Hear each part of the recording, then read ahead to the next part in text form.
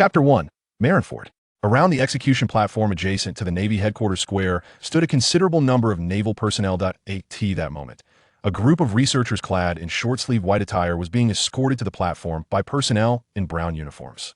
In the outer circle, some sailors on their free time curiously gathered to witness the scene, their astonishment growing as they spotted an individual seated on a nearby platform. Today's execution is personally overseen by Admiral Kizaru. The condemned are merely a group of scientists. They are researchers. Having just been brought in today, they are to be executed without delay. The scale of the Admiral's presence is rare. Even millions of pirates are swiftly dispatched. What heinous crimes could they have committed to warrant such an execution?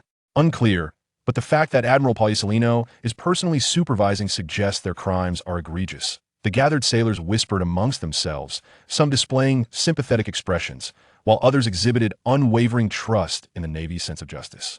However, most researchers were ordinary individuals, powerless and bewildered as to how these bespectacled scholars found themselves on the guillotine. Typically, during a public execution, a designated officer would ascend the platform to announce the crimes of the condemned to the surrounding sailors and reporters. Yet, this time was different. Admiral Kizaru's gesture, the naval officer who took the stage, merely stated the reason for the execution. This group of researchers is involved in confidential matters, having studied illegal technology. The Navy headquarters has approved their immediate execution. Simple and direct. The onlookers were left in stunned silence. No details were provided regarding any casualties or specifics of the alleged illegality. Despite their surprise, the disciplined sailors refrained from expressing outrage. Research often delves into sensitive territories, and the absence of an announcement from the Navy headquarters indicated the matter was indeed taboo. However, this charge left the trembling researchers pale with fear and, "Oh, no, I did not study illegal technology. Navy, you cannot do this. Spare me, spare me. I have new inventions." Cries of desperation filled the air, with some researchers weeping while others struggled against the firm grip holding them to the execution platform. Among them was a remarkably young individual, Sharn, barely in his 20s, who appeared utterly bewildered. Wong Defa? Could it be that I've crossed over only to find myself on the execution platform? The influx of information flooded Sharn's mind, rapidly clarifying his dire predicament, leaving him utterly dismayed. For a while, as he listened to the surrounding researchers, who possessed intelligence yet lacked emotional awareness, lamenting their fates, his expression contorted into one of profound despair. He understood that the reason for his impending execution was not due to his involvement in illicit scientific endeavors, but rather because he had been discarded, like a beast of burden after exhausting his usefulness. The group he belonged to had participated in the research project on Egghead Island, collaborating with the illustrious Vegapunk, a genius far ahead of his time. Their project was none other than the creation of the Mother Flame, and under Vegapunk's guidance, they had successfully developed the fusion furnace.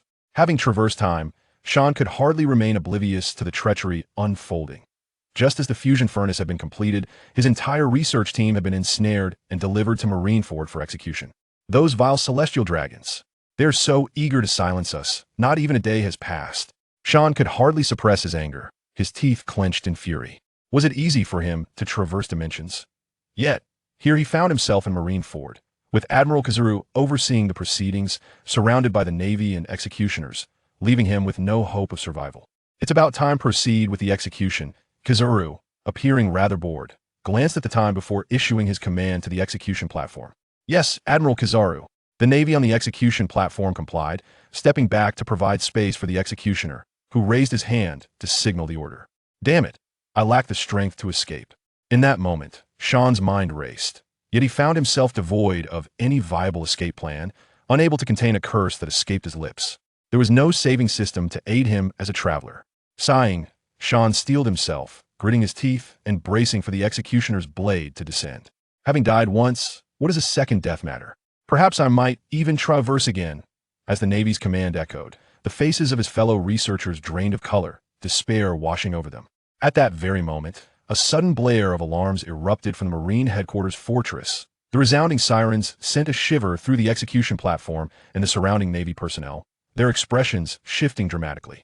It was the highest alert for an impending enemy assault. Kizaru, shedding his previous lethargy, rose with a serious demeanor, seemingly having spotted something in the sky. A dragon's roar reverberated through the air as dark clouds gathered above Marineford. "Hey, Marines!" At a colossal dragon's head emerged from the clouds, belching drunkenly, followed by the rest of its massive form descending with an unsteady grace. Its clearly inebriated, erratic gaze swept downward. The Navy soldiers braced for battle, swiftly entering combat mode, while the researchers on the execution platform were abandoned. Sharn, however, could only stare in awe at the colossal dragon that had suddenly appeared. That is Kaido, of the 100 Beasts. I've seen One Piece, but witnessing this live is beyond description. Come, Marines, kill me. Ha! Kaido swooped toward the square, laughing boisterously, a human-like scorn etched upon his dragon visage, taunting the Marine headquarters, this drunken escapade of seeking. Self-destruction is truly troublesome. Are there no others coming out? Huang Yuan lamented, rubbing his head in exasperation. At that moment, Kaido unleashed a torrent of flames, directing an inferno towards the fortress. This eruption could not be permitted. Huang Yuan transformed into a radiant beam of light, appearing before the colossal dragon's maw, and with a blinding flash, delivered a powerful kick to the gathering flames. A thunderous explosion ensued. Smoke and energy reverberated, creating a gust that swept across the execution platform where many stood. Xian watched the clash between Huang Yuan and Kaido, his expression calm. Everywhere is the Navy, even amidst the chaos. Escaping is impossible. At least I can witness a battle between an admiral and an emperor before my demise. Surely, this journey through time should not be in vain. As Xian observed, the conflict escalated from the very first move. Flashes of light collided with the Azure Dragon, sending waves of energy radiating outward, the sheer force unimaginable. In the next moment, Xian witnessed an attack crackling with black lightning collide with Huang Yuan's laser. A tremendous mental pressure spread, causing nearby researchers to fall unconscious, ensnared by the overwhelming conqueror's Haki. Even Xian, with his ordinary physique, succumbed to the overwhelming force and was rendered unconscious. Yet, just before losing consciousness, he faintly heard the activation of a system. Hey, Xian, wake up! His body was being shaken, accompanied by persistent calls. Xian furrowed his brow, regaining consciousness and opening his eyes to find his colleague from the research team. Wait, if I'm dead, why am I still with you? Xian remarked, running his fingers through his hair, still feeling a dull ache in his head. And oh, we are not dead. His colleague's expression was a strange mix of complexity and fear before abruptly turning to leave. Xian was taken aback. Not dead. Looking around, he realized that the researchers who were previously about to be executed were still there, and ahead stood a multitude of figures. Tall beings with black wings, a massive masked figure emanating flames from behind, a grotesque individual resembling a pig with yellow whiskers, a cigar clenched in his teeth, and more. There was no need for speculation. Xian recognized the notorious figures before him. Jin, Queen, Jack, the three calamities of the beasts, along with the Flying Six, including Fuzzfur, Black Maria, Runty, and Page One, among these vivid characters. At the center of them sat an exceptionally tall figure, his face flushed with the hue of inebriation, crowned with two horns. Kaido, one of the four emperors, the governor of the Beast Pirates, the strongest creature. From the brink of execution at the Navy headquarters, he opened his eyes to find himself in the lair of the Beast Pirates, surrounded by flickering flames and crimson pillars. Xian understood all too well. This was their stronghold, Onigashima. However, it seemed these core officers had just gathered. Ding! The host has awakened from unconsciousness. The multiverse technology system is now activated and at your service. The first technology granted by the activation system is the Devil Fruit Conversion Haki technique. System.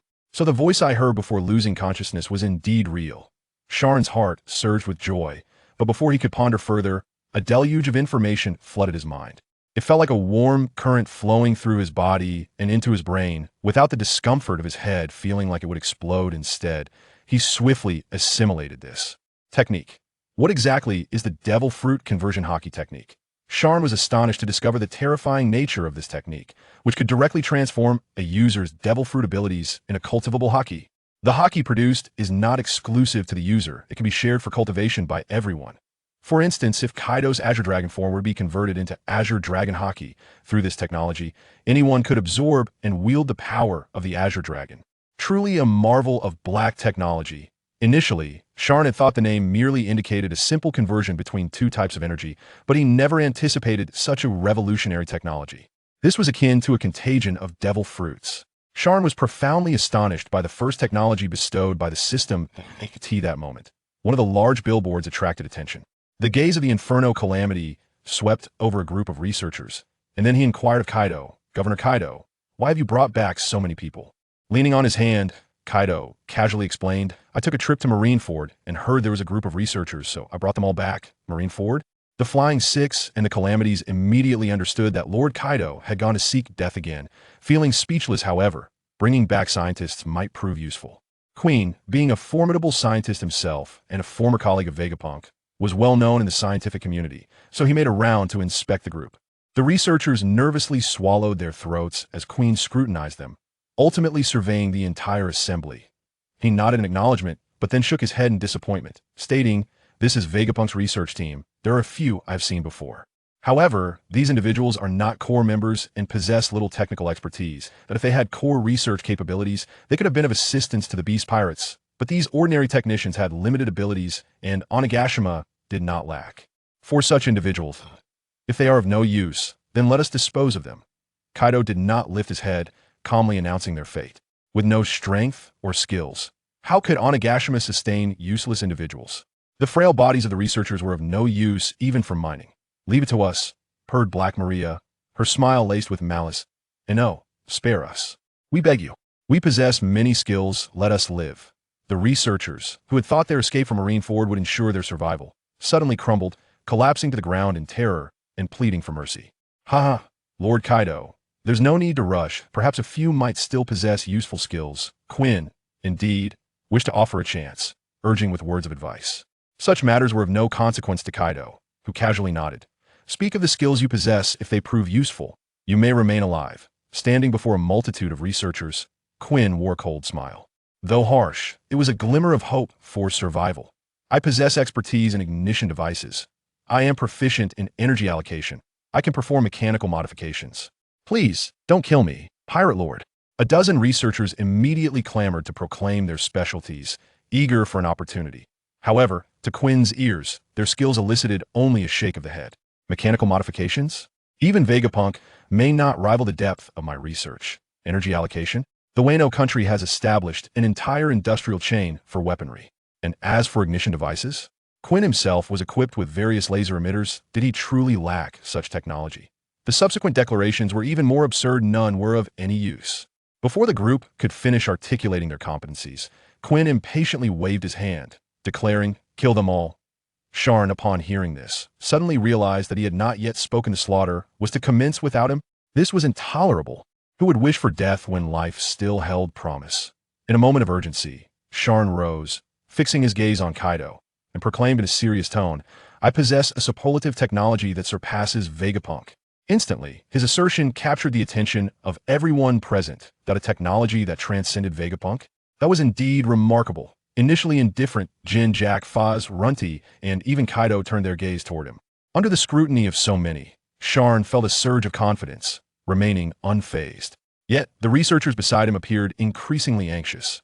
Sharn, oh Sharn, if you must perish, do not rush toward it.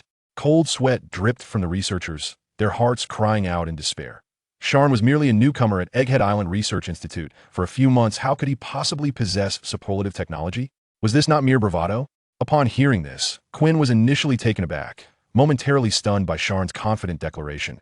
Before bursting into raucous laughter, he then mercilessly taunted, You appear quite young, yet you should be aware of Vegapunk's stature.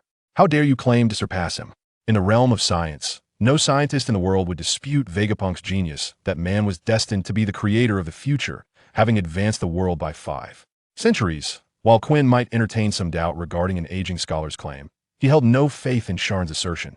Jack, the drought bringer, sneered menacingly. Should you be found lying, I shall flay you alive and toss your pieces to the fish. Conversely, Jin observed Sharn with intrigue, finding the young man's audacity rather commendable. I speak only the truth. There is no falsehood. Once this technology is realized, the Beast Pirates shall become the Beast Legion. Sharn remained undeterred by the menacing gazes that accompanied the drought's threats. Instead, locking his unwavering gaze upon Kaido, he was the true king of the beasts, as long as he was granted the opportunity to survive. Harnessing the resources of the beast could very well serve as a gateway to ascendancy within the pirate world, transforming beasts into myriad creatures. Sharn's proclamation left the members of the Beast Pirates astounded, primarily due to his remarkable confidence. Only Quinn found it difficult to believe that any technology could wield such extraordinary power. Even the genetic modifications of Judge could not achieve this unless Vegapunk had thoroughly deciphered the mysteries of the devil fruits. Conversely, Kaido became intrigued, for he placed significant value on scientific advancement. Otherwise, he would not have supported Caesar, who was affiliated with Doflamingo. Thus, driven by curiosity regarding the technology Sharn alluded to, he raised his head and urged, "Do elaborate." Sharn's technology was in his mind, and he immediately began to explain, "I can directly extract your biological factor, which is the so-called lineage factor. Then, I will find the factor of the devil fruit ability from the lineage factor and convert it into the corresponding Haki training method, becoming the potential power of the body. This will realize the idea of allowing everyone to cultivate the Azure Dragon Haki, and those who cultivate this Haki will possess the abilities of the Azure Dragon fruit, thus achieving the concept of everyone being able to transform into a dragon." From a professional perspective, this statement is quite crude, but to others, it sounded like an incredibly impressive technology. Everyone could understand how perverse this technology was, turning abilities into Haki, allowing everyone to transform into dragons. Suddenly, the whole place was in an uproar. In other words, if we could convert Lord Kaido's abilities into Haki, others could also cultivate and become giant dragons.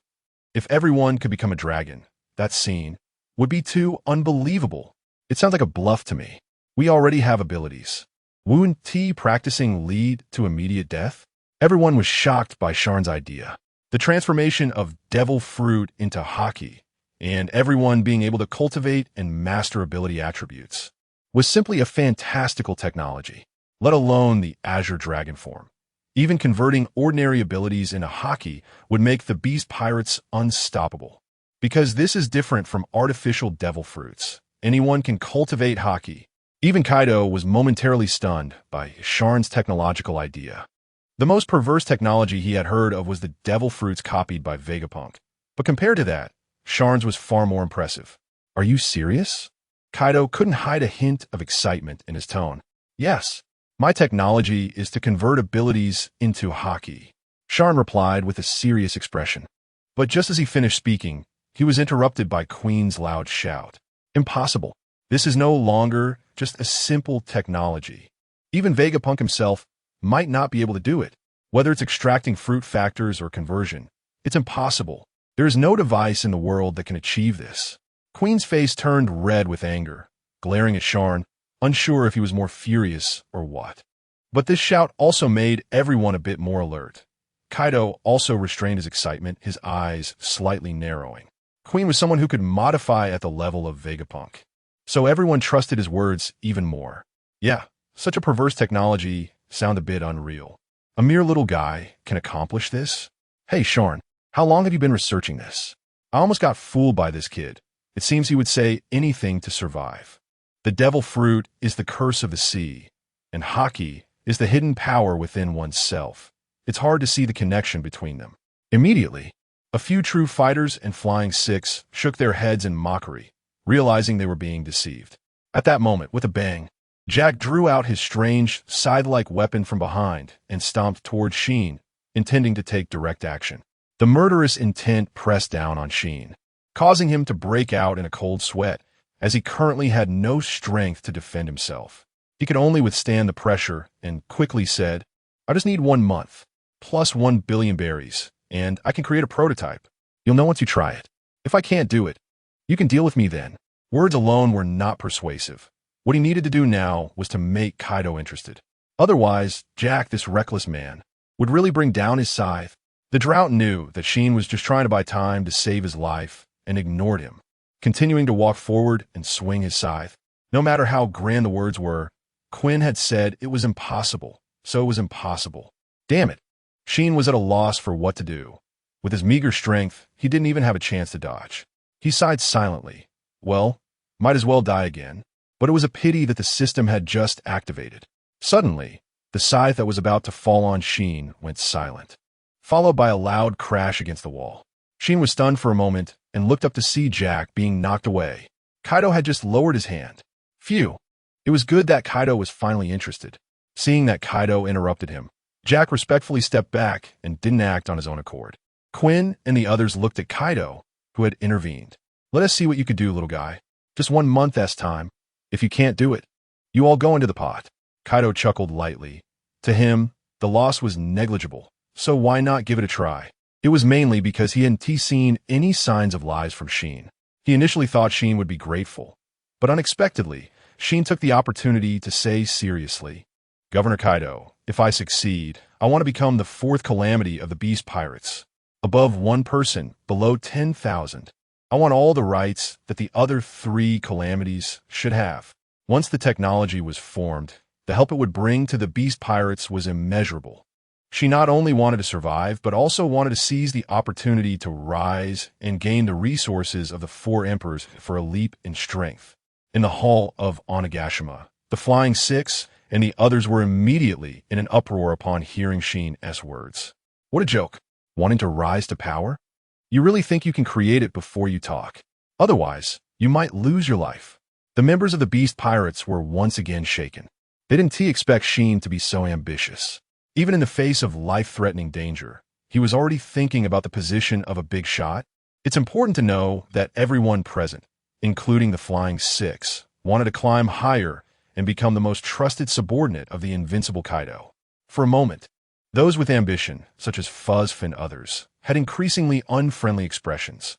Jean also slightly moved his gaze. According to what Shin said, his desired position was even higher than the 3 calamities, above 1 person, below 10,000. Quinn, the plague, was even more enraged, scolding, impudent. You're getting greedy. Do you really believe your technology has succeeded? At that moment, however, Kaido waved his hand to interrupt Quinn. You're very confident, so let us make this deal. If you succeed, everything will go as you wish. If not, Kaido agreed, but the part he didn't finish saying, his cold gaze already explained everything. Governor Kaido Quinn wanted to advise, but didn't dare to continue under that gaze. That final cold look was not just a warning to Shin, but also to everyone. The matter was decided by Kaido. Everyone knew that Kaido was merely taking a gamble. Even if such a ridiculous technology succeeded, the help it would bring to the Beast Pirates would be unimaginable. On the contrary, Shin felt a sigh of relief in his heart and secretly smiled.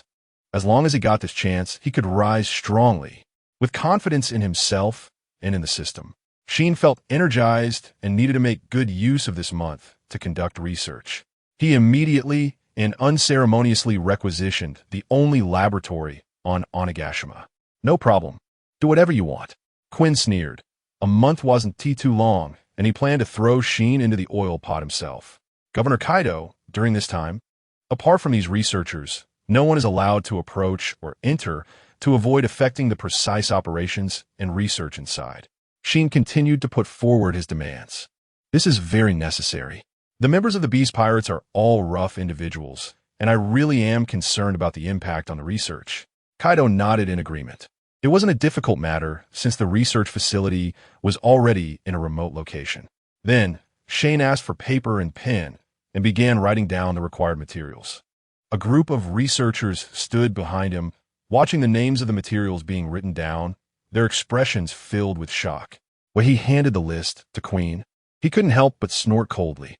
Upon seeing Shane's list of materials, his brows furrowed immediately. Most of the required materials were actually contraband. While sea stone was not lacking in Wano, among them, aside from some items that could only be found outside, there are even things like explosive rocks. You want explosive rocks too? What do you plan to do? Do you want us to confront the Navy? Queen couldn't help but raise his head to question. If it weren't for the small quantities, he would even suspect that Shane was planning to blow up Onigashima, and these materials combined were not easy to obtain. You do know the role of explosive rocks in research, right? Shane was not flustered at all and responded calmly. Do it according to his request. Kaido remained expressionless and directly instructed Queen to proceed. With so many contraband materials needed, it would require robbing the Navy and, if possible, Queen did not want to do that. At this moment, Jack, who had been knocked away by Kaido, volunteered. Master Kaido, Brother Queen, let me handle the robbery. The brute was indeed loyal. After Sharn saw Kaido agree to Jack's request to set sail, he took the researchers and headed to the laboratory to work. Kaido instructed his men to take them there, and once Sharn left, he reminded Queen, keep an eye on this kid. If he tries to run or threatens Onigashima, just take him out. Trust? Kaido would not easily trust anyone, and he could tell that the technology Sharn mentioned was outrageous, with Queen's expression being even more straightforward. But for him, a regular researcher's life was completely in his hands. If anything went wrong, he could just kill him. Queen nodded in agreement and followed in the direction of the laboratory. However, while Sharn was developing super technology on Onigashima in the Holy Land Merigios, the power players were assembled. The 5 elders sat solemnly, with a tall middle-aged man in a justice coat standing before them, hands in his pockets. Kaido really came at the wrong time. The losses weren't significant, but the people from Egghead Island had been taken away.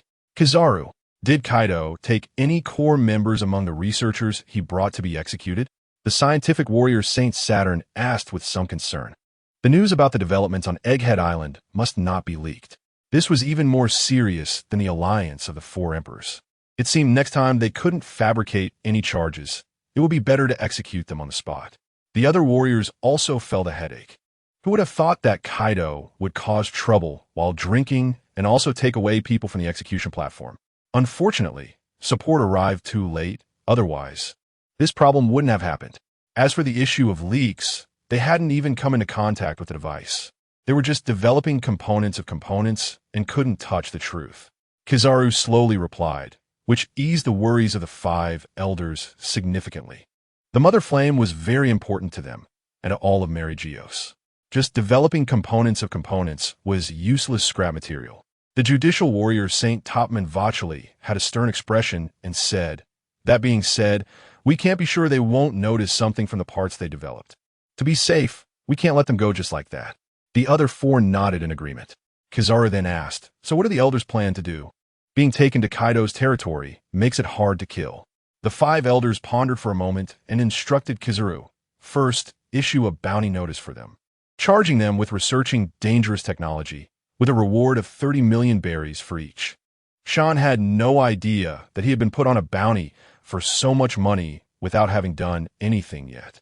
In the Research Institute on Onigashima, he and the more than 10 researchers were practicing the technology brought by the system in their minds.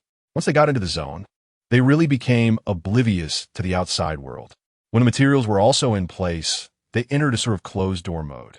Time flew by, and a month later, in the square of the Onigashima Castle, Kaido made a personal appearance, and with him were the Flying Six, the 3 disasters, and a large number of members gathering to watch the excitement. Everyone had heard about Sharn's 1-month agreement with Kaido, and if such powerful technology could really succeed, the Beast Pirates could soon become the world's #1 pirate crew. Soon, Sharn arrived with the nervous researchers, carrying a suitcase. As Sharn and the others walked in, they became the focus of everyone's discussion. The leading young man, who claimed to possess super technology, came with a suitcase. Could it be that he really succeeded in his research? How could that be? That was the technology for everyone to become a dragon. It couldn't possibly be done in a month. He was probably just trying to buy time to stay alive. That's right, Lord Queen was adamant that this technology was impossible. Could that kid be better than our beast pirate scientists? Also, Lord Queen, who is on the same level as Vegapunk, is an authority. Let's see what tricks that kid is up to. In the Attic Castle, along the corridors and various platforms, members of the Beast Pirates were discussing, most waiting to see a good show. Jin, Fusifer, and other executives were scattered around Kaido, their eyes shifting from Sharn to the suitcase, their expressions changing. In the center of the square, a fire pit was set up, boiling hot oil. Queen stood by the frying pan, biting a cigar, with a playful glint in his eyes. He never believed Sharn would succeed. He was planning to throw him into the pot.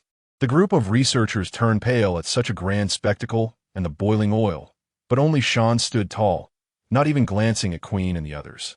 As he approached Kaido, a month had passed, and if he couldn't produce satisfactory results, that pot of oil was prepared for them. Kaido still had his hand propping up his face, speaking coldly. In fact, he was genuinely looking forward to what Sharn could produce. He had cooperated during this time, and could see that Sharn and his team were seriously researching. "Of course, I won't let you down," Sharn smiled, instructing someone to place the suitcase on the table in front of Kaido and opened it. Jin, Jack, Fusifer, and the others couldn't help but focus their eyes on it, and Queen also stepped over to see what Sharn had created. When the suitcase was opened, It revealed 9 identical devil fruits. With 2 stems, the fruits had scales resembling dragon scales. Kaido immediately recognized that these were identical to the fruits of the Azure Dragon form, and his heart skipped a beat. The others were also stunned. Queen couldn't help but mutter, could it really be successful? This is the fish fruit, Azure Dragon form. They could recognize it because everyone had seen what this fearsome fruit looked like in the encyclopedia.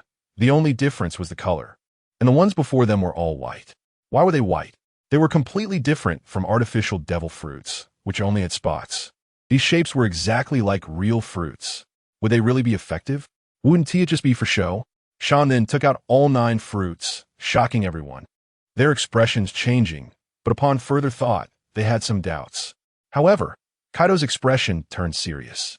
The details in the encyclopedia couldn't compare to what someone who had eaten it knew. The Azure Dragon fruit before him had even the details identical.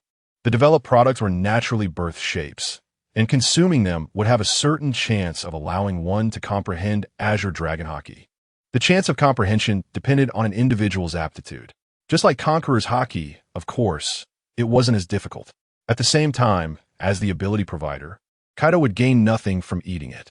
However, comprehending the Azure Dragon Haki would grant one the power of the fruit and a powerful mutated Haki. In the midst of the shock, Sharn held up a white fruit for everyone to see, introducing its effects to Kaido and the others present. Everyone was already astonished, and upon hearing the introduction of its effects, their expressions were even more shaken. Azure Dragon Haki, the combination of Haki and abilities. Did that thing really come out? There's a chance of comprehension. It's different from the fruit. It's really the super technology that combines abilities with Haki. He actually made it, looking like a fruit. What if they couldn't comprehend it? The Flying Six and a group of people with a lack of awareness have started to eye the fruit in Sharn's hand with envy. The technology is too shocking, and Kaido and Jin are examining the white fruit, seemingly trying to discern something from it, not fully believing Sharn's words. Upon hearing this, Quinn couldn't help but sneer and directly mock Sharn, questioning him loudly. Ridiculous. Is this your method of prolonging life? To entice us with words? Are you trying to fool us with some so-called probabilities?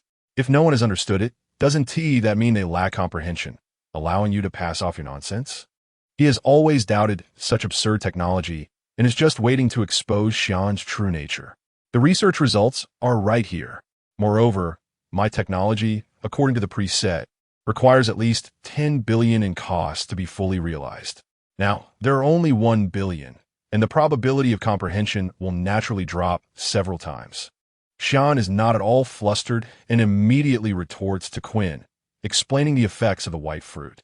However, Kaido isn't interested in their verbal sparring, directly interrupting the confrontation and picking up a white fruit. It does resemble the Azure Dragon fruit, but it has no effect. Today, both Sharn and they will be thrown into the frying pan. Examining the white fruit in his hand, Kaido's heart also stirs a bit. Whether it is real or fake will soon be known. Achieve life or face death. The death threat from the 4 emperors is no joke. Just listening to it makes over a dozen anxious researchers shiver in fear, crowding behind Sharn and swallowing hard. They can only hope that Sharn's research will indeed yield results. Of course, the facts will prove my technical level. Sharn knew that this scene would happen without even thinking. Just seeing the white fruit alone isn't enough to convince the beast pirates. So he specially made the maximum number of 9 to gamble on the probability. A powerful pirate crew like the beast pirates surely can't have no one with enough comprehension, right? Then let us begin. The Flying Six will go first. Kaido directly throws the white fruit to Fuzz. If it is real, it will definitely be used by the executives first. And the group of true fighters and crew members are all watching with anticipation. In fact, everyone hopes that Sharn's technology is real. Fuzz does not make any unnecessary movements, filled with some expectation as he swallows the fruit whole. Then, Runty, Black Maria, and others follow suit, each taking 1 fruit from the 1st to the 6th. What do you feel? Quinn stands aside, puffing on a cigar, asking the Flying Six. It seems like they feel nothing. The fruit has no taste. Runny taps his chin, realizing there is no reaction from his body. However, it's not just him. Even Fuzz and the others are the same. Governor Kaido. It seems we Haven Tea changed it all. 1 minute, 2 minutes. No reaction? If it were a devil fruit, there would have been a reaction by now. There should have been Haki generated as well.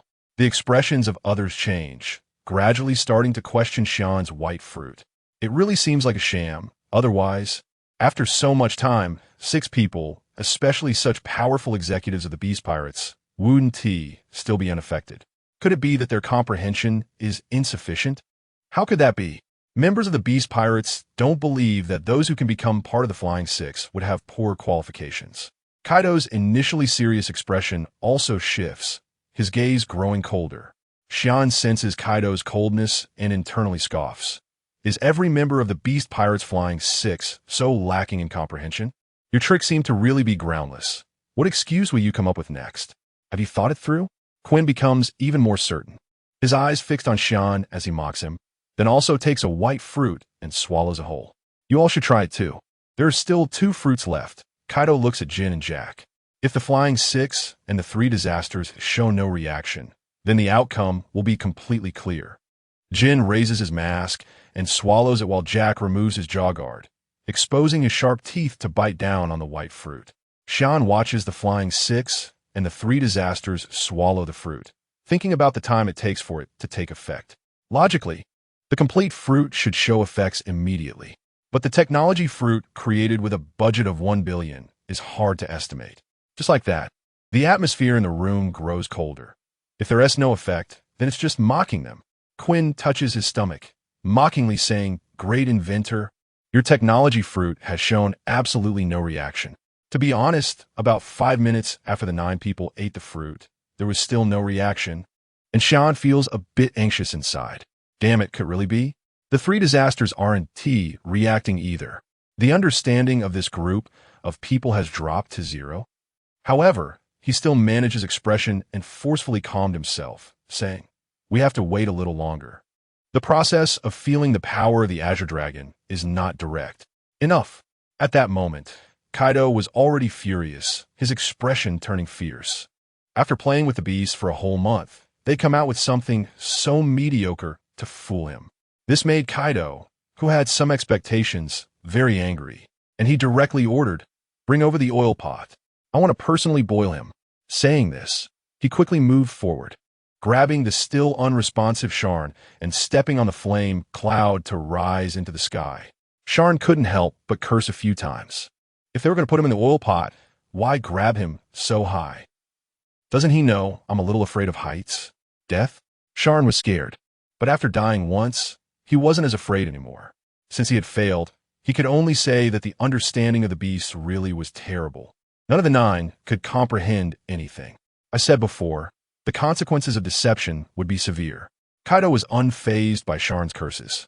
Beneath his angry expression was a deep chill. The oil pot below was quickly moved into position as it rose into the air, and Kaido was about to let go and throw Sharn into the extremely hot, bubbling oil pot to swim. Just at that critical moment, a roar, different from Kaido's dragon roar, suddenly erupted from below. Both Kaido and Sharn couldn't help but look down, their expressions differing, one in shock, the other in excitement. Amidst the crowd's exclamations, the person who had undergone a change turned out to be the drought, Jack. Jack looked somewhat pained, his legs bent and crouching on the ground, his fists pounding the earth. That dragon roar continued to emanate from him, and red mist began to swirl around his body, slowly rising and increasing. It really happened. Feeling this change in aura, Kaido tightened his grip on Sharn, his heart shaken. Then, as the red aura surged continuously from Jack's body, the exposed skin also changed, transitioning to a red hue like that of armament Haki. Amidst the unbearable dragon roar, it finally underwent a violent transformation, turning into a massive red dragon on the ground. The texture of the dragon scales, besides the color being exactly like Kaido's dragon form. Jack himself seemed stunned at that moment. After the unbearable feeling subsided, he couldn't believe he had really transformed into a giant dragon. For a moment, the entire place was shocked, their pupils trembling as they stared. Silent for a full 10 seconds. And Queen, the guy who firmly opposed Sharn, was now so shocked by the red dragon before him that his eyes were about to pop out, his mouth agape, his jaw almost hitting the ground, utterly astonished. It's real. It's real. The ability to transform into Haki, the combination of the two, an unbelievable technique, is actually real, and it was developed by Sharn. This means that transforming into a dragon is not a dream. No, that's right. Jack has already become a red giant dragon, a technique that surpasses Vegapunk's incredible technology. Finally, the entire venue erupted with intense commotion. The pirates, who have long been fighting for their lives on the edge of a knife, witnessed the terrifying power of the scientist for the first time. Excited, incredulous, and shocked, they couldn't help but shout out. It seems that the world is about to change. Jean, who was very surprised, felt a bit regretful for not grasping it, while a glimmer of light flashed in his eyes. Jack, who reacted, did not fly up but remained on the ground, excitedly observing his red dragon form. Only Quinn seemed petrified, still struggling to accept the reality before him, and he realized that he had likely offended Sharn quite a bit. Kaido, hovering in midair, was also greatly shaken, his eyes complex and hot as he gazed at Jack's transformed red dragon, utterly astonished. Unbeknownst to him, as he gradually zoned out, he loosened his grip on Sharn. Damn, bastard Kaido. Sharn had originally tilted his head to look at the red dragon below, but as he lost weight, he fell freely. Below was a pot of boiling oil. Even if he didn't die from the fall, he would be scalded to death. How could he refrain from cursing? Kaido, oblivious in his shock, didn't notice at all. When he came back to his senses, he realized Sharn was gone. He quickly looked down at the pot of oil and found that Sharn had been caught by Jean and was unharmed, which made him breathe a sigh of relief and break into a smile. He had bet right. He had struck it big. He never expected that Sharn truly possessed technology that surpassed Vegapunk's. He immediately descended, not caring about Shan's angry gaze. This kind of scientist, not to mention a few scoldings, is worth supporting as long as he is serving himself. Shan didn't dwell on it too much, knowing that witnessing Jack transform into a red dragon was a strong shock to the entire Beast Pirates. However, he himself was also confused. Who would have thought that among the two of them, the reckless Jack would actually have the highest comprehension? The red dragon that Jack transformed into was still adapting, quite excited and trying to take off with flame clouds, leaving everyone shocked and thrilled. The scene was in an uproar for a long time. After Kaido landed, he didn't feel awkward at all. Having witnessed Shane's success firsthand, his emotions were fluctuating, and his excitement was evident. So he didn't waste words and directly told Shane, "It's my fault. You did it. You deserve the respect of the beast." Then he raised his arm and announced to everyone, "From today, Shane is the fourth disaster of the Beast Pirates, a natural disaster. Only second to me." Everyone bowed. Some felt ashamed, some regretted. But what everyone thought was that they were completely convinced. Under Kaido's declaration, they all shouted, "We have seen the Lord of Natural Disasters." The members of the Beast Pirates raised their weapons or flags, cheering excitedly. After all, the ability to transform into Haki was presented right in front of everyone, equivalent to giving everyone a chance to rise. Moreover, compared to the side effects brought by artificial devil fruits, successfully transforming into a half-beast, half-human was obviously more popular than Shane's technical fruit. Once the technical fruit is consumed successfully, one can transform into a powerful dragon like Jack. This is the ability of Governor Kaido. It is only natural that Shane became an object of admiration. "Shane, I was wrong. I underestimated your research strength. I didn't expect you to truly surpass Vegapunk." Queen felt very ashamed in front of Shane at this moment, but fortunately, he let it go in his heart and decisively admitted he was inferior. Mainly, he had no choice but to admit it with just this super technology. Shane completely surpassed his previous research achievements. What modification technology, artificial devil fruits, all pale in comparison to Shane's super technology. To put it bluntly, with transformation technology, artificial devil fruits would probably be easy for Shane. Kaido watched with satisfaction and laughed. He was happier than when he first produced a large number of ability users. Jin had been standing next to Shane, and after Queen finished speaking, he added, "Welcome to the Beast Pirates." Jack, in his red dragon state, despite not being able to fly yet, was already laughing excitedly. Shane looked at Kaido, then at Queen, and Jin smiled and nodded.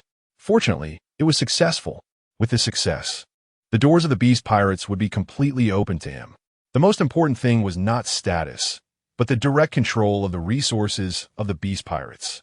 It is worth noting that this is a Yonko-level force that has developed for many years. So, Shane was also very happy, and at this moment, the system prompts came one after another. Ding! The host has successfully shaped the Zoan-type ability into Haki, completing the first phase of the task. Reward: Armament Haki, automatic training version. It worked. Shane was even more excited. He didn't expect that obtaining the technology and producing it was the task. And the reward was even more delightful. He could get stronger while lying down, leveling up while idling. The reward was in place. And Sharn immediately felt a special sensation in his body, which surprised him greatly. He could sense that a brand new power was brewing within him, one that he could summon at any time, and it could continuously enhance his body. After all, the armament Haki is a hidden power of the body that strengthens with physical condition. Beep! The system has released the second stage task. Shape the Paramecia-type Haki fruit. Beep! The system has released the third stage task. Shape the Logia-type Haki fruit. Completing all stage tasks will yield rewards and grant the ability to convert Haki into a Conqueror's Haki fruit technique. Stage tasks, 3 of them count as one task. But this reward, Sharn looked somewhat dazed and surprised. The rewards from the automatic training of armament Haki indicate that the system's output will definitely not be poor. But what is the effect of this new technique? Converting Haki into a fruit? Could it be that everyone could possess the rare Conqueror's Haki, which is only 1 in a million? The thought was chilling and astonishing. That is Conqueror's Haki, if it really has that effect, and is combined with something like the Azure Dragon Haki, wouldn't it truly be able to create an invincible army? However, just looking at the brief description, Sharn couldn't fully grasp it. He could only wait until the technique arrived in his mind to understand it completely. Before Sharn could finish his thoughts, a sudden loud noise came. The airwaves roared, and Jin timely stood in front of Sharn to block some of the residual waves. Sharn then realized, looking up, that Kaido and Jack were actually sparring. Now, Jack, who had transformed into a red dragon, was able to control the flame clouds under Kaido's guidance. Floating in midair, the two dragons facing each other. The earlier noise was the sound of Jack and Kaido exchanging hot breaths. The scorching flames had not yet dissipated, and then a bad wind swirled. Both sides released simultaneously. In a howling gale, the wind blades were incredibly sharp, accurately colliding with each other's wind blades, creating a series of loud bangs. But this was just Kaido testing the waters. Even in exchange of moves, once Kaido increased his strength a bit, Jack's red dragon began to struggle. Both sides unleashed another hot breath, and this time the difference was clearly visible. The Azure Dragon's fire column was significantly larger than the Red Dragon's, with greater impact. Under the continuous assault of abilities, the castle trembled slightly, and the air temperature rose considerably. Kaido was intentionally probing, but as they fought, a roar thundered and struck the Red Dragon hard, eliciting a scream. Under everyone's gaze, Jack was completely overwhelmed, crashing down onto the castle square, kicking up dust. When Jack reappeared, he had already reverted to his original form, staggering but still able to get up.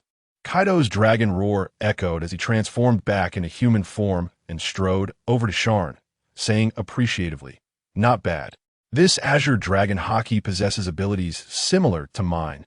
The intensity is also very high. If it were the previous Jack, I would have already crushed him." This is not to praise how amazing Jack is now, but to commend the strength of Shane's technique.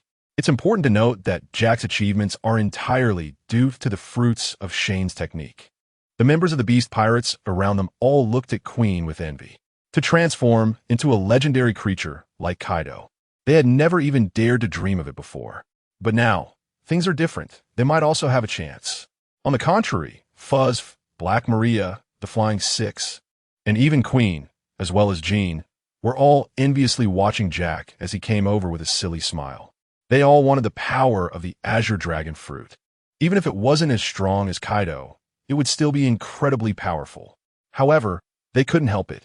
They had just eaten and had not awakened the Azure Dragon Haki, which made them feel quite regretful and envious, especially when they saw Jack standing tall, able to transform into a giant dragon and recognized as strong by Kaido. The members of the Beast Pirates were all stirred up. Finally, Queen couldn't help but step forward, putting on a smile to ask Shane, "Disaster brother, why is it that we ate it but had no reaction at all? Not even getting close to the Azure Dragon Haki?" Following the ranking division, Queen smoothly changed his way of address, appearing quite sincere. However, Shane didn't give him much of a good expression, simply explaining, "That's because your comprehension is too poor. You're not even as good as Jack." Upon hearing this, the Flying Six and Queen could only awkwardly laugh, while Jack kept grinning, unable to contain his excitement. Then Shane said, "The advantage of the technique fruit is that it can be eaten infinitely until you comprehend the Haki. The fruit Jack just ate is a semi-mature product, with only a 10 success rate, making it relatively difficult to comprehend, costing about 50 million berries each." Kaido was very surprised to hear this, and Jean, Queen, and the others perked up their ears, listening carefully, astonished, their pupils shaking. Is this just a semi-finished product? Oh right, Sharn seemed to have mentioned it earlier, but at that time, no one paid attention. The bizarre thing is that it has no upper limit. You can keep consuming it until you reach enlightenment. Is everything you said true? The technology can continue to mature. What incredible technology! Quinn's voice even trembled a bit. The others fell silent, shocked, and speechless. What about the subsequent research and development? Kaido took a deep breath and continued to ask. Sharn observed the changes in everyone's expressions and secretly laughed while answering. The cost for the subsequent complete version development is 200 million berries each, with a success rate of 50. So whether it can succeed depends on whether there are enough resources. The semi-mature technology fruit has a value of 10, and the mature one has 50. The members of the Beast Pirates were breathing heavily, feeling incredulous. After a while, everyone cheered with joy. No upper limit. Lord Catastrophe said this white fruit has no upper limit and can be consumed until enlightenment. Money and resources, we will reclaim them for you. We will comprehend Lord Kaido's dragon power. Never did we think we could experience it too. Everyone was overjoyed. This is just like the powerful devil fruits. Obtaining them is equivalent to changing one's fate. Moreover, what Shan mentioned is that this is a power that everyone can acquire. The only consideration is money. The funding resources for research. But in the face of the temptation of the technology fruit, the Beast Pirates are willing to risk their lives to support Shan. Amidst the cheers of the crowd, the Flying Six, Jin, Queen, and others were extremely excited, repeatedly marveling at the incredible technology. With the addition of a natural disaster, the Beast Pirates would undergo earth-shattering changes. Kaido himself was also very excited, laughing heartily. Good, good. There is a technique that converts abilities into Haki, allowing others to comprehend it in the form of a fruit, after which they can use the power of the Azure Dragon form. Although it can't compare to the original, its strength is incredibly powerful, and Kaido is very satisfied. With a bit of training, it can unleash unimaginable power. Once the Beast Pirates are armed, starting with the Flying Six, everyone will transform into dragons, and that extreme military power could instantly destroy Marineford. The more he thought about it, the more excited he became, directly waving his hand and saying, "Let us take out our money and give the natural disaster Shan 9 billion to perfect the technology." Kaido could already imagine the spectacular scene of 100 dragons soaring in Onigashima. With such a scientist around, how could there be worries about prosperity? Then let us thank Governor Kaido first. Shan smiled and clasped his hands. This is exactly the effect I wanted. Kaido will definitely spare no effort in allocating resources for my research. No need to thank me. Now we are family. Although we don't have much money right now, I will make sure to get it back for you. Just say what you want. Kaido excitedly said as he pulled Sharn towards the castle. Jean, Quinn, Jack, and the others followed, and they saw Kaido chattering away, saying that he wanted Sharn to treat this place as home and that it was okay to ignore his orders if necessary. Oh, come on. Do you even know what ridiculous orders you give when you're drunk? Sharn was speechless, but when they arrived at a huge door, Kaido opened it to reveal a treasure vault inside. The members of the Beast Pirates were not allowed to approach the corridor, except for the 3 calamities. Sharn, you are now the calamity of the beasts. You hold the highest position in the entire pirate crew besides me. Take whatever you want from this treasure vault, and feel free to ask for any woman you desire. Kaido's eyes were filled with light as he looked at Sharn. The one he accidentally saved turned out to be a super scientist of Vegapunk's caliber, and he even brought out incredible technology. It's a good thing he didn't directly kill him. Knowing that his first impression was not good, Kaido was trying to please Sharn and mend the relationship. The members of the Beast Pirates looked at him with envy. These were Kaido's treasures accumulated over decades, and a sign that he completely trusted Sharn. Previously, only Jean, Quinn, and Jack had received such trust. Woman? Sharn coughed lightly. What was in the treasure vault? It didn't matter. The best thing was probably the historical texts, which he didn't need. So he waved his hand and said, Governor Kaido, this is not urgent for now. I want to prepare for the Logia and Paramecia devil fruits. Sharn would not be modest about enjoying what he deserved, but he knew that he had only just gained the admiration, respect, and resources of the beasts, while his own strength was still far from enough. To live freely in this world of pirates, strength was the priority, not relying on power or background. Kaido and the others were stunned upon hearing this. What did you say? Logia? Paramecia? Thinking of a certain possibility, Kaido and the three calamities became excited again. The Zoan type with your Azure Dragon form is already sufficient, but of course, we should aim for the abilities of the other two types. Alright, let me explain. The abilities of the three types can all be transformed into Haki, and each person can use all three. This means that if you eat a Zoan type, you can also eat Logia and Paramecia, and there are no side effects. You can concentrate the Haki that transforms the abilities of all three types into one body. Sharn's words immediately shocked everyone present. Incredible! Kaido leaned back in astonishment. Even someone of his status was taken aback. Is it absurd? Too absurd. Calamity Lord, are you saying that we can not only transform into a giant dragon, but also use the abilities of Paramecia and Logia? Wouldn't that mean one person can use three abilities? No, if what Calamity Lord said is true, 3 different technical devil fruits, plus the devil fruit itself, means 4 abilities. This is too crazy. Quinn nearly collapsed to the ground, exclaiming, Calamity Brother, no, Calamity Lord. What scientific secrets have you discovered? No side effects. Being able to concentrate the abilities of 3 types of devil fruits on one person. This would break the notion that one can only possess one devil fruit. Achieving this with technology, even Vegapunk or anyone from ancient times couldn't do it. You are not wrong. After all, it is not a real devil fruit, but rather a form of Haki. It is normal that it doesn't have the current devil fruit characteristics. Seeing the shocked expressions of everyone, Sharn explained calmly. Truly worthy of the Calamity Lord. Everyone was completely convinced, and even Kaido was momentarily stunned into silence. It can be said that they were witnessing the birth of history, witnessing the breaking of previous understandings by technology. But at this point, Kaido came back to his senses and nearly went crazy with the desire to seize resources. What are we waiting for? Arrange for the Logia and Zoan types. Money and resources, all for Sharn's research. It won't be long before the dream of an ideal world of military power will be fully realized. He immediately commanded the people behind him. Quickly, if Sharn wants Logia, go hunt for Logia. If he wants Paramecia, go hunt for Paramecia. Wait a minute, Governor Kaido. At this moment, Sharn stopped the overly excited Kaido and the ones who were about to turn and leave, such as Jean and Quinn. Everyone, don't rush. Research isn't something that can be done in a day or two, and if we're going to develop abilities, we need to do it right. Creating a mature one costs at least 200 million berries, and we can't waste money no matter how much we have.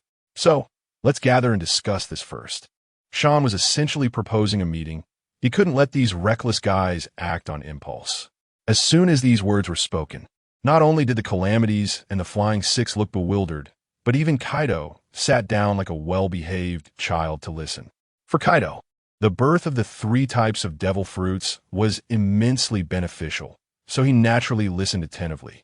After all, he already had the Azure Dragon fruit, and if he could add Zoan, Logia, and Paramecia types, he would possess 4 powers. He then seriously asked, Sharn, what suggestions do you have? Alright, next we need to look for powerful devil fruit abilities. Which is the strongest Paramecia ability? Sharn scanned the fierce pirates present and said, of course, it's Whitebeard's Quake fruit. The members of the Beast Pirates knew this without needing to think. There was no dispute about it. After all, it was rumored to have the power to destroy the world. It was time to go find Whitebeard for a fight. Kaido immediately reacted, filled with anticipation. If he could obtain Whitebeard's earthquake ability combined with his Azure Dragon form, how strong would that be? Just thinking about it was incredibly exciting. This battle needed to be intense enough. Sharn nodded. As long as the intensity of the battle was sufficient, the instruments could capture the power released by the Quake fruit. Rest assured, Lord Kaido is the strongest creature. Even Whitebeard, known as the strongest man, may not be his opponent. Jin, Queen, and others had blind confidence in Kaido, believing him to be invincible. Sharn smirked slightly. If they could really defeat Whitebeard, there would be no need to hide on Onigashima. Next is the Logia ability, right? I think we should go directly find the Marine Admirals. All three of them possess top-tier Logia abilities, Queen suggested. Upon hearing this, the members of the Beast Pirates became excited again, their eyes filled with enthusiasm. Wow, if we can get the Quake fruit and the Marine Admiral's Logia abilities, we would be invincible. Each of those abilities was top-notch, and just thinking about it made them impatient. The Logia types of the Marine Admirals were all formidable. It would surely leave the Marine stunned. Haha. The Flying Six and a large group of pirates were in an uproar, discussing this when Sharn's voice interrupted them. No, we're not going to find the Marine Admirals. Governor Kaido going to fight Whitebeard will already be a fierce battle, and you need to prepare early. Who among you can continue fighting against the Marine Admirals? As soon as Sharn said this, the excited crowd fell into contemplation. Indeed, Kaido, fighting Whitebeard, while the Calamities dealt with the Marine Admirals. Don't be ridiculous. The Marines have never been just one person, and they would also have to face those Vice Admirals and Rear Admirals, which would be troublesome. But even if they waited for Kaido to return to launch and attack, it would take a lot of time. Let's go to Sky Island. Sharn smiled slightly. We need to find someone named Eneru there. The Rumble fruit ability is in his possession. Knowing that the three types of abilities could be manufactured, Sharn had long decided whose abilities to take. Whitebeard was one, and they certainly couldn't recklessly look for an admiral for the Logia type. The Rumble fruit, which was also top tier, was the optimal choice. The Rumble fruit, that is the power of lightning. But who is this Eneru? The top-tier Logia fruit was not unfamiliar to those who had seen the illustrations. But they never expected such a terrifying ability to be in the hands of an unknown small fry. Sharn nodded and said, I heard it by chance. He is a resident of Sky Island, and Sky Island consists of multiple places, so we need to look carefully. The Rumble fruit is indeed better. Jack, you will handle this matter and find that Eneru. As he spoke, Kaido had already stood up, grinning widely. He was now full of energy, as if he had returned to the time just after leaving the Rocks Pirates. Next, as long as they successfully obtained the top abilities of the other two types, and with Sharn developing the technology fruit and comprehending the abilities in Haki, the dream team of ability users would become a reality. With that thought, Kaido strode out, leaving behind a sentence. Sharn, Onigashima is up to you. Arrange anything you need. He was going to find Whitebeard for a suicide mission. The members of the Beast Pirates watched Kaido leave, then erupted into deafening cheers. Long live Lord Kaido! From the technical aspects to the arrangements just made, it all proved that Sharn was qualified to serve as a calamity, becoming a leader above all others. Amidst the cheers, it was also the Beast Pirates fully accepting Sharn's voice. Jin, Queen, Jack, and others did not leave, giving Sharn looks of respect. Seeing this scene and feeling the sincere support, Sharn smiled. It seemed that being in the Beast Pirates wasn't bad, as long as he guided them properly. Not only was it a resource for his own strength, but it was also a force he could command. Next, he just needed to wait for everything he needed to come back. By the way, women, why not go find Yamato to have some fun? On Gaia Island, in Mocha Town, Zoro and Nami were talking to the restaurant's bar owner, while Marshall D, Teach, and Monkey D, Luffy sat next to each other. This cherry pie is amazing. This cherry pie is terrible. The two exclaimed in unison, staring at each other in displeasure. After taking a sip of their drinks, one said it was good, while the other said it was bad. Their inexplicable competitive spirit led to an argument. Just then, Van Augur rushed into the restaurant with a newspaper and quickly approached Blackbeard. Hey, Teach, there's big news in the latest newspaper. Teach, who was rolling up his sleeves and glaring at Luffy, froze for a moment. The drought calamity from the Beast Pirates robbed the Marines of their explosive rocks and directly confronted them. They must have some action planned with those dangerous materials. Van Augur adjusted his monocle and stated directly, Although Blackbeard was not in the New World, he kept a close eye on the movements there, especially regarding the Four Emperors' forces. The fact that explosive rocks could be stolen showed just how useless the Marines were. This has little to do with Teach, so I didn't pay much attention to it, but I did make a sarcastic remark. Meanwhile, Luffy tilted his head, looking curiously at Teach along with Nami and Zoro, as it seemed like this big guy was pretty impressive. Navy? Exploding rock? Beast pirates? The three exchanged puzzled glances, as it was the first time they had heard these terms. The drought of the beast pirates? Daring to steal from a navy, that's quite impressive. Ha ha, kid. That's a pirate force in the second half of the Grand Line. Haven't you heard of it? Seeing the three of them with their puzzled expressions, Teach burst out laughing. They really are just kids. They don't even know about the New World, yet they are worth 30 million berries. No. Luffy shrugged and answered honestly. Seeing that Teach seemed very knowledgeable and impressive, Nami then asked him about Sky Island. Are you looking for Sky Island? Teach's eyes narrowed. At this moment, someone burst in from outside, and upon hearing Nami's inquiry about Sky Island, he couldn't help but laugh loudly. The newcomer was Bellamy. Can you believe that there are still people who believe in such fictitious nonsense? Ha ha ha. An island 10,000 meters high in the sky? That's just made-up nonsense. Bellamy mocked them mercilessly, belittling their seemingly unrealistic dreams.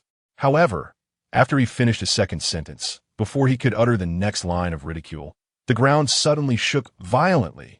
A loud rumble and screams filled the air. What happened? Luffy and the others were stunned, and even Teach and Van Augur were taken aback. Everyone hurried outside to see a shocking scene. In the sky above the sea, there was actually a giant red dragon facing the island.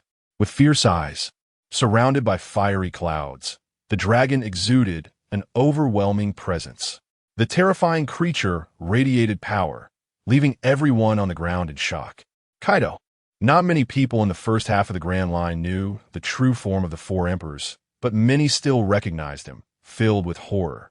Even those who didn't know him broke out in cold sweat upon seeing the red dragon in the sky, including Luffy, Nami, and Zoro, who were so shocked they couldn't speak, staring wide-eyed at the mighty dragon above. Meanwhile, Blackbeard, Teach, and Van Augur took a few steps back in astonishment. What the hell? How could Kaido be here? How did the Navy allow him to enter here? Teach momentarily lost focus, not realizing that this was not Kaido. After shouting, he quickly reacted, Wait, that's not Kaido. He is in his dragon form. At this moment, the red dragon in the sky slowly leaned down, its gaze filled with disdain. On the ground at the port in front of the street, a large pit had been forcibly created, and a figure, still emitting smoke, was lying there, struggling to stand up. It was a man with long earlobes and a small drum strapped to his back. God? Just you? Enel, you really think too highly of yourself. The red dragon spoke, and Jack's ruthless mocking tone infuriated Enel on the ground, but he had no way to retaliate. Just moments ago, he had fought against this enormous red dragon and had been directly knocked off the Sky Island into the blue sea. This weak god, it's the first time I've seen one. Jack scoffed, then directly announced to him, Also, the Sky Island will now belong to the Beast Pirates. Upon hearing this, the people around instantly widened their eyes in shock. The Sky Island. The giant dragon was referring to the Sky Island that is 10,000 meters high in the sky. It really exists. The legendary Sky Island truly exists. Was the Beast Pirates. Those who didn't understand were astonished, and Bellamy was struck by lightning.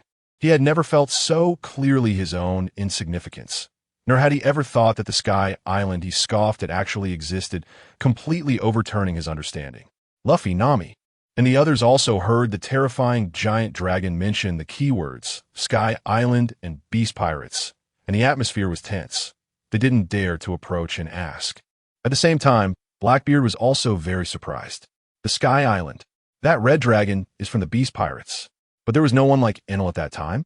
Blackbeard had been there too, but he hadn't encountered any gods or anything like that. At this moment, Enel, pulling his arms together, had already stood up, sneering coldly, filled with extreme anger inside. He controlled lightning. How could he be looked down upon by others like this? However, the red dragon in front of him was indeed excessively powerful. Who are you? What is the Beast Pirates? He knew about the pirates of the Blue Sea, but he knew nothing about just the beast pirates. Ha ha ha, a narrow-minded fool. Drought Jack laughed loudly upon hearing this. He didn't even know about the beast pirates. The beast pirates are one of the strongest forces standing in the New World, with Captain Kaido being the world's strongest creature. Brother Calamity is even the smartest person in the world. Remember, the one who defeated you is Drought Jack of the beast pirates. The laughter echoed across the island, making everyone hear it clearly. Drought, right? The Drought of the beast pirates. Isn't that the person from a newspaper this morning? He actually is a dragon. No wonder even the Navy is after him. What kind of pirate crew is that? A person with no knowledge. The beast pirates are one of the 4 emperors of the New World. Who is that person on the ground? The people on the island gasped in shock, not expecting the character from a newspaper to actually appear before everyone. But these people did not know the truth, only knowing the name of Drought. On the other hand, Blackbeard Teach, upon hearing the name Drought, was completely dumbfounded. As a former senior member of the Whitebeard Pirates and someone who had been in the New World for many years, how could he not know about the members and abilities of the Beast Pirates? No. Isn't Drought an ancient Zoan of the mammoth type? How did an elephant turn into a dragon? Jack directly revealed his identity, leaving Blackbeard confused. Aside from him, Jack is an ancient Zoan user, and the smartest person in the world should be Vegapunk, right? When did the calamities add another disaster? A series of confusions made Teach break out in a cold sweat, slowly retreating. In short, until the mystery was cleared up, he couldn't easily confront the people of the Beast Pirates. Just then, gritting his teeth, as if to engrave the words Beast Pirates into his will of hatred, Enel let out a loud roar. Bright lightning erupted from his body, crackling and enveloping the area he stood in. His body began to swell, surrounded by lightning, emitting a trembling energy. 2 trillion volts of thunder god. His hair stood on end, and the thunder god form of Enel, now larger, fiercely glared at the red dragon in the sky. Oh, it seems you still have some strength left. Jack was very confident now. Even though he felt Enel's energy rising, he was not afraid at all. To him, Enel, who had not even mastered Haki, posed no threat whatsoever. What does a giant dragon matter? Except the judgment of the god. Drought. Thunder arrival. The power of lightning erupted, causing many people's hair on the island to stand on end from static electricity. But after Enel shouted thunder arrival, the lightning flashed in the sky, and a large mass of thunderclouds actually broke through the front layer of clouds and fell towards the red dragon below. To Luffy, Nami, and the others on the island, it looked like an enormous ball comparable to the island was crashing towards the equally massive dragon. Is the apocalypse upon us? What is that thundercloud in the sky? The grand and shocking scene left everyone with their mouths agape, staring in awe at this spectacle, momentarily forgetting to run. However, one person was an exception, revealing a look of delight upon seeing this scene. Ha ha ha! Blackbeard hadn't expected to encounter a Thunder Fruit user here. This is great. Thunder, I want it. When 2 tigers fight, one must be injured. Blackbeard believed he still had a good chance, and although the red dragon looked fierce, it didn't intimidate him. In the end, whether he won or lost, he would be the one to benefit. As a result, as the thunder arrival fell from the sky, Jack showed no intention of dodging, instead choosing to take it head-on. The coiled dragon body did not retreat, but advanced, crashing into the falling thundercloud ball. In an instant, a massive burst of lightning radiated from the thundercloud. Without needing to look, one could tell how high the voltage of the lightning inside would be. It could be said to be a gigantic bomb with the power to destroy islands. As the lightning completely engulfed the red dragon, Enel spread his arms and laughed maniacally. Fool, daring to directly collide with my thunder arrival. Just wait to turn to ashes. Ha ha ha. In the sky, the light completely bloomed. Everyone was filled with trepidation, but as the light began to fade, the form of the red dragon still clearly appeared before everyone's shocked eyes. Enel's laughter abruptly stopped, his expression one of utter disbelief. With black smoke still rising from his body and some parts bleeding, the red dragon stepped on the flame cloud, lowered its head to gaze at Enel, its eyes glowing a fierce crimson. Jack, this reckless man, was also somewhat enraged by the explosion. Without saying a word, he unleashed a torrent of fire. The fiery attack caused Enel's expression to change drastically. and he emitted lightning as he tried to evade. The movement of the thunder was indeed fast, but the Enel who had only developed the surface level of his abilities was completely no match for the now-evolved Red Dragon Jack. Just as he revealed himself, a series of wind blades swept in. The sharp and rapid wind blades directly sliced Enel into countless pieces. However, without the application of Haki, the attack only struck his lightning-formed body, cutting through parts that crackled with lightning. Immediately, Enel reassembled his body. Before he could shift, a flash of blade light appeared. The red dragon form of Jack had transformed back into human form when unleashing the bad wind and charged at Enel. With a powerful attack accompanied by domineering Haki, Enel felt a sense of crisis and raised his staff weapon to block. However, the moment he entered this fight, even in his lightning god form, he was no match for Jack. Neither his observation Haki nor his armament Haki was on par. In just a few exchanges, Enel's arms went numb from the strikes, and he had several bleeding wounds on his body. The final blow knocked him to the ground, returning him to his normal state, completely exhausted and unable to resist. The crowd around had long been stunned. Such a level of battle, even if it was quick, had a huge psychological impact on everyone, as they had never witnessed such a terrifying fight. Jack couldn't be bothered to continue mocking this self-proclaimed god. He hadn't forgotten Sharn's order to bring this guy back. He reached down, grabbed Enel by his clothing, and transformed into a giant dragon, flying back to the distant ship on a cloud of flames. Meanwhile, Blackbeard Teach, who had been observing, gritted his teeth and stepped forward. Leave the one in the hands of the Calamity. The sudden voice startled Nami, Zoro, and the others, who quickly distanced themselves. The others also looked astonished, not expecting that there would be someone on the island who dared to challenge a person who could transform into a giant dragon. Jack was also somewhat surprised. He had always looked down on the people on the island, even treating them as if they were air.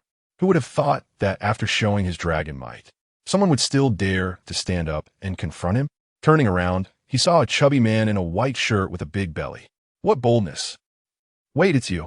Jack didn't recognize him first, but suddenly a thought flashed in his mind as he recalled the person in front of him.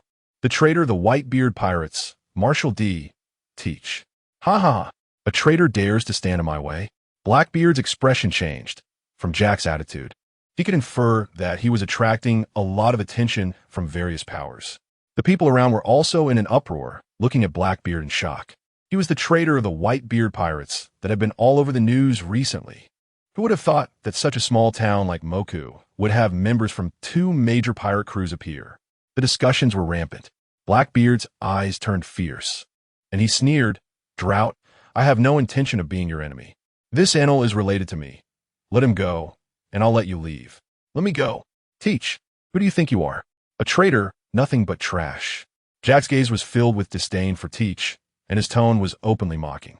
As soon as he finished speaking, Blackbeard became furious, glaring with bloodshot eyes as black smoke swirled around him. "If you don't hand him over, you'll die." Dark water. No one in Moku Town expected that the seemingly ordinary, even somewhat comical, chubby man would actually make a move. And it was a move using a devil fruit ability. The black mist swirled around Teach, erupting with a surging suction force directed at the soon-to-fly Jack. Even the massive body of the red dragon was locked by the dark fruit, generating a pulling force, continuously drawing him towards Blackbeard in midair. What kind of ability is this? Drought Jack realized his predicament and was shocked. He had never encountered such a strange ability before. Ha ha ha. Still want to talk back. Jack, this is the strongest Logia type, the dark fruit. Blackbeard successfully locked onto Jack and pulled him over, laughing arrogantly. This scene was also incredibly shocking to the onlookers. My God, what kind of power is that? The dark fruit? Even a giant dragon can't escape it. The enormous dragon in the sky was actually being drawn in by this chubby man named Teach. The crowd gasped in awe. This made Blackbeard even more excited, revealing his face. Little did he know, Jack, who had obtained the power of the red dragon, was even more inflated and showed no resistance to the unfamiliar ability, allowing Teach to pull him over. What kind of ability is this? Jack couldn't help but ask during the process. The brood of the beast pirates truly lacked knowledge. The dark fruit, the invincible fruit that counters all abilities. You've already angered me, so die. Ha ha ha. Teach laughed arrogantly, then took a step forward to touch the dragon head that was already drawn close. The black mist acted as if it had a life of its own, following Teach's hand to exert its effect. Soon, Jack's mysterious red dragon form would disappear, ultimately reverting to human form, suppressed as if he had touched sea prism stone. But to Blackbeard Teach's shock, his palm was firmly pressed against the red dragon's head, yet the expected scene did not occur. How is this possible?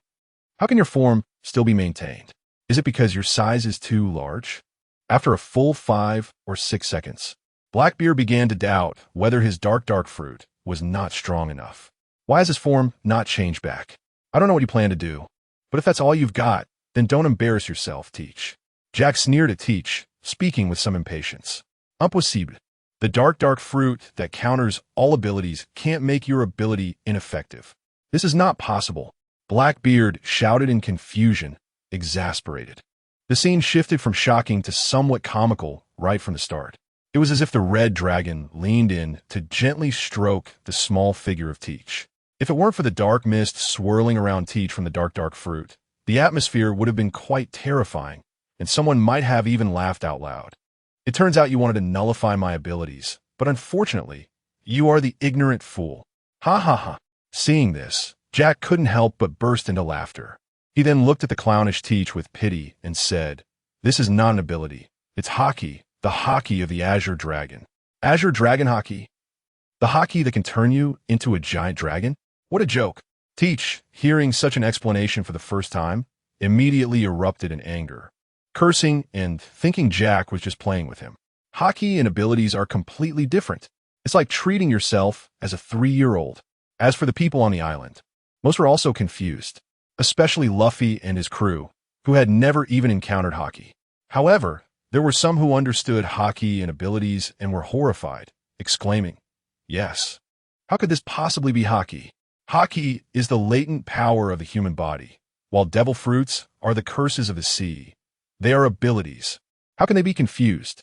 There is no Haki that can produce the effects of an ability and transform into a giant dragon. Absolutely impossible. Haki is merely a means of offense and defense in battle." He must be joking. It was too absurd, and others also thought Jack was toying with Teach. Blackbeard, stubbornly shouting in anger, "Although I don't know how you avoided the power of my dark fruit, don't think you can toy with me." He couldn't understand how the drought transformed from the mammoth's ability into a red dragon, and he didn't believe Jack's ridiculous claims, thinking about increasing the intensity of his ability to deal with Jack. However, this statement only earned Jack's disdain. "What are you even? Do you think I need the drought to toy with you?" Immediately after, the red dragon landed on the ground, radiating light, and in the blink of an eye, it transformed into a woolly mammoth. This is Jack's original ancient zone ability, the mammoth form. Witnessing the red dragon transform into an elephant, this astonishing change left Blackbeard Teach stunned, his eyes trembling. "Did you see that, kid?" Jack laughed arrogantly, clearly pleased with Teach's shocked expression. He then turned around and transformed into a giant dragon, soaring through the sky. The alternating transformations of two abilities. How could anyone achieve this if they weren't a dual fruit user? How could two abilities coexist within one body? This was exactly what Blackbeard had been plotting, but seeing the transformation from the Azure Dragon form to the mammoth form left him utterly shocked and speechless. He can transform into a mammoth and also into a dragon. Does that mean he has two abilities? Oh my, am I dreaming? The people on the island were also stunned by Jack's dual transformation, and for a moment, everyone was in shock. Blackbeard couldn't help but feel jealousy, hatred, and shock. His gaze turning extremely sinister, he suddenly wanted to kill Jack. At this moment, Jack was enjoying the astonishment of everyone, laughing heartily as he said, "Remember this. This is the Azure Dragon's Haki." "No, it can't be Haki. How'd you do it?" Teach gritted his teeth and asked incredulously. Could it be that the structure of a fishman's body can also withstand the presence of two fruits? The Azure Dragon's Haki was created by Kaido's Calamity. Remember, I am now one of the 4 calamities. The name of my brother, Sharn, the Calamity, will echo throughout the sea. The world only knows of 3 calamities. Jack wanted to take this opportunity to promote Sharn's fame as well, laughing and shouting, "Sharn?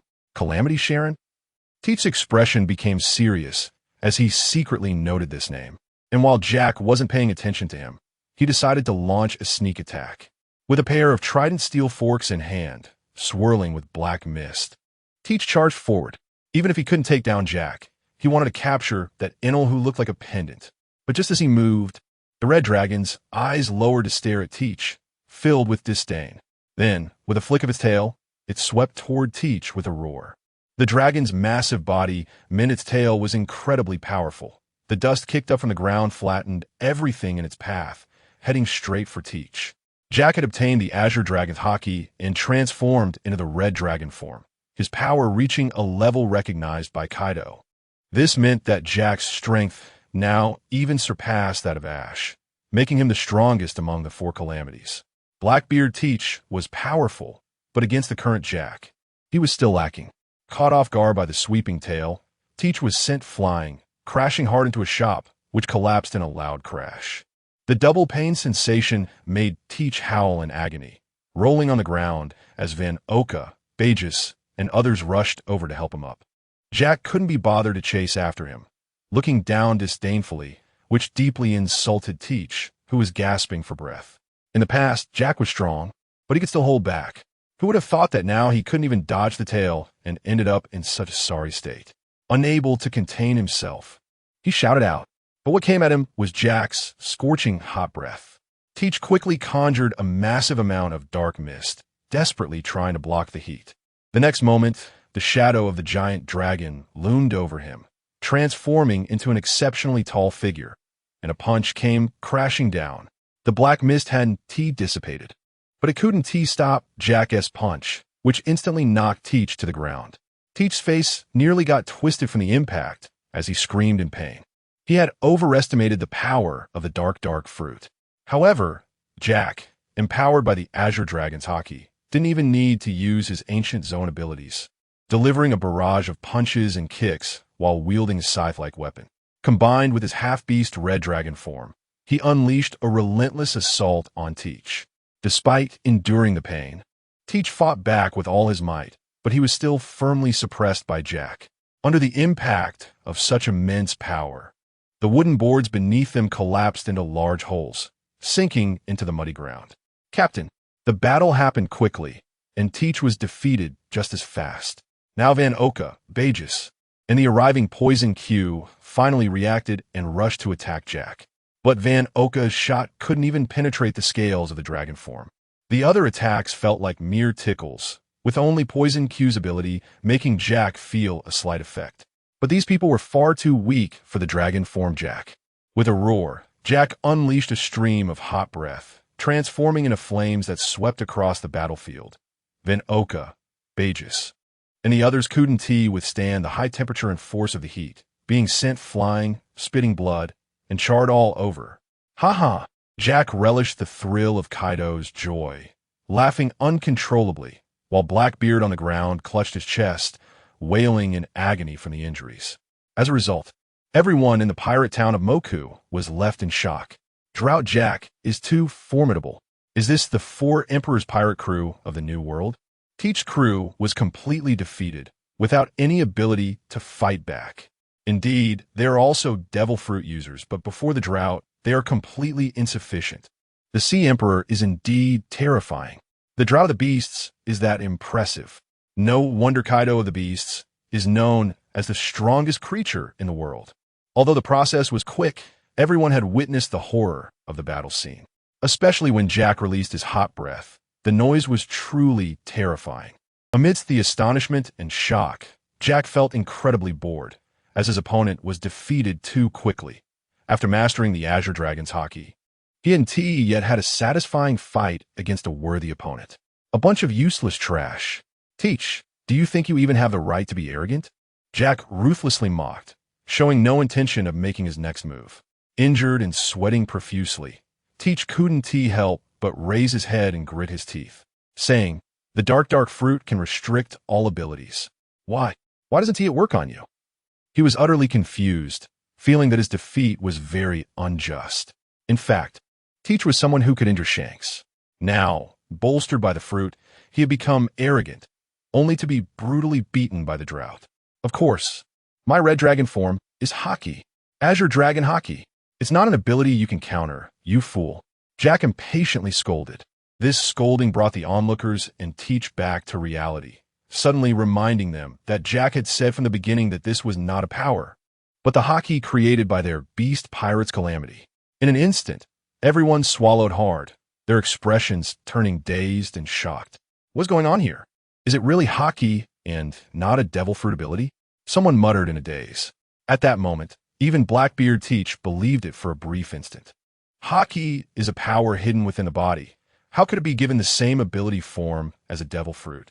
Unless someone could combine and transform it. But that is too far-fetched a fantasy. Thinking of this, Blackbeard Teach couldn't help but roar impossible. Such Haki cannot exist in this world. You must have obtained a second ability through some means.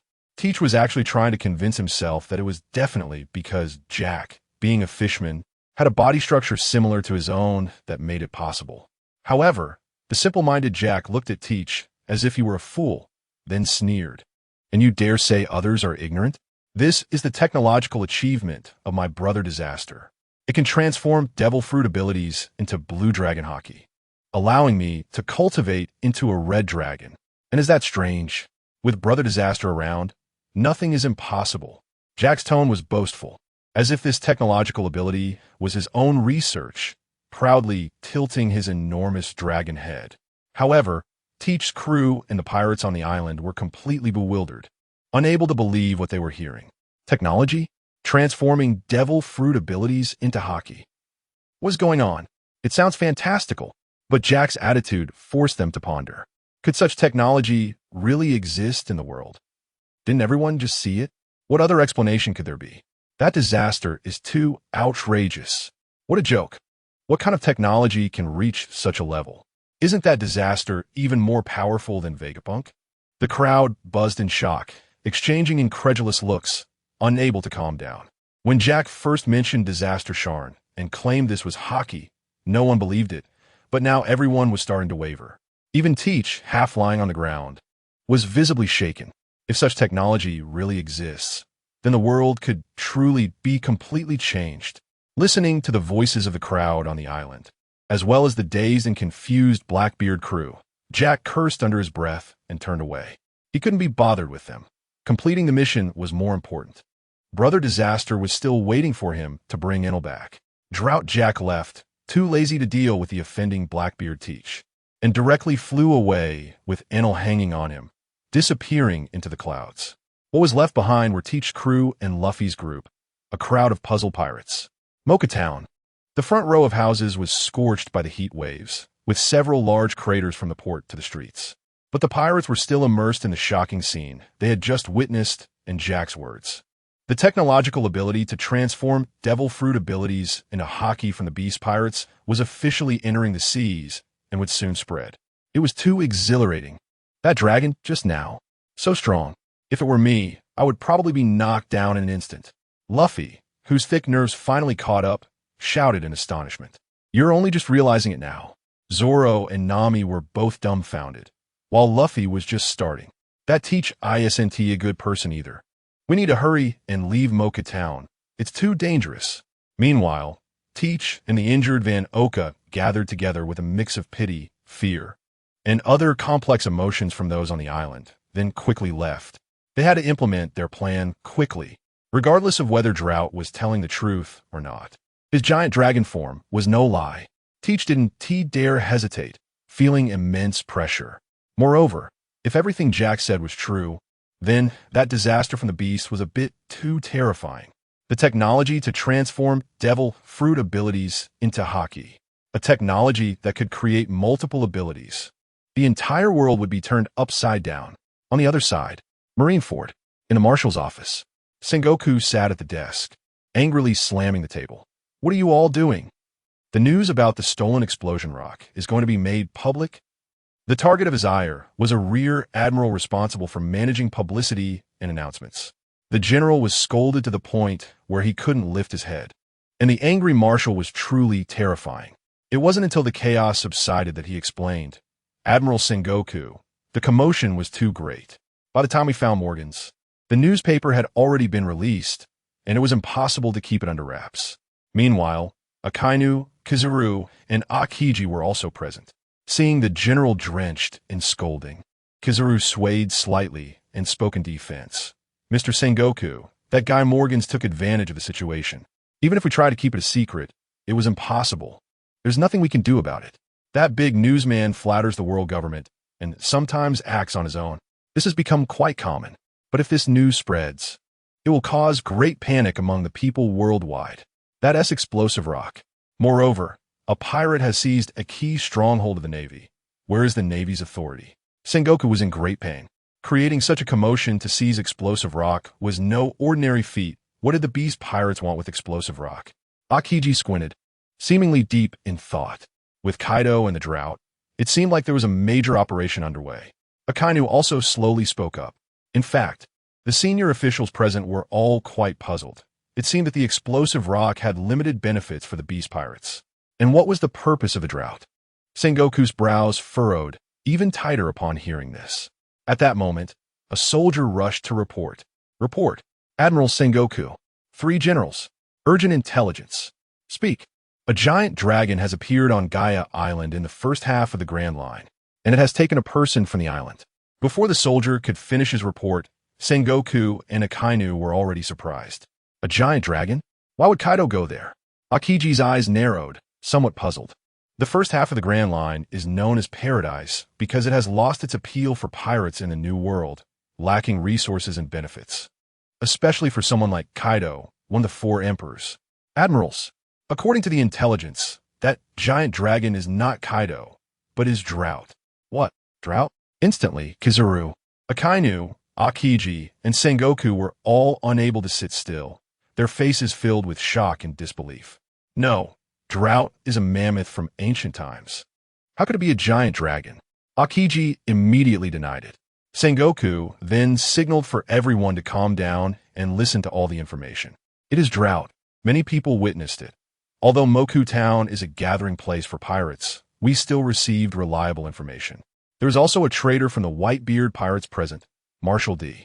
Teach, who had a conflict with Drought, and as a result, Teach was crushed and defeated by Drought." Upon hearing this, the 3 admirals were even more confused than Sengoku. 2 pirate crews fighting? Akainu raised his eyes and said coldly and seriously, "It is said that Teach is not weak. He killed the captain of Whitebeard's division. Is the Drought really that powerful? I haven't fought him before." Kizaru also scratched the back of his head, puzzled and surprised. What was going on with the giant dragon? Akiji was even more concerned about this issue. If they didn't figure out who the giant dragon was, how could the Navy feel at ease? It was confirmed to be one of the 3 disasters of the beast pirates, the drought. The giant dragon admitted it himself and transformed into a mammoth form in front of everyone to verify it. Intelligence showed that the drought revealed his identity. His transformation into a giant dragon was not a power, but Haki. Furthermore, it was revealed that the beast pirates had a new disaster, a technique developed to convert abilities into Haki. All of this information was corroborated by witnesses present, confirming its authenticity. The soldier finished relaying the news in one breath. After hearing it, the 3 admirals and Sengoku were taken aback. A disaster? Haki, the technique that allowed the drought to transform into a giant dragon. The high-ranking officials exchanged glances, feeling incredulous. How could this be possible? Haki is physical strength. How could it allow the drought to become a giant dragon? Even Sengoku was surprised, his expression darkening. This is an unbelievable technology, one that could change the dynamics of the seas. If that madman Kaido got his hands on it, what kind of disaster would ensue? But at that moment, Kizaru's mind flashed with a light, and his expression changed dramatically as he said, "Some time ago, Kaido broke into Marineford and took away a group of researchers slated for execution. Is it possible that it's because of those researchers? Are you saying that those people from Egghead Island developed this incredible technology?" The high-ranking officials were aware of this matter and understood who Kizaru was referring to. Even if the technology was real, those people were just peripheral personnel, not powerful enough. How could they have developed such an unbelievable technology? Transforming devil fruit abilities into Haki with abilities is something even Vegapunk might struggle with. How could those scraps manage it? Akainu, Akiji, Sengoku, and others felt it was unlikely. Although they didn't believe it, the facts had already occurred. Moreover, whether it was those researchers or whoever in the Beast Pirates, the drought transforming into a dragon was a fact, and that disaster had to be confirmed. Immediately, Sengoku took out a din mushi in front of the three admirals to contact the special agents far away in Wano. But it was clear that this informant was not in the Onigashima castle. When Sengoku asked about the disaster, the informant seemed dazed. Admiral Sengoku, I haven't heard of any disaster. Akiji and Kizaru exchanged glances. Sengoku frowned even more. You don't know that the Beast Pirates have added a disaster?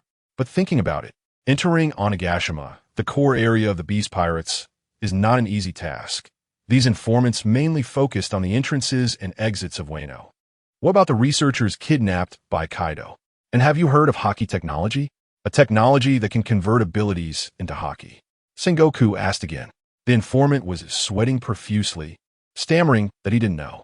There was a disaster and supposed technology, and such an unbelievable technology. The informant was not just confused but also at a loss. Sengoku felt increasingly worried. So many things had happened, and the giant dragon jack had appeared, yet the Navy had gained nothing. The Beast Pirates' disasters and Haki technology should have just emerged, and those on the periphery couldn't receive any information. Akiji stroked his chin and said solemnly, Since it has just emerged, we need to take measures. Akainu raised his eyes and coldly said, Now the Navy has more than one reason to launch a campaign against Kaido, and wants war. At this moment, the intelligence officer hurriedly reported a piece of news. It seems that Kaido has gone out twice, transforming into a giant dragon and moving too quickly. I thought I was seeing things. Additionally, there have been large amounts of supplies being transported into Wano by Flying Six and others. With Kaido moving so frequently, what would he be doing? Given the recent activities of the Beast Pirates, Marshal Sengoku vaguely sensed that something concerning was about to happen. The mysterious natural disasters and the technology of Haki might actually be true. He quickly asked, which direction did Kaido go alone? Based on the direction, he should be heading towards Whitebeard's territory. The intelligence officer quickly answered, Whitebeard's territory. The expressions of the three admirals and Sengoku changed, feeling puzzled. What is Kaido doing? Going alone to Whitebeard's territory? And what about that drought, entangled with the traitors of the Whitebeard pirates? What is going on here? Akiji, Kizaru, and the other admirals also couldn't make sense of it. Fortunately, the Beast Pirates haven't posed a threat to the world government. It looks more like the four emperors are competing in the new world. Just then, an elderly woman with white hair approached, looking serious, and said, This matter should start from a newly emerged natural disasters. The actions of the Beast Pirates might be related to this disaster. With this statement, the gravity of the situation was revealed. Who exactly is this disaster? Upon hearing this, Sengoku's eyes narrowed, and the three admirals couldn't help but feel tense. If the disaster is controlling the actions of the Beast Pirates, including Kaido, then that's terrifying. While the high-ranking officials were pondering this, the den mushi on Sengoku's desk rang again. Hello, Marshal Sengoku. This is a monitoring point of the Whitebeard pirates. Something big has happened. As soon as the call connected, a tense voice came through. Sengoku, the three admirals, and Granny Tsuru all changed their expressions. The red-haired pirates sent a subordinate to deliver a letter to Whitebeard, but the other party didn't even look at it and directly tore it up. Then, unexpectedly, Kaido appeared. The tension is high, and a conflict among the four emperors is very likely to occur. The intelligence officer was on a semi-submersible monitoring ship, sweating profusely as he watched the scene outside. The consequences of a fight between those who stand at the peak of the pirates are unimaginable. Kaido is going to confront Whitebeard. Sengoku couldn't help but feel a headache upon hearing this. Previously, Red-Haired had shown intentions to contact Whitebeard, and now he really went to deliver a message. And now Kaido has also truly appeared. Is the new world going to fall into chaos? The eyes of the three admirals sharpened, and Akainu bluntly stated, If necessary, I will set off immediately. No need. The situation is still unclear, and the conflict has not yet occurred. Furthermore, you must keep a close watch on the observation points. Sengoku shook his head and instructed the intelligence officers to closely monitor the situation over there. The consequences of this contact can be significant or minor, and Kaido's actions are hard to predict. It's not the first time he sought out the four emperors or stirred trouble with the Navy. Just as the conversation was not yet finished, suddenly the din mushi emitted a loud roar. The sound was deafening. The intelligence officer exclaimed, "Not good." Kaido actually made a direct move against Whitebeard. "They're fighting." "What? Don't hang up the phone. Keep watching." Sengoku, Granny Tsuru, and the others immediately became extremely serious, giving heavy orders. Why would Kaido directly attack Whitebeard? Does he really want to die? The admirals couldn't understand it either. A single person going to confront the Whitebeard pirates couldn't be explained as a reckless act. It must be related to a natural disaster. But why would he let Kaido engage with Whitebeard? Akiji couldn't sit still anymore. In short, for the Navy, once the balance of the four emperors is broken, it will affect the entire sea. The lofty position of the Sea Emperor will drive countless pirates mad. What does he want to obtain from Whitebeard? Granny Tsuru furrowed her brows and said. Meanwhile, the sounds coming from the den mushi were very clear. The roar of dragons, the sound of explosive air, and the continuous booming of seawater being blown apart. The clash between Whitebeard and Kaido was particularly fierce. This also made the analysis of the situation during the Warring States period increasingly serious. Not long after, intelligence personnel continued to send shocking reports. The captains and crew of the Whitebeard pirates have all boarded. They're attacking Kaido. Kaido has been injured, but there are no signs of retreat. He is still fighting desperately against the siege. At this moment, Sengoku, Granny Huk, and the three generals remained silent, their expressions serious as they waited for the situation to change over there. Kaido shouldn't be so foolish as to endure a beating while injured. After all, even the strongest creature can die. So what does Kaido really want? It seems that the intelligence officer's ship was also affected as the battle escalated. But they continued to report to the higher-ups. Headquarters. Kaido has been heavily injured. He is actually fighting with all his might. Many members of the Whitebeard pirates are also injured and on the verge of death. The battle has reached this extent. Sengoku and the others exchanged glances, realizing that with such losses, it should soon calm down. But suddenly, the intelligence officer shouted, Whitebeard has coughed up blood. It seems his old illness has relapsed. Kaido took Whitebeard's blood and directly fled. What? He took the blood and ran away? Upon hearing this, Sengoku couldn't help but stand up abruptly, his eyes trembling. This is what Kaido was willing to get even at the cost of serious injury. Whitebeard's blood. Akainu gritted his teeth, and Kizuru, Akiji, and even Granny Huk's expressions darkened. By now, how could everyone not understand certain things?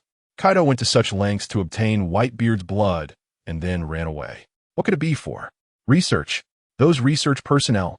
Kizaru's tone lost its previous nonchalance and became very serious as he spoke.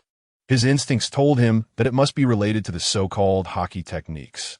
At this moment, Granny Crane directly expressed her concern. The dominance of the giant dragon is real.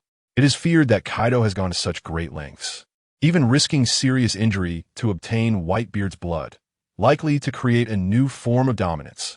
Otherwise, why would the Beast Pirate's actions be so unusual? Why would Kaido go to such extremes? That mysterious calamity is the mastermind behind it all, a scientist who can attract even Kaido.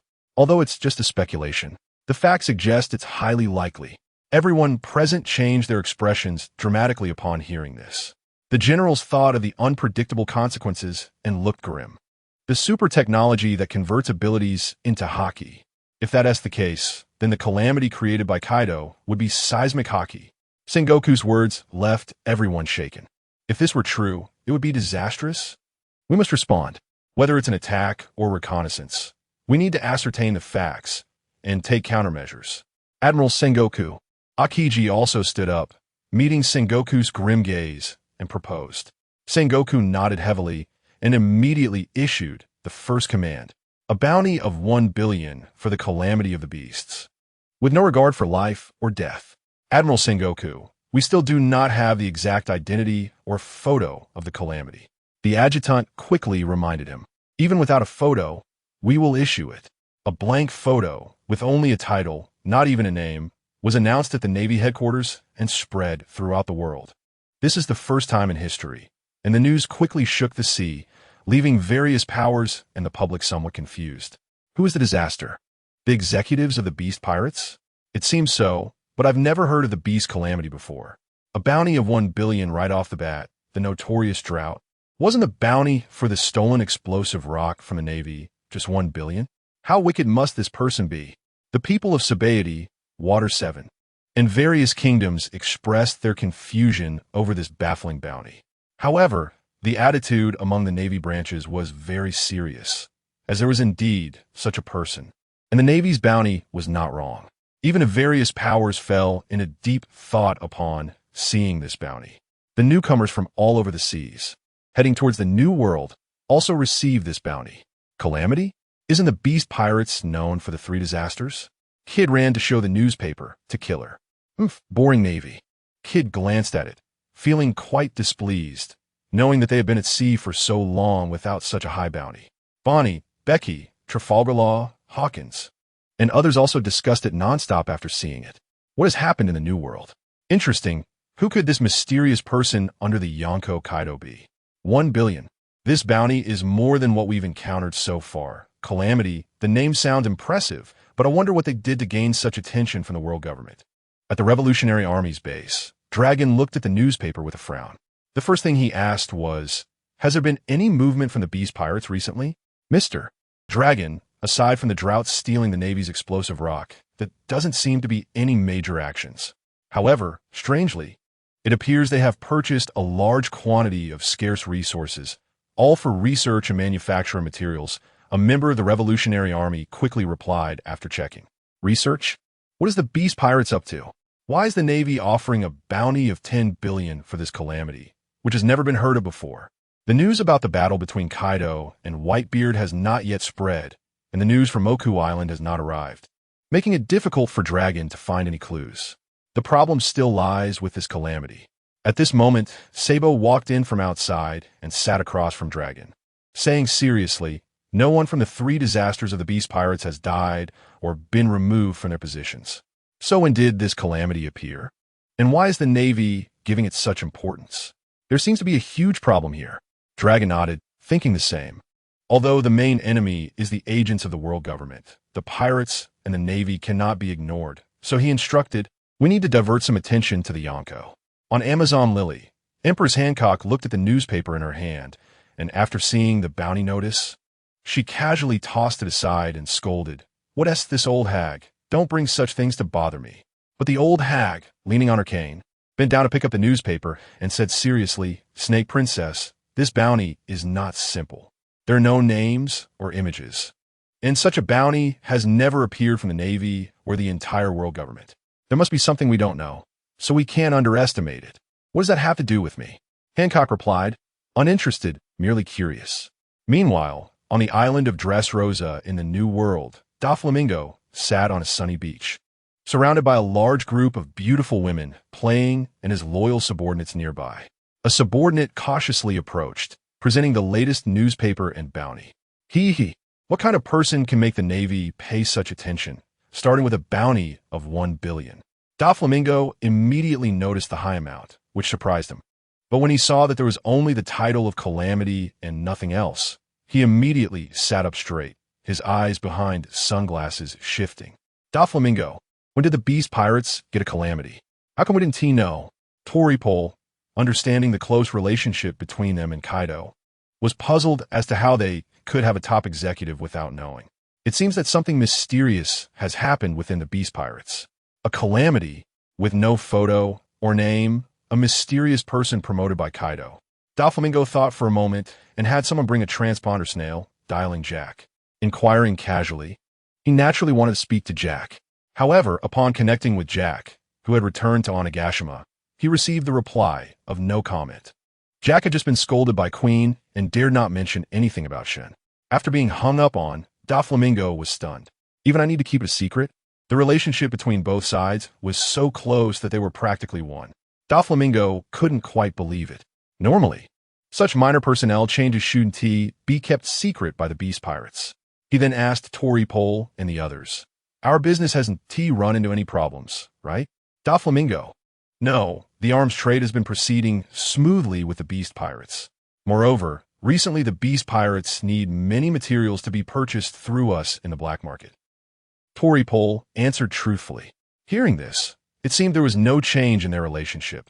They were still engaged in arms manufacturing with Wano, and buying materials was nothing suspicious. After thinking for a few seconds, Doflamingo suddenly laughed. Interesting.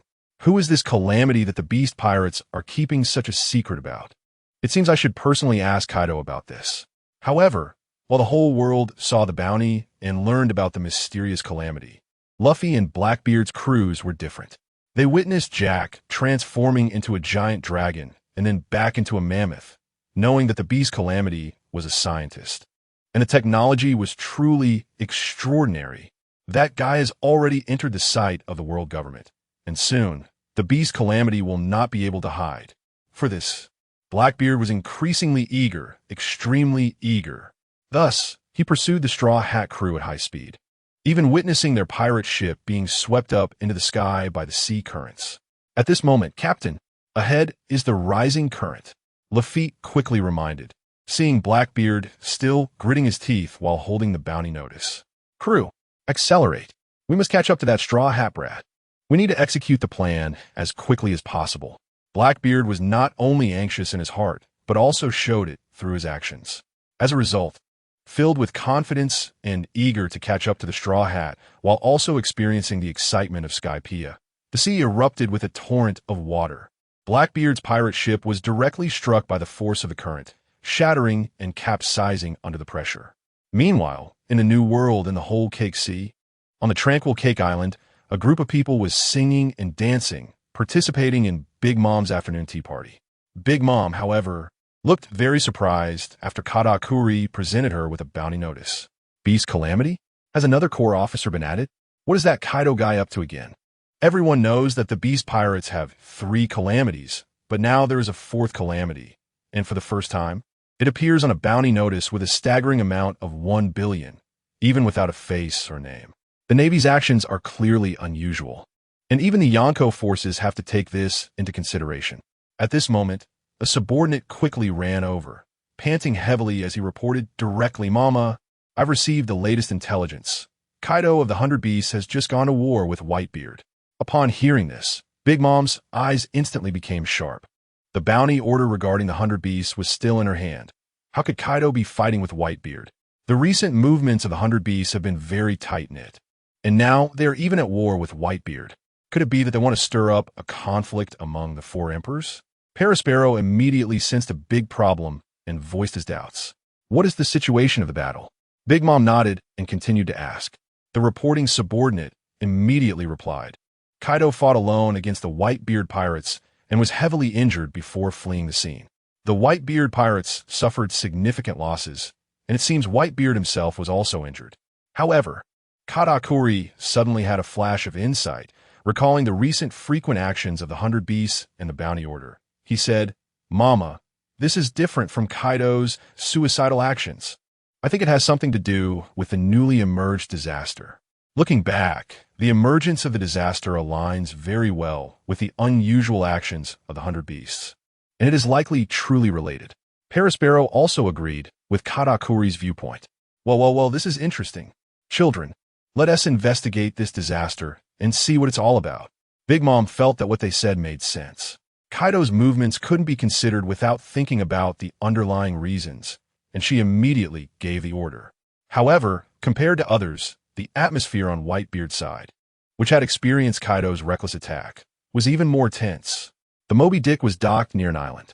Whitebeard sat on the coast, with an 4 drip in his arm, surrounded by his captains like Marco, all deep in thought. In his hand was the bounty of 1 billion related to Sharn, though it had no image or name.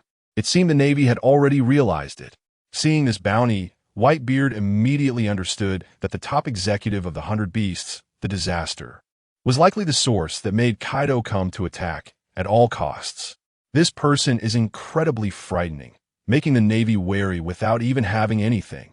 It's possible that Kaido's attack really has something to do with this disaster. Absolutely not simple. Remember when Kaido took old dad's blood? There must be some conspiracy. What can blood do? Is there some ability that might use blood against old dad? Now the problem can be clarified. Either attack the Navy or directly go to war with the 100 Beasts. Yes, war. Kaido attacked us. How can we just let it go? Captains like Marco, Vista, Joseph, and Aizu all participated in the discussion with serious expressions, escalating the tension.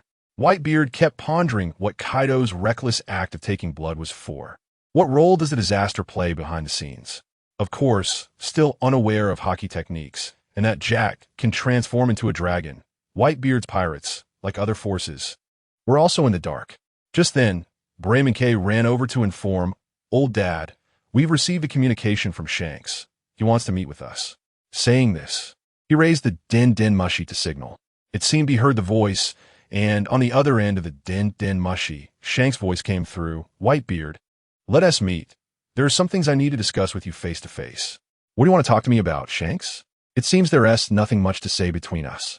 Whitebeard was clearly a bit impatient. "If you won't read the letter, then I have to come find you in person, Whitebeard."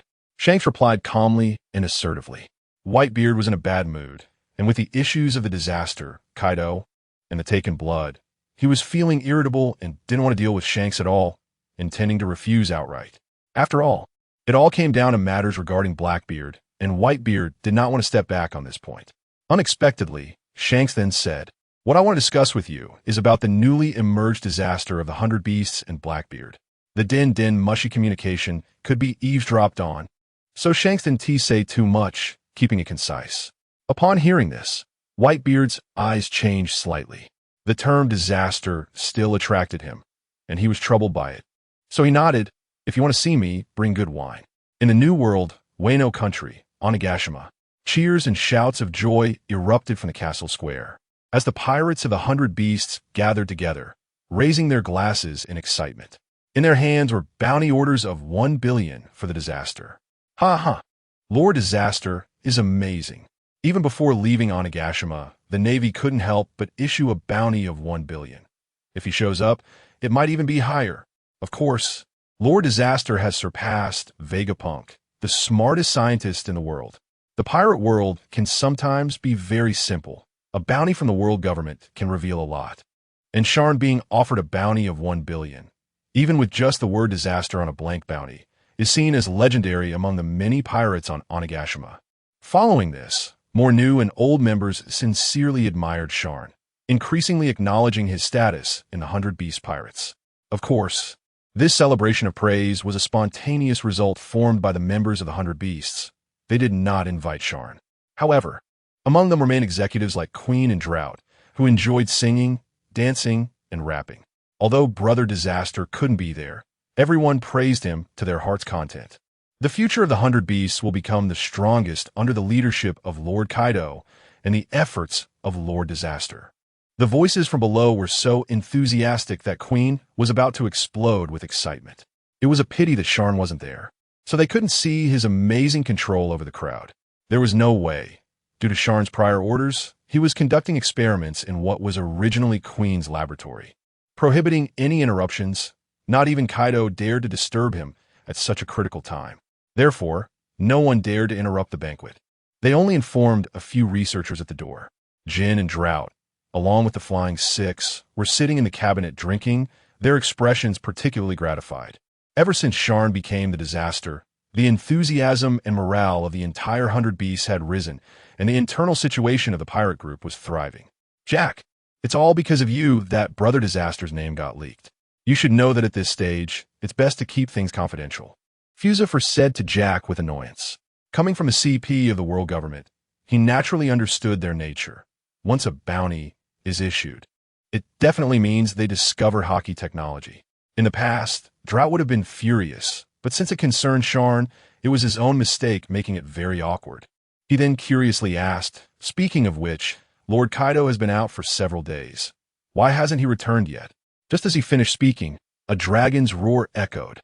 A massive Azure Dragon descended from the sky, quickly flying into the cabinet above the square. Before the pirates below could clearly see, Kaido had already transformed back into his human form, appearing in front of Queen, Jin, and others. Governor Kaido. With their backbone back, everyone quickly stood up. The pirates below cheered loudly at the return of their captain. At this moment, Kaido showed no signs of any problems. He nodded, grabbed a drink, and poured it into his mouth, then let out a comfortable sigh.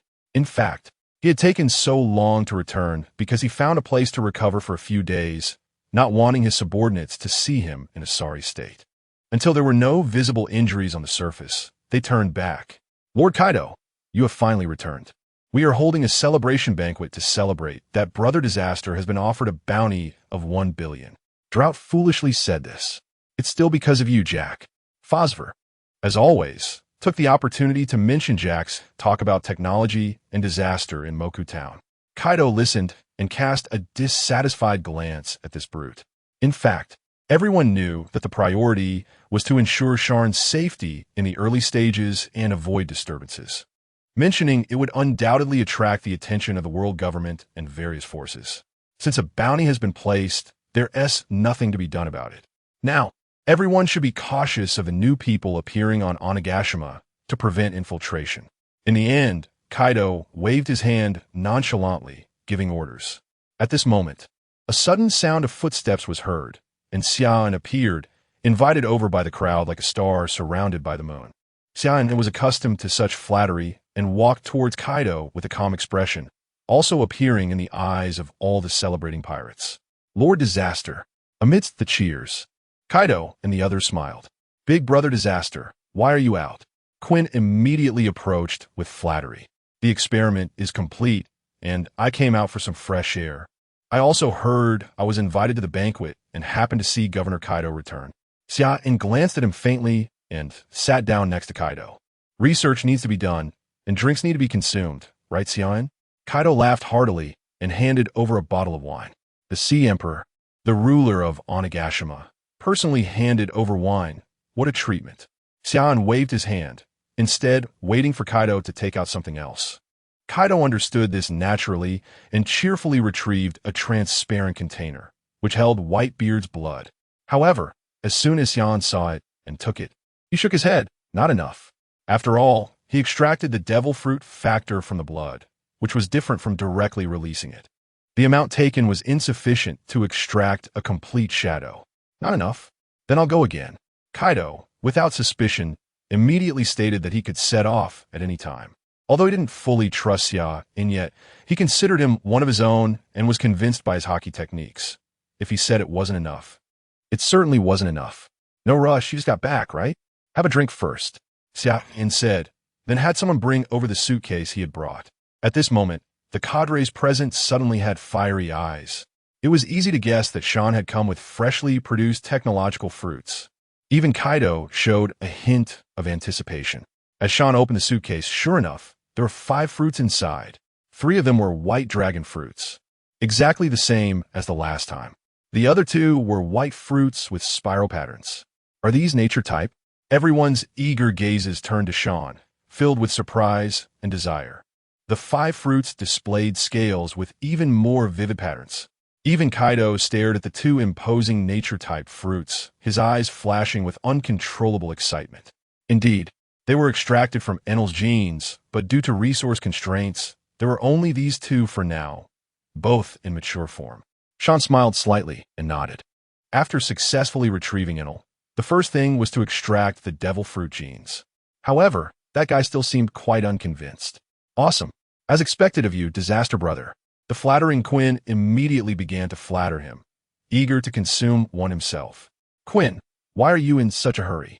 The Flying Six couldn't help but feel eager as well, but their gaze remained on Sharn and Kaido. They were the decision-makers. Sharn had no intention of deciding who would eat first and was busy eating his own food. Anyway, they would produce more later, and everyone would have one. And they were even considering automated production after extracting the genes.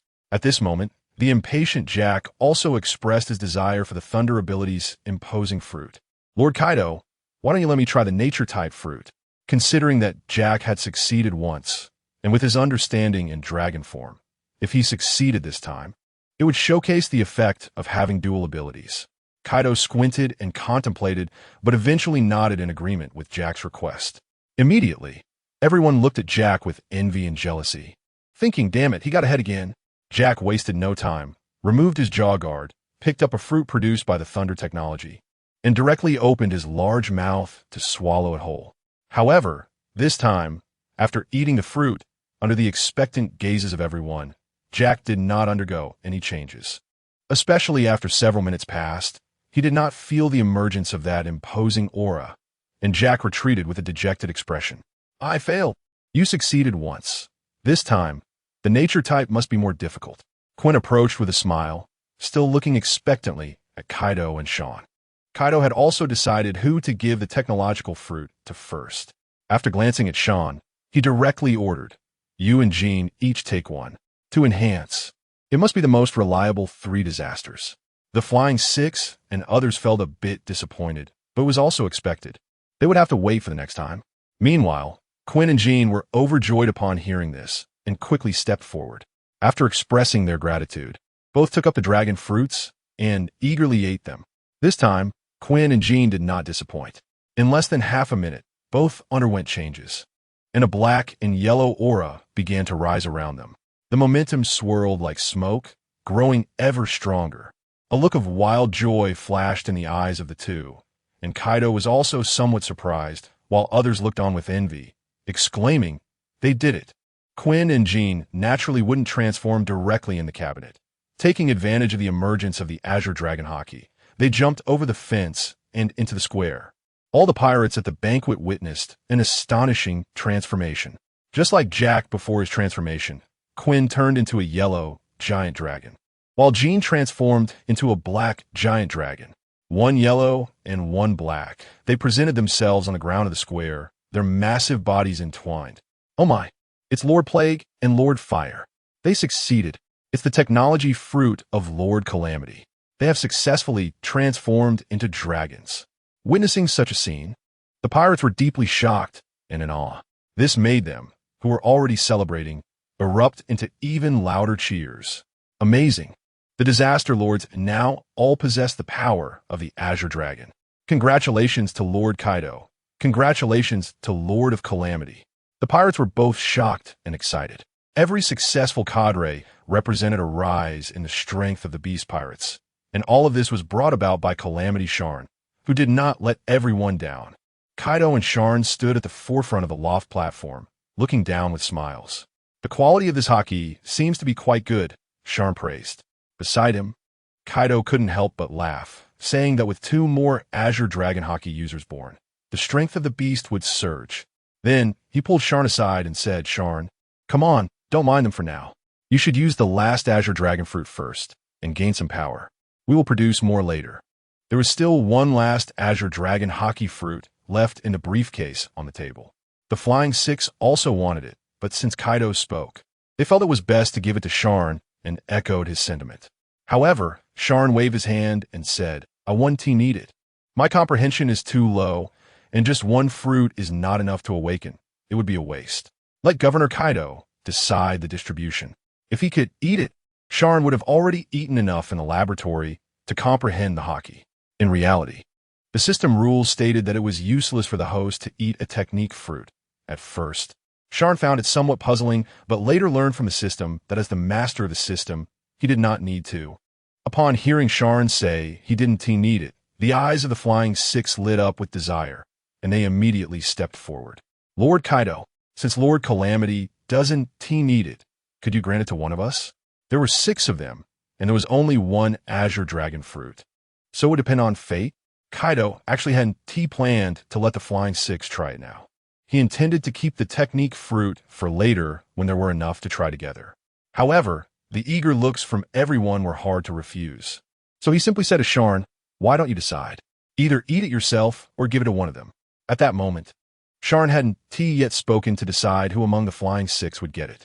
Suddenly, the Azure Dragon Haki fruit on the table was snatched away by a hand. The newcomer, with a stunning figure but a personality as unruly as a man, was Yamato. Let me. Sharn, I'll eat this, Yamato said, holding the fruit with a smirk, and then directly ate it on the spot. This surprised everyone present, and Kaido reacted with fury. Foolish son, it seems you want to suffer more. Kaido swung his kanabo toward Yamato. Sharn wanted to stop it, but was too late, covering his face in despair. However, the scene everyone imagined of Kaido knocking Yamato to the ground and giving her a good lesson did not happen. Instead, a chill spread, and Yamato quickly transformed into a dragon. She burst through the ceiling, her body elongated, knocking down the walls. While Kaido's kanabo was blocked by the claws of the ice dragon, Yamato had actually successfully transformed into a blue giant dragon. Right before their eyes, Kaido was stunned, and the Flying Six were also taken aback. As Yamato's ice dragon form continued to grow, reaching its limits, the house was broken apart, and the bomb bracelet on her arm exploded as her dragon body expanded. The tremendous power roared, attracting the attention of all the pirates present, who were also shocked to see the ice dragon. It's Yamato, the young master. She is also transformed into a giant dragon, the blue ice dragon. Everyone's gaze was filled with envy, and even King and Queen noticed their expressions changing slightly. And Yamato stood unharmed in front of the exploding bracelet and Kaido's kanabo. Feeling the different transformation, she couldn't help but exclaim, "Sharn, your disaster technique is indeed powerful. I feel like I've become a lot stronger." Sharn smiled but hadn't said anything yet when Kaido was already furious. He wanted Yamato to become his successor, yet she was always acting recklessly. And now she had even consumed the technological fruit. Time and again, she was causing trouble and now disrespected the decision of the disaster. She had to be punished. Kaido was very angry, and the consequences would be severe. The Flying Six swallowed hard and discreetly stepped back. They knew that Kaido was serious about teaching Yamato a lesson. "Today, I will make you understand that in Onigashima, my authority alongside the disaster cannot be provoked." With a crack, purple lightning flashed across Kaido's kanabo, exuding a fierce aura. But at that moment, Yamato no longer felt the previous fear of Kaido's power. Instead, she became bold due to the emergence of the Azure Dragon's Haki and the swelling power of her ice dragon form. "I can also transform into a giant dragon now. I have the strength to compete with you. So, I am Kazuki Oden," the tough girl shouted out loud. The ice dragon's body twisted, causing the attic to rumble as she tried to assume a battle stance. "You dare mention Oden? You made me lose face in front of Sharn." Hearing that name made Kaido even angrier, his eyes nearly turning red, and the grip on his kanabo cracked ominously. Yamato knew Kaido could attack at any moment, so she immediately tried to familiarize herself with the Azure Dragon's Haki. Then, she quickly transformed into her hybrid dragon-human form, leaving Jack the Drought in a daze. At this moment, Sharn silently held the last thunderfruit in his hand, took a few steps back, and shouted, "Wait, this isn't going to work." Kaido was slightly taken aback, glancing at Sharn, thinking he was trying to stop him from teaching Yamato a lesson. It seemed like Sharn had visited Yamato once. Could they have developed a friendship that led him to speak up for her? If that were the case, since Yamato had also grasped the Haki from the fruit she consumed, it wouldn't be a problem if she acted recklessly this once. Unexpectedly, Sharn retreated to a safe area, standing with the others, and then directly threw the thunderfruit towards Kaido. "Governor Kaido, watching two dragons fight isn't that interesting. It's better to eat it and then fight." Sharn was purely enjoying the spectacle, thinking that if Kaido awakened the Thunder Haki directly, it would make the fight much more interesting. Ha ha ha! Kaido instinctively caught the thunderfruit, unable to help but laugh heartily, then immediately stuffed it into his mouth, chewing and swallowing. "Sharn!" Yamato was stunned and immediately screamed. "This guy has thick eyebrows and big eyes, and I thought he was going to befriend me and speak for me. But in the end, he turned around and let Kaido eat the fruit to fight again." Kaido, whose strength is already terrifying, truly awakened the thunder ability. And even using my ice dragon form and true god form together couldn't hold up against it. At this moment, Yamato was not thinking of leaving and casually picked up her kanabo to confront Kaido. However, after consuming the fruit, Kaido's expression suddenly changed, and his eyes burst with excitement.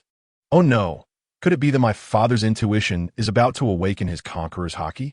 Yamato noticed an inexplicable pressure emanating from Kaido. Beads of sweat forming on her forehead, and she began to step back, intending to leave directly. Seeing her obvious intention to retreat, and considering that this was Kaido's child, Jack and the Flying Six exchanged glances. They felt it inappropriate to stop her. "Don't go, Yamato. Aren't you supposed to compete with Governor Kaido?" Only Shin could laugh without concern from the side. At this moment, Kaido said nothing, even closing his eyes. "Your fruit is too overpowered. I haven't even digested it yet. I'm leaving." Yamato shot a glance at Kaido and then turned to run. But just then, the skies suddenly flashed with lightning. Above the constantly cloud-covered Onigashima, bolts of lightning flickered and shone. It's not unusual for lightning to flash over Onigashima. Yamato had just rushed into the square, under the watch of the giant dragons formed by Shin and Queen, as well as many pirates, when she transformed into a dragon man and was about to fly out. After all, Yamato was no longer restricted by the explosive cuffs, so she could go anywhere. However, the lightning became increasingly terrifying, and a massive bolt of thunder descended from the sky, striking the ice dragon Yamato directly. The straight beam of lightning carried unimaginable impact and energy. Yamato couldn't even react, letting out a scream as her body was engulfed in electric light, and then she was slammed to the ground by the bolt of lightning, producing a deafening roar. Everyone in the square gaped in shock. As the smoke cleared, only a charred ice dragon remained in the large pit, with black smoke billowing from its mouth and nose, clearly badly shocked by the electricity. At that moment, a more authoritative dragon's roar echoed across the sky. Everyone looked up, their hearts racing in shock. They saw Kaido transformed into Azure Dragon, enveloped in thunder, quickly shedding his blue scales and becoming a thunder dragon. The overwhelming aura made countless people below tremble in fear, especially the artificial devil fruit users, who were directly pressed to the ground by Kaido's imposing presence. Shin, Queen, Jack, and even the Flying Six could feel Kaido's fierce aura, a pressure that far exceeded the mere form of the Azure Dragon, their eyes filled with surprise and joy. After all, the captain's potential also determined the upper limits of his subordinates. "So comfortable. Ha ha." Kaido swept through the area, laughing heartily. Now, his claws and body could freely change into elemental forms, completely merging the Zoan and Logia types, greatly increasing his strength. Excited, he immediately stirred the clouds above, brewing more dazzling lightning, like a mad dragon standing in a thunder pool. The might of the Thunder Dragon was evident. Kaido's progress was far more formidable than anyone else's, suggesting that after comprehending the special Haki, he received a greater boost based on his original strength. Shun watched Kaido's transformation with a nod in his heart, measuring it. Among those who succeeded, Jack's progress was the smallest. Shin, Queen, and Yamato were all much stronger than him, and Kaido's power growth after acquiring the thunder was even more exaggerated. At this moment, the members of the Beast Pirates in the square reacted one after another, with Queen's shout of "Long live Lord Kaido." The sound of reverent cheers began to echo. The captain is strong, and they share in the glory. The entire pirate crew's strength is surging, and everyone is excited as if they can see the near future, the realization of their ideal world of martial power. Ha ha ha. Little ones, the disaster is you, it is Sharn. Kaido is overjoyed to have comprehended thunder, but he knows that everything was created by Sharn. So while everyone is cheering, he decisively shifts this honor and respect over. The pirates immediately change their tune, along with Kaido and Sharn, cheering loudly. "Long live Lord Disaster! Long live Lord Kaido!" The cheers resound throughout the square. Sharn smiles at this, feeling quite calm inside. For him, this fun is not as good as watching Yamato getting beaten, as it helps him relax more. Meanwhile, Kaido is continuously delighted, exclaiming that he has struck it rich this time, having gained such a formidable scientist as Sharn. Just the achievement of mastering lightning is something others could never catch up to in their lifetime. Compared to Queen's inventions, it's like child's play. He must keep Sharn's body in mind here. As long as he is around, what is there to worry about in the future? Kaido thinks very clearly and naturally wants to give Sharn a truly second-to-none position. However, at that moment, Yamato below gritted her teeth, staring at the Thunder Dragon above, seemingly filled with anger. Then, she directly mobilizes her power and leaps into the air. The ice dragon ascends, its twisting body exuding cold air, condensing frost, aiming to crash into Kaido. I have Odin's will. You will never make me submit. It must be said that Yamato, shouting loudly, has quite a presence, making Sharn awkwardly cover his face. Kaido snorts coldly, looking at the ice dragon, which is smaller than him, but still wants to attack. He immediately decides to get serious. In the blink of an eye, the massive dragon body contracts, transforming into a tall figure surrounded by lightning. With a wave of his hand, the lightning element gathers, forming a spiked club in Kaido's hand. He looks down at Yamato, who is starting to unleash her ice breath, and her body plummets like a meteor, trailing a long lightning tail. Thunderbagwa, Kaido shouts with a hint of excitement. Once he truly possessed the power of thunder, he realized the destructive force of lightning when using this move. The sky full of thunder seems to be drawn in, falling on the spiked club from all directions. As if attracted by a vortex, the square is illuminated brightly by this lightning, clearly reflecting the astonished expressions of everyone present. The three disasters flying 6 cells, and even the true hitters are all dumbfounded. Is this Lord Kaido's Thunderbagwa? And Yamato is even more stunned. She is just exhaling cold air. But how does it seem like Kaido is using all the lightning in the sky to smash her? This is really intense. Yamato is in for it. Sharn can't help but admire repeatedly. This is the real, thunderous gossip, quite terrifying. However, its power did not exceed Shin's expectations. Kaido's terrifying attacks, wielding power and thunder, all fell upon Yamato. The lightning surged like flowing water, and Yamato was violently slammed back into the ground of Onigashima, creating a large pit, spitting blood. And rolling her eyes back, amidst the rumbling sounds, the ground also presented a circular arc, expanding and collapsing outward. In the end, Yamato's body was obscured by a cloud of dust, and those present swallowed hard. At this moment, Kaido was genuinely furious, his gaze cold as he descended. The wind he stirred blowing away the dust, revealing Yamato, who was spitting out blood all over the ground. Fortunately, Yamato was empowered by the Azure Dragon Haki. Her defense and physique skyrocketed, which prevented her from being knocked out directly, and she defiantly glared at Kaido. You need to remember today, looking at Yamato, who was still in her ice dragon form, Kaido coldly uttered a sentence. He then raised the thunderous kanabo in his hand and mercilessly struck, accompanied by tremors and booming sounds. None of the calamities, including the Flying Six, dared to speak up, their eyes filled with sympathy for Yamato, who had no strength to fight back. TSK, so ruthless. Shin had already reclined comfortably in his seat, showing no interest in stepping in to stop it. Yamato indeed deserved to be punished. Thus, the cold Kaido continued to relentlessly beat Yamato until he had thoroughly weakened her from her ice dragon form, reducing her to a human shape lying on the ground before he finally stopped. Lock her up. When she has thought things through, let her out. With a heavy snort, Kaido ordered. Yes, Lord Kaido. His subordinates immediately rushed over to help the nearly unconscious Yamato away. The other executives and members looked at Kaido's exceptionally tall figure, their hearts filled with awe.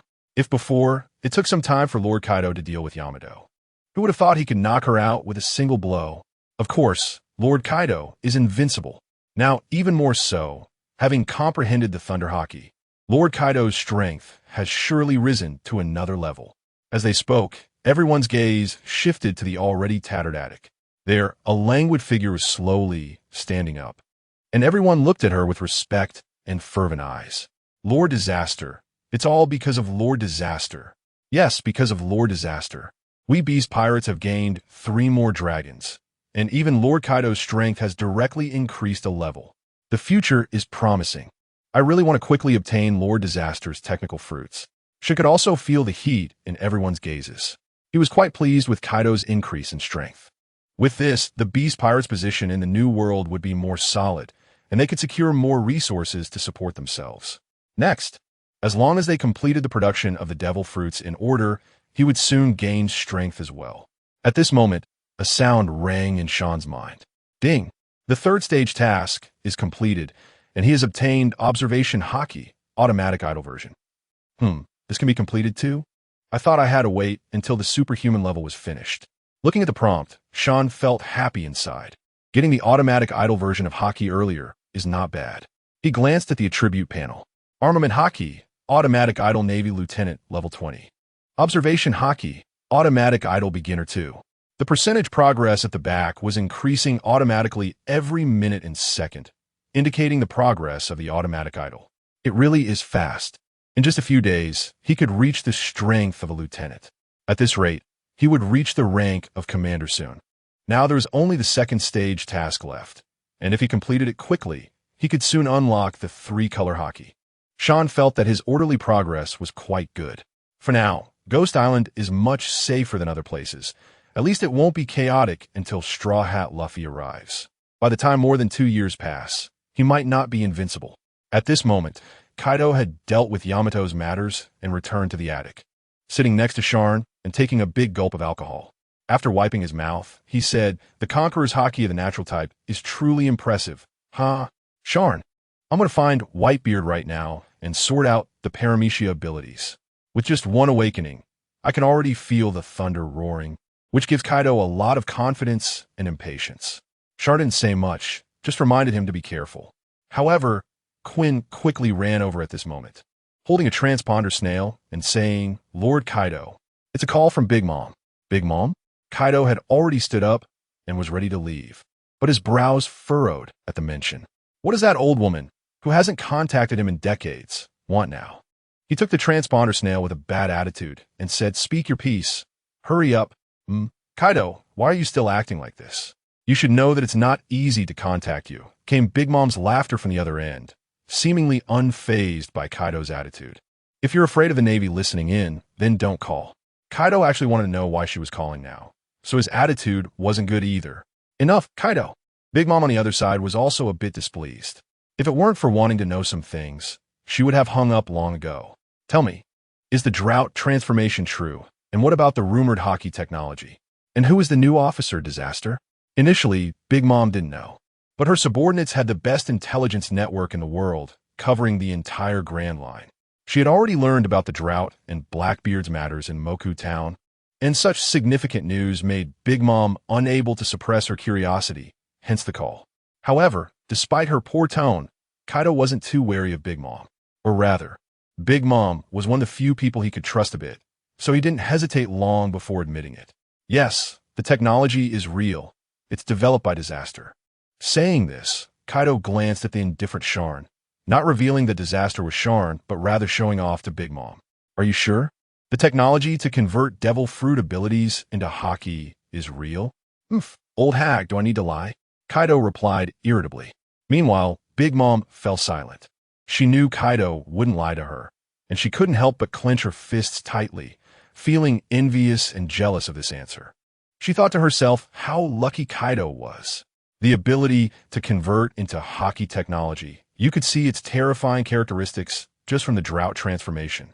It allowed an ancient species user to possess the dragon transformation power of a mythical beast type, and there was no doubt that the Haki wouldn't be affected by the sea's power. In short, it was an ability without side effects, and this technology truly existed. Right there with Kaido. "Let's cooperate, Kaido," Big Mom straightforwardly proposed, unable to suppress the greed in her heart. This kind of technology is worth Big Mom going crazy for. "Oh, how do you want to cooperate?" Kaido, who had already anticipated this, simply chuckled. "Of course, we should form an alliance and share this technology to dominate the world." "Kaido." Big Mom's tone was tinged with excitement. One can easily imagine what her expression would be like at that moment. However, to Big Mom's demand of wanting to take advantage of him, Kaido scoffed, "Without you, I can still dominate the world." "Sharing? Impossible." "Kaido, don't forget that you still owe me a huge favor." Big Mom shouted angrily. The fact that she had given Kaido the fish fruit, Azure Dragon form, was a debt that could never be repaid. That was an old matter from many years ago. Don't think about playing tricks, old hag. Otherwise, I'll personally go to Tato Land. Kaido was furious at Big Mom's attempt to leverage him. Moreover, Shane's technology was of utmost importance, and no one was allowed to touch it. Saying threatening words, Kaido refused and was about to hang up. Wait, Governor Kaido. But just then, Shane stepped forward and spoke. His voice also reached Big Mom's side. You? Kaido frowned, puzzled as to why Shane interrupted him. Big Mom also heard Shane's voice, and her eyes lit up. You are the disaster. That's me. Shane chuckled lightly, then stated, if you want to share, that's fine. Upon hearing this, Kaido was shocked and exclaimed, disaster. The Haki technique cannot be shared. If you give it to Big Mom, then I want to be able to dominate alone and create an unstoppable army. Yes, Lord Disaster, the technology is core. It cannot be shared. How can such a defying technology be shared with others? Once shared, it's equivalent to creating enemies for us. Jean, Quinn, and the others were also startled by Shane's response and quickly tried to dissuade him. Big Mom on the other end of the line was not in a hurry. Instead, she smiled and waited, while Shane also remained calm, letting these anxious people vent their feelings first. On the contrary, Kaido, after the surprise, calmed down. Looking at Shane's composed expression, he suddenly waved his hand to interrupt everyone. Shut up. Listen to the disaster. You are from the beasts, but the technology is also yours. Naturally, you decide. I trust you. The first sentence silenced everyone, while the second was directed at Shane. He knew that the technology belonged to Shane, and it would be hard for anyone else to learn it. More importantly, Kaido felt that what mattered was not the technology, but Shane himself. Thus, he decided to give Shane the utmost respect and support, rather than treating him like a subordinate. Shane was surprised. He didn't expect Kaido to say such words, thinking he would continue to try to stop him. However, being given enough rights and respect, Shane was quite satisfied in his heart. It seemed Kaido indeed respected talent enough. And joining the beasts was not a mistake. It was a relief. So he smiled and nodded, addressing the phone bug. Big Mom, the Haki technique, fully known as the Devil Fruit Ability Conversion Haki technique, can transform the ability factor from the willpower form into the Haki form, creating something similar to consuming a fruit, with a chance of comprehending the Haki. Listen carefully. It is a technology fruit with no side effects, only a success rate, and can be consumed infinitely until awakening. Importantly, everyone can obtain 3 types of Haki. One person can possess 3 types, equivalent to creating a batch of multi-ability users. As he spoke, it could be heard that on the phone bug's side, the breathing became heavier. By the end, Big Mom's voice even trembled slightly. Not only her, but even the ministers below were shocked beyond measure. What does it mean to create multi-ability users? 3 kinds, Paramecia, Zoan, and Logia, each can possess. What the hell is this defying technology? Haki fruit, isn't that a devil fruit, not the curse of the sea? It seems having multiple abilities isn't surprising. After the ministers were shocked, they couldn't help but burst into an uproar. Taking a long breath, Big Mom finally calmed down after learning the basics of the technology and solemnly asked, Disaster, Kaido, if it can be shared, what conditions do you propose? Conditions? Kaido thoughtfully looked at Shane, a smile spreading across his lips as if he had thought of something. Shane also revealed a smile and said, good. As long as you can accept the conditions, sharing the technology fruit is not impossible. Of course, he wouldn't hand over the technology. What would be shared was just the fruit. Big Mom on the other side, along with the ministers, was shocked and quickly perked up their ears to carefully listen to what conditions the disaster would propose for sharing. On the phone bug, only breathing sounds remained. Shane couldn't help but chuckle lightly and said, First, the Haki technique will not be open to you, but the fruit can be shared in another way, meaning you can customize the Haki fruit from the beasts. Then you, Big Mom, need to provide a sufficient amount of blood samples. The soul fruit belongs to the Paramecia type. Although it is not as powerful as the tremor fruit, its functionality is very strong, so it is still somewhat tempting.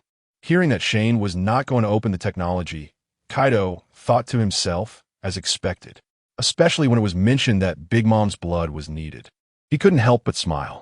Jean, Quinn, and the others also relaxed their expressions, their eyes showing a strange light as they watched Shane and the 4 emperors' Big Mom chat casually. However, just providing customized fruits. Big Mom on the other side was not satisfied with this result, but then thought of artificial devil fruits. This is just like the factory controlled by Doflamingo. If Caesar is lost, no one else can replicate the current fruit technology. All right, I agree. Big Mom readily agreed without much thought.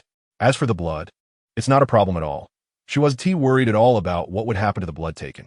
Since there's no problem, that's good. Sharn's eyes curved into a crescent shape, resembling a little fox, and then he said, by the way, the abilities that my beast pirates are interested in are not within the customization range. For example, the Azure Dragon Haki fruit can only belong to the beast. There was a few seconds of silence on the other side, and finally, it was Big Mom's response. Okay, there are many devil fruit abilities in the world, and the Zoan type may not necessarily have the Azure Dragon as the strongest. She can definitely find something better and more suitable. Well, that's about it for the sharing matters. Of course, the technological fruit ISNT provided for free, you understand, right? Sharn's words didn't surprise Big Mom. So she asked, how much do you want? Glancing at Kaido, who looked a bit strange, Sharn directly stated, 500 million berries each. In an instant, everyone on the beast side, as well as the people on the phone bug side, held their breath, and the scene fell silent. Then came the shocked exclamations from the ministers. No way. Mom, his asking price is too high. Yes, 500 million. Hey, Calamity, do you know how much 500 million is? Even for a powerful paramecia, or even a Logia type, you can get it for tens of billions. Asking 500 million for a technological fruit is too harsh. Perispero, Daifuku, and others protested all at once, even shouting at Sharn on the phone bug side. Even Big Mom herself was momentarily stunned by the high price. On the contrary, the members of the Beast Pirates brightened their eyes, secretly admiring Lord Calamity's boldness in asking for such a high price. Sharn had previously mentioned that the complete technological fruit was 200 million berries, and now offering it to Big Mom at more than double, that was an outrageous profit. At the same time, it was clear what was going on. Calamity intended to make a huge profit here with Big Mom. The Beast Pirates are quite large, and even though they have a weapon factory for sale, most of the profits are squandered on previous artificial devil fruits and other expenses, with money being spent everywhere. So, they seem wealthy, but in reality, they're quite poor. This is also why there are only 5 complete versions of the technology fruits made by Sharn. Based on this, we have the current scene of sky-high prices. Money and resources are the foundation for mass-producing fruits. The members of the Beast Pirates understood this and crossed their arms, waiting to see the other party agree. Sharn was not worried that the price of 500 million would scare off Big Mom. The ability beyond the devil fruit itself, with no side effects creating multiple ability users, is something no ambitious person can refuse. Big Mom could not resist this temptation even more. As expected, the price of 500 million did make Big Mom feel it was excessive. After some hesitation, she began to bargain, saying, 500 million is a bit much. Calamity, you should know how much the top devil fruits cost. No, Big Mom, this is not a devil fruit. This is a Haki fruit. 500 million for a chance at awakening is not expensive. I even think it's cheap. Just imagine, who wouldn't want to have the abilities of Paramecia, Zoan, and Logia all in one? Moreover, the fact that we can trade is also out of respect for Governor Kaido. Sharn was calm and unhurried, showing no regard for feelings, clearly acting as a businessman in negotiations. Calamity's words are my words, old lady. 500 million for a custom fruit is already enough to repay your favor. You know very well what the technology fruit can bring. Don't push your luck. Kaido, standing by, also chimed in, his tone intentionally impatient. In fact, the price Sharn offered was just right. It would not scare Big Mom away, nor would it be unaffordable for her, thus alleviating the Beast Pirates' financial issues. However, if Big Mom continued to haggle over the price, Kaido felt there was nothing more to say. Seemingly too familiar with Kaido, Big Mom sensed a hint of meaning in his words and stopped negotiating, pondering for a moment before saying, okay, but for safety's sake, you need to give me 2 fruits to try first. She said there was a chance of awakening, not 100%. What if buying many had no effect? 2 fruits would cost 10 billion berries, but Sharn shrugged and replied, at least 4. You. Big Mom widened her eyes at this. As a queen, she had never negotiated like this with anyone before. But at this moment, she had no choice but to grit her teeth and agree. Fine. Kaido, Calamity, you win. The trade agreement is reached. No need to be angry. You'll find it's worth the price, Sharn said with a faint smile. Continuing, Then you can prepare half of the deposit along with blood from the 3 types of abilities as materials and send them over. I will complete the production within a month and deliver the results to you."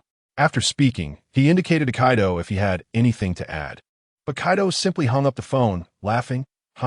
This time, let's make that old lady pay a bit more, and in turn, nourish our beast pirates. Sharn, you really have a way. On Cake Island, Big Mom heard the phone hang up with a snap, and in anger, she slapped the phone bug away. Although the trade was agreed upon, the ministers below were not overly excited, with only a few showing interest. "This calamity sounds very young. Mom, could it be a scam?" Katakuri suddenly spoke up, breaking the silence in the castle with anger. "A mysterious scientist, just based on this research outcome, is enough to rival Vegapunk. Does such a genius really exist?" Perospero couldn't help but exclaim. "But the drought and transformation into a dragon is a fact." Indeed, Kaido also acknowledges the authenticity of the technology. Where there's smoke, there's fire. I think this deal can proceed. Do you believe Kaido's words? However, their confidence likely indicates it's true. The ministers couldn't help but discuss, with some still appearing skeptical. But Big Mom waved her hand to signal everyone to be quiet, saying, "Kaido wouldn't deceive me here. The technology is real. Prepare the money." "In that case, Mom, which 3 abilities should we choose?" Perospero immediately asked. They could create any one of the 3 types of abilities requiring blood to be sent over, and it would be a custom order. One of each would be fine. "Yes, let's choose the powerful ones. First, let them send over their technology fruits to try. As long as they succeed, we can cooperate long-term." The ministers began to discuss. As for fighting the beast pirates for the technology, Big Mom's crew wasn't foolish enough to go for a mutually destructive conflict. Since the beast pirates had such impressive technology, it was better to grow stronger alongside them. Thus, when it came to discussing which abilities to customize with the beast pirates, everyone was very enthusiastic. At this moment, Katakuri suggested, "If we want to maximize the effects of this attempt, I recommend choosing a single type of ability." Big Mom looked down at Katakuri and, after some consideration, agreed with his statement. Having 1 fruit from each of the 3 types would not be cost-effective for the attempt. However, if we unify to 1 type, we can see how likely the disaster fruit can be awakened. "Good point, Katakuri. Your suggestion is the best." Big Mom scanned the room, and everyone immediately quieted down. "Then let's go with the Zoan type." Soon, she decisively chose the Zoan type Haki fruit, as she had a strong obsession with it compared to the others. Big Mom had obtained the soul fruit ability from a nun when she was young, which was why she hadn't used the Azure Dragon fruit back then. Otherwise, she wouldn't have given it to Kaido. Now that the conditions were right, she still chose the Zoan type, but according to the disaster's words, the choice could only be an ability outside of the beast pirates, which was quite frustrating. She couldn't ask Kaido for the Azure Dragon Haki fruit. Even if she did, he probably wouldn't give it. The many ministers also thought of this issue, exchanging glances. "Mama, if the Azure Dragon Haki can't be chosen, which ability should we choose?" Perospero also found it difficult. For the Zoan type, the powerful ancient species were mostly concentrated in the beast pirates, which didn't seem like the best choice. The ministers looked at each other, also feeling a bit of a headache. "If we're going to choose, we should choose something stronger. What do we need an ancient species for?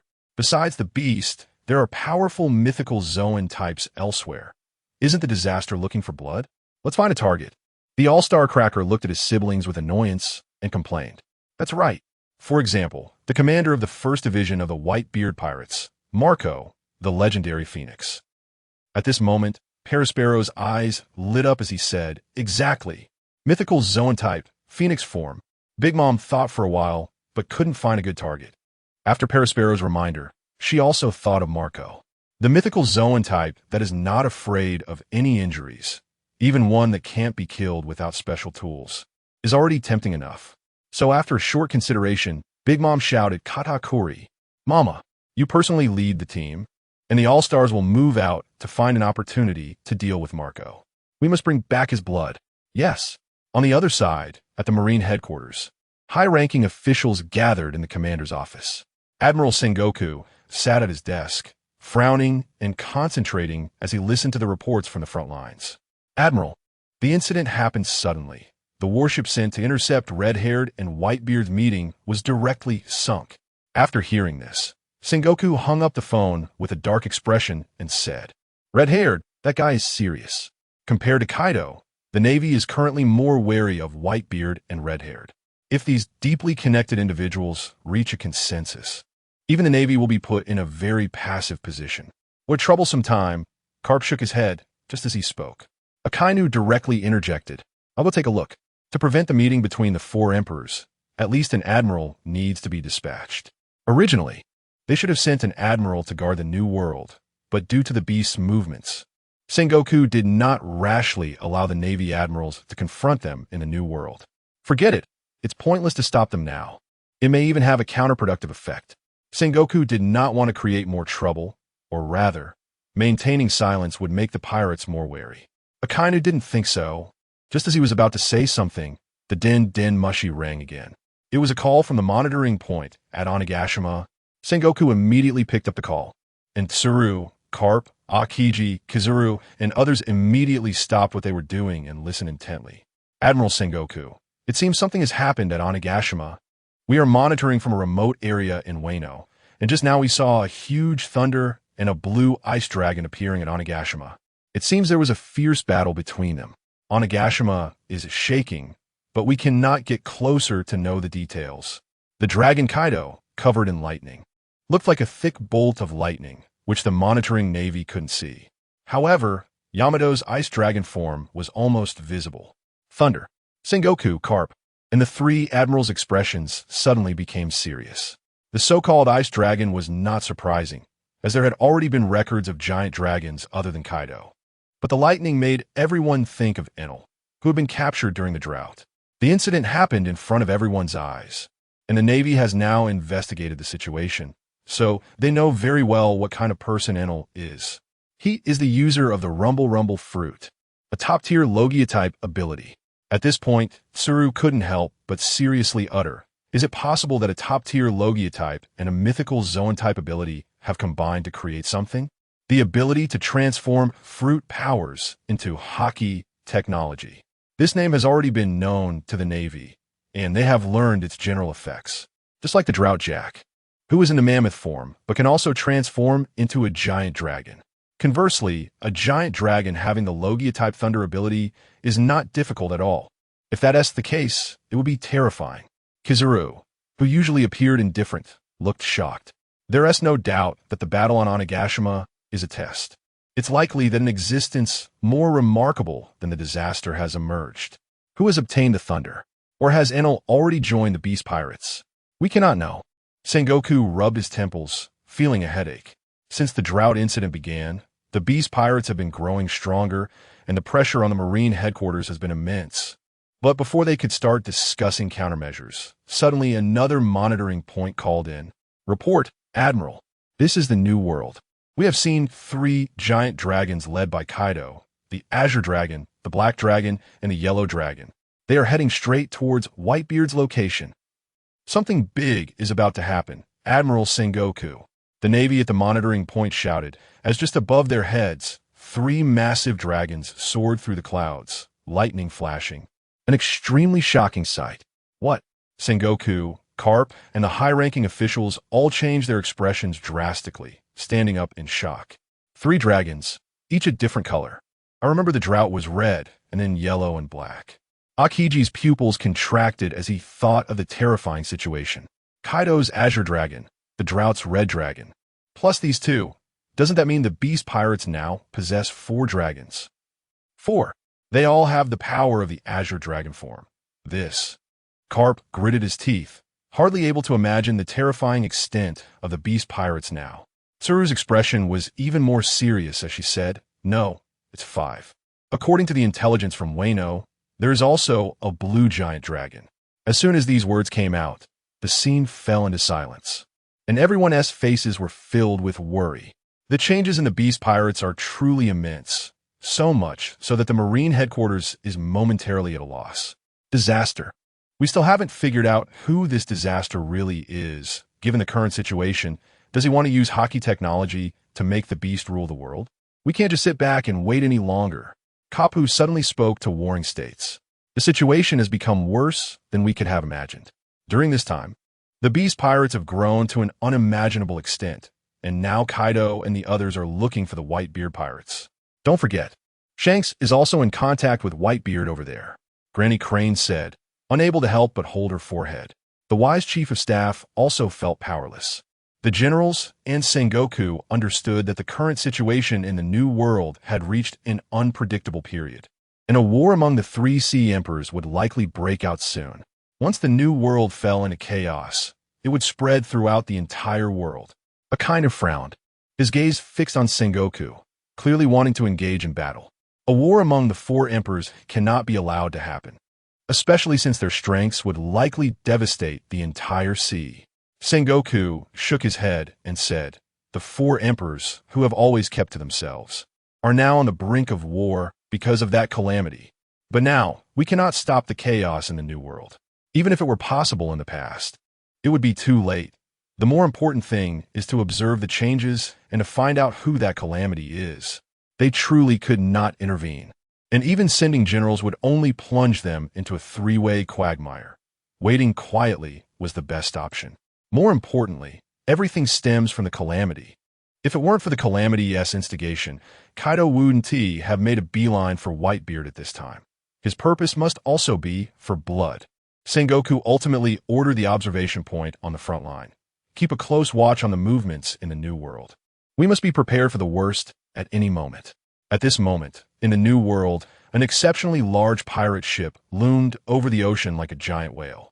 In the distance, the Navy personnel monitoring through long-range equipment could only watch and wait to see what would happen here. Because now, Shanks' pirate ship had arrived. Its captain, red-haired Shanks, began to board the Moby Dick. A powerful Haki surged, causing even the wooden planks of the ship to crack under Shanks' Haki impact. Marco, Vista, and other veteran crew members looked on coldly as Shanks boarded, warning the newcomers to be cautious and stay back. The snot-nosed kid from back then had grown into a man. With Whitebeard's laughter, Shanks casually sat on the deck, initiating the meeting between the two sides. The encounter between the Sea Emperors, which should have been tense, was eased by their conversation. But soon, Shanks mentioned the scar over his eye, warning Whitebeard. The teach hidden beneath Whitebeard's resounding name harbors great ambitions. Whitebeard, this is not about interfering with your crew. The situation in the sea is rapidly changing, and recalling Ace is the priority. Upon hearing this, Whitebeard did not become overly agitated or probing. Instead, he took a sip of his drink and calmly said, "I've already sent someone to recall Ace." Shanks was somewhat surprised. He originally thought Whitebeard's stubbornness and arrogance wouldn't lead him to do so, only to find that he had already sent for Ace even before he mentioned it. Whitebeard had sensed the unease. "Not long ago, Kaido came to fight me and took my blood." Whitebeard did not elaborate further, but simply stated, "Kaido specifically sought you out for a battle, just for your blood?" Shanks, having rushed over these past few days, clearly did not know about this matter and looked astonished. With animosity between the two sides, coming here would surely result in intense combat. "So, tell me, what is going on with the calamity that is the Beast Pirates drought?" Whitebeard directly inquired. Shanks shook his head, remaining very mysterious, stating that no force had yet tracked down its origins, as if it had appeared out of thin air.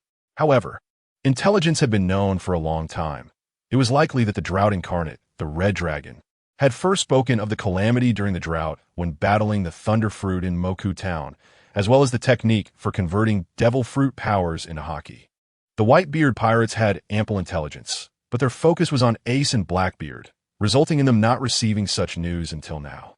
So when Shanks finished speaking, the officers of the Whitebeard pirates were all greatly shocked. "Red-haired, what did you say?" "Drought turning into a dragon. The technique for converting devil fruit powers into Haki?" Marco immediately expressed doubt. It was disbelief, but this kind of technology seemed too exaggerated. The news was not a secret in the first half of the Grand Line. You could find it with a little inquiry. Shanks knew that it would be hard for people to believe at first, so he explained. Then he continued solemnly, "Whitebeard, Kaido taking your blood likely means the calamity possesses unimaginable technological power and seeks to gain your abilities." In an instant, the shocked members of the Whitebeard pirates exchanged glances, as it did explain why Kaido inexplicably came to fight and almost put himself at risk. So, the Calamity that the Navy has placed a bounty of 1 billion on is actually a scientist who controls the incredible technology to convert abilities into Haki.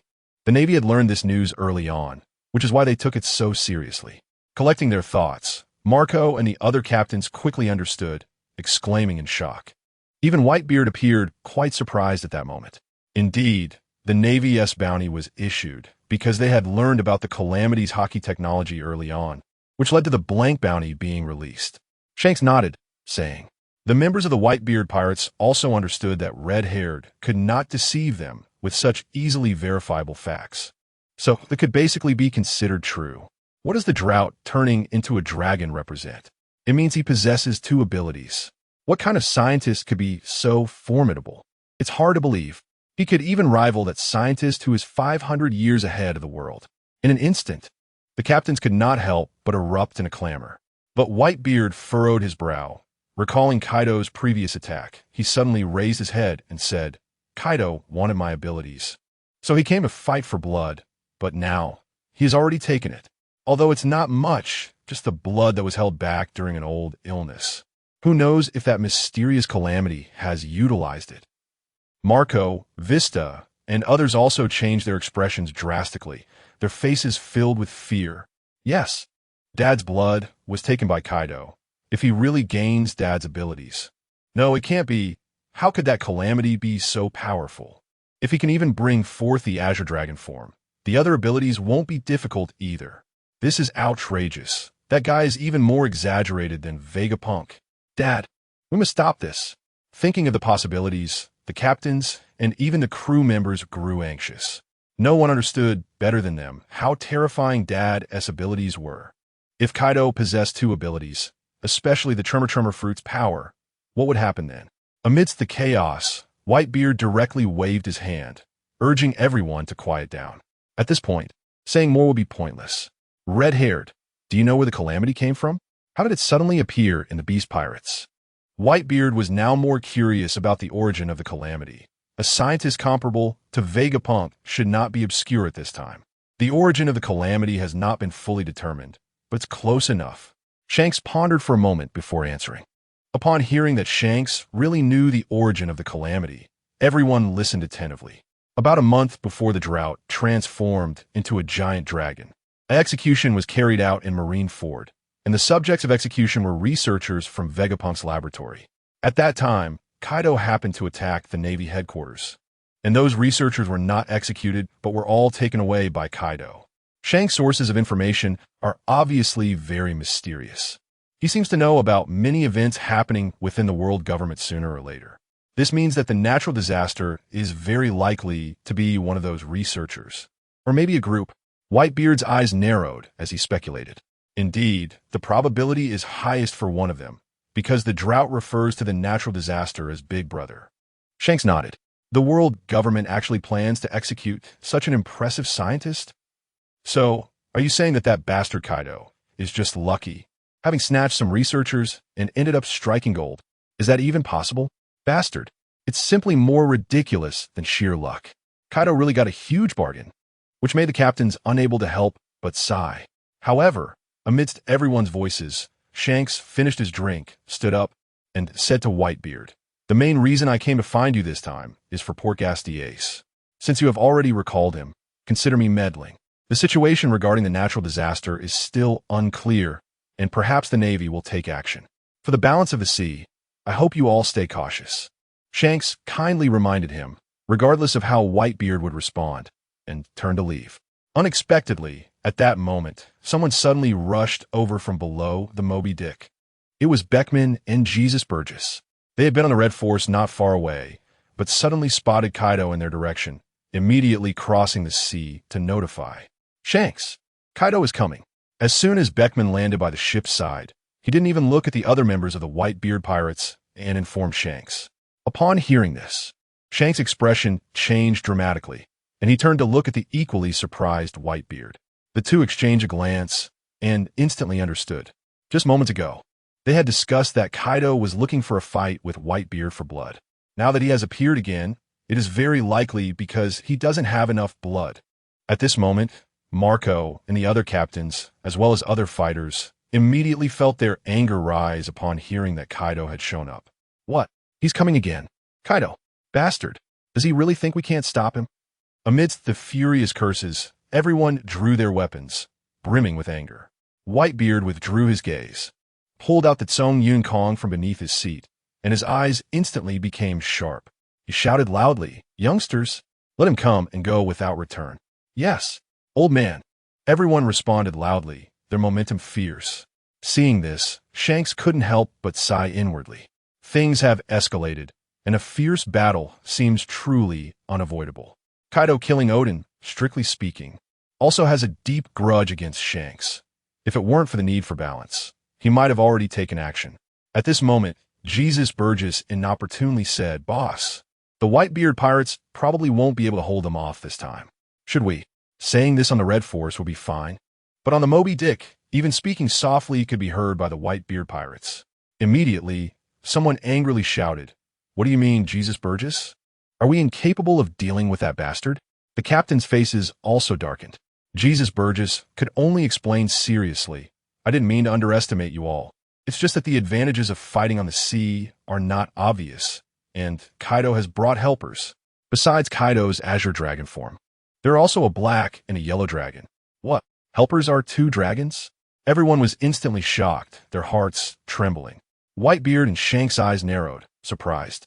The beast pirate's drought dragon was no longer secret, and the Haki techniques were also surfacing.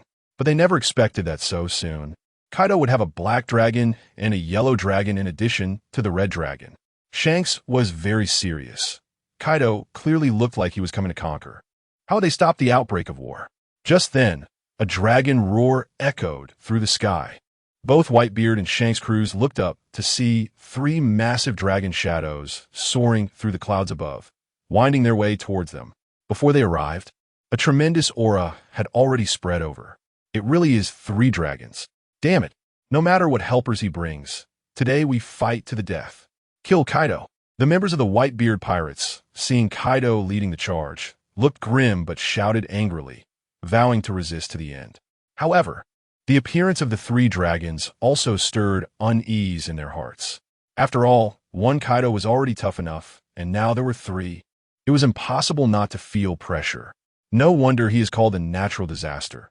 He can indeed bring such calamity with his many Azure Dragon forms. Whitebeard looked at the dragon shadows about to break through the clouds and sighed. The rumored Defiance technology, once such a scientist turns to extreme forces, their threat level truly rivals that of a natural disaster. Shanks did not reply, but his expression was equally heavy. At this moment, he really wanted to know who the Calamity was, wanting to see his scientist even more exaggerated than Vegapunk. However, at this time, the nearby clouds surged, and the Azure Dragon Kaido had already broken through the clouds first, revealing his massive dragon head, staring at Shanks and Whitebeard with a big laugh. Behind him, the black dragon and yellow dragon, slightly smaller in size, appeared, looming in the sky. The red-haired pirates were also present. The black dragon Jin turned his eyes, somewhat surprised by the situation below.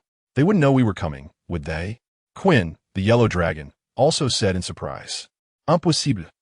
Jin immediately shook his head, seeing that it was a coincidence. Even if they are reinforcements, it doesn't matter," Quinn said with great confidence.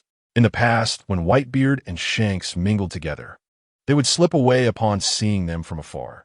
It was impossible for them to be so calm and confront them directly.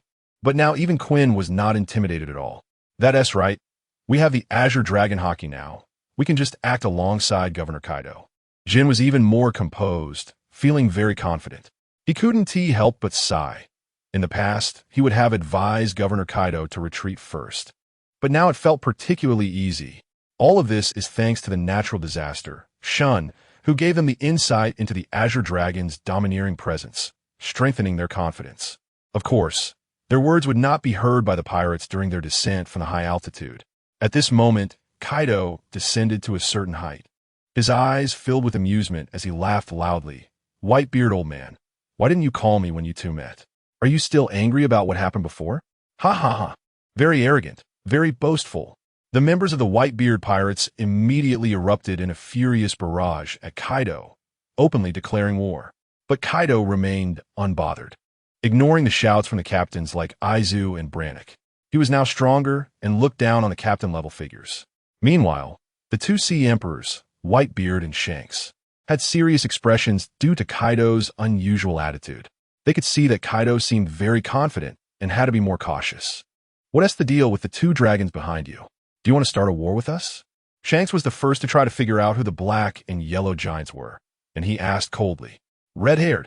Facing this often confrontational Yonko, Kaido felt a chill, then arrogantly smiled. "Come, let me introduce your identities to this red-haired captain."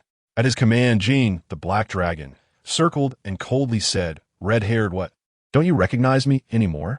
From his voice, Jin's identity was clear, and at the same time, bright yellow flames ignited from the dragon's spine behind him. "You are the Calamity, Jean," Gabu immediately shouted. "The special race's flames. Who else could it be but Jean?" Moreover, Jean was a user of the toothless wyvern form, and it was unexpected that he had transformed into a giant dragon today. Both the Whitebeard and red-haired pirate crews were stunned upon hearing this, their gazes turning to the yellow, giant dragon.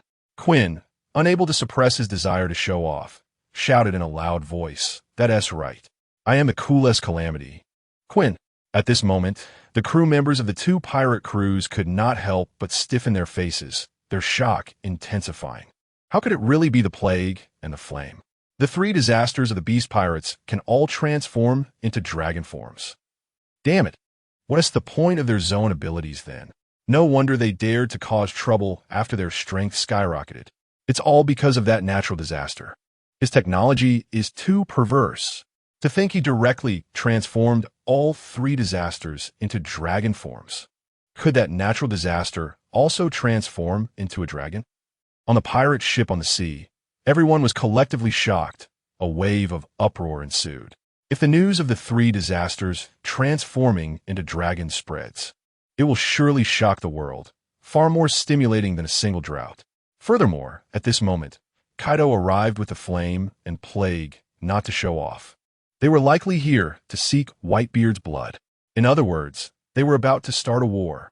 But facing these three gigantic beings, even the captain and most of the officers felt immense pressure. Now you all understand. Kaido looked at the changing expressions of the people below, feeling quite excited. He then fixed his gaze on Whitebeard with a fighting spirit.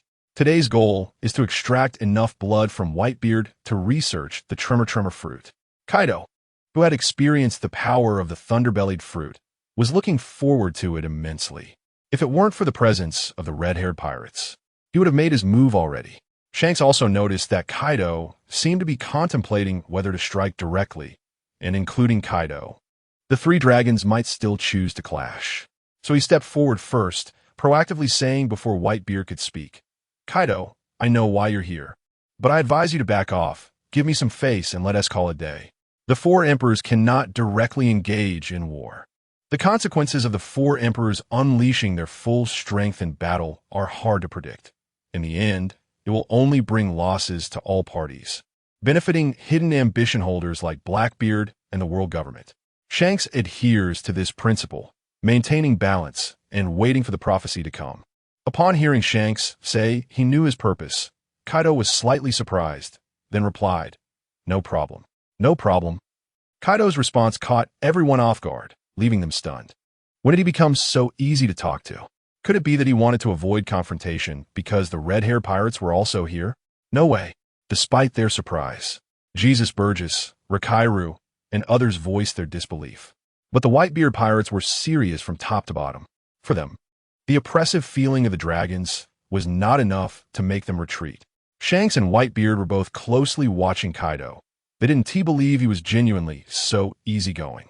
Sure enough, Kaido bluntly stated, "If Whitebeard provides me with his blood, as well as all the treasures on his ship, then I will leave." "Ha ha, Kaido you." Shanks narrowed his eyes, silently cursing the situation.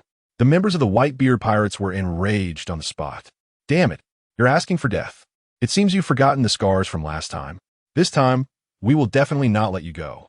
Amidst the furious shouts, Marco and others were filled with rage. Whitebeard stood up, drawing his sword, and coldly said, "Last time I let you escape, and you've dared to come here to boast. Do you really think that with the technology of a natural disaster, you beast pirates can act recklessly? The world's strongest man is already getting angry.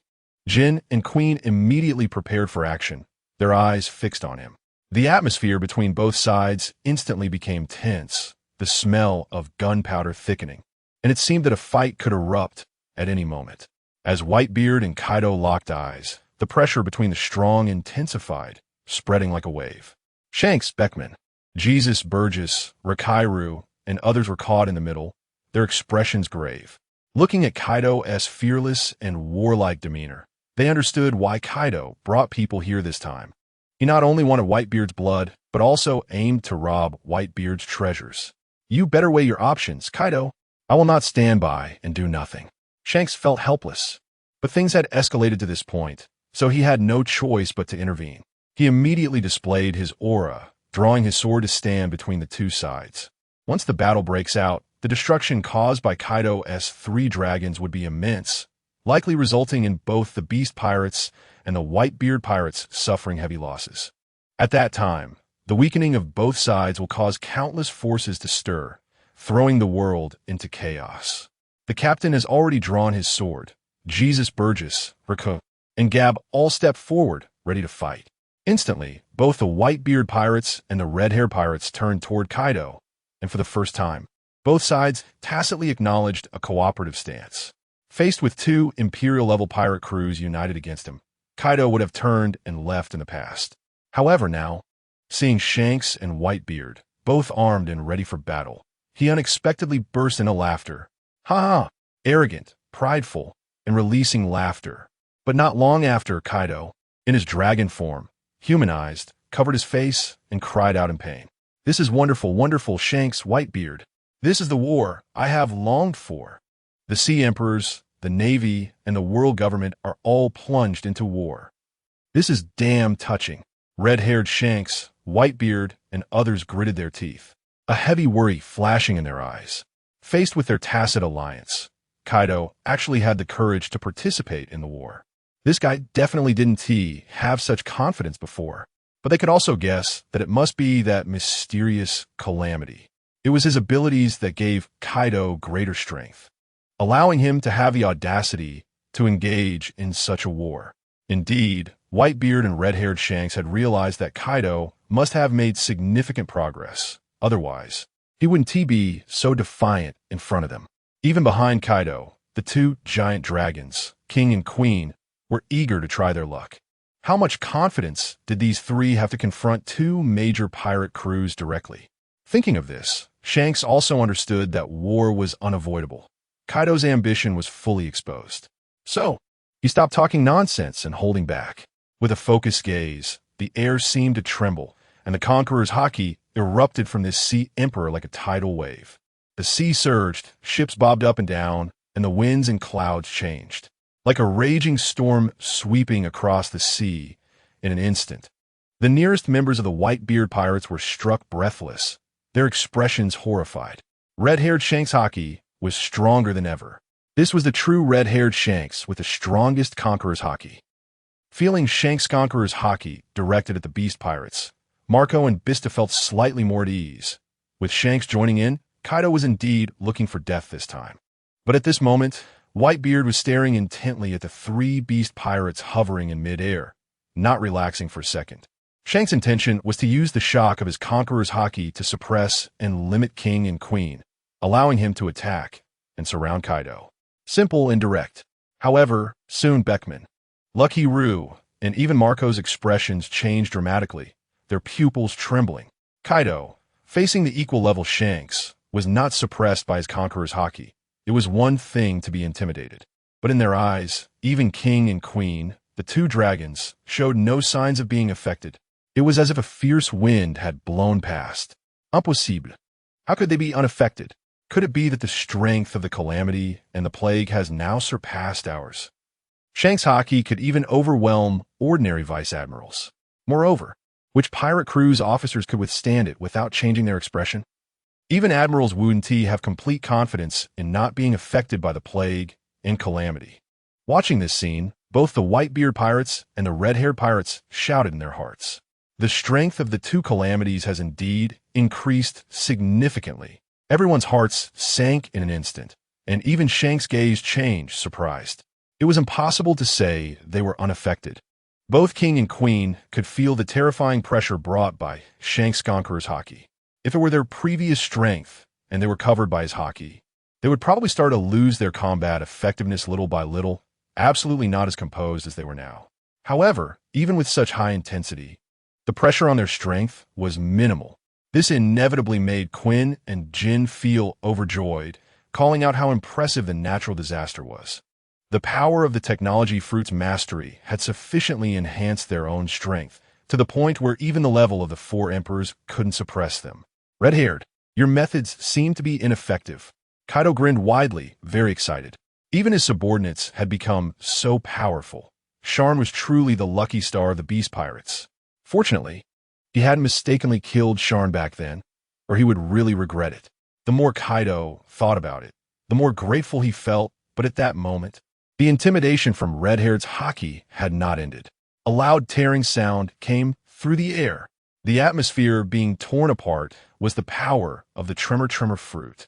Whitebeard had made his move. From a considerable distance away, he threw a punch, causing the Moby Dick beneath him to shake violently. The unique sound of the tremor fruit's atmospheric vibrations immediately alerted Kaido. Heat breath. Jin and Quinn were slightly startled, nearly too excited to avoid Whitebeard's attack, but fortunately reacted in time, both opening their mouths to unleash a torrent of flames. In the next moment, Whitebeard's invisible and colorless shockwave was directly hit by the two streams of heat.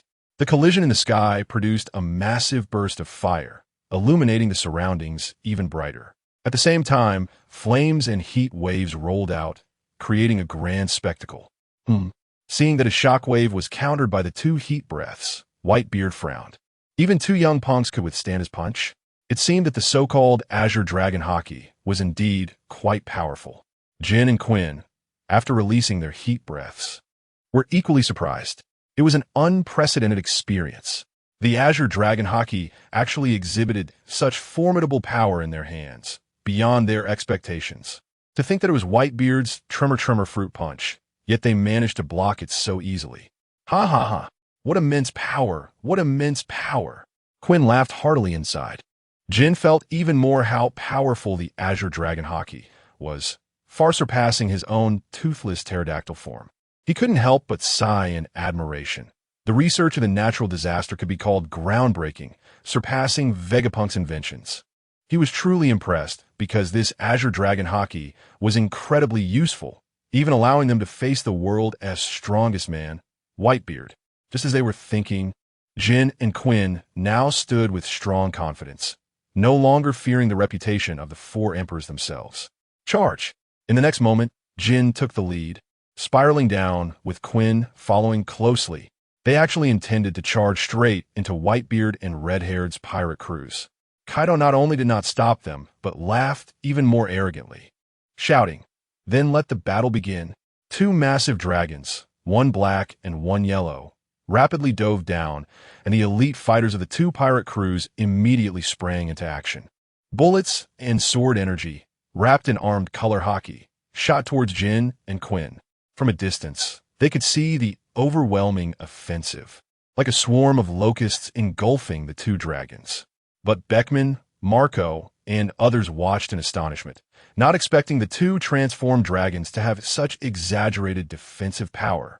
The black dragon and yellow dragon actually withstood those attacks, charging right up to everyone, sweeping their tails or breathing fire, causing chaos and damaging the pirate ships. The bullets wrapped in Haki, as well as various abilities and cannon fire, merely slightly affected their movement, causing no damage at all. Their defense could be this formidable. Jesus Burgess tried to shoot at Quinn's head, only to see the bullet flatten, extremely surprised.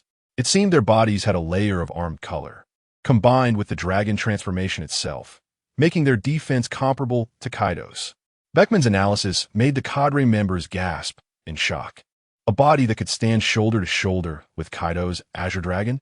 This was incredible. This was the power bestowed by the technology fruit. Damn. How could there be such a monstrous invention? Jesus couldn't help but curse. At this moment, The surrounding pirates let out cries of despair, and a large number of them directly lost their combat ability. This was all because Jean and Quinn charged right in front of them, going on a killing spree, breathing out heat waves and bad winds. They were unstoppable, just with a sweep of his dragon tail. All the pirates on the deck of the adjacent ship were thrown off balance, nearly capsizing the vessel. Being hit was enough to cause a large number of people to lose their combat ability, and their ferocity was comparable to Kaido, shocking all the cadres of the two pirate crews. Damn, is this the ability to transform into Haki? This is simply an ability. They all possess Kaido's dragon form skills. The destructive power is too strong. Indeed, this is a genuine ability. The brothers simply can't withstand it. Natural disasters have personally created 3 Kaidos. This is too exaggerated. The cadres couldn't hold back and rushed forward, trying to hold off Quinn and Jean while exclaiming in surprise. As soon as they engaged, the strength of the Azure Dragon Haki and its retained ability characteristics immediately stunned everyone. They couldn't let them get too close to the ship. Beckman, with a serious expression, immediately suggested, with Kaido's form abilities, we absolutely cannot let them destroy the main ship. Moreover, ordinary members cannot withstand the calamity of the dragon form. Marco, Vista, Jothu, as well as Jesus Burgess, Rakairu, and Gab, who charged up, heard Beckman's warning and immediately tried to push back the 2 disasters. Even the red-haired and Whitebeard, who were confronting Kaido, were secretly astonished, especially seeing the cadres in a bit of chaos, desperately trying to impact the enemy, made their hearts sink. Just 2 disasters could cause such a situation. The enhancement brought by the technology fruit was simply terrifying. If the beast pirates could all transform into dragons, then wouldn't that mean? The scene was too horrifying for Shanks to imagine. If that day ever came, it would truly be the end. Under Kaido's hand, a world filled with violence would be realized.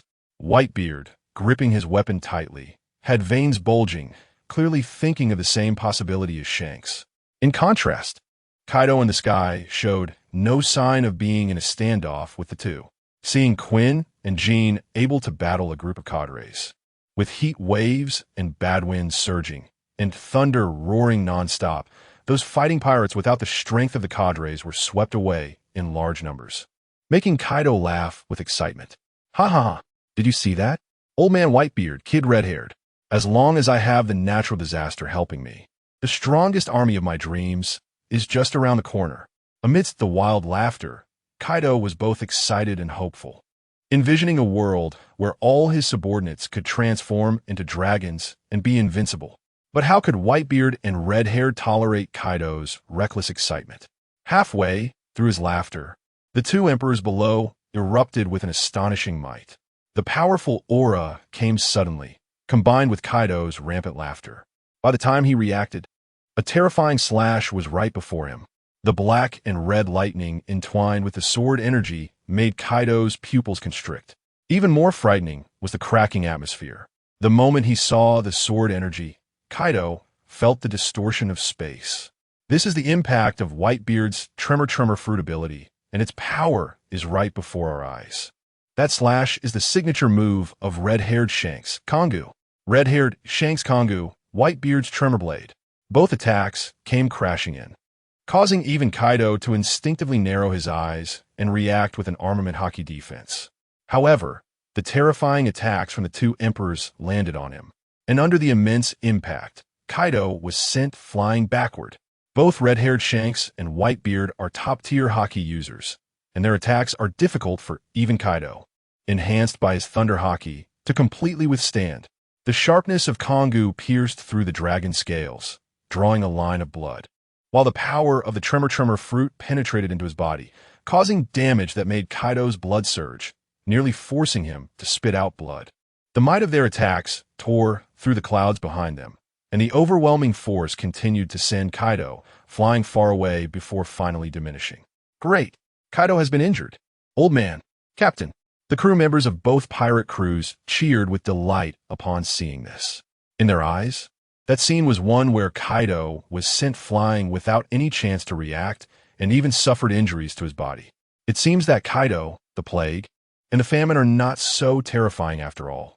With two Emperors of the Sea around, they can't stir up much trouble. However, on the contrary, even though the opponents in front of them are delighted, the plague and famine remain unmoved. You beast pirates are really getting arrogant. Today, I will leave you forever in this sea. With a face full of anger and hatred, he faces the beast pirates with endless killing intent. As a result, Jin and Queen merely snorted coldly, showing no reaction, even indifferent to their captain getting injured.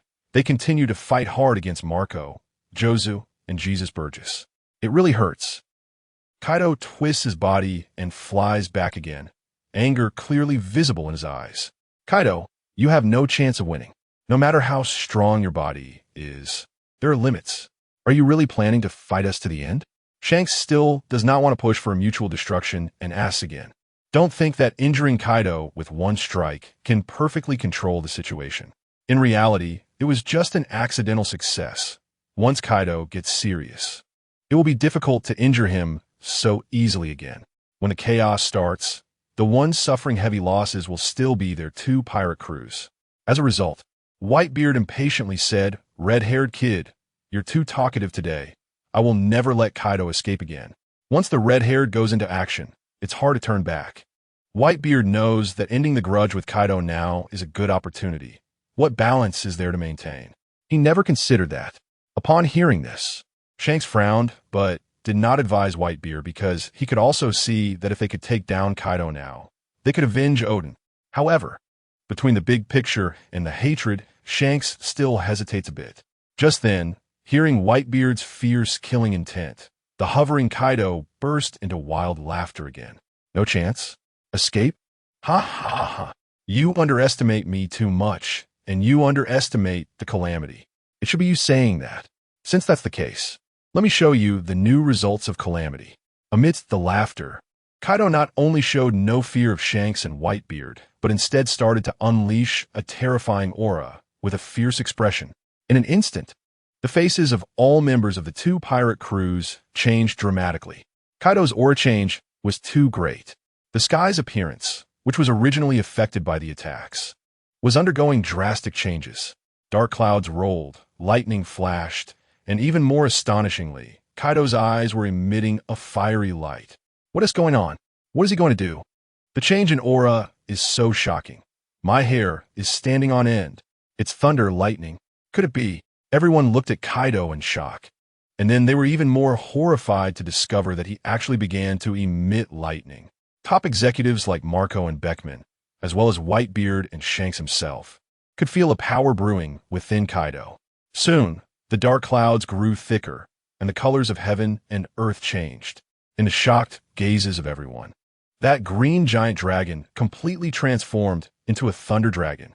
Like a winding giant dragon in a thunder pool, it exuded a dual deterrent that made everyone tremble.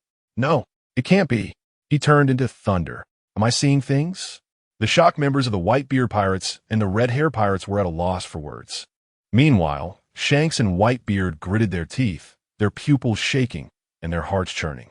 The thunder fruit is the thunder fruit, the natural ability user taken by the famine. Seeing Kaido's state, Shanks understood and his face darkened like water. The natural ability, turning into Haki, means he is effectively a double fruit user. Whitebeard also felt an immense sense of gravity. Even he found it incredibly tricky. Two abilities in one person have never been a simple addition, but a multi-dimensional enhancement. The important thing is that the thunder ability is a natural type. The green dragon form, which already controls elemental power, has completely transformed into the element itself, and its strength is unimaginable. As their thoughts swirled, the two exchanged glances, seeing each other's grim expressions. Just how powerful is that calamity? The thunder fruit has been developed successfully in such a short time. Shanks sensed the extraordinary nature of it and couldn't help but exclaim. Just then, Kaido in the sky completed the transformation into the thunder dragon and opened its massive mouth aimed at the two below. The giant dragon, composed of thunderbolts, gathered immense lightning and unleashed a dazzling beam of light. 1,000,000,000 volts of thunderous heat. The power of the Azure Dragon, combined with the terrifying sound of thunder, far surpassed the previous attacks in both strength and speed. The members below could barely discern the trajectory of the beam, as only the brilliance occupied their vision.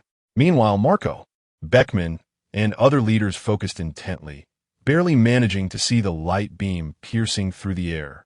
At that moment, Whitebeard and red-haired Shanks almost simultaneously took action.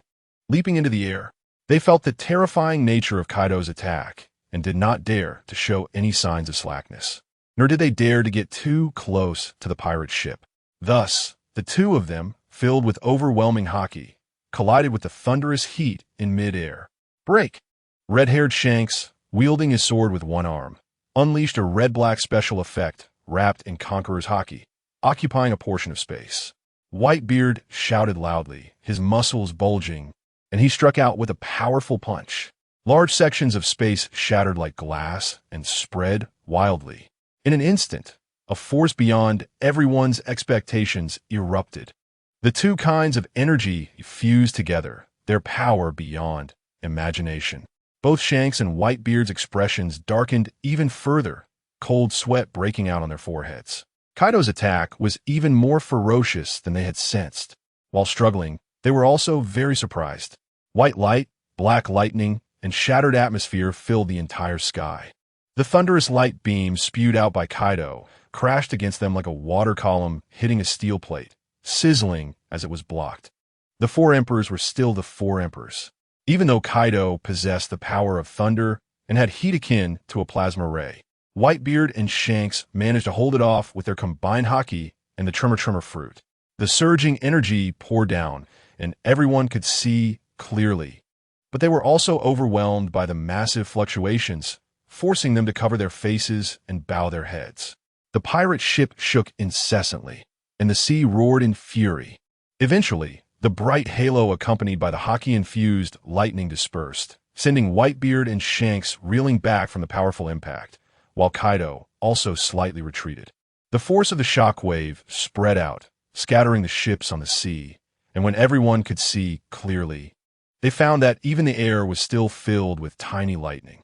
Meanwhile, Kaido remained firmly suspended in midair, while Shanks and Whitebeard were forced to retreat despite barely managing to block it.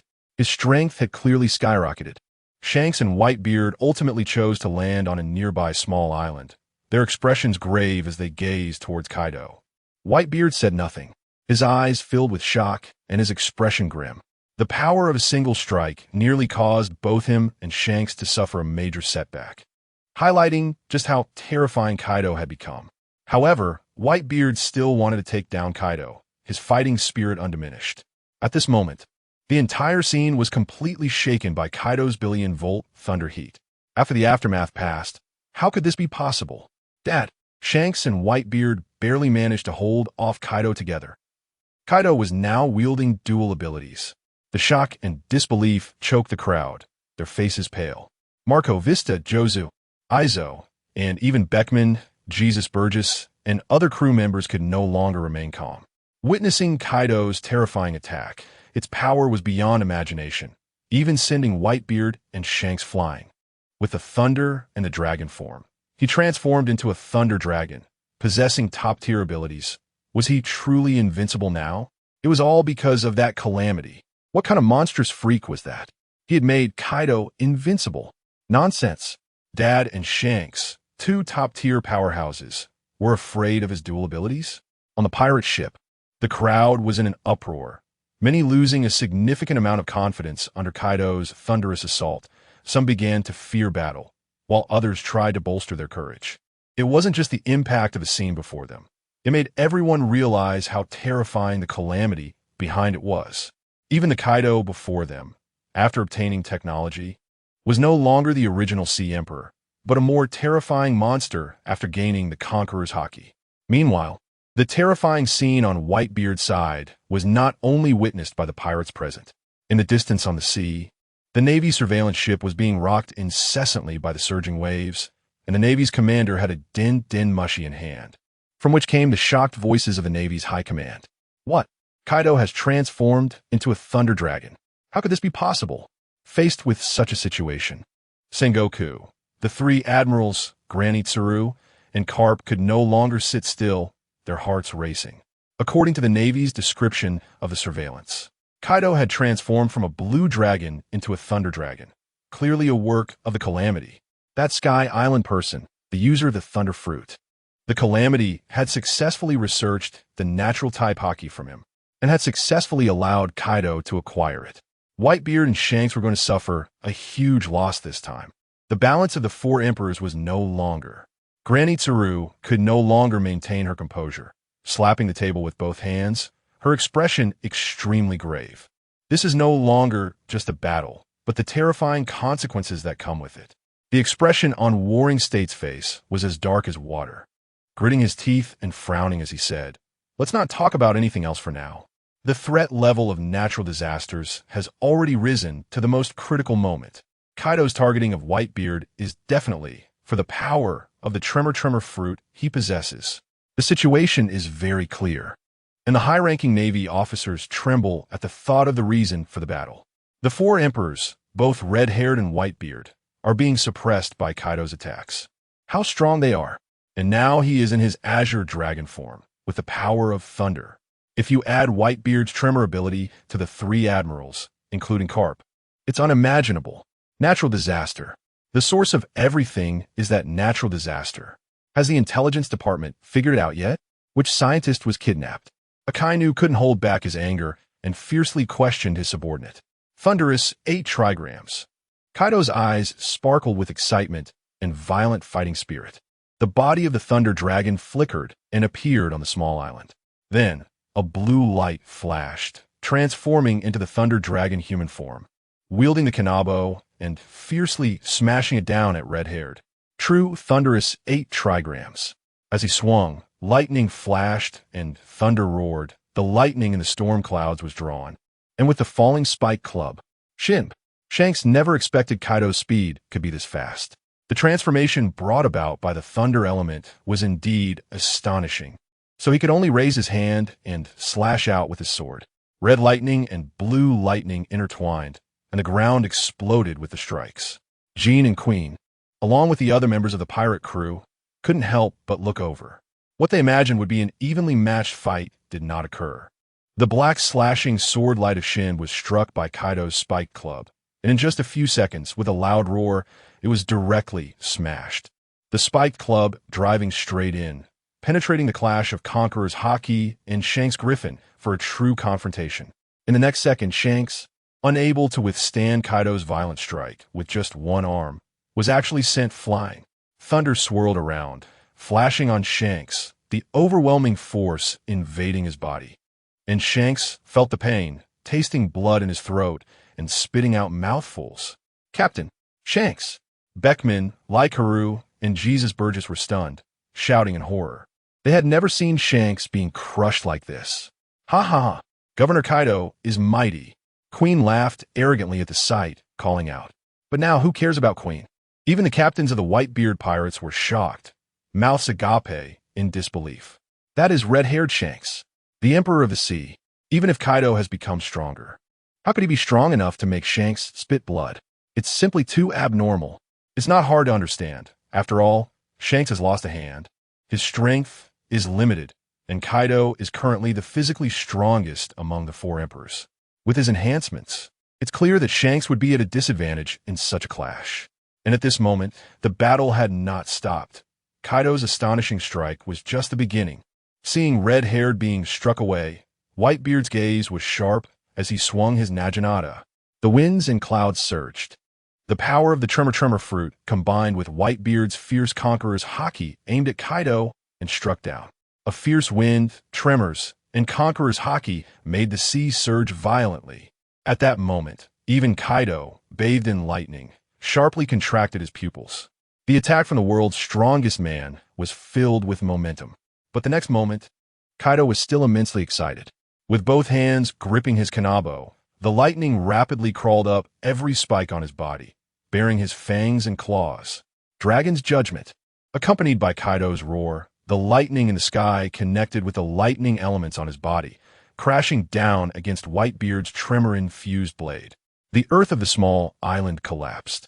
Lightning flickered, and the atmosphere shattered as a tremendous clash erupted when their attacks collided.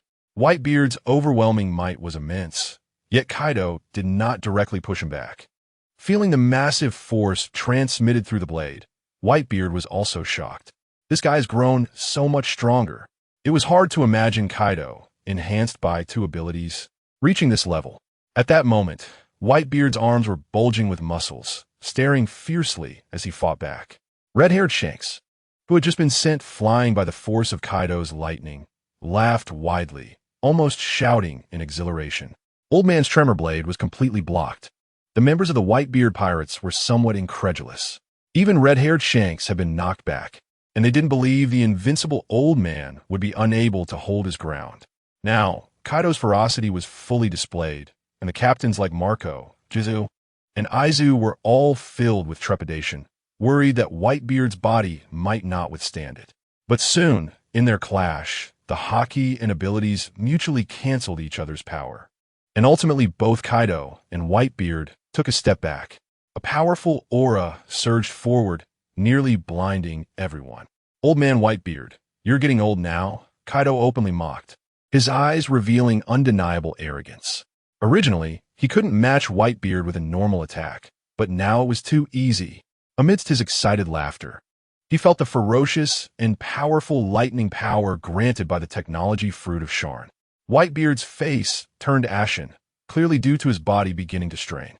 Just as the words left his mouth, Kaido launched another attack. The clouds in the sky were crazily pulled down, with lightning descending, connecting to his body, seemingly granting him even more terrifying power. 100 trillion volts. Descent of the three worlds. In an instant, Kaido transformed into a massive lightning dragon, charging straight at Whitebeard, his kanabo swinging as a torrent of thunder filled Whitebeard's vision. At this moment, Whitebeard couldn't help but break into a sweat, surprised by the overwhelming might. The dragon twisting was Kaido's signature move, and now, with the power of thunder added, its potency surged exponentially. Whitebeard's eyes narrowed, and he drove his Naginata into the air before him, as if reaching into a stream of water.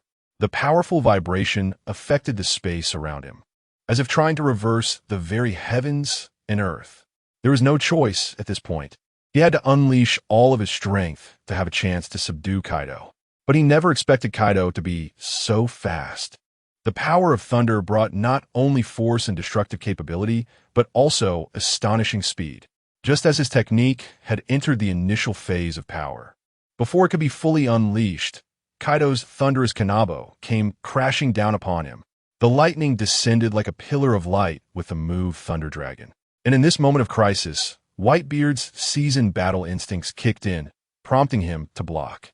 In the next moment, amidst the explosive flames and thunder, the ground of the small island was utterly destroyed by the spiderweb-like spread of lightning and tremor force. In the astonished eyes of Marco, Jozu, and others, Whitebeard arched his body backward, unable to withstand the unparalleled impact, and spat out a mouthful of blood. "I'll gladly accept your blood. Ha ha!" Before Kaido's words even finished, and while Whitebeard hadn't fully regained his footing, he had already used his thunder ability to teleport, collecting all the blood that Whitebeard had spat out. This is bad. Red-haired Shanks felt a surge of anxiety, sensing that things were going awry. Kaido had successfully collected Whitebeard's blood, but he too was knocked back and unable to provide support. For the others, this scene was particularly shocking. The world's strongest man, Whitebeard, the man who could be called the king without a crown among the four emperors, was actually forced to spit blood by Kaido in such a short time, with just 2 moves. The abilities and power displayed were truly staggering. The instantaneous speed and unimaginable explosive power possessed by Kaido were just too unfair. How could they fight back? The guys on Whitebeard's side need to stay calm. Even the captain and Whitebeard were pushed back. The members of the red-haired pirates swallowed hard, witnessing the captains on their ship losing their composure in anger. His strength was growing like an evolution. We can't attack blindly anymore. Beckman knew that even Shanks and Whitebeard were at a disadvantage in direct confrontation and couldn't just force their way through. It wasn't that they couldn't fight, but they needed to outsmart their opponent.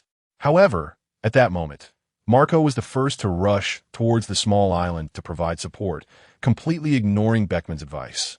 "Dad," concerned, especially after witnessing Whitebeard spit blood again. Marco and the other captains looked extremely grim, even ignoring Jin and Queen. "You all hold on." Beckman glanced at Jin and Queen, who were overly excited and actively watching the battle, and quickly set off to follow Marco. In an instant, the captains and the senior members of the red-haired pirates all charged toward the small island, wanting to help deal with Kaido. "Lord Kaido needs to vent," Queen said with a strange laugh, showing no intention to intervene, while even Jin confidently watched the Thunder Dragon man in the arena. "This is the invincible Governor Kaido, whose power has been elevated to an unimaginable level due to natural disasters." At this moment, Kaido also sensed a large group of people approaching. After collecting the blood, he turned around to see Beckman, Raikou, Marco, Vista, Jaws, and a dozen others attacking together, his gaze filled with disdain. Currently, he was at his proudest moment, so he wouldn't take Marco and the others seriously. However, the so-called insignificant attacks in Kaido's eyes were the various powerful assaults they unleashed as they charged forward.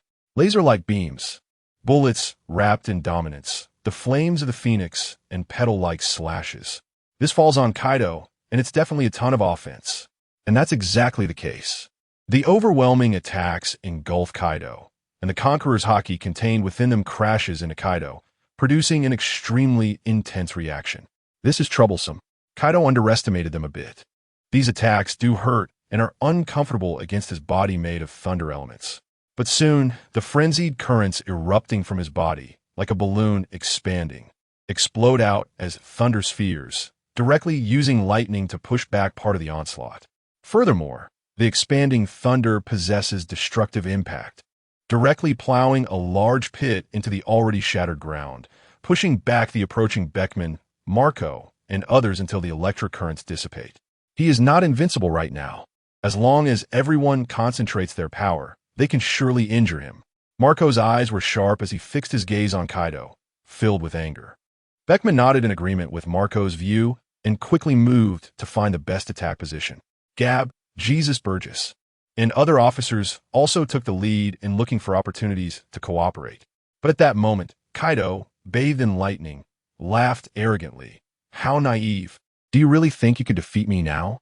If it weren't for that annoying Conqueror's Haki from Red-Haired, you would have been dead long ago." Kaido was extremely arrogant, even implying the presence of Red-Haired's Haki. This made Marco and the others, who were already eager for another round of attack, feel a sense of unease and an inexplicable sense of crisis. At that moment, the clouds in the sky became lower, looking like an inverted sea surface, tumultuous and raging. Is it Shanks' Conqueror's Haki? Could it be? Beckman, seeing the increasingly low-hanging clouds flashing with lightning, also heard Kaido's incredibly arrogant and disdainful words. He suddenly recalled Shanks' ability to negate the predictions of observation Haki with his own Haki. But why would Kaido say that? Do you see the thunderclouds in the sky? They are prepared for you. Ha ha! Kaido raised his kanabo and, with a loud laugh, swung it down without waiting for Beckman, Marco, and the others to react. The strike didn't unleash much power, but in an instant, the thunderclouds went completely berserk. The sounds of thunder roared like rain, pouring down on the captain and the officers who were under siege. This even included Whitebeard and red-haired Shanks. Enjoy it to the fullest. This is my 10,000 thunders. Under the cover of the thunderclouds, the lightning struck down like countless snakes emerging from their holes, enveloping everyone. Some strikes missed their targets, but others directly hit them. Aizu was the first to be struck, and before he even had time to react, he was hit by the thunder, letting out a scream as he fell into the sea with the lightning. And this kind of thunder was everywhere, the others trying to resist. Except for top fighters like Marco and Beckman, couldn't withstand even a few bolts of lightning, as the coverage was simply too vast, even if it fell randomly. The frequency was so dense that no one could escape unscathed. Luckily, those who managed to react and prepare a bit were not completely taken down. Could the captains withstand this? It was terrifying. Kaido had completely evolved into an invincible monster. Just how strong had that natural disaster made him? Why couldn't even Whitebeard, red-haired Shanks, and the captains win when they teamed up? The horrifying scene was filled with thunder, and Kaido stood like a king beneath the thunder pool, striking awe and fear into countless people. At this moment, it seemed they had no hope of victory. No wonder Kaido dared to confront two great pirate crews with just 3 people. At that moment, under the cover of the 10,000 Thunders, many people were struck by multiple bolts, following in Aizu's footsteps as they were knocked into the ground or the sea, with their injuries unknown. If he had the observation Haki to foresee and lock onto everyone's positions, Beckman used his Haki to withstand the 10,000 Thunders while feeling a deep sense of dread. He finally understood what Kaido meant when he spoke before unleashing his attack. This guy was terrifying. They couldn't let them fall individually. We need to gather together. Realizing this, Beckman's face turned ashen as he quickly joined Marco and teamed up with other captains and officers to resist the 10,000 Thunders.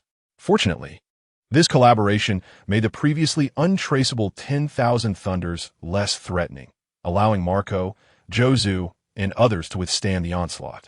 However, at this moment, it wasn't just the white-beard pirates and the red-haired pirates suffering on the battlefield. The Navy, observing from a distance, broke into a cold sweat, their limbs trembling uncontrollably. It was too terrifying. Fleet Admiral Sengoku, that thunder of Kaido, summoned a storm covering an island, trapping the people of the 2 pirate crews. The Navy's surveillance reported the situation in shock and awe. Meanwhile, the high-ranking officials in the office at Marine Headquarters and Marineford were looking increasingly grim. Kaido had only obtained the technology of the natural disaster thunder and could immediately become so overpowering. How could that be possible? Was that guy not creating it, but rather perfectly replicating the thunder fruit? Upon hearing this, Garp slammed the table and exclaimed in astonishment, "What kind of joke is this? Red-haired and Whitebeard are both spitting blood? What Kaido injected wasn't some ability conversion Haki, but rather a direct enhancement to invincible strength. Such an enemy, even with Carp and Sengoku together, and with Steelbone Kong, it would still be quite difficult. This is likely the replication of the Thunder Fruit, and it has the advantages of Haki while eliminating the side effects of the Devil Fruit. That calamity has created the invincible Kaido." Granny Tsuru has already closed her eyes in resignation and sighed. Sengoku and the 3 admirals, who were listening intently, fell into silence. Undoubtedly, Kaido has become the true number 1 in one-on-one combat in the world. Given the current intelligence, it seems that even the 3 admirals together might not be able to take down Kaido. That guy is just too strong. Kizaru is very confident in his own strength, but now he has to admit the reality. The proud Akainu, Sakazuki, also bowed his head in silence, with shadows in his eyes. If such a Kaido is left unchecked, then truly no one in the world will be able to subdue him. Akiji said seriously and helplessly, "For now, we can only see how the outcome of this battle unfolds." At this moment, the Navy monitoring on the other side of the Den Mushi shouted, "Those officers have gathered together to withstand Kaido's thunderous assault, and now they're going to join forces with Whitebeard and Shanks to counterattack Kaido." A glimmer of light flashed in Sengoku's eyes, and he couldn't help but feel nervous. For Kaido, the Navy hopes even more that Whitebeard and Shanks can achieve victory. Kizaru, Akiji, and Granny Tsuru involuntarily looked up at the Den Mushi at that moment, as the high-ranking officials began to feel tense. Defeat Kaido, Whitebeard, and Shanks. The combination of the Thunder ability and Kaido's Azure Dragon form is terrifying. Even if they're not on site, Sengoku and the 3 admirals deeply feel the immense threat. It's like a huge stone pressing on their hearts, suddenly tightening, as they listen intently to the frenzied noises on the other end of the Den Mushi. Pirates fighting each other to mutual destruction is the best outcome, but everyone is looking forward to Shanks and Whitebeard defeating Kaido. At this moment, on the battlefield in the New World Sea area, Kaido is surrounded by exploding thunder, laughing maniacally. The dark clouds in the sky can no longer be called clouds. They're like a radiant thunder pool pouring down like raindrops. The power of the thunder in Kaido's hands is truly terrifying, far exceeding Enel's level. Because this is no longer just an ability. It is the Thunder Haki transformed by Sharn that makes Kaido even more adept. The gathered officers plus Whitebeard and Shanks stand on the fractured island, their abilities and Haki intertwining to form a defense against the continuously falling lightning. With so many of us joining forces, the lightning is not that scary. The captains like Brayman K breathe a sigh of relief. The earlier scene of the fallen officers indeed scared many people. But now that they have come to their senses, the captains and officers are even angrier. Phoenix Mark, blocking the thunder that fell from above, Marco's blue flames surged, and he kicked out the raging flames of the phoenix. The clawprint-shaped flames landed directly on the laughing Kaido, causing him to tremble slightly. The laughter came to an abrupt halt as Kaido's expression changed, noticing that the guys below were starting to withstand the thunder and counterattack. Following Marco, Beckman, Gab, Jesus Burgess, and even Jaws, who was holding a large rock, all unleashed their signature moves in a frenzy. In an instant, bullets wrapped in Haki, slashes, and various abilities surged forth with unprecedented might. Seeing this, Kaido was not surprised but rather delighted. The raging battle intent made him incredibly excited as he immediately entered the Dragon Thunder God state. Amidst the roar, the massive thunder elemental dragon's body swelled, growing 2 sizes larger, coiling in the sky, with lightning everywhere.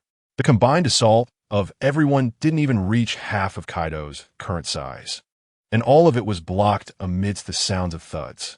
Ha ha! Delightful! Delightful! Kaido felt the impact of the violent attacks from below, and instead of feeling pain, he shouted out in exhilaration, extremely excited. For him now, entering such a battle state is simply too pleasurable.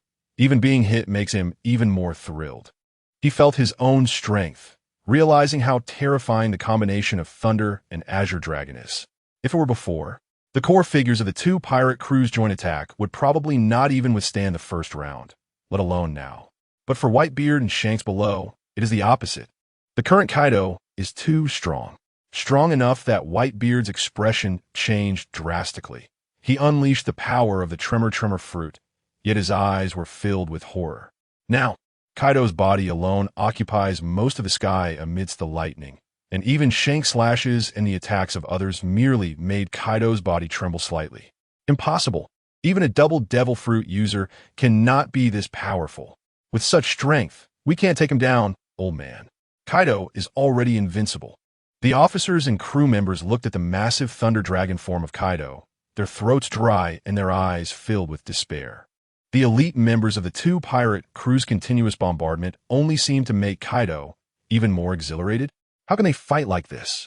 Jin and Quinn looked at him with immense admiration, both for their growing reverence for Sharn and their submission to Kaido's strength. Even if they obtained the power of the Azure Dragon, they could not match Kaido's might, because the abilities exerted after being transformed into Haki allowed Kaido to unleash the power of thunder even more effectively. This point, in fact, Sharn himself did not expect Kaido to reach such a level in such a short time.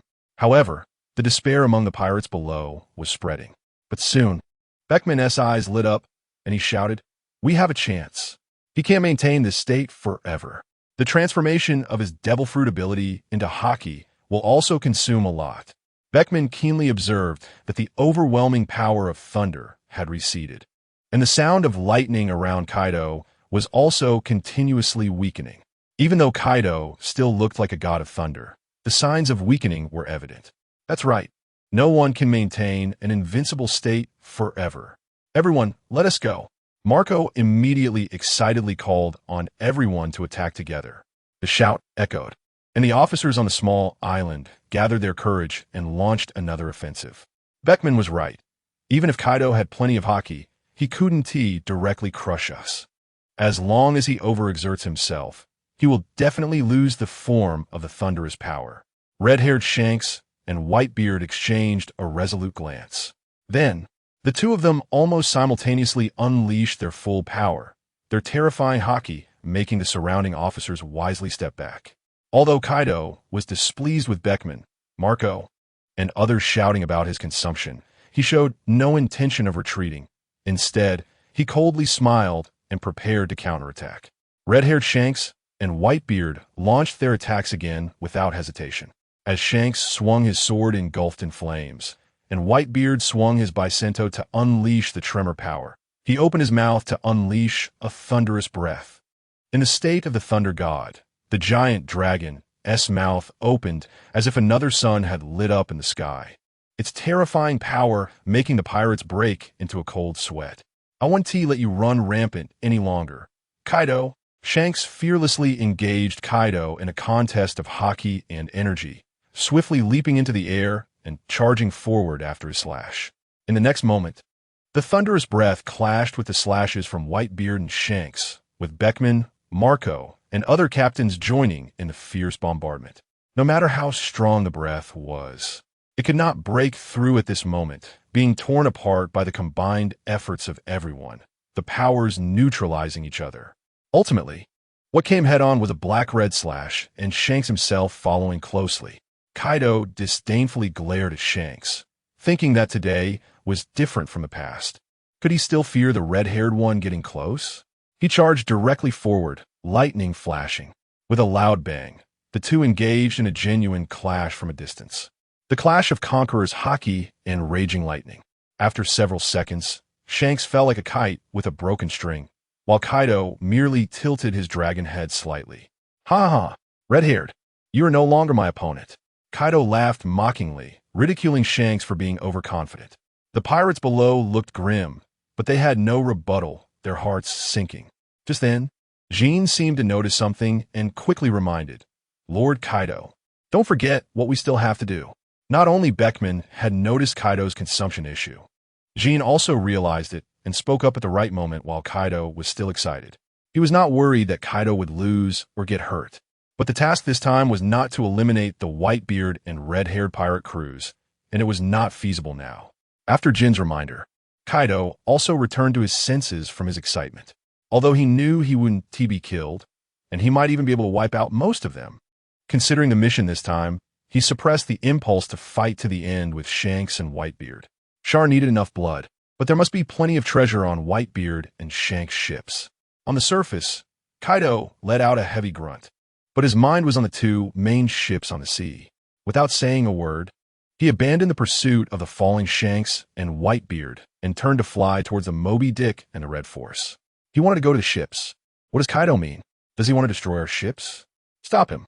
In the minds of the pirates, their pirate ships were even more important than their lives, and they shouted in a frenzy, launching powerful attacks towards Kaido without a second thought. Marco, Beckman, Jesus Burgess, and others all changed their expressions. Even Whitebeard and Shanks' faces changed drastically as they pursued. Kaido, you better not have this intention.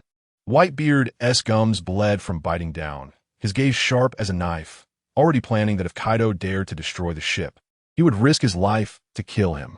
But at that moment, a gap was created in the lightning barrier on Kaido's back, and he didn't care about the furious attacks from everyone hitting him. He stubbornly endured it. He then transformed into his dragon-human thunder god form and landed on the nearest Moby Dick. The officers and crew guarding the ship hadn't reacted yet when Kaido's fierce lightning blasted them away, and he activated his elemental form, brutally rampaging on the ship, searching for the treasures of the Whitebeard pirates. Marco was the first to chase back and saw the charred hole on the ship, his heart nearly exploding with anger.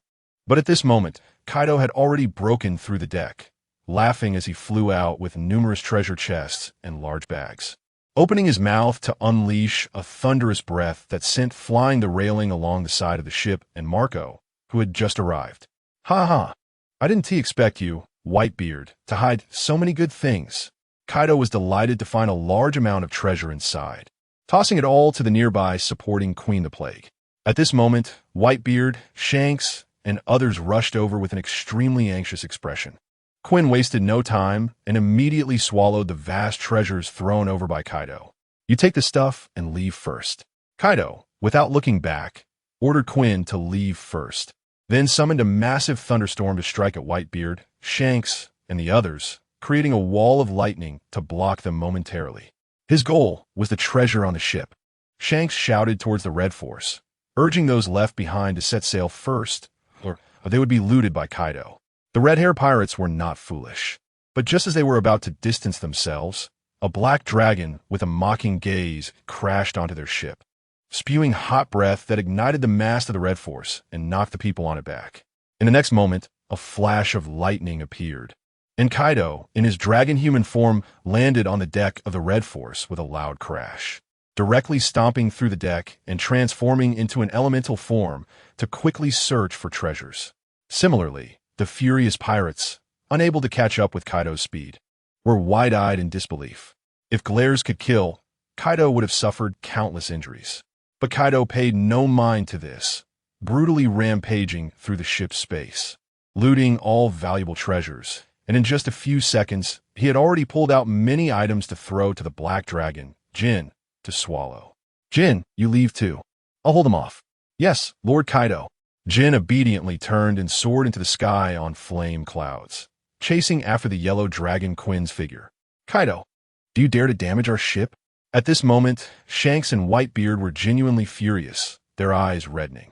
The ship was their home on the sea, their lifeline, and Kaido's brutal plundering, although not completely destroyed, had been severely damaged, as if a hole had been gouged in their hearts. With anger boiling, the remaining crew members exerted all their strength to attack Kaido. Ha ha ha, so what? What can you do to me? If you were just one side here today, I would kill you all, Kaido retorted arrogantly, then raised his kanabo and swung it towards the pursuing crowd. Heavenly retribution thunder of 1,000,000,000,000,000 volts. As a group of people charged forward, Kaido did not hesitate to unleash an enhanced attack of the Thunder fruit. This is a technique similar to Enel's, and it's an enhanced version. The thunder has lost the shape of a winding electric snake, and with Kaido's explosion, it burst forth like a massive torrent of white light. Even the air was twisting, colliding violently with the equally terrifying combined attack. Damn it! Marco, Jozu Jesus Burgess, and others cursed loudly as they witnessed their attacks being directly torn apart by Kaido's heavenly punishment thunder, forced to stop and raise their haki to defend. Even Shanks and Whitebeard narrowed their eyes, sensing the terror of Kaido's strike, and hurriedly moved to defend themselves. A violent gust of wind swept across, causing the sea surface to dip, pirate ships to tilt, and both pirate crews to stagger back, raising their hands to block the massive force rushing toward them. But they never expected that after this strike, Kaido had no intention of continuing to engage with them and turned ahead toward the remaining subships. Just as everyone had managed to completely deal with the heavenly punishment thunder, they discovered that 3 or 4 subships from the Whitebeard pirates and the red-haired pirates had been completely torn apart. Kaido then found a pile of treasures and valuable items, transforming into a thunder dragon atop flame clouds and swallowing them whole. Ha ha! Shanks and old Whitebeard, you're still too late. I'll let you off this time, and even spare those 2 old ships, but next time it will be a true world war. Get ready to welcome a violent world. After finishing his words, Kaido used his tail to block numerous attacks. Although he was shaken by the impact, he quickly used the thrust to leave calmly into the distance. At this point, he didn't even have a single serious injury on him.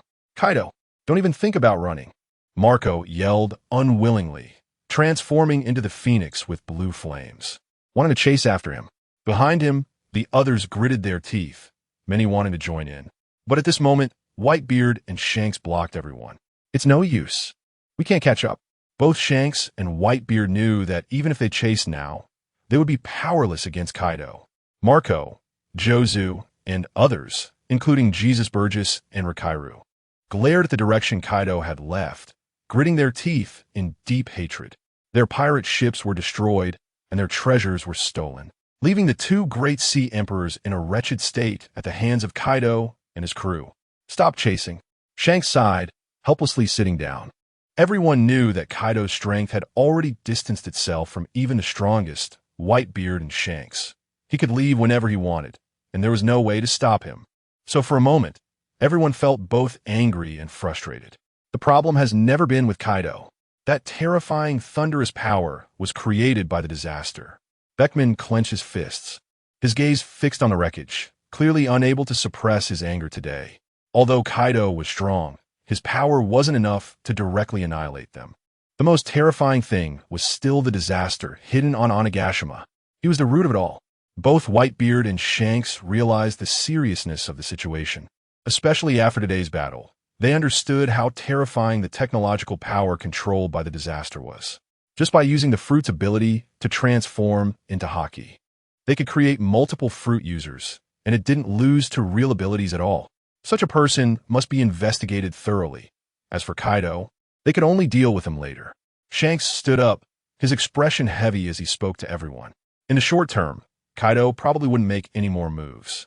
We must use all our power to investigate the disaster as soon as possible if we want to find a way to extinguish Kaido's ambitions. Whitebeard also agreed with Shanks at this moment. For the first time, they reached a consensus and understanding between them. That is to stop the expansion of the Beast Pirates' power and to prevent the disaster's unnatural technological power from disrupting the entire world. The most direct threat was Kaido. He had already surpassed the strength of the four emperors. If he were to further master more abilities, then not only would the two pirate crews be unable to stop Kaido's rampage, but even the Navy combined with them would be powerless. Shanks was deeply worried. He wasn't just concerned about Blackbeard, but also felt a sense of urgency regarding Kaido's side. An ace, he needed to call back quickly. Whitebeard glanced at him, instructed Marco, and then fixed his gaze on the severely damaged Moby Dick, looking troubled. He hadn't forgotten that not only were treasures taken, but even his own blood that he had spat out was taken by Kaido. Admiral Sengoku, the battle is over. The two sides did not reach the point of fighting to the death. Kaido stole the treasures of Shanks and Whitebeard and escaped. And the losses of the two pirate crews were not significant. The war had calmed, and reports from the front lines surprised Sengoku, Granite Tsuru, the three admirals, and Garp. Kaido's strength was almost at a level where it could only be matched by a combined effort of Whitebeard and Shanks. How could he leave so easily? What was Kaido's purpose in taking Whitebeard's blood and stealing treasures? The expected result of a clash between the two sides did not occur. Kizaru and Aokiji couldn't determine Kaido's actions for a moment, their brows furrowed. The reason for this might also be the disaster. That guy was so important in Kaido's mind that he even missed the chance to defeat Whitebeard and Shanks. Sengoku had already realized the key point. If anyone could make Kaido do this, it could only be the mysterious disaster. It's important to note that even if they couldn't defeat the two pirate crews this time, they could still injure them severely, but Kaido didn't do that. It seemed that stealing treasures and taking back Whitebeard blood was the most important thing. If I'm not mistaken, Kaido didn't engage directly because the Beast Pirates urgently needed research funding. They needed to carry out the process of converting abilities to Haki urgently. Similarly, taking Whitebeard's blood was essential. Granite Tsuru pondered for a moment, then looked up and said gravely, "If that's the case, then the problem would be serious." Admiral Sengoku immediately couldn't sit still and stood up. If the disaster's technological power elevated the Beast Pirates to another level, then what would happen? With the thunderous ability combined with Kaido's dragon form, he would be nearly invincible. "Mr. Sengoku, we can't just sit and wait." Aokiji looked towards the three elders and requested to mobilize. Akainu and Kizaru also looked at Sengoku, but Sengoku shook his head. "We don't have the best opportunity to engage with the Beast Pirates. It's already impossible to invade Wano. First, raise the bounty on the disaster to 3 billion, letting those guys on the sea go crazy. Also, issue orders to suppress this incident. It must not be spread wantonly. The influence must be minimized. We cannot allow the Beast Pirates to establish an invincible reputation." Sengoku decisively commanded. A series of orders quickly fell into the hands of his aides to execute, especially regarding the terrifying technological power of the disaster and Kaido's rapidly increasing strength. They could not allow more pirates and forces on the sea to learn of it. Otherwise, they would face a massive outbreak of power in a short time. And they didn't want anyone to obtain the disaster's technology, making things uncertain. Sengoku's orders and arrangements were understandable. They also wanted to grasp all the information about the Beast Pirates disaster as soon as possible. Unfortunately, the upper echelons of the Navy were not completely airtight. Despite the news being blocked, it was not difficult for those with the intention to investigate at the Vice Admiral level. For example, the Vice Admiral Vigor, who was embedded within the Navy.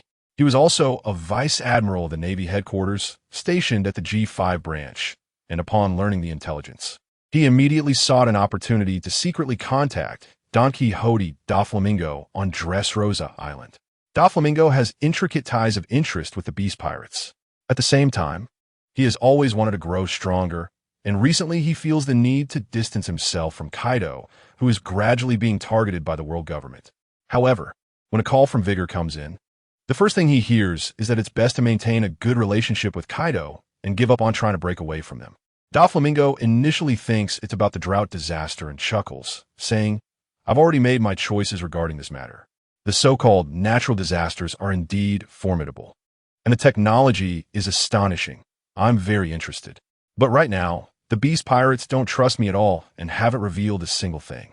In his words, Doflamingo expresses some complaints about the drought and flame disasters, feeling that there is no trust in their cooperation, and Kaido has not made any contact with him. "No, Doflamingo, it's not just about this matter. You should still look for opportunities to cooperate with Kaido, or rather, with the disasters, because now it's not just that drought guy.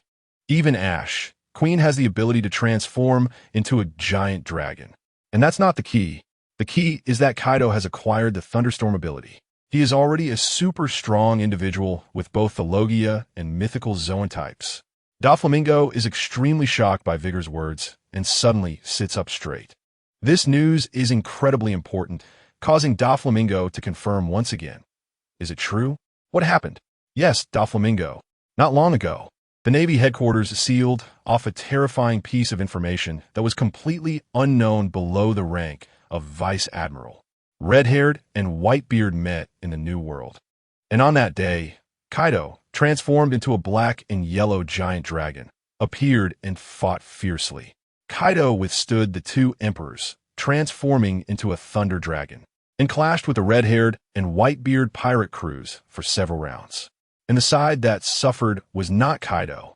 Can you understand what kind of monster Kaido has become now? What grants him such power, even surpassing the four emperors, is indeed the calamity. His technology has, in a sense, far surpassed Vegapunk. Vigor spoke at length about many things and truthfully informed Doflamingo about the news that Sengoku ordered to be sealed. Immediately, Doflamingo was shocked, sitting in front of the Den Mushi with his mouth slightly open, stunned. Who would have thought that such an incredible event could occur in the seemingly peaceful sea recently? This shock left Doflamingo somewhat incredulous for a moment. He said, "Kaido possesses the thunder ability and managed to escape unscathed alongside the world's strongest man, Whitebeard, and that red-haired guy." "It's absolutely true, and its impact is immense. Otherwise, Sengoku wouldn't have ordered the news to be sealed. If I hadn't taken the initiative to investigate, I wouldn't have known about this interesting detail. Kaido clearly has the strength to compete, yet he chose to steal the treasure from their ship before leaving." Vigor spoke with great certainty. This also calmed Doflamingo's mind, and he eventually laughed out loud. Because the beast pirates were recently short on money, they'd been urging him to sell the weapons from Wano. It seemed he would have to personally make a trip to Onigashima, where he would surely meet that mysterious disaster. Doflamingo quickly came up with an idea. Using the excuse of selling weapons to go to Onigashima, the beast pirates would likely not refuse. After all, he was a very important middleman, and when the opportunity arose to meet such a powerful scientist as the disaster, he had to cling to him. The news blockade from Sengoku still had some effect, but it wasn't just Doflamingo. There was also a presence among the pirates with incredible intelligence capabilities. The Big Mom pirates. Kaido has mastered the thunder ability. Is he now a dual user? And he is continuously battling with the old man Whitebeard and that kid Shanks, gaining the upper hand? Far away in Totland, Big Mom was very surprised and shocked upon hearing the news, initially having a hard time believing it and asking in disbelief. This made the subordinates reporting below extremely nervous and fearful, afraid that their unpredictable mother would take away their lives. But at the same time, they could only force themselves to respond. "Yes, Mom, the intelligence is very accurate." Before they could finish their words, Big Mom's face twisted with jealousy. With a thunderous sound, she punched a hole in the castle, waiting for her bloodshot eyes to curse. "Bastard! What qualifications does that guy have to pick up a genius scientist like Disaster? How can I not be jealous?" As one of the four emperors, Kaido suddenly has the terrifying power to face Whitebeard and Redhair together. Moreover, he has already mastered two abilities, making him an unprecedented multi-ability user. Big Mom's fury made everyone shiver, struggling to hold their ground. But at this moment, only Katakuri could still stand there with his arms crossed and calmly remind her, "Mom, this indicates that Disaster's technological power is extraordinary, and perhaps it's right for us to obtain customized powers." Furthermore, now that Kaido is causing havoc in the Whitebeard pirates and injuring many people, it's a good opportunity to deal with Marco since Whitebeard himself is also spitting blood. Katakuri's words instantly alleviated Big Mom's jealousy, and she lowered her head and said, "Katakuri, you personally lead the team to strike. Take this opportunity to deal with Marco. Remember, we must also have multiple abilities." Her exceptionally serious tone made Katakuri's expression become serious and determined as well. "Yes, Mom. Only the selected abilities would be handed over to Disaster for creation, and once they proved effective for them. Having multiple abilities could also bring a new elevation to Big Mom's pirate crew." Katakuri, who received the order, acted very quickly, and Whitebeard didn't expect that Kaido would soon be targeted by Big Mom again.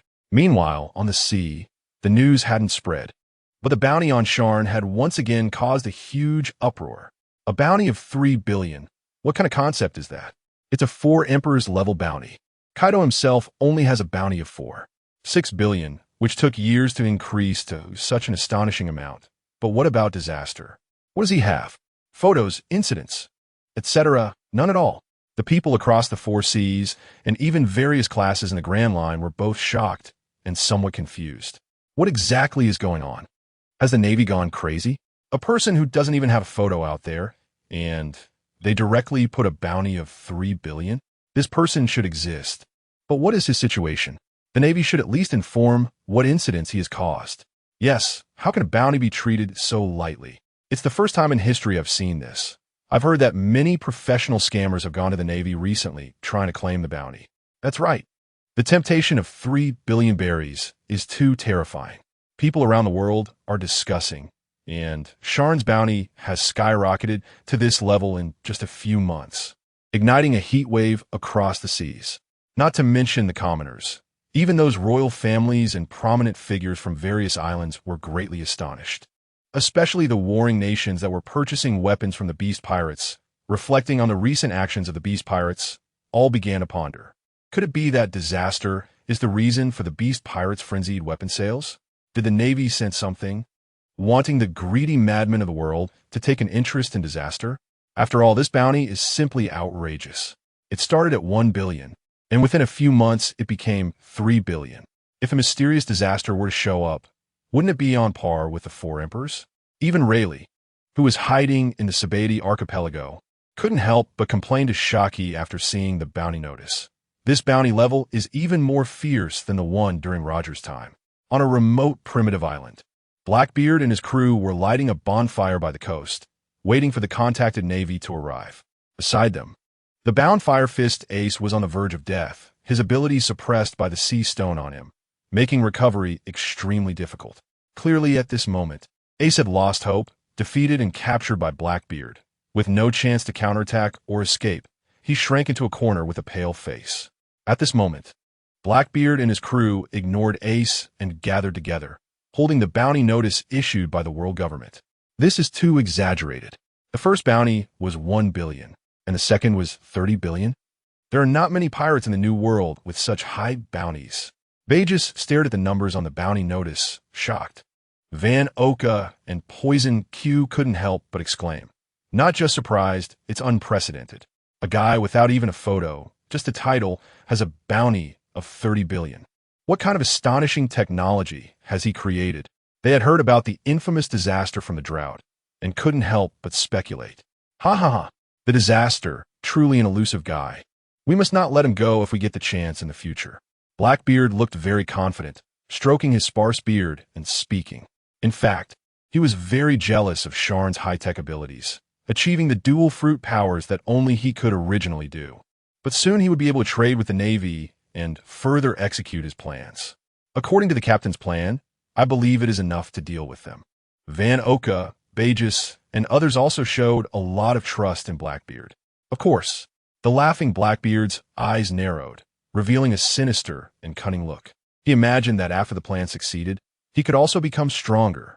By then, whether dealing with the Beast Pirates, the disaster, Kaido, or obtaining such incredible technology, it would be unattainable.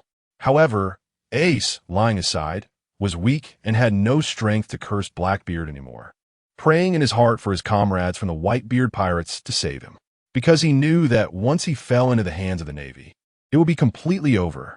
However, Ace did not expect, nor did Blackbeard and his crew, that someone would stop a rescue mission for Ace. In the New World, on a large island where ships were being repaired, the Moby Dick had been severely damaged by Kaido and was being repaired here. Most of the Whitebeard crew also stayed here, and when they saw the scattered bounty notices, they were not surprised at all. It seems that Sengoku intends to create some small troubles for the Beast Pirates. Whitebeard took a glance and directly threw away the bounty notice in his hand. No photos, no information, just the bounty amount was of no use to them. It could only be said that the disaster's threat had truly frightened the Navy. After all, the Whitebeard pirates had fought fiercely with Kaido and witnessed firsthand the transformations of Queen and Jack into a giant dragon, as well as Kaido's dual abilities in his natural Azure Dragon form. The already formidable trio had become even stronger, and the technological power of the disaster was beyond doubt. A bounty of 30 billion was very much in line with his terror. Therefore, the captains and even Whitebeard were not overly surprised. Just then, a shout came from outside the house. "Captain Marco, how come you're back, covered in blood?" The immortal bird Marco, with the power of a mythical Zoan, could recover from injuries inflicted even by the Yonko.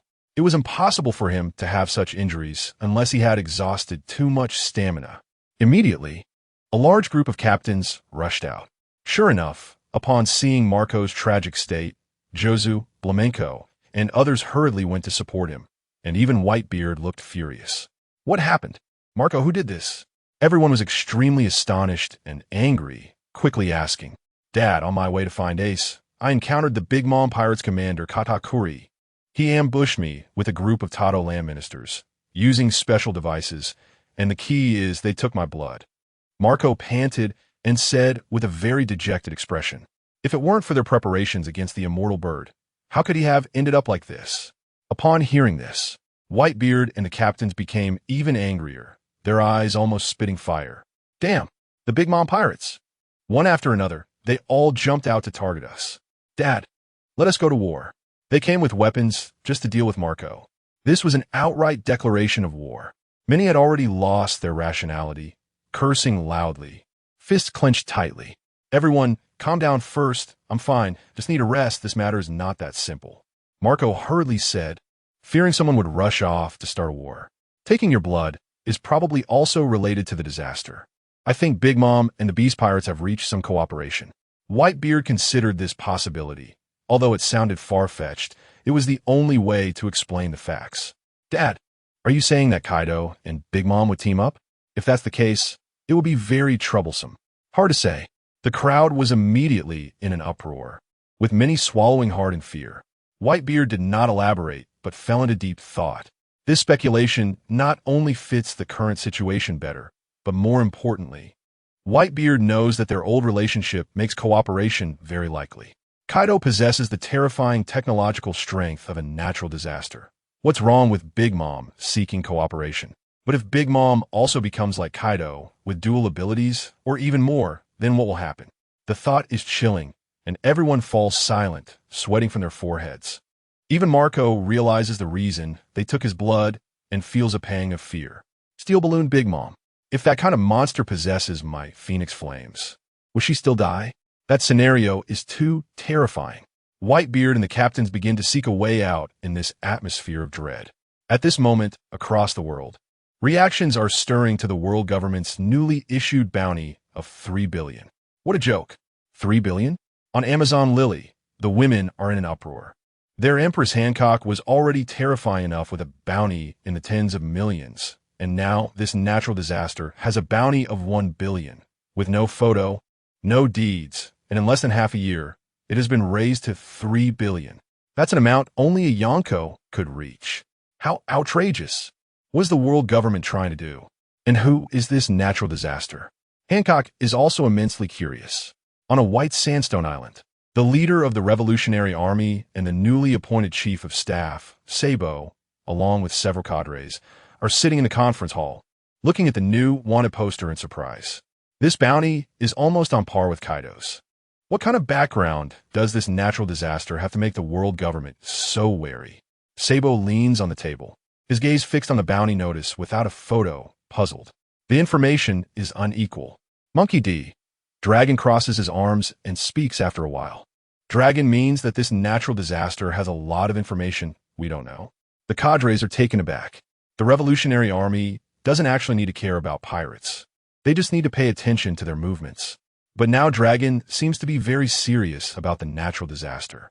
Yes, I am very curious about this natural disaster and the rumors before. If everything is true, the Navy must have raised the bounty to such an extent due to some important events we don't know about. 3 billion. There have been very few in pirate history who surpassed 2 billion, and a mysterious natural disaster can reach such a figure. It cannot be underestimated. At this moment, Monkey D. Dragon has already decided to mobilize all forces, including the Four Seas Marine Sergeants, to thoroughly investigate the beasts and the natural disaster. Now, it can be said that everyone is increasingly curious about the natural disaster. The supernovas approaching the Sabati archipelago are particularly affected by this wave of high bounty, feeling both defiant and serious. What is the Navy messing around with? 3 billion? Can this bounty even be taken seriously? There isn't even a photo, let alone any deeds. Supernovas like Captain Kidd and Becky, who are quite proud, are particularly indignant. Kaido's newly recruited natural disaster. Trafalgar Law is quietly pondering. For him, Kaido and Doflamingo are on the same line. He must understand it quickly. But for those who don't understand the inside story, the natural disaster is a mystery, hard to see through. However, the central figure causing a series of reactions on the sea, Sharn, seems to be the last one to know. In the research room of Onigashima in Wano country, Sharn, wearing a lab coat, sits cross-legged in front of a pile of equipment. On the table is fresh juice, and in his hand is the latest wanted notice sent by a subordinate of the beasts. 3 billion? The 3 Sea Emperors are fighting, and my own worth has risen as well. The Navy's sense of smell is sharp, quite cautious. In just a few months, I've caught up to the bounty of the sun god, Luffy. Sharn chuckles softly, then casually tosses the wanted notice into the trash can. There's not even a photo of myself. What a joke. Just as he picks up the cup to take a sip, a loud noise suddenly comes from the massive equipment beside him. This is a tip for achieving success.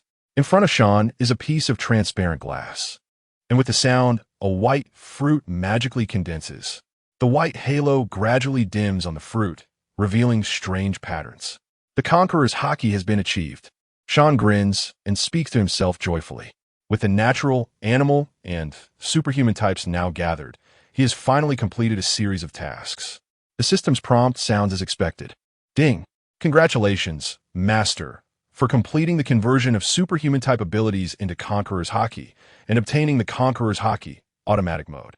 In an instant, an indescribable feeling rises from his heart, and at every moment, the powerful Sharn feels as if he has unlocked some kind of momentum, feeling completely relaxed. Ha ha ha! Finally achieving the 3 types of Haki. And it can strengthen automatically. Excitement fills Sharn as he senses that after the awakening of the Conqueror's Haki, even though it hasn't erupted directly, his own strength has significantly increased, and the automatic mode seems to be speeding up a lot. Just as he was about to carefully check if the system panel's values had changed, the system prompts again. Ding! Successfully completed the 3-phase task, granting new technology. Conqueror's Haki conversion fruit technique. Converting Haki into fruit? The system's technology perfectly fits this world. Sharn is slightly stunned, not expecting that the unlocked technology would be this. A massive amount of information floods into his mind, allowing Sharn to understand that this technology is similar to the previous one. In short, it can convert Haki into fruit form, which, when consumed, has a chance to comprehend Conqueror's Haki, but the cost is not low. Now, that Sharn is familiar with resource materials. A rough estimate shows that it takes 100 million berries to produce one, with a success rate of only 30 under fully mature conditions, far lower than the success rate of converting abilities into Haki. After all, this is the Conqueror's Haki at the top of the pirate world. Statistically, only 1 in a million people has the qualification for Conqueror's Haki, and they must grow and enhance their fate to achieve intimidation, release, entanglement, etc. Converting it into fruit for others to comprehend is akin to allowing an ordinary person to awaken Conqueror's Haki. Wow, thinking about it this way, this technology is a bit insane. Sharn initially didn't grasp it until he realized and exclaimed in surprise. The Conqueror's Haki, needless to say, is a freakish ability, a must-have for those aiming for the top tier of power. If his subordinates all possessed Conqueror's Haki, the image would be too beautiful to believe. Just like armament Haki is common in the New World, but this is Conqueror's Haki. Moreover, the Conqueror's Haki conversion fruit technique has a very important characteristic. The fruit made from extracting samples of special Haki has a certain chance of allowing the consumer to master special techniques. For example, Shank's Conqueror's Haki has the ability to affect physicality and suppress the observation Haki's killing characteristics.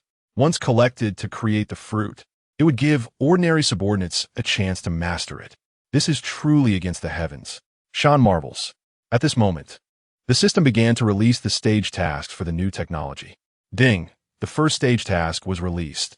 Have 10 people successfully develop Conqueror's Haki. Ding! The second stage task was released. At least one person must develop a special effect of Conqueror's Haki.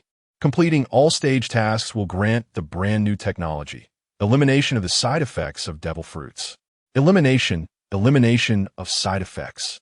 Sharn did not expect the system to directly inform him of the next new technology, especially one related to devil fruits. In the world of pirates, devil fruits are entities that can directly change fate, granting people various miraculous powers. Ultimately, it is the power of wishes, ethereal yet truly existent. However, one can only eat one, and they will be eternally cursed and restrained by the sea. So, does the technology to eliminate the side effects of devil fruits completely remove them? Or does it eliminate the curse of the sea? Sharn was very surprised and delighted.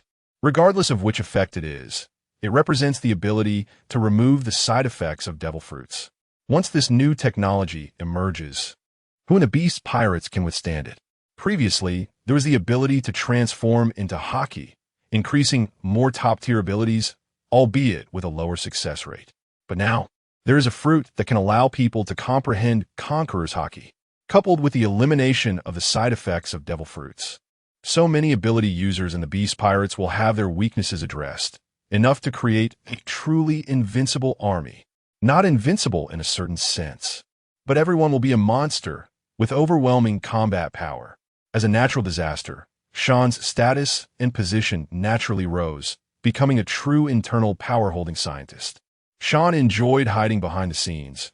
While facing hostile forces, there was still Kaido, the captain, to take the front. I will continue to develop technology and strengthen my own power, otherwise my foundation is still too weak. However, the system tasks seem to only have 2 stages, and the difficulty is not small. Picking up the white Haki fruit, Sharn did not rush to showcase it, but instead stroked his chin and contemplated. This task seems simple, but in reality, it's quite challenging. Ordinary Conqueror's Haki is easy to obtain. Now the beast pirates can easily find and produce ordinary levels of it. But creating this kind isn't cheap. To complete the task and get the reward, Sharn thinks about producing a Conqueror's Haki with special effects, but looking across the entire sea. Only the Yonko and the Gorosei possess such abilities. It's hard to say about figures like Sengoku and Garp, but from Sharn's understanding, they don't have it. The easiest to deal with should be Shanks, but a conflict just occurred. Unless all the beasts are deployed, it won't be simple to launch a surprise attack again. After all, these Yonko are monsters. Who knows if they have any hidden cards, and it requires a lot of financial support. TSK. The chance of comprehending special Conqueror's Haki is also very low. For a moment, Sharn had no better ideas. It really feels like a long wait. Let's continue to develop the existing technology. After all, it's unwise to go directly into battle now. And thinking about it further, Sharn simply decided not to. Anyway, things aren't urgent. He has the 3-color Haki on automatic standby, which will only grow stronger over time, so there's no need to hurry. Thus, with his decision made, Sharn didn't feel conflicted at all. The entire research institute remained busy, while outside it was quiet, a secluded corner of Onigashima. But at this moment, on the other side of Onigashima, in front of the castle, a grand feast has been ongoing for several days. The pirates of the beast pirates raised their glasses, feasting on meat, all with cheerful smiles. During the party, the spectacle of the 4 dragons hovering in the air made the entire beast pirates incredibly proud and excited. Everyone already knew about the great deeds led by Kaido with the Black Dragon, Ember, and the Yellow Dragon, Queen, at sea, with endless compliments. Until now, a bounty notice from the outside world arrived at Onigashima, causing astonishment throughout the venue. Lord Kaido, Lord Calamity's bounty has reached 3 billion. Ha ha ha ha. No wonder he's our Calamity. Just his name is enough to make the world government fearful. That's right, 3 billion. Where else in the world is there a bounty more exaggerated than Lord Calamity? The pirates in the square went wild with joy, constantly praising. For pirates, the bounty amount often represents a pirate's level, and undoubtedly, the 3 billion bounty excited the beast pirates immensely. Their Calamity's bounty is second only to Captain Kaido. This party feels like a celebration, an acknowledgement of Sharn's status. Lord Kaido, what your subordinate said is absolutely right. Brother Calamity is truly incredible. Just his name has made the Navy wary to such an extent. It's unbelievable. Without a photo on the bounty, Brother Calamity is really going to become a legend among pirates. Queen and Jack were not jealous at all. Instead, they were even happier than their subordinates. A high bounty isn't necessarily a good thing, but it proves that Lord Kaido's decision back then was correct, Jack. If it weren't for you, Brother Calamity wouldn't have been given a bounty, and the Navy wouldn't be keeping an eye on him. Ember didn't get overly excited. Instead, he praised and then gave Jack a lesson. If it weren't for this big mouth, the beast pirates wouldn't have been targeted so quickly by forces from all over the world, and Calamity Shan's safety could have been more assured. You should know, now everyone on Onigashima treats Shan like a revered ancestor, fulfilling all his requests and sincerely admiring his technological prowess. Ha ha, no worries, it's just a matter of time. With us around, Onigashima is the safest place. No one can harm Shan. Kaido didn't care about the words of the Calamities at all, laughing broadly. This battle is truly exhilarating for him. He's still unable to contain his excitement, especially after seeing the Navy's fear and raising the bounty on the natural disaster to 3 billion. It can be said that Sharn has completely elevated the entire Beast Pirates to a new level, surpassing the strength of the 4 Emperors, all thanks to his individual technological prowess. This is such a long-desired thing. Kaido never expected it to be achieved so easily, and it is all thanks to Sharn. Kaido was extremely happy, and Yamato, who had been under house arrest, was finally released. She was sitting to the side, turning her face away and eating and drinking by herself.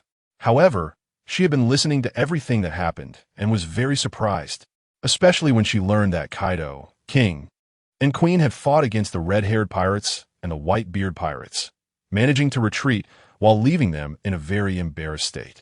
This made Yamato full of admiration. The white-beard pirates were the same ones referred to as Whitebeard Brother in Odin's journal, the world's strongest man. Because of Sharn, Kaido was able to defeat such a being. That guy Sharn had elevated his transformation techniques to an unimaginable level, achieving technological accomplishments that surpassed Vegapunk. Incredible. Although Yamato had little contact with the outside world, she wasn't foolish and naturally understood how powerful Sharn had become, to the point where the entire Beast Pirates admired him. Even she had gained insight into the Ice Dragon Haki because of Sharn's Haki fruit. However, these thoughts were just Yamato's inner reflections. She looked down on talking to stubborn people like Kaido and the others. Just then, one of the subordinates approached Kaido and the others. Lord Kaido, Don Quixote Doflamingo has come with artificial devil fruits, and there are quite a few of them. Joker? How'd he come here? At this time, Ghost Island is not very welcoming to outsiders. Jack, Queen, and the Flying Six all turned to look at him.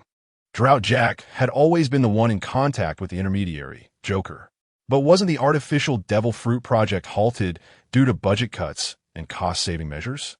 Those artificial devil fruits are worthless in front of the Haki fruits. They are completely useless. Their contact with Joker was limited to the war weapons produced in Wano, and there was no need for Doflamingo to enter Wano. Jack, did you call him here? Kaido asked. No, how could he come here? Jack replied, puzzled, standing up under everyone's gaze. Since he's here, let him come. Kaido said casually, not caring much. Once the boss spoke, his subordinates quickly allowed Doflamingo through, and he entered Wano through the underground caverns, quickly landing on Ghost Island. Accompanying Doflamingo's arrival was a large batch of artificial devil fruits packed in crates.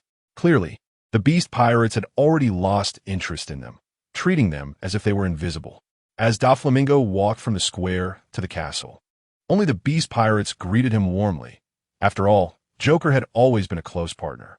But what made Doflamingo feel uncomfortable was that the pirates, who usually craved artificial devil fruits, didn't even glance at the items being transported. "You're just in time, Joker. Lord Kaido is holding a banquet for me." Queen, as the warm-up character, was the first to approach and gave Doflamingo plenty of face. However, Kaido, Jack, and the others remained unmoved, merely nodding at him. Kaido even spoke up. "Why did you bring this stuff? We've already stopped this business." Kaido's words made Doflamingo's heart sink, but he still smiled and said, "Governor Kaido, these fruits are a gift for the beast pirates." Oh, at this moment, Kaido wouldn't care about these inferior fruits with strong side effects, and casually responded with an "oh." With Sharn's technological fruits around, artificial devil fruits were now worthless, not even worth accepting as gifts. The others present looked at Doflamingo, somewhat understanding his intentions. So, before Doflamingo could engage in small talk, Jack directly stated, "Joker, just say what you need to say." Doflamingo felt extremely frustrated at this moment, and his breath hitched upon hearing this. What kind of joke is this? In the past, the beast pirates would have politely invited him to sit down and enjoy food and drinks before discussing the future. But now, just say what you need. However, despite his frustration, Doflamingo had to truthfully say, "Governor Kaido, I came today to meet the new top disaster, Calamity. After all, we've never met, just wanted to say hello." Before he could finish his sentence, the Flying Six, Queen, and others showed playful smiles, which made Doflamingo even more irritated. Kaido also looked at him with a half-smile, thinking that Joker probably already knew about the commotion at the White Beer Pirates. But Sharn is someone anyone can meet, especially someone as complicated as Doflamingo. At Kaido's gesture, Jack coldly stated, "You must already know some things, but unfortunately, Calamity is currently busy with research and doesn't have time."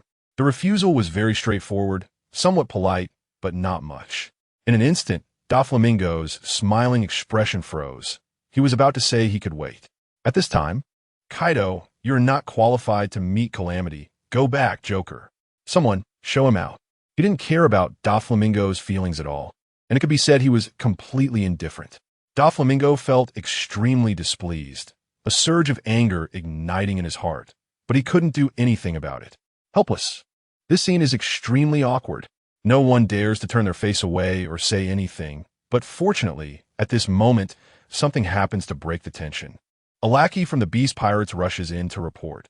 "Master Kaido, Katakuri from the Big Mom Pirates is here." The speed is quite impressive. As soon as Kaido and the members of the Beast Pirates hear this, they understand what it means for Big Mom's people to arrive. Without caring about Doflamingo being present, they signal to bring the person over. Doflamingo, of course, won't leave easily. Instead, he waits on the side. Soon, a true fighter from the Beast Pirates arrives with the tall Katakuri. Like Doflamingo, only one person and the items brought along are allowed. No one else is permitted to accompany them. "I thought the old hag would come in person," Kaido scoffed, shaking the bottle of liquor in his hand. "Next time, she'll talk to you personally if it goes well." Katakuri, undaunted, stands firm in front of Kaido and the All-Stars, then points to the money box and the blood containers he brought. 1 billion as a deposit, and the blood needed for the Haki fruit. "Mama wants you to deliver it as quickly as possible. The timing is determined by the Calamity." Kaido casually waves his hand, instructing someone to take the items to the research room. Katakuri is clearly dissatisfied with this answer. After all, they're both Emperor-level pirate crews. Why should they be so arrogant? He is about to issue a stern warning when Doflamingo, observing Katakuri handing over money and items, suddenly realizes something. It turns out that the technology of the Calamity can be paid for, and the blood is provided for customization. "Governor Kaido, can we pay to customize the Calamity's technology? If that's the case, I'm willing to spend money." Just hearing Vigor's account makes it clear how powerful the Haki fruit is. Even Kaido's existence can be greatly enhanced, and Doflamingo won't miss this opportunity. Kaido, the Flying Six, Jin, Queen, and Katakuri all look at Doflamingo with dissatisfaction as he shouts. Drought Jack even scoffs, saying, What good does your willingness do? Without the Calamity Brothers' approval, money can't buy it. This is indeed a straightforward truth. Even now, Kaido would not force Sharn. Apart from constructing a violent world, Kaido has even handed over all the power of the beast to Sharn. If he is unwilling, even more money would be useless. Doflamingo's expression froze as he continued to negotiate. But at that moment, Kaido suddenly laughed and turned to look down the corridor. At the same time, Sharn's voice came from there. Big Mom Pirates, 500 million. You, Doflamingo, need 600 million. The sound made Katakuri and Doflamingo disregard the meaning behind the words and instead focus intently on the source of the sound. At that moment, Sharn strolled in from the corridor, followed by two researchers carrying suitcases. You finally come out for some fresh air, Kaido laughed heartily, standing up to greet Sharn amidst the astonished gazes of Doflamingo and Katakuri. Big Brother Disaster. Jin, Quinn, and Jack greeted Sharn with smiles and respect. The Flying Six, along with a group of true fighters, all bowed in reverence. When Sharn appeared in the square, the crowd erupted in cheers. Lord Disaster, you've finally shown up. Just by making an appearance, the entire venue was filled with cheers, the name of Disaster echoing everywhere, and the heartfelt shouts left Doflamingo and Katakuri dumbfounded.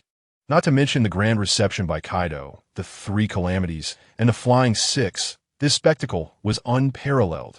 In an instant, Doflamingo and Katakuri were in a daze, wondering whether this was Kaido's Beast Pirates or Disaster's Beast Pirates. Immediately, the two began to scrutinize Sharn, the two sea overlords unconsciously swallowing hard. There was no helping it. The spectacle was too grand, the reputation too loud. He is so young? Disaster is this guy who looks to be only around 20? Katakuri and Doflamingo were quite surprised. If it weren't for Kaido warmly pulling Sharn along, they definitely wouldn't have recognized him at first glance.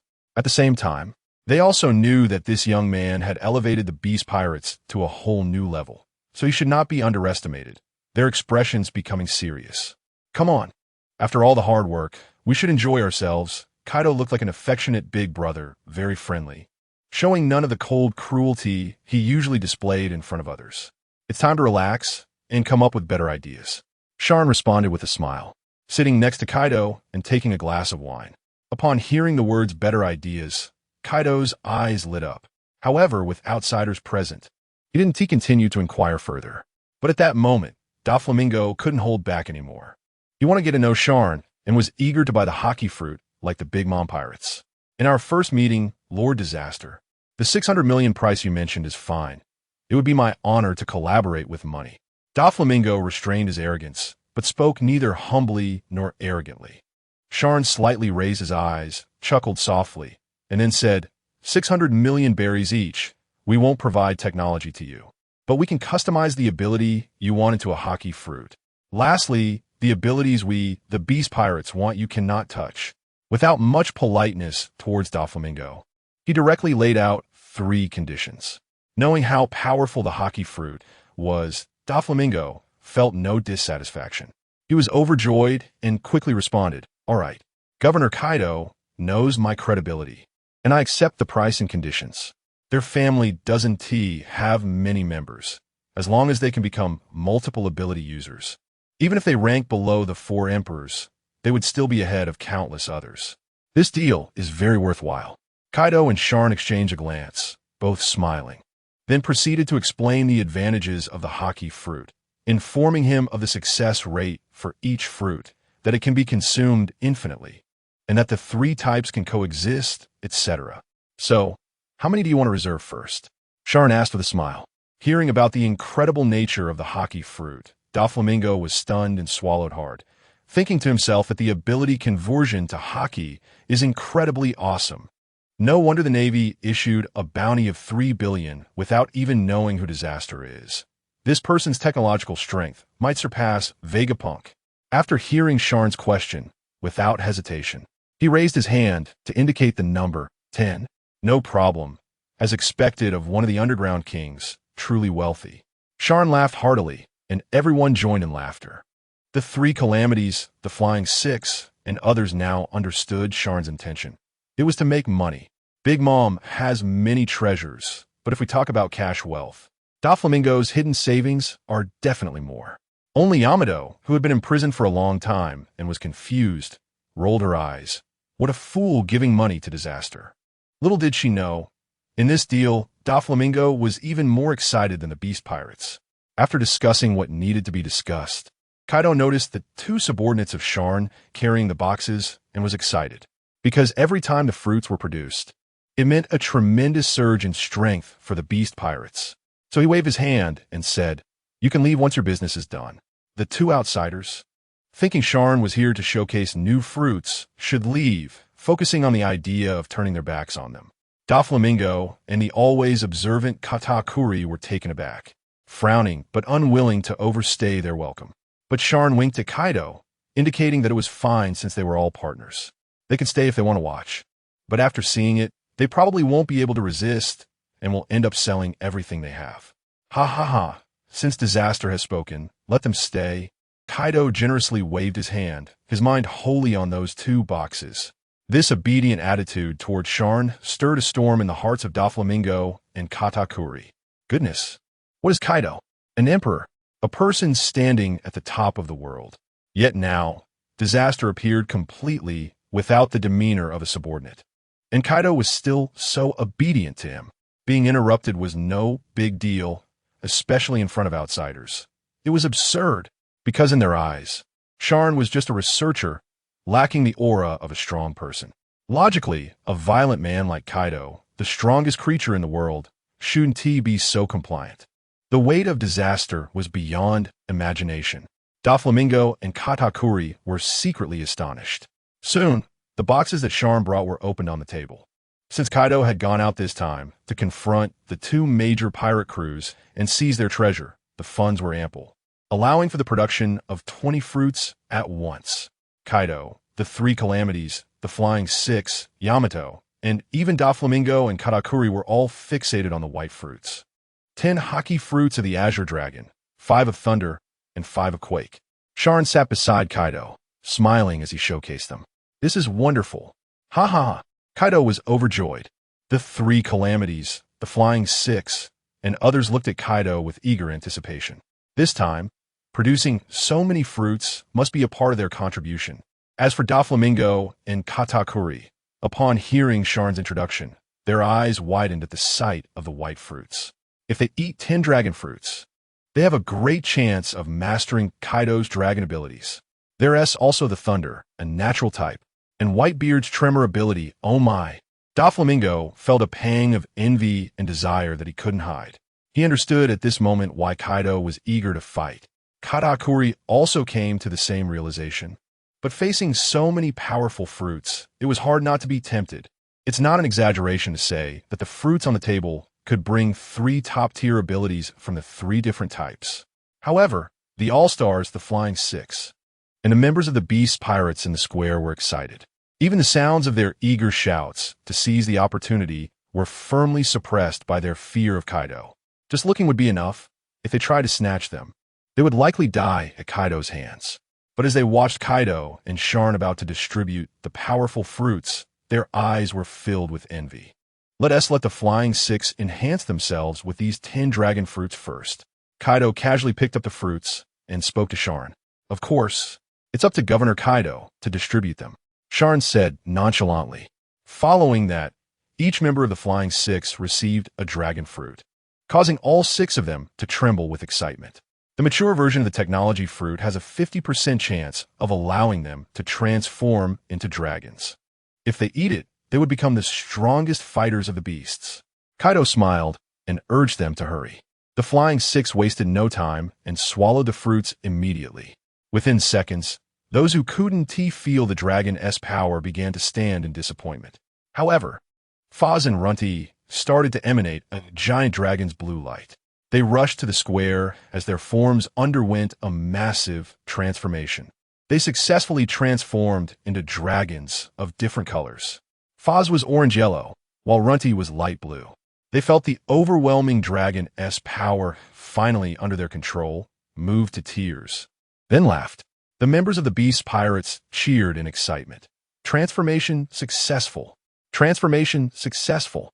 The remaining 4 felt a bit dejected for not succeeding. But soon Kaido tossed the remaining 4 dragon fruits over, signaling them to eat again. Lord Kaido, brother disasters. We did it, we did it. Ha ha ha ha. The 4 were thrilled and quickly ate the fruits, but this time, 2 of them still failed while the other 2 transformed into dragons, excitedly thanking Sharn. Out of 10 fruits, 6 members succeeded, 4 of them, which wasn't too bad. Kaido felt slightly dissatisfied, but Sharn smiled beside him. That's true. Kaido thought for a moment. Now with the number of dragons, including himself, reaching 8, he felt delighted and laughed heartily. Including Yamato, there would be 9 dragons on Onigashima.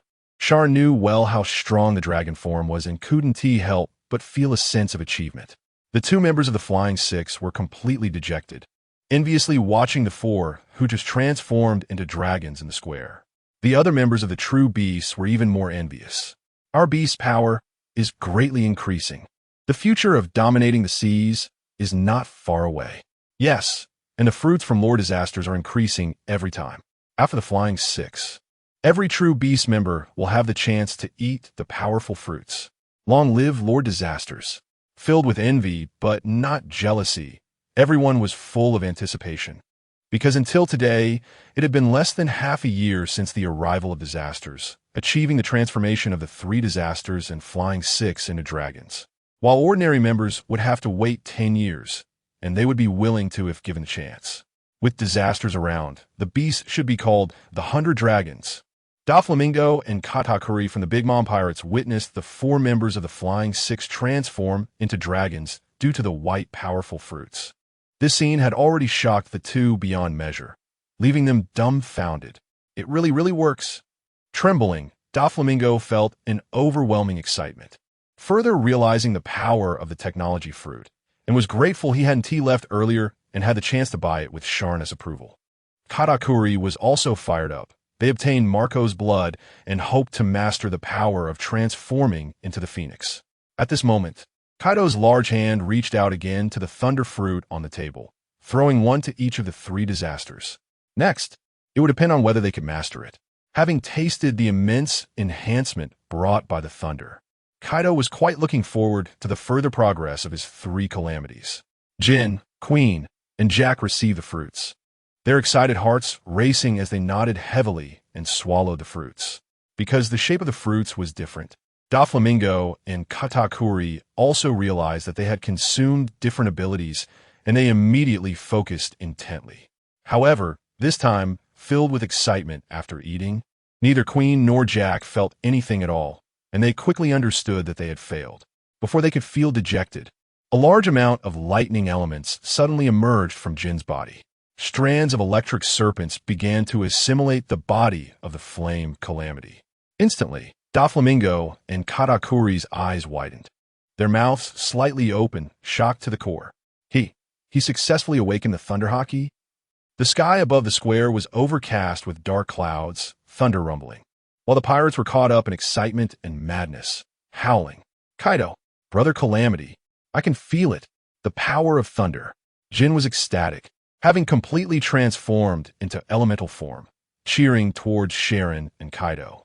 Then, lightning flashed, and he instantly appeared in midair, with the natural violent thunder pouring down, ultimately converging upon Jin's body. Its might and spectacle were terrifying. Jin's form transformed from human to a toothless wyvern, then into a black dragon made of lightning, spiraling in the air. This is the power of the technology fruit. Katakuri marveled to himself. Doflamingo couldn't help but exclaim in his heart why Whitebeard and Redhaired couldn't compete with Kaido. The natural thunder combined with the mythical Zoan. Just by looking at the might of the Thunder Dragon, one could understand how terrifying it was. Not to mention, just the currently rampaging Jin. He was probably already comparable to the 4 emperors. The Beast Pirates now had 2 emperors. No, in the near future, there would be even more. The initial frustration Doflamingo felt completely vanished. He cautiously glanced at the smiling Sharn, sensing that this young man was truly terrifying. Gaining his technological power, he thought about obtaining the combined strength of the 4 emperors. It would be even stronger.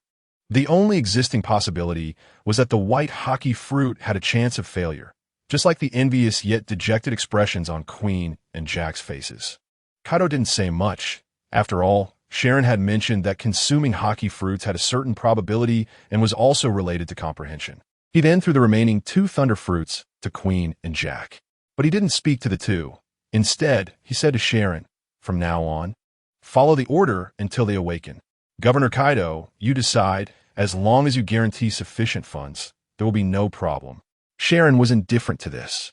Creating fruits to help people comprehend was just a part of completing his task, and he could also gain a loyal Emperor-level pirate crew in the process. Good. Kaido laughed heartily. But at this moment, Queen and Jack nervously consumed the remaining fruits. Millions of berries wasted again, and after waiting 2 minutes, there was still no response. They had failed again. No worries. The Calamity said you would all have it.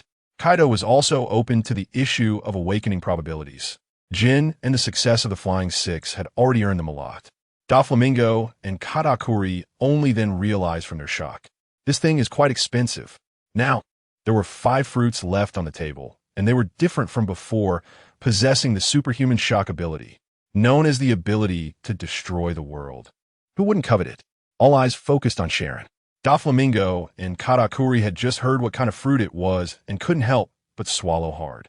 Especially after witnessing the success of Jin, Flying Six, and others, they found it hard to believe what would happen after consuming the shock Haki. Even the 3 disasters of the Beast Pirates were eager for the 5 shock Haki fruits on the table, extremely excited.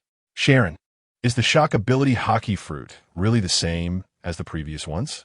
Yamato was also very eager for the shock ability, wanted to take one and eat it, but, having learned from past experiences, didn't dare to rush in. So, she turned to chat with Sharn. She had read Odin's journal and knew how invincible Whitebeard was according to Odin's descriptions. And she was even more aware that half of Whitebeard's fighting power came from the shock power. Of course, when have I ever been unreliable? Sharn chuckled, his gaze directed at Kaido, waiting for his decision. Yamato pouted, wanted to volunteer, but with so many transformed dragons present, she knew it was futile and simply kept quiet. In fact, at the scene, not just Doflamingo and the outsiders, even Kaido was very eager for Whitebeard's power. Over the years, he had gone out seeking death and had been beaten by Whitebeard, and he had witnessed Whitebeard's terror during the Rocks era. Furthermore, he now had the natural thunder ability, leaving the superhuman and animal abilities to consume. Letting his subordinates use it first? Not a chance. If Sharn didn't want it, he would try it himself first. So he decisively picked up one and bit down with his fangs. Katakuri, Doflamingo, and the 3 disasters, the Flying Six, and all the members of the Beast Pirates were nervously watching Kaido. But unfortunately, after consuming the first fruit, Kaido remained expressionless and picked up the second. Failing the first was quite normal and didn't affect Kaido's mood. Everyone understood when they saw this. Then they saw Kaido swallow another one, without even chewing, yet there was still no reaction. Kaido himself furrowed his brows, feeling no sign of Haki appearing. Lord Kaido failed consecutively with 2 fruits? That's within the normal range. After all, Lord Kaido had already comprehended Thunder and was a user of the Azure Dragon form, making it difficult to comprehend the superhuman type. With Lord Kaido's talent, the next one should be about right. The members of the Beast Pirates were somewhat surprised, whispering among themselves. To this, Sharn remained calm. Each Haki fruit costs over 100 million, with a success rate of half, mainly depending on talent. Possessing abilities from the other 2 categories would also increase the difficulty a bit. Kaido also realized that he was a bit anxious, adjusted his breathing, and picked up the 3rd shock Haki fruit to consume. 1 minute, 2 minutes, 3 minutes. Still, there was no change. With Lord Kaido's qualifications, not succeeding with 3, the difficulty of a shock Haki is too high. The 3 disasters, the Flying Six, and others swallowed hard. And the Beast Pirates who believed in Kaido were somewhat bewildered. Kaido felt a bit embarrassed in front of so many people and couldn't help but feel annoyed, grabbing the next fruit and directly chewing it down. Finally, Kaido felt a sensation similar to the Thunder Haki, grinning widely. Haha, I feel it. The vibration caused the surrounding air to tremble continuously. Wooden blocks cracked, bottles shattered, and the whole castle seemed to erupt. Go! Sharn grabbed the last fruit on the table and retreated to the square with the researchers. Yamato, the 3 disasters, the Flying Six, Doflamingo, and Katakuri quickly distanced themselves from Kaido. "Ha! Whitebeard, I also have your power." The excitement of obtaining the thunderous Haki was nothing compared to this moment. Amid Kaido's laughter, the surrounding atmosphere began to crack, spreading like a spider web. Immediately, the power of the erupted in a straight line, climbing. The building collapsed with a loud crash. Lord Kaido, just a laugh was enough to bring down a large building.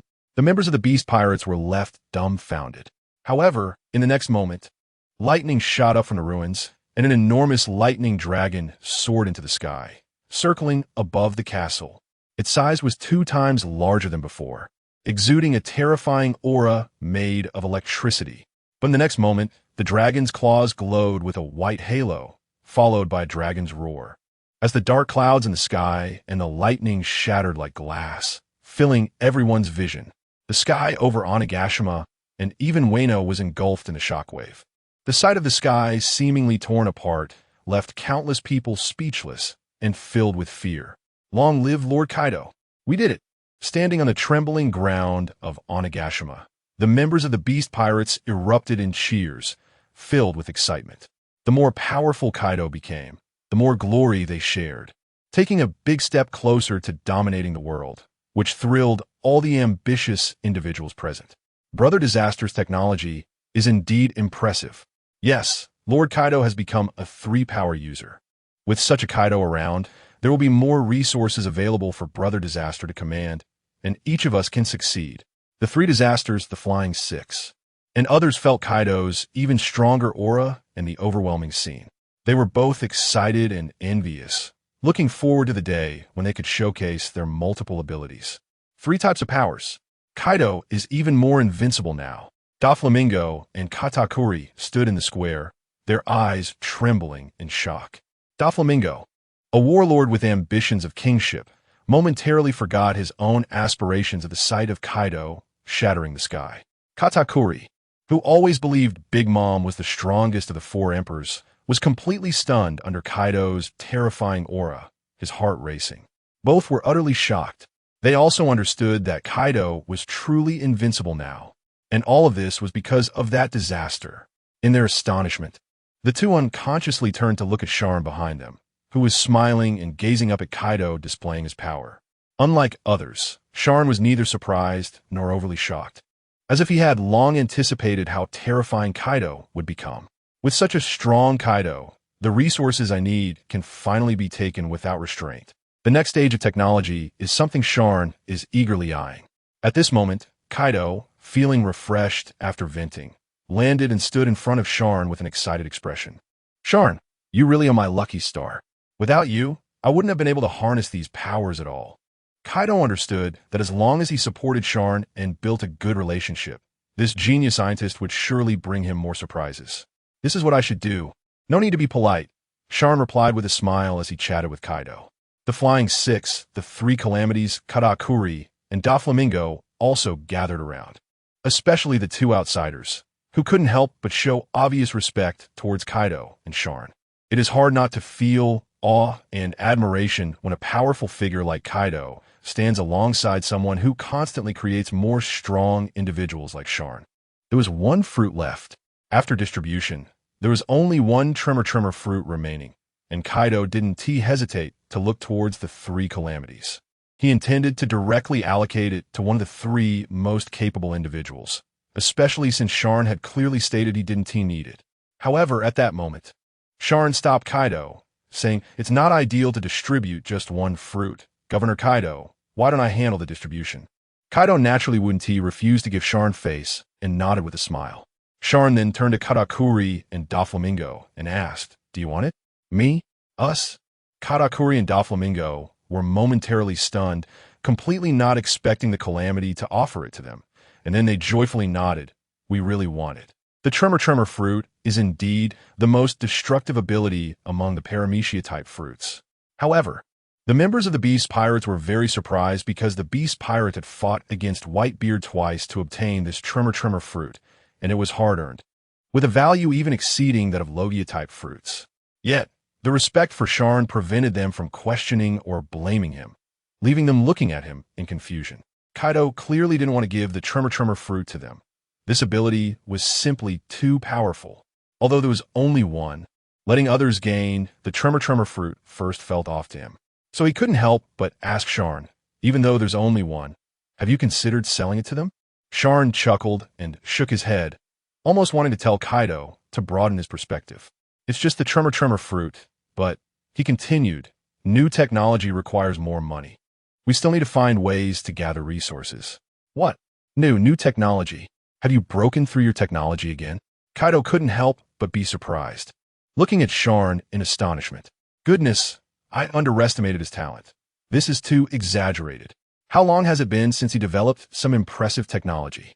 Lord Calamity is amazing. At this moment, hearing Sharn confess about new technology, the beast pirates present were even more excited and happy, cheering out loud. The technology of disaster is the blessing of the beast pirates. Everyone couldn't help but be very eager to know what heaven-defying technology Sharn had researched again. While the members of the beast pirates had absolute confidence in Sharn, Doflamingo and Katakuri were quite puzzled. New technology? The ability transformation technology had already fully developed the 3 types. What more could he research? Or was there some other different new technology? The two had some understanding of science, and knew that developing something truly new wasn't that simple. Just like Caesar's attempt to create artificial devil fruits, it took Vegapunk many years to produce a series of inventions. The disaster in front of them was clearly still very young, and creating Haki technology was already extremely remarkable.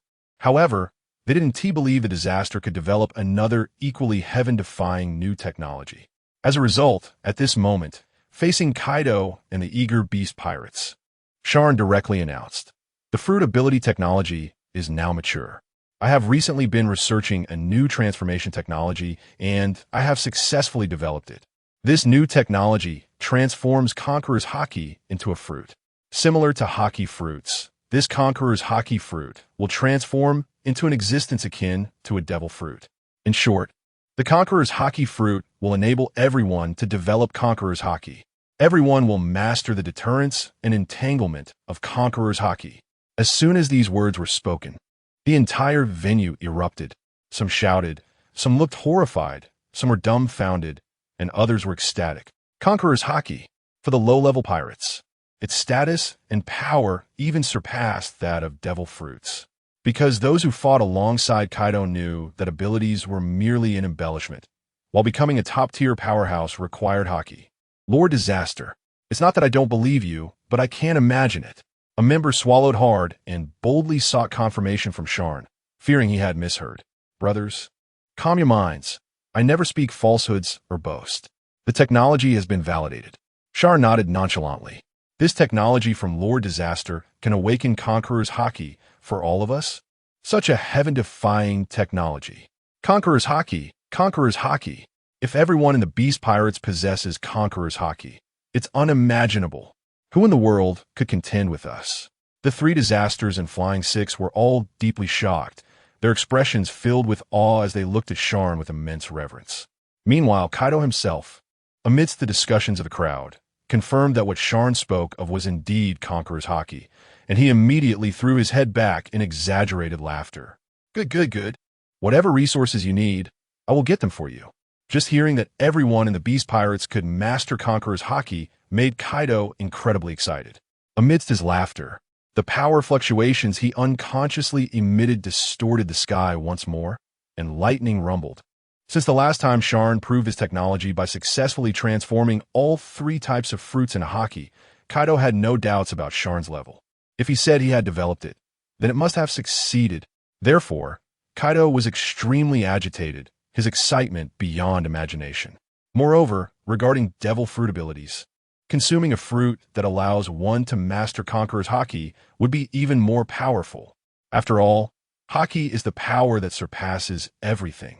However, witnessing the Conqueror's Haki fruit technology announced by the disaster and the overall trust the Beast Pirates had in him, Doflamingo and Katakuri, 2 individuals from other factions, felt deeply shocked, staring in disbelief for a long time without reacting. Whether it was the technology or the Beast Pirates' complete trust in the disaster, it was unimaginable to them. Conqueror's Haki is possessed by one person in a million. The power that can only appear through fate can also be cracked by the disaster. Doflamingo felt like his Conqueror's Haki was becoming worthless. This technology was too incredible, even more outrageous than the ability to transform Haki into powers. But the fact that the disaster could transform abilities into Haki didn't seem so shocking. However, if it were true, thinking deeply, Katakuri felt a chill in his heart, thinking he must report this matter to Mama for a decision. Moreover, not long after, the four emperors would no longer be the four emperors. Such a beast pirate's crew would be unstoppable. This last tremor fruit, you can bid for it. Sharn took the white tremor fruit and turned to Doflamingo and Katakuri. Bidding is fine. Katakuri coldly nodded, shifting his gaze to Doflamingo. Ever since he saw Kaido awaken the tremor Haki, he felt that even at a great cost, he had to obtain it from the disaster. Similarly, upon hearing this, Doflamingo wore a determined expression, ignoring Katakuri's gaze. Disaster, whatever way you want to do it, just do it. Doflamingo licked his lips and said with a flattering smile, "All right, this tremor fruit was developed at a great cost by Governor Kaido, and it is more expensive than other abilities. The starting price is 1 billion. The base price Sharn offered wasn't actually very high. After all, the power of the tremor is the pinnacle of the paramecia type. The members of the Beast Pirates, upon hearing the starting price of 1 billion, looked with great interest at Doflamingo and Katakuri, and even Kaido grinned, sitting down boldly to watch the two compete. 5 billion. Katakuri decisively placed his bid, adding 500 million. But as soon as he shouted it out, Doflamingo chuckled, 20 billion. The Underground King might be slightly lacking in hard strength, but his financial power was not inferior to the four emperors' crews. He felt he had a good chance to bid it from Katakuri, so he made his bid without hesitation. Katakuri was somewhat dissatisfied with Doflamingo's doubling bid. His expression turned cold, and he continued to bid, 5 billion berries. 5 billion berries. Doflamingo was completely unfazed, doubling his bid again, showing his determination to obtain this tremor Haki. If luck was on his side and it allowed him to awaken tremor Haki, then even 50 billion would be worth it. However, at this moment, Katakuri coldly spoke. Tianyacha, are you trying to go against the Big Mom Pirates? I have no such intention. Doflamingo was not foolish enough to say anything that would offend the four emperors. You better give up. Mama is very interested in the tremor Haki, understand? Katakuri said with a cold smile, already a blatant threat. Doflamingo did not expect that he would be openly threatened during the bidding. Moreover, in front of the members of the Beast Pirates, Doflamingo was indeed wary of Big Mom and couldn't help but hesitate. Looking at Sharn, Kaido, and the others, they showed no intention of stopping Katakuri, and even Sharn looked quite interested. It was a joke. Doflamingo being threatened was a good thing for the Beast Pirates. If such a wealthy person was truly targeted, it would be a great opportunity for the Beast Pirates to take advantage. 1 billion berries. At this moment, Katakuri continued to bid, no longer looking at Doflamingo. 6 billion berries. Doflamingo gritted his teeth and continued to bid, risking the danger of being targeted by Big Mom. Seeing this, Katakuri stopped wasting time with Doflamingo and followed up with, I bid 7 billion. 80. 9 billion. 100 billion. In the end, Doflamingo called out 100 billion, and Katakuri hesitated. Anger boiled within him as he stared coldly at Doflamingo, contemplating the feasibility of investing to snatch the tremor fruit. Doflamingo met his gaze firmly, exuding an air of certainty that he would secure the tremor fruit. Very well, Tinyasha. Katakuri decided to stop bidding. He knew that if he raised it to 110 billion, Doflamingo would likely continue to increase the bid, and at this price, he was only buying a tremor fruit that might not even be successfully obtained. It was too expensive. After all, Big Mom had formed an alliance with the beasts, and 100 billion was enough to customize more powerful fruits. There was no need to squander it. Doflamingo, seeing this, breathed a sigh of relief. As for offending Big Mom, there was no need to consider that now. Since the Big Mom Pirates had given up, this fruit belonged to him. Sharn nodded at Doflamingo, confirming his right to purchase. 100 billion is a significant amount. Governor Kaido, disaster, Joker. We'll deliver the 100 billion along with the customization fee in 7 days. Doflamingo responded to Sharn with a smile, genuinely pleased in his heart. What is money? Once a celestial dragon, he understood the rules of survival of the fittest in this world very well. Without power, even more money is useless. Therefore, he didn't find it expensive at all. However, having to wait 7 days to pay made Disaster somewhat dissatisfied, and he spoke up, "Joker, you'd better go back immediately to get the money or have someone deliver it." He had always had smooth, underground transactions with Doflamingo, and now it was suddenly 7 days? How could they do business like this? Doflamingo was taken aback, cursing the reckless fool in his heart. 100 billion was an enormous sum of money. How could one just pull out cash like that? On the contrary, Sharn did not make things difficult for Doflamingo, but directly threw the fruit in his hand over. "Our money cannot be defaulted." "Thank you." Doflamingo instinctively caught the white fruit, overjoyed, and expressed his gratitude. If Disaster wasn't willing, the entire Beast Pirates would probably not agree with him. Fortunately, Disaster was surprisingly agreeable, which surprised Doflamingo. Sharn looked at Doflamingo, who had risen step by step on his own, feeling somewhat emotional. If talent were to be divided, Doflamingo would probably not lose to the 3 Disasters and might even be on par with Kaido. Kaido also had no objections, and, seeing the transaction completed, called for Sharn to have a couple of drinks before returning to the Research Institute. Just then, Doflamingo, having obtained the fruit, seemed to make a certain decision and directly put the tremor fruit into his mouth. This guy, is he afraid of being robbed on the way? Jean glanced at the cold Katakuri, thinking to himself. In fact, Doflamingo was genuinely afraid of being robbed by the Big Mom Pirates. Although only Katakuri was present. Who knew how many others were outside? Pirates do not adhere to morals. Kaido and Sharn also stopped and looked at Doflamingo's transformation. The others, including Katakuri, looked at Doflamingo in surprise, also staring at him. As a result, 2 minutes later, Doflamingo's face darkened. He felt no change. Could it be that he had already failed? 100 billion, just like that, gone down the drain. Everyone thought Doflamingo had spent money for nothing. If he were truly awakening, there would have been signs by now. It seemed there was no other way. Doflamingo sighed deeply, his expression not good, and could only accept that he had wasted 100 billion berries. As for defaulting on this money, impossible. He wouldn't dare to think that. Let alone the original Beast Pirates being terrifying enough. Now with more than 8 giant dragons, the beasts were even more formidable, plus Kaido and Sharn. 1 literary and 1 martial presence. Anyone who was impatient would default. Unfortunately, the tremor power did not appear. Joker, don't be discouraged. This power is not something everyone can comprehend. Yes, next time bring more money. One day you will awaken. Ha ha. The Flying Six and the 3 Disasters looked at the dejected Doflamingo and began to laugh, but their laughter was filled with ridicule. This is truly their 100 beasts' great treasure. If everyone were this wealthy, there would be no worries about funding for the research of Disaster. Amid the laughter, Doflamingo's expression was extremely unpleasant, yet he did not dare to lose his temper. However, Shane was carefully sizing up Doflamingo, deep in thought. He then reminded, "Don't be anxious yet. Try using the power of the string fruit." Disaster spoke up, and the members of the 100 Beast Pirates immediately fell silent, exchanging glances. What does the boss mean by this? Doflamingo was taken aback upon hearing this. What does he mean? My ability? Shane smiled without speaking. It was only then that Doflamingo understood, pulling his hands apart. White threads expanded between his palms. In an instant, Kaido's gaze shifted, looking somewhat surprised. This Joker has some talent.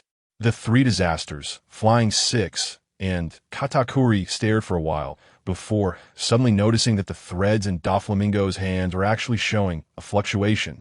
Very weak, but it was still perceivable. He himself felt it even more clearly than the others, gradually turning into ecstasy. This is the tremor ability? Saying this, the threads in Doflamingo's hands were swung out, directly smashing into the remaining stone pillar in the ruins. The threads twisted like hair, surprisingly shattered the stone pillar as if it were an iron column. Even more astonishing, a shockwave erupted, creating a slight earthquake, and a fissure opened in the direction of the swing. What is attached to the string fruit? The power is actually this immense. Did you see it clearly? It was the earthquake from the tremor just now. He actually succeeded? But why was there no reaction earlier? The members of the 100 Beast Pirates were taken aback, completely not expecting such a change. It should be noted that when Kaido awakened just now, it directly shattered the entire wooden building, while Doflamingo only had a reaction with the string fruit. It's the Conqueror's Haki. I can feel it now. He. Doflamingo laughed wildly, looking at the threads in his hands as they emitted a white halo. His body bent over from laughter. After a long while, he finally collected himself and looked at Shane with surprise, asking, "Disaster, what exactly is going on? I clearly awakened. Why couldn't I feel it at first?" Kaido and the others were also very curious about this situation, looking at Shane with interest. They knew that, as the creator of the Haki fruit, Shane must know something about this situation. Shane chuckled softly and then said, "Isn't it obvious enough? Joker, you're still not strong enough." Huh? As soon as those words were spoken, Doflamingo instantly became embarrassed. The three disasters and the Flying Six couldn't help but burst into laughter. However, Sharn slightly pressed his hand down, and the entire venue fell silent again. Lack of strength means the tremor fruit's power will be very weak. With your current strength, you won't be able to sense it clearly, which is normal. Once your perception of the tremor power becomes clearer, you'll naturally be able to master it. Sharn pointed this out to him, while also explaining the situation that had just occurred to everyone. Now I understand. The members of the Beast Pirates were enlightened. Doflamingo, filled with joy, also understood and quickly thanked Sharn gratefully. Before he realized it, he thought that the 10 billion berries he spent had gone to waste, which had made him very low-spirited. But now, there was a glimmer of hope. He had actually awakened the tremor power. It was important to note that one of them was the strongest paramecia-type ability. One could only imagine how strong he would become in the future with mastery over two abilities. In fact, not just Doflamingo himself, but after hearing Sharn's explanation and confirming that Doflamingo had awakened the tremor power, the three disasters, the Flying Six, and the rest looked at Doflamingo with envy. "Congratulations, Joker." Quinn seemed to forget his earlier laughter at Doflamingo's misfortune and turned to him with a smile. Doflamingo naturally wouldn't hold a grudge against the Beast Pirates. He was even more excited and didn't notice Katakuri, who was watching him with envy and an unnatural expression from a distance. It was indeed fortunate to gain the power of the tremor fruit for a hefty price of 10 billion berries. It seemed that the Don Quixote family would quickly rise with the help of the technology from the Calamity. Although Katakuri was envious, he was still rationally contemplating whether to carry out his previous threat against Doflamingo. But after glancing at Sharn, who had pointed out Doflamingo, he couldn't help but dismiss the thought. It seemed that Calamity was quite optimistic about Doflamingo. It was better not to stir up trouble. Kaido watched this scene without saying a word. Even when Doflamingo successfully awakened the tremor power, he didn't show any reaction. To him, aside from Shanks and Whitebeard, the other so-called peak powerhouses were hardly worth his attention, posing no threat at all. In fact, he was constantly contemplating his future plans. The technology that Sharn brought was incredibly impressive, already surpassing Vegapunk's level. With this, the Beast Pirates would undoubtedly become the strongest. At the same time, Kaido also realized the serious shortage of funds. Sharn's technology was excellent everywhere, but it lacked resources. Calamity, the resources needed for our future development will be even greater. I think the Beast Pirates are now strong enough to act without restraint. Kaido spoke softly, wanting to discuss this with Sharn. The issue of resource scarcity had always been pressing. Saving on consumption wouldn't solve the problem. Sharn nodded, looking at Kaido's serious demeanor, wondering if this guy was considering taking action against the Celestial Dragons. To be honest, Sharn didn't believe that the Beast Pirates were invincible enough to confront the Elders or not to mention the Celestial Dragon family. However, Kaido's thoughts were exactly what Sharn had guessed. The pirates are scattered across the seas. Our plundering isn't enough. So, I've decided to take action against the Celestial Dragons' heavenly gold. Robbing the Celestial Dragons' heavenly gold. Sharn naturally had no objections. As long as it wasn't an attack on the world government, the current Beast Pirates faced no one who could stop them, not even the Yonko. In fact, the Big Mom Pirates had never done such a thing, and Katakuri looked at Kaido in surprise. This is no joking matter. If those people from Mary Geos are pushed too hard, something big is likely to happen. However, considering Kaido's current strength, as long as the world government doesn't send out all their top fighters, it doesn't seem that terrifying. And Doflamingo has experience in kidnapping celestial dragons, which brings an unusual excitement to his heart amidst his surprise. Because if Kaido really dares to take action against the celestial dragons, even the three admirals would likely be taught a lesson, causing the celestial dragons to lose face, which would be a slap in the face for those lofty celestial dragons. The members of the Beast Pirates were not shocked, but instead delighted to hear Kaido's words. Yes, robbing the sky gold from their allied nations. Even the ships transporting it from remote areas have considerable treasures. Lord Kaido, when do we set off? The allied nations have to pay tribute regularly. How could we not have thought of this before? It's all thanks to Lord Kaido. Brother Disaster's resources will no longer be lacking now. Disaster, Queen, and the others showed no signs of fear. They were all excitedly cheering. What strength does the Beast Pirates have now? There are 8 dragon forms alone, plus Yamato, making a total of 9. It's just robbing some sky gold. What is there to fear from the world government? Katakuri and Doflamingo, who were surprised but quickly came to their senses, took the opportunity to step forward, almost competing to be the first to offer their services. Kaido, the Big Mom Pirates can provide information on the movements of the celestial dragons. Governor Kaido, I can also provide information on the sky gold. Both of their factions have strong intelligence capabilities, and they want to do a favor for the Beast Pirates. It's beneficial to build goodwill for future transactions involving the Conqueror's Haki fruit. The crazies of the Beast Pirates showed no signs of hesitation. They knew what strength brings. Even the usually calm and composed Jinx appeared quite excited. Moreover, from Kaido's and Sharn's expressions, it was clear they were quite satisfied with the enthusiasm of the two. Sharn exchanged a glance with Kaido and then said with a smile, "Very well, we do need the information. Here's the deal. There is only one ship transporting the sky gold at a time. Whichever of your two factions can provide effective information that leads to a successful robbery will have the opportunity to acquire new technology." New technology? They can even try for the Conqueror's Haki fruit. Katakuri and Doflamingo were immediately overjoyed, their eyes lighting up as they quickly thanked Sharn for the opportunity. Thank you. Although the price for the Haki fruit wasn't reduced, the new technology from Disaster is indeed astonishing.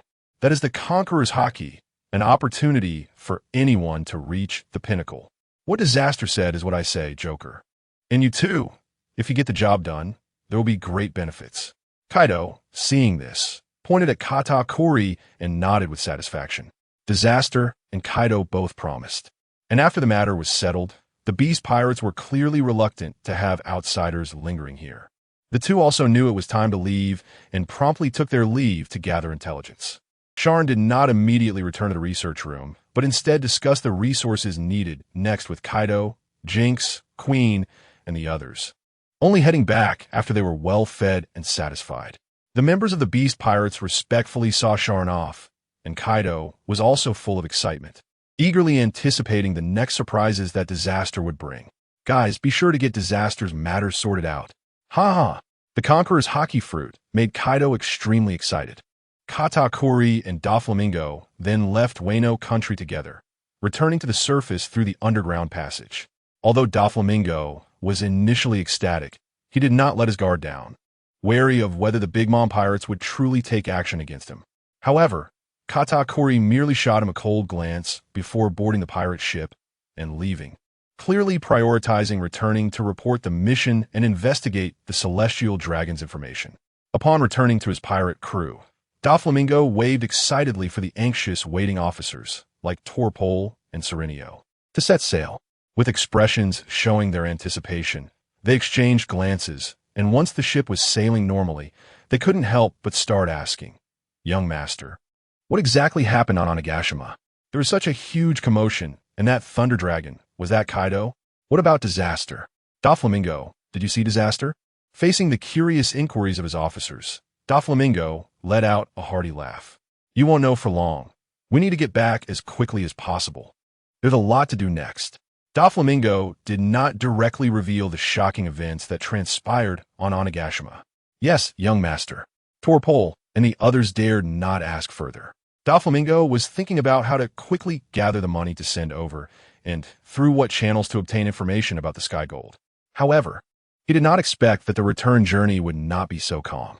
About halfway through the voyage, a fleet of warships suddenly appeared ahead. Doflamingo, it's the Navy fleet led by Admiral Akainu. Torpol reported to Doflamingo with a hint of surprise in his tone. Akainu? Why is this guy appearing ahead? Does he know I went away now? Doflamingo frowned, feeling trouble brewing. After all, his identity as a Shichibukai was not just for show. He belonged to the same camp as the Navy and shouldn't be approached without any signals. At that moment, Olaji rushed into the cabin and urgently said to Doflamingo, "Young master, Akainu's fleet is intercepting us." Upon hearing this, Doflamingo immediately stood up and went to the deck.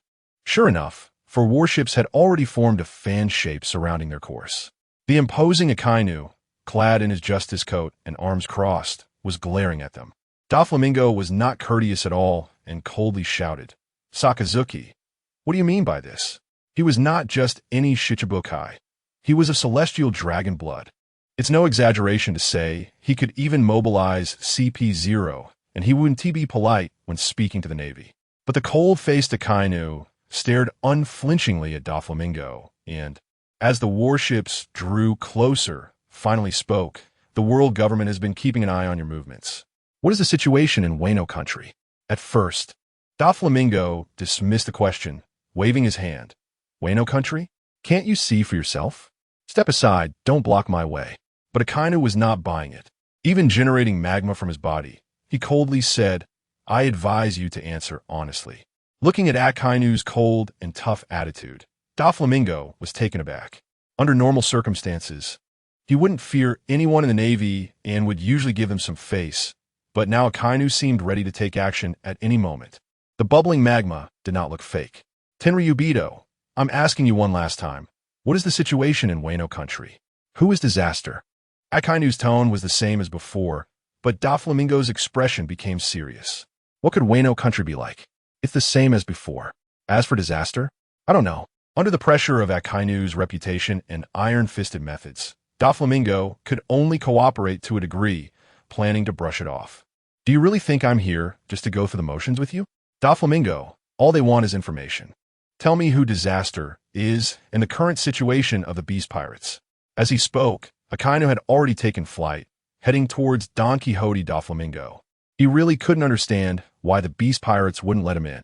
"Also, who gave you the power to threaten me? Don't forget my identity, Sakazuki."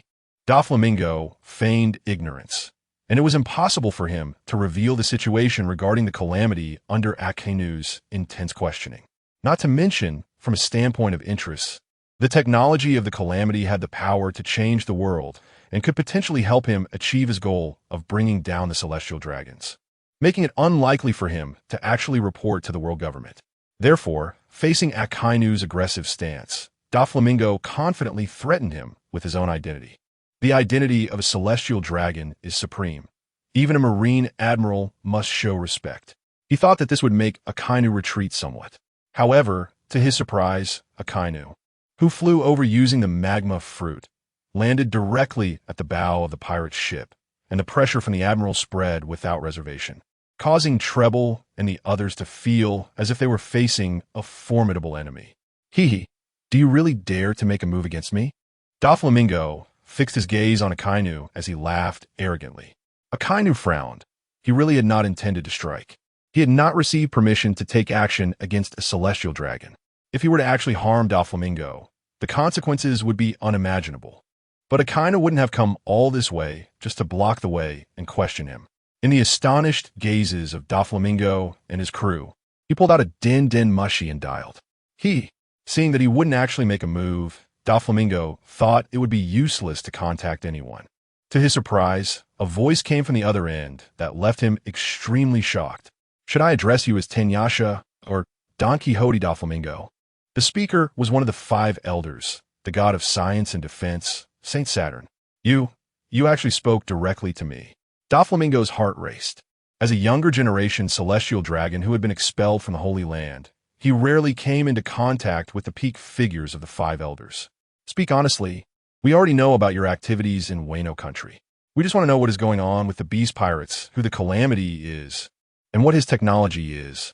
The tone of the five elders was not one of inquiry, but rather one that allowed no dissent. Even now, Doflamingo felt his breath tighten, his expression fluctuating. In fact, he was faced with a choice. Should he honestly inform the five elders about the Calamity, Sien, in exchange for a chance to return to the holy land of Mariehua? Or should he conceal the matters of Onigashima and distance himself from his underground development? The five elders on the other end of the Den Mushi seemed dissatisfied with Doflamingo's silence, snorting coldly. Doflamingo, I truly do not know who the Calamity is. In fact, I have not gained the trust of the Beast Pirates. Doflamingo was startled, and he made up his mind, still stubbornly speaking ambiguously. He chose to side with Kaido, who had already surpassed the four emperors, and Sien, who possessed extraordinary technology. So he said he didn't know who the Calamity was, but he didn't mention whether he had entered Onigashima. However, such a response was not only untrustworthy to the old foxes of the five elders, but made them feel they needed to dig out everything Doflamingo knew. This is your attitude. We understand now. Sakazuki, bring him back by force. After saying this, they hung up the phone directly. With the permission of the five elders, Akainu had no qualms now. The magma he had not yet contained suddenly roared to life, even igniting the deck. Doflamingo felt a chill in his heart, thinking that he would still be insignificant to Mariehua after more than a decade, and he became even more resolute in his decision to side with Kaido and Sien. Great fire! Akainu had received permission and was already ready to strike, attacking without hesitation. His magma fist came fiercely, overturning the wooden planks on the ship and directly enveloping everyone, including Doflamingo. Bastard! Doflamingo was startled by the intense heat that came at him. The Admiral's power was no joke, especially at such close range, so he immediately raised his hand to create a network of strings to block. He was worried that his strings wouldn't be able to withstand Akainu's boiling magma, but he had no choice but to act. However, when the two sides made contact, even Akainu was surprised. The defense that spread out like a fishing net actually held the magma fist firmly. This guy's string fruit, in a rush covered with Haki, could actually withstand it? Akainu was astonished and focused his gaze, only to see that his magma fist didn't even touch the net. There was a gap of several centimeters between them, and a layer of white halo with a shockwave completely blocked the power of the magma. Doflamingo was stunned to find that he could block it so easily, but he was soon awakened by Akainu's cold shout. This is the power of the tremor fruit. Doflamingo, you actually dared to cooperate with the Beast Pirates. Akainu immediately realized that Doflamingo had also gained the unique devil fruit ability of the Beast Pirates, and his eyes were filled with killing intent. Just this point alone was enough to strip him of his warlord title. Moreover, he dared to have dealings with Kaido and conceal this from the five elders. It was simply audacious. But Doflamingo stood tall and unafraid, laughing loudly. I almost forgot that I am no longer the user of the string fruit from yesterday. Once these words were spoken, Treble, Diamante, and the other executives finally reacted. Especially when they saw the string net with a white halo, they were both shocked and delighted. Since it was exposed, he was not afraid to say it directly. Akainu, I have reached an agreement with the Calamity. This is the substantial benefit I have gained, allowing me to become a dual-type devil fruit user. The Marines and the executives of the Don Quixote family were rendered speechless by the power Doflamingo displayed from the tremor fruit. That was Whitebeard's power. Doflamingo had actually obtained it after traveling to the Beast Pirates' Wano country. Incredible. Doflamingo felt the enhancement brought by the tremor Haki, facing Akainu with full confidence, no longer in fear. He even openly stated his cooperation with Sien. In fact, he had already considered it very clearly, with the Calamity present, and a powerhouse like Kaido who surpassed limits. Plus epic-making technology, it would only be a matter of time before they surpassed the power of the world government. Even now, the Beast Pirates already had the strength to resist, so the world government could do nothing to him. Rather than becoming a pawn that the five elders could discard at any time, it was better to cooperate with the Calamity. Hearing the truth, Akainu immediately became furious. You are colluding with those pirates. You no longer have the qualifications to be a warlord. Today, I will take you back to see the five elders. Akainu no longer held back, raising his hand to unleash an even more powerful strike. The rolling magma surged like a waterfall, and Doflamingo showed no fear. Instead, he revealed an excited expression. The white strings twisted together, infused with another type of superhuman tremor power, and clashed violently with Akainu's magma. Crack! An astonishing crack in the atmosphere formed at the point of impact, and the magma flowed back as if crashing against a dam, leaving Akainu extremely surprised. Tenyasha can actually master this level? Akainu found it hard to believe. This time, he had not held back in his attack, and the explosive power was so fierce that Doflamingo had actually withstood it. His gaze became even sharper. His right hand clenched into a fist, and he unleashed a move called Hellhound. With powerful single-target attacks and explosive force, it was enough to penetrate various defenses. However, the white line solidified layer by layer into walls, and with the enhancement of shock power, Akainu's magma could not maintain its explosive resilience. Breaking through just 2 or 3 layers of the line walls rendered him powerless for what followed. Don Quixote Doflamingo, with his superb ability to develop and understand his powers, used them with ease and was even more excited. In the blink of an eye, the two frequently exchanged blows, their attacks colliding, causing the bow of the pirate ship to shatter directly, followed by aerial combat. The continuously exploding magma, the rifts in the atmosphere, and the white lines sweeping across the sky left everyone, including the Navy, dumbfounded. Is this still the warlord Don Quixote Doflamingo in cognition? Are you sure he is not at the level of the 4 emperors? Admiral Akainu and Doflamingo can actually exchange blows with him. Treble, Pika, and other subordinates are also watching with great excitement. Soon, the two fought from the pirate ship into the air and landed on one of the naval warships, provoking a barrage of gunfire from the Navy. But they couldn't resist for long before being knocked away by the shockwaves from Atu's battle. Overall, Doflamingo is still weaker than Akainu, and after Akainu became familiar with the combat methods, he fell into a disadvantage. It seems that without using some sharper means, I cannot deal with the admirals. Doflamingo knows that the recently obtained tremor Haki is not strong enough, and if this continues, he will inevitably lose. So he immediately decides to reveal his trump card, the awakened string fruit ability. The warship is visibly affected by the string fruit, with everything above the waterline being influenced by Doflamingo, turning into a white line tidal wave. The awakened fruit ability.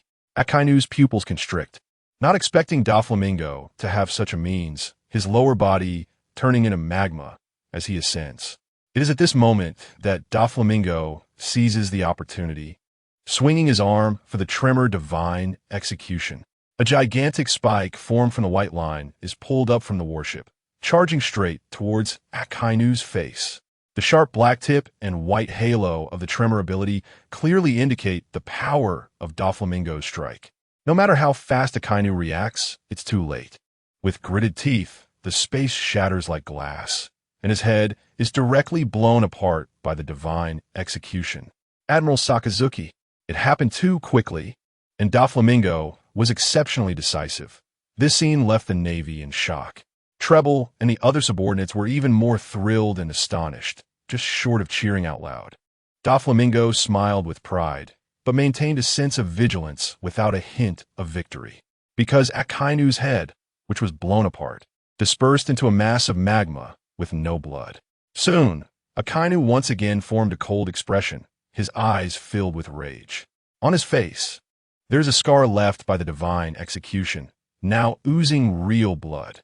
Akainu's face darkened as he stared at Doflamingo, realizing that this was his strongest opponent since becoming an admiral, aside from the 4 emperors. With the awakened ability combined with the tremor power, Doflamingo's strength has significantly increased, and his power is astonishing.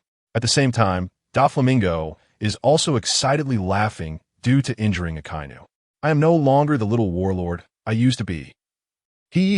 At this moment, Doflamingo felt extremely fortunate, thinking he had made the right decision.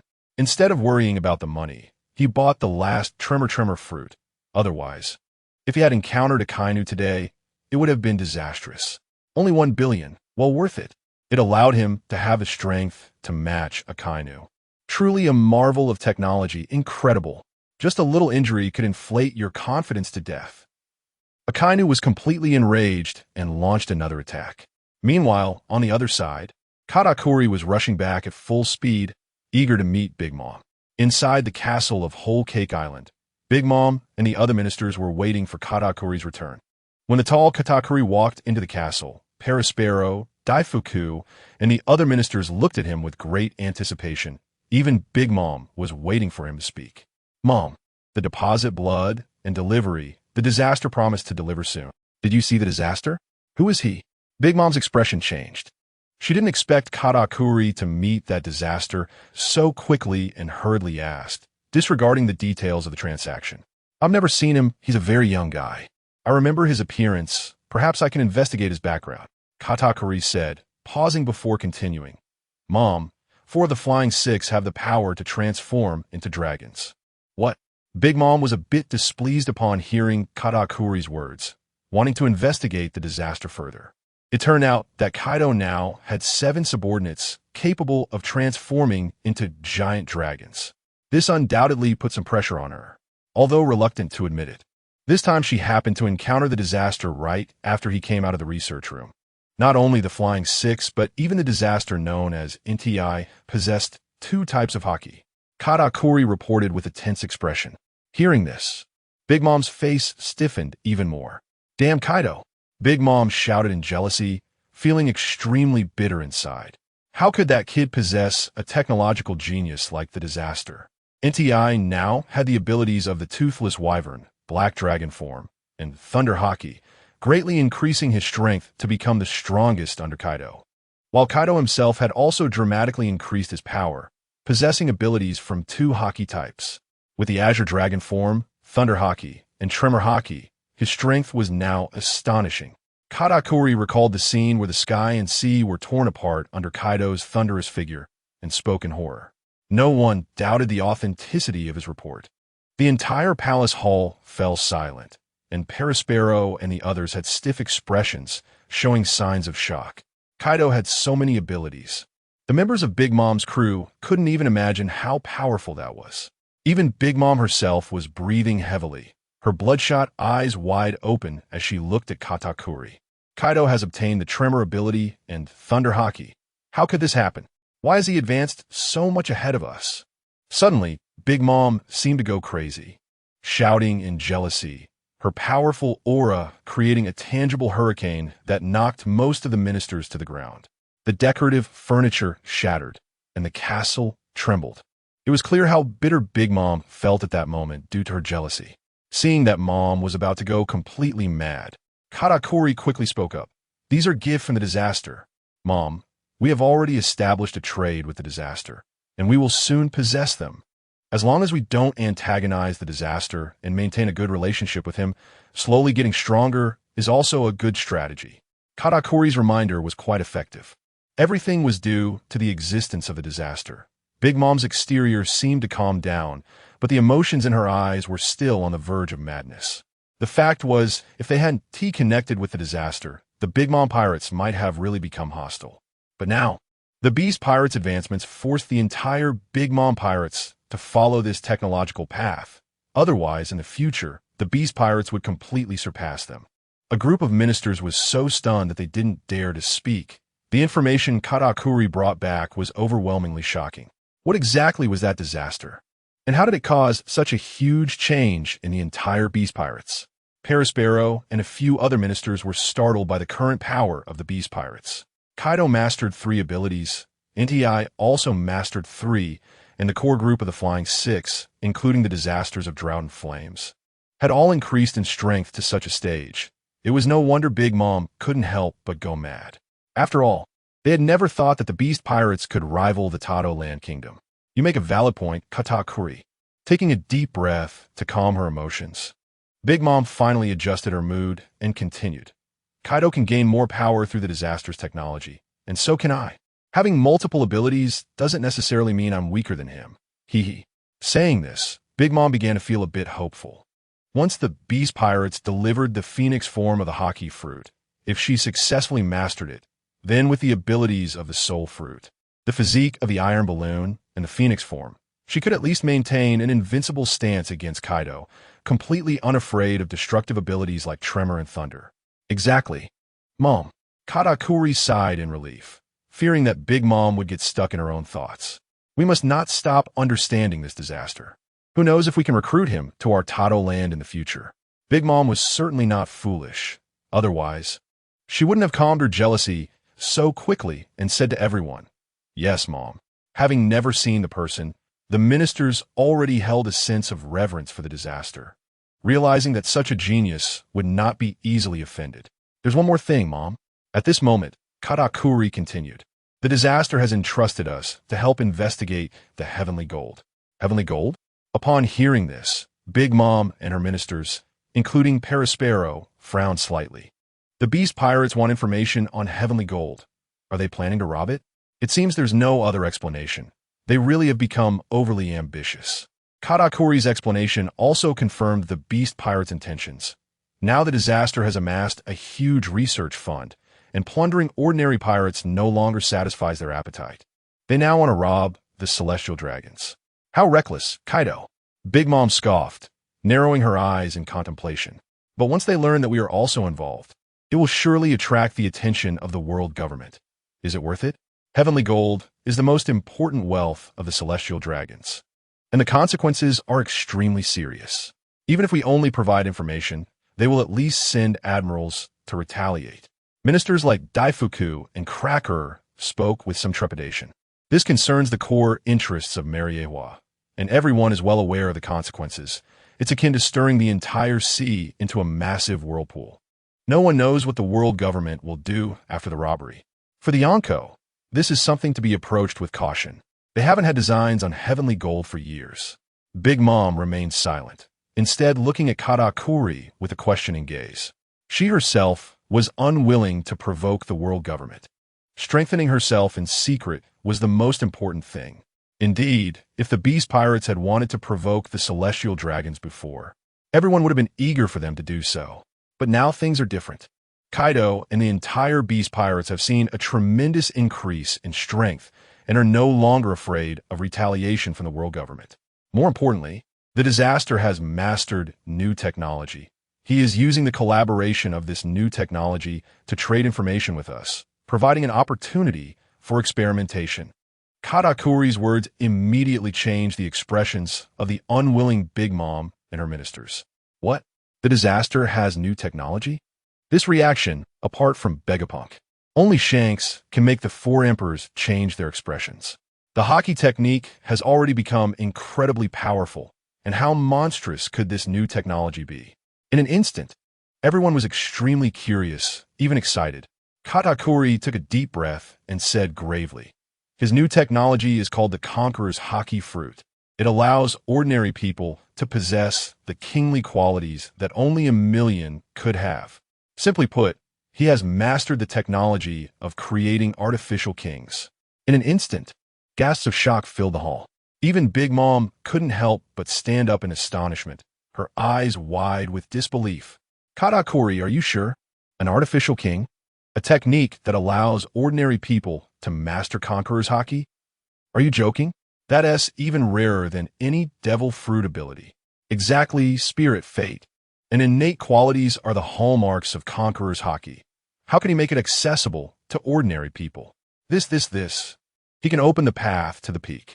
In that moment, the members of Big Mom's pirate crew were at a loss for how to express their feelings due to the shock. Katakuri nodded seriously and affirmatively. I didn't mishear.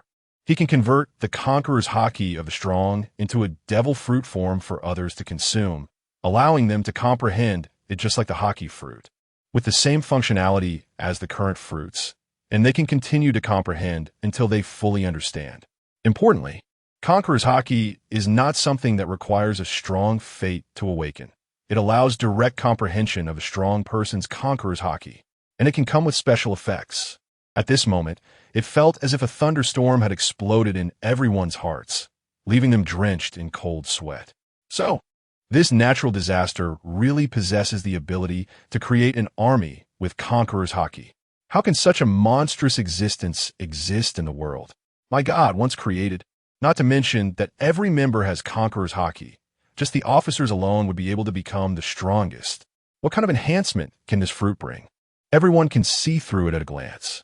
If we face off against the pirate crew, possessing the conqueror's Haki army, the opponent would probably be wiped out even before the fight begins. For ordinary people to master conqueror's Haki is simply unimaginable and against the heavens. So, does the disaster agree to create it for us to try? Big Mom listened to the shocking words of the crowd and asked seriously after a while. We must not fall behind the beasts. We must seize any opportunity for cooperation. Big Mom knows very well that if the officers of the beast pirate crew master conqueror's Haki, combined with the powers of the Tremor, Thunder, and Azure Dragon fruits, it would be enough to challenge the forces of the entire sea. At that time, they would lose directly, so cooperation is essential, and they must stay close to the disaster. As for whether it is possible to suppress the beasts without helping them, given Kaido's current strength, it would only delay their fundraising and research time at most. Absolutely. Katakuri nodded solemnly. Immediately gather all intelligence on the Sky Gold. Not just the Grand Line, but also the 4 seas. Remember, the more detailed, the better. Deliver the information to them. Big Mom's eyes lit up, and she decisively ordered everyone to act. Ha ha ha. This step has finally succeeded. Blackbeard, standing in Marine Ford, laughed triumphantly. Behind him, Bages and Van Oka also showed excitement. They had just completed a deal with the Navy and officially became a warlord pirate crew. The Rear Admiral, who was handling the transfer, just looked coldly at Blackbeard's group, turning to escort the dejected ace onto the warship. Sengoku, Garp, and several other Rear Admirals were also present, but they did not pay too much attention to Blackbeard and were preparing to leave the conference room directly. At that moment, shouts from the Navy could be heard. It was Akainu Sakazuki returning. Sengoku's expression did not change on the surface, but he was aware of the task Akainu had undertaken. Coincidentally, everyone soon encountered Akainu Sakazuki striding toward them. Sakazuki, but upon seeing him, the expressions of everyone present, including Garp and Sengoku, suddenly changed. Akainu, who approached, had his justice coat torn in half, a gash on his cheek that had not yet healed, and several injuries on his chest and arms where something had pierced him, with his outer clothing already in tatters. Although these were minor injuries, one must remember that he is the highest combat power of the Navy, the strongest among the 3 admirals, Akainu Sakazuki. Who could fight with him and injure him like this? The Navy was astonished, and Blackbeard's group looked at the cold-faced Akainu in shock. You all leave first. Sengoku frowned and turned to let the Navy below the Rear Admiral and Blackbeard's group leave. He also signaled for Garp, Akainu, and others to return to the conference room. Without needing to think, Sengoku already sensed that something major had happened. Blackbeard's group, feeling helpless yet curious, could only follow the Navy escorting Ace out of the fortress. Did that guy Akainu fight with one of the 4 emperors? He looked so disheveled. It seems that an extraordinary event has occurred. Unfortunately, the Navy will not let us know. Filled with curiosity, Van Oka, Bages, and others who had just exited the door couldn't help but chatter about the scene they had just witnessed. But at that moment, Blackbeard let out a low, sinister laugh. Fool, do you need to hear a kind of talk to know? Look over there. Blackbeard pointed toward the 5 warships that had just docked at Crescent Bay, 3 of which had already been battered beyond recognition. Among them, several medics were carrying injured personnel from the warship toward the hospital. That must be Akainu's fleet. What kind of power could make an admiral suffer like this? Ask those Navy personnel who were with him, and you'll find out soon. Blackbeard sneered again and turned to arrange for Lafitte to hypnotize the Navy returning with Akainu. Meanwhile, in the conference room of the headquarters fortress, Sengoku, Garp, and the arriving Granny, Tsuru, all looked gravely at Sakazuki, who had just sat down. Wasn't he supposed to intercept Doflamingo? Who did he encounter? There are not many people on the sea who can fight to this extent. The Navy had to take this seriously, and they did not expect to confront Doflamingo directly. Akainu slightly shook his head and said, I was originally supposed to intercept and interrogate the beast pirate crew but Doflamingo unexpectedly obtained the Tremor fruit ability from the beasts. And in the end, he managed to escape. Sakazuki revealed the entire incident, including the 5 Elders' orders to capture Doflamingo and the actions that followed. In an instant, Sengoku, Garp, Granny Tsuru, and others were greatly shocked. He actually mastered Whitebeard's ability. This news is truly shocking. The information on the surface is already outrageous. If Doflamingo, a user of the string fruit, has mastered the powers of the Tremor fruit, then how terrifying is the information behind it? The attendees include high-ranking naval officers, as well as strategists like Granny Tsuru and Sengoku, who immediately grasped the key point, their expressions turning extremely grim, because upon further reflection, it becomes terrifying. Doflamingo is not a member of the Beast Pirates, merely a collaborator. If even a collaborator can obtain the Tremor powers from them, then what about Kaido? What about the All-Stars? What about the core members like the Flying Six? When the sequence of events is laid out before the Naval High Command, they realize how tricky the situation has become. If Doflamingo has mastered the Tremor powers, what about the Beast Pirates? We cannot obtain intelligence from there, and we will never know the truth. Sengoku feels a headache coming on, gritting his teeth in thought. Garp, Granny Tsuru, and the others can't help but gasp in shock, falling silent for a long time. But Akainu's grim expression does not ease upon returning to Marineford. He then addresses everyone. There's even worse news. Doflamingo had a chance to escape, but even when clearly at a disadvantage, he still tried to clash with me, even fighting on despite being severely injured. Initially, I didn't think much of it, but then I discovered he was collecting my blood. Akainu wipes at the scabbed wounds on his body, gritting his teeth as he speaks. At that moment, he realized that Doflamingo had ulterior motives in their battle, but by then, it was already too late. The Calamity can create Haki fruits through blood. Damn it, Garp can't help but bang the table, his eyes showing frustration and worry. Just as Kaido took Whitebeard's blood, it wasn't long before Doflamingo acquired the powers of the Tremor fruit. Now Akainu's blood has also been taken. The purpose is obvious. Sengoku, Granny, Tsuru, and the others all change their expressions drastically, their pupils trembling. The Calamity is indeed terrifying. The technology he possesses has already posed a sufficient threat through Doflamingo. The Calamity is going to bring enormous trouble to the world government. Granny Tsuru sighs deeply. Unfortunately, they still do not know who the Calamity is. The only certainty is that the Calamity comes from that group of researchers who are to be executed. Akainu's powers have also been stolen from them, and the dangerous consequences are gradually escalating. More importantly, we currently have no idea how many Haki users the Beast Pirates have created, including those at Vegapunk's side, who believe this technology is impossible, yet the Calamity has achieved it. Sengoku feels utterly helpless for the first time. There is no intelligence, no knowledge of who the Calamity is, and such a figure is still to be executed by the world government, resulting in Kaido reaping the benefits and successfully obtaining a super scientist. Doflamingo's situation has already been reported to the Gorosei. At this stage, we can only monitor Wano country and wait for a decision from above. Akainu, unsure of what to think, falls silent after being informed of the situation. It seems he's been played by Doflamingo and is seething with immense anger. On the other side, in the alleys of Marineford town, a dazed naval soldier stumbles out, disappearing around a corner. Meanwhile, in the alley, Blackbeard and his crew remain in place, their expressions filled with astonishment. They never expected such a thing to happen. That Calamity is truly exaggerated. Not only do the Beast Pirates have their powers, but now Doflamingo also possesses a second ability, the Tremor powers. Isn't he skyrocketing to success? Now able to clash with the admirals. Everyone saw Akainu's expression earlier, and it's easy to imagine how intense the battle was.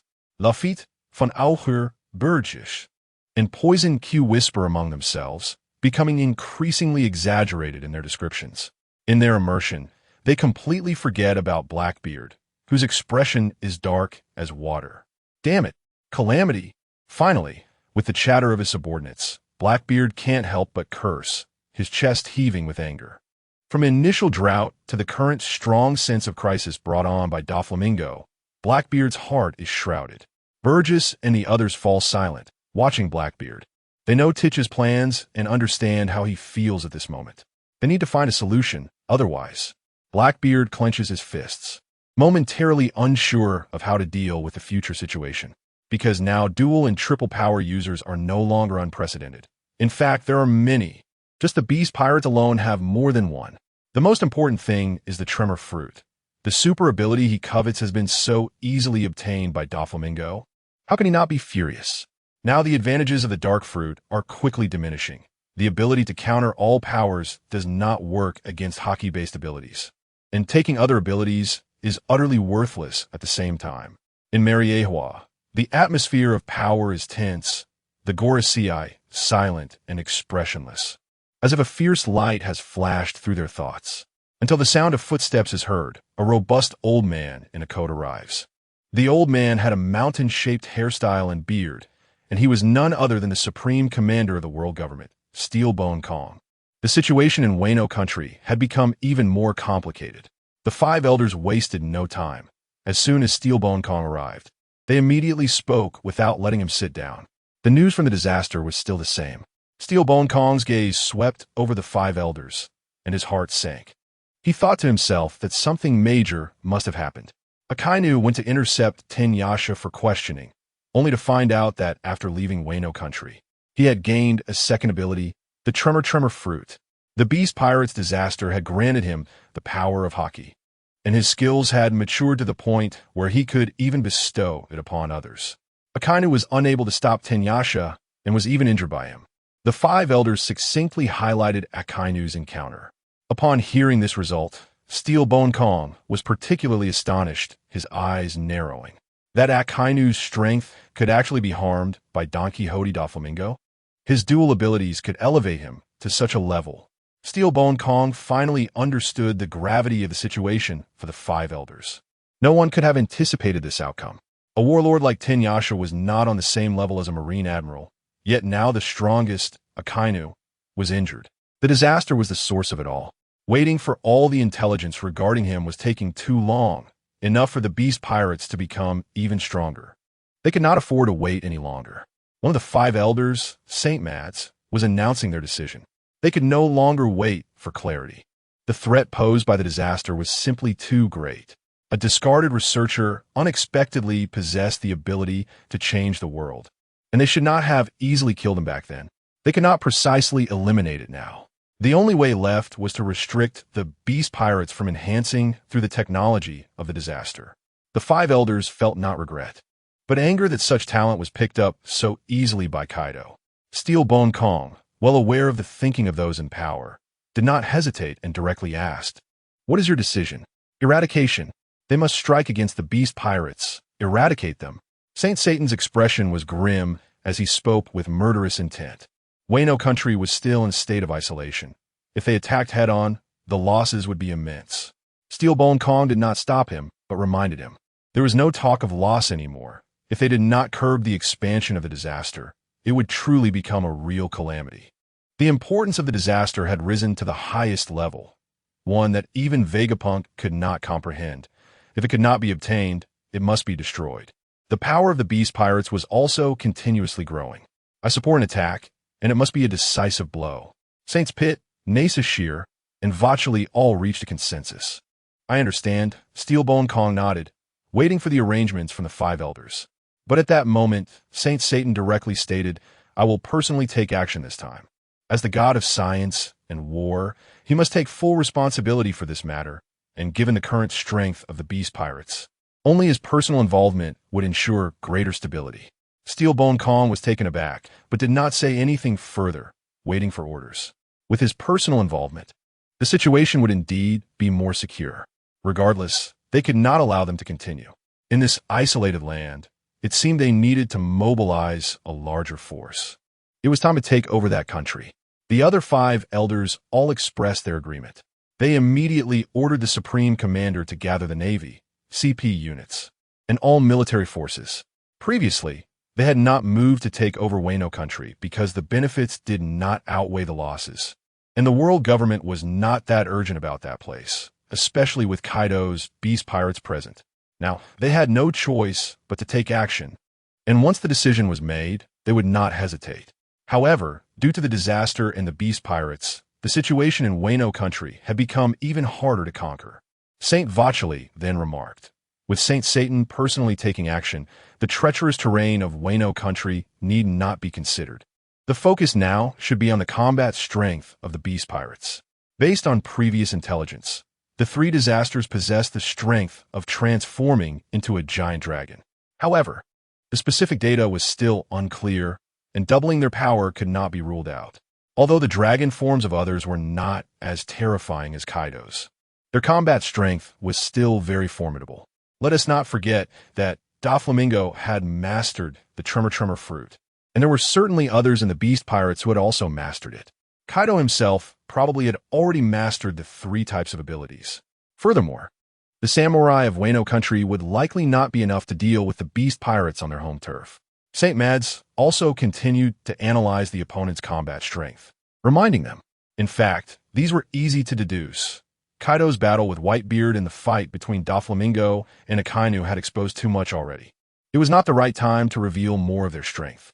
Saint Satan was confident in resolving the situation in Wano country, but for the sake of prudence, he also felt it necessary to correctly face the current beast pirates.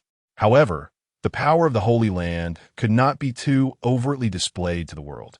At this moment, Saint Pitt suggested, "Don't we have the chip of Fire Fist Ace in our hands? We can use him to threaten Whitebeard into participating. A brief cooperation. For the sake of family, Whitebeard won't refuse, especially since he has a grudge against Kaido. Our army combined with the Whitebeard pirates. It seems feasible. The technological power from Vegapunk can also be mobilized." The other 5 elders were contemplating the possibilities. Just then, an old man with crescent-shaped white hair appeared like a phantom among the power players. Steelbone Kong was taken aback, while the 5 elders remained calm, turning their attention to the newcomer and saying, "Saint Garling, what brings you here? Let's not consider cooperating with pirates." Garling slightly bowed to the 5 elders and then coldly rejected, saying, "Although this can involve the Whitebeard pirates in the war, allowing for a joint reckoning. The incredibly proud Kaido believes it is shameful for gods to collaborate with humans, especially when those humans are the dregs of society, pirates."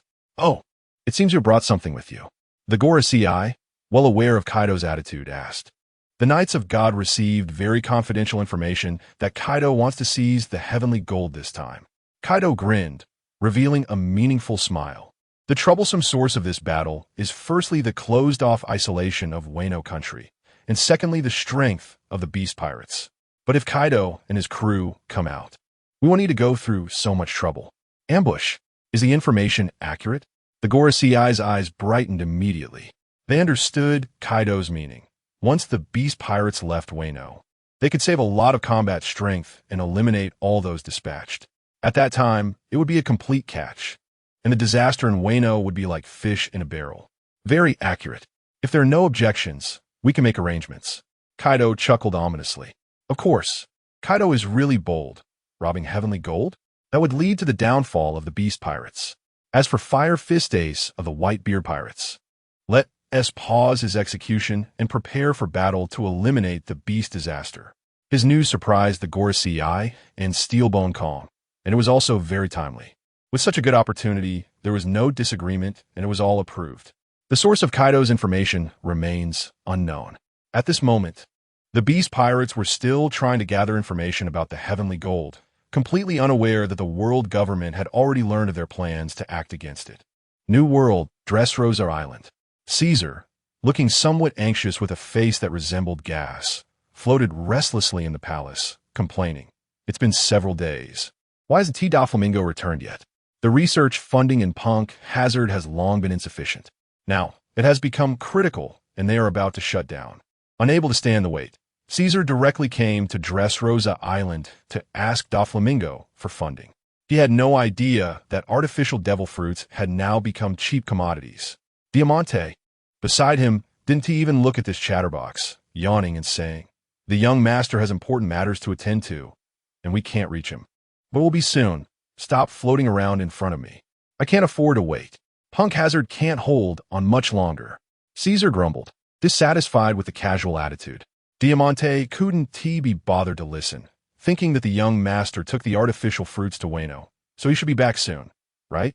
Unexpectedly, the next moment, Doflamingo really appeared. Diamante, Pika, and the others hurriedly stood up to greet him, but when they saw him, they were all stunned. At this moment, Doflamingo was actually wrapped in bandages. Doflamingo. The members of the Don Quixote family were very surprised, and Caesar was so shocked he broke out in a cold sweat. With Doflamingo's identity and strength, how could he suffer such serious injuries? Young master, what happened? Who dares to attack you? Pika and Diamante expressed their concern and anger, hurriedly inquiring. But Doflamingo, however, showed no negative emotions at all. He sat down in a chair and burst out laughing. At this moment, everyone was at a loss, looking at each other in confusion. What happened to Doflamingo? How could he still be laughing after being seriously injured? He had fought against Admiral Akainu and seemed to be relatively unscathed. Doflamingo was grinning from ear to ear, which only made the cadres left behind in Dressrosa even more puzzled. An admiral? Young master, they actually dared to lay a hand on you? Diamante said in disbelief. What a joke. Usually, not to mention the Navy, even the world government would be a headache for Doflamingo, wanting nothing more than to stay away from him. How could they provoke him? Unexpectedly, at this moment, Caesar squeezed through the crowd and floated to the front. Surprised, Doflamingo, how did you manage to escape after an admiral got serious? Suddenly, the gazes of the cadres turned discontentedly towards Caesar, their brows furrowing. What does this mean? Looking down on Doflamingo's strength? But everyone knows he is a scientific madman, just focusing on making him uncomfortable. So what if he is a Marine admiral? The power of the young master is not something you can doubt. At this moment, Toripol, Ola G, and other colleagues hurried back, and upon hearing Caesar's words, they shouted before even arriving. What's going on? Pika and the others were even more confused.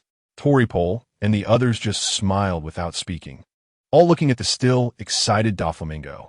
Caesar was right. The Marine admiral had the strongest power. Out of curiosity, just attack me all at once. Hee. Doflamingo, sitting on the central throne, suddenly spoke, directly urging everyone to attack him. Doff, Diamante, and Pico were a bit stunned. Come on, including Caesar.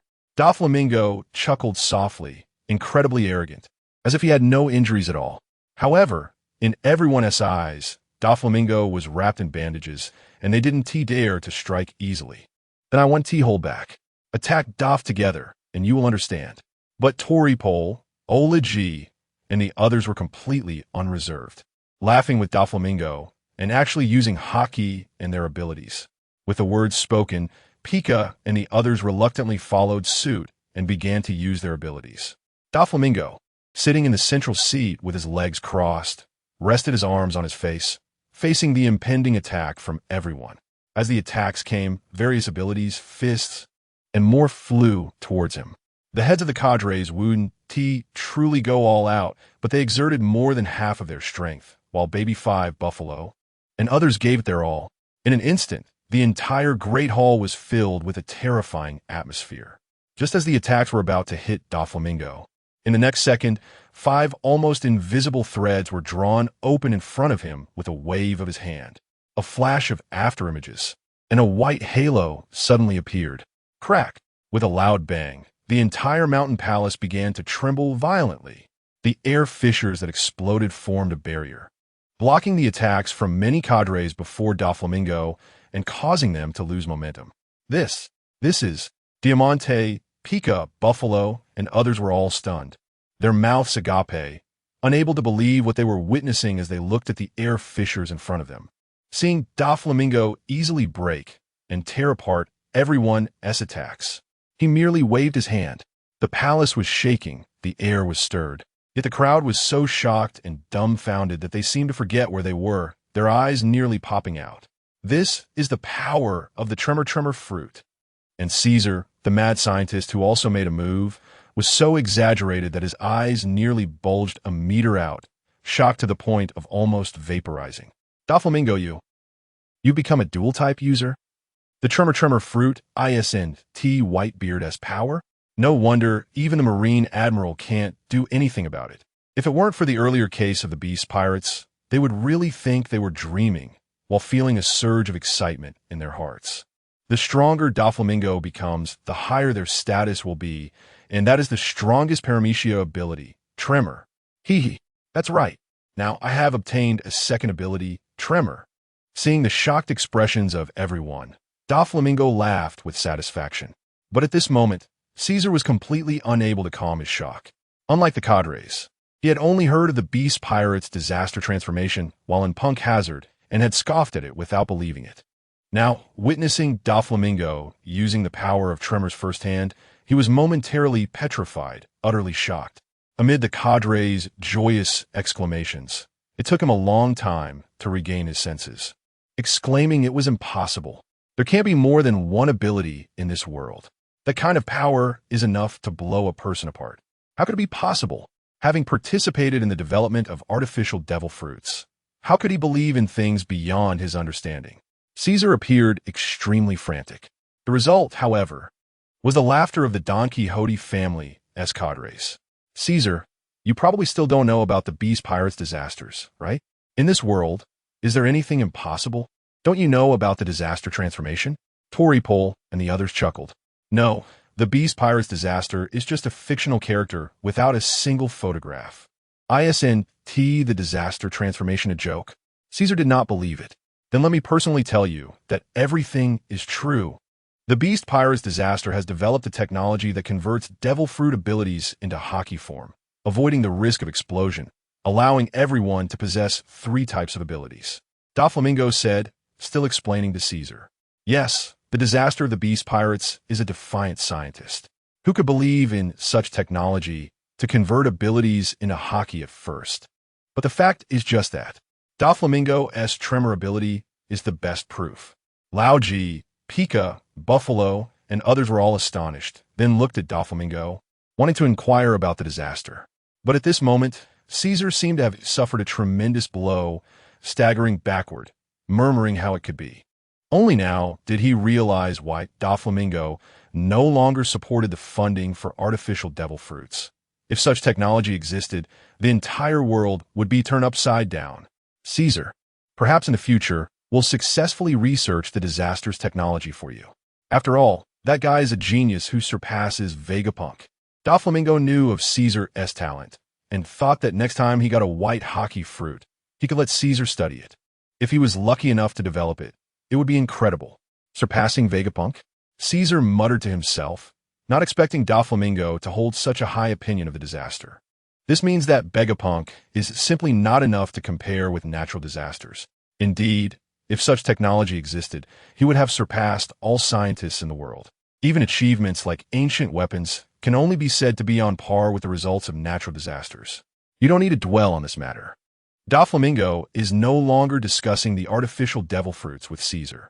Instead, he turned to the people present and commanded, "This time when I go to Wano, being targeted by the Navy already indicates that we will soon sever ties with the world government." Upon hearing this, everyone's expressions changed slightly. They understood that Doflamingo meant they would align with the beasts. However, everyone firmly believed in Doflamingo's choice and did not raise any doubts. "Now, Torpole, you go and take charge, gather all the funds. We need money, a lot of money, more money." Doflamingo's group controls a kingdom and is known as the Underground King Broker. Their wealth is unimaginable. Once all the funds are collected, it will definitely shock the world. But right now, Doflamingo no longer cares about wealth. His mind is entirely focused on the Conqueror's fruit. As he spoke, he took out a container from his body, and inside was red blood. "What is this?" The executives who were about to ask about Doflamingo's plan couldn't help but ask first upon seeing this. "Akainu's blood. Ha ha ha. We have already reached a cooperative agreement with the beast disaster. As long as we provide the blood of a devil fruit user and funds, they can customize the Conqueror's fruit for us. In other words, Akainu's blood can allow the disaster to produce unlimited magma abilities for us. All we need to do is pay." Wealth is important to Doflamingo, but strength is even more important. He is a warlord who knows that wealth without strength is worthless. And from the current situation, it is clear that a new era is heralding the world. Custom made. Upon hearing Doflamingo's words, everyone was overjoyed, their eyes filled with uncontainable desire. Who wouldn't want to have the ability of 2 devil fruits? Especially Akainu's Logia Magma. Yes, be happy, family. Ha ha. The Conqueror's fruit can be consumed continuously until one comprehends it. As long as the money is in place, we can create an incredibly powerful magma army.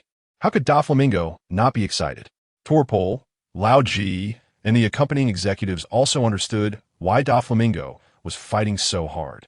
Hearing it again now made them unable to contain their excitement. When that day comes, only the Beast Pirates collaborators will have it. At that time, the roles of offense and defense will change, and they will be the strongest side of the sea. The others were also ecstatic to hear that they could continuously consume the Conqueror's fruit until they comprehended it. If the entire Don Quixote family could use magma abilities, including sugar, how incredible would that be? It would be unimaginably powerful. Great! Doflamingo, I can't wait for that day to come. It's not far off. The young master went to Wano and brought huge surprises to the family. Everyone cheered endlessly, except for Caesar, who was in disbelief and shock. Doflamingo also enjoyed seeing everyone so happy, chuckling softly. Pirate King? The highest honor of pirates? No, that's not important anymore. Pulling down those celestial dragons who look down on him one by one is what Doflamingo really wants to do. And now, the technology of the disaster has given him great confidence, no longer hoping to rely on the elusive treasure of the Pirate King to achieve his goals. All right, stop laughing for now. Let's get to work and gather all the information about the celestial dragon's heavenly gold. I have promised the disaster to provide him with intelligence. After a while, Doflamingo stopped everyone's excitement and arranged. Heavenly gold. They're going to strike at the celestial dragon's treasure. Upon hearing this, the executives immediately perked up. The Beast Pirates are really getting bolder. Doflamingo, have you met the disaster? The disaster is such a formidable figure. Everyone couldn't help but be curious about who this scientific genius is that even the world government cannot track down. It's not the time to discuss this person. We need the information about the heavenly gold quickly, before the Big Mom Pirates. The disaster holds new technology, just waiting for intelligence to exchange for the opportunity to try it out. Doflamingo simply shook his head, showing no intention of revealing Sharn's identity, because he had never heard of Sharn before. New technology? If it's the disaster, then his technology must be very powerful. Everyone was surprised. The technology to convert abilities into Conqueror Haki is already impressive, and he has even created new technology. Impressive? It's not weaker than the technology to convert Haki. He has mastered the technology that allows ordinary people to comprehend Conqueror's Haki. Doflamingo said excitedly, his eyes filled with desire. When abilities are combined with Conqueror's Haki, it can truly create the strongest army in the world. Conqueror's Haki. How is that possible? Strictly speaking, Conqueror's Haki is completely different from armament Haki. That's fate. How could it be possible? Caesar screamed in horror, unable to believe it. Hearing his hoarse shout, everyone frowned and looked at Caesar. This guy is also a scientist, but can't the Conqueror's Haki really be researched? Before the drought turned into a dragon, who would have believed that the powers of the devil fruit could transform in a Haki? Caesar, don't underestimate the technology of natural disasters. His very existence represents the impossible. Doflamingo didn't blame Caesar for his madness. Instead, he chuckled and said, "Yeah, this happening to a natural disaster doesn't seem impossible. The young master is right. Caesar, you should reflect seriously. It's not worth making a big deal out of impossible events occurring during natural disasters. But thinking about it is truly terrifying. If everyone could master Conqueror's Haki, if it were mass-produced, the world would change completely. It's simply too frightening. The Beast Pirates will become invincible because of the existence of natural disasters." Toripol, Diamante, and the other executives couldn't help but exclaim in shock. At this moment, Monet, who arrived with Caesar, couldn't help but mention in shock, "Young master, what about the research funding for Punk Hazard? Monet, is there still a need for Punk Hazard now?" Toripol glanced at Caesar, whose expression was complex, and said, "There's no need anymore." Caesar bitterly smiled and admitted the truth, feeling inadequate under everyone's gaze. The research on artificial devil fruits, even when combined with the research on gigantification, could not compare to the technology of natural disasters. He had no face to ask for funding. Moreover, Doflamingo had just mentioned gathering funds to participate in the collaboration to create Magma Haki.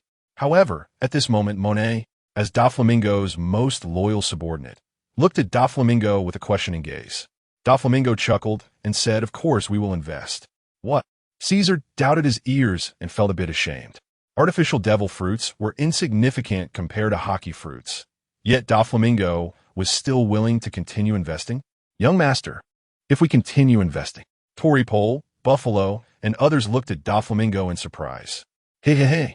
Continuing to invest definitely has its benefits. The artificial devil fruits that aren't needed by Kaido can be sold to other kingdoms and factions. They don't have the technology of natural disasters. And, as I just mentioned, let Caesar research the technology of natural disasters and try to replicate it. Doflamingo leaned back in his chair and confidently addressed everyone. Right? If we can replicate the technology of natural disasters, we can mass produce it and no longer have to rely on anyone. Selling artificial devil fruits to those ignorant fools in remote seas can also maintain our source of funds. The young master is really clever. Ha. Upon hearing his plan, the executives immediately reacted and became excited. If we can research that technology, that would be fantastic. And Caesar himself was thrilled to hear that funds would indeed be injected to allow him to produce artificial devil fruits while researching the technology of natural disasters. At a critical moment, "Don't let me down, Caesar," Doflamingo reminded the playful Caesar with a serious gaze. "Of course. Doflamingo, you have to trust me." Caesar became increasingly happy, dancing with excitement. Having said what needed to be said, Doflamingo thought about the time and waved his hand, signaling, "All right, that's it. Remember, nothing must leak out. Go handle it." "Yes, young master." With a plan in mind, Doflamingo's group was full of energy. Just 5 days later, they raised a large amount of funds and went to Wano country again. On Onigashima, it was still the rule that only Doflamingo could land on the island. So, carrying 10 billion berries and the blood of Admiral Akainu, Doflamingo came to the Onigashima castle to meet Kaido. Just in time, all the executives were gathered, and upon seeing the money Doflamingo brought, they all looked at him with amused expressions. Seeing Kaido, Doflamingo was also very excited. "Governor Kaido, where's Lord Disaster? I brought the money. This is the blood of the ability user I want to customize." "Quick action, Joker. Whose blood is it?" "Queen Jin." And others laughed and took a sip of their drinks, all crossing their legs. They thought to themselves that it turned out to be someone bringing money. Doflamingo's subordinates stepped forward to take the money and blood from him. "It's from Admiral Akainu. I must thank Lord Disaster for giving me the opportunity to possess the Tremor fruit." Doflamingo expressed his gratitude, even though he could only stand before Kaido and the executives now, mentioning the incident with Akainu blocking the road. "It seems the world government is about to take action against us." Jin's eyes narrowed slightly, guessing that the Navy wanted to quickly clarify the current situation on Onigashima. "No worries. As long as you don't talk too much, it will be difficult for the Navy to enter Wano country," Kaido said calmly, clinking glasses with Sharn, confidently stating, "That's right. The Beast Pirates are the strongest force now." Doflamingo flattered him, making many members of the Beast Pirates feel good. However, the information about the Sky Gold is insufficient. The route provided by you and the Big Mom Pirates has too little money, with a maximum value of only 10 billion. Kaido was dissatisfied and said to Doflamingo, "Using this method to plunder treasures is too slow. I don't know when we can get Sharn to quickly produce more Haki fruits. Not to mention the Conqueror's Haki fruits." The huge funding gap is making Kaido increasingly anxious. It seemed that the power could dominate the world, but it was stuck due to a lack of money. "Governor Kaido, I came personally this time. In addition to the delivery, I also bring new intelligence. A Sky Gold transport ship from the Topman family is about to depart from the land of Kagu from Mariewa. That ship is specifically for tribute to the Gorosei, worth a full 50 billion berries." Doflamingo grinned and directly revealed the information he brought. 50 billion. The combined bounty of the 4 emperors doesn't even amount to this much. Suddenly, all eyes in a room gathered, excited. 50 billion. Ha. Very good. If this succeeds, you'll make a great contribution. After so many days, a batch of wealthy heavenly gold finally appeared, making Kaido, who was bored on Ghost Island, particularly excited. At this moment, Katakuri quickly arrived, led by members of the beasts, bringing intelligence with him. From a distance, he could hear Kaido's loud laughter, and he said while walking, "There's heavenly gold in Wano, 500 billion. My information is probably the same as his. The ship carrying the heavenly gold is currently still in Wano, and it might set sail at any time." In short, Katakuri was somewhat displeased, having arrived late and letting Doflamingo speak first about the situation. "You're here too," Doflamingo replied in a similarly displeased tone, thinking that Katakuri must also be here to deliver money or something. 500 billion, it's worth our strike. Kaido's eyes lit up, unable to contain his excitement. With the consistent information brought by Doflamingo and Katakuri, it was highly likely that the heavenly gold worth 500 billion was accurate. The information was reliable. There was no need for the beast to spend time scouting the route. They could directly head to Wano to rob it. This information is absolutely accurate. Our people have been keeping an eye on it for a long time. Both Katakuri and Doflamingo confirmed the reliability of the news. Then let us not delay. Kaido glanced at the lights in the distance and nodded towards the three disasters. He immediately stood up, walked to the edge of the platform, and faced the entire crew. The members, including the All-Stars and Flying Six, cheered with excitement upon learning that they were heading out to work. There was no way around it. Most of the powerful users in the Beast Pirates, especially above the All-Stars, were incredibly strong, like ferocious beasts. The excitement of beasts being unleashed was unstoppable. "Everyone, prepare to set sail." Kaido's command echoed throughout the square. In an instant, the members of the Beast Pirates responded enthusiastically, their cheers resonating across Ghost Island. The news of 500 billion had already moved the officers, and they quickly coordinated with Kaido to gather their forces and prepare the pirate ship. Meanwhile, after turning around, Kaido said to Fuzzfur, "You and the Flying Six who Haven T yet gained Haki will stay behind on Ghost Island to protect the Calamity." Although he said the whole crew would attack, he would actually leave some people behind. He was foolish enough to neglect Sharn's safety. Fuzzfur didn't expect to be chosen to stay behind and could only bow helplessly. "Yes, Governor Kaido. Robbing the heavenly gold was important, but protecting Sharn was also crucial." Although he felt a bit disappointed that he wouldn't be able to sail and show his might, he wouldn't disobey orders. Otherwise, if the Calamity found out who refused to protect, that would be a problem. Let Runny stay as well. And let Yamato know to come over and guard the Calamity. Kaido paused for a moment, as if considering, then gave the order. If it weren't for the need for him to take action, he wouldn't feel at ease leaving Sharn on Ghost Island, which lacked combat power. With only 3 transformed dragon warriors present, and without a Yonko leading the attack, the geographical advantage of Ghost Island would still keep them safe. "Yes, Governor Kaido." On the contrary, Runty seemed very pleased with Kaido's order, appearing happy to be able to protect Sharn, which made Fuzzfur unable to help but murmur. Soon, at the port of Ghost Island, 6 giant dragons in black, yellow, and red appeared in the sky, darkening the heavens. The large ship flying the flag of the Beast Pirates rose into the air enveloped in flame clouds, with the elite of the Beast Pirates standing on its deck, each excitedly raising their weapons and shouting their battle cries. As for Kaido, with Yamato's appearance, he glanced at Doflamingo and Katakuri, then leaped into the air, transforming into his dragon form and dashing into the distance. Thunder rumbled in the sky, and 7 giant dragons roared, echoing throughout Ghost Island. As the Beast Pirates, numbering in the thousands, set off majestically from the sky, the scene was truly spectacular, stirring the hearts of everyone remaining on Ghost Island. The Beast people felt proud, their blood boiling, and they shouted, "Long live the beasts! We, the beasts, will become stronger and stronger until we are invincible in the world. Once Lord Kaido returns with the officers, Lord Calamity will make us even stronger. Long live Lord Calamity! Long live Lord Kaido!" Everyone was amazed and knew that this expedition to plunder the heavenly gold had a purpose, each person excitedly shouting. It was indeed a grand scene. Doflamingo looked at the spectacle of Kaido, leading his subordinates with a bit of envy, longing for the day he could also command a multi-power army. At that time, whether against the celestial dragons or robbing heavenly gold, he wouldn't need to think too much. Absolute power would allow him to do whatever he wanted. We will closely follow. Even Katakuri, who came from a Yonko pirate crew, felt the same desire upon seeing such a scene. The thirst for power made him clench his fists. He knew that the beast pirates had far surpassed the balance of power among the Yonko.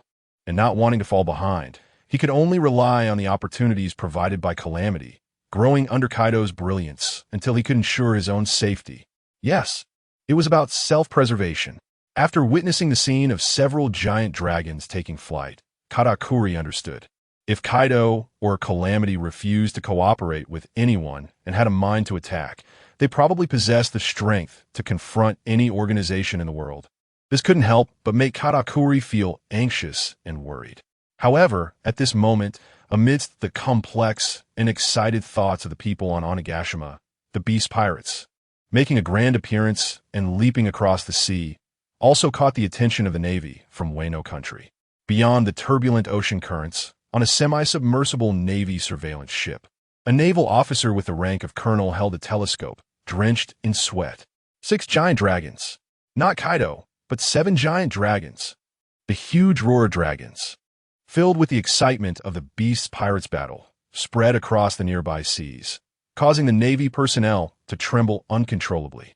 Fortunately, Kaido and the Calamities were not excited by a few small Navy minions and flew away with their pirate ship. Incredible. The beast pirates actually have so many giant dragons. Not good. They are probably going to cause trouble. Stop staring. Contact headquarters immediately. The Navy personnel gasped in astonishment, and seeing this, the colonel quickly contacted Marineford. The transponder snail rang with a brew sound until someone on the other end picked up and transferred it to Sengoku in the conference room. Kaido, 7 giant dragons along with a pirate ship? All right, understood. After hearing the report, Sengoku's expression turned serious, and he hung up the phone. When he looked up again, the conference room was already filled with the pillars of a Navy hero Garp, Chief of Staff Granny Tsuru, and the 3 admirals, Kizuru, Akainu, and Akiji. Behind them were several vice admirals, including Rat and Fire Mountain, along with many rear admirals. The Navy had been preparing all along, and this formidable lineup could almost crush Big Mom's Tato land. Of course, all of this was carried out under the orders of the 5 elders. The layout had already formed since the 50 billion berries heavenly gold ship incident. Soon, at Marineford's port, one after another, Navy soldiers boarded ships, and one warship after another sailed out of the port, creating an unprecedented spectacle, until Sengoku, Garp, Granny Tsuru, and the 3 admirals also stood on a warship. Departing with the fleet, those remaining in Marineford and the towns understood that this was not a routine patrol, but something significant was happening. Oh my God, is it going to be a war? I haven't heard any rumors. Why are the fleet admiral and all 3 admirals mobilized? Hundreds of warships, along with numerous vice admirals and rear admirals. Where are they going? What a terrifying lineup. What force in the world could cause the Navy to mobilize like this? Could it be that the 4 emperors have joined forces? Could they be planning to take down the recently popular beast pirates? Very likely. An unprecedented war is about to break out. Anyone with clear eyes could see it. In an instant, it could be said that the entire Marineford was shaken. Everything happened too suddenly. The news agency personnel had already started to move, capturing images of the hundreds of warships setting sail and the imposing presence of the fleet admiral and admirals, preparing an extra edition. Meanwhile, at Mariewa, in the realm of power, the 5 elders were ready. Sengoku had already set out. Steel Bone Kong, dressed in commanding attire, sternly reported to the 5 elders. The 5 elders did not say much, responding lightly. Then, Saint Saturn, leaning on his cane, stood up, nodded at the other 4, and walked out of the realm of power. Steel Bone Kong followed behind Saint Saturn, and the 2 exited the realm of power. Outside, with a moonlit hairstyle and a cold expression, Galinger was draped in a red cloak, followed by 3 members of the Knights of God. Upon seeing Saint Saturn, they immediately bowed in reverence. Steelbone Kong noticed that Galinger had brought additional personnel, remaining outwardly calm, but surprised internally.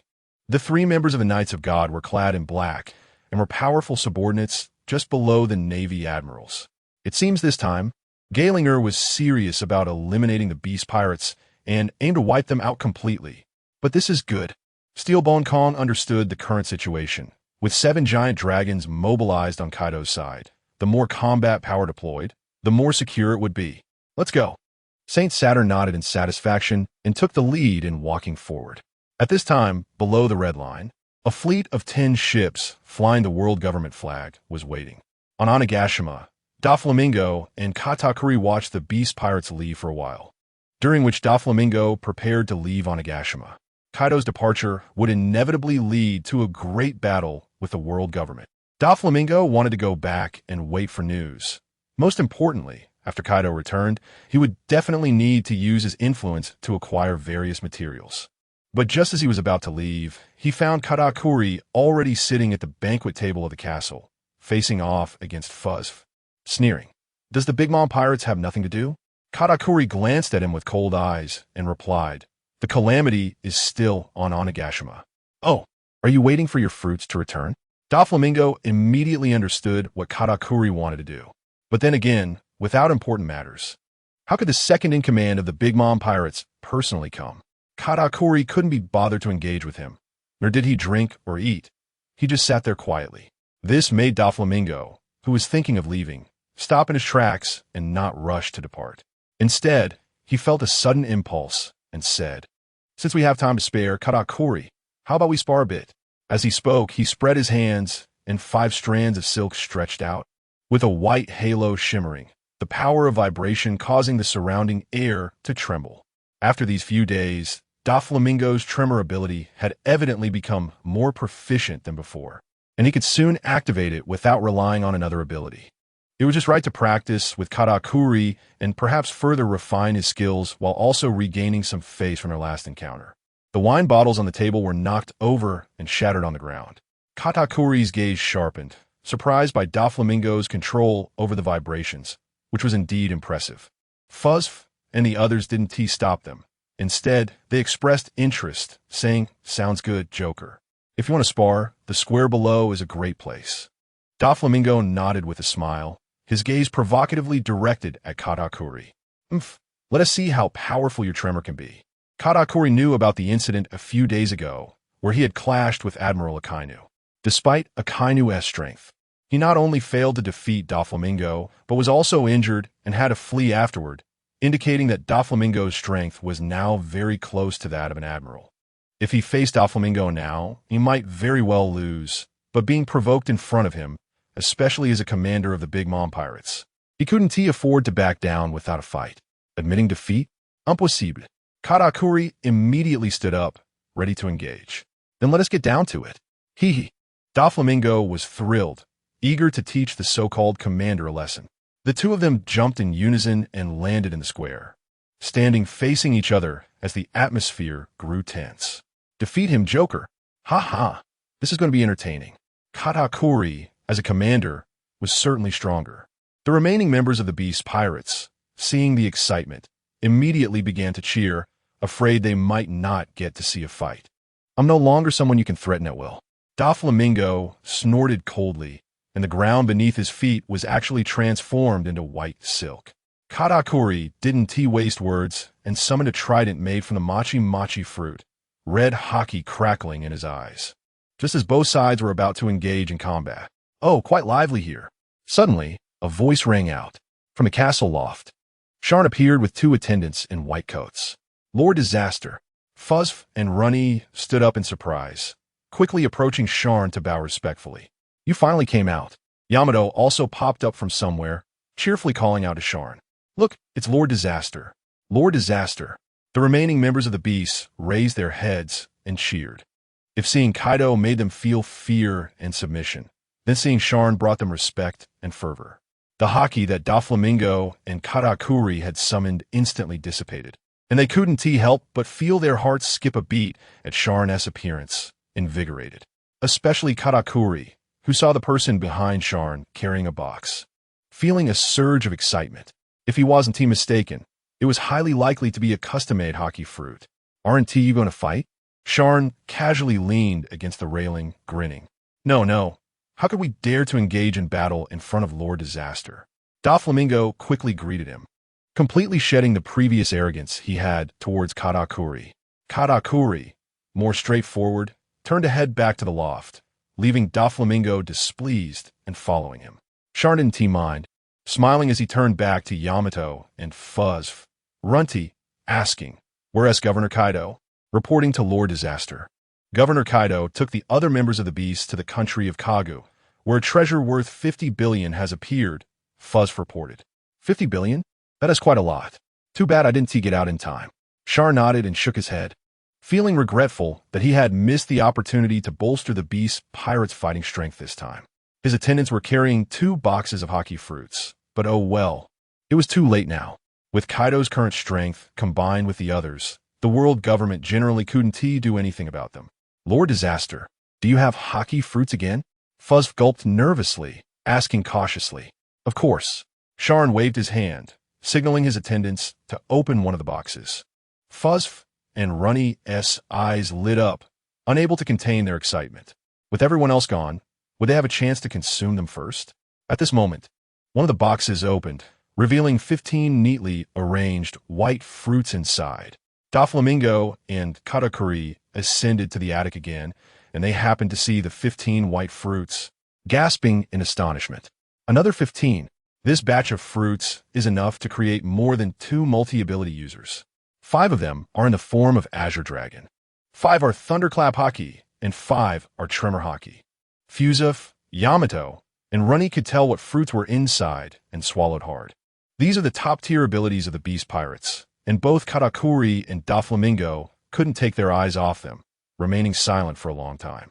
Unfortunately, Governor Kaido had already taken his people away.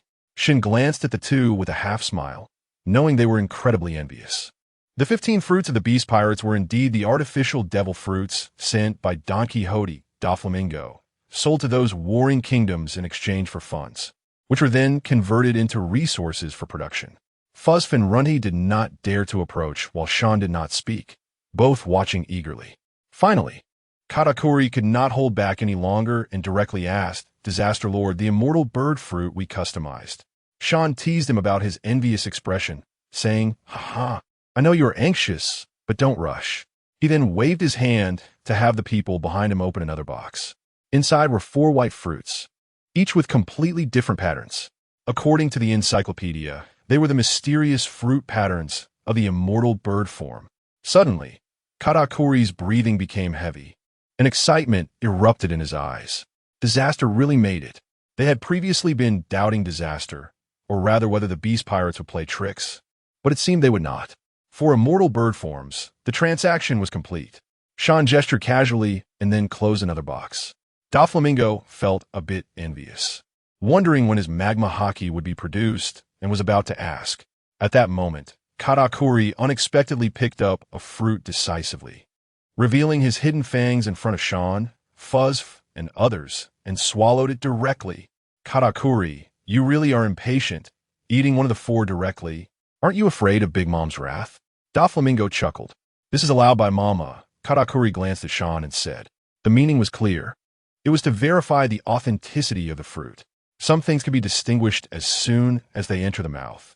Katakuri was certain that what he swallowed contained special energy, and he felt delighted. But just as he finished speaking, his expression changed, and a powerful aura erupted from his body.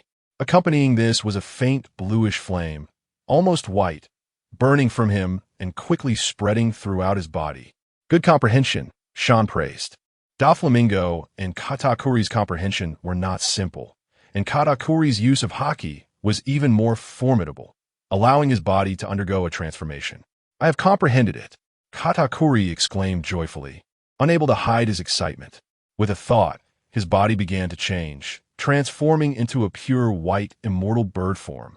The regenerative flames would not actively ignite external objects. So standing in front of everyone, they did not feel the heat, which opened the eyes of Sharn, Fuzz, Runty, and Yamato. "A white immortal bird?" Yamato exclaimed. She knew that Marco from the Whitebeard Pirates was blue. But now, Katakuri, transformed into an immortal bird, looked very beautiful, radiating a sense of pure white cleanliness. At this moment, the blazing immortal bird soared into the sky, flying out from the loft platform and circling in the air. The exhilarating feeling made Katakuri unable to suppress a cry, his ethereal voice echoing across the square, attracting the attention of the beast pirates who remained behind. Lord Disaster's Conqueror's Haki fruit has manifested again, and now there's an additional immortal bird. White. It looks so holy. Incredible. That's the star Katakuri. The members gasped in awe. Katakuri in the air was even more excited, continuously trying out the abilities of the immortal bird. Flames exploding and forming fiery bird phantoms in the sky, and he could even stretch his body using the mochi fruit's powers, transforming into a massive immortal bird comparable to a dragon. It looked more like a pure, white, flaming phoenix. On the edge of the loft platform, Doflamingo watched with envy and jealousy, gritting his teeth. He had always been competing with Katakuri, and now he had also become a dual-type user, which didn't sit well with him, but at least he had obtained the Tremor fruit first, which balanced his feelings somewhat. Katakuri didn't linger in the air for long. After trying it out and clearly feeling his strength significantly increase, he flew back to the loft platform. Congratulations. You succeeded with just one fruit, and your strength has greatly increased. Sharn smiled and congratulated him. It must be said that the money spent by the Big Mom pirates was worth it. Everything relied on Lord Disaster's assistance. Katakuri solemnly bowed to Sharn, very serious. Then, he had no intention of staying here any longer, and said, I will return immediately to inform Mama that future orders will definitely come in continuously. That would be just perfect. Sharn smiled. The remaining 3 immortal bird fruits on the table were also picked up by Katakuri, and after saying his goodbyes, he transformed into an immortal bird and flew away. Doflamingo let out a soft hum, watching the white immortal bird with some fiery eyes, thinking that he would soon no longer be a dual-type user, but a triple-type one, just waiting for Disaster to develop the magma Haki. Lord Disaster, may I ask, regarding my magma Haki? Doflamingo couldn't contain his impatience and couldn't help but inquire, but his tone revealed a sense of caution, not daring to offend in the slightest. It will take a few days, and it will come out along with my new technology. Sharn replied. As soon as these words came out, everyone present was invigorated. New technology is coming. Mingo was even more overjoyed. Thank you, Lord Disaster. Sharn ignored him and turned to knock on Yamato's head. Yamato, don't just stand there. Give me something to eat. Grand Line, Kuri Kingdom. This is a medium-sized kingdom, but due to the abundant resources on its islands, the nation is quite wealthy. When the ship marked with the dragon's hoof docked at the shore, the kingdom's guard had already lined up at the port, kneeling on the ground. Riding on a slave and wearing a hood, the plump celestial dragon walked towards the town along a road paved with a red carpet, surrounded by a large group of guards. Everywhere, the citizens were kneeling. In the royal square, the king, accompanied by his family, set up the highest standard of reception.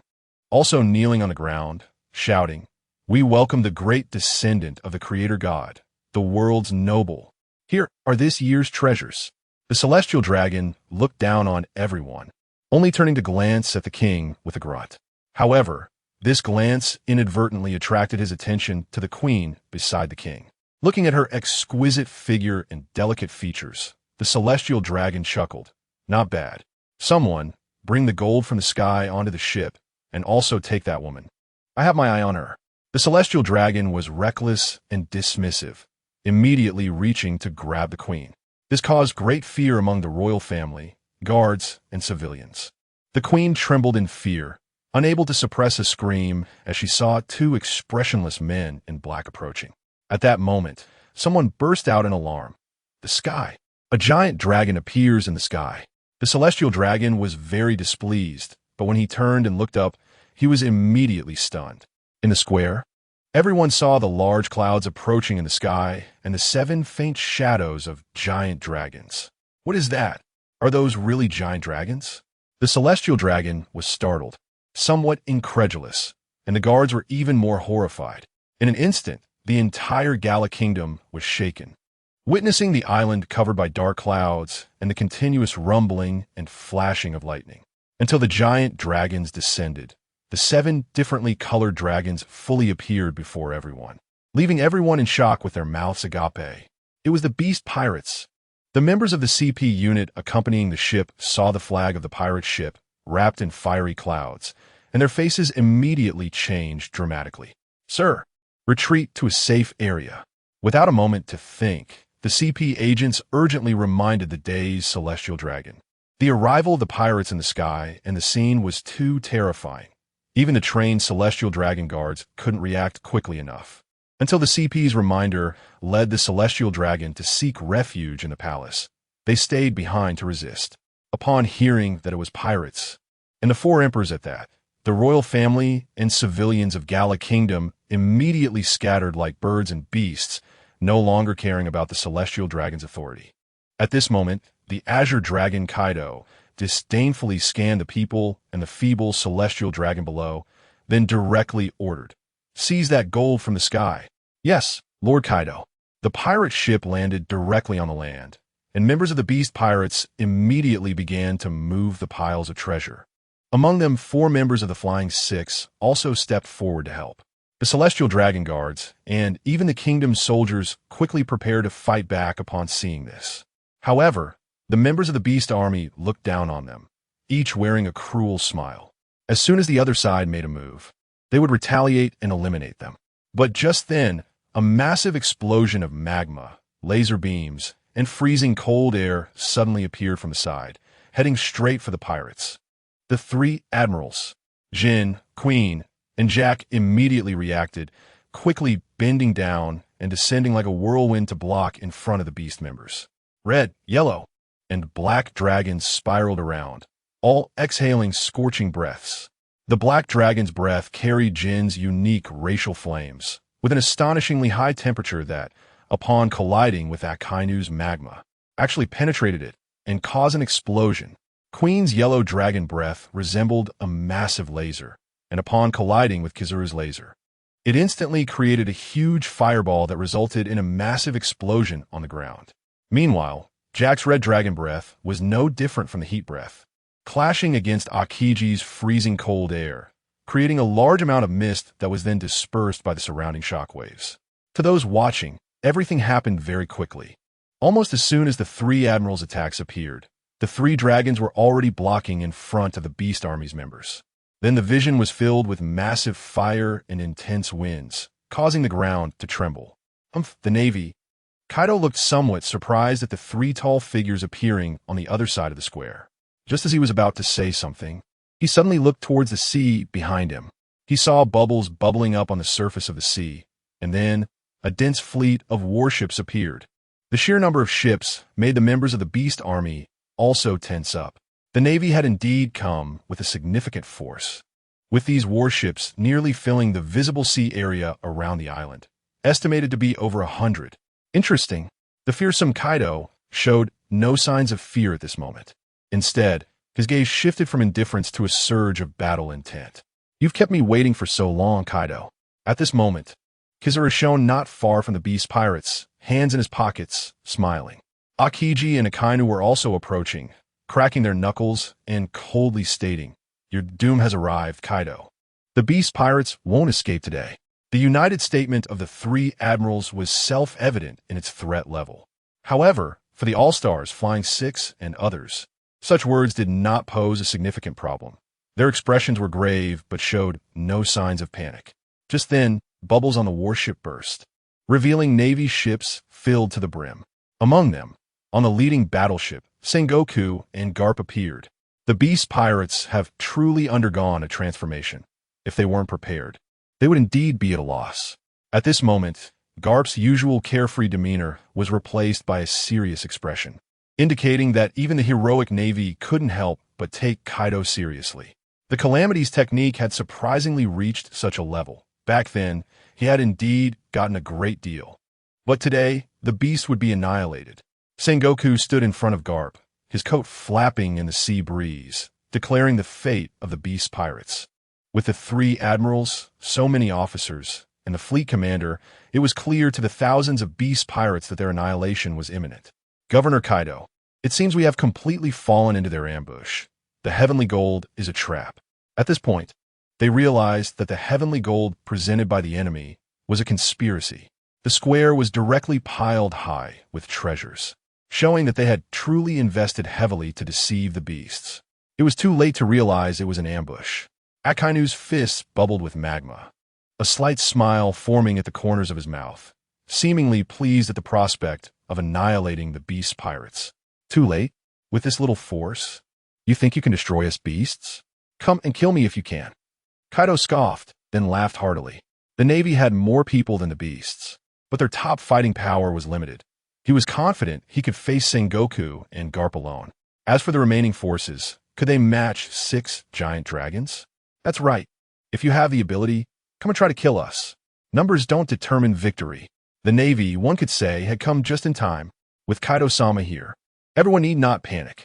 The 4 giant dragons transformed from the Flying Six spoke in succession, uplifting their pirate subordinates. To them, having Kaido meant victory over everything. Navy admirals? Fleet admiral? So what? Even the Navy hero Garp showed no fear. The momentum rose, and the ferocity still belonged to the beast's pirates. But at that moment, among the Navy fleet, 10 more warships appeared, flying the world government's cross flag. An old man with a mountain-shaped hairstyle and a beard appeared on the battleship. Standing at the bow, glaring at Kaido, and loudly rebuked, "Youngster, don't be blindly arrogant." Seeing this old man, the beast pirates momentarily fell silent. This man was a legend in the world government. Sora, the fleet admiral, haha, even a guy of your level has shown up. Kaido was not surprised, but rather pleased, his excitement growing stronger. The entire Navy had surrounded him, but he felt no pressure until the appearance of Steelbone Sora made him truly feel the weight of the situation.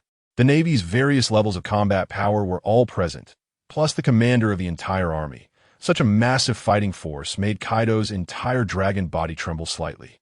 This is not fear or dread, but the boiling battle intent of Kaido.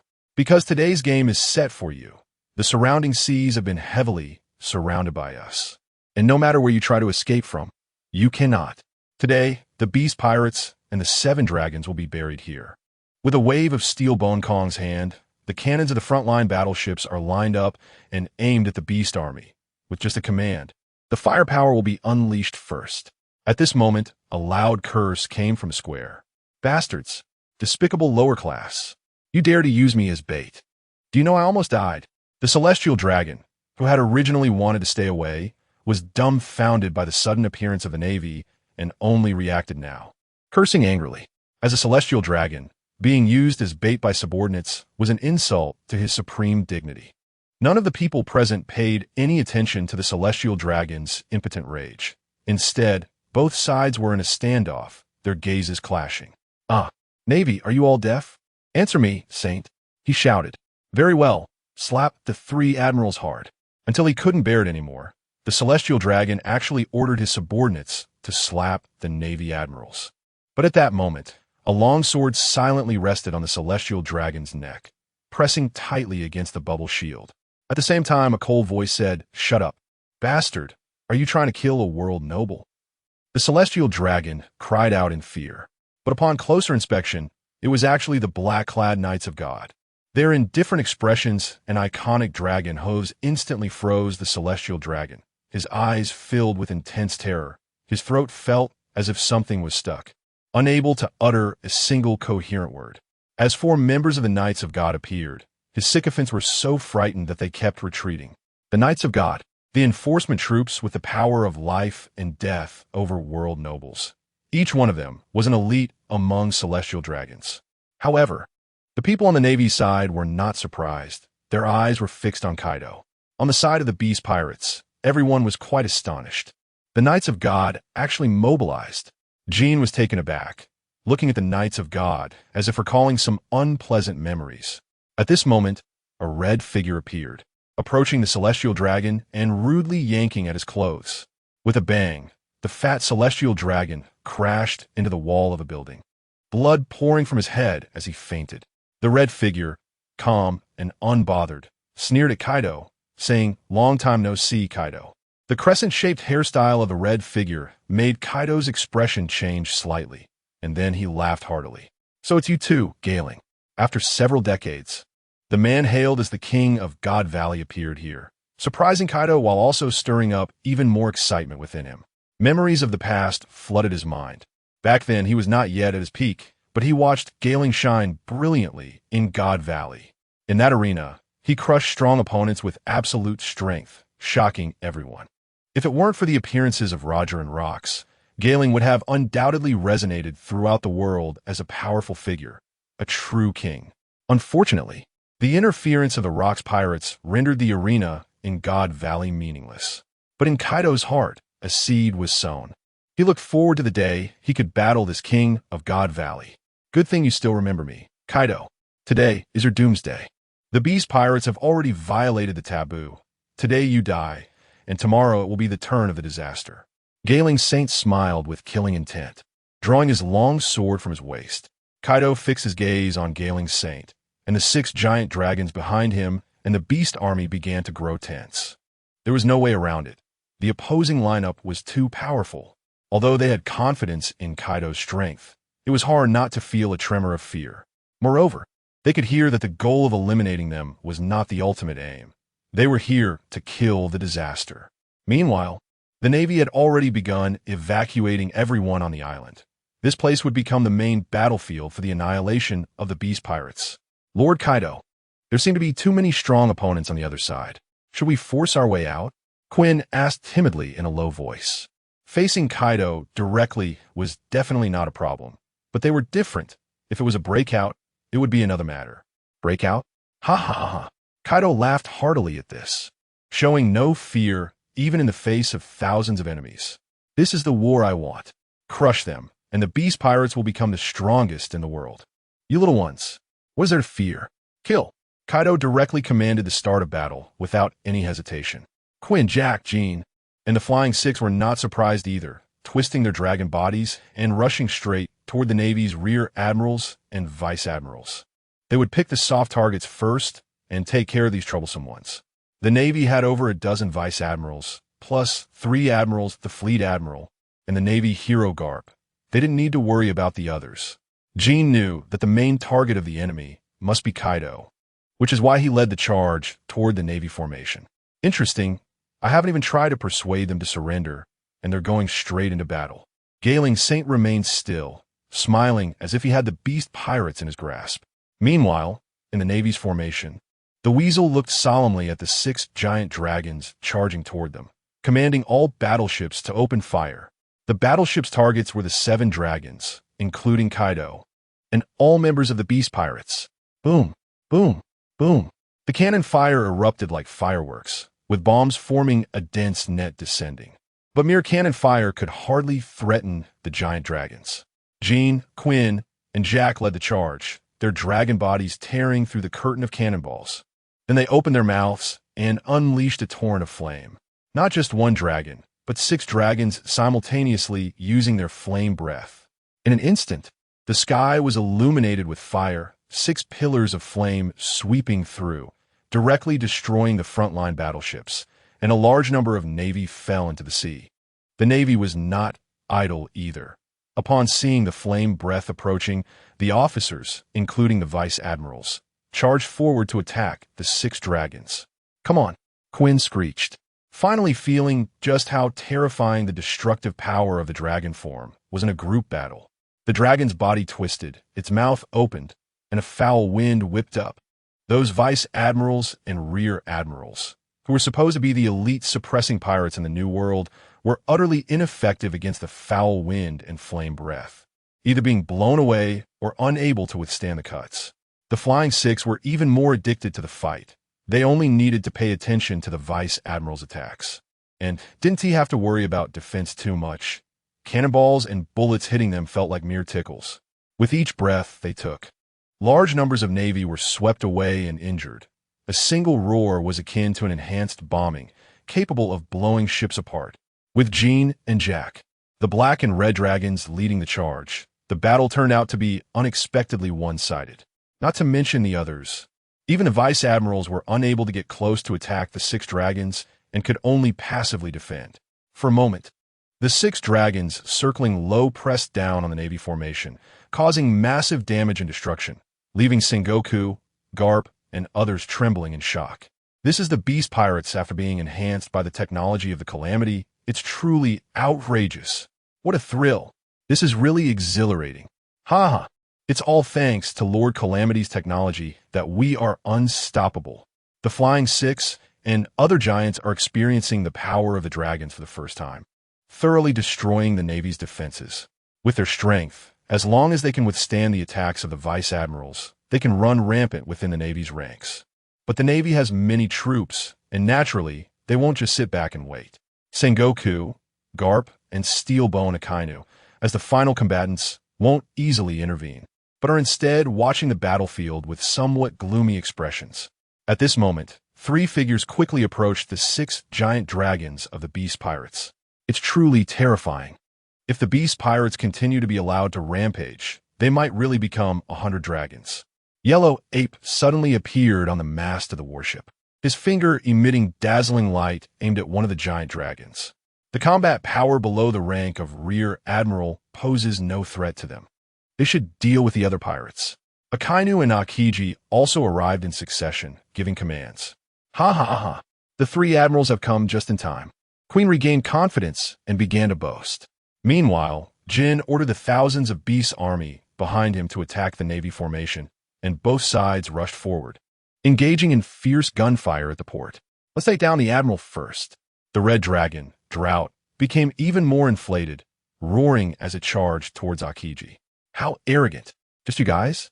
Akiji Kazan snorted coldly, watching the red giant dragon charge at him, raising his hand to unleash freezing cold air. Drought, however, was headstrong, completely ignoring Kuzan's freezing power and directly collided with it. In an instant, the red dragon was frozen into an ice block, its momentum gradually halting while maintaining its flying posture. Akiji Kuzan's face, however, became more serious at this moment. The next second, the ice block suddenly shattered, and Drought broke free, opening its mouth to unleash a blast of heat towards Akiji. Is this the strength of dual powers? Akiji couldn't help but be surprised. His ice was not something an ordinary person could escape from. The next moment, the freezing cold air collided with the heat, and both sides were instantly enveloped in a thick mist. Meanwhile, on the other side, Yellow Ape saw Drought charging at Akiji, and hadn't even fired his beam yet. At that moment, a laser shot came in, instantly turning his body into countless light spots. The one who attacked was none other than the Yellow Dragon, Queen. It turned out that Queen had a laser emission port modified with technology in his mouth, unleashing powerful energy combined with the heat. But clearly, this attack still couldn't do much to Yellow Ape, as the light quickly coalesced into Yellow Ape's form in midair. What a hassle. Why is the plague targeting me too? Yellow Ape glanced at Akiji's side and scratched his head. Suddenly, a loud roar erupted as Queen charged straight at him, mouth open as if to bite him in one go. But before he could bite down, Yellow Ape's leg had already kicked on Queen's head, causing his entire dragon body to shake, followed by a violent explosion caused by the Goro no Mi in midair. Such immense strength. Yellow Ape was somewhat surprised that his light-speed kick hadn't sent Queen flying. Amidst the explosion, the Yellow Dragon merely shifted its position slightly. The next second, dense light points lit up on the shadow of the Yellow Dragon in the fire and smoke. Each one was a laser emitter, infused with the aura of the Azure Dragon's might. Don't underestimate us, Navy. With Queen's roar, hundreds of thousands of beams erupted, shooting towards Yellow Ape. Yellow Ape rarely showed a serious expression. He turned around, and his fingers also shot out beams, colliding with Queen's attack. In an instant, the explosions in the air even affected the sea and ground, causing significant tremors. The faces of the 3 Marine admirals gathered below also turned grim. Just by transforming into a giant dragon, they already had the strength to contend with the 3 admirals. Steelbone Kong clenched his fists and gritted his teeth. Such improved strength was all thanks to the calamities. It would have been better if they had eliminated such a huge threat from the start, comparable to an admiral's strength. Even if there were some gaps, it was not far off. If they allowed the calamities to continue their technological creations, soon the Beast Pirates would truly be unstoppable. Sengoku was extremely alarmed and resolved to pay a greater price to crush the beasts and eliminate the calamities. Garp didn't say anything, but his serious gaze at the battle between Yellow Ape and Akiji spoke volumes. One could see that as the battle progressed, the 2 admirals, Yellow Ape, and Akiji, became increasingly cautious, not holding back in their every move, striving for strength. However, at this moment, the ground of the port erupted with magnificent magma, shooting into the sky. It was Akainu Sakazuki making his move, unleashing an unprecedented large fire attack. The magma shot like a meteor straight towards the black dragon in the sky. Unlike Queen and Jack, Jin did not maintain the huge form of the black dragon. At the moment Akainu made his move, he directly transformed into his dragon human form. Moreover, he not only mastered the dragon human form, but also had a large amount of lightning coiling around him. With a loud boom, the magma completely enveloped Jin, like a magma ball swallowing the dragon human Jin. In such a scene, Akainu's pupil shrank. The eruption of the great fire was akin to a volcanic explosion, and, generally, it wouldn't cause such an effect, unless Jin had blocked the explosive force of the magma, causing his body to sink into it. But then, a large amount of lightning pierced through the magma like needles, actually breaking apart the magma ball formed by the great fire. The magma shattered into fragments, splattering in all directions. Jin had completely transformed into a thunderous dragon man, standing proudly in the air. What? Thunderclap ability. Both Sengoku and Carp's pupils shrank, shocked in their hearts. After Kaido, now Jin also mastered 2 abilities, adding to his own toothless winged dragon, making it 3 abilities. As expected, natural disasters are indeed a plague. They're constantly helping you people to improve. Akainu gritted his teeth, fire igniting in his eyes. Another multi-ability user. This disaster must be eliminated, otherwise the entire world will fall into chaos. At this moment, Jin's sword seemed to transform into thunder, with flames of his racial talent wrapping around the blade, the convergence of lightning and fire exuding an astonishing might. After being struck by magma at the beginning, Jin couldn't hold back any longer and was ready to deliver a heavy blow to Akainu. He raised his longsword with both hands, and his momentum surged fiercely. Seeing this, Akainu stepped back, his gaze piercing as his arms transformed completely into magma, continuously bubbling up while also condensing. Netherhound, the highly condensed magma, transformed into a dog's head. This strike, Akainu did not take lightly, charging straight at the thunderous dragon man in the sky. He sensed Jin's power and decided to strike first. Thunderfire Dragon Slash. Akainu's attack seemed more than just double the strength of his previous one. But Jin, determined to defeat the Admiral, chose to face it head-on. He now had the capital to clash with Akainu. With both hands swinging the sword, sharp sword energy coalesced. The thunderous might and racial flames rapidly filled the sword energy until the released sword energy formed a Thunderfire Dragon shape, descending upon Akainu. Netherhound versus Thunderfire Dragon. The Marine soldiers and officers who noticed had not yet seen the attack trajectories of both sides when they collided. In an instant, a large amount of lightning, flames, and magma splattered out due to the clash. Warships shattered, ignited, and the seas surged with evaporating heat. Those thunderbolts striking the ground could even create 1-meter-deep pits. As both sides clashed, the might continued to escalate, with Akainu Sakazuki below, gritting his teeth and continuously outputting. Above, Jin maintained his downward slash, with energy coursing through him like a thunderball. Moreover, the Thunderfire Dragon and Netherhound were still in continuous confrontation, with violent collisions occurring in between, sending out shockwaves. In less than a minute, suddenly, the fiery red Netherhound cracked from the middle, and along the cracks, Thunderfire spread. Unable to withstand the power of the Thunderfire Dragon slash any longer. With a bang, Akainu was hit first by the Thunderfire, his body slashed diagonally in half, flying backward. Sakazuki. Sengoku's expression changed dramatically, almost losing his voice. In a head-on confrontation, the magma-powered Akainu was knocked back. This had never happened before. Admiral Sakazuki. How could this be possible? How could Jin, one of the calamities, knock back an admiral? Even with multiple abilities, it shouldn't be possible. How could he be stronger than an admiral? In an instant, not just Sengoku, but Carp's expression also changed drastically, and numerous gasps erupted from the Navy ranks. But the fact was, Akainu was indeed knocked back, his magma body cleaved in two by the Thunderfire Dragon slash.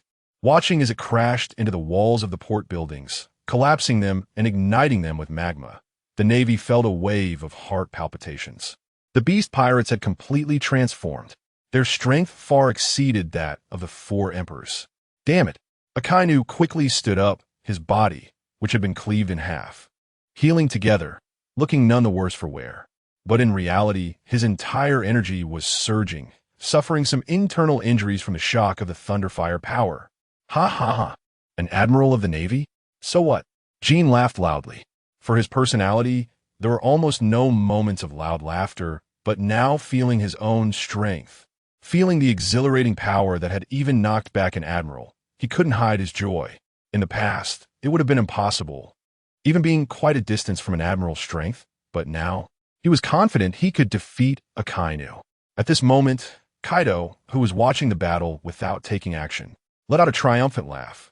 How about it? Have you experienced the power of the beast pirates now? Do you really think you can fight against the beasts with these useless fools?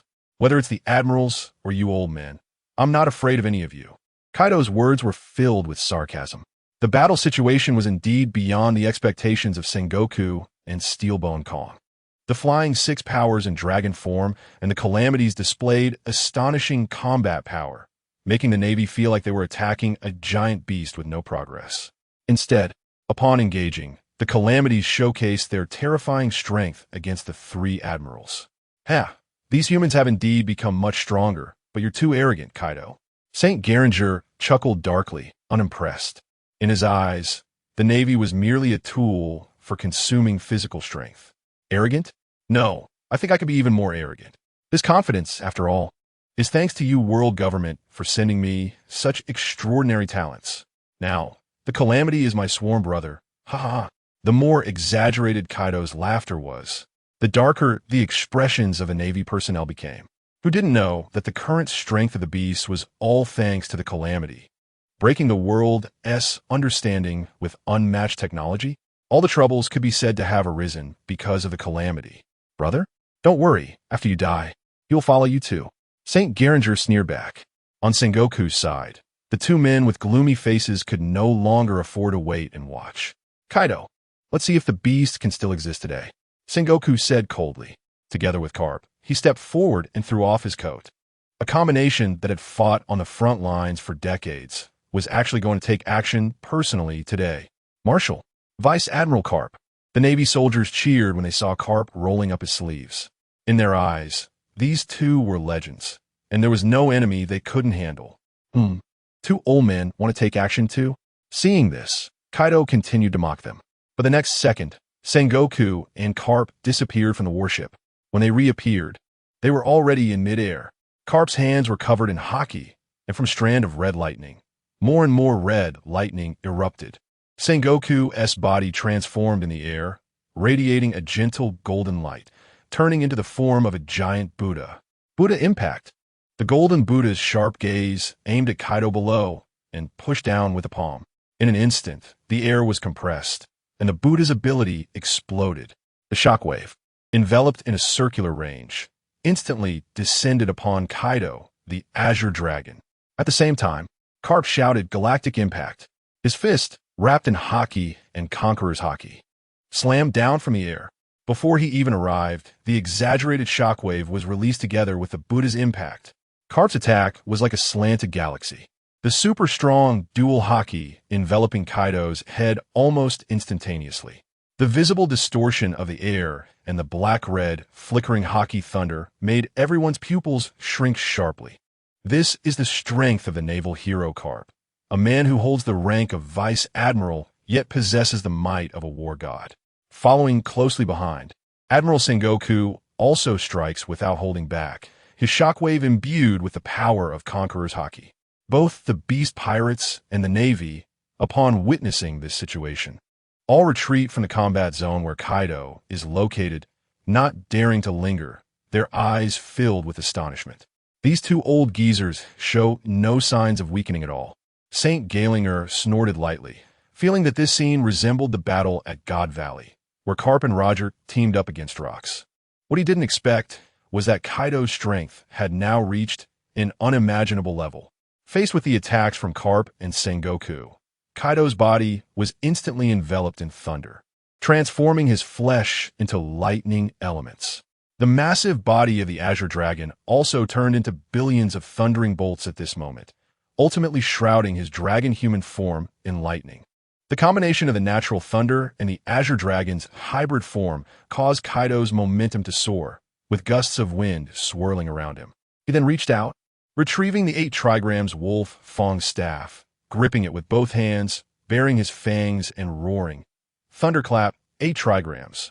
The billions of thunders surrounding him seemed to be drawn in, all crashing towards Carp and Sengoku's shockwaves with the swing of the wolf Fong staff. In an instant, the entire battlefield fell silent, as everyone couldn't help but look up at the clash of the two powerful figures. Soon after, various colorful lights erupted, and the unmatched wave of power spread out in all directions. It wasn't just the red and black Conqueror's Haki lightning that flickered, but also the blue and white thunder of a natural thunder. Terrifyingly, the entire sky seemed to be covered with a chaotic filter, causing the Navy and pirates present to tremble in fear. The booming sounds and shockwaves collided, and the high mountains and tall buildings on the island could not withstand the clash of the 3 top powerhouses, directly crumbling into pieces. Even the citizens who had fled far away were affected, turning back in shock, overwhelmed by the terrifying sight in the sky, cold sweat pouring down. If they hadn't evacuated, they probably wouldn't even be able to withstand the residual waves. Back at the center of the battlefield, Carp and Sengoku gritted their teeth, pushing down with a fist and a palm, the clash of Conqueror's Haki forming a flickering point in the middle. However, Kaido did not exert himself like the other two. Instead, he appeared quite relaxed. Eventually, the point of conflict of Conqueror's Haki could no longer withstand the extreme pressure and exploded, creating an even stronger blast of wind that blew away some nearby Navy and beast pirates. "Ha ha, you two are getting old." Carp, Sengoku.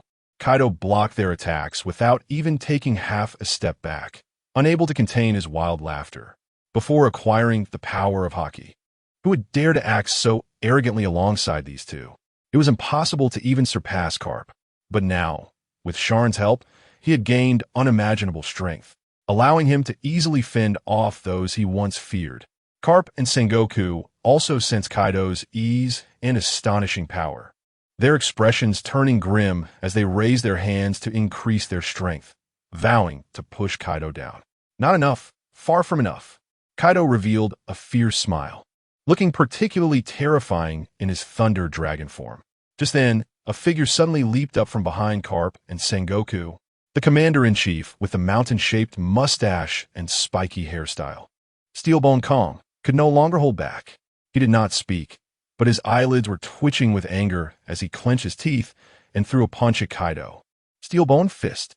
As it descended, it was a punch that rivaled Carp's iron fist, unleashing a terrifying burst of power. Likewise, it was an astonishing attack wrapped in Conqueror's Haki. Kaido showed no fear, his eyes bursting with an even hotter fighting spirit. And then his whole body radiated with even more immense thunder. The dense electric snakes made Kaido's dragon form look like a lightning ball, and as the thunder and Haki increased, it became even larger before Steelbone Kong's attack landed. Until Steelbone Kong's attack was executed, Kaido let out a furious roar. Billion-volt heavens annihilation. All the thunder unexpectedly shrank into the Kanabo in the blink of an eye. With Kaido's powerful swing, the world lost its color in an instant. The compressed thunder in the Kanabo was completely unleashed. The collision of billions of thunder with the attacks of the three was several times more terrifying than the previous sky, full of lightning. What? Steelbone Kong looked at this scene in disbelief. Not good. Sensing Kaido's explosive power, Carp and Sengoku exclaimed in unison. Immediately, the upward-spreading thunder completely tore apart the combined assault of the three. The shockwave of the Buddha, Carp's galaxy impact, and Steelbone Kong's fist strength were visibly broken by countless bolts of lightning, all of which slammed into them. With a huge bang, Carp, Sengoku, and Steelbone Kong were sent flying, crashing into the buildings on the edge of the square. The Navy watched as the three flew backward, raising a cloud of dust and collapsing houses, almost making their eyes pop out in shock. How could Kaido's strength be possible? That was Vice Admiral Carp, Admiral Sengoku, and Admiral Kong. The astonishing power sent the three legendary figures flying with a single blow, leaving all the Navy stunned and speechless. Simply incredible. How could such a thing happen? Even Saint Garling, who usually maintained his composure, stood up in shock, muttering to himself. What a joke. Kaido seems to be a bit too strong. He knew that even he personally intervening might not be able to send Carp and the others flying. Even Satan, who was hidden aboard a world government ship, suddenly raised his head with a furrowed brow. The beast pirates cannot be left alive. They must be completely eradicated. Not a single one spared. The technology of natural disasters must be destroyed. Such science cannot exist in this world. As one of the elders, he had to admit the terrifying nature of Sharn. Regarding the secrets of the celestial dragons, the technology that can replicate abilities like that of natural disasters. Even if it were offered to the elders, they would choose to destroy it instead. At the same time, Garling, the leader of the Knights of God, had similar thoughts to Satan. Kaido was already laughing maniacally, mocking them for being old. Garling silently placed his hand on the hilt of his sword. In the next moment, an extremely terrifying aura emerged from him, rising steadily. He was accumulating sword intent and haki, a sense of invincibility belonging to a top swordsman. Kaido sensed it and turned around with a grin. Old man, can't you hold back anymore? The red cloak fluttered as a sharp gaze pierced through Kaido like a sword. You must have forgotten how embarrassed you were during the Valley of God, Kaido. Garling's sword intent was so fierce that it shocked everyone. However, before he could finish speaking, his long sword was drawn. The red figure moved so fast that everyone was momentarily blinded, and by the time they reacted, the Haki-wrapped sword was already enlarging in Kaido's eyes. Damn celestial dragon. I'm not the same as I was back then. Kaido knew Garling's strength well, but he didn't expect the old man to still be so formidable, striking with incredible speed. Yet he showed no fear, his eyes flashing with madness. He chose to take it head-on. ZZZZ. The red-black lightning of Haki clashed with the thunder of his lightning ability, igniting like gunpowder. The violent fluctuations between the two instantly swept across the entire square, shattering the walls of buildings, and the surrounding pirates and navy were blown away by the oncoming shockwave. The Navy soldiers were dumbfounded. Although they knew the Knights of God were powerful, they never expected Garling to be this strong. The monster Kaido, who had sent Admiral Sengoku and Vice Admiral Carp flying, was now unable to block Garling's sword. The blue-white surging lightning was gradually torn apart by Garling's sword, closing in on Kaido's body. Kaido's expression changed, and just as he was about to reinforce his counterattack, the next second, Garling's wrist sank, and he actually accelerated the long sword, a curved arc instantly slicing past Kaido. The Haki's properties broke through Kaido's natural elemental form. Blood splattered, and the monstrous Kaido was pushed back in the astonished gazes of everyone. Hee-ha-ha-ha! Kaido wiped the bloodstain from his chest, letting out a low laugh filled with anger. A crowd of Navy soldiers, seeing Kaido injured and bleeding in the aftermath, were overjoyed. He is injured. Justice will prevail. Don't be afraid. Surround the beast pirates. Kaido's previous invincibility had made his injury incredibly uplifting to the Navy. He can bleed and get hurt. That means Kaido's defeat is not far off. In the battle between the three admirals and the three disasters, their attention shifted to Kaido's bleeding wound, their expressions changing. Lord Kaido, Jack, Queen, and King were shocked. After receiving Haki abilities, they realized how powerful Kaido was now. Yet he was actually cut by an old celestial dragon. I told you, your beast pirate's end is near. Akainu sneered, seizing the moment when Jack's mental state was affected to launch a fierce attack, with magma exploding continuously. Similarly, Queen and Jack faced the onslaught from the admirals. The bleeding strike immediately had a significant impact on the entire beast pirates. At that moment, Saint Galing raised his sword and announced in a cold tone, "Today, this saint will personally sever your head. To die at the hands of the descendant of a god is your honor, Kaido." The pressure from the celestial dragons was even more palpable with Saint Gailing. Truly, he was someone who could stand shoulder to shoulder with Captain Rocks. But with such a minor wound a concern for me, Kaido was displeased by the cut, and even less tolerant of Saint Gailing's self-deification. He recognized his strength, but was dissatisfied with the man himself. As soon as the words fell, Kaido no longer hesitated. His elemental body transformed into a thunder dragon, unleashing a furious momentum that stirred the winds in all directions. My God! The vast number of Navy soldiers were stunned by this scene, especially when they saw Kaido transform into a thunder dragon even larger than the Azure Dragon. They all gaped in shock. Thunder surged, the momentum was overwhelming, and the flickering lightning illuminated everyone's faces, clearly visible in their astonishment. Carp, Sengoku, the three admirals, and Steelbone Kong knew detailed intelligence and were not overly surprised that Kaido could transform into a thunder dragon form. However, when Kaido's battle-ready eyes lit up, the surrounding atmosphere actually began to crack. The sound of shattering glass echoed as the cracks in the atmosphere spread.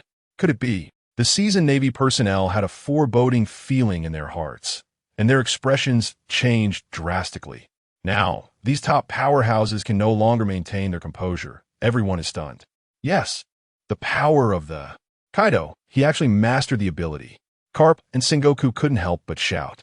Even Saint Garling, Steelbone Kong, and the hidden Saint Satan on the battleship changed their expressions, showing shock. 3 types of abilities. Thunder, this guy, damn it. Saint Satan didn't know whether to curse the natural disaster, Sharn, or Kaido. His killing intent could not be suppressed. Why does Whitebeard make the world government so fearful? If we talk about strength, Rocks is also very strong, but besides his Haki, Whitebeard's ability is the most threatening. Kaido mastering is not the same concept as Doflamingo mastering it. In the arena, Saint Garling instantly unleashed his sword aura, his expression becoming serious, with his conqueror's Haki flashing like red-black electric snakes. At this moment, Kaido, who unleashed 3 abilities, let out a dragon's roar. And the sky above the island was filled with thunder and atmospheric cracks, an extremely shocking scene. When the dragon's mouth opened, it made the top powerhouse's brows twitch. A very bad premonition arose. He's going to unleash a powerful move. Carp reacted first, but before he could finish speaking, Kaido in the sky gathered endless thunder in his mouth, forming a white, glowing energy sphere. Great! An energy blast gathered into a white beam and exploded. It first blasted open the atmosphere in front of Kaido, tearing apart dozens of meters of extremely shattered cracks, breaking the air, heading straight for Saint Garling. The momentum was quite strong. Saint Garling snorted coldly, his killing intent fierce, raising his hand to slash out a sword strike from afar. He had already torn through Kaido's defenses and injured him before, and at this moment, he didn't think Kaido's attack would be very strong, even with the power. He slashed out a sword light more powerful than before, so he was still somewhat dismissive, expecting it to be enough to block or even tear apart Kaido's attack. Both sides' offensive moves were extremely fast, and apart from the top experts, others didn't even have time to react before they collided. The result was not the scene that Saint Garling imagined. Instead, under that white, his sword light was easily shattered and extinguished as if made of tofu. It should be known that this was aimed at Saint Garling's, which made his face change dramatically. How is this possible? My sword can't even block it and is gone. But now, there was no time for Saint Garling to think more. Not only did impossible thoughts flash in his mind, but his vision was also occupied by the approaching. He couldn't escape. Great. The heavens themselves were brought down. It was clear how confident Kaido was in this move. Saint Garling never expected Kaido could be this ridiculously strong, just because of several abilities. Now, he could only choose to take it head-on, pouring all his Haki to defend in front of him. The other members of the Divine Knights also saw how fierce Kaido's attack was. They were not far from Saint Garling and directly rushed forward, each using their skills to block. Carp, Sengoku, and Steelbone Kong did not hesitate. The old fellows quickly followed the Divine Knights, throwing punches and palms to help, joining Saint Garling in blocking Kaido's attack. They all knew that if Kaido's attack truly landed on the island without being blocked, the ensuing explosion of thunder would be unimaginable, with absolutely enormous power. However, just as everyone unleashed their Haki and abilities in the next instant, the roared and engulfed them. An earthquake, a violent earthquake, combined with the exploding, made the naval soldiers unable to see clearly, followed by a terrifying fireball explosion occupying their vision. Soon, they erupted completely. If Sharn were here, he would probably be extremely surprised. Kaido's strike actually caused a small mushroom cloud effect. The sea roared, the ground shook and cracked, and the naval forces and pirates in a wider area suffered calamity, nearly shaken to death by the aftermath, filled with fear and horror. Even the three admirals, the three disasters, and the Flying Six all took to the air, fleeing far away, regardless of friend or foe, their faces filled with shock and disbelief. It wasn't until 2 minutes later that the commotion caused by the slowly calmed down, as the smoke and dust cleared, accompanied by shattered sand falling to the ground. What everyone first saw was the square with several deep chasms. Originally a vast area of buildings collapsed. The stone-paved square became history, leaving only a several-meter-wide pit and the destruction ring formed by the impact. Then, figures gradually became visible, with several members of the Divine Knights half kneeling on the ground, propping themselves up with their swords, gasping for breath, their blood-stained mouths and tattered clothes contrasting sharply with their previously proud demeanor. However, what made everyone's pupils shrink, including the hidden Saint Satan, was that the center, which had suffered a direct attack, Saint Garling, was disheveled, even his signature red cape reduced to a few rags. His body visibly bore the marks of broken defenses, blood oozing from the wounds caused by the piercing through his skin. Cough, cough. Saint Garling coughed up blood, his breath chaotic. His injuries made his face look extremely grim, his eyes wide open in disbelief. His sword, aura, and Haki defenses, under the impact of the actually lasted less than a minute before being completely swallowed, almost unable to defend himself. Among Kaido's attacks, the only ones who did not suffer severe injuries were the last to arrive: Carp, Sengoku, and Steelbone Kong, the three legendary Navy figures. But the explosion was simply incomprehensibly strong. Even if the three were not at the center, they still suffered some internal injuries and were all wounded and spitting blood. Looking at the horrifying scene of destruction afterward, seeing the several injured and disheveled powerhouses on the pit's surface, everyone was once again filled with fear and shock, standing there dumbfounded. Now, how can they still boast? Celestial dragons. Following the rumbling of thunder in the sky, accompanied by Kaido's arrogant laughter, everyone finally reacted. How can it be this terrifying? Is this still a human ability user? 3 types of abilities. Kaido is too invincible. If it weren't for Saint Garling, Sengoku, and the others blocking, half the island would have been destroyed by Kaido. The naval soldiers were in chaos. That strike truly frightened them to the core. Just the aftermath had already severely injured thousands of Navy soldiers, lying scattered on the sea surface. The 3 admirals, along with Sengoku, Carp, and Steelbone Kong, looked at the thunderous dragon in the sky, their pupils trembling. They had completely misjudged Kaido's strength, their hearts sinking. The stacking of each type of ability could give him a tremendous boost. With the addition of the fruit's ability, it had now produced a qualitative change. He now wielded top-tier abilities from 3 categories, making him difficult to deal with.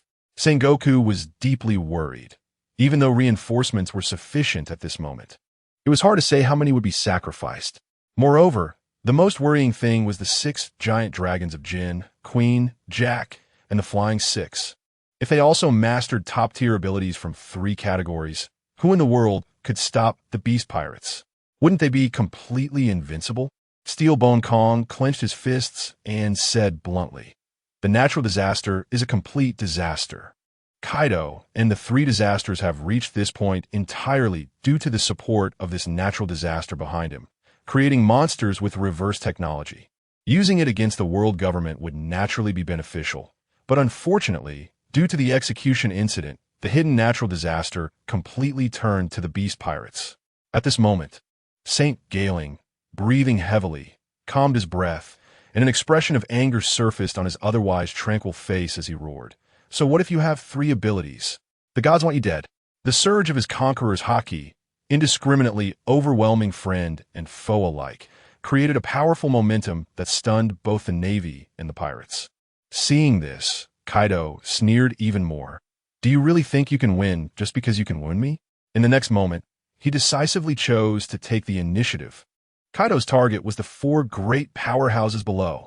With just a dive, thunderous lightning descended like a shadow, and the booming sound shook the air, while a white halo enveloped Kaido's dragon claws. Faced with Kaido's aggressive charge, St. Galing no longer displayed his previous arrogance and disdain.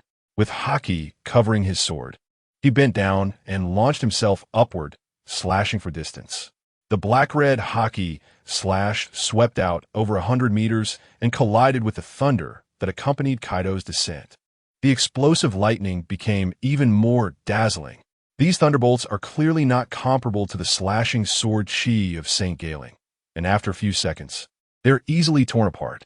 This level is still not enough. Kaido's dragon claw reaches out, the lightning extending, and with a white halo. The claw directly grips the sword light that was cleaved, causing cracks in the atmosphere to rapidly spread with a snap.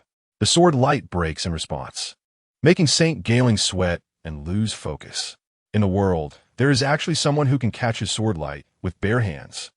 The power of the Kaido's three-system unity has skyrocketed to another level. St. Galing, be careful. At this moment, Steelbone Kong flashes beside Galing, delivering a punch that sends a circular shockwave towards Kaido and the falling thunderbolts. At the same time, the giant Buddha form of Sengoku swells again, growing larger as he suddenly pushes his palms upward. The giant Buddha's impact creates an incredibly powerful explosion, with golden shockwaves threatening to engulf the entire Thunder Dragon. The frenzied energy shock rises from the sky, sweeping across the entire island. The sea roars, warships retreat, and the battle between the Navy and the Beast Pirates is forced to stop as they stabilize themselves and look toward the center of the peak battle, each one filled with horror. Sengoku, St. Galing, and Steelbone Kong join forces, their conqueror's Haki wreaking havoc around them, just barely preventing Kaido's dive and halting the thunder. The clash is a complete devastation of thunder and energy wave shaking the air. Kaido's impact is blocked by the three, and after stopping, he transforms into his lightning dragon form, a kanabo appearing in his hand, standing in midair with a ferocious smile at St. Galing. Without wasting words, he activates his thunder ability, teleporting the lightning elements instantly. St. Galing senses Kaido's trajectory with his observation Haki, shocked, and raises his sword to predict and strike. But unexpectedly, a flash of lightning suddenly appears behind St. Galing, a massive kanabo crackling with blue-white lightning smashing down towards him. Quick, too fast. St. Galing, like a swordsman with max attack power, is lacking in agility by quite a margin. By the time he reacts, he finds it hard to evade. Raging Thunder 8 trigrams. Kaido grins, wanting to land a direct heavy blow, with lightning surging towards St. Galing. Fistbone impact. At this critical moment, before Kaido's strike could land, Carp, who had not yet acted, takes the lead with a punch, Conqueror's Haki crackling with energy, indicating the immense power of Carp's strike. In an instant, the kanabo collides with the incoming fist from distance. The impact point of the Conqueror's Haki flashes wildly, and the ground beneath them cracks open, stones flying. Clearly, at this moment, Kaido's power in all aspects is stronger than Carp's, forcing Carp's ankle into the crumbling ground. Just then, a brilliant golden light shines from Kaido's side, and a shockwave rushes in. It's the massive golden giant Buddha attacking again. At this point, St. Galing, the swordsman hailed as the king of God Valley, has fury and killing intent in his eyes, gripping his sword tightly, the blade covered in powerful dual-colored Haki, aiming the sword tip directly at Kaido's heart. In an instant, the three complete a double sandwich attack, with Steelbone Kong rapidly changing position to compress Kaido's space, forming a three-sided encirclement. Kaido shows no signs of panic, instead grinning, revealing lightning-formed fangs. Before Carp can react to the cruel smile, the point of collision of the Conqueror's Haki explodes. Then, visible to the naked eye, the atmospheric cracks spread before them. An attack intertwined with three abilities and Conqueror's Haki. Carp gasps in awe, then feels the immense power rushing at him, his expression changing drastically. In an instant, Carp is sent flying like a kite with a severed string, struck by the Kanabo, electrified, and sent crashing into the sea. Meanwhile, Saint Gailing, who is aiming to stab Kaido's chest with his sword tip, realizes that Carp cannot withstand the attack of the three abilities at all. The long sword feels as if it has struck an indestructible wall, blocked by Kaido's Conqueror's Haki, Shock Fruit, and Thunder. Moreover, Kaido's raging Thunder 8 trigrams hasn't stopped. The swinging Kanabo is swung towards Saint Gailing, and in a powerful clash of Haki, the thunder and shockwaves tear apart Saint Gailing's resistance. The Kanabo strikes firmly against Gailing's long sword, instantly forcing it from his grip, his palm exploding. Just as the Kanabo that tears apart the atmosphere is about to strike the astonished Saint Gailing, Steelbone Kong, covered in armament Haki, leaps like a monkey to intercept the Kanabo. It must be said that Steelbone Kong is a competent leader of the world government, blocking for Saint Gailing at a critical moment, but he himself cannot withstand Kaido's raging Thunder 8 trigrams, directly spitting blood and crashing into the broken ground. Damn it, how could it turn out like this? Saint Gailing, having nearly been injured by Kaido twice, is on the verge of losing his composure, exclaiming in shock.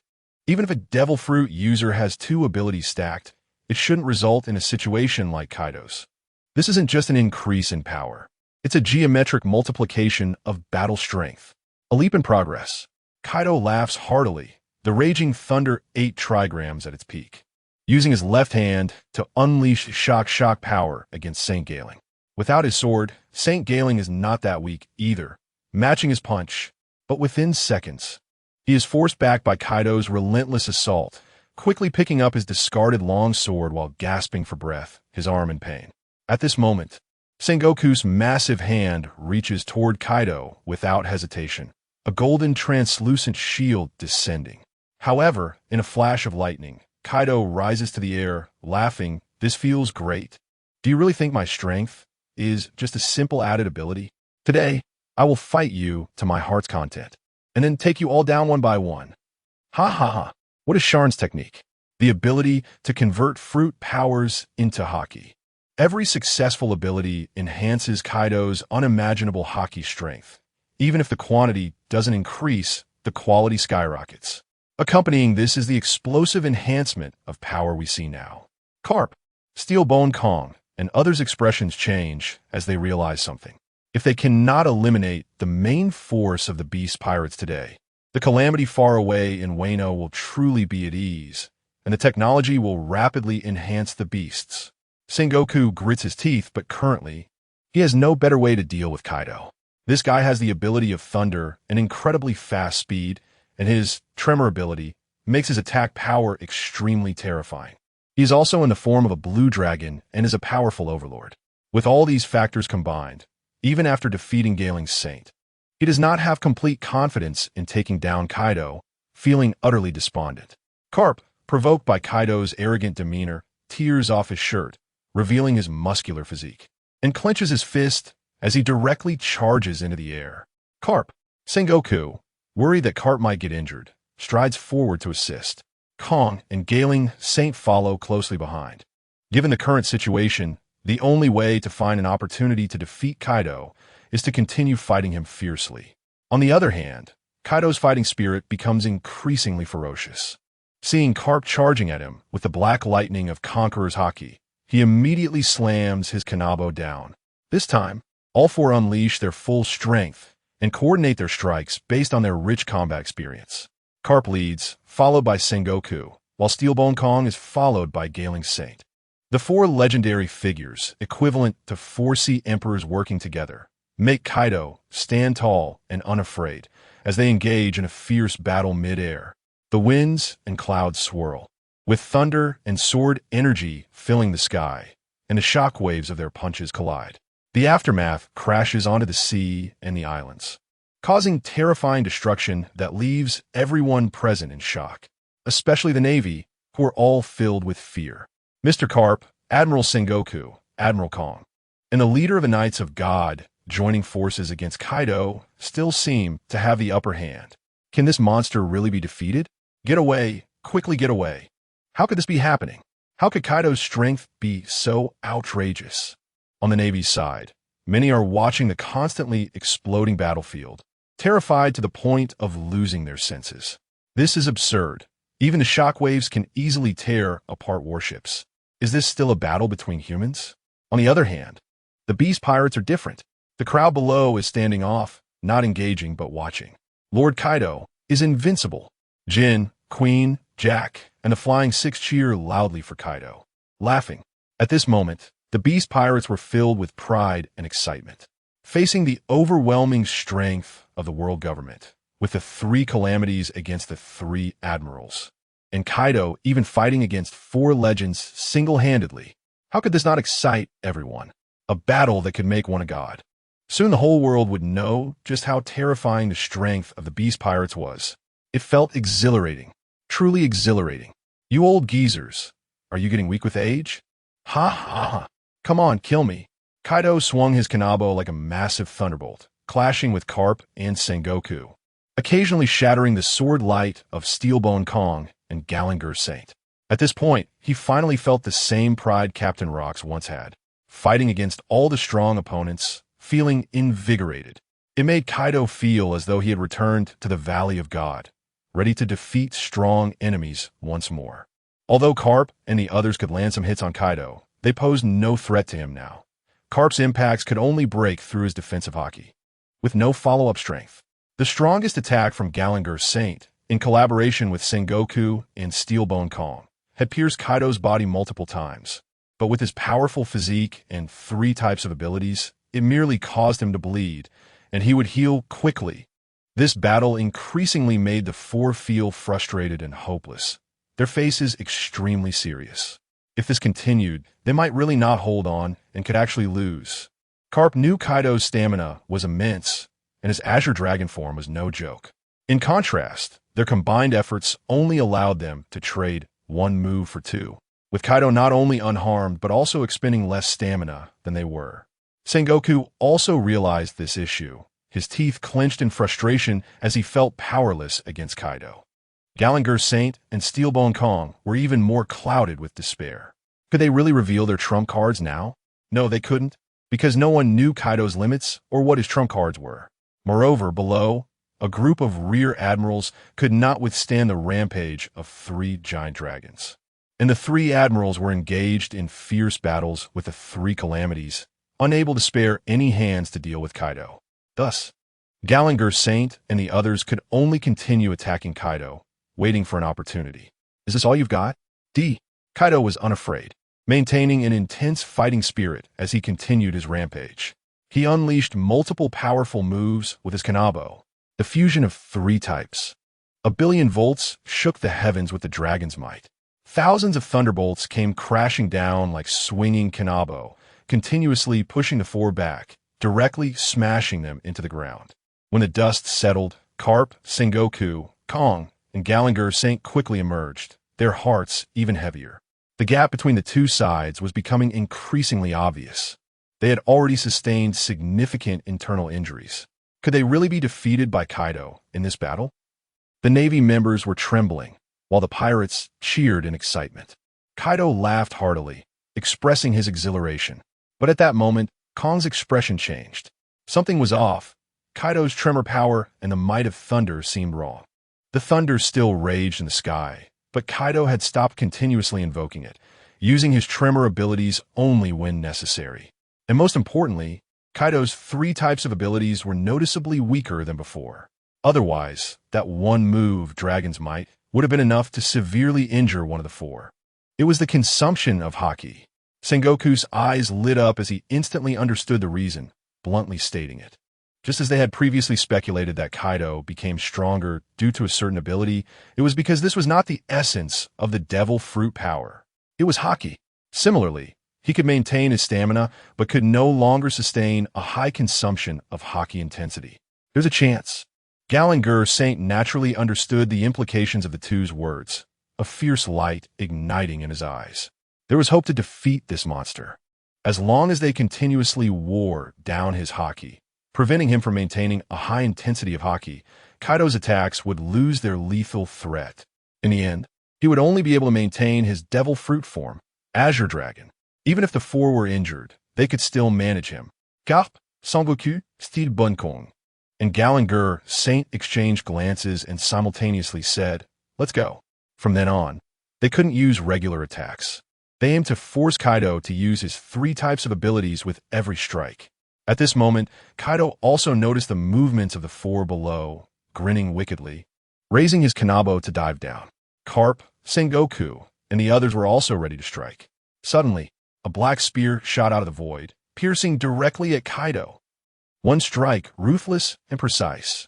Kaido reacted, his pupils constricting. The attack was small, just a black, extending spear, but the Haki upon it was trembling, flashing with faint black lightning. An attack imbued with Conqueror's Haki. "Who is it?" Kaido exclaimed in surprise, swinging his kanabo towards the black spear. With a loud bang, a massive explosion of blue and white lightning erupted. The spear, though seemingly small, was incredibly solid, forcefully pushing back the Thunder Dragon form of Kaido, sliding him back several dozen meters. The sudden attack also drew the attention of everyone present. The 3 admirals, the 3 calamities, flying 6 rear admirals, and even the Navy soldiers, the beast pirates, as well as Carp, Sengoku, Gallagher Saint, and Steelbone Kong all focused their gazes. To their astonishment, a 6-pointed star magic circle appeared in the void.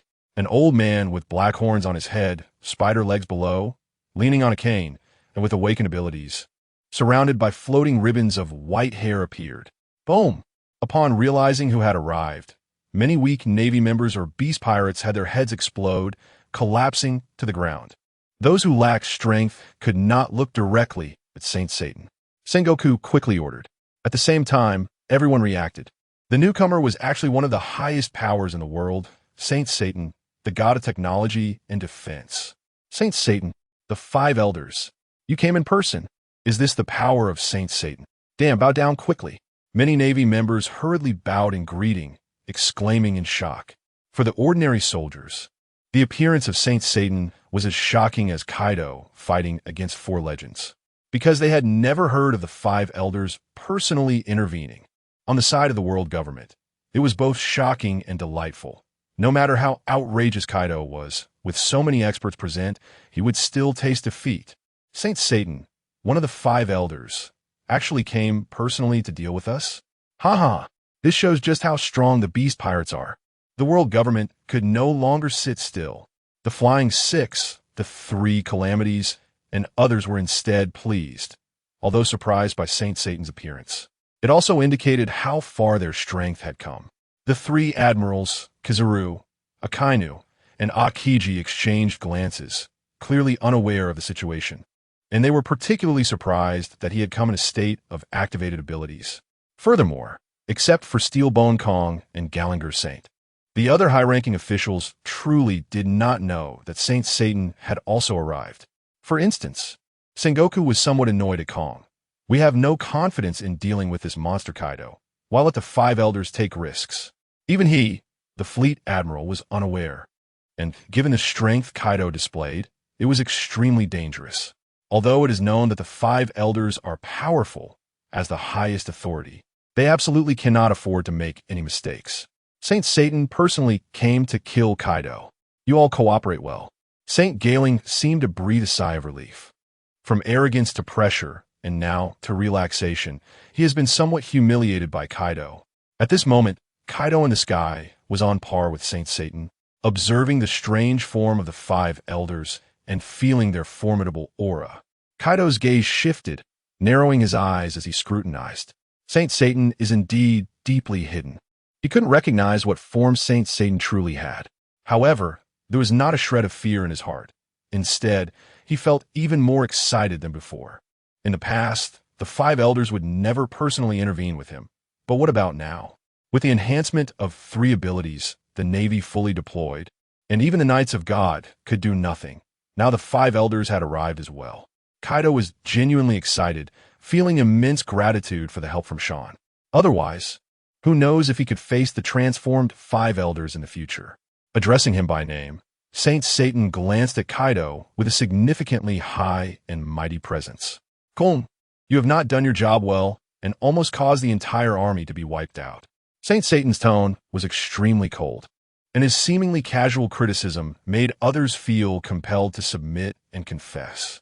This is the true aura of a superior being. Kong and Sengoku felt a moment of shame and did not refute Saint Satan as he bowed. Then, Saint Satan turned his body, standing on a hexagram and staring directly at Kaido, their eyes clashing. You've reached this point, but you should understand that this world cannot be disturbed by the beast pirates as they please.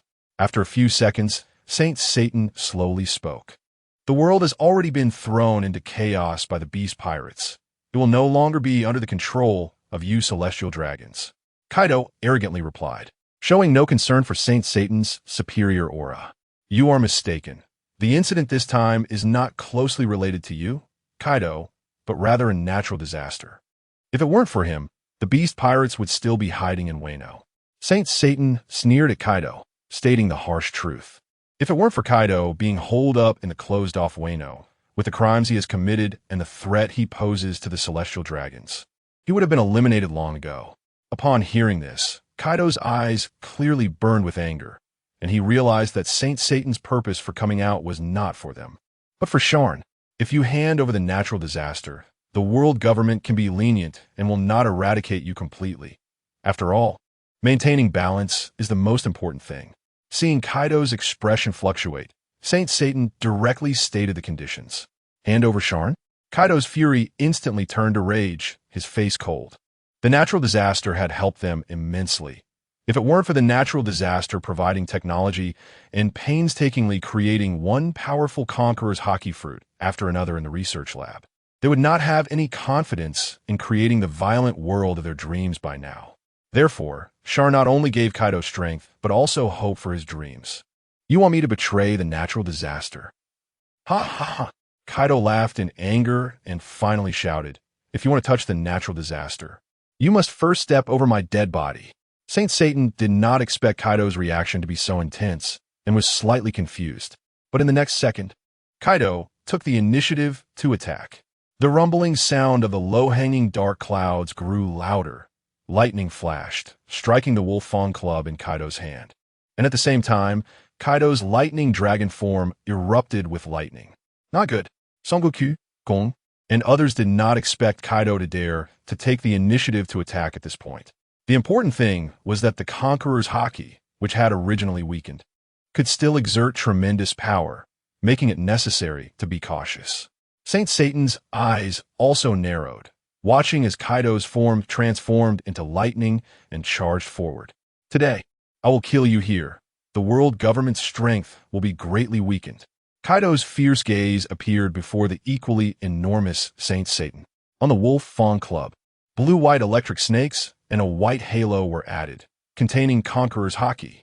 The overwhelming might could not be underestimated by Saint Satan, who retreated explosively. The five elders are also retreating? Kaido seemed unfazed and sneered before following closely. Zhao Zhao Volt, Thunder Dragon, Twilight of the Gods.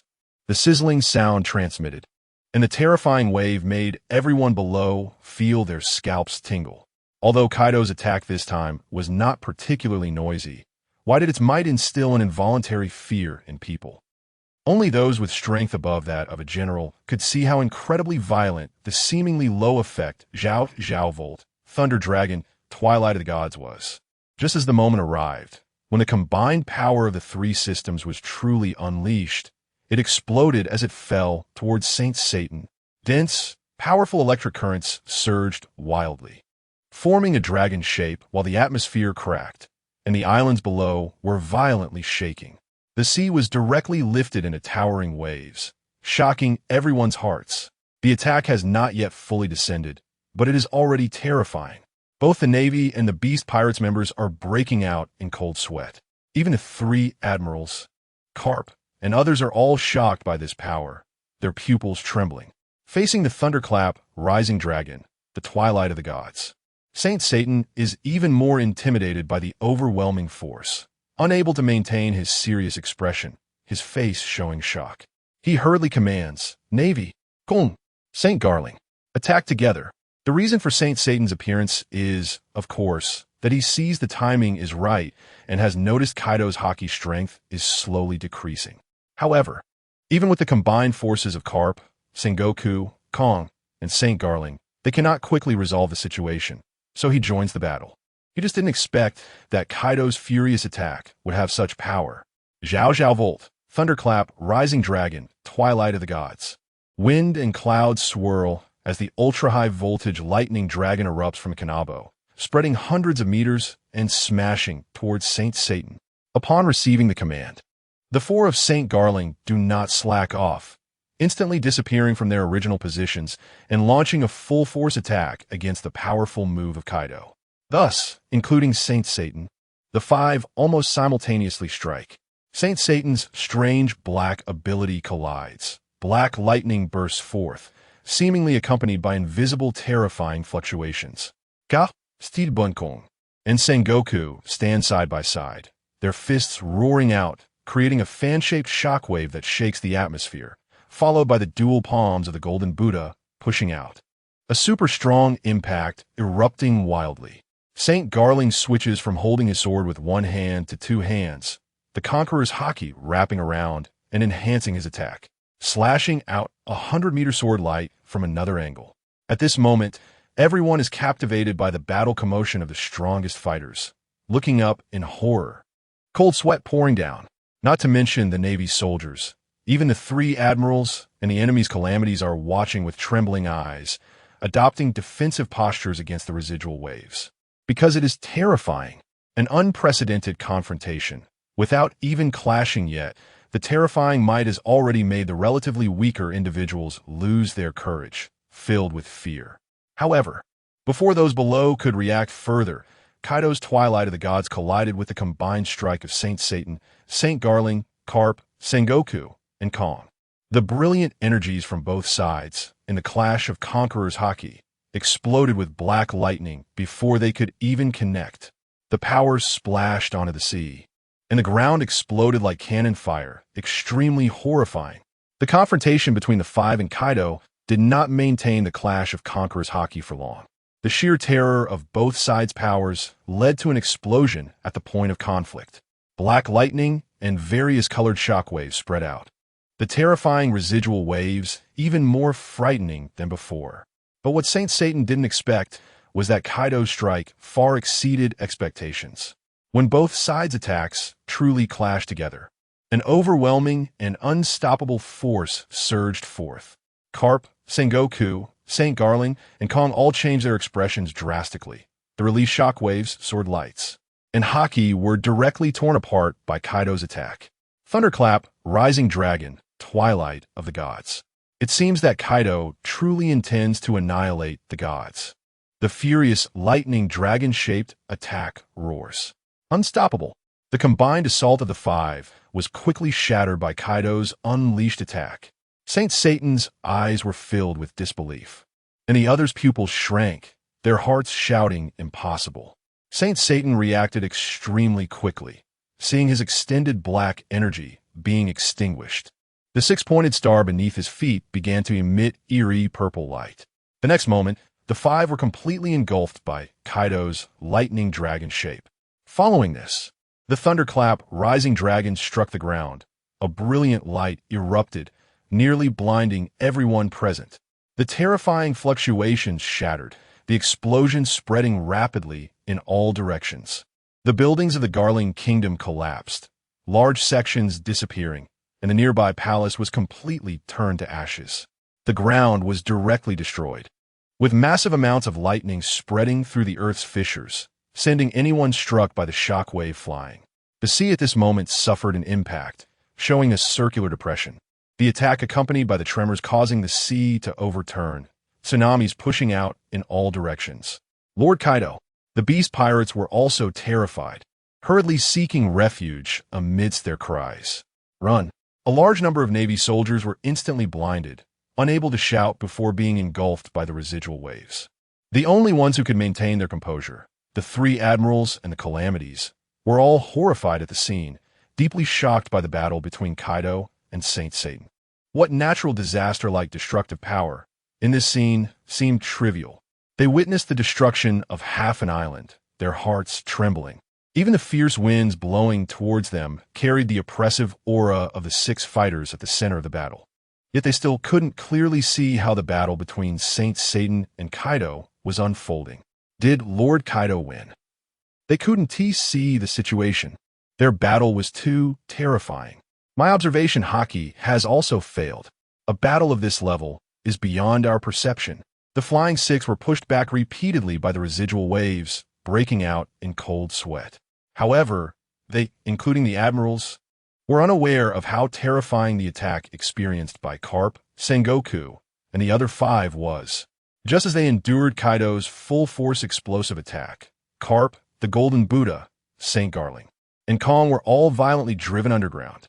Such an astonishing impact and destructive power surged into them, making them unable to withstand the penetrating damage, spitting out blood, sinking together with the obliterated ground, suppressed to the ground by that unstoppable force. In contrast, Saint Satan, who could still stand on the 6-pointed star formation, remained steady. But he had endured most of the damage. At the moment, he faced the twilight of the gods. Saint Satan's 3 forelimbs could not withstand the explosive attack of the lightning dragon shape, blood spewing from his mouth, his face pale, his beard, horns, clothes, and even his staff were all damaged. The noble member of the 5 elders, who wields power and strength, could no longer stand steadily before Kaido. With only 5 remaining legs supporting his bent body, teeth stained with blood. When this scene was fully revealed to everyone, all were stunned, including the 3 admirals. They saw Saint Satan spitting blood and injured, even losing 3 legs. Carp, Kong, Saint Garling, and the giant Golden Buddha were all smashed into the sinking ground. Meanwhile, Kaido remained in the air, his lightning form standing tall, his chest heaving violently, breathing heavily, arms trembling. After the tremors of heaven and earth, the environment was such that a third of the island had vanished, with only Saint Satan's side still existing. The sea remaining in a state of surging outward in a tsunami. This confrontation is terrifying to such an extent that it leaves everyone dumbfounded, mouths agape, in horror. It's truly unbelievable that you can reach such a level. But whether it's you or the natural disasters, both must die. Saint spat out blood from his mouth, covering his chest, where blood was still flowing from his severed leg, yet his words were filled with an undeniable killing intent. Elder Stars, what qualifications do you have to say that now? Kaido bared his fangs and said fiercely, "Your attack is indeed strong, but do you really think you could defeat me?" Saint's words had just fallen, and under everyone's gaze, the hexagram array once again glowed. Suddenly, the blood flowing from the injured Saint seemed to manipulate the surrounding time and space, flowing backward, returning to his body. Even the 3 legs that Kaido had broken were restored in the flowing time. All his injuries healed completely. Looking at the now normal breathing Saint, Kaido couldn't help but narrow his pupils, and the beast pirates were even more shocked and exclaimed, "What exactly is the Elder Star's ability? How is it possible? Such severe injuries can be restored directly. Healing wounds is one thing, but Saint's reverse-style recovery truly astonished everyone. Even on the Navy's side, no one had seen anything like this, and they swallowed hard in shock. Sengoku, Garp, and Steelbone Kong watched in silence as Kaido injured 5 people with a single blow. Now, with Saint's strange recovery, their hearts were also extremely unsettled. Today's battle far exceeded their imagination. In contrast, Kaido was now panting heavily. Although his body was crackling with lightning, it was clearly dimmer than before. The previous move, Ragnarok, had consumed a massive amount of his Haki. Otherwise, he wouldn't have such power. The thunder and tremor abilities had also diminished in intensity due to the depletion of Haki. We can no longer have peace. Saint smiled slightly, sensing Kaido's condition and becoming more confident. His cold gaze swept around, commanding the whole scene. Kill him. The troops below launched a full-scale attack against the remnants of the beast pirates. The command of the Elder Stars is the highest directive for the Navy and the world government. As soon as the words fell, the remaining Navy soldiers below let out battle cries, charging towards the beast pirates. The vice admirals no longer hesitated, firmly attacking the 3 dragons, of the Flying Six. Meanwhile, Garp, the great Buddha Sengoku, Gailing Saint, and Kong leaped towards the obviously weakened Kaido, each unleashing furious punches and sword slashes. Lord Kaido, Jin, Queen, and Jack exclaimed in shock. They also noticed Kaido's massive exhaustion. The dragon body coiled and changed direction, trying to provide support. The battle over there has nothing to do with you. Akainu-S magma giant fist crashed down, like an orange-red sky curtain sweeping across the horizon, blocking the actions of the three disasters. Kizaru and Akiji, one in the sky and one on the ground, unleashed dazzling light and cold air. Bastard! Jin's eyes turned red, and he opened his mouth to unleash a heat wave. The battle between the three admirals and the three disasters continued to erupt. Looking back at Kaido, under the low-hanging and turbulent thunderclouds, Kaido took a deep breath, and his entire body once again became elemental. Fist-bone impact. Garp arrived first. His fist, larger than a sandbag, covered in dual-colored Haki, smashed down towards Kaido. Kaido, whose chest seemed to contain endless rage, retaliated with a swing of his club. And in an instant, Haki exploded like lightning. Garp unexpectedly fell back, landing below where Sengoku caught him. He was at the end of his strength. Gailing Saint's eyes brightened, raising his sword in a slashing motion directly at Kaido. If it were the intensity from earlier, Garp would have been sent flying and spitting blood by Kaido, but now he only stepped back. So Gailing Saint believed that as long as his sword light was sharp enough, he could inflict serious damage on Kaido.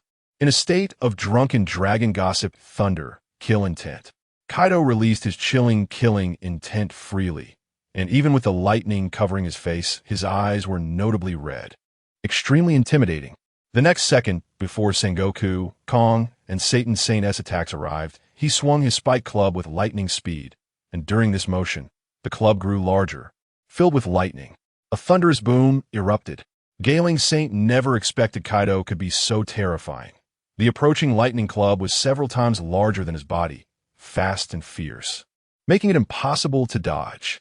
In a moment of desperation, he unleashed his prepared sword slash, but just as the sword light emerged, a terrifying impact hit him, making him feel as if his organs were shaking, leaving him horrified. Fortunately, Sengoku and Steelbone Kong arrived. A golden palm blocked in front of Gailing Saint, while Kong smashed his fist towards Kaido's face. Kaido's Haki intensity had diminished significantly. Sengoku felt Kaido's more nuanced sensations upon contact, but even weakened, Kaido's club still sent Sengoku plummeting downward, and Gailing Saint gritted his teeth, unwilling to unleash his accumulated sword intent, and was instead struck down to the island's surface by Kaido. Suddenly, Kaido turned sharply. He saw Satan Saint, standing on the hexagram array, appearing not far behind him, simply waving one hand. Instantly, countless black tentacle spikes surged out. It should be noted that Satan Saint's ox-demon form is extremely bizarre, seemingly ordinary black spikes. But in reality, they contain strong Haki. Kaido swung his club back, summoning a massive amount of thunder, while the tremor ability shattered the atmosphere in front of him. And Satan Saint's black spikes couldn't withstand his attack, being destroyed in large swathes. Satan Saint remained expressionless, not showing any change in expression due to Kaido's strength. Because this was not a one-on-one fight, but a 5-on-1 siege, Kaido also showed no fear.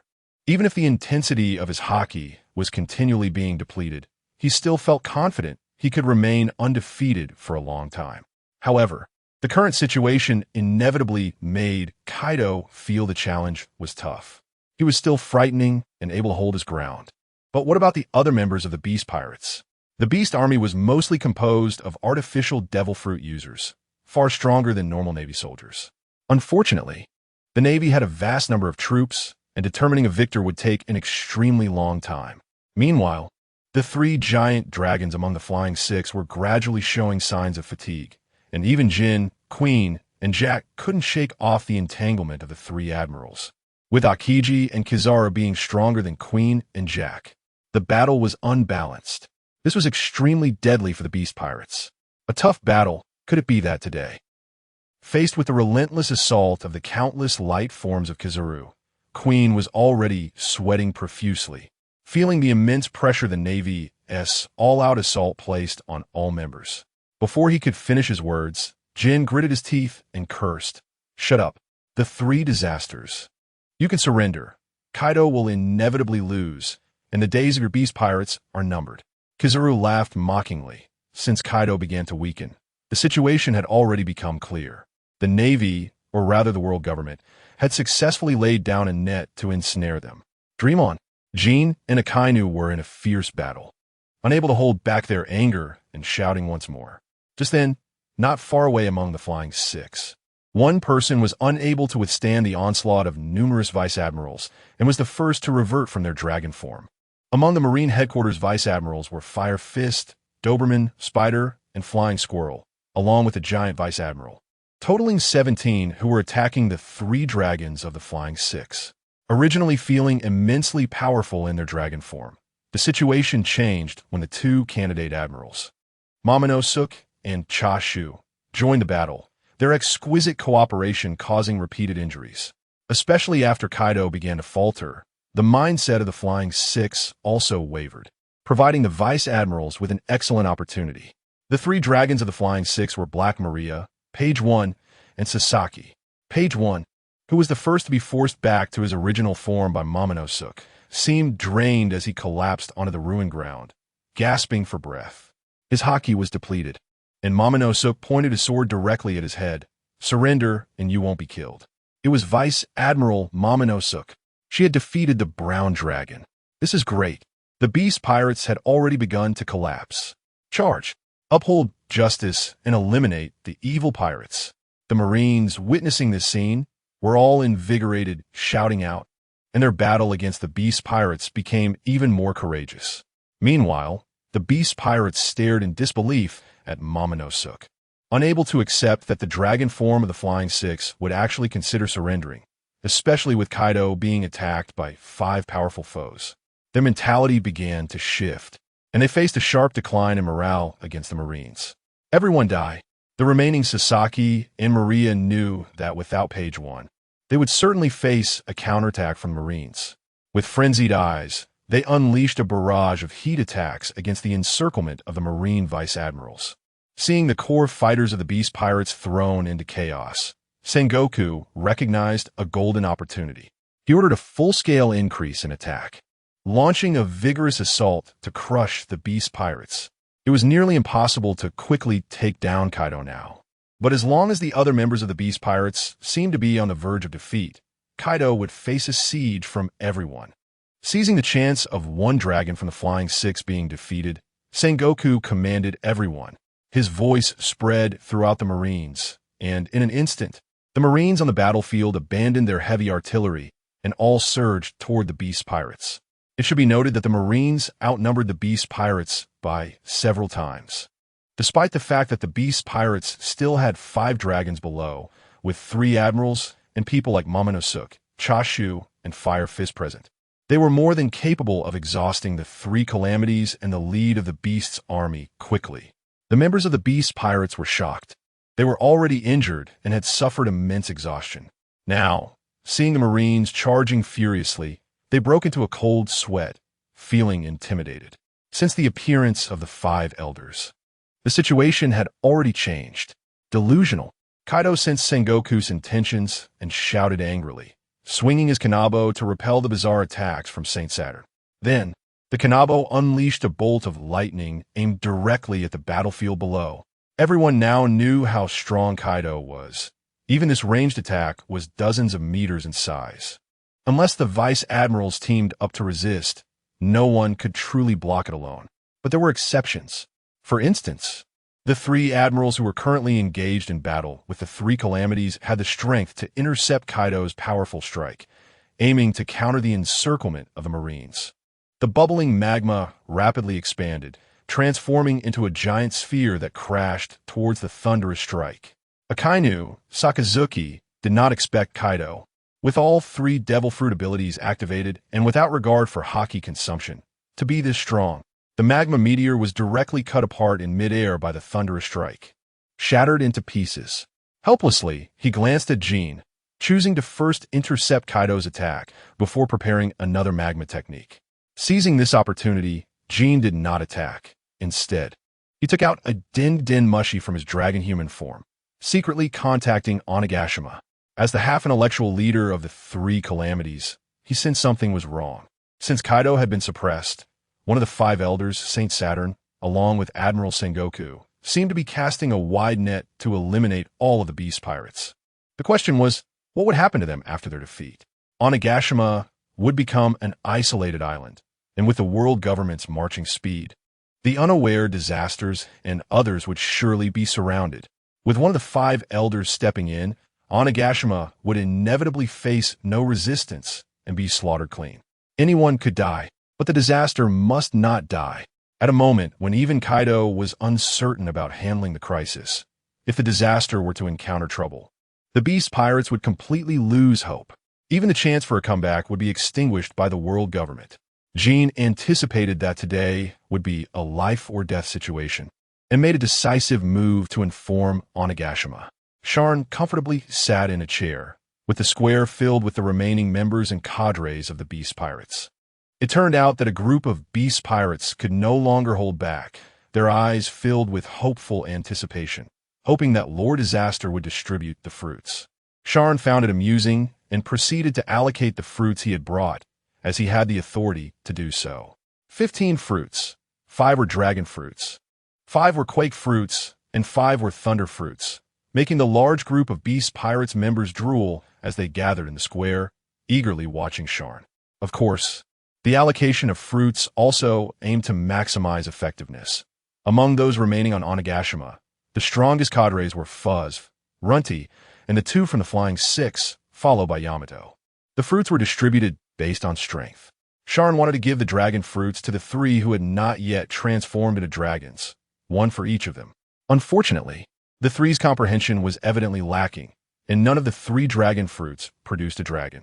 The 3 could only stand there dejectedly, not daring to ask Sharn again. Fuzz, Runny, Yamato, you 3 come try these.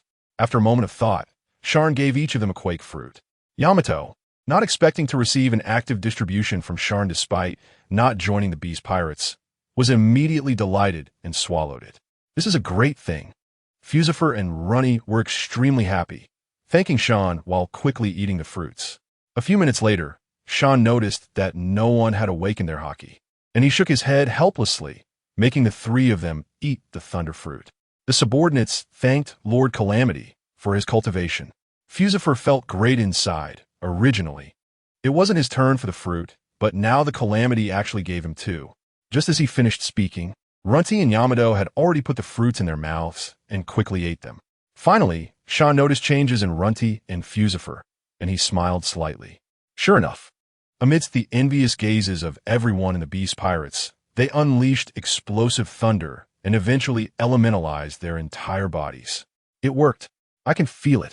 Awesome. This is the power of the Logia type. Runny and Fusifer were ecstatic and incredibly excited. In this scene, Yamato watched with pursed lips. Why can't I awaken? Fusif and Runty became familiar with controlling Conqueror's Haki and then flew into the air. Yamato felt both envious and helpless. The Conqueror's fruit, as Sharn clearly stated, relies entirely on one's perception to activate and is stacked by quantity. However, Sharn still had 2 fruits in hand and was planning to let Yamato try again. Just then, the transponder snail rang. Disaster Lord, this is a communication from Kaido. A small minion respectfully held the transponder snail in front of Sharn. After connecting, it was Jin's voice that came through. This is Jin. Quickly inform Disaster Brother to stop the research. All remaining personnel must protect Disaster and leave Onigashima. Protect? Leave Onigashima? What's going on? This single sentence left the members of the beast pirates present stunned and puzzled. Jin, it's me, what's happened? Sharn frowned, realizing from Jin's rapid tone and the sounds of battle around them that something was wrong. Disaster Brother? We've fallen into a trap set by the world government, and the situation is very dangerous. Jin glanced at the fierce battle on Kaido's side, his tone very grave. Kaido himself is leading the team and still finds himself in danger. What kind of lineup could make the beast pirates, 7 dragons, unable to win? The members of the beast pirates around Sharn, as well as Fusif and Runty, all looked shocked, their expressions changing. Even Sharn couldn't imagine what kind of enemy they were facing that could be considered dangerous. Jean seemed to be flying in the air, the sound of wind accompanying his urgent tone. It's led by one of the 5 elders, Saint Saturn. The Navy has mobilized its entire force. 3 admirals, the fleet admiral, the Navy hero, and even that old guy Steelbone Kong, along with the Knights of God, are all in action. The situation is very serious. We are very likely to lose. The remaining members of the Beast Pirates were shocked and sweating at the realization of the enemy's powerful lineup. It was indeed terrifying beyond their imagination, and they never expected the world government would abandon other places to deploy such a massive force. Sharn's expression immediately turned serious. Unconsciously tightening his grip, it turned out that the world government had fully reacted, but he never expected even the 5 elders would personally intervene, which particularly surprised Sharn and made him realize the severity of the situation. From Jin's words, it was also clear that their battle had not yet ended, and they were likely engaged in a bitter struggle in a disadvantageous position. Therefore, Sharn's mind raced to find a solution. Retreat? Impossible. If he abandoned Kaido and his group, he would definitely not be able to rise again, and the world government would pursue him relentlessly. This technology is absolutely not allowed to appear by the lofty, celestial dragons. But amidst this shocking silence, Jean on the opposite side seemed to urge Sharn to leave, only to be interrupted by a sound. Jean at the scene looked sullenly towards Huang Yuan, who was raising his finger not far away. "Oh, NTI, are you trying to tip them off?" Huang Yuan grinned. Huang Yuan. Jean was extremely angry, and could only hope that the situation on Ghost Island would react quickly. He turned and charged towards the 3 commanders, returning to Sharn's side. After the phone bug hung up, the square was in an uproar, with the 5 elders and so many forces of the world government ambushing. How could Lord Kaido be okay? Didn't Lord NTI say to let Lord Tenpai retreat first? It seems the situation is very dire. If even the base is to be abandoned, it shows how disadvantaged the battle is over there. Sharn did not speak, but furrowed his brows in thought. Abandon Kaido? No way. The Beast Pirates are his source of funding and also the bodyguards he is training and improving. If he ignores it, they would probably be wiped out. Tenpai, what are you still thinking? Get up, I'll escort you out, Yamato said with some urgency. She might not care about the others, but Sharn was different. Yes, Lord Tenpai. If Lord Kaido is defeated, the outcome for Ghost Island is predictable. We can't hold it. Fuzzfu also hurried over to persuade the unmoving Sharn. They thought Sharn didn't want to leave. However, Sharn indeed did not want to leave, and he also wanted to find a way to rescue Kaido. Shut up. For the first time, he spoke in a stern tone to the officers of the Beast Pirates. Fuzzfu, Runty, and others immediately fell silent, not daring to defy Sharn. The captain is fighting hard outside. How can we just sit and wait? Hiding somewhere? The most important thing now is to support Governor Kaido. Fuzzfu, Runty, take all available forces to provide support. Now, immediately. Sharn scanned everyone with sharp eyes. This decision immediately shocked everyone present. Even Yamato found it unbelievable. Support? The situation over there was already so critical. Not only were they not thinking of running away, but they also wanted to fight. Natural disasters. Even support would be too late. Yamato grabbed Sharn's arm, wanted to persuade him a bit. But Sharn shook his head and said, with 3 abilities, he can fight against the world government. Others will be defeated quickly, but Kaido won't. Hearing Sharn's confident tone, Fuzufu, Run-T, and the others were very surprised. Their top disasters seemed to believe in Kaido's strength even more than they did. This is certainly not a wild guess from Sharn.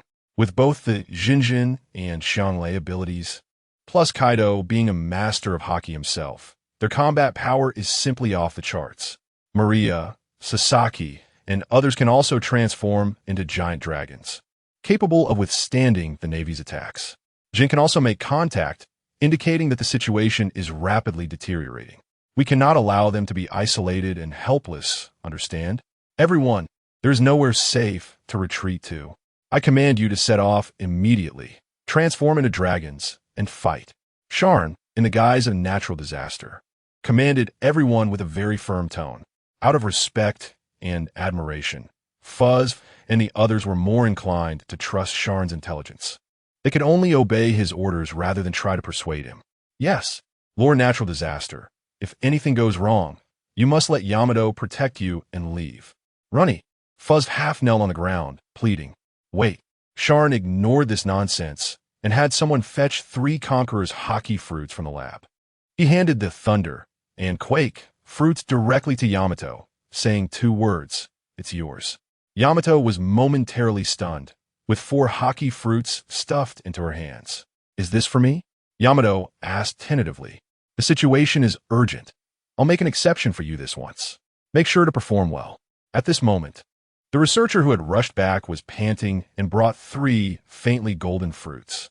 Sharn directly stuffed them into a box and handed it to Foz. These are Conqueror's Haki fruits. They are given to the 3 calamities with the highest intelligence to eat first. Whether they can enhance their combat power depends on their own comprehension. Lord Disaster, this. Foz didn't expect that the serious Sharn had already thought of the arrangement in an instant. Whether they can succeed depends on themselves. Go ahead. Sharn didn't say a word of nonsense and immediately ordered Foz and others to set off. There were quite a few of them, nearly 1,000 members of the Beast's army, with Foz and Runty leading 2 giant dragons to the battlefield. If one of the calamities awakens Conqueror's Haki, it would be enough to elevate their strength by a level. Now is not the time for jokes. Foz and the others took to the skies and left. At this moment, Doflamingo, who had been continuously shocked, reacted and showed a clear hesitation on his face. After Sharn arranged for Foz and the others, he finally made a decision, stepped out, and said, Lord Disaster, I am willing to go support Kaido. Are you sure? Sharn was somewhat surprised, but still stared at Doflamingo with a serious expression. Yes. Doflamingo had been struggling with this decision since hanging up the phone, but he still made a choice. Although the world government was led by one of the elders, Saint Satan, with a very large and fierce lineup, he chose to stand with Sharn, because this was the only opportunity to gain favor with Disaster. Moreover, it wasn't certain that the elders could kill Kaido. As long as Kaido and Sharn were fine, the Beast Pirates would still be the Beasts. If successful, he could become Shan's most steadfast ally, which was worth a try. Sharn also didn't expect Doflamingo to step up at this moment, which allowed him to reassess this pirate world hero. Since you also want to go support, then I'll give you these 2 Azure Dragon Haki fruits. Sharn reciprocated. There was no need to buy them with money, nor were there any qualifications to restrict. Disaster directly gifted 2 Azure Dragon forms. Doflamingo was overjoyed and sighed, thinking that his choice was correct, and immediately solemnly accepted, eating the first one in front of Sharn. He knew that Sharn wanted to enhance his strength, and that the Azure Dragon form was a fruit forbidden for use by other forces outside the Beast Pirates.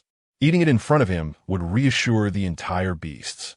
Unfortunately, when he ate the first fruit, Doflamingo felt nothing. However, after eating the second one without hesitation, not 2 minutes passed before a power entirely different from the Paramecia abilities surged within him. Unlike Paramecia abilities, which might not manifest directly due to insufficient strength, the Azure Dragon ability could transform. Doflamingo was ecstatic, laughing loudly as his body transformed into a giant dragon, sprawling on the square. I also possess the power of the Azure Dragon now. The surging power within made it hard for Doflamingo to suppress his excitement. Now he had 2 types of Haki abilities, and his strength would experience explosive growth. He even felt he could overpower a Kainu. Familiarize yourself with the Azure Dragon power and master the Flame Cloud to head to the battlefield. After seeing the dragon transformation, apart from Yamato being slightly surprised at Doflamingo's success with the 2 fruits, Sharn was not surprised, but instead ordered, Rest assured, Lord Disaster. Doflamingo let out a silly laugh with his dragon body, but it must be said that his talent for mastering abilities was truly high. Just a try, and he could immediately soar into the air in Azure Dragon form, heading straight toward the distant direction. After Doflamingo left within Onigashima, apart from the personnel in the Research Institute, the large square was left with only Sharn and Yamato, along with a few powerless minions looking worried at the castle gate. What about you? What do you plan to do? Going to the battlefield too? Yamato stared at Sharn with suspicion, fearing he would really venture into such a place filled with strong opponents. Even that bastard Father Kaido was being suppressed which showed how strong the enemies were. She absolutely would not allow Sharn to take risks. Upon hearing this, Sharn stroked his chin and shook his head. I think it's still not enough. They going to support isn't enough? Yamato asked in surprise. The elders are all ancient and cunning, possessing hellish abilities, coupled with the entire Navy lineup. The commander of the world government, Kong, and the Knights of God. It's really hard to deal with. And there are too few high-level combat powers. Shan's thoughts were indeed correct. In fact, on the battlefield now, the Knights of God in black cloaks had joined the battle against the likes of Jin, pressing the three calamities. How do you know the elders possess hellish abilities? Yamato was not worried about Kaido at all, but instead noticed Shan's words. That's not important. Shan shot her an exasperated glance, reached for the snail phone, and had the people behind him contact Big Mom's pirate crew. That's right. At this point, we need to utilize all available combat power as soon as possible to support Kaido. Kaido cannot die before he is truly invincible. Switching perspectives. Over at Big Mom's pirate crew, Katakuri brought back the Phoenix Haki fruit and placed it in front of Big Mom, making her grin widely like a chrysanthemum. This is Disaster's technology. I seem to feel an incredible energy inside. Big Mom, possessing the soul fruit ability, can sense things that ordinary people cannot. A glance, and she understood at once that this item was extraordinary. The Haki fruit delivered by Disaster is genuine. Thus, under the eager gazes of many ministers, Big Mom swallowed the fruit, which was barely enough to fill her teeth. At this moment, Perispero and other ministers were still a bit nervous. After all, a single fruit is very expensive. Moreover, if Big Mom successfully mastered it, her strength would soar. Unexpectedly, within less than a minute, Big Mom, who had her eyes closed to sense it, suddenly opened her eyes wide in surprise. A brand new ability. This feeling, before she could finish her words, Big Mom erupted in pure black flames all over her body while sitting on her throne. This is a success. The ministers were taken aback. Witnessing Big Mom's throne being shattered, the power of the pure black flames was extremely strong. Katakuri was even more astonished at Big Mom's successful might, at least twice as strong as when he succeeded. And she succeeded with just one fruit, showing how terrifying her talent is. Of course, if Shan knew this, he wouldn't be surprised. After all, Big Mom is a monster, a being that has been impressive since childhood. Soon, Big Mom transformed into a gigantic pure black phoenix, bathed in pure black flames. At the same time, her manic laughter rang out. Haha, it worked. Disaster is truly incredible. Such powerful strength. Only when truly felt did she realize how terrifying Disaster's technology was. Congratulations, Mama. The ministers rejoiced, half kneeling on the ground to congratulate her. Big Mom's strength equated to their strength. If the captain is powerful, the future is promising, and they would also have the opportunity to gain the Phoenix Haki. Children, come and try to attack me. Big Mom was very excited and directly wanted the ministers to give it a try, including Katakuri. They had actually never properly experienced the power of the Phoenix Haki, but they knew that for that guy Marco, without special tools, even if captured by them, he couldn't be killed, which shows how perverse the meaning of being immortal is. Justin, Katakulist in Mushirang. Upon answering, Sharn's voice came through, I am the Calamity. In an instant, the entire hall became unexpectedly quiet. Well, what's our first conversation, Your Excellency Calamity, Big Mom said, somewhat surprised to receive a call from Sharn at this moment, transforming into her human form in front of the Den Mushi. Captain Big Mom, there's an emergency. I won't waste time on small talk. I need you to lead the entire crew to take action, Sharn said directly without much preamble. Yamato beside her was stunned, thinking that asking for help was stated too bluntly. On Big Mom's side, upon hearing Sharn's words, everyone frowned and immediately felt something was off. Given the current strength of the Beast Pirates, what kind of trouble could there be? That they needed Big Mom to lead the entire crew into action. The only thing that could lead to a crisis for the Beast Pirates was probably the world government. What do you mean? Big Mom narrowed her eyes and asked. The world government has ambushed Governor Kaido in the German kingdom, and the situation is unclear. I want to ask you to take action, with the condition of opening up the customization of the Conqueror's Haki fruit to you, and only charging the cost price. Sharn proposed the condition. It must be said that Big Mom had heard from Katakuri about the Conqueror's Haki fruit, and she didn't expect the Calamity to use this as a condition. Big Mom's eyes were filled with interest, and she began to get excited. The Conqueror's Haki fruit was the best technology for creating an invincible army. Who could withstand the attacks of hundreds or thousands of Conqueror's Haki? Even that old guy Garp would be instantly turned to dust. However, Big Mom didn't foolishly agree right away, but said, "Let me consider it for a few minutes. After all, it's the world government." As she spoke, she gave a glance to the ministers below, signaling them to investigate this matter. This is also the reason why Sharn didn't introduce the strength of the world government. They have already opened up, and their intelligence system is powerful enough to find out. But he is not in a hurry, as he knows Big Mom will definitely take the opportunity to investigate. He responded with a hum. The transponder snail was covered, and Sharn couldn't hear the voice from the other side for the time being. Over there, one of the ministers immediately turned around to contact via transponder snail, while the others expressed their opinions. Even the beast pirates have encountered strong enemies, so there are likely many coming. Mom, this matter must be handled cautiously. It is very possible that the world government has taken action against the beast. They are wary of the technology of disaster, so it is normal for them to take action. But if Kaido falls into crisis, how strong will his combat power be? I think we should just let Kaido die, and then have disaster join us.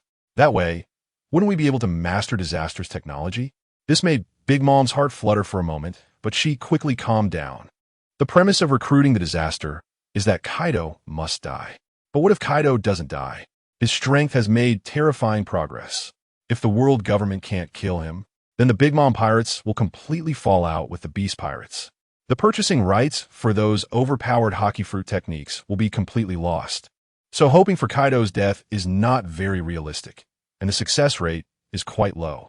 Thinking of this, Big Mom's gaze turned to Katakuri. My suggestion is still to stand on the same side as the disaster. Katakuri shook his head slightly, also not advocating watching Kaido die. From the beginning of the disaster, interests have actually been placed on the table.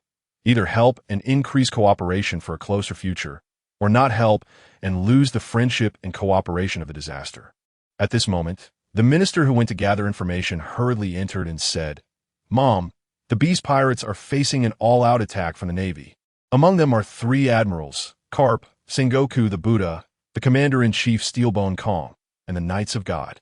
Moreover, the leader of the Knights of God, Saint Galing, one of the 5 elders, and the war god of scientific defense, Saint Satan, have also mobilized." As soon as the news broke, the crowd erupted in astonishment, each person showing an expression of disbelief. No wonder Kaido sought help. With such a terrifying lineup, it seems the entire beast pirates would struggle to cope. Katakuri thought of the 9 giant dragons of the beast pirates. It appears the world government is aware of the situation and is determined to annihilate the beast pirates. Hence the deployment of such a formidable force. Satan, that old undead, has also moved. Big Mom's expression darkened. This is not a matter of whether they want to help, but whether they can help. So she released the microphone, focused, and said, "Natural disaster. Why didn't the beast pirates retreat when the 5 elders entered? Governor Kaido possesses powers of 3 types, and with 6 giant dragons under his command, why would he retreat? Now that the entire beast pirates are attacking, if you all mobilize, it would be enough to turn the tide." Seeing this, Sharn realized that Big Mom understood the battlefield situation and began to speak. However, the forces mobilized by the world government are extremely powerful, and even she had many concerns. Although she had just gained the power of the immortal bird, her strength had increased. But the Big Mom pirates still did not have the qualifications to provoke the world government. Those guys among the 5 elders are rumored to be immortal beings, and are also the ones Big Mom fears the most. Natural disaster Sharn spoke confidently, knowing that Kaido's strength had become very strong, but Big Mom was still hesitating. There was a moment of silence on the other end of the phone, and Sharn said calmly, "Saint Satan, Galing, and Kong have been attacking Kaido and still haven't won." "What?" Big Mom's pupils contracted. "Kaido has become this strong? With my skills, increasing strength isn't that difficult. I can provide the beast pirates with the opportunity to overcome this crisis. I can give you a chance to try new techniques." New techniques. Previously, when it was said that some support was given to Big Mom to win confidence. The new techniques are what Sharn truly uses to entice the Big Mom pirates. Sharn, with a tone gradually losing patience, said, The new techniques have the effect of eliminating the 100 side effects of devil fruits. I don't need you to win. I just need you to rescue Kaido and the others from the world government's ambush. This grudge, we will avenge ourselves in the future. With that said, the ministers were shocked by the mention of new techniques, and their eyes lit up. They were evidently very tempted. Eliminating the side effects of devil fruits? That's truly incredible. Big Mom was also extremely shocked and immediately stopped talking nonsense, clapping her hands. Remember the conditions you promised? Natural disaster. With Big Mom agreeing to act, Sharn also breathed a sigh of relief. With Fuzzle and Runty rushing to support, along with Doflamingo's strength, plus the Big Mom pirates, and sending Yamato out, it would be enough to turn the situation around on Kaido's battlefield. After Big Mom agreed to the two conditions proposed by Sharn regarding the new techniques, she naturally wouldn't deliberately delay. After ending the call, Big Mom decisively ordered Perispero, Katakuri, and other ministers to gather their forces and immediately head to the Kingdom of Germa to support Kaido. On the other side, Sasaki and Black Maria, who had transformed into their dragon forms, were still struggling. Stop the feudal resistance. You have reached a dead end. The T-Pig changed its previously nonchalant attitude and seriously advised the beast pirates to surrender, the gun in its hand still emitting smoke. The giant dragon Sasaki, with many scales shattered and several bullet holes deep in his flesh, gritted his teeth tightly, his eyes wild. Surrender? Surrender to you, hypocritical, celestial dragon dogs? Black Maria also scoffed, looking ready to fight to the death, her eyes scanning the Marine Vice Admirals surrounding them. Uphold justice, Vice Admiral Doberman shouted sternly, launching another attack, unleashing a powerful slash. More than a dozen Vice Admirals followed closely behind, aiming to take down the last two dragons among the Flying Six in one go. Heat wave, bad wind. The two began to counterattack, the roar of battle echoing, dust filling the air. Meanwhile, Kaido was fiercely battling the five powerful foes in midair. Saint Satan stood firmly at the center, atop a hexagram, his fierce gaze capturing all of Kaido's movements, while a mass of black, strange spikes extended behind him, like demonic fangs, stabbing toward Kaido's head. After consuming so much time, Kaido still remained incredibly resilient, his dragon form crackling with lightning, unleashing a devastating shockwave with each wave of his hand. Carp, Sengoku, Kong, and Saint Galing teamed up, leveraging their combined strength, leaving Kaido with almost no time to rest, continuously bombarding him. Damn it, the five elders. Kaido was filled with rage. It must be said that this attack was too hasty, putting everyone in a crisis situation. At this moment, a scream came from below. Turning back during a brief interval, Kaido's heart sank, and he immediately gritted his teeth. Sasaki, one of the Flying Six, was being attacked by the Vice Admirals and was unable to maintain his dragon form due to the excessive consumption of Haki, getting knocked away and spitting blood. At the same time, Black Maria was also at her limit, clearly about to follow suit. Defeat the dragon. The Navy soldiers shouted with enthusiasm as they charged towards the Flying Six. Although the Navy had suffered significant losses from the attacks of the giant dragon and other members of the Beast Pirates, their massive numbers held strong, showing no signs of weakening. The remaining members of the Beast Pirates were still struggling, each feeling frustrated and frantic. Jin, Queen, and Jack were facing the combined assault of Akainu, Aokiji, Kizuru, and four members of the God Knights, and were in a terrible situation. Even Jin, who possessed both Thunder and Dragon Haki, could not withstand the attacks from Akainu and the other two God Knights, being driven back step by step. The Black-robed Knights were merely slightly weaker than the Admirals, putting immense pressure on Jin. Even with his power significantly increased, he was only able to hold them off for the moment. In contrast, Queen and Jack were in an even worse situation, covered in wounds. Saint Galing noticed Kaido's changing emotions, and his cold smile grew wider. He swiftly moved in for a horizontal slash, cleaving through Kaido's exterior thunder. Just as Kaido kicked back the golden Buddha, Galinger's long sword stabbed towards him, and he hurriedly swung his kanabo to deflect it, sending Galinger flying as well. Hee Kaido, you lowly humans are doomed. Galinger's ferocity intensified, and he no longer considered leaving any survivors, filled with murderous intent. In his eyes, the Beast Pirates had already lost. and his bloodthirsty impulse continued to swell.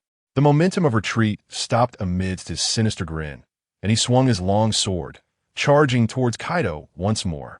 Trash that calls itself a god. Kaido, already furious, saw Gaelinger, who had repeatedly made him spit blood, being arrogant, and immediately turned to unleash a thunderbagua at him. In the eyes of everyone, the thunder rushed towards Gaelinger like a long rainbow. At the same time, as Kaido made his move, Sora and Carp once again charged in from the side, their fists smashing hard against Kaido's neck and shoulder. Zizizizi.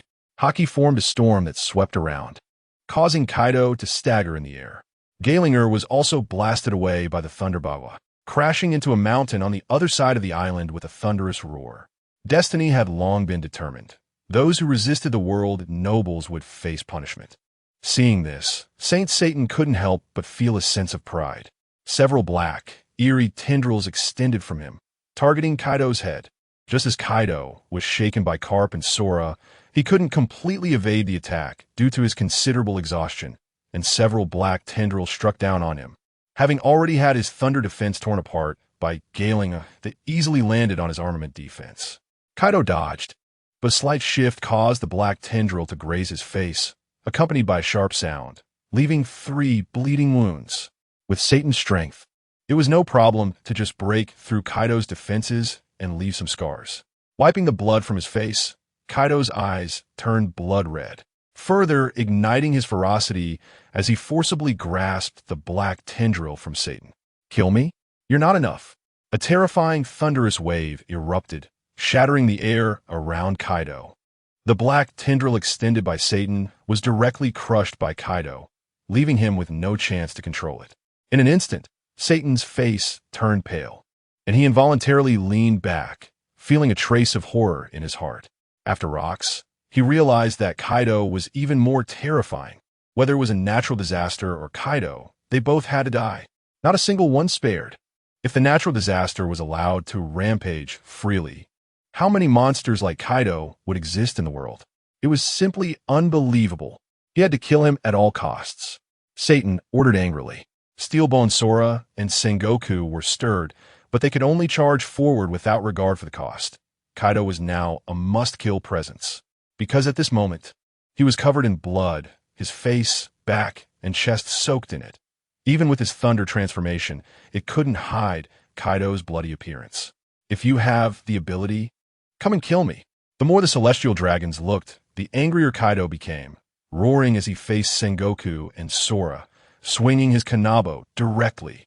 He could not avoid the attacks from Carp and Gaelinger coming from behind. Everyone's attacks were no longer limited, and there was no longer any martial virtue to speak of in this life-and-death situation. In a prolonged, fierce battle, Kaido continually added injuries to himself, then healed, only to be injured again.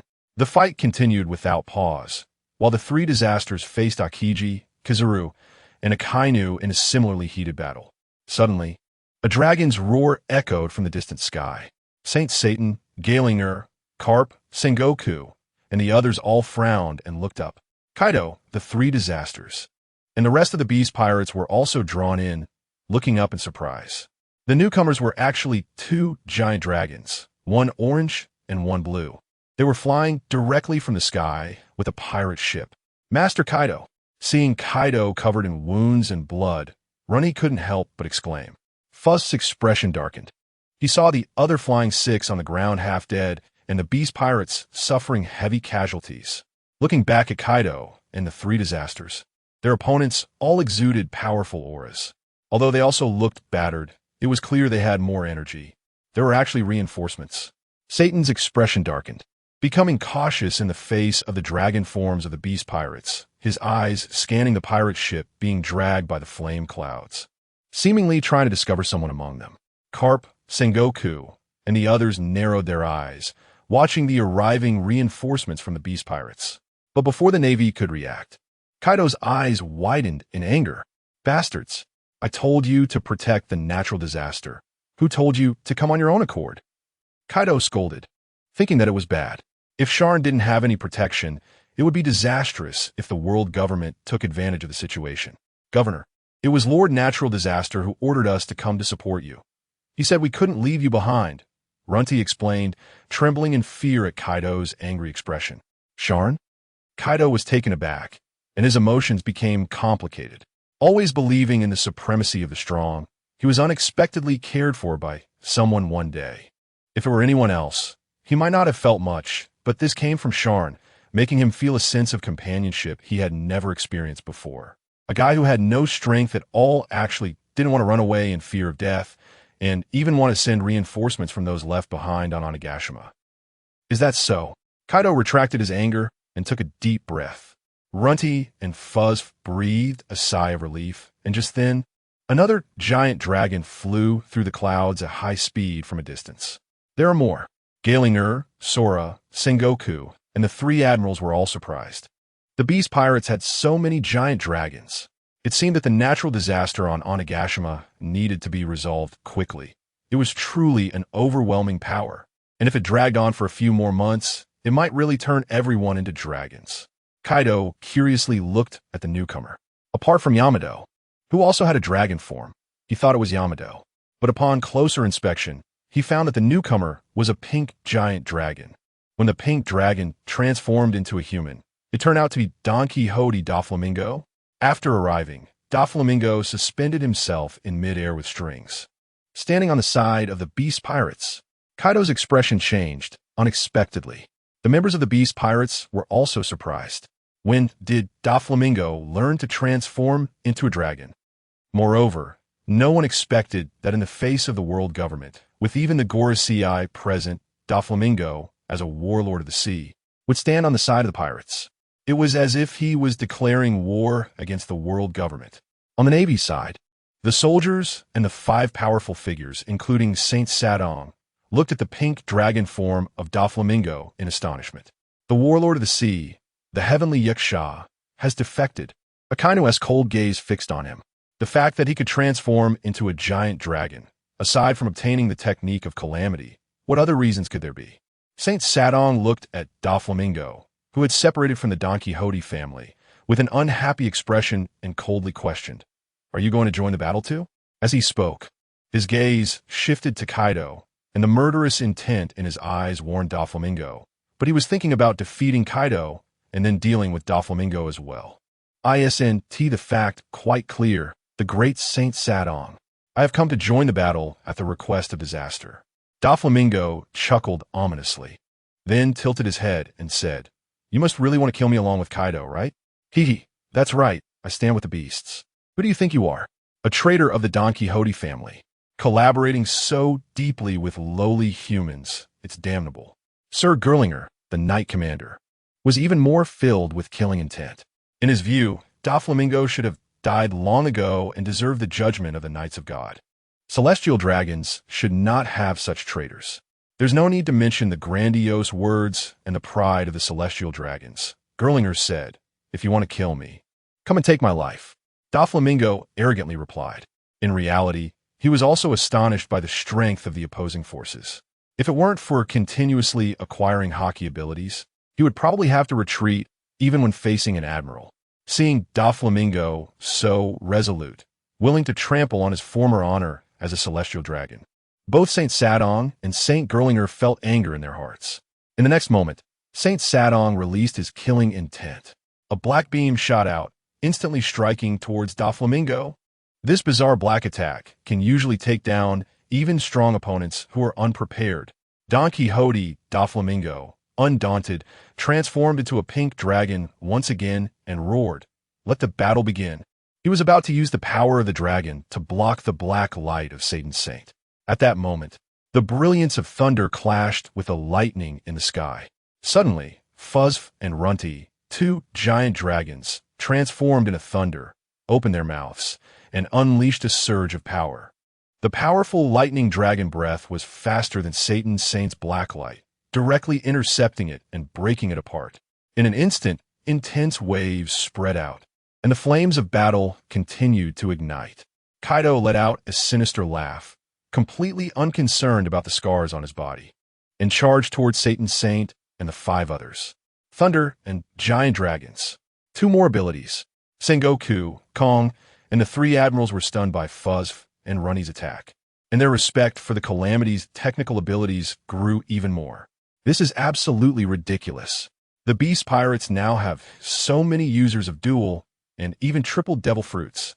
However, they can't think too much about it right now, as Kaido and the battered All-Stars are rising up to counterattack. Runty, Fusef, and Doflamingo are also breaking through towards the center of the battlefield. A group of vice admirals looks grim, wanting to divert their numbers to hold them back, while two members of the Knights of God also detach from Queen and Jack, moving like shadows towards the three. But just then, a sudden chill descends from the sky.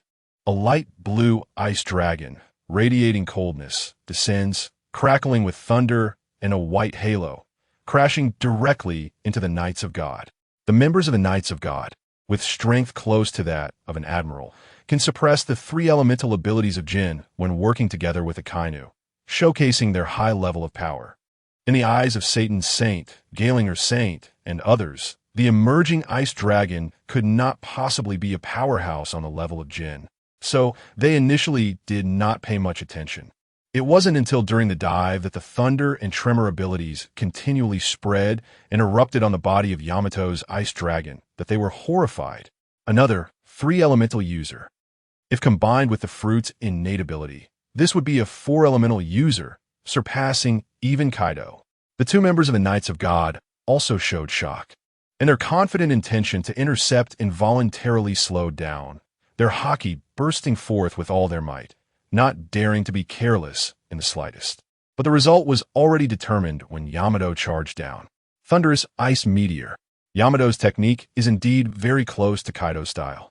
The body of the ice dragon now resembles a fierce storm, tearing through the atmosphere along the way, leaving behind a dense trail of electric serpents, ultimately crashing into the two black-robed knights.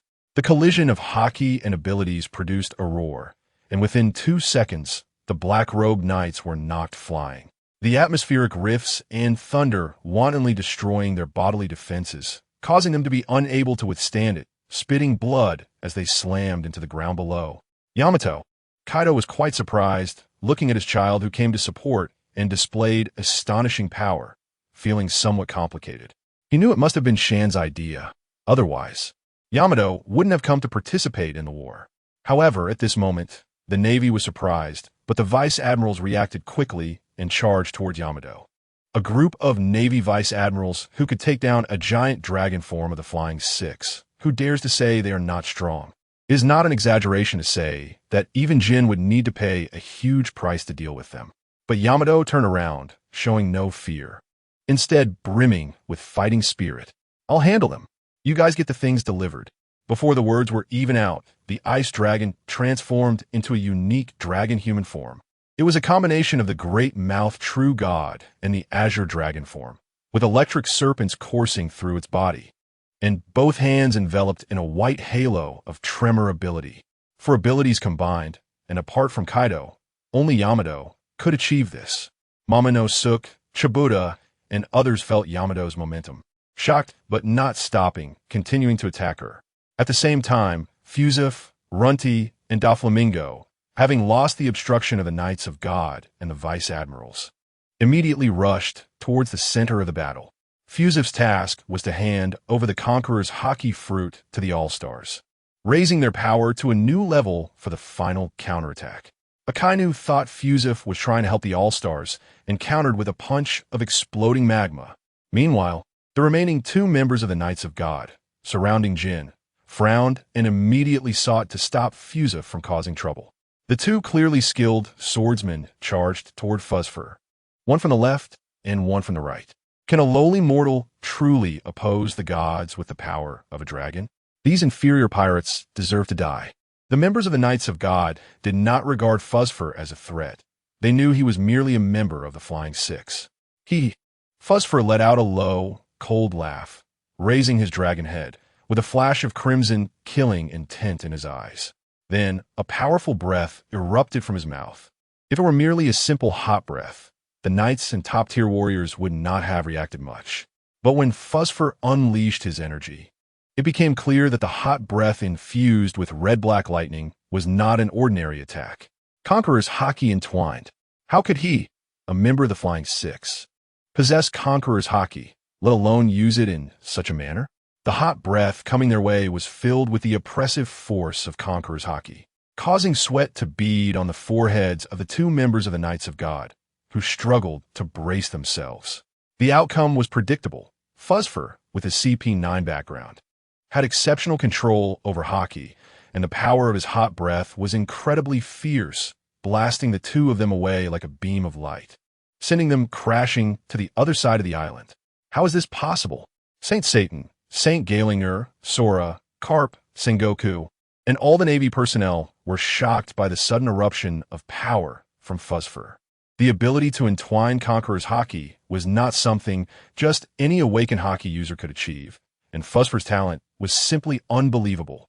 The soldiers of the Navy below were equally astonished. Even the vice admirals fighting fiercely with Yamato couldn't help but turn their heads, their expressions filled with disbelief. Phosphor's data never indicated such potential. He couldn't possibly have the qualifications of a king, so how could he possess such mastery of Conqueror's Haki?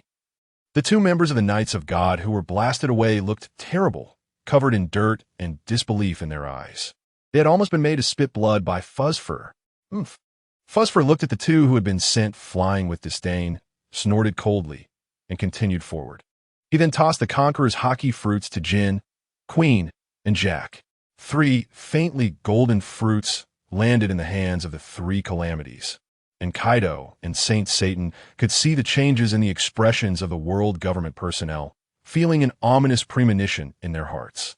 But now that the 3 calamities had already secured the fruits, their eyes flickered with an inexplicable brilliance. These were the fruits sent by their big brother, the disaster. Queen and Jack also recognized the Conqueror's Haki fruits and were surprised that they had succeeded so quickly. Besides, Phosphor had just demonstrated a Conqueror's Haki entangled attack. Such techniques were possessed only by top-tier warriors. How could they not desire them? Thinking this, they immediately swallowed the faint golden fruits. At this moment, the 3 admirals were just catching up to their respective opponents. Due to Jin, Queen, and Jack's pause from consuming the fruits, they were struck by the admiral's natural type attacks, sending them flying backward. Saint Satan's gaze was filled with gloom, worried that the disaster's fruits would reverse the situation on the battlefield. But just then, a scream suddenly came from below. It was Chishira. He was struck hard by Yamato's spike club, his whole body sinking into the ground, with lightning and tremor abilities causing massive destruction, collapsing hundreds of meters of ground. "Come at me," Yamato shouted excitedly, and in her combined dragon-human form, her momentum was not much weaker than Kaido's, with lightning and cold air enveloping her, causing everyone to feel shock and fear. The beast pirates were truly defying the heavens. Even under the siege of more than a dozen vice admirals, they could still make the candidate admiral scream in pain and spit blood. Another nearly invincible force. Seeing that the vice admirals were struggling against the incredibly powerful Yamato, Carp glanced at Sengoku and decisively rushed toward Kaido, heading downwards. However, at this moment, Saint Satan's attention was not on Yamato, but rather fixed firmly on the 3 calamities. Yamato's power could be temporarily suppressed by Carp's intervention. But what Phosphor brought was what the Gorosei cared about the most. While attacking Kaido with dark energy from his body, Saint Satan pondered. The golden fruits were the new technology of the disaster. Suddenly, Saint Satan shouted loudly. He had deduced the source of Phosphor's Conqueror's Haki and the function of the golden fruits. That guy invented a fruit that allows people to master Conqueror's Haki. Ridiculous. Absolutely outrageous. But with past experience as a reference, Saint Satan remained convinced of this guess. The others were first taken aback, then filled with disbelief. Conqueror's Haki is a quality possessed only by kings. How could it be man-made? If devil fruits can be artificially created, then perhaps Conqueror's Haki is not so strange either. If that were the case, the fruits that the calamities obtain. The vice admirals and admirals all looked towards Jin, Queen, and Jack, who at that moment had been blasted to the mountaintop of the island, not launching an immediate attack, but instead seeming to sense something. This made Satan's Saint even more certain of his guess, and he immediately shouted, "Don't give them time." He was now almost certain that Phosphor obtained the Conqueror's Haki this way. As soon as his words fell, Akainu, Akiji, and Kizuru decisively flew towards the three disasters. It seemed they had failed. "Jack, don't wait any longer, fight." As the Admiral approached again, Quinn and Jack both showed regret. They felt they had already lost and could only continue to withstand the Admiral's attacks. But just as the three Admirals were rapidly closing in, suddenly, a tremendous wave of Conqueror's Haki erupted. The violent momentum shook the mountaintop, and a look of ecstasy appeared in Jin's eyes. It was Conqueror's Haki. The source of the Conqueror's Haki fruit was Kaido, and once comprehended, it could unleash this technique, significantly increasing strength. It was truly Conqueror's Haki. The Calamity gene had awakened. The three admirals in the midst of their attack were momentarily taken aback, not rushing in recklessly, but their pupils trembled in shock. It had only been 2 minutes since he swallowed the fruit, and the Calamity already possessed such a level of Conqueror's Haki. Absurd. Such a terrifying technique would throw the world into chaos. A Calamity, truly a gigantic disaster, descending from the sky, threatening the entire world. Calamity! Calamity! Gaelinger Sane had just been pushed back by Kaido and raised his eyes to see Jin standing on the mountaintop, wildly emanating Conqueror's Haki. And he couldn't help but roar in anger.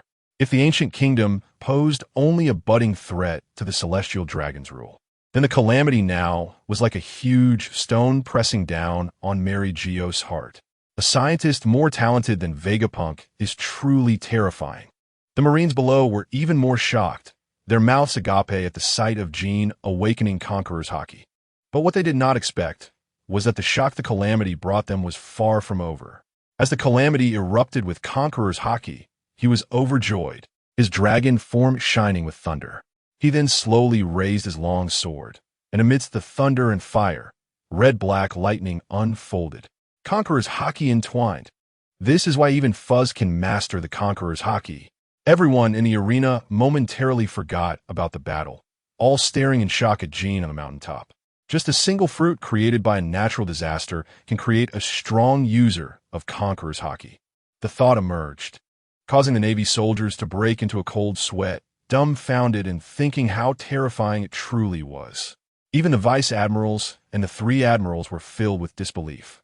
The technique of a natural disaster was to carry the Haki ability within the fruit, granting humans enlightenment. Unlike the grim expressions on the world government side, with jaws dropped, the beast pirates were completely the opposite, roaring with deafening cheers after a long and hard battle. Long live Lord Natural Disaster. Lord Jin has mastered Conqueror's Haki, and with reinforcements arriving, we might not lose this war. Hope ignited in the hearts of the beasts, bringing a wave of morale. Although Quinn and Jack did not succeed, seeing Jin successfully awaken the powerful Conqueror's Haki made them ecstatic. This is really good stuff. Doflamingo licked his lips, more convinced than ever that his choice was right. As long as they survive this crisis, the beast pirates are sure to rise with the technology of the natural disaster. It won't be a problem to find experts with Conqueror's Haki or multiple fruit users. How outrageous! Meanwhile, the battle never stopped. Under the assault of Saint Satan, Kong, Sengoku, and Saint Garling, Kaido, who was becoming increasingly weakened, couldn't help but laugh broadly upon seeing Jin awaken his Conqueror's Haki and his power significantly increase.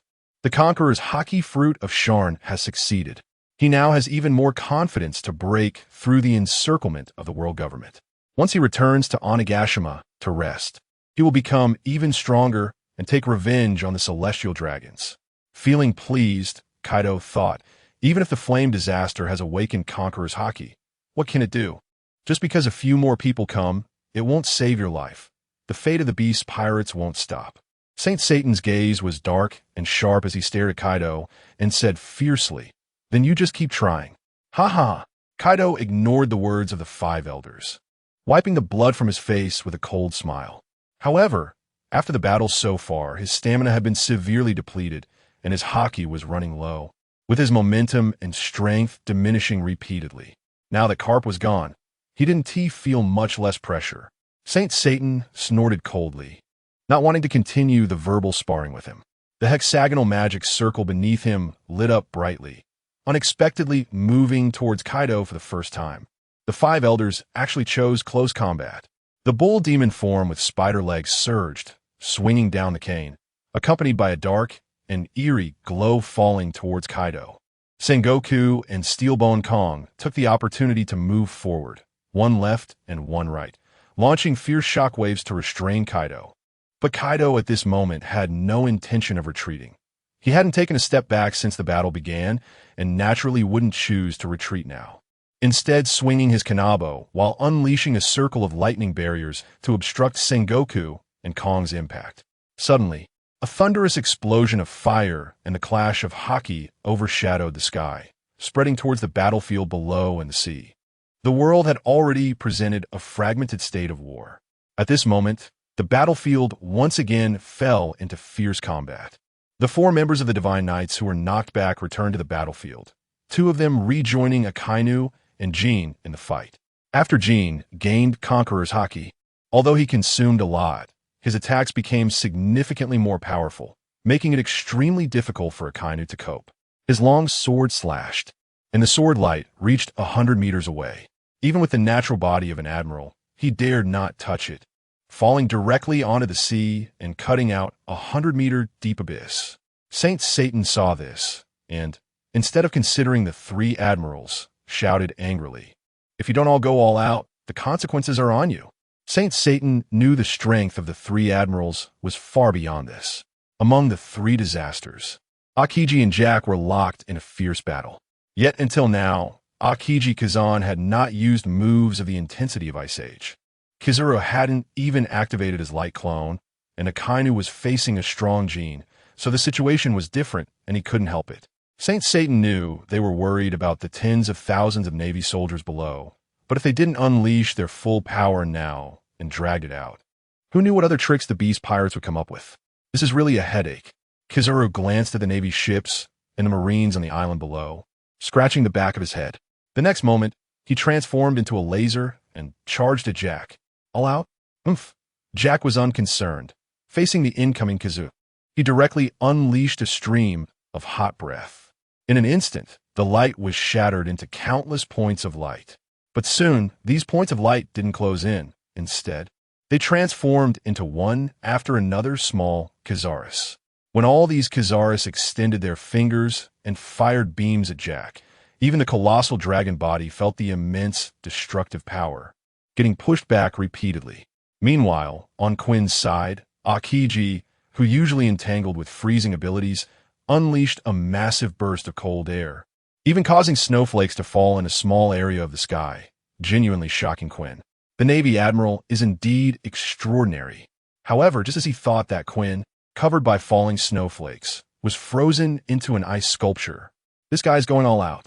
Quinn was startled, breaking free from the ice while unleashing several beams of hot breath.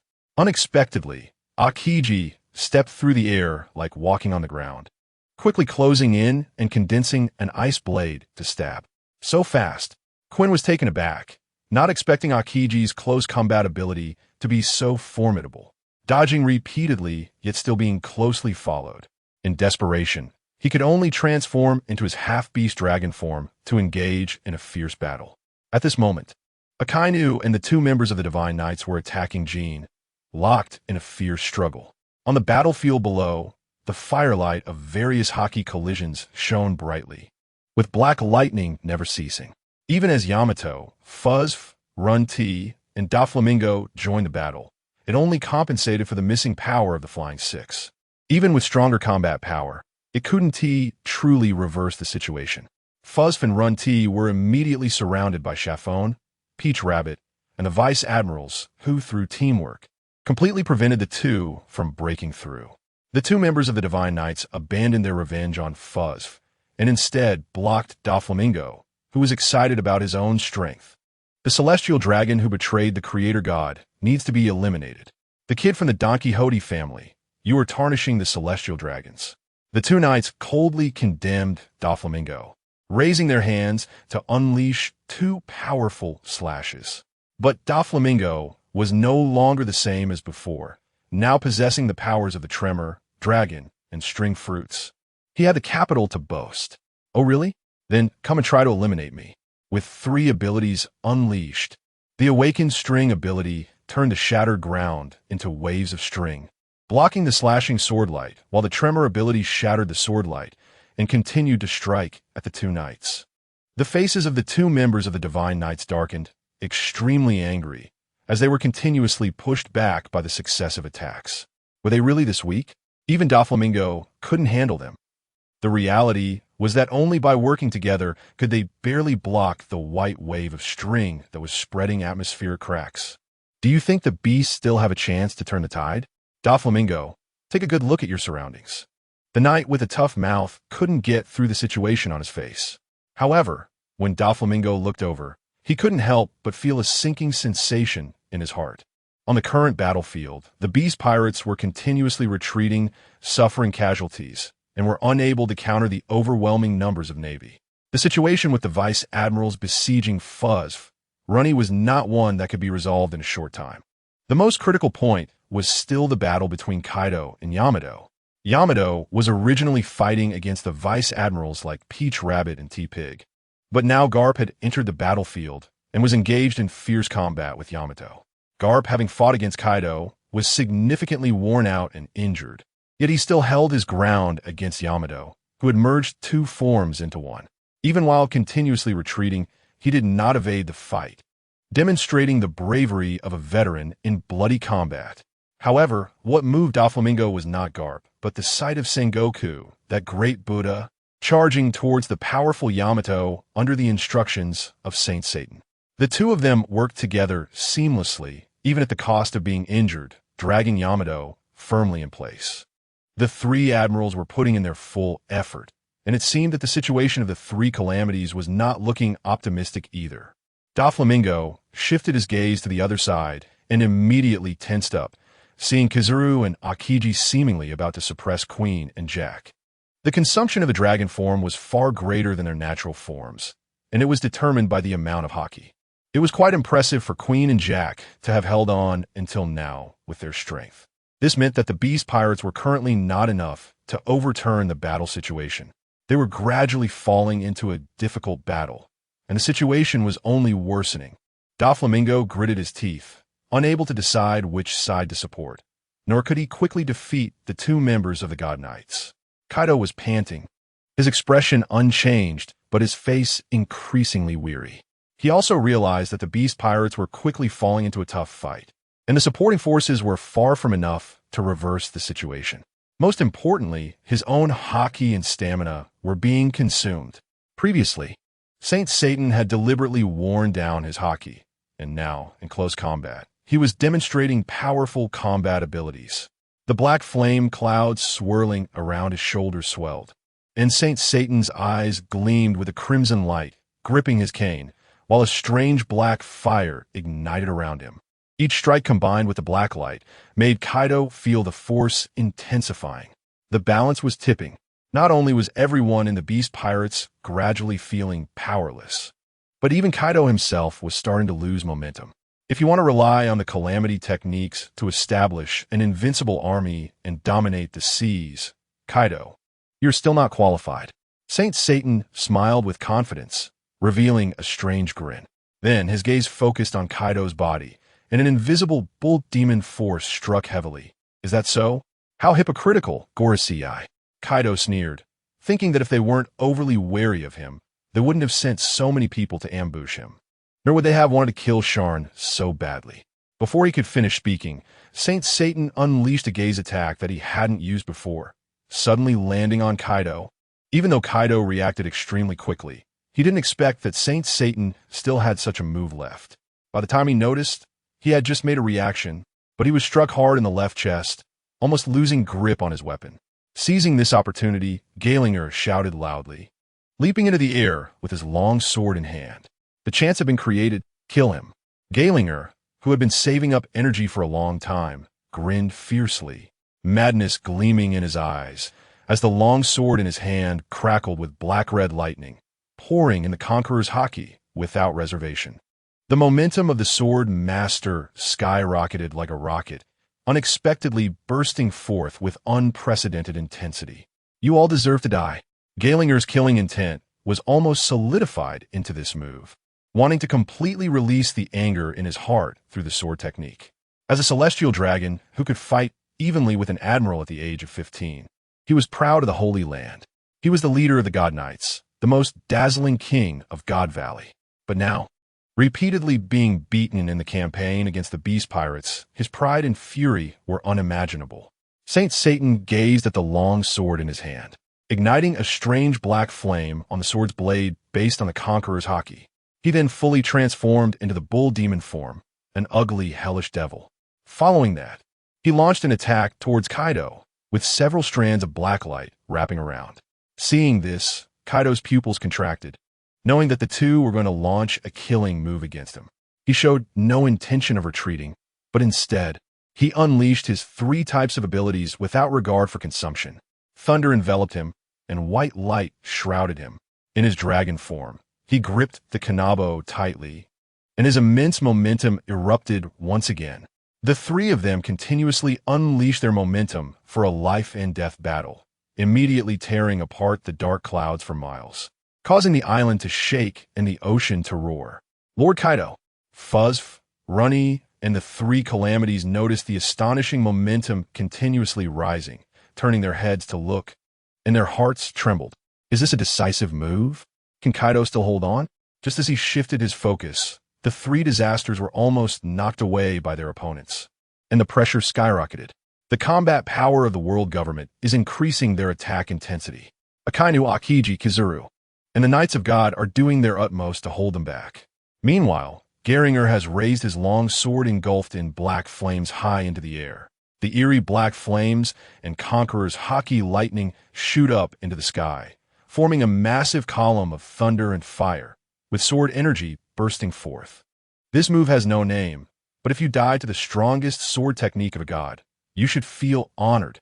Geringer's smile is extremely sinister, and the overwhelming killing intent condenses into a devastating sword strike that shocks countless onlookers.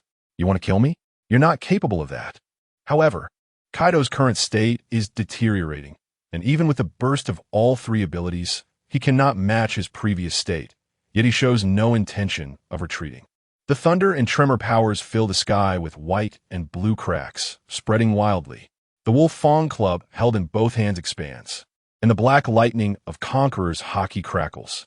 Just as both sides are about to clash, Satan also makes a move, twisting the strange black light to deliver a fatal blow to Kaido.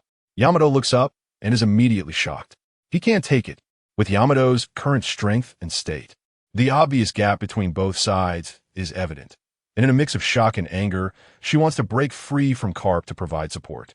Her half-beast form is about to leap up, but suddenly a fierce punch lands from the side, forcefully suppressing Yamato's momentum. Don't think about saving Kaido.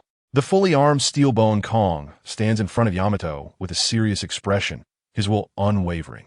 Now it all depends on whether they can hold back the enemy's combat power, preventing them from supporting the exhausted Kaido, allowing Geringer's strike to take effect. Yamato roars, "Get out of the way!" She swings her Wolf Fong Club, and the thunder and tremor powers explode, creating a deep chasm in the ground that rushes towards Steelbone Kong. Don't forget, Yamato is now nearly invincible. The commander of the army, Steelbone Kong, also changes his expression dramatically in the face of such a fierce attack and counters with a punch. Galaxy Impact. At a critical moment, Carp lands with a bang next to Steelbone Kong and joins him in resisting Yamato. In this exchange, Yamato realizes she is too late to support Kaido and can't help but shout to him, "Get away." If all of Sharn's efforts to mobilize everyone to support fail and Kaido is defeated, everyone present will be doomed. But at this moment, Kaido is also gathering a thunderous strike, ignoring Yamato's call and unwilling to evade.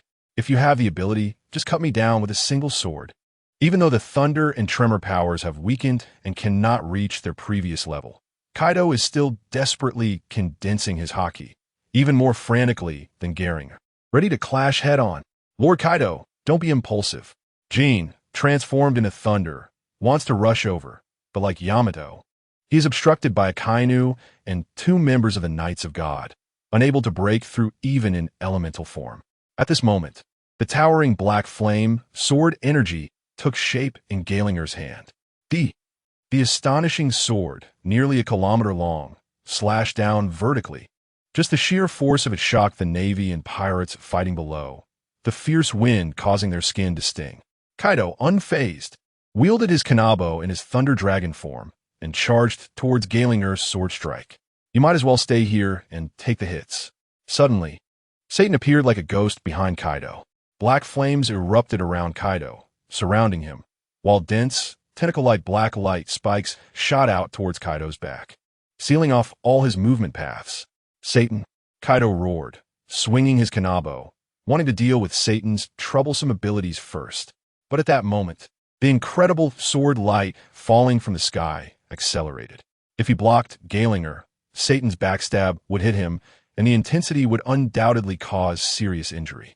Conversely, if he blocked Satan, he wouldn't be able to defend against the strike falling from above. Yamato, the Calamities, and others understood clearly that they couldn't provide support. Kaido had already fallen into a dilemma. Horror, anxiety, and various emotions flickered in the eyes of the beast pirates. Seeing Kaido had no choice but to turn and have Satan take the hit for him. Suddenly, a strange, loud laughter rang out. A black flame phoenix quickly approached in the sky, blocking the path just as Galinger was about to strike Kaido. Instantly, a huge sound drowned out the entire battlefield. The flames surrounding the black phoenix swirled, firmly holding back Galinger's astonishing sword. Watching the phoenix's flames continuously expand and block all of Galinger's attack force, everyone present couldn't help but widen their mouths in surprise. What is that? A bird? A black phoenix? No, it looks like an immortal bird form. The Navy and the beast pirates were puzzled. However, while the Navy looked grim, the beast pirates were overjoyed. Finally, someone had withstood a critical blow aimed at Kaido. Galinger was equally taken aback by this unexpected turn, as he had anticipated completely injuring or even killing Kaido, leading to his extreme anger. Who are you? Galinger, Satan. The three admirals, and even Sengoku and Garp couldn't recognize the suddenly appearing black immortal bird. Moreover, the immortal bird not only blocked Galinger's attack, but also effortlessly recovered under the black flames, rendering the Haki and sword energy ineffective. Seeing such an astonishing move perfectly blocked, the faces of the world government members turned grim. This is equivalent to missing a perfect opportunity to take down Kaido. The black flames are constantly consumed by Galinger's sword energy and then regenerate. The two forces cancel each other out, while Galinger's expression twists in a complete state of rage, fueled by an unyielding power. However, such a powerful move cannot be sustained by sheer will alone.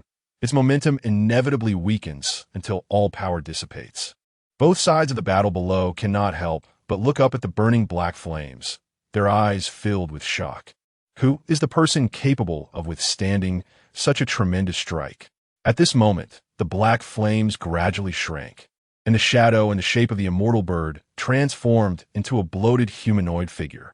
When everyone looked again, they couldn't help but widen their eyes in disbelief.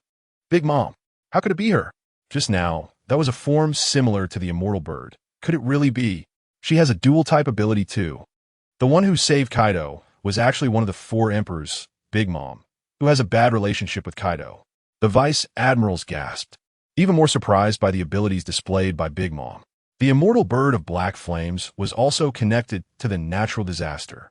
Sengoku's face darkened as he gritted his teeth and said, Carp, Sora, and others fell silent, their expressions grim. The result was too unexpected. No one had anticipated it would be her. Big Mom's arrival provided the beast pirates with the greatest opportunity, and with the captain appearing, what about her pirate crew? Thinking of this, the members of the world government turned their gaze toward the direction Big Mom came from. Sure enough, the massive Queen Mama's ship was approaching. Kaido, who had just broken free from Saint Satan's entanglement, retreated to Big Mom's side, panting heavily, also quite surprised by her arrival. But before he could speak, Saint Satan and Galinger coldly stared at Big Mom, threateningly saying, It's you, Big Mom. Are you in a hurry to seek death?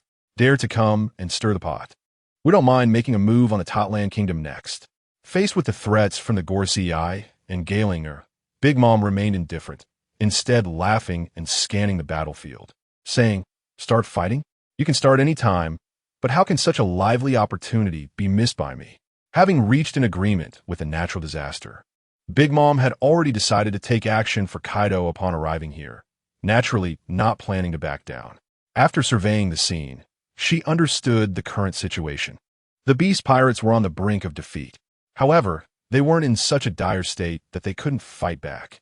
Her arrival was undoubtedly a shot of adrenaline. Old hag, who told you to come and join the fun? At this moment, Kaido was sulking and humming to himself. Big Mom glanced at Kaido, who was covered in scars and bleeding despite his elemental transformation, and mocked him. How tragic, Kaido. You haven't been this miserable since the battle at God Valley, have you? But this time, I'm not just here for the fun of it. Disaster requested me to step in with his new technology to support you. Disaster? Kaido was taken aback. He didn't expect that not only did Sharn send personnel to stay behind, but he also used new technology to arrange for Big Mom's arrival. Meanwhile, the Navy and the likes of Saint Satan and Saint Galinger from the world government wore solemn and grave expressions. Another disaster. What new technology? What kind of new technology could make Big Mom willingly take the risk to come here? It must be known that the forces surrounding Kaido were more than half of the world government strength. Any pirate would retreat at the sound of it. Getting caught up in this could be a matter of life and death. Things had become complicated. With the Big Mom pirates getting involved, it seemed that their current lineup might not be enough to handle it. Sengoku took a deep breath, first glancing at Saint Satan, then speaking to Admiral Khan. Now it all depends on how Saint Satan decides. Whether it's a fight to the death or not, Big Mom and Kaido will definitely join forces. Disaster is indeed a huge problem. Khan clenched his fists and said in a deep voice, "The combined forces of the Beast Pirates and the Big Mom Pirates will be an enormous threat, enough to make their vast lineup retreat. If it's a fight to the death, the cost will definitely be enormous." Saint Satan, Saint Galinger, and the Knights of God understood this as well. But they were very angry. If they were allowed to develop further, it would be disastrous. Those matters were already troublesome enough. This disaster must be dealt with. The despicable lower-class individuals, the pirates disrupting the world, are simply too arrogant, especially since the Beast Pirates pose a threat that surpasses that of the ancient kingdoms. Saint Satan had already made up his mind to kill. Long live Lord Disaster. Our chance to counterattack has come. Damn the world government. At this moment, the members of the Beast Pirates below saw Big Mom arrive and talk to Kaido, mentioning that she was called here by Lord Disaster for support, and they immediately burst into cheers. They saw hope for a turnaround, and their dwindling morale surged. That guy Disaster, I don't need help. I can defeat 2 celestial dragons on my own. Kaido was momentarily unsure whether he felt moved or something else. His emotions were complicated. However, he remained tough in front of Big Mom. What are you going to win with, Kaido? Look at the old guy over there. He has a group attacking you, and their stamina isn't as depleted as yours. Now look at you, covered in wounds, and your Haki consumption has dragged your state to the limit. Managing to hold on until now, without losing, is already quite something. Big Mom mocked with a smile at Kaido, making him visibly angry. Then she turned serious and said, "I'm not here to help you win. I'm here on Disaster's orders to help you evacuate. With Saint Saturn, Saint Galing, and the entire strength of the Navy on the other side, if it comes to a fight, it's not impossible." But Big Mom believed that she should adhere to the agreement, as engaging in combat would come at a huge cost and was not in line with the original intention of the deal, mainly because on the world government side, whether it's Saint Saturn or the 3 admirals below, they all maintain more stamina, Haki, and can exert their combat power fully. In contrast, the Beast Pirates are severely injured, and fighting to the death would be counterproductive. Retreat? Do you think it will be like the God Valley of decades ago? Saint Galinger looked at Kaido and Big Mom, recalling the fierce and cold events of decades past.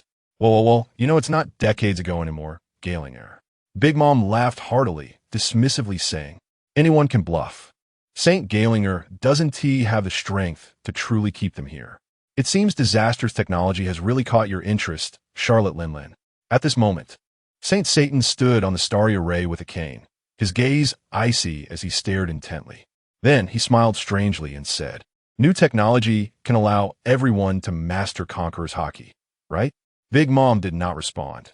Instead, she retracted her smile and looked at Saint Satan, one of the 5 elders, with some apprehension. These old geezers are not to be underestimated. Their strength goes far beyond this. Of course, it's not just about their combat abilities.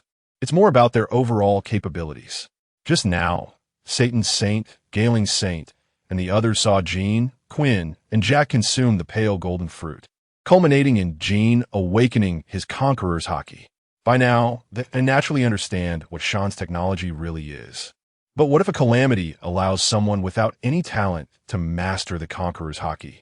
Strength is innate, and awakening is just that. The world is still dominated by the celestial dragons. Do you know what happens when you offend the world government? Satan's Saint's authoritative voice echoed across the battlefield. The mention of consequences sent chills down many spines. What happens when you offend the world government and the celestial dragons? That is not something that can be easily encompassed by fear. Hee. Of course, I know what the consequences will be, but we are inherently opposing enemies. Big Mom laughed heartily, completely dismissing Satan's Saint's threat. The world government has already been quite lenient with your four emperors. Satan's Saint's expression darkened, his grip on his cane tightening as he seemingly tried to maintain his patience. But the Calamity's technology is far more valuable than the threat posed by your five elders. Conqueror's Haki? You underestimate the Calamity. He has new technology, a great invention that can eliminate the side effects of devil fruits. Once the only weakness is gone. Five elders, unless you all act together, what can you do to me? Big Mom didn't treat Sharn's invention as a secret. It would eventually come out anyway. Now that Satan's Saint and the others were so arrogant, it was necessary to fight back. But once this was said, Satan's Saint, Gaeling's Saint, and even Kong Sengoku and Carp no longer care about Big Mom's tone. Both sides on the island of Gera were shocked by Big Mom's words, mouths agape in disbelief. Impossible. How could the side effects of devil fruits possibly disappear? Is he a god? Can he even eliminate the curse of the sea? Absolutely impossible. Too far-fetched. It is well known that devil fruits come from the sea and are despised by the sea. The Navy soldiers expressed disbelief, and the three admirals showed astonished expressions, uncertain. What if the Calamity could actually do it? Satan's Saint and Gaeling Saint's faces darkened further, gravely questioning. Are you serious? For the Holy Land, this news is incredibly bad. If the Calamity truly resolves the issue of devil fruit side effects, the entire world would be thrown into chaos, especially for users of natural and mythical zone abilities. Aside from their inherent strengths and weaknesses, it would become particularly troublesome. Sea Prism Stone would also completely become just a hard mineral, losing its function as a weapon to balance out the ability users, eliminating devil fruit abilities. Kaido, Doflamingo, and others were also taken aback. They had just learned that the Calamity had come up with new technology, their expressions brightening. It's undeniable that Sharn's technology is increasingly outrageous and incredible, transforming fruit abilities into Haki, Conqueror's Haki fruits, and now eliminating the side effects of devil fruits. These three technologies would allow powerful figures like Kaido and Big Mom to reach a truly insurmountable level. The Calamity's new technology is fantastic. Quinn and Jack were secretly excited, thinking that if they could return today, they could foresee how much stronger they would become with such technological support. The Navy soldiers exchanged glances, momentarily stunned, unsure whether to continue fighting or say something. The Calamity's technology is so outrageous that the consequences of sending them back would be unpredictable. So who exactly is the Calamity? Satan's Saint gritted his teeth. The threat posed by the new technology combined with other technologies far exceeded initial expectations. It could be said that the combined might of the four emperors could not match the threat the Calamity posed to the world government and the Holy Land. At the same time, Satan's Saint was also considering how to deal with Big Mom's involvement while wanting to continue eliminating the beast pirates. Big Mom looked at the silent and grim-faced five elders, a sarcastic smile appearing at the corner of her mouth. Kaido's emotions were even more complex. Who could have imagined that the group he casually saved would turn out to be a genius who changed the world, transforming the entire beast pirates and producing new technologies one after another? If he really died here, Kaido felt he would owe Sharn an apology. Just as he was thinking, suddenly, a ball of pure black flame rushed in. Unlike before, this flame was warm and did not bring a sense of danger. Kaido did not dodge. staring in astonishment at the flames enveloping him. Astonishingly, Kaido's stamina was actually recovering faster, and the injuries inflicted by Satan's Saint, Galing Saint, and others were rapidly healing, including internal injuries. This black flame really is the Phoenix. Kaido was very surprised. His condition was continuously improving. That's right. The Calamity delivered, and I successfully comprehended it. Big Mom laughed, looking at Kaido's continuously healing body, and exclaimed, "No wonder it's one of the 6 fruits from God Valley back then. It's so useful, so refreshing." The feeling of controlling the immortal flames gave Big Mom a brand new experience. It was a healing power. She is healing Kaido's injuries. The Phoenix's flames can heal, restore the body. Oh my God, if Kaido recovers. The Navy and the world government personnel were all shaken, and many began to panic. Originally, Big Mom joining was already difficult enough. Who knew how formidable she could become with her dual abilities? Now, she had also turned into a healer, restoring Kaido. How are they supposed to fight now? Kaido's previous state of battle was due to the joint attacks of Satan's Saint, Galing Saint, and the combined efforts of Carp, Sengoku, and Kong, who had worn him down by alternating attacks while sustaining injuries. Kaido closed his eyes, feeling his body's condition. Once he recovers, how would the world government's overall formation respond? And what price would they have to pay? Just thinking about it sent shivers down the spines of thousands of Navy personnel. Satan's Saint, Galing Saint, and the 3 admirals, Sengoku, and others all had trembling pupils. Even if they wanted to stop, it was already too late. Damn it! If Kaido really recovers to his peak state. Steelbone Kong clenched his fists, gritting his teeth, wanting to strike from a distance to interrupt. Satan's Saint shook his head slightly and said, "It's fine. Even if he recovers his external injuries, the consumed Haki and abilities cannot be restored immediately. The Phoenix form's abilities are indeed powerful, but they are not omnipotent. Satan's Saint is aware of this. At the same time, he had no intention of directly retreating, but wanted to continue fighting, adjust the deployment of forces, and fight to take him down. Satan's Saint first spoke to Sengoku and Kong, then commanded everyone to prepare to continue the attack. Currently, Big Mom's pirate crew had only 1 person arrive. By the time the Queen's crew arrived, they would be able to eliminate a large portion of the Beast Pirates' fighting power, and they wouldn't have to worry about the enemy replenishing their numbers.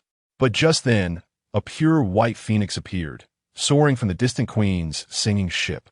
When it transformed into human form, everyone was once again shocked. One of the 4 sweet commanders, Katakuri, he is also in the phoenix form. How can there be another one? The naval soldiers were astonished. Could it be that every member of the Beast Pirates could transform into a dragon, and every member of the Big Mom Pirates could turn into a phoenix? Damn it! Saint Galinger couldn't help but curse. Another dual-type devil fruit user. These guys working with the Calamity have all gained tremendous boosts. The situation has escalated to a point of no return. In contrast, Saint Satan calmed down, his eyes flashing with a fierce light as he contemplated something. Well, did you see that, Kaido?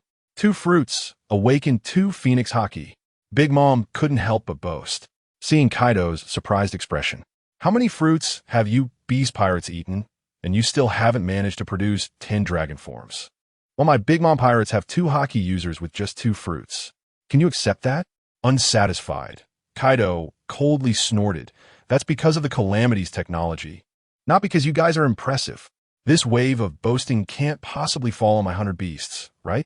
Big Mom didn't care, her smile radiant as she waved for Katakuri to continue.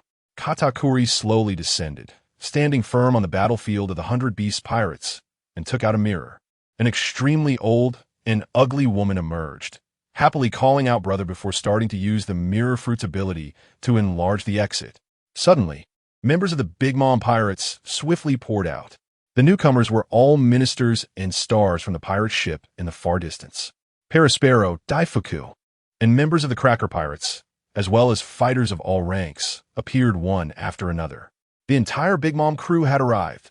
The naval soldiers were shocked and took a few steps back. They had a considerable number of troops, and with all the officers present, combined with the remaining members of the 100 Beast Pirates, the momentum was formidable. The 3 admirals, Fleet Admiral Sengoku, Garp, Steelbone Kong, and the colonels all had very grim expressions, frowning as they realized it was too late to disrupt the situation. If they acted now, the battlefield would instantly descend into chaos, which would be very disadvantageous for the Navy soldiers. In midair, Saint Galinger gritted his teeth and shouted angrily, "Good, good, come to your deaths." Meanwhile, Saint Satan's heart sank, his expression serious. It seems the idea of a quick resolution cannot be implemented. With the arrival of the Big Mom pirates and their alliance with the 100 Beast pirates, along with those officers, it was enough for the multiple ability users to find an opportunity to counterattack. Saint Satan, Galinger was truly on the verge of acting. So he turned to look at Satan with a questioning gaze. 2 Emperor-level pirate crews, and the Big Mom pirates were in their prime. Once the battle began, even if they could win, it would be a Pyrrhic victory. Saint Satan shook his head slightly. Just moments ago, he wanted to fight to the death. But he hesitated as Big Mom's reinforcements arrived too quickly. It wasn't that they had no chance of winning, but the cost would be too high, and there would be no benefit gained. Winning or losing wouldn't resolve Kaido, so it would be better to discuss things slowly later. Thus, he reined in his thoughts, allowing the Big Mom pirates to appear. Were they really going to let the 100 Beast pirates go just like that? Galinger felt very unwilling, his grip on a long sword trembling, as if he would strike at any moment. The root of it all was that natural disaster, whether it was Kaido or Big Mom. They were never the main focus. Without that natural disaster, they were just 4 emperors. Saint Satan glanced at Galinger, his eyes narrowing slightly, and said sternly. Below, Akainu Akiji, Kizaru, and Steelbone Kong, along with Sengoku, also looked at Saint Satan. Seeing his indifference, they understood the decision of the 5 elders. Aside from Akainu and Steelbone Kong, everyone collectively sighed in relief, while also worrying about letting the tiger return to the mountain. At the same time, after the members of the Big Mom pirates emerged from the mirror space, they raised their weapons and stood in front of the 100 Beast pirates, each of them grinning arrogantly as if waiting for the Navy to take action. Your people can retreat through the mirror space first. At this moment, Katakuri said to Kaido. Kaido had no intention of continuing and felt that Sharn had already done his best to support everyone, hoping that they could return. If they persisted stubbornly, it might invite disaster. So he nodded and instructed Jin, Quinn, and the others. Retreat. I'll cover the last one leaving. Hee. Yamato quickly retreated from Carp's side and let out an untimely cold laugh upon hearing this. Then surprisingly was the first to dive into the mirror space to leave. Since the concerned Sharn had would not happen, and that bastard father would bring up the rear, why stay here any longer? With Yamato leading the way, the Flying Six, Drake, and all the members with artificial devil fruit abilities quickly pulled the injured into the mirror space. The Navy and even Saint Satan did not stop them, merely watching coldly. Today they left this place, but could they still leave the base tomorrow? Saint Satan's eyes were filled with killing intent. The energy possessed by the Holy Land was not something pirates could understand. He was not worried about missing the chance to eliminate the Beast pirates, only that they had missed this opportunity. Soon, all members of the Beast pirates entered the mirror space, followed by Big Mom's crew. However, at this moment, Big Mom started to chuckle, her gaze directed straight at Saint Satan and Galink. On a whim, she said, I didn't have the chance before, but now it's just right to have a showdown with Satan and Galink. Are you crazy? At such an old age, going up against those old geezers. Be careful not to lose your life. Kaido was somewhat surprised, then opened his mouth to mock. Of course, he wasn't worried about Big Mom actually losing. He was concerned that if the 2 of them stayed behind, they would face a siege from the world government. Kaido, do you think I would be as messy as you? TSK, you wouldn't forget that miserable state from earlier, would you? Big Mom retorted. That was my brave proof. If it weren't for you messing things up, I would have definitely wiped them out. Is that so? Then go ahead and wipe them out. I won't stop you. What am I still fighting for? If you want to enjoy yourself, go ahead. I won't stop you. Kaido and Charlotte Linlin began to bicker, their voices getting louder. The people retreating behind couldn't help but roll their eyes, while the world government personnel listening to the argument between Kaido and Charlotte Linlin were instantly infuriated. What is this all about? You dare to make a scene and threaten to wipe us out right in front of us after letting you go? The disdain for the world government in your words and your blatant attitude immediately made Saint Satan's eyes darken, and Saint Galing felt displeased. While others were still seething with anger, he suddenly leaped into the air, looking for death. You two want to repeat the tragedy of God Valley. Do you really think we won't continue to fight you now? Saint Gaelinger was extremely furious. His stamina had recovered somewhat, his injuries weren't serious, and he had long had the intention to fight to the death. He decisively raised his hand and slashed out with a sword. The strike crackled with black lightning, whistling through the air, heading straight for Kaido and Charlotte Linlin. The sudden attack startled everyone in the mirror space, as well as those who hadn't entered. Is a fight about to break out? Saint Satan, Steelbone Kong, and others did not stop Saint Gaelinger. Kaido and Charlotte Linlin's attitude was too arrogant. They needed to be taught a lesson, and it didn't matter if the battle continued. On the contrary, Kaido and Charlotte Linlin were not surprised at all.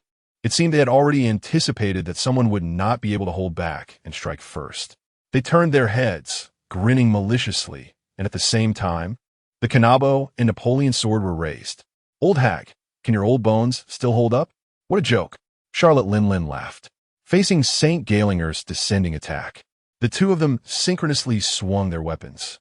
Infinite Overlord Sea God Slayer. Charlotte Linlin infused the black flames of the phoenix with the power of the soul fruit, while Kaido added the powers of the Tremor Tremor fruit, thunder, the Azure Dragon, and the combined conqueror's Haki of the two. The shockwave of their combined attack erupted instantly, the overwhelming power sending chills down the spines of everyone in the mirror space. The brilliant colors intertwined like pillars of light, and in an instant, they collided with Saint Gaelinger's sword strike. In the next second, the sword light was torn apart by the infinite Overlord Sea. There was no resistance. How could this be? It happened too quickly. Even Saint Gaelinger didn't realize that the two had coordinated to unleash such a rapid attack. By the time he reacted, the shockwave unleashed by Kaido and Charlotte Linlin had already magnified in his field of vision, an irresistible feeling enveloping his mind. Saint Satan, Steelbone Kong, Sengoku, and Carp reacted even faster than Saint Gaelinger. But even if they tried to intervene, it was already too late. Most importantly, the partnership between Kaido and Big Mom was too powerful and too swift. The faces of the four turned pale with horror as they saw Saint Gaelinger being hit directly by the shockwave of the infinite Overlord Sea. He was sent flying like a kite with a broken string, and just as he spat out a mouthful of blood, the shockwave obliterated him. The relentless shockwave knocked Saint Gaelinger away, and right behind him were the four of them. All the Navy soldiers watched, their mouths agape in shock, not expecting this outcome. The king of God Valley, Saint Gaelinger, had been injured multiple times in battle with the violent Kaido, without spitting blood, still full of spirit. But now he couldn't even resist, and was sent flying, spitting blood. You all deserve to die. Saint Satan was both shocked and furious. Watching the dazzling shockwave coming straight at him, a large amount of strange black light emanating from his body, as his gaze focused, an invisible, mysterious, and strange power began to spread. Then, with the gathering of black light, he thrust forward to meet the shockwave head-on. In this strike, Satan's Saint attacked in anger, showing no reservations at all. At the same time, Carp and Steelbone Kong also joined the fight, their fists empowered by their Haki, unleashing astonishing force to clash against the combined shockwaves of Kaido and Charlotte Linlin. Sengoku rushed forward, the enormous golden Buddha form extending its palms, radiating light, to resist alongside the others. In an instant, the four's offensive converged, forming a powerful energy storm that collided violently with the boundless shockwaves of the sea. The Navy soldiers looked up at the point of collision in the sky, their eyes filled with black lightning and colorful energy. Kaido's stamina had recovered so quickly that he could unleash such power now. It was a combined technique because of the combined technique. Even the three admirals and the vice admirals like Peach Rabbit and T-Pig couldn't withstand the tremors, their faces filled with horror.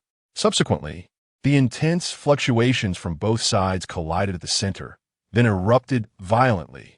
Satan's Saint, Steelbone Kong, Sengoku, and Carp never expected that the combined technique of Kaido and Charlotte Linlin would still have such terrifying power after breaking through the sword light of Galinga Saint. As a combined force was continuously torn apart by the sea, slowly pushing towards everyone. Damn it, you despicable pirates. Satan Saint was extremely furious, gritting his teeth and increasing his strength to resist the opponent's offensive. Carp, Sengoku, and Kong were the same, their expressions showing disbelief. The power of this strike is even more formidable than Kaido's previous billion volts. The terrifying force has cleared the clouds in the sky, and the sea around the island is being pressed down by intense waves, causing the ground to shake continuously. Black and blue lightning, accompanied by black flames, occasionally shoot out in all directions, causing horrific destruction. Just the aftershocks have left those below feeling shocked and terrified. The members of the Beast Pirates and the Big Mom Pirates, in order to avoid the clash of top-tier powerhouses, hurriedly hid in the mirror space, stunned by the situation, while the two sides continued to fight. However, the apocalyptic scene lasted for a full 3 minutes.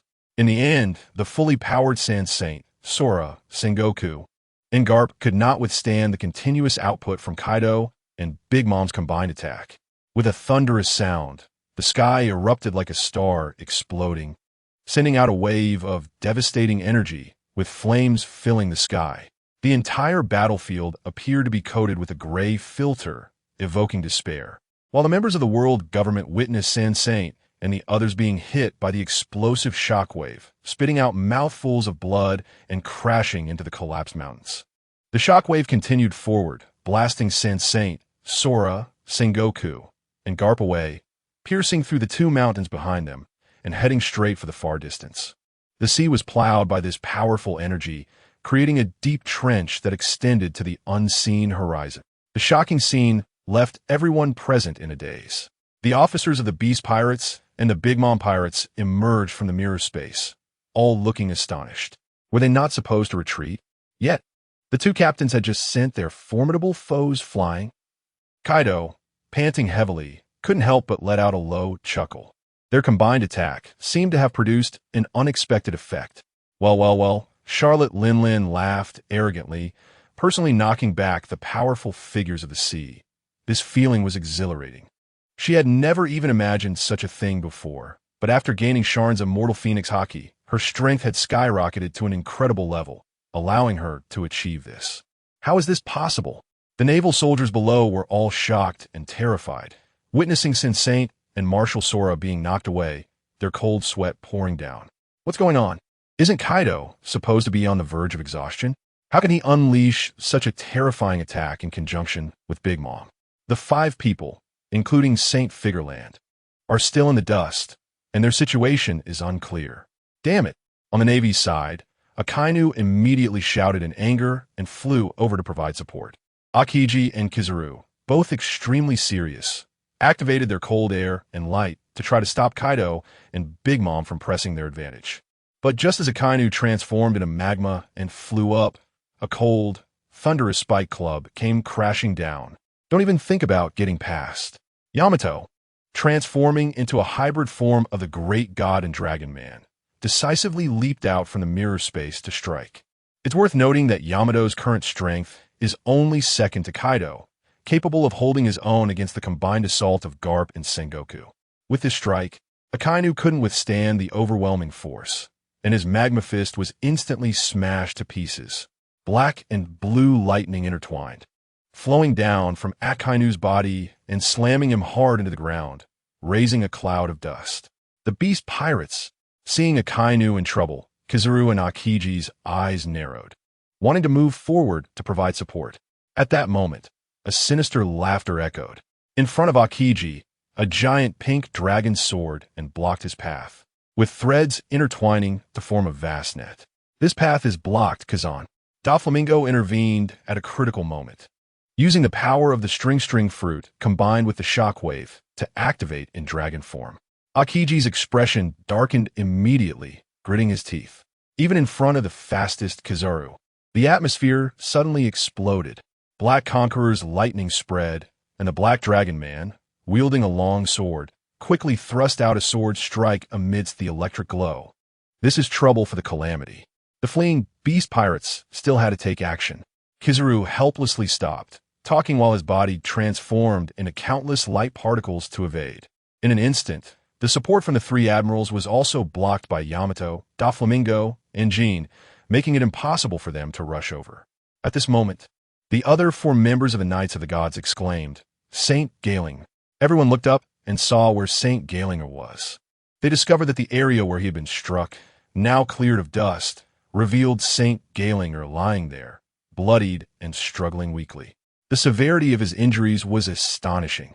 The power of the infinite Overlord C's god-slaying attack exceeded everyone's imagination.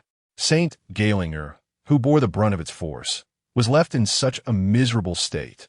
Although he was conscious, his severely injured body couldn't even stand up, and his blood-soaked face was filled with a look of unwillingness and a gurgling roar of blood bubbles.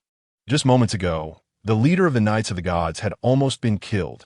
The three, Akainu, Akiji, and Kazuru, were visibly shocked, their expressions tense. The world government had lost a top-tier combat force. The Beast Pirates and the Big Mom Pirates now had a chance to turn the tide. Meanwhile, Saint Satan, Kong, Carp, and Sengoku quickly rushed back from the collapsed mountains in the distance. Upon seeing Saint Gailinger's tragic state, their pupils constricted. They were only spitting blood because Saint Gailinger had absorbed most of the attack's power. Otherwise, they would have truly been defeated by Kaido and Big Mom in one blow.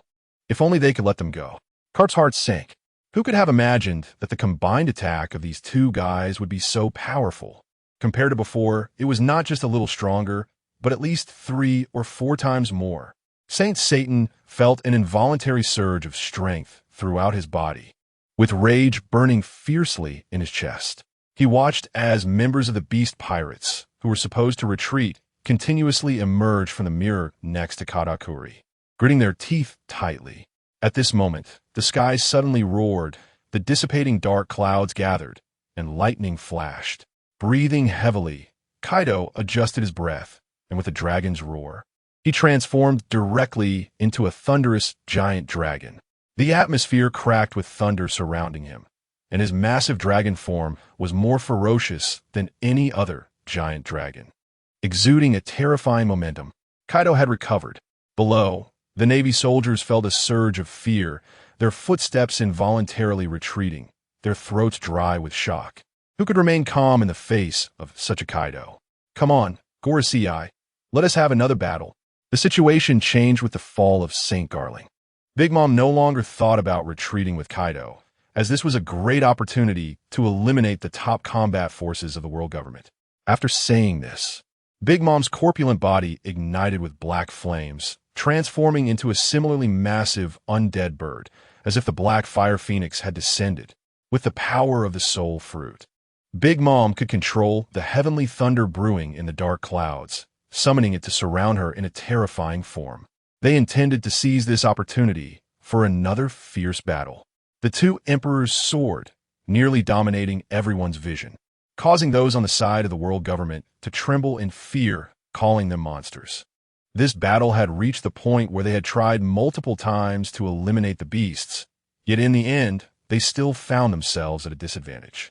Saint Satan regretted allowing Saint Garling to attack. Otherwise, Kaido and Big Mom's intentional combined attack would not have broken the balance.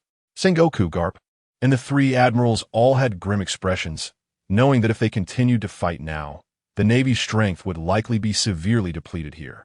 Saint Satan gritted his teeth, suppressing his anger and unwillingness, and uttered through clenched teeth, "Retreat." The situation was lost. The order to retreat came from Saint Satan instead of Kaido, which was an immense humiliation for the Gorosei. At this point, they had no choice but to withdraw. Saint Garling wanted to continue fighting to the bitter end, but the current situation had turned drastically due to his actions, leaving him with bulging veins on his forehead, gritting his teeth in silence. "Retreat." Steelbone Kong obeyed the Gorosei's command, knowing that it was impossible to encircle and kill Kaido in this battle. With the thunderous giant dragon and the black flame undead bird in the mix, even if everyone from the world government had the strength for one last fight, the outcome would surely be tragic. It's hard to say who would win or lose.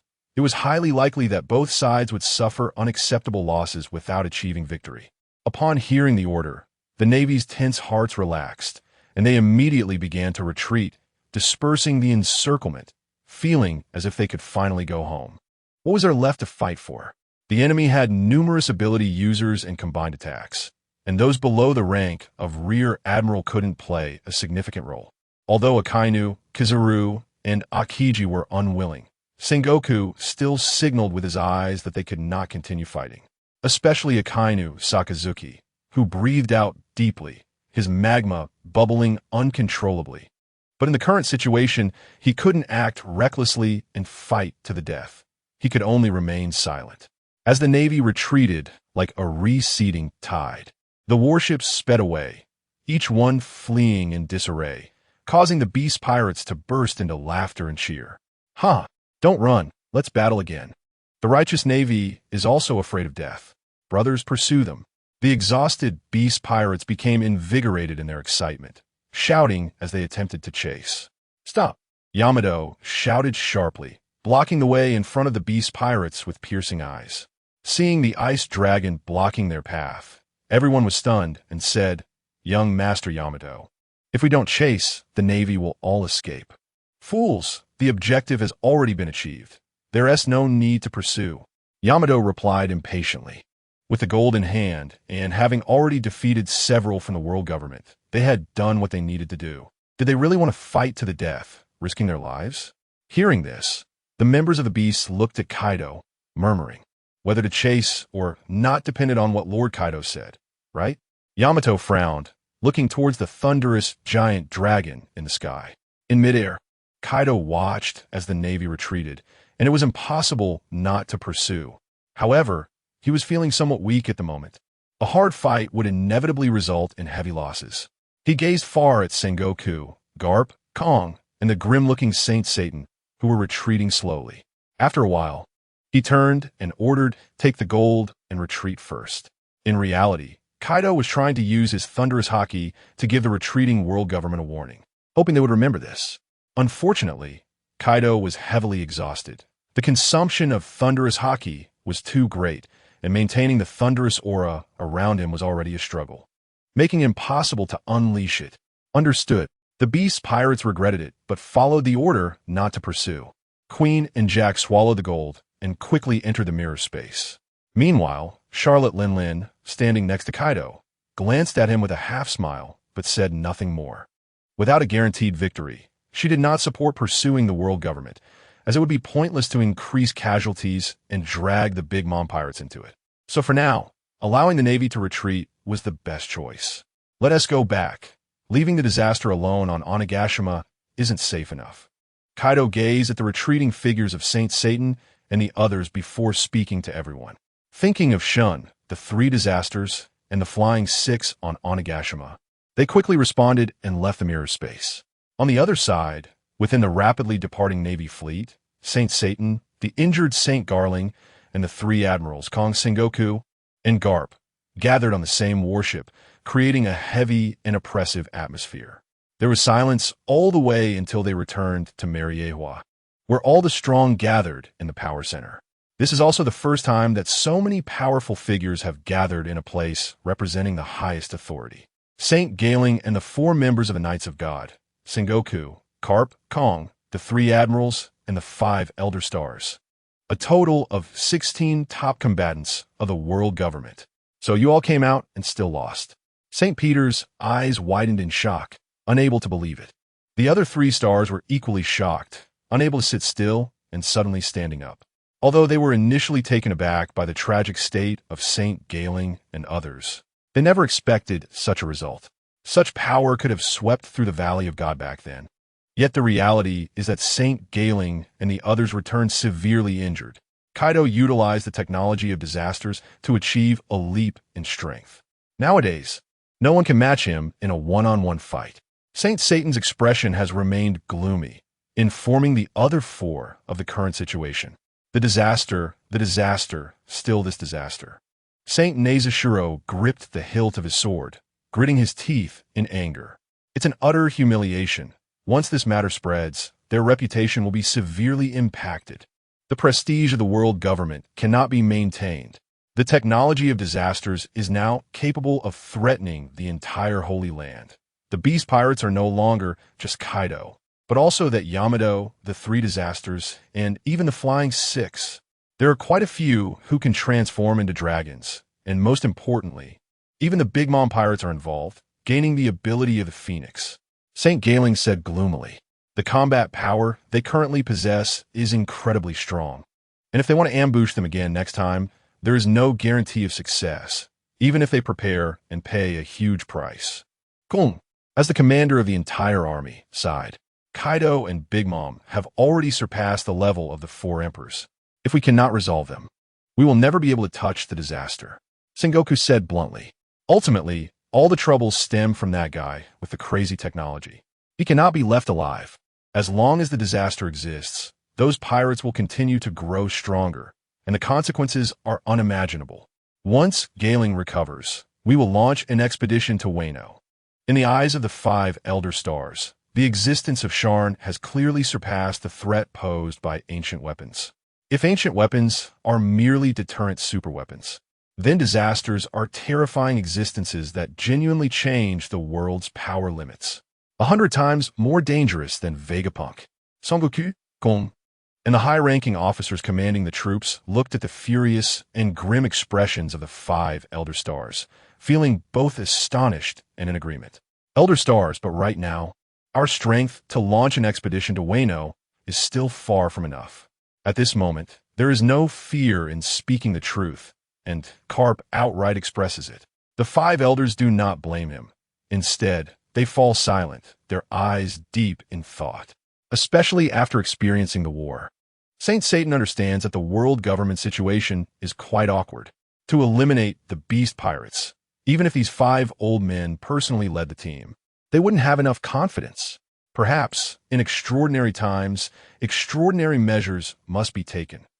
Cooperating with pirates. Saint Satan's words astonished the Navy members. In extraordinary times, to cooperate with pirates? Akainu is the first to want to refute this, but is quickly stopped by Sengoku. Saints Nezashiro, Peter Wokuyuri, and Maz think about it, and then nod in agreement, believing it is feasible. If our strength is insufficient, then we should unite with other powerful beings. The threat of disasters is not only to the world government. For other pirates, the beast pirates are also competitors and enemies. Saint Wokuyuri crosses his fingers and shares his thoughts, and everyone agrees one after another. Currently, the beast pirates are only cooperating with closely related forces, such as Doflamingo and Big Mom, with no more forces joining. Moreover, the most important thing is that the white-beard pirates and the red-haired pirates have already clashed with them. The five elders quickly decide that the first targets for cooperation should be the strongest, red-haired and white-beard. Before launching another assault on Kaido, they should attempt to unite with white-beard and red-haired. Facing the Navy members, Saint Satan no longer considers, but instead gives orders. Sengoku and the three admirals, even if they do not want to cooperate with pirates, can only acquiesce, while Admiral Kong nods. As for the warlord Doflamingo, that guy is simply courting death. I hope the other warlords will not be ungrateful. Saint Nezashiro snorts coldly, extremely dissatisfied with Doflamingo, and is determined to eliminate the bastard who tarnishes the celestial dragon bloodline. Before the siege on Kaido, more preparations are needed. The technology of the disasters is tricky, and it would be best if we have dual or triple ability users among us. Saint Maz thinks for a moment and feels that uniting with pirates is not stable enough. So he slowly speaks up. Dual ability users? Everyone is surprised and falls silent. This is too difficult. The devil fruits are impossible to obtain, and the technology of natural disasters is under the control of the beast pirates. It's too hard to get involved with the Haki fruits of the beast pirates. Even the ones among the Flying Six, who can transform into a giant dragon, are very strong. Kaido shook his head slightly. He doesn't have a better solution right now. Actually, there are ways.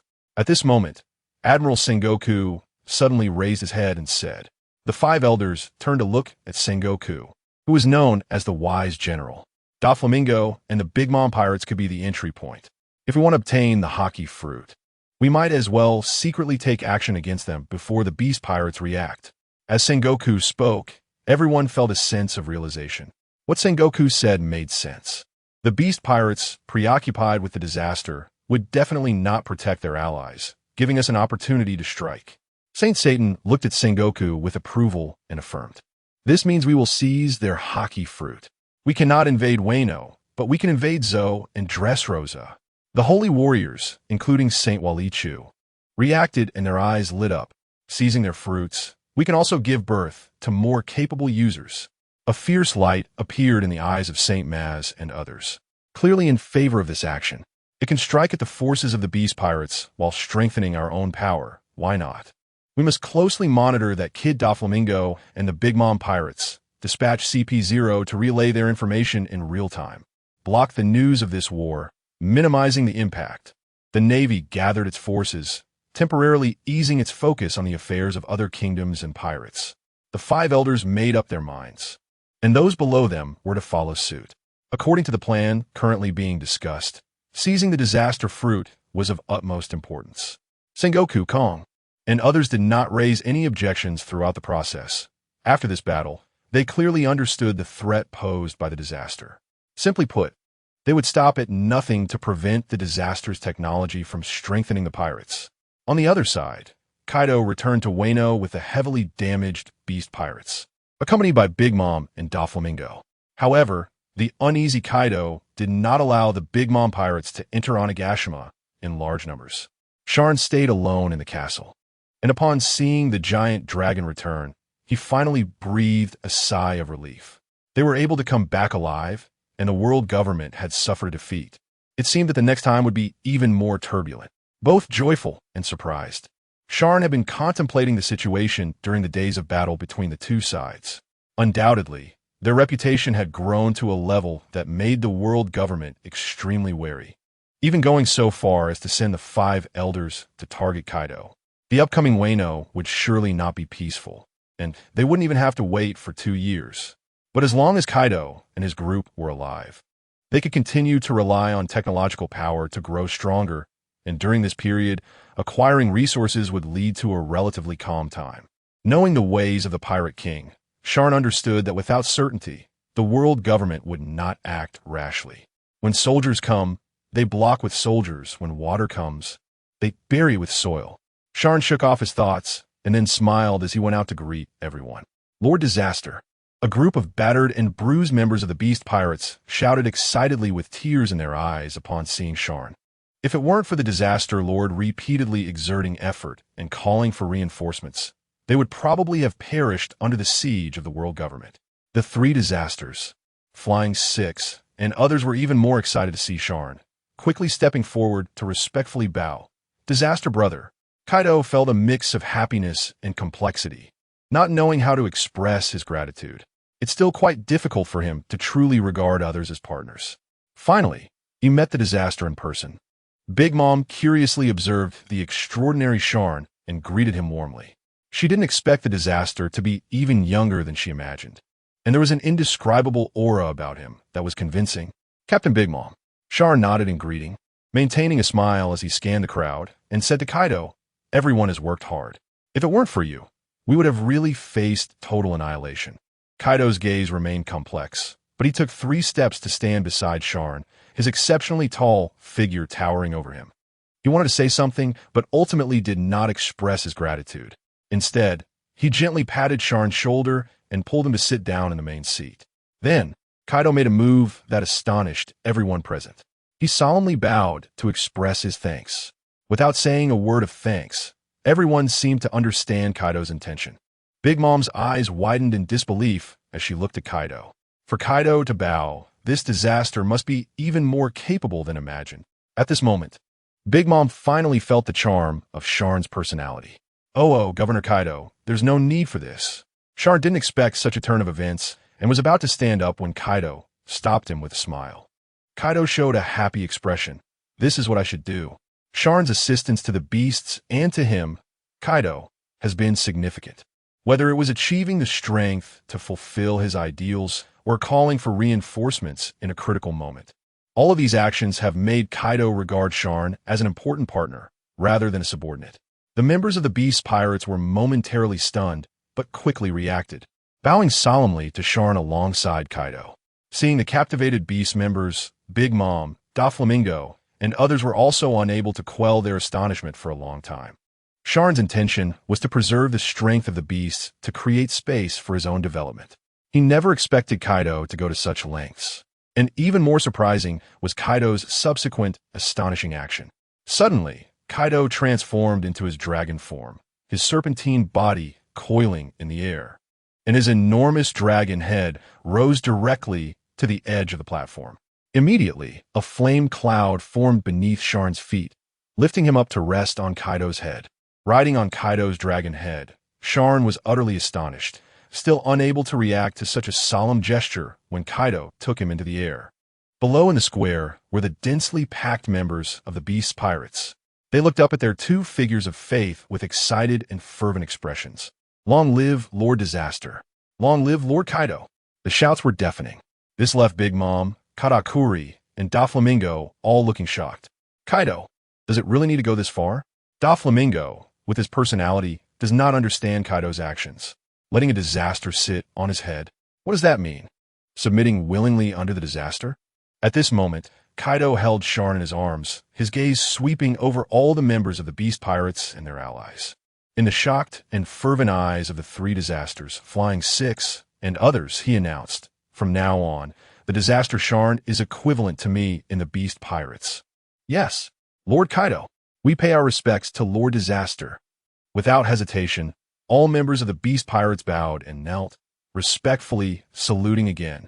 This time, even the three disasters and Flying Six changed their address, no longer calling Sharn brother, but Lord. Yamato looked on with a complex expression, not moving for a long time. The father, who was once cold, ruthless, and selfish, disregarding everything for his pirate dream and harming the entire country, had changed. Sharn seemed to have enriched Kaido's heart, making him try to believe in his companions, which was simply incredible. After this, the still somewhat dazed Sharn had completely become one of the two kings of the Beast Pirates. Sometimes, Sharn felt that staying in the Beast Pirates in the future was actually a good choice.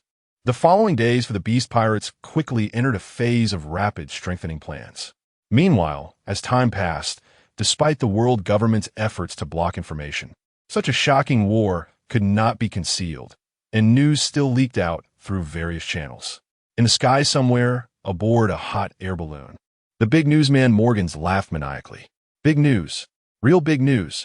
The scientific defense god, one of the highest authorities of the world government, Saint Satan, led the Knights of God and the entire navy to attack Kaido's Dragon Legion, and after a fierce battle, they actually retreated in disarray. Morgans held a pile of intelligence photos, unable to contain his excitement. What a crazy piece of information. Once this news breaks, the whole world will boil over. The public needs to know. The world needs the truth. The disaster. The world government has suffered a true disaster. A scientist who surpasses Vegapunk has appeared. Pass it on. Immediately print the newspapers, with a focus on the war hero, Beast Disaster. With a command from Big Newsman Morgans, countless newspapers were quickly delivered by newsbirds to every corner of the world. In the Four Seas, the Grand Line, etc., rolls of extra newspapers fell and were picked up by the public. The huge headlines were extremely eye-catching, and the photos of the battle shocked countless people's pupils, filling them with terror. Shocking battle, Gorosei versus Beast Pirates. Disaster descends. The world is in crisis. Inside, the report detailed the battle and mentioned Sharn's important role in it, including how the Haki fruit techniques brought a crazy boost to the Beast Pirates. The Beast's 9 dragons officially appeared in the world's view. The Beast Legion. This is the Dragon Legion. How could it be so terrifying that even the Gorosei were defeated? No, they weren't defeated. Both sides retreated. Fools. The world government retreated. Not being able to eliminate the pirates doesn't say much. And if you look closely, Kaido was fighting 5 top-tier powerhouses, including a marshal, a navy hero, and the Gorosei. It was all because of the disaster. That disaster. His techniques have elevated Kaido to such a terrifying level. The disaster descends.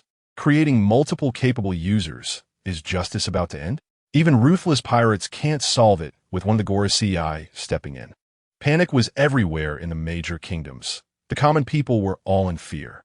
Once the world government and the navy cannot stop the pirates and are ruled by them, it will all be over. Even the common people knew that it was all because of the Beast Disaster. The kings of the allied nations were even more terrified, urgently contacting the world government to verify the authenticity of the newspapers. Little did they know, Morgans was once again hated by the Gorosei, and officials at all levels of the world government constantly cursed the newsman. They were going to be in trouble. Also, due to the widespread promotion of the newspapers. Not only was this unprecedented battle known, but Sharn's name as the disaster was also recognized by everyone, no longer limited to the bounty notices, and the world truly realized how terrifying the science of the disaster was. At the same time, compared to the world government's current predicament, the opposing forces were equally astonished and extremely worried. In the ruined castle of Kuraikena Island, Mihawk, known as the world's #1 swordsman, looked at the delivered newspapers, falling into a long silence. Saint Satan, leading the whole navy, couldn't even defeat Kaido, and they had to retreat in a hurry. The technology of the disaster. Multiple capable users. Such terrifying science has made Kaido this strong. I wonder how many moves I can exchange with him. Mihawk couldn't help but feel a tremor. Even he couldn't imagine how strong Kaido was now. On Amazon Lily, the pirate Empress Hancock gathered with Granny Nyan and others. Especially Granny Nyan, from shock to panic, then to calm down. Saint Satan, Galen, along with Sengoku, Garp, and Kong all had no way to handle Kaido. How did that disaster manage to do it? As someone who participated in the God Valley battle and was once a member of the Rocks Pirates, Granny Nyan knew very well how powerful the world government's lineup was. Yet, they were all dealt with by Kaido. Even Rocks couldn't do it back then, right? A violent storm suddenly arose, and the whole world was caught off guard. But all major forces knew that the real shocking dispute between the world government and the pirates had begun. The disaster is too terrifying. Snake Princess, if possible. We should avoid getting involved in this chaos. Granny Nyan's expression was filled with worry. Hancock listened to Granny Nyan's change persuasion, silently nodded. But her curiosity about Sharn grew stronger. Is the disaster a man like that big-headed Vegapunk? However, Hancock didn't have any worries about the future. As the queen of the Amazon Lily, she had long been prepared to face all unknown challenges. After all, the 7 warlords of the sea are one of the 3 major powers, alongside the Navy headquarters and the 4 emperors. With the help of the disaster, the Beast Pirates had become an exceptionally powerful presence. Now, with Big Mom and Doflamingo allied with the Snake Princess, they could consider whether to break away from the world government. Granny Nyan thought for a while and even proposed such a suggestion. You want me to break away? Hancock frowned, not quite understanding Granny Nyan's meaning. I have a very bad premonition that the world government may not be able to defeat the Beast Pirates with a disaster. Granny Nyan's words shocked everyone present. The Snake Princess was astonished, but began to consider seriously. The discredited world government, breaking away from them would be a good thing. At this moment, in the Devil's Triangle, Moonlight Moria was furious and shocked. The war reported in the news was something he never imagined would occur without his knowledge. And the information inside was too shocking. Multiple capable users are about to flood. What kind of monster scientist is the Beast Disaster? He helped Kaido reach such a level. Damn it.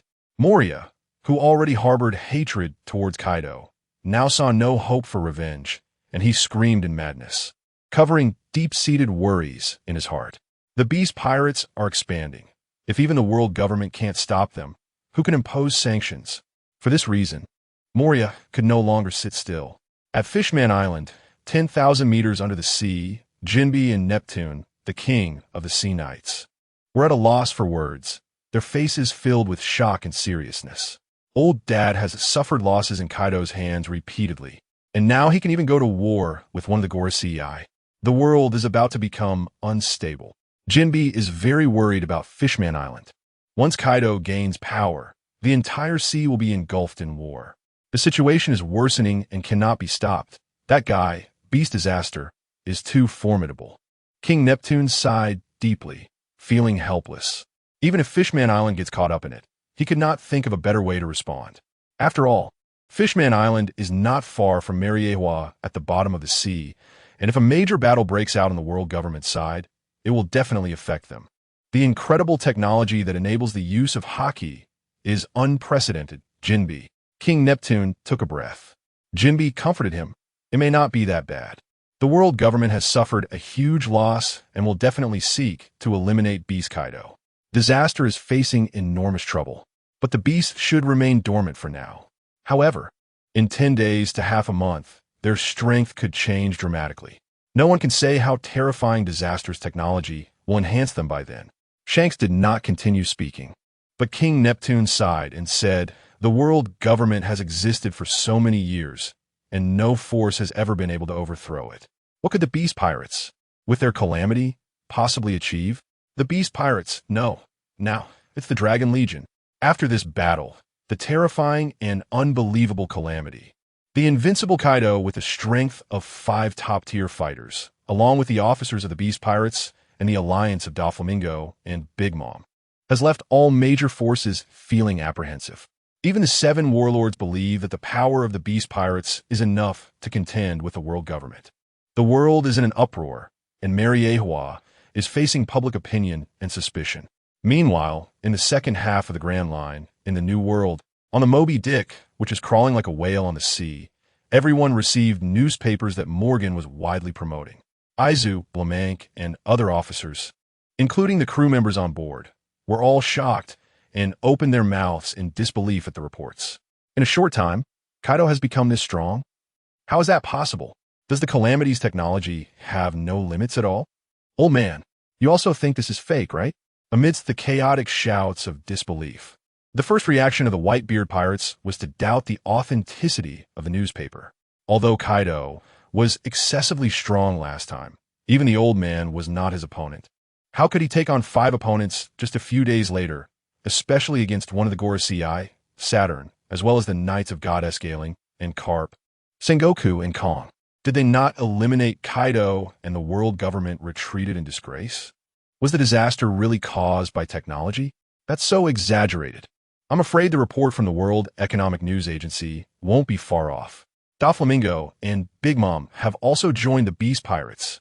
After Marco was shocked, his expression turned heavy as he revealed the unbelievable truth. He finally understood why the Big Mom pirates had injured him and made him spit blood. It was all for the disaster, which then replicated the Phoenix ability. Whitebeard, with his eyes closed and various medical tubes still attached, looked a bit weary. Amidst everyone's collective astonishment and shock, Whitebeard remained silent, but his heart was filled with worry. The Phoenix ability and the Tremor fruit had already fallen into Kaido and Big Mom's hands, and the disaster had successfully created that guy's technological power. Could it really have no limits at all? However, neither the Whitebeard pirates nor the other forces just learning of the report knew that Sharn had already made technological breakthroughs to manufacture Conqueror's Haki. Otherwise, the world would be even more shocked. Marco, Bista, Jozu, and the others were all filled with worry, looking at the silent Whitebeard, wanting to say something but hesitating. They couldn't just sit and wait. Just then, a pirate ship suddenly appeared ahead, its red-haired flag fluttering. "Old man, red-haired is here." Whitebeard slowly opened his eyes and turned to look at the Red Force, which was signaling to approach. Since the last encounter, the Whitebeard pirates had significantly reduced their hostility towards the red-haired pirates and were much less on guard. Especially during this critical time, everyone understood red-haired arrival and wanted to see how the brave and resourceful red-haired would respond to the changing world situation. However, Red-Hair did not board the ship, but instead went to a nearby small island with the Whitebeard pirates. He looked serious, as if he had something very important to say. "Red-haired, what do you want to do?" Marco stood on the ground, hands in pockets, puzzled. Shanks did not answer immediately. Instead, after jumping from the ship to the island, he fixed his gaze on Whitebeard. Then, he pushed his thumb, and the famous sword griffin was drawn. In an instant, a powerful conqueror's Haki visibly wrapped around the sword, flashing with red lightning. Marco, Jozu, and the other officers were surprised and stepped back, not understanding what Red-Haired was trying to do. Suddenly unleashing Conqueror's Haki. Did he want to start a battle? But at this moment, Whitebeard stood calmly at the edge of the ship, looking at Shanks as if he had noticed something. When Shanks raised the griffin in his hand, not only did the Red Conqueror's Haki lightning light up, but blue-white lightning also appeared. "This is lightning. It smells like the thunder ability. Red-haired, have you also collaborated with the disaster?" The officers of the Whitebeard pirates, who had traveled extensively, were keen observers. They immediately noticed something different about Shanks and were all taken aback, their eyes wide. Could it be? Whitebeard's eyes changed, clearly unsettled. Shanks did not keep them in suspense, but explained to Whitebeard, "My sensitivity to Haki far exceeds that of ordinary people. Since the last battle with Kaido, I have gained special insights into Thunder Haki, Azure Dragon Haki, and Tremor Haki. This is the control of lightning that I comprehended from Thunder Haki. However, it is not yet perfected and cannot form complete thunder."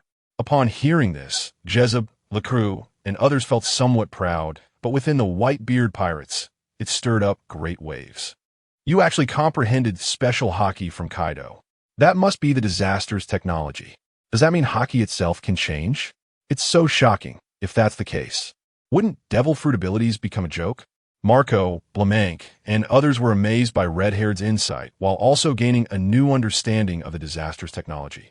Before they could finish speaking, Beckman reminded them, "It's not that Haki can comprehend abilities, but that the Haki produced by the disaster allows us to comprehend abilities. If relying solely on one's own training, it would not be possible. Otherwise, Shanks would have mastered various abilities long ago." As he spoke, Beckman glanced at Shanks and, after some consideration, said, "I'm afraid those without sufficient strength cannot comprehend from the Haki produced by the disaster." The officers of the Whitebeard pirates were taken aback, and then quickly understood the reasoning behind Beckman's words. Haki would grant abilities. Only the disaster could achieve that. They realized that self-comprehension was completely impossible. They could only reference and complete it from the Haki created by the disaster, and the requirements were extremely high. Beckman's mention of insufficient strength was a euphemism. What he meant was that, aside from top-tier powerhouses, it would be very difficult for anyone else to reference and comprehend. Marco understood this and secretly sighed. Everyone had once again gained a deeper understanding of the disaster. Just how talented was that guy to research Haki to such a degree? Not to mention the officers, even Whitebeard and Shanks, after putting aside their hostility, couldn't help but express admiration. "So, you personally came to tell me what you want to do?" Whitebeard calmed his emotions and then asked Shanks, "I want to communicate with you, Whitebeard, to see if we can successfully unlock abilities from Haki. You are a monster on par with Captain Roger. Even without the Tremor fruit, you are still incredibly strong." Shanks answered seriously, his tone very solemn. Whitebeard's title as the world's strongest man is not just an empty name. Back in the day, aside from the Navy hero Garp, only Whitebeard could match Roger. Therefore, with Whitebeard's insight, he might provide some new ideas and directions. However, he was worried that Whitebeard was too proud to let go of his ego, and secondly, because aside from Whitebeard, Beckman was the only one with some hope. So it was most suitable to seek Whitebeard. Once successful, they would have a means to counter the Beast Pirates. Sure enough, Whitebeard did not agree immediately, but instead took out a jug of wine and gulped it down. After finishing a big drink, he deeply exhaled and slowly said, "All right." The alliance was a last resort. He also urgently needed to improve his strength. Otherwise, in the near future, the Whitebeard pirates would become extremely dangerous in the gap between the world government and the Beast Pirates. As the captain, he needed the strength to protect his sons. Moreover, Whitebeard also had a flame of anger in his heart. The attack on Marco and the previous encounter with Kaido had left new and old grudges that could be settled once he had the strength to resist. On the red-haired pirate's side, upon seeing Whitebeard agree, they finally felt relieved. Everyone had realized that the Beast Pirates, with the disaster, were now nearly invincible. And even the navy led by Saint Satan had been repelled, which was telling. The alliance of the two Emperor-level pirate crews would enhance their strength and cause great waves, while a third powerful force was brewing outside the Beast Pirates and the world government. On the other side, with the shock and fear of the world, the dissemination of the news became increasingly intense over time. In the secret base of the Revolutionary Army, cheers erupted at the report of the world government being repelled. One of the 5 elders, that Saint Satan, has been repelled. That's great. The world government has lost face, the gods' knights suffered injuries, and the Navy has also sustained significant losses, greatly weakening their strength. It's truly a terrifying natural disaster that has made the beasts so formidable, and the world government must be anxious. They are already anxious, but they didn't expect Kaido to be this powerful. The good show between the pirates and the world government. The Revolutionary Army is very pleased to see the Celestial Dragon's top elders facing setbacks. However, amidst the cheers of their subordinates, Monkey D, Dragon, Sabo, and other key members appear somewhat serious and deeply worried. The setbacks of Satan and Galinger are good news, but the power of the beasts is also a bad thing. Sabo furrows his brow tightly. For the Revolutionary Army, the situation has only slightly improved. But ultimately, the threat of the beast pirates to the world is greater. The real trouble is the natural disaster. Dragon's expression is particularly grave. At this moment, he is not too concerned about the situation of the world government. After all, this battle is unprecedented, but no one has been eliminated, including Satan, Galinger, and the three admirals. The most important thing right now is still the source. The Haki technology derived from the research on natural disasters. After a long consideration, Monkey D, Dragon finally decides to go out alone and instructs everyone. The world government currently has no energy to manage us, so we can take more action against various kingdoms. Yes, but Dragon, what are you going to do? Several cadres ask curiously after responding. At this time, shouldn't everyone work together to strive for the liberation of more kingdoms? The issue of natural disasters must be clarified, so I will consult professionals. The professionals refer to another scientist. The whole world takes this as a standard, and he is known as Dr. Vegapunk, who is said to be 500 years ahead of the world. After Dragon left the base, his abilities quickly reached Egghead Island. He secretly infiltrated and met a small old man with a long tongue resembling an apple. Upon seeing the person shrouded in a cloak suddenly appear, Vegapunk was not surprised but instead smiled and said, "What brings you here? There are not many who can bypass Egghead Island's defenses, and Monkey D. Dragon is one of them. There are some issues that I can only consult you about," Dragon said with a worried expression. "You mean the recent uproar about the beast pirates' natural disaster, right? I can't think of anyone else who would specifically seek my consultation besides him." Vegapunk immediately understood Dragon's intention. "That's right, that guy is too terrifying. The whole world is being turned upside down by him. The beast pirates are on the verge of becoming the dragon pirates. What Dragon fears is that the nearing invincibility of the beast will plunge the world into chaos, violence, and war. The Haki technique. The Gorosei once asked me to try to study it. After Vegapunk mentioned the natural disaster technology, a strong sense of admiration appeared on his face. Dragon remained silent, watching him and waiting for an answer. The essence of abilities is human desire, while the devil fruit is the crystallization of that desire, allowing a person to possess certain abilities. Theoretically, a person can only master one ability, otherwise they will be rejected, self-destruct, and each ability is also unique. Haki, on the other hand, is the latent power within the human body. The natural disaster is truly incredible. It has combined two completely different powers and broken the conventional understanding, creating multiple ability users and allowing various abilities to coexist in the world. Regarding this successful argument, I have been researching it recently. However, unfortunately, I cannot replicate it. I can't even understand the natural disasters technology. Vegapunk first explained the essence of the two powers, and as he spoke, he became increasingly amazed by it. "Even you can't do it?" Dragon understood Vegapunk's meaning and was immediately astonished. A user of the brain fruit, possessing the largest knowledge in the world and having lived for decades, actually cannot analyze the technology of the natural disaster? Well, it's not that I can't. It's just that the natural disaster is too remarkable. I can't comprehend his thinking. However, perhaps I could try to analyze the Haki fruit he created, aiming to achieve replication from it. It shouldn't be too difficult, right?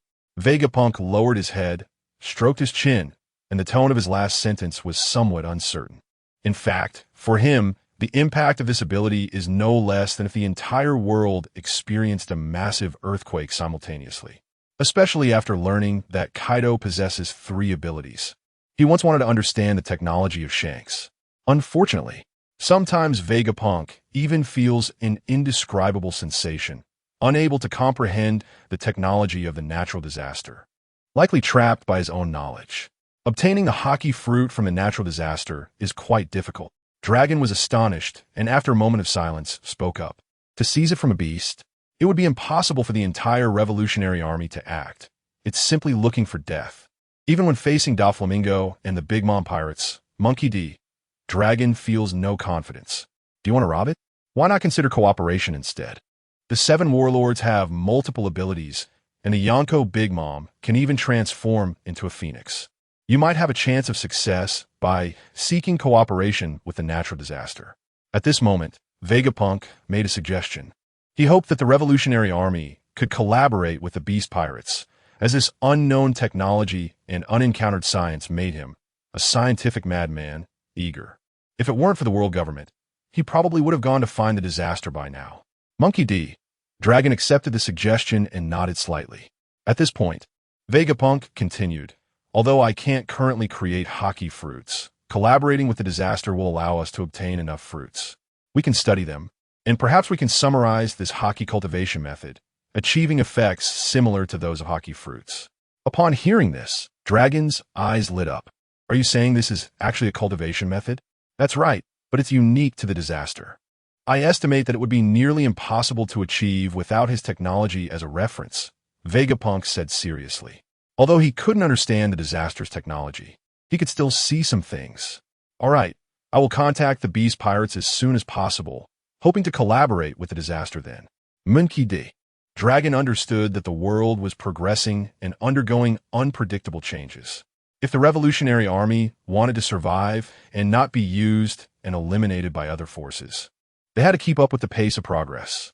However, at this moment, Sharn was unaware of the kind of public opinion storm erupting outside or how intense the reactions of various forces were. The Beast Pirates had seized the gold from the sky, and with Doflamingo and Big Mom Pirates working hard to gather various materials and resources, Sharn immersed himself in the Research Institute, excitedly creating for several days. Until this day, Doflamingo and Katakuri arrived again.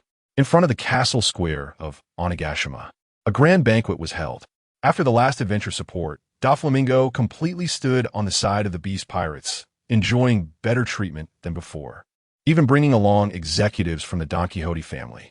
Not long after the banquet started, the most exciting moment quickly arrived, because Sharn had emerged, and his subordinates appeared at the banquet with 8 boxes each. Lord Disaster. Cheers erupted, and the members of the Beast Pirates looked on with fervor, raising their glasses. After a simple greeting, Sharn sat down in the comfortable chair prepared by Kaido. At the center of the banquet, Katakuri, Doflamingo, the 3 Calamities, the Flying 6, and various other executives all bowed, their eyes full of desire, unable to help but glance at the boxes. How many did you make this time? Kaido asked, very pleased to see Sharn, unable to contain himself before Sharn had even taken a sip of his drink. 50. Sharn grinned, first having 5 boxes opened. Immediately, for different types of fruits appeared before everyone, causing their breathing to become heavy. The disaster's technology had transformed them, significantly enhancing their strength with Haki fruits. Among the 50, there were 10 Azure Dragon fruits, 10 Thunder Haki fruits, and 10 Tremor Haki fruits. The remaining 20 were faintly golden Conqueror's Haki fruits. This was the first time so many Haki fruits had appeared, and everyone present showed a look of greed, filled with anticipation.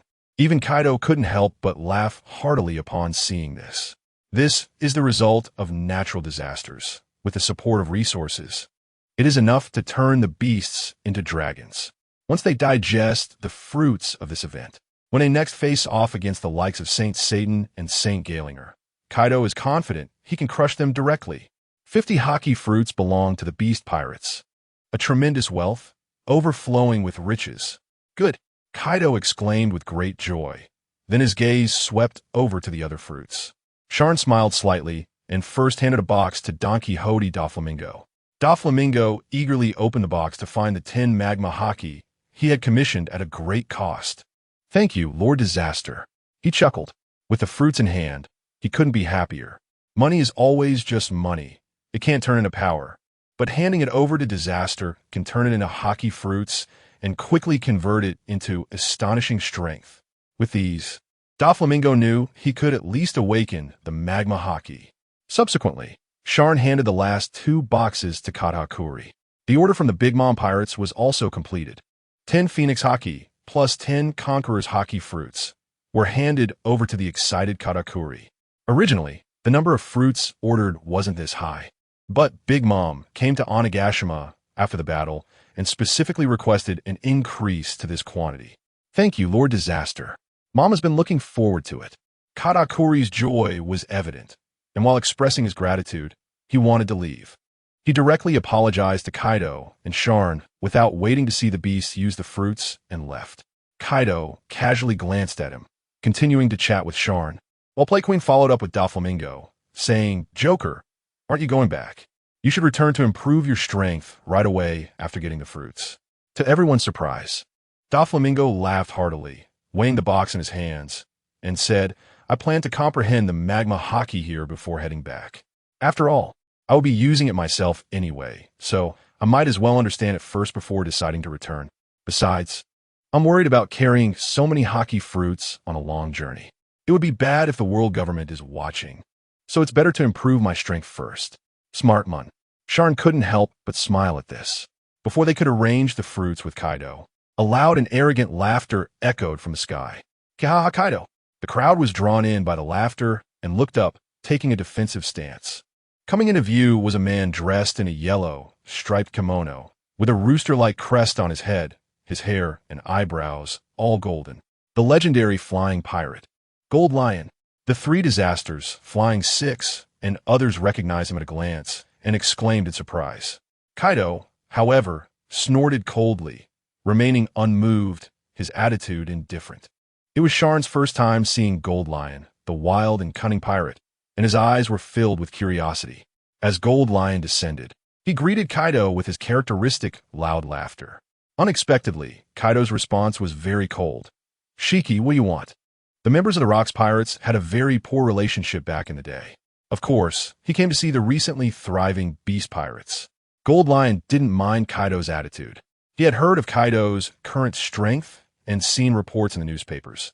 On one hand, he was incredulous and curious. And on the other, he wanted to verify if Disaster was someone he could dig up some advantages from.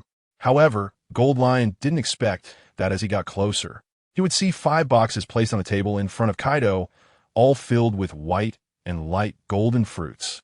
It was obvious to anyone that these were the rumored Haki fruits created by Disaster. In an instant, greed flashed through Gold Lion's mind, and the thought of seizing them arose. But the aura of Kaido and the 3 disasters quickly snapped Gold Lion back to reality. What a pity. The lineup in front of him was somewhat terrifying. If he really made a move, he probably wouldn't even be able to escape. Facing Kaido, who could take on Saturn, Satan, Garp, Sengoku, and Kong, he felt he had no chance at all. Gold Lion sighed inwardly, his smile still intact. In fact, Kaido didn't have much of a guard against his seizing intentions, even somewhat ignoring them. The Beast Pirates today were not the same as they were half a year ago. Not to mention Kaido, even the 3 disasters could easily trap Gold Lion. Suppressing his greed, Gold Lion could only shift his gaze, scanning past Kaido and then noticing Sharn at the same height next to him. A black-haired youth? Such a young man has such a high status? Gold Lion was astonished in his heart. What did he see? Plague Queen was acting like a sycophant next to this young man, serving tea and water. Though he found it hard to believe, he immediately realized that the black-haired man was the mysterious Disaster. However, on the surface, Gold Lion acted as if he didn't know. After all, they were once on the same ship, and there was no animosity. Kaido waved his hand to have someone prepare a seat for Gold Lion. As soon as he sat down, Kaido introduced him. This is my brother, Disaster. Disaster, the one with a bounty of 3 billion, who has nearly made you invincible. The scientist. Gold Lion feigned surprise and quickly exchanged pleasantries with Sharn. If it were anyone else, he wouldn't have gone so far as to treat this legendary pirate with such respect, but Disaster was different. Now, when the world mentions Disaster, they know he is the fundamental source of change in the world, the god who created the Haki technology. Sharn simply nodded in response, but unexpectedly, just after the introduction, Gold Lion boldly threw out an olive branch. Lord Disaster is the world's #1 scientist. I wonder if you would be interested in joining the flying pirate crew? Gold Lion glanced at Kaido and said without any restraint. His flying pirate crew had money and resources enough to support a scientist like Disaster. After all, who would want to join someone who could effortlessly find treasures with the float fruit? Yet he completely underestimated the significance of Sharn in the Beast Pirates. It was no longer as simple as just profit. The gold lion in front of him actually dared to ask Lord Disaster to be a subordinate. Suddenly, the sky darkened, and winds began to swirl. The three disasters couldn't help but transform into giant dragons, soaring through the air. The thunder and lightning sparked and rumbled down, the overwhelming Haki tearing through the atmosphere. The Conqueror's Haki from the three disasters manifested as a tangible force that pricked Gold Lion's skin. The three great disasters of the Beast Pirates actually possessed an imposing presence not inferior to Gold Lion's. This left the Golden Lion Shiki completely astonished. His eyes filled with shock. He had anticipated that the Beast Pirates would be incredibly strong, but he only thought that Kaido was stronger than himself, never expecting that even the All-Stars would be so terrifying. Just from their aura, the strength of the All-Stars was infinitely close to his own. How could this not surprise the Golden Lion? Moreover, although the other members of the Beast Pirates had not transformed, each one was filled with rage and their momentum surged, as if they could attack the Golden Lion at any moment. For a moment, even the battle-hardened Golden Lion felt immense pressure, beads of sweat forming on his forehead. At this moment, the three giant dragons, Jin, Quinn, and Jack, glared at Shiki. You want to challenge the idea of Lord Disaster? The threat of being stared down by three serpentine dragons instantly made the air around the Golden Lion feel like it had frozen. The legendary pirate who had roamed the seas for decades felt immense pressure. And seeing someone transform into a giant dragon for the first time, besides Kaido, left him both shocked and frightened. Azure Dragon form, domineering technique. This is the scientific power of natural disasters, which breeds deep envy and jealousy in Shiki. However, at this moment, he is not in a harmonious situation due to a remark made by Shane. Kaido stares at Shiki with a blank expression, as if he could strike at any moment. The anger of Jin, Queen, and Jack remains high even after they transform into giant dragons. In their eyes, Shane is a godlike existence, one of the two main pillars of the Beast Pirates. How could the Golden Lion behave so comically, inviting him to be a corporate scientist? Daring to covet the idea of the Disaster Lord.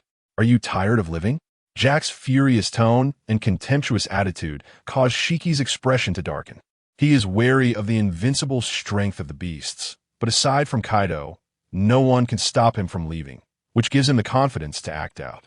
However, before Shiki can do anything, Kaido speaks up.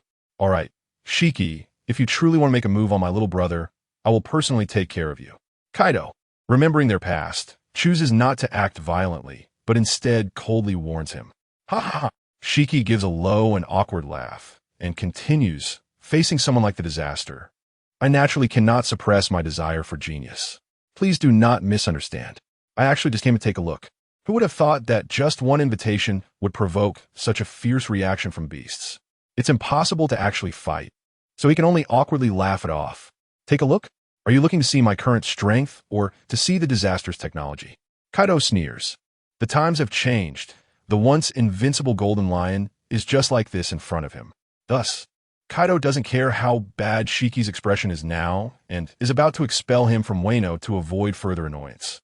But at this moment, Shane calmly states, if he wants to see, let him see. It seems that the Golden Lion's purpose for coming is not clear. He really just wants to see the thriving Beast Pirates. Shane is calculating. Since he is here, this guy has money and materials, and after lying low for 20 years, he must have hidden many treasures. Just wait. If he gets interested, he might not be able to help but seek cooperation. At that time, another legendary pirate could join in providing resources. With the Disaster speaking, Kaido naturally treats the Golden Lion as heir and is confident he can suppress any unexpected events. Don't make such a big deal. Everyone come down, Shane calls out. Jin, Queen, and Jack obediently revert to their human forms, clustering around Kaido and Shane. Since they don't care about the Golden Lion, the fruits on the table are quite tempting. Seeing the situation calm down, Doflamingo is the first to start consuming his magma fruit. I probably don't need to eat many to comprehend the magma Haki now. The white magma fruit is held in Doflamingo's hand. Upon hearing this, the Golden Lion is surprised. What effect does this fruit have? For outsiders, The effects of the Haki fruit remain a mystery. Doflamingo sees that Sharn, Kaido, and others are not concerned and chuckles. The Disaster Lord's Haki fruit has a certain probability of comprehending special Haki after consumption. Moreover, there is no limit to the number consumed until comprehension is achieved. In other words, although it is different from devil fruits, the Haki fruit can still guarantee success. The Golden Lion's eyes light up, and he swallows hard. He knows that the Haki fruit can make one a multi-ability user and possess various different powers. So, filled with curiosity, he continues to ask Doflamingo. Upon learning that everyone can have 3 types of Haki coexisting, and that there's a fruit for comprehending Conqueror's Haki, he is even more shocked. No wonder there are rumors outside saying that the Disaster is the first scientist to change the world, surpassing Vegapunk. This kind of technology is simply against the heavens. No wonder the world government offered a bounty on him early on. Who would have thought that the Beast Disaster is still a young man? His future is bound to be even more terrifying. The Golden Lion's mind is very complex. After understanding this, he feels that the trend of the times has drastically changed under the influence of the Disaster. The rumors and reports are not exaggerated, even somewhat understated. With such technology and the nearly invincible protection of Kaido, the future of the world is already set. The Beast Disaster is of equal importance to ancient weapons and is no less than the ultimate treasure, One Piece. Subsequently, Doflamingo directly starts to showcase the Magma Haki fruit, beginning to consume the first fruit without feeling the birth of Haki. Doflamingo cautiously glances at Sharn. Seeing he doesn't remind him, he takes a bite of the second. Still, he does not comprehend it until after consuming the third fruit, when his body undergoes a transformation, attracting the amazed gazes of the Beast's pirates. His Haki level has recently improved rapidly, and after comprehension, he can grasp it quickly. Sharn watches Doflamingo's body transform into magma and nods in approval. Not bad. Kaido agrees. At this moment, Doflamingo is extremely excited, laughing loudly. The magma on his body transforms into various forms, leaving the Golden Lion dumbfounded, while the members of the Beast Pirates cheer. I am now a powerful user who masters 4 abilities. Doflamingo exclaims excitedly, venting his joy. Zoan-type Azure Dragon form, Logia-type Magma, Paramecia-type Quake, and String Fruit. 4 abilities combined into one, achieving all the powers he can possess at this stage. Of course, the excited Doflamingo does not forget the favor Sharn has given him and is grateful for the decision that allowed him this opportunity. Disaster Lord, from now on, I, Doflamingo, am at your service. He bows deeply in gratitude, and Sharn smiles in satisfaction and nods. You're welcome. You are now considered one of us. Doflamingo has chosen the Beast Camp, with no way back. As long as Kaido and Sharn are around, he dares not have any second thoughts, so Sharn is still at ease. Hearing this, Doflamingo is even happier. Having achieved 4 abilities today and being personally recognized as one of us by the Disaster, he is sure to have the opportunity to try the Beast's incredible technology in the future. Yes, Disaster Lord, although I haven't joined the Beasts, the Don Quixote family will always be the most loyal partner. After I return this time, I will continue to bring funds and first reserve 10 Conqueror's Haki fruits for you. Disaster Lord, since I have successfully comprehended magma, I must take the rest back to improve the strength of our cadres. After making another reservation, Doflamingo leaves with satisfaction. The Beast Pirates are accustomed to this, leaving only the astonished Golden Lion. What an incredible Haki fruit. The Disaster understands Haki even better than those who cultivate it. It's magical and incredible. The Golden Lion witnesses the process firsthand, and his heart is already filled with awe. However, after Doflamingo leaves, the grand feast of the Beast Pirates begins. Almost all members of the Beasts are present. The fighters, the strongmen, the givers, the laughers, the waiters. Anyone who is a member of the Beasts is eagerly anticipating the upcoming exciting Haki bestowal. Shiki's eyes tremble, watching the explosive scene, and he can't help but become even more curious and excited about what is about to happen next. At this moment, Kaido slowly stood up, his domineering gaze sweeping across the entire arena, and instantly everyone fell silent. With a whoosh, Kaido threw out the Azure Dragon fruit, and each of the 10 towering beastmen, over 30 meters tall, received one Azure Dragon-shaped fruit.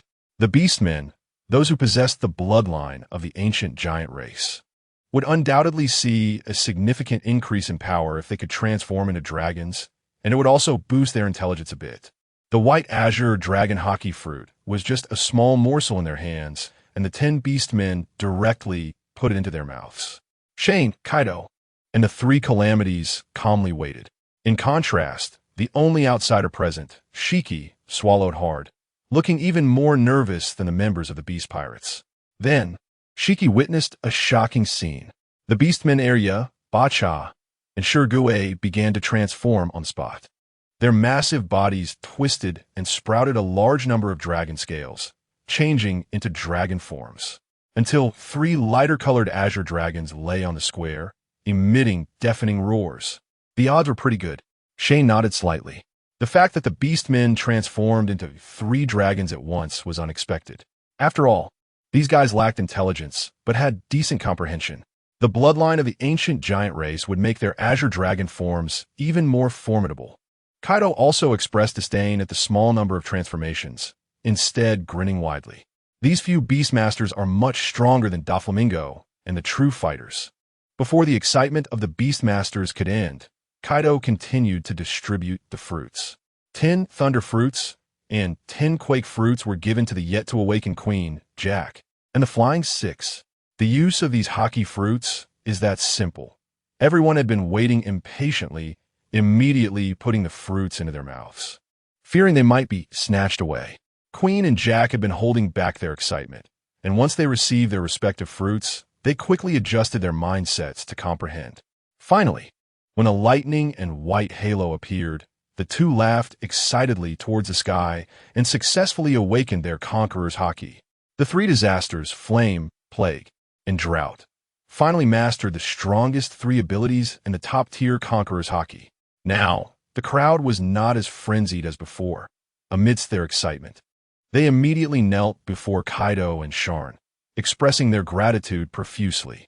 Lord Disaster, Lord Kaido. The change in strength signifies a change in fate. Although their identities within the beasts did not change, their power had skyrocketed above that of admirals in the entire world. The awakened aura from their bodies still trembled, leaving Shiki the Golden Lion astonished and his heart racing. Creating top-tier powerhouses is that simple. Hearing about it and witnessing it firsthand are completely different concepts, and Shiki was utterly shocked. However, out of the 20 Conqueror's Haki fruits, the 3 disasters used 2, leaving 18 for the Flying 6 and some of the true fighters, leading to all members of the Flying 6 awakening their Conqueror's Haki. Among the true fighters, 5 also awakened, including Fusif. Now, almost all of the Flying 6 have mastered Conqueror's Haki, with 3 Thunder Fruits and 3 Quake Fruits, and among them, the likes of Runny have also mastered the Azure Dragon, one enormous and terrifying force. Even Kaido couldn't help but laugh heartily in joy, excitedly drinking and celebrating. The square was filled with exhilarating cheers. Beasts invincible. Amidst the deafening noise, Shiki stood on the balcony, extremely shocked, with tears welling up in his eyes, filled with longing. The awakened ones in the square were trying out their powers, releasing Conqueror's Haki and intertwining with each other, creating an incredibly shocking scene. An invincible legion capable of annihilating all enemies, empowering him to dominate the world. Isn't this exactly what the Golden Lion has been dreaming of? Especially at the end, the 3 disasters showcased the might of the Azure Dragon, the rumbling thunder, and the overwhelming power of the Conqueror's Haki lightning. Under Kaido, even the 3 disasters reached a ferocity surpassing that of the 4 emperors, their terrifying aura sweeping across the entire venue, leaving Shiki utterly excited. It's so terrifying. I want it so badly. The Calamity truly is a genius, and its scientific prowess has completely convinced the Golden Lion. Thus, he couldn't help but watch these powers brought by technology, making it hard not to covet them. But he couldn't fight back, so the only option was cooperation. Unable to contain himself, the Golden Lion leaped directly in front of Sharn, Kaido, and the others, looking at the excited Kaido and the smiling Sharn drinking. He proposed a partnership, saying, "Kaido, Calamity, if we joined forces, the whole world would be within our grasp. However, Kaido sneered dismissively. Old man, your ambition hasn't changed at all. Do you really think we need to team up with you? If the Golden Lion had supported me last time, maybe we could have formed an alliance, but now you just want to join forces? Go away. Shiki had anticipated Kaido's attitude, so he wasn't surprised. Taking a deep breath, he shifted his focus and bowed to Sharn. Calamity, feel free to state your conditions. I only want the Haki technology. Sharn exchanged glances with Kaido, both showing smiles. The Haki technology cannot be shared. You don't have scientists at that level. The Haki fruit isn't expensive, 500 million for one. But if you want to cooperate with us, you need to show sincerity. Sharn said lightly, tapping the bottle of wine with his fingers. Shiki initially thought it would take a while to negotiate, but was surprised when Sharn directly mentioned the fruit could be purchased, his eyes lighting up with delight. I'll do whatever you need me to. Money is not an issue. As long as there's a strong channel, I won't hesitate. Don't speak too confidently, Sharn replied, stroking his chin, then continued, last time the world government attacked the beast pirates, it really annoyed me. How about this? You go cause some trouble for the world government. Create some obstacles. No problem. Shiki agreed without even thinking. Sharn smiled and said, it seems you don't quite understand what I mean by creating obstacles. I mean, go kill a celestial dragon, destroy the Navy headquarters, that kind of thing. Kill a celestial dragon, destroy the Navy headquarters? No problem. The Golden Lion responded with excitement. These things are exactly what he wants to do. At this moment, he is even thinking about how many mountains he could throw at Marineford compared to the value of trading for the Conqueror's Haki fruit, which is simply not worth mentioning. After all, the Golden Lion has long been a thorn in the side of the world government. Kaido finds it interesting. Indeed, the disaster has a brain, letting the Golden Lion create trouble for the world government. For the beast pirates, it doesn't matter whether they cooperate with the Golden Lion or not. Sharn chuckles lightly. You get ready, then come to Onigashima to find us. All right. The Golden Lion happily agrees, then glances at Kaido. Kaido snorts coldly, still too lazy to pay him any mind. The Golden Lion is quite surprised by this. He never expected that the disaster would have absolute authority within the beast pirates. Whether it was stopping Kaido from expelling him or deciding on the trade, the disaster made decisions without anyone voicing dissent, even including Kaido. All members seemed to accept it as a matter of course. They all listened to the disaster. The Golden Lion, who knows Kaido's unruly nature, finds it unbelievable. But it also indirectly illustrates the disaster's capability. A guy whose strength is unknown and has perverse scientific research is truly terrifying. Lord Disaster, I hope that after meeting your requirements, I can first buy 10 Conqueror's Haki fruits. Understanding the disaster's position in the beast pirates, the Golden Lion collects his thoughts and speaks. Once the funds are in place, you just need to wait to get the Conqueror's Haki fruits. But one thing, you do not have the right to use the Conqueror's Haki fruits owned by the beast pirates. Therefore, if you want the Conqueror's Haki fruits, you need to provide the blood of a capable person for production, Sharn explains. I provide the blood of a capable person myself. Any ability will do. The Golden Lion did not expect such a rule and inquires. Of course, Kaido retorts.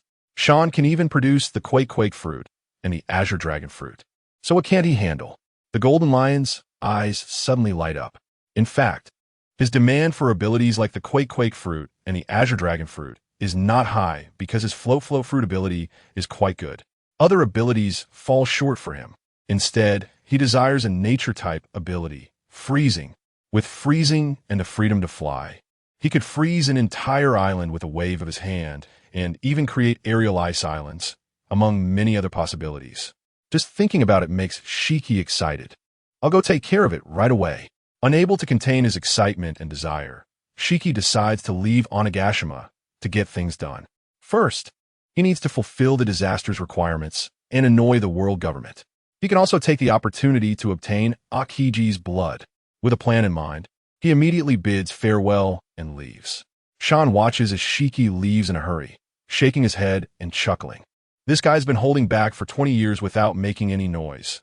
Using him to deal with the world government is not a bad idea. At this moment, Kaido smiled and said, anyway, we need more funds. Everyone below wants the Haki fruit.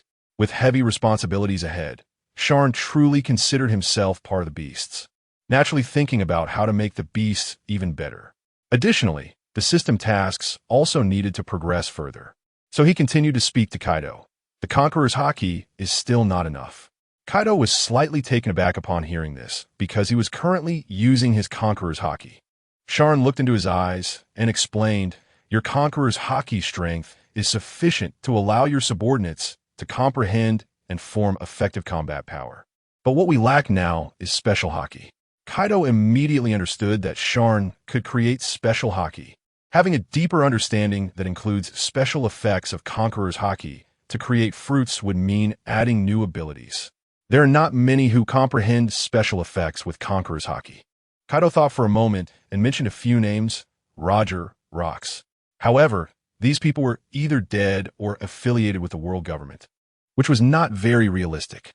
So now there was only Shanks left, and they could take action against him. Sharn nodded, thinking the same.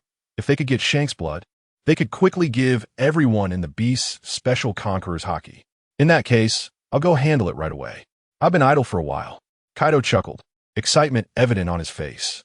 His injuries had long healed, and he hadn't gone out to cause trouble recently because he needed to stay low-key and wait for new Haki fruits to enhance overall combat power. Now that it was done, there was no need to stay on Onigashima. It was time to go out and create chaos. Shanks is not easy to deal with. Although they can't defeat you now, you still need to be cautious of their numbers. If they're prepared, they can easily surround you, Sharn reminded, glancing at this battle maniac. He didn't want to encounter a situation like last time. Although Kaido was strong now, this world was not without ways to counter him. Kaido finished his drink and said, "Don't worry. This time, I'll only bring Jin, Queen, and Jack. With our current strength, whether it's fighting or retreating, no one can do anything to us." The three disasters have transformed into dragons, possessing thunder, shock, and Conqueror's Haki. Their strength is even greater than that of ordinary emperors. So the entire red-haired pirates won't be a match for us. But then, the drought said, "Lord Kaido, the red-haired pirates are unpredictable, and we currently don't have their coordinates." Coordinates? No need. Just go directly to Shanks' territory and create chaos. Given that guy's temperament, would he not come out? Kaido grinned, standing up abruptly. Hearing this, Sharn was speechless. It was truly reckless. However, he didn't stop Kaido. As long as it wasn't a pre-planned ambush, even if the red-haired pirates had reinforcements, they wouldn't be able to do anything against Kaido, so let them make as much noise as they wanted. Everyone else will stay on Onigashima to guard against disasters. Let's go. After saying that, Kaido transformed into a giant dragon and soared into the sky, followed closely by the three disasters. The four giant dragons did not use flame clouds to fly. Instead, they transformed into thunder and instantly disappeared from everyone's sight. Lord Kaido is setting out. The beasts raised their weapons and cheered, encouraging their leader. Sharn looked out, pondering when he could set sail. It seemed he hadn't seriously explored this world since arriving. Glancing at the three-color Haki that was automatically cultivating and continuously improving, Sharn grinned. It won't be long as I complete the upcoming tasks. I can soon sail the seas. Strength was the foundation for survival. No matter how strong scientific power was, it could only exist under Kaido's protection, which was not what Sharn truly wanted. Just as he was contemplating life, "Hey, Sharn," Yamato suddenly climbed onto the rooftop, looking unusual. Kaido had just left, and Yamato arrived with a strange expression. Sharn pulled her over and said, "Why are you making that face? Drink. Wait, something feels off." Yamato pointed to the ground below, frowning tightly. "What do you mean?" Sharn asked, confused. Right after Kaido left, there was a light noise from underground. It can't be that someone has infiltrated, right? Yamato was somewhat uncertain, but as soon as she sensed it, she immediately came to protect Sharn. Just as Sharn was about to have someone investigate, suddenly, the ground in the square bulged up. "What is that?" The surrounding members of the beasts quickly dispersed, watching warily. As a result, the bulging ground was broken open, revealing the chubby face of a giant. Soon after, a group of people emerged from within. The Revolutionary Army. Sharn's eyes narrowed, surprised. The leader was none other than the commander of the Revolutionary Army's West Army, Morley. Behind him were Monkey D, Dragon, and three other commanders, along with various high-ranking officials.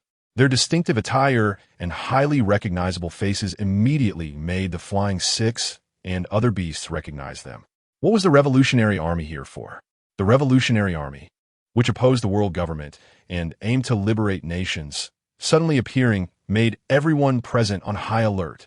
To protect Sharn's safety, the members of the beasts quickly surrounded the Revolutionary Army. Pirates didn't usually get along with them. What was the Revolutionary Army doing here? A dragon's roar echoed. Fusifer transformed into a giant dragon without hesitation, his massive dragon head glaring at them with great pressure. The other two members of the Flying Six who could transform into dragons, along with all the beastmen, also transformed into giant dragons, filling the sky and glaring fiercely, surrounding the Revolutionary Army and applying pressure. This process only took a moment. For the Revolutionary Army members, they had just emerged from Morley's pushing fruit, only to be surrounded by multiple giant dragons, their eyes gleaming with menace. Immediately, everyone broke into a cold sweat, their faces stiffening. This is the Beast Pirates?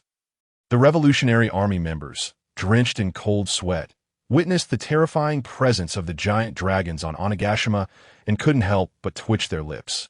They had heard through news and rumors that the Beast Pirates were incredibly powerful, but they never expected such a scene. What Beast Pirates? They could almost be called 100 dragons. The pressure was so terrifying that it was hard to comprehend. No wonder the Navy had failed. It seemed far from exaggerated. Moreover, the other guys who hadn't transformed into dragons were either surrounded by thunder or had eyes radiating Conqueror's Haki, ready to tear them apart at any moment. Scary. Even Monkey D. Dragon felt immense pressure, with sweat forming on his forehead, feeling somewhat helpless. It seemed that their entrance had been met with hostility without any prior warning, which was understandable. Just seeing the might of the Beast Pirates made Dragon's heart race. In a short time, he sensed several world-shaking abilities: Thunder, Azure Dragon, Quake, and Conqueror's Haki. The numbers were considerable, especially the holders of Conqueror's Haki. How could there be so many with kingly qualities in the Beast Pirates? The calamities caused by the Beast Pirates were truly formidable, and Kaido's luck with such terrifying scientific technology was unbelievable. Wait, don't get me wrong. We're not here to cause trouble. With the giant dragons looming and the Conqueror's Haki spreading, Monkey D. Dragon could only explain, raising his hand to show they meant no harm. The opposing force was too strong, far beyond what the Revolutionary Army could bear. Now is not the time for any rash movements.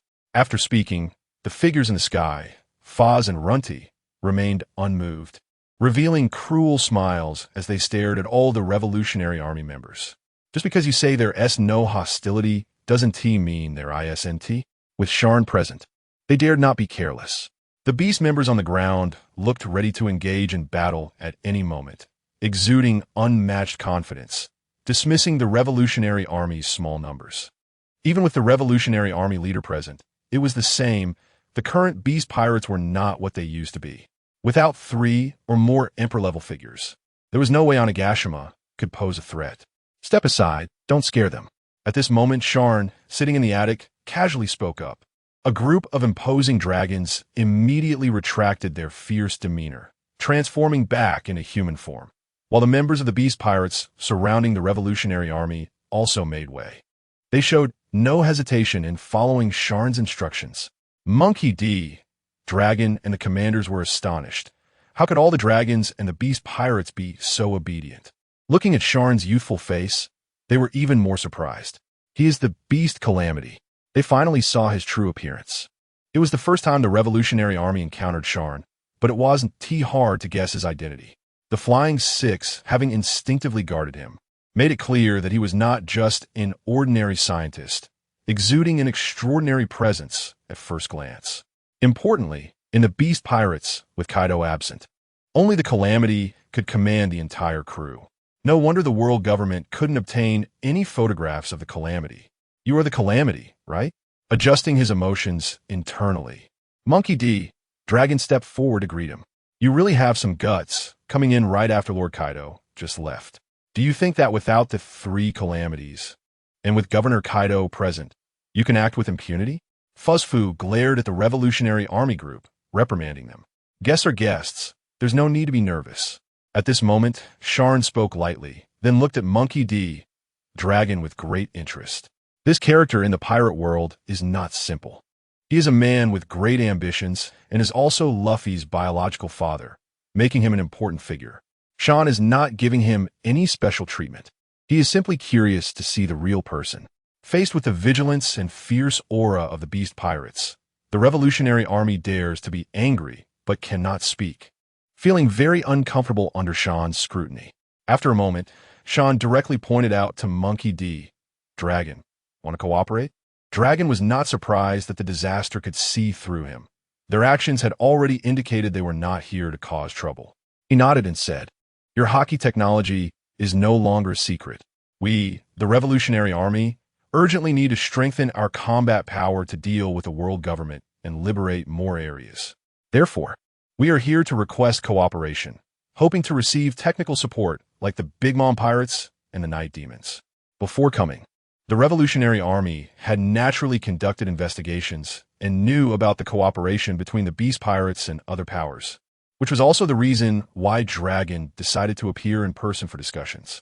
The fact that he came after Kaido left was purely a matter of chance. After speaking, Revolutionary Army soldiers began to bring out a large amount of treasures and research resources from the tunnel dug by Moria. The immense wealth surprised the Flying Six and the real fighters, improving their attitudes toward the Revolutionary Army. Sharn, having seen many treasures, estimated the value to be no less than 5 billion, a slight smile forming on his lips as he said, "You came prepared. It seems you know about the transactions with the Beast Pirates. So how much do you want?" Monkey D. Dragon, following Vegapunk's suggestion, came to cooperate with the Beast Pirates and naturally conducted some investigations. Based on the intelligence obtained, as well as the actions of the Big Mom Pirates and Don Quixote da Flamingo, he could see the transactions, so he directly brought treasures. Facing Sharn's inquiry, Dragon did not hold back and said directly, "We need to customize 10 Haki fruits." Knowing that customization was involved indicated they had done their homework. Sharn chuckled lightly, not too surprised. Since they wanted to trade with the Beast Pirates, they would certainly investigate the actions of the pirate crew that injured Marco of the Whitebeard Pirates and took his blood, which had caught their attention, as well as the fierce battle between Kaido and Whitebeard. All signs indicated this. Dragon nodded in acknowledgement and then took out a container. Inside was the prepared blood. "Smart. You guessed right," Sharn remarked, glancing at the nervous Revolutionary Army members behind him, then waved his hand to have someone directly collect the treasures they brought, saying, "Customization is no problem." Upon hearing Sharn's words, the Revolutionary Army members immediately sighed in relief. As long as the disaster agreed, their goal was achieved. At least receiving money represented that the Beast Pirates' attitude toward the Revolutionary Army was still friendly and not inclined to kill and rob. However, Sharn continued, "There is one condition. To cooperate with us, you must first cause a significant blow to the world government, something that must be reported and known worldwide. And crucially, it must be clear that the Beast Pirates are involved. Otherwise, there will be no cooperation, and you won't get your money back." After hearing Sharn's words, the Beast Pirates showed strange smiles, while the Revolutionary Army members were astonished. Causing trouble for the world government? That was something they had always been doing. However, to meet Sharn's demands would undoubtedly require them to confront the world government head-on and create a major incident. Otherwise, how could they make everyone aware? Dragon, it seems we can't confront the world government directly. East Army Commander Betty furrowed her brows tightly, cautiously glancing at Sharn before whispering in Dragon's ear. "Even if we find an opportunity, we would at least have to strike against the Celestial Dragons to achieve that, right?" Deputy Officer Ashel also felt anxious. They had celebrated too early. The Beast Pirates disaster was indeed not so easy to cooperate with. If they couldn't meet the conditions, their money would be swallowed. "I know." Dragon looked deeply at Sharn, subtly shaking his head at his subordinates. Then he looked at Sharn seriously and said, "We will do it." Dragon understood Sharn's plan. He not only wanted to cause significant trouble for the world government, but also wanted everyone to know that the Beast Pirates were behind it, a clever strategy. This would not only bind the Beast Pirates and the Revolutionary Army together, boosting the Beast Pirates' prestige, but also shift the hatred onto the Revolutionary Army. Although the Revolutionary Army currently found it somewhat difficult to confront the world government directly, it was not impossible. For the sake of obtaining god-level technology that could fundamentally change the world, Dragon felt it was worth paying a price. After all, it was time for them to deliver a painful blow to the world government. All right, then it's settled. Sharn smiled slightly, indicating that the Revolutionary Army was quite cooperative. Dragon then tossed the vial of blood directly to Sharn, saying, "This is the blood we prepared for customization." Curious about whose blood it was, Sharn asked Monkey D. Dragon which enemy's blood he had brought. To his surprise, Dragon's expression turned a bit melancholy as he said, "It's Kuma's." The pawpaw fruit? Sharn's eyes lit up. This was a rare Paramecia-type ability, and calling it a god-level ability would not be an exaggeration. Upon careful consideration, the time of the Summit War had not yet arrived, and the current Bartholomew Kuma had not yet been stripped of his emotions and consciousness. For the Revolutionary Army to gain such a powerful ability, taking Kuma's blood was indeed the simplest method. If they waited until Kuma had completely turned into a modified person to exchange for Bonnie's freedom, obtaining blood from the user of the pawpaw fruit would be difficult. Good ability. Thus, after receiving the blood, Sharn waved his hand, indicating they could leave. The Revolutionary Army, led by Dragon, did not linger too long, or rather, staying on Onigashima was too much pressure for the other Revolutionary Army members. So they quickly left through the tunnel they had come through. The feeling on Onigashima was truly terrifying. They had not expected that even after Kaido and the Calamities left, there were still so many freaks. As soon as they got back to the ship, East Army Commander Betty couldn't help but complain. Yeah, so many giant dragons. And those with the Rumble fruit and the Tremor fruit. The Beast Pirates now have quite a few users of various abilities. And did you notice? They also have Conqueror's Haki. If Sabo came, he might just wet his pants. South Army Commander Lindbergh, who had not said a word until now, immediately became chatty as soon as they got out. But finally seeing the disaster and learning his true appearance, he looked really young, almost like he had just come of age. Who would have thought that the one who controls god-level technology would be like this? Old Sister Moria patted her chest, a giant who almost wet himself looking quite comical. Seeing the disaster made them realize how terrifying this guy was. Age was never the key. Dragon's eyes were filled with seriousness as he involuntarily looked back at Onigashima. Yes, the entire Beast Pirates had become so powerful under his command. The strength on the island alone could probably invade Panga City. Lindbergh exclaimed, unable to forget the feeling of being overshadowed by several giant dragons. Not just these superficial aspects. He could make everyone in the Beast Pirates bow to him. Even Kaido trusted him, including the tasks he was now asking them to do. Dragon now had a deep apprehension of Sharn, a profound worry. Just then, a tall figure suddenly appeared on the ship, overshadowed by the sails. Kuma. The Revolutionary Army members were not surprised and greeted the newcomer. Dragon, there is new information. The world government is preparing to take action against the Big Mom pirates. Kuma is still relatively free for now, so he is still acting for the Revolutionary Army. What do the people from Mariewa want to do to Big Mom? In this period, it inevitably makes everyone think more. After pondering for a while, Dragon directly suggested, let's head to the world government right now. We're going? The members of the Revolutionary Army were still trying to comprehend, supporting the Big Mom pirates to eliminate the power of the world government. Once Dragon mentioned it, everyone immediately reacted. The battle between the two major forces would be big news in itself. If they were to deal a heavy blow to the world government, it would definitely make headlines. The Revolutionary Army members decisively set off. Kuma was still somewhat confused. He knew about Dragon taking the elite to Onigashima, but hadn't had the chance to ask. On the way, Morley explained, we've already encountered a calamity, and here's what happened. In contrast, Big Mom had not received any relevant information in Totland. Half an hour earlier, Katakuri transformed into his phoenix form, bringing back 10 phoenix devil fruits and 10 conqueror's Haki fruits to Whole Cake Island quickly. There were no incidents along the way, and the ministers on the island, along with Big Mom, eagerly awaited his return. When they saw Katakuri coming back with the items, everyone showed expressions of joy. Come on, let me see. With the high-priced customized fruits in hand, Big Mom couldn't help but open them. The white and light golden fruits genuinely excited her. If they understood, normally, they could at least produce 2 more capable users. How could they not be happy about that? The ministers were envious. But they also understood that resources like these had to wait for their turn as each class progressed downwards. The others were more interested in witnessing a successful scene. So they obediently waited for Big Mom's arrangements. Since Katakuri already possessed Conqueror's Haki and the Phoenix Fruit, Big Mom decisively wanted to supply the remaining 3 sweet commanders. Charlotte Smoothie, Charlotte Cracker, and Charlotte Snakewy. Among them, as the eldest of the family, Parasparrow also received a spot, making it a total of 4 people participating simultaneously. The 4 excitedly held the Phoenix and Conqueror's Haki fruits in their hands and swallowed them. Among them, Smoothie successfully awakened the first Conqueror's Haki, but the Phoenix fruit had no effect, and the other 3 also showed no changes. Big Mom wasn't anxious, but felt a bit dissatisfied, continuing to hand the fruits over to them. This time, Smuggy, Parasparrow, Kreeja, and Snack successfully awakened the Phoenix fruit one after another. And the second Conqueror's Haki also allowed Parasparrow to successfully awaken.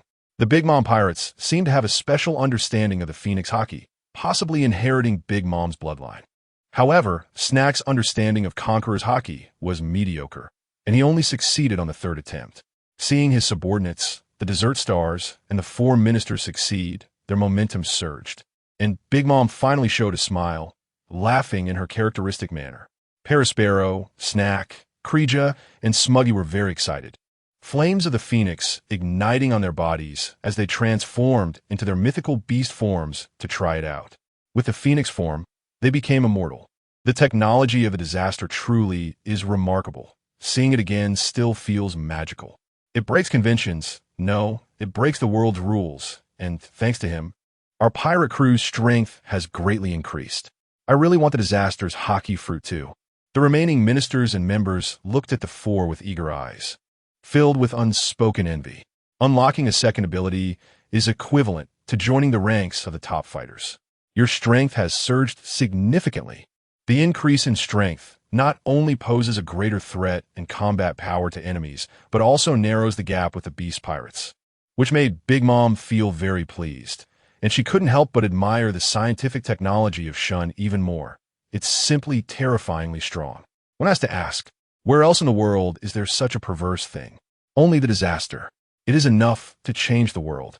Referred to as a divine technique scientist by major powers, and even called the name of the gods, the 4th ancient weapon. Indeed, it's outrageous. Big Mom was both happy and sighing. She couldn't help but curse Kaido for his luck in getting such an excellent scientific genius like the disaster. If we were to say the only drawback of the technology fruit, it would be that this Haki fruit consumes energy too quickly. It can be considered an extraordinary performance, allowing the 4 to successfully awaken the Phoenix and Conqueror's Haki, but the fruit only remains with each of them 2 pieces. The rest depends on how much understanding you have to awaken it. Saying this, Big Mom intended to distribute the fruits, but suddenly, a blinding light shone at the entrance of the Great Hall, illuminating the palace and briefly blinding everyone who turned to look. Big Mom reacted quickly as the light dazzled. She immediately wanted to transform into a phoenix. However, a minister near the door let out a scream. Before anyone could see clearly, the last 2 Phoenix Haki fruits in front of Big Mom were snatched away by a hand extending from the light. A moment later, the disaster's fruit would be gone.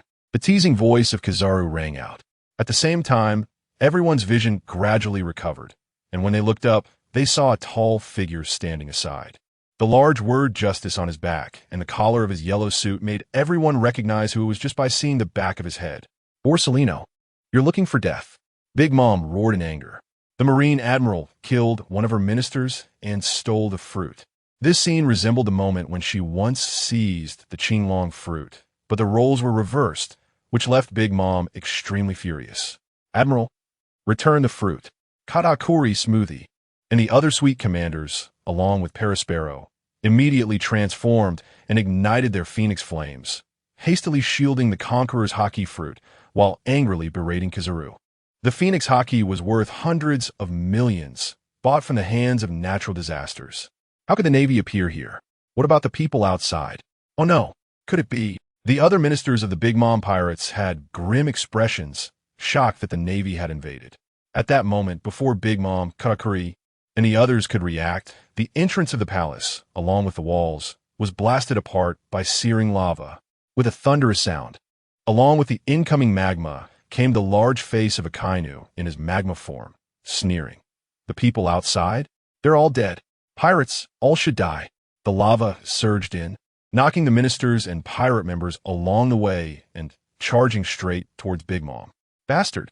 Big Mom screamed in shock and anger. Just as she was about to retaliate, all the windows behind her shattered.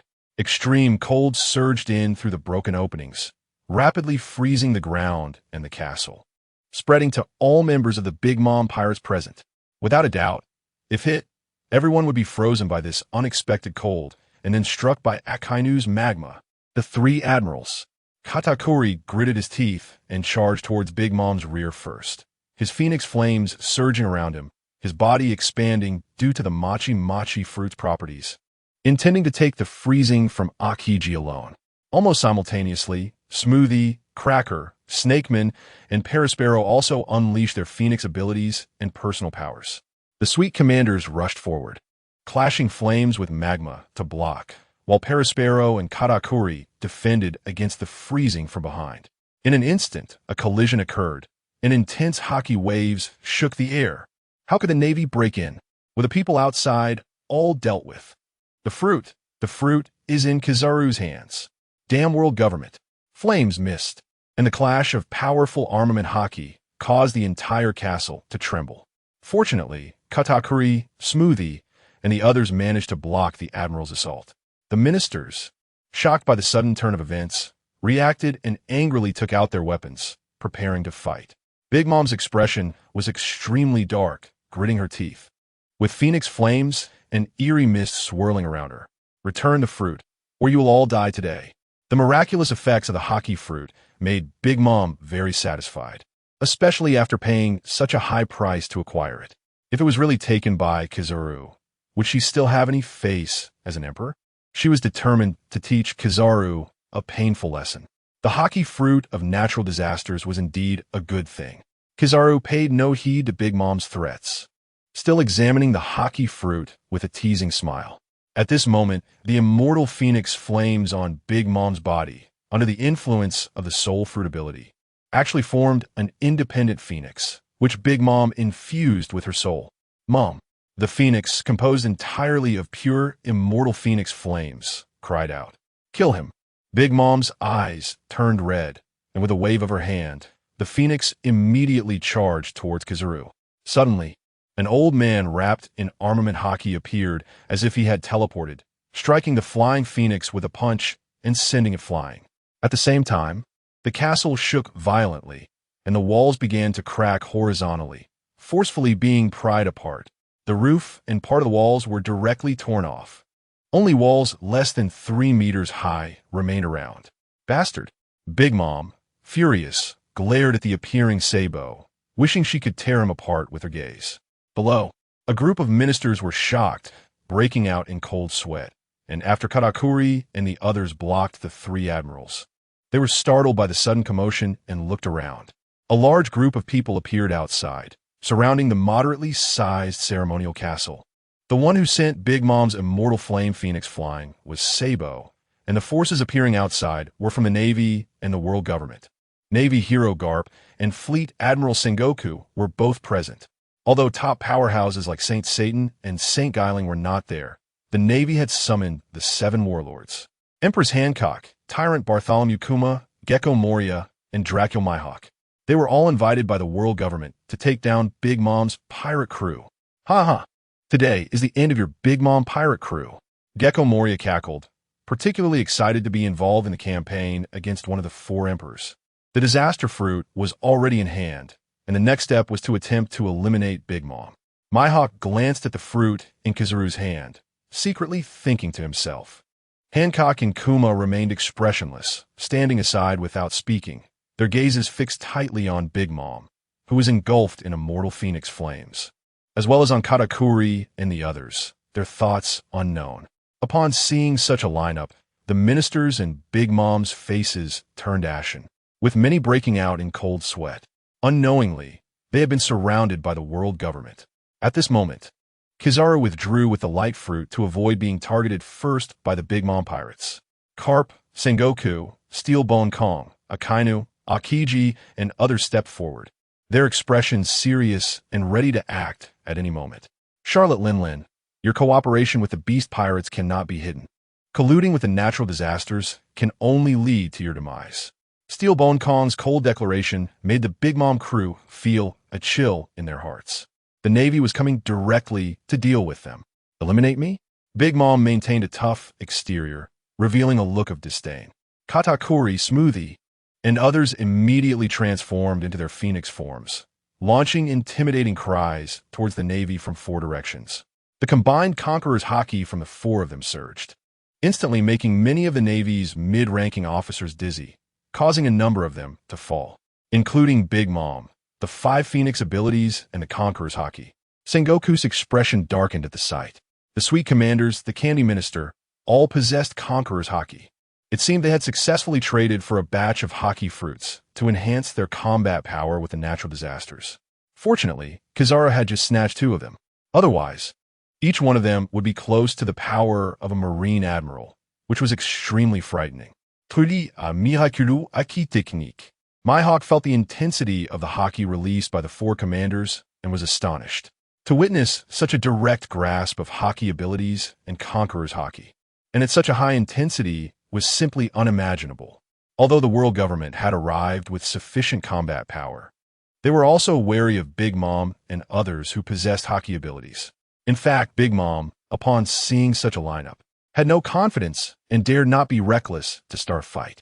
A few minutes earlier, she had secretly contacted Kaido. However, the Den Mushi hidden in the dark could not connect to the beast pirates. How could this happen? The minister in charge of communication was sweating profusely as he looked at Big Mom, his heart trembling. If they couldn't contact reinforcements, how could they possibly defeat the world government's forces? Upon learning that communication was impossible, Big Mom's expression stiffened, which was noticed by Sengoku. Don't bother. Do you want to secretly contact the beast pirates? The signal has already been blocked in the area of the whole Cake Island. You are completely isolated and helpless. As Sengoku spoke, his body radiated golden light, transforming into the golden Buddha form. Last time, it was due to communication issues that Kaido received reinforcements. And this time they learned their lesson, immediately sealing off the area around Cake Island and blocking all contact. Big Mom's face twisted with rage, her eyes filled with murderous intent, ready to explode at any moment. Do you think you can kill me when I'm isolated and helpless? In her fury, Big Mom's words dripped with killing intent. Suddenly, red lightning flickered around her, and her momentum surged. She decisively ordered, "Go. Eliminate these Marines." Katakuri, Smoothie, and others in their phoenix forms immediately erupted and charged forward. In an instant, the battle began, with the Sweet Commanders each targeting one of the 3 admirals. Smoothie enlarged her phoenix form and directly stomped down towards the magma-covered Akainu. With a loud boom, magma splattered, and the clash of Haki and immense power created a shockwave. With Smoothie surprisingly able to face Akainu head-on without falling behind, the storm blew through the ruined castle. Amidst the heat waves, Cracker appeared in front of Akiji, activating his biscuit fruit to create multiple phoenix soldiers to attack. Akiji originally felt confident in dealing with the 4 commanders, especially with Cracker, who was ranked lower among the Sweet Commanders. But then he realized he was wrong. Cracker was no longer the same commander. Even if he froze Cracker's biscuit phoenix and his main body, the next second he could tear through the ice and continue his fierce assault. This indicates that Kleka's domineering power, strength, and even physical strength have all been greatly enhanced, and he has attained the strength of a general. At this moment, a thick beam of light swept over the heads of the crowd, directly flattening the distant mountains. Everyone looked toward the source and realized it was Katakuri. In a fit of anger, wanted to chase after Kizaru to reclaim the fruit, only to be shot through the body by a laser. It turns out that one must increase their intensity to inflict damage. Kizaru chuckled, noticing Smoker and Kizaru's movements, and prepared for the inevitable. Sure enough, Katakuri charged at him. With the accumulated power, He fired a strengthened laser, which pierced through Katakuri's chest. The fatal wound that pierced through him made Kizaru chuckle smugly. The phoenix form? Not everyone can match it like Marco. But before he could express himself, he suddenly realized that Katakuri showed no signs of pain and continued to charge at him like a bolt of lightning. Such terrifying Haki abilities! Kizaru exclaimed in surprise and hurriedly tried to disperse into countless light points to evade. Meanwhile, the flames of the phoenix burned fiercely on Katakuri, rapidly healing him. And, with one kick, he sent Kizaru flying. Those who obtain the Haki fruit have their strength boosted to monstrous levels. Steelbone Kong's eyes narrowed as he witnessed Kizaru's predicament with great concern. Looking over at Akiji and Akainu, he found that the strength of the stars like Smoker was being demonstrated to the fullest, although they were weaker in power compared to the two admirals. Their healing abilities were no worse than Marco's, allowing them to quickly recover from magma burns and frostbite. Coupled with the enhancement of Conqueror's Haki, the 4 stars had the potential to rival the admirals. It was truly troublesome. Akiji realized that no matter how much intensity he used in his Haki to injure Kizaru, it was futile. His healing ability seemed like it was on a cheat, and he wouldn't sustain any injuries no matter how hard he hit. At this moment, the weakest of the 4 stars, Snag, did not engage with the admirals but charged into the ranks of the vice admirals, battling against Momonosuke, Chinjo, and Fire Mountain. 1 against 3, Snag's shining moment had arrived. Momonosuke, who could injure a giant dragon, now wore a frosty expression, gritting his teeth. Snag could not be killed. It was like delivering a full-force punch into cotton, causing frustration. Watching the stars fight against the admirals while holding back 2 potential admirals, Sengoku, Garp, and Steelbone Kong's faces turned ashen. Just trading for the Haki fruit with a natural disaster had allowed them to progress to this stage. It was too monstrous. Sengoku suddenly felt a sense of helplessness towards the natural disaster. How are we supposed to deal with him like this?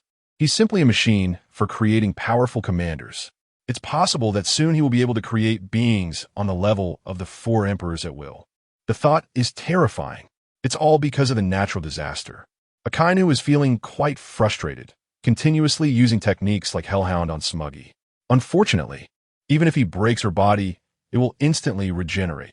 The same goes for the other 3, which leaves the 3 admirals helpless. They are the highest combat power of the Navy, admirals. Now, they can even rival the 4 commanders of the Big Mom Pirates, if this continues. Under the hand of this natural disaster, the entire world will be filled with admiral-level combat power. Attack! Steelbone Kong can't take it anymore and immediately orders everyone to engage. In an instant, the others rush past the 4 commanders and charge at the ministers. The collective combat power of the Navy in a charge is greater than that of the Big Mom Pirates, with more than 10 vice admirals alone. And don't forget about me. Let's all join in. At this moment, Perospero grinned malevolently as he waved his candy staff, igniting his body with the flames of the phoenix. Then, alongside the ministers of Doflamingo, he confronted the Navy's attack. The flames of battle continued to spread. Carp, Sengoku, and Steelbone Kong surrounded Big Mom, unleashing their Conqueror's Haki and solidifying their armament Haki. To their surprise, Big Mom showed no signs of retreat and even took the initiative to attack. Zeus, Prometheus, and Napoleon merged into one. With a massive blade intertwined with lightning and flames in hand, Big Mom, filled with rage, slashed down at Steelbone Kong. The blade's aura almost transformed into a laser, violently cutting deep cracks into the ground. Steelbone Kong surprisingly couldn't withstand it, being flipped over and falling to the ground. Astonished and pained, he had thought that the last combined attack was because of Kaido, but now he realized that after she gained the Phoenix power, she was much stronger than he had imagined. Lingling, surrender. Carp's eyes narrowed, surprised by Big Mom's enhancement, and at the same time, he charged forward to deliver a punch. But soon Carp's fist was held back.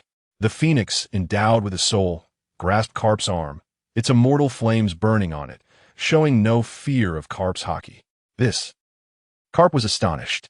The homies that Big Mom had just created were surprisingly powerful, and the combination of the Phoenix Haki and the Soul Fruit was a unique fusion. Sengoku's expression was serious, and he immediately launched a shockwave at Big Mom. At the same time, Steel Bone Kong advanced to Big Mom's front and combined with Sengoku to deliver a punch. A double attack from the front and back. However, Big Mom did not dodge. Her eyes bloodshot as she aimed to injure Carp, who was being held back. What she didn't expect was that Steel Bone Kong and Sengoku were using nearly all their strength, causing her to be immobilized on the spot. Suddenly, a strong shockwave erupted, forcing everyone present to retreat. Big Mom stubbornly endured the attacks from the two powerful figures, her flesh sinking in, until Carp broke free from the Phoenix's grip. A galaxy impact landed on Big Mom. Even with Big Mom's current strength, she couldn't withstand the combined force of the three powerful figures. Her arm and waist visibly exploded, blood and flesh flying. Carp and the others did not relax for a moment, knowing that Big Mom also had healing abilities. Sure enough, in an instant, the immortal flames surged and Big Mom's injuries visibly healed, returning to perfect condition. At the same time, she was pushed into a berserk mode by the intense attack, screaming madly, kicking Steel Bone Kong away, sending him crashing into a nearby building. Amidst the chaos, Sengoku and Carp were astonished, just as they were about to take the next step. As a result, the berserk Big Mom revealed a sinister smile, and the immortal flames around her formed dozens of phoenixes. The homies made of immortal phoenix flames charged towards Steel Bone Kong. The phoenix was not very strong against Steel Bone Kong, being knocked back by one punch after another. However, these little guys, made of immortal flames, were almost impossible to disperse, continuously rushing forward and entangling Steel Bone Kong. On the other side, Carp and Sengoku joined forces, showcasing the synergy of their golden partnership, leaving Big Mom overwhelmed. A powerful storm erupted with each clash among the three, one after another, causing the castle to crumble and Cake Island to tremble. Steel Bone Kong, fed up, finally unleashed a powerful punch at Big Mom while enduring the entanglement of the phoenix. The terrifying force shattered the ground into dust, and the fierce shockwave left everyone in awe. Carp and Sengoku timely restrained Big Mom and followed up with attacks. The three legendary Navy members combined their strength for a single strike. If it were the previous Big Mom, she would have been spitting blood by now. Although they could still inflict damage on her, she was covered in wounds. Could the self-healing of the immortal phoenix really last forever? Steel Bone Kong sneered, wanted to land another blow. However, Big Mom, engulfed in black flames and with red eyes, swung her sword and sent him flying. Her injuries rapidly healed with the burning of the black flames. A monster. Truly a monster. Even Admiral Kong, Mr. Carp, and Admiral Sengoku were helpless against her. Another monster on par with Kaido. The Navy members watched in shock, swallowing hard and instinctively retreating. Big Mom, both tough and capable of insane self-healing, unafraid of injuries, also fought fiercely, sending Admiral Kong flying with a single strike. What is this if not a monster? Its performance is on par with Kaido from the previous great battle. It's only natural for the Navy to be scared, and they're even more terrified of the existence of natural disasters. Because of natural disasters, more and more such monsters are appearing in the world. Suppressing evil? Do they want to live? Carp, Sengoku, and Kong are struggling in battle against such a monster, and they're even being continuously countered by Big Mom. To break the deadlock, it seems they need to shift their focus to others. Moonlight Moria is grinning sinisterly, his gaze shifting from Big Mom to the four emperors. No one wants to get involved with that monster, and the three top-tier powerhouses can still hold their ground. Thus, the remaining warlords who Haven-T acted are now targeting Big Mom subordinates. They were invited to participate in the suppression, and it would be unreasonable not to act in front of the entire Navy. Moria's eyes darted, and with a wave of his hands, he activated his ability, controlling the shadows on the ground to form spikes that attacked Katakuri. Moria's angle of attack was extremely cunning, striking from below while Katakuri was being pushed back by Kizuru. Thud! As expected, even though Katakuri tried to dodge, he was still pierced by the shadow in his arm and was caught.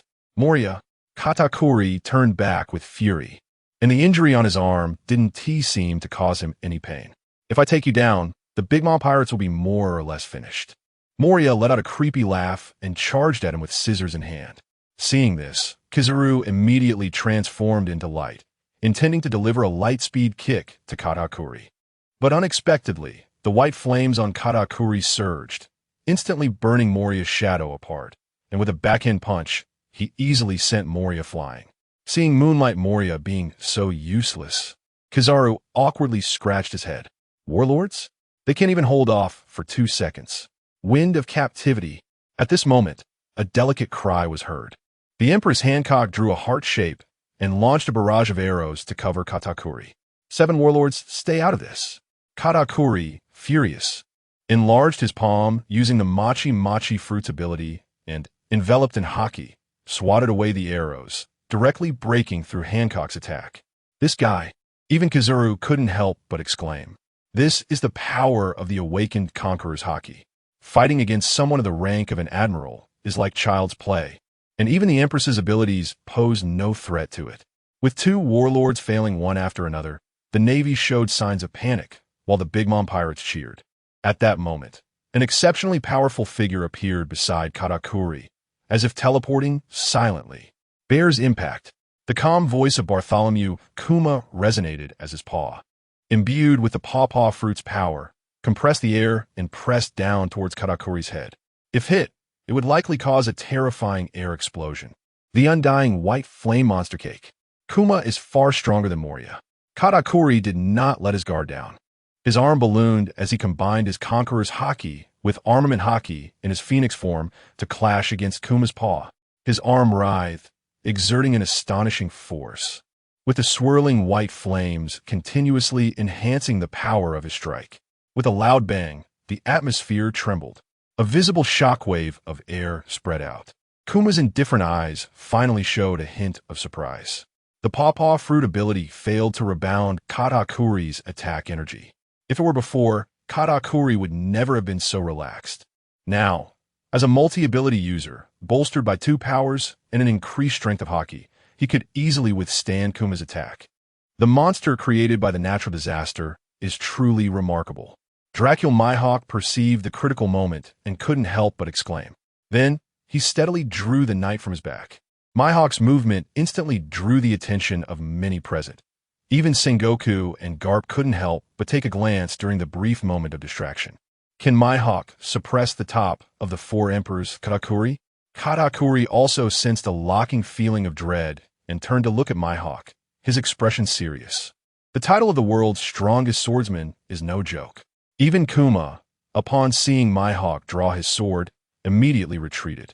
I want to see if I can injure him. Mihawk's eyes showed a serious intent. Is he really undying? Today, he wants to test if he can cut him down. Drawing the sword, he swung down. The movement was seamless. The Haki vibrated. The extending sword aura erupted, instantly dyeing the scene in green. Katakuri turned his head. The awakened Machi Machi fruit ability erupted, manipulating the environment to form 2 giant fists to smash down towards the sword aura. Haki and the undying phoenix white flame covered the surface. He wanted to clash head-on with Mihawk, but the result still underestimated the sharpness of Mihawk's swordsmanship. The giant fist could only withstand a few seconds before being cleaved by Mihawk's slash. The sword aura swept past, nearly cutting Katakuri in half. As expected of the world's strongest swordsman, Katakuri glanced at the sword marks carved into his body and the immense pain that followed, feeling a bit startled. This is the first time he has been seriously injured by the enemy. But any injury is useless to him. White flame is burning through the wounds that pierce his body, visibly healing. What a terrifying recovery ability. This is even more impressive than the Phoenix itself, right? The Navy, witnessing such a grotesque injury being healed in an instant, couldn't help but exclaim in astonishment. Even Mihawk couldn't bring down Katakuri. Can a double fruit user truly lead to such a qualitative change in power? Hancock also watched with wide eyes, finding it hard to believe. Just moments ago, Mihawk's slash was incredibly terrifying, fast and sharp, but still failed to leave a mark on Katakuri. Mihawk, holding his black sword Yoru, furrowed his brow. After acquiring the technology from the disaster, could he become this powerful? That previous strike would not have been easy for Shanks to handle either. The Phoenix's ability is truly troublesome. Marshal Kong, Observing the situation below and hearing everyone marvel at the Phoenix's strength, couldn't help but curse in frustration. Overall, the Big Mom pirates are no match for the Beast pirates, as there is a significant gap in combat power. However, the Phoenix's ability has greatly enhanced their survivability. If they can't exhaust them directly, it is impossible to subdue them, let alone kill them. Katakuri, well done. Show these lackeys our ace strength. The people of the Big Mom pirates cheered as they saw their officers gaining the upper hand in battle against the Navy, especially as Katakuri single-handedly held off the 7 warlords, demonstrating such might and imposing presence. It excited the originally surrounded and demoralized pirates. But the situation did not improve at all. Although Katakuri, Smoothie, and others were incredibly powerful, only 4 of them had the support of the technology fruits. The admirals were holding them back, while the other ministers were suffering, each one being tormented by the Navy's vice admirals with overwhelming numbers. Katakuri, we can't hold on much longer. After the cheers, Daifuku called out with a bitter expression. In continuous clashes with the Navy, and facing a greater enemy advantage, many ministers and even subordinates were injured, and as casualties continued to rise, they wondered if the sweet commander could provide support. Smoothie, Cracker, and others were also feeling helpless. Despite their impressive performance, they were already stretched thin in other aspects. Managing to hold off admirals was already quite good. In front of Katakuri were the likes of Kizuru, Mihawk, and Kuma, the 7 warlords, making it impossible for him to break through. But there was still a way. Don't be afraid of getting hurt. Kill the enemy. Katakuri yelled at Daifuku and the others, his body surging with machi, forming a giant hand. On that hand, large flames of white fire burned and gathered. Then he swung it down towards the Big Mom pirates. Everyone was touched by Katakuri's white flames. Instantly, they spread to their injured areas, rapidly healing their wounds. The Phoenix's ability is not only for his own recovery. As long as Katakuri's Haki continues, others can also be healed by his white, immortal flames. My wounds are healed. Awesome, brothers, let's kill. Don't be afraid of getting hurt. We have the Phoenix's flames to recover. Immediately, the Big Mom pirates were overjoyed, roaring as they counterattacked the Navy. Is this even possible? This is going to be tough. The vice admirals, who wanted to break the stalemate first, all had grim expressions. With their plans foiled, they could only continue to fight against the Big Mom pirates. On another side, Sengoku's face darkened as he realized the situation was not going their way. The disaster's Haki Phoenix seemed tougher to deal with than the Fruit's Phoenix. Even Garp couldn't help but curse. Isn't this just playing dirty? What kind of ability can be used like this without fearing the complete depletion of Haki? Hey, old guys, do you really think the Big Mom pirates are easy to deal with? My strength lies in numbers. Big Mom laughed triumphantly. So what? How long can your officers hold out? You can only be consumed to death in despair. Steelbone Kong snorted in dissatisfaction. It's tough to deal with. But Big Mom is isolated and helpless. The outcome is already determined. Then give a try, Kong. Big Mom immediately retaliated with a slash that broke through the clouds.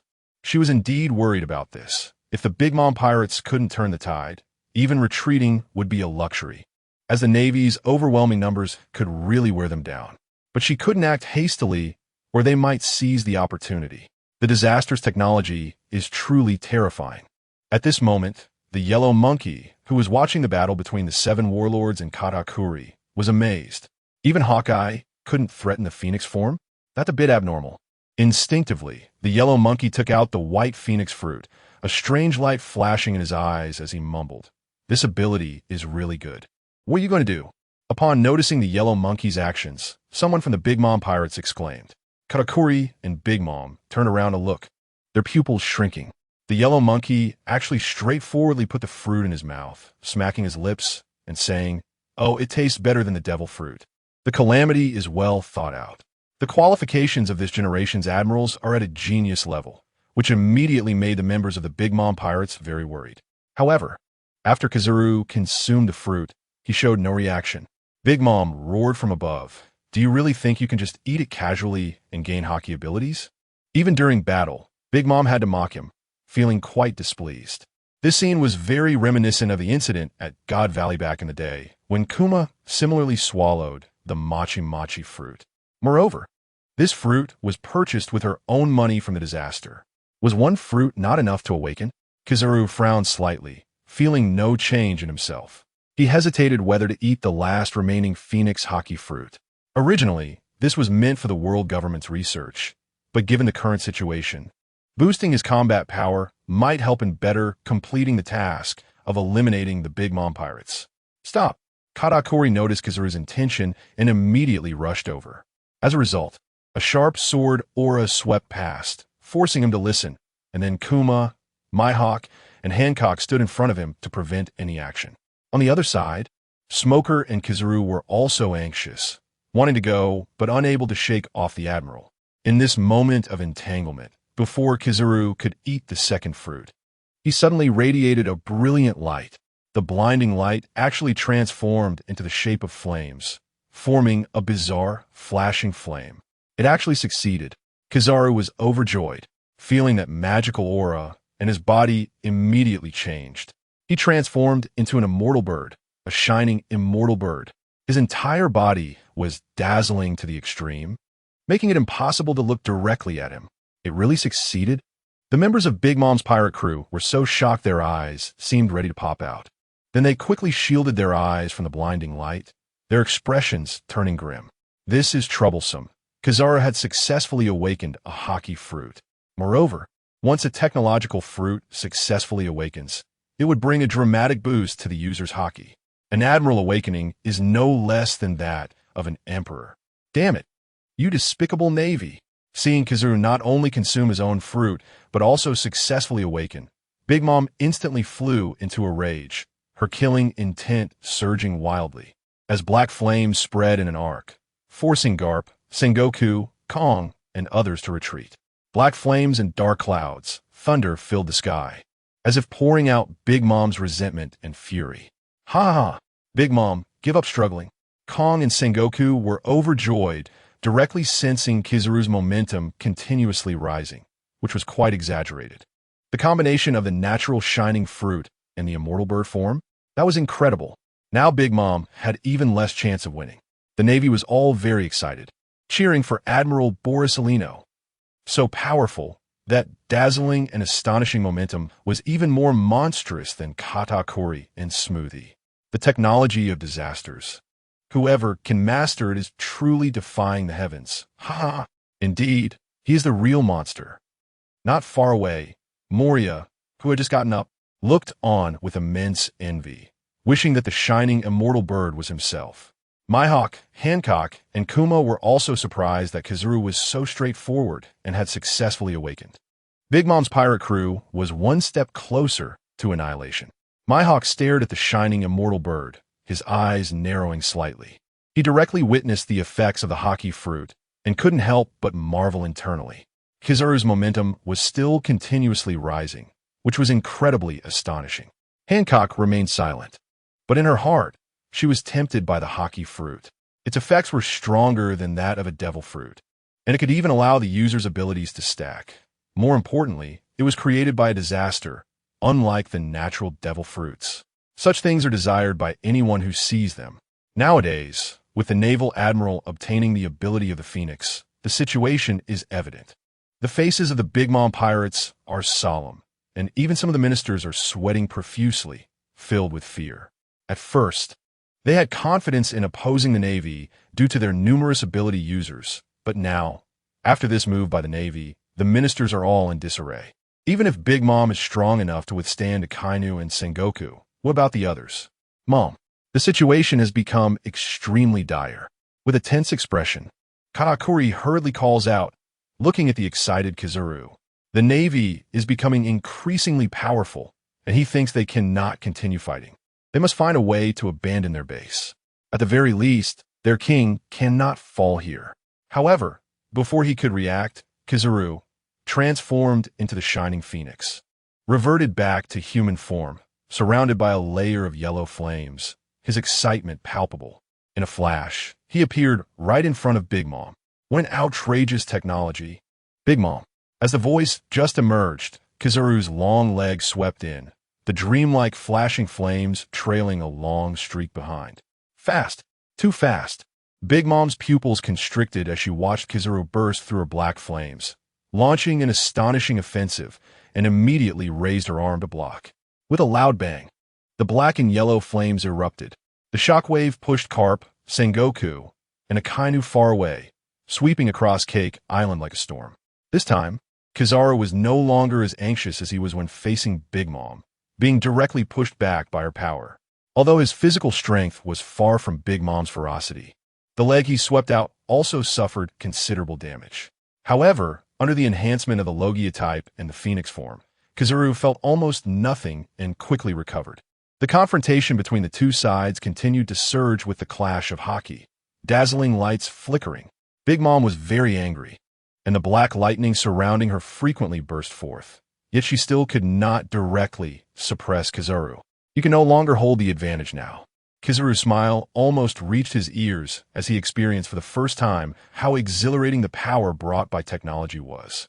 A minute ago, in her Phoenix form, Big Mom could easily handle him, but now the light sword suddenly struck, piercing through Kizaru. With the strong enhancement of Conqueror's Haki and Armament Haki, normally, a Marine Admiral would not withstand it. Kizaru still acted as if nothing had happened, his smile bright, and with a twist of his body. Big Mom's light sword missed him, passing through his body as if slicing through air, and he turned around to unleash flames and laser blasts. Big Mom, furious, did not dodge or evade, allowing Kizaru's attacks to pass through. The light shot directly into the sky, and the black phoenix flames instantaneously filled Big Mom's injuries. As the two continued to engage in close combat without pause, neither feared injury. They danced around each other, completely entangled in battle. This is why the Phoenix form is somewhat unscrupulous. Before their Haki is exhausted, neither side needs to worry about their safety. For a time, the sky was filled with the fluctuations of Kizaru and Big Mom's clashes and the splendid exchanges of their abilities. Even if Kizaru was slightly at a disadvantage, he showed no fear, single-handedly trading blows with Big Mom, causing Akainu and Akiji to start feeling a bit envious. That Polysolino guy. The Phoenix Flames are indeed powerful. Compared to the abilities of the Devil Fruit, the Disaster of Haki has a greater combat advantage. It seemed they wouldn't need help here. Sengoku, Kong, and Garp took a breath, frowning as they watched the battle, their expressions slightly relaxed. Even if they were to besiege Big Mom, they wouldn't be able to take her down anytime soon. Sengoku's gaze sharpened as he shifted his focus to the other members of the Big Mom Pirates. Since Kizaru alone was enough to delay Big Mom, now was their best opportunity to turn the tide. Marshal Kong rolled up his sleeves, coldly looking towards Katakuri, Smoker, and Krieger. They could free their hands to deal with these few first, then surround Big Mom and wear her down. There was no way around it. The Phoenix's recovery ability was far more troublesome against Big Mom than against others, making her a truly indestructible steel balloon. But the three top-tier powerhouses were still confident in dealing with other Phoenix forms. Thus, the new and old marshals exchanged glances and rushed towards Katakuri, Smoker, and others.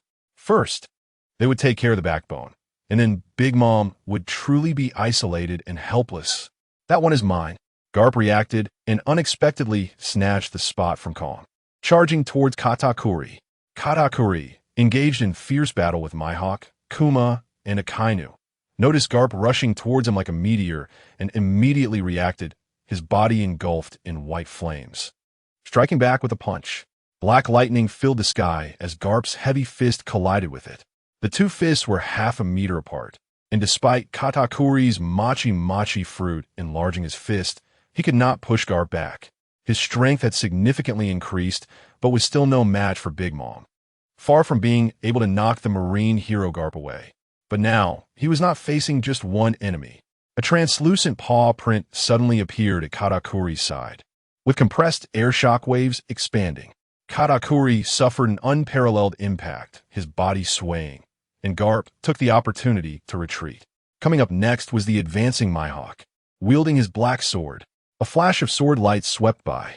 The slash of the black blade, Yoru, cut through the Phoenix flames, leaving a deep gash on Katakuri's chest. Hawkeye. Katakuri finally felt the pain, gritting his teeth tightly, and with an angry glare, kicked Mihawk back. That proud Mihawk even chose to gang up on him. Your Phoenix ability is indeed hard to break. This time, Mihawk had no intention of testing the waters. He sheathed his black sword during his descent. He had done enough to report to the world government. Good opportunity. Moria, having been casually knocked away by Katakuri and sustaining internal injuries, felt extremely unbalanced. Seeing Mihawk injure Katakuri, he seized the chance to strike again. A large number of shadows directly bound Katakuri, and at that moment, Garp's fist attacked again. The explosive black lightning signaled the intensity of the Conqueror's Haki entanglement. Even if Katakuri's bloodstains were quickly regenerating, he still could not withstand the siege from these powerful foes and was struck squarely in the chest by Garp's galaxy impact. With a loud bang, before the Phoenix ability could recover, he was sent flying like a kite with a severed string, crashing through building after building. Spit! Katakuri couldn't endure the successive attacks during this process and spat out a mouthful of blood. You all, Big Mom, noticing this side, became even more furious. Unfortunately, there were simply too many enemies, and Kizaru was extremely troublesome, fast, and powerful. Not only could she not win, but he was also like a stubborn adhesive that she couldn't shake off. At this moment, cries of agony continued to come from the battlefield not far away. Big Mom glanced back and saw her already furious eyes reddening even more. Smoker was pinned to the ground by Sengoku's golden palm, and along with Akainu's offensive, under the close-range bombardment of magma and shockwaves, even the Phoenix recovery was of no use, and he was directly blown to a bloody mess, suffering severe injuries. As long as they continued to injure him before he recovered, they could quickly deplete the Phoenix's Haki. Sengoku realized how to deal with the Phoenix Haki users, shouting to remind the Marines. On the other side, Krieger, Perispero, and others were also successively caught up by Akainu, along with Kong and Akiji, all rapidly consumed by this method, ultimately suffering heavy injuries. This injury cannot be fully self-healed when the Haki is not restored. Although Katakuri, Perispero, and others still have fighting power, their faces are pale. Their injuries, under repeated suppression, cannot compare to the intensity from before. Although they are still healing, the Navy and others who can obviously find a way can quickly wear them down. At this point, everyone present can understand that the decline of the Big Mom pirates is becoming increasingly clear. The imbalance in combat power has completely lost control of the battle, tilting the odds. If this drags on, you will surely lose. Kizaru has no intention of dealing with Big Mom himself, dodging her powerful attacks while mocking her. Defeat? Can you still kill me? Big Mom, filled with rage, is surrounded by black flames and the lightning of Conqueror's Haki, appearing as the eye of a storm. Kizaru, however, shows no fear, unaffected even when hit, and as he raises his hand, the dazzling laser clashes with Big Mom without hesitation. In an instant, the sky vibrates with continuous roars, and various bursts of light create strong shockwaves, causing the Navy below to groan in pain. They cannot lift their heads under the pressure of the aftermath. Meanwhile, the sounds of battle around them diminish. Akainu Sakazuki takes a breath, lifting his eyes to see the immortal bird Kizaru continuously changing forms and hardening against Big Mom. The immense power he has gained makes even him envious. This guy has become so strong after obtaining the Awaken Haki fruit. I must say, Akainu is tempted. If he could awaken the Haki invented by the disaster, could he become stronger than Kizaru? After all, Sakazuki is considered the strongest among the three admirals and is recognized as having greater talent than Borsalino. Watching and thinking, Akainu couldn't hold back and shouted to Kizaru, "Borsalino, give me the remaining fruit." Kizaru had just snatched 2 immortal bird fruits earlier, and there's still one left. As long as he consumes it and awakens, he can immediately annihilate the Big Mom pirates. At that time, even Big Mom herself will not be able to escape. Kizaru naturally understands the stakes, and with Akainu speaking, he has no hesitation and directly throws it in the unobstructed direction. Akainu is immediately overjoyed, ready to catch the fruit. However, Katakuri, Smoothie, and others are unable to stop him. Akainu rushes forward, choosing the fruit over Katakuri and the white immortal bird Haki fruit. But today he is somewhat unlucky. Just as the immortal bird fruit is within reach, suddenly, A figure bursts from the ground below and snatches the immortal bird fruit. The newcomer is Sabo, wearing goggles and a hat, holding a steel pipe. The disaster's Haki fruit. Seizing the opportunity to grab the fruit, Sabo grins. Akainu's expression freezes. The fruit that was almost in his grasp is snatched away, infuriating him as he unleashes a fiery punch aimed to engulf Sabo. But a fierce wind rises. And Monkey Dragon appears instantly, his fingers claw-like, fiercely extending with Haki to block all the magma. Sabo, well done, but next time don't take such risks. Dragon blocks Akainu's attack, casually reminding him. Meanwhile, figures continue to burst forth from the broken ground. The army commander and deputy commander appear. Sengoku, Garp Kong, and even the 3 admirals and the 7 warlords suddenly have grim expressions. The Revolutionary Army. Why are they here? After a brief astonishment, the army commander appearing behind Monkey Dragon silently joins the battle. Victory is in sight. Kill them. The East Army commander Belabedi waves a red flag, activating his fruit ability, and the sound of rallying cries echoes throughout the battlefield. The morale of the Big Mom pirates, which had been low and even somewhat despairing, is immediately rekindled as the ministers awaken the hidden power within. Reinforcements have arrived, brothers. It is time for our counterattack. Those inspired can continuously gain strength. Suddenly, everyone starts shouting, raising their weapons, muscles bulging as they prepare to counterattack. The South Army commander Lindbergh screams, his thrusters accelerating as he charges at Akiji. The West Army commander Mori directly swings a shovel at the furious Akainu, causing the ground to surge like a tidal wave, a terrifying momentum. The North Army commander Crow gathers behind Admiral Kong, his armed-colored fist silently descending. Dragon, have you all gone mad in the Revolutionary Army? Kong angrily questions, retaliating against Crow, forcing him back. On the battlefield, a new round of battle begins due to the appearance of the Revolutionary Army. The pressure on Katakuri, Smoothie, Perispero, and others is greatly reduced, finally allowing them to breathe a sigh of relief. The Navy, including Kizaru, Akiji, and Akainu, are all astonished, their expressions heavy.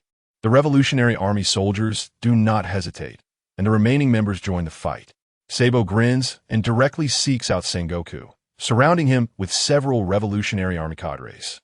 Along with the Big Mom pirates, Sengoku grits his teeth, shockwaves frequently erupting, turning the battlefield into a cloud of dust and smoke. You little brat, what do you mean bringing people to fight? Garp, furious, his pupils shaking, momentarily unsure whether to strike at his son, clenching his fist tightly. We are exterminating the malignant pirates occupying the New World. Why is the Revolutionary Army helping the Big Mom pirates? Steelbone Kong, along with Smoothie and Crow, once again pushes back, angrily questioning Dragon. Although the Revolutionary Army's enemy is the world government, everyone has maintained a tacit understanding regarding the pirate issue. What is the Revolutionary Army's behavior for now? Don't you understand? Monkey Dragon slowly removes his hood, speaking with a somber gaze. The commanders of the Revolutionary Army join the battle, immediately alleviating the crisis of the immortal birds for Katakuri and the others. With the soldiers and pirates gathering to resist the Navy, the situation of the battle immediately reverses. The decline vanishes. To the whole world, the existence of the 4 emperors is a threat. The Revolutionary Army, claiming to fight for the people's freedom, is also helping pirates? Retreat now, and the world government will not retaliate against you. Steelbone Kong knows that with the Revolutionary Army's involvement, they will not be able to eliminate the Big Mom pirates today, so he prefers to endure and persuade Dragon to retreat. Retaliation? We are already irreconcilable with the Celestial Dragons. Moreover, this time participating in the battle is due to a deal with the disaster. Sorry, old man. Dragon slightly raises his palm, and an unusual wind suddenly sweeps through the battlefield. Even the clouds in the sky are rapidly thickening. Disaster? Sengoku and Steelbone Kong are taken aback. How could the disaster's hand reach here? Could it be that he already knows the world government's actions? That's impossible. However, with Dragon's words, the Navy instantly understands that it is impossible to make the Revolutionary Army retreat. It is certain that the Revolutionary Army also has its eyes on the technological fruit, They cannot give up the opportunity for a trade. Hearing that the Revolutionary Army came to support because of the disaster, Big Mom, surprisingly, first freezes and then bursts into laughter. Katakuri, Smoothie, the four sweet commanders, and the ministers have their pressure greatly relieved, their faces showing joyful smiles. So, it was the disaster. I didn't expect that even at this time we could summon the Revolutionary Army for support. It's simply miraculous. We are saved. Ha ha ha. With the addition of fresh forces. The pressure is on the Navy, and Big Mom breathes a sigh of relief as she looks at Kizaru with a fierce expression. Kizaru, do you really think there's nothing I can do about you? Big Mom loves to collect rare treasures, and the book fruit still contains something to deal with the immortal bird. When the time is right, she'll bring it out to restrain Kizaru, and with the power of the Revolutionary Army, she will be able to counterattack. Natural disasters, yet another natural disaster. Sengoku feels utterly helpless, as this time there truly is no advantage of time or place. After finally blocking communications from the Totland Kingdom, in the end, no one noticed, and it still attracted the Revolutionary Army. This made the faces of the entire Navy extremely grim. The four members of the seven warlords, Mihawk and Kuma, remained expressionless and unaffected. However, Hancock was unexpectedly pleased with the arrival of the Revolutionary Army, stepping aside to watch. Moria had repeatedly tried to sabotage Katakuri, and now he was feeling a bit anxious. If the Navy couldn't handle Big Mom and the Revolutionary Army joining forces, then wouldn't I? He thought about escaping. The advantage had shifted to Big Mom's side, and under the enhancement of their devil fruit abilities, the group was making the Navy suffer greatly. Hehehe, joining the Revolutionary Army won't be a loss for you. Big Mom was very pleased, unleashing her black flames and fiercely battling Kizaru while laughing out loud. As soon as she finished speaking, Katakuri coldly glanced at the halted seven warlords and Carp, then decisively threw two light golden fruits to Dragon. As our reinforcements, this is a token of gratitude for your support. These two are the Conqueror's Haki fruits. They were traded from the disaster. Dragon reached out to take them, his eyes wide with surprise.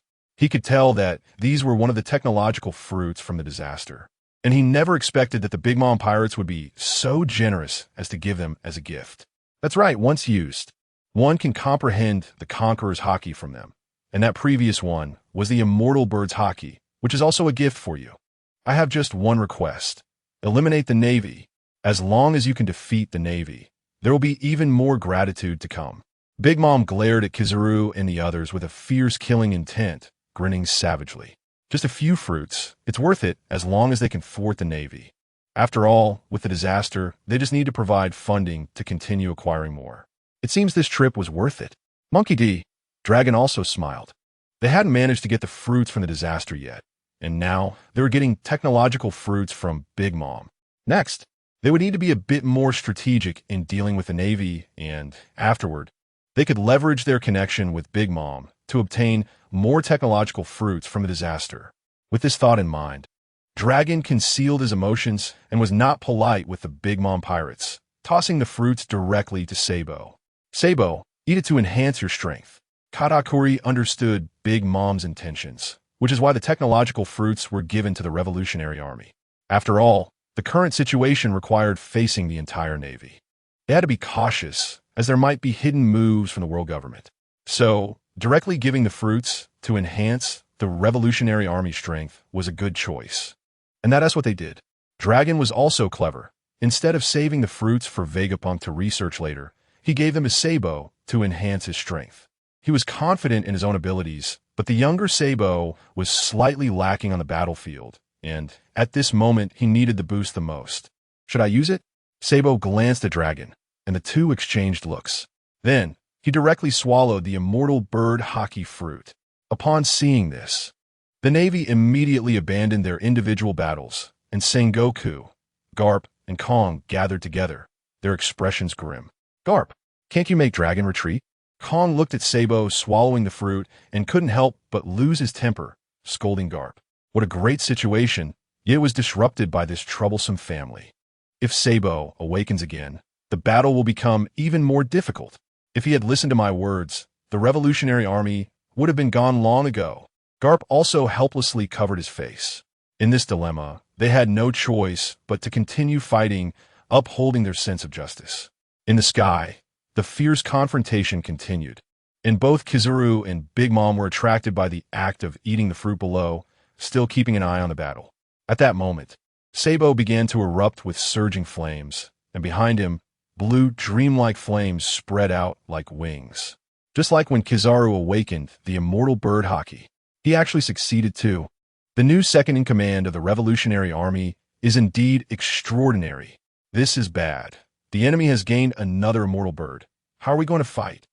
The Navy's vice admirals and Moria felt uneasy, all turning to look at Sengoku and Steelbone Kong.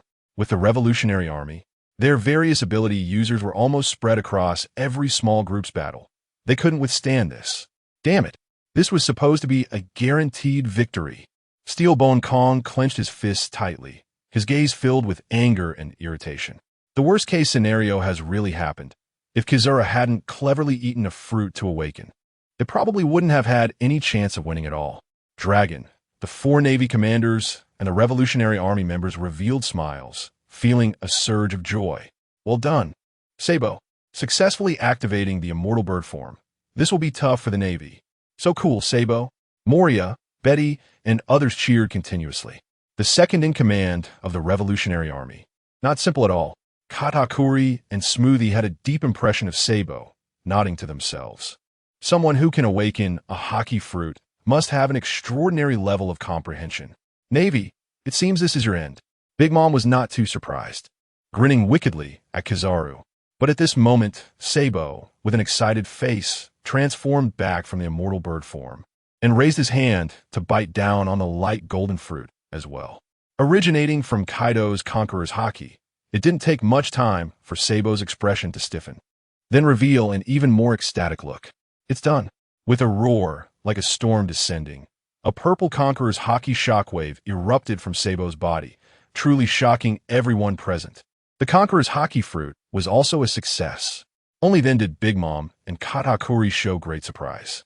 The consecutive success of 2 fruits indicated that this person's innate talent was incredibly strong, rivaling that of the 4 emperors. Yay, Sabo! The Revolutionary Army felt this surge of Conqueror's Haki, and seeing Sabo bathe in the flames of the immortal bird, they couldn't help but cheer. Monkey D. Dragon looked pleased, shifting his gaze from Sabo to the world government side. It seems their operation today will be very successful. Meanwhile, on the Navy's side, everyone's faces were as uncomfortable as if they had swallowed blades. And while they were astonished, they also lost most of their confidence in this ambush. With the consecutive comprehension of 2 Haki fruits, his strength has grown tremendously. Mihawk carefully sensed Sabo's aura and concluded. Just like when Kizaru awakened the immortal bird Haki, his strength was quickly approaching that of Big Mom, who also had 2 abilities. Sabo's situation was somewhat exaggerated. However, for top-tier powerhouses, merely a greater magnitude wasn't enough. Sabo's specific strength still needed to be analyzed in battle. At this moment, Moria quietly took 2 steps back, already thinking about how to retreat. Garp, Sengoku, and Steelbone Kong looked around. Seeing the morale low, Sengoku couldn't help but shout. What are you afraid of? It's just the awakening of an immortal bird. The balance of the battle is still on our side. The enemy will be encouraged, and so will we. A golden wave spread throughout the area. The peaceful and serene aura of the great Buddha calming the warriors' low and anxious emotions. Then, Great Buddha Sengoku stepped forward, directly unleashing a shockwave towards Monkey D, Dragon, Sabo, and the others in the Revolutionary Army. The ground was overturned, and the shockwave surged forward with tremendous momentum. However, Sabo did not confront Sengoku, but decisively transformed into the immortal bird form, soaring toward Big Mom. Mr. Sengoku, I'll still play with you. Monkey D. Dragon stood at the forefront, extending a dragon claw to confront Sengoku from afar. At this moment, Big Mom was originally engaged in a fierce battle with Kizaru, when unexpectedly, the Revolutionary Army's young man Sabo came directly towards them. What was even more surprising was that Sabo proactively intercepted the glowing Kizaru, Dragon Claw Fist, Immortal Breath. The cross-shaped immortal bird blue flame clashed head-on with Kizaru's laser. In an instant, A massive center of conflict formed in the air, with flames and flashes bursting forth, creating a storm like awe. Interesting kid, then I'll leave it to you. Big Mom stepped back a bit on her thundercloud Zeus, taking the opportunity to catch her breath. Sabo and Kizaru exchanged blows, neither gaining the upper hand. After the central conflict erupted, the two finally retreated a bit. Kid, this battlefield is not one you can participate in. Kizaru scratched his head helplessly. I don't care what battlefield it is. Sabo was full of excitement, thinking, how could Kizaru, with his double abilities, stop him? Of course, the Sabo here was not the one from 2 years later, but just a rookie who had just started. However, soon Sabo and Kizaru began to exchange blows, and Kizaru gradually realized that this kid's combat experience was far from sufficient, and his strength was not as strong as he had imagined. So, with a flash, he transformed into dozens of light points, each forming an immortal bird shape. Each one was at the speed of light. Every immortal bird emitted Kizaru's light chuckle. Sabo's eyes blurred, and he was suddenly bombarded by countless immortal birds. Amidst the booming light, he was visibly injured, spitting blood, and with his skin cracked all over. Sabo, Mori, Betty, and others exclaimed in surprise. They all noticed that Sabo had been injured by Kizaru's attack. As the firelight faded, a blood-soaked Sabo appeared before everyone's eyes, leaving the Revolutionary Army members wide-eyed with worry. For a moment, no one had expected that Sabo already possessed the ability of the immortal bird, filled with concern. At this moment, the dreamy blue flames burned through every wound on Sabo's body, activating his healing ability, and in the blink of an eye, all the scars and blood quickly healed and disappeared. As the flames of the Phoenix weakened, Sabo had already recovered. The Phoenix's healing ability is truly amazing. Sabo laughed heartily, looking left and right, joyfully exclaiming, "It's a bit troublesome. Having the Phoenix ability makes it hard to fight." Kizaru helplessly watched Sabo, who had returned to his original state. The technology fruit of the disaster is so unreasonable. The current situation is that those with abilities can hardly be defeated directly. Although Sabo's strength is still not enough, he is quite tricky. Almost forgot, Sabo now has the Phoenix ability. Go for it, Sabo, hold Kizaru back. The revolutionaries who came to their senses cheered, no longer worried about Sabo getting into trouble, instead encouraging him to keep pushing forward. However, on the warlord side, Moria, Hancock, and others were particularly envious. A young kid with the Phoenix ability can sustain a fight against Kizaru. Moria was truly envious. If he had the Phoenix Haki, he would dare to confront Kaido head-on, and if he added the Shadow Fruit ability, it would be incredible. Mihawk and Hancock, having witnessed the disaster's technology fruit and seen Sabo recover from terrifying attacks, couldn't help but admire from the bottom of their hearts. It's indeed quite abnormal. Even the Phoenix form in the Devil Fruit doesn't have such strong recovery power, right? After all, everyone has seen Marco. His recovery is strong, but it's not as impressive as Sabo's performance at this moment. Of course, this doesn't mean that the technology fruit is stronger. They haven't truly compared the two. But the disaster's technology fruit has advantages that the Devil Fruit cannot reach. It is not an ability, but Haki. The consumption and activation of abilities are much faster than the Devil Fruit. Big Mom is about to be freed. Steel Bone Kong did not pay attention to Sabo's pride. He was concerned about the opponent's combat power release. Originally, Kizaru could fight Big Mom, and they could eliminate the other members of the Big Mom Pirates. But now Big Mom had no one to delay her, and Kizaru was being held back by Sabo. This is simply a double blow to the Navy. Their combat power is somewhat stretched at this moment. Akainu Akiji and the various vice admirals are engaged in battle with the leaders and officers of the Revolutionary Army, as well as members of the Big Mom Pirates, and they're being firmly suppressed. These three old guys not only have to face Monkey D, Dragon, but also other users of the Phoenix ability. Suddenly, a hurricane sweeps across the entire battlefield, a powerful ability enveloping everything. The Revolutionary Army is going all out, striking the Navy without holding back. Dragon has made his move. He steps into the air on the winds, his palms slightly open, seemingly warning Steel Bone Kong to think carefully about whether to continue the fight. In reality, Dragon still wants to persuade the Navy to back down, as eliminating the Navy is not a wise move for the overall situation. You bastard! Karp exclaimed angrily, forcefully interrupting Dragon's declaration of war. He had been somewhat hesitant, torn between taking action or not. But now he has made up his mind, choosing to uphold his sense of justice. The power of natural disasters absolutely cannot continue to spread, as it would bring great harm to the entire world. Thus, Karp's body erupted with black lightning, his conqueror's Haki surging forth as he entered his full power state. Oh man!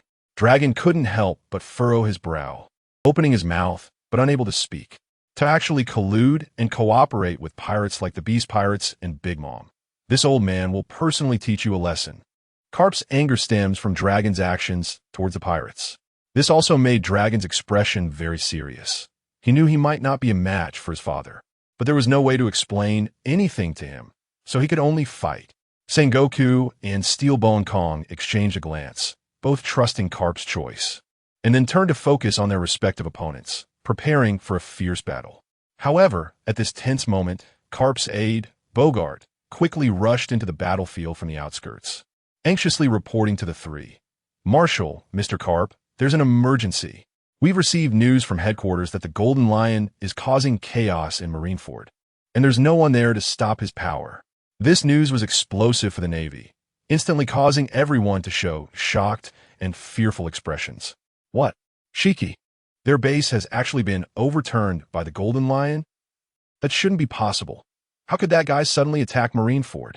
The Golden Lion is destroying the defenses of Marineford and proclaiming in front of reporters worldwide that it is a natural disaster. Bogart spoke rapidly, his gaze sweeping across the battlefield, and he was very worried. Now the Navy was facing battles on two fronts, and the situation had become even more difficult. Back in the day, Karp and Sengoku had fought him for 5 days and nights, destroying most of Marineford before capturing him. If they didn't stop him now, the entire island might be taken by the Golden Lion. The soldiers present, including the three admirals, all changed their expressions drastically, gritting their teeth. How could such trouble arise at a crucial moment? Monkey D.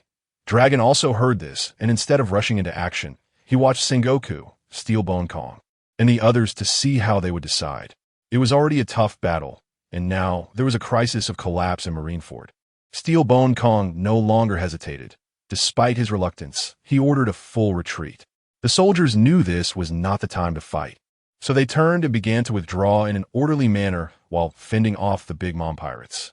Big Mom, standing on a thundercloud, had just caught her breath and was preparing to strike back at the Navy, but upon seeing their retreat, she immediately refused to let it happen. You think you can come and go as you please in Totland?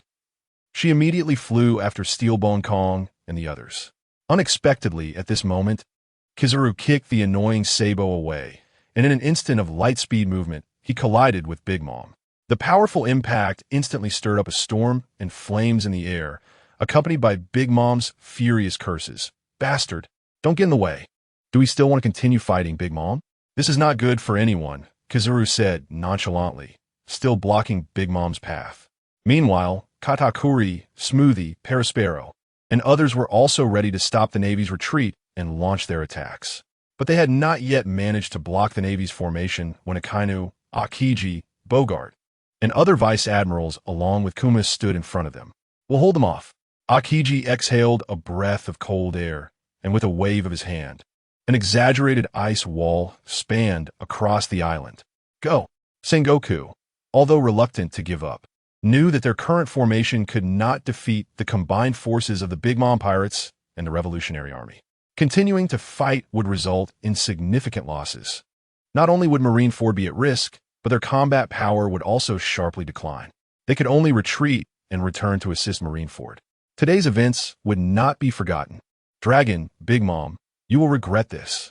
Steelbone Kong coldly left a remark, then began to protect his soldiers as they boarded the ship. At this moment, Gecko Moria, fearing that Katakuri would seek revenge on him, had long since vanished. This outcome was not surprising.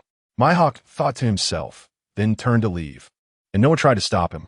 The world's #1 swordsman, a proud and solitary powerhouse, was not someone that the Big Mom pirates, the Revolutionary Army, or even the world government would want to provoke. On the other side, Kuma's emotionless eyes flickered with a hint of disturbance, and Pirate Empress Hancock also sighed inwardly. The Navy and the world government had once again fallen to a natural disaster, and it was a devastating blow to Big Mom, which was set up by the enemy. Normally, with communications cut off and surrounded, the Big Mom pirates would have no hope of turning the tide, but unfortunately, there were still unexpected developments. How did he manage to do this? Being on the Beast Pirates' territory, it was as if he stretched out a big hand to stir the winds and clouds at will. Hancock couldn't help but be more curious about the natural disaster far away in Wano, a technology that no one could match.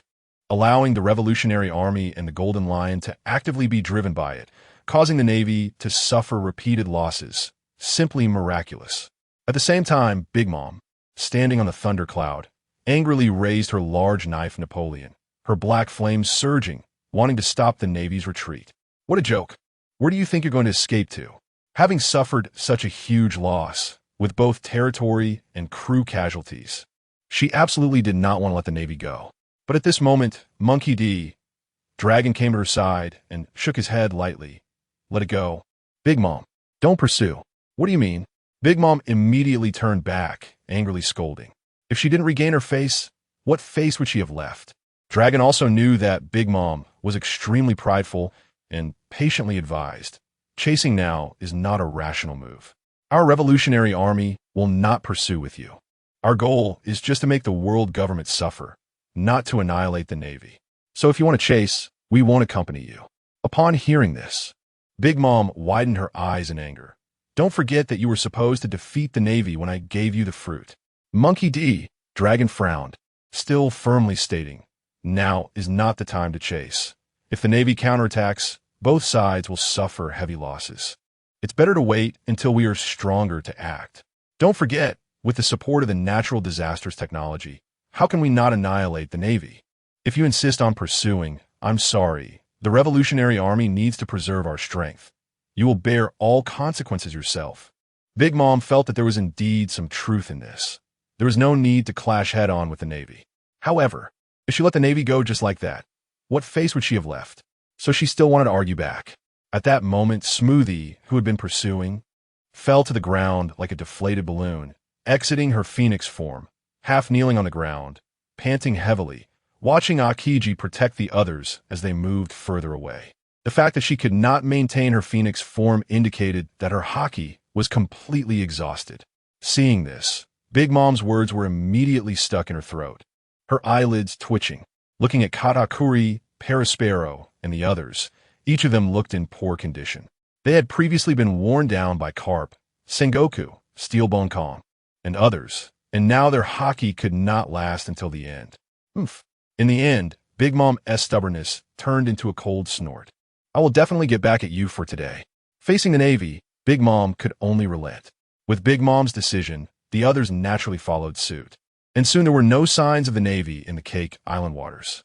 The executives and members of the Big Mom pirates gathered again. Looking at the destroyed Cake Castle and the mess of the island, they couldn't help but chuckle bitterly. The Navy is actually plotting to destroy Totland.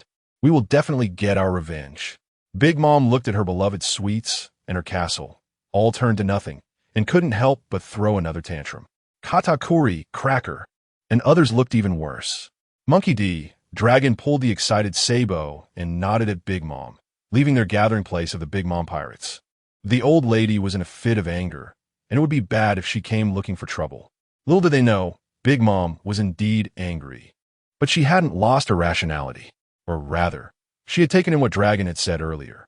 With the support of natural disasters, we are not afraid of failing or suffering losses. Just right, since my Cake Island has been dismantled, let us get everything valuable out. Perispero, you take the crew to continue collecting treasures, set sail to plunder, and then by the technology fruits of a natural disaster, at least 15, no, by 20, the more the better. Big Mom was like a spoiled young lady throwing a fit, but the commands she issued were incredibly firm. She needed more paramecia fruits, and her pirate crew needed more top-tier combat power. Moreover, the Phoenix fruit was far more useful than the Azure Dragon form. The Azure Dragon only increased strength and controlled wind, thunder, and clouds, with a slight boost in stamina. But the Phoenix ability was superior in combat, possessing an infinite recovery capability. Therefore, Big Mom wanted to quickly train her ministers into a Phoenix army. Yes, Mama. The ministers and stars breathed a sigh of relief and responded seriously to Big Mom's orders, with Katakuri and others getting up to begin execution. On the other side, the Navy was quickly retreating on their warships, unaware that Big Mom was issuing orders for fruits, while a group of lookouts kept an eye on the rear for any pursuers. Sengoku, Steelbone Kong, Garp, the three admirals, and the core vice-admirals were all together, with Garp facing the reproachful gazes of Sengoku and Kong. They had clearly forced the Big Mom pirates into a corner. Next time, it would be difficult to surround them. Many expressed their extreme dissatisfaction, as it wasn't always possible to successfully blockade Cake Island. The situation had happened, and saying more was useless. Sengoku sighed and shook his head. The morale of the crowd was low, and Steelbone Kong crossed his arms, looking at everyone, before finally smiling mysteriously. There may not be gains here, but there will be on the other side. The most important thing now was to return and defend Marineford. Steelbone Kong's gaze was deep, and he was not flustered by the defeat at Cake Island. Immediately, Sengoku, the three admirals, and the soldiers were filled with confusion and surprise. Were there gains elsewhere? Could it be that the attack on Cake Island was just a feint? People couldn't help but speak up, surprised that this battle might have been a decoy. Even Mihawk, Hancock, and others who were traveling with them turned to look curiously. The Navy had lost again, but the Commander-in-Chief, Steelbone Kong, was not dissatisfied. Instead, he said there would be gains on the other side. Surrounding Big Mom was one of the operations. Our failure was also due to the natural disaster manipulating the Revolutionary Army and the Golden Lion, causing chaos. Steelbone Kong glanced at everyone, dispelling their bad thoughts. However, the three admirals and vice-admirals were still puzzled by Kong's words. If I'm not mistaken, the goal of the five elders is the Beast's allies, and our side is facing the Revolutionary Army while allowing the Golden Lion to invade Marineford, facing enormous resistance. Therefore, on the side of their other ally, Don Quixote Doflamingo, things would go smoothly. At this moment, the Chief of Staff, Granny Crane, who did not participate in the battle, walked out of the cabin and spoke the reason clearly. Steelbone Kong glanced at her and then nodded. Do you mean to say that Doflamingo will also be attacked by the world government? Their purpose is the same as ours, to eliminate and seize their technological fruits. If that's the case, the Navy is surprised. Does this mean they're also putting pressure on the other side, so a defeat doesn't matter? Exactly, unless the Beast Pirates make a move. Doflamingo cannot escape from Saint Satan and Saint Gailing subordinates. But right now, the Beast Pirates cannot move. They need to recuperate, and the Beast's allies just fought with us. Doflamingo is doomed. The simultaneous advancement on two fronts is also the reason Steelbone Kong is not discouraged. The Revolutionary Army teaming up with Big Mom to repel them? That's fine. Saint Satan, the Divine Knights, and the new Warlord Blackbeard are probably close to achieving their goals now. It turns out that the martial god is leading them. No wonder they weren't here for our operation this time. In other words, Doflamingo and his crew cannot hold them off. The Navy members suddenly realized, especially upon learning that Saint Satan and the Divine Knights had moved, it seemed that they would soon seize the fruits from that side as well. Hancock and the others were secretly impressed. Truly, the world government had made two preparations. They are indeed battling wits against the calamities. Indeed, at this moment, far away on Dressrosa Island, events were unfolding. The time rewinds to 3 hours earlier. Just as the Navy was engaged in battle with the Big Mom pirates, Doflamingo had just barely returned to Dressrosa Island. The town showed no signs of change. The city of enthusiasm remained the same. However, as soon as he stepped into the royal palace, Doflamingo frowned, sensing that the atmosphere was extremely off. Where is everyone? Logically, there should be subordinates in the palace, and that troublesome woman Sugar would also make some noise. But now, the palace was too quiet, and the guard stationed there, wrapped in iron, greeted Doflamingo with vague gazes. This made Doflamingo lower his guard a bit, and just as he was about to speak, suddenly, a mass of black mist swirled in from behind.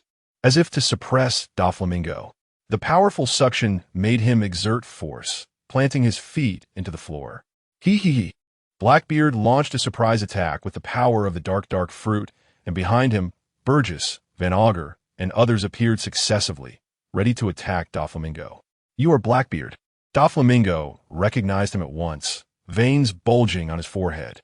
How dare he come looking for trouble right after becoming a warlord? He must not know how to live.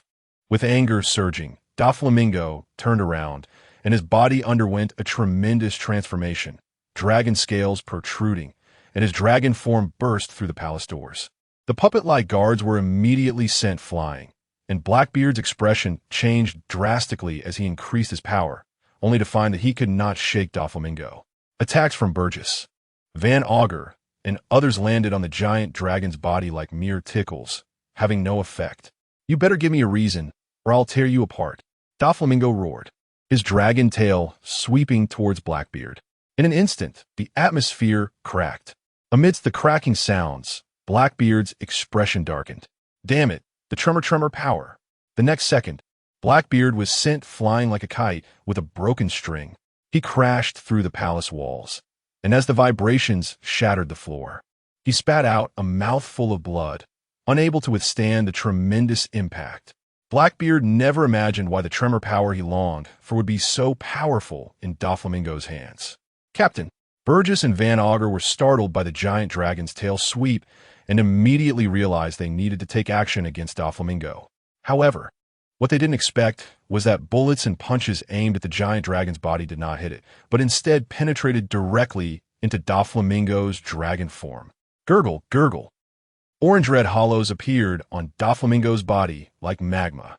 Their attacks passed through the Logia-type magma body and could not harm Doflamingo at all. "You guys really overestimate yourselves? Daring to come at me with just a few people?" Doflamingo sneered, a hint of pride in his tone. Having obtained the disaster's magma Haki, he thought that if he didn't want to be hit by these worthless attacks, then he wouldn't be hit. It hurts. Blackbeard, dazed from the hits, had blood all over his face and struggled to stand up. Who would have thought that Doflamingo would completely ignore the non-threatening Burgess and the others? Turning his head to grab Blackbeard from the ground with his dragon claw and lift him up. "Blackbeard, right? No, you shouldn't have the guts to provoke me." Doflamingo sensed something was very wrong. Logically, with the whole world knowing he could rival an admiral and having the disaster's Haki fruit, how could Blackbeard dare to recklessly challenge him? But at that moment, Blackbeard was somewhat stunned and, in tremendous pain, couldn't he speak. "If you won't speak, then I'll crush you." Doflamingo wasn't patient enough and intended to kill him right then. No. If I don't act now, I'll die." Blackbeard felt a chill run down his spine, sensing the crisis of death, and suddenly began to scream. "Huh." Doflamingo was startled at the words. Could there be someone else? Suddenly, a powerful aura erupted from outside the palace, and amidst the rumbling sounds, a terrifying black light surged like a hand reaching out from the depths of hell. Accompanying, it was an incredibly sharp sword light, slicing down from 100 meters. Two overwhelming attacks approached, fierce and incredibly fast. Doflamingo suddenly realized, turning around in shock, his dragon body twisting as he exerted all his strength. In an instant, countless fine lines formed a barrier, then turned bright red and swelled, infusing magma power. The black light crashing into the magma line wall caused sparks to fly, igniting the surrounding ruins. At the same time, the dense magma net was dented by the black light.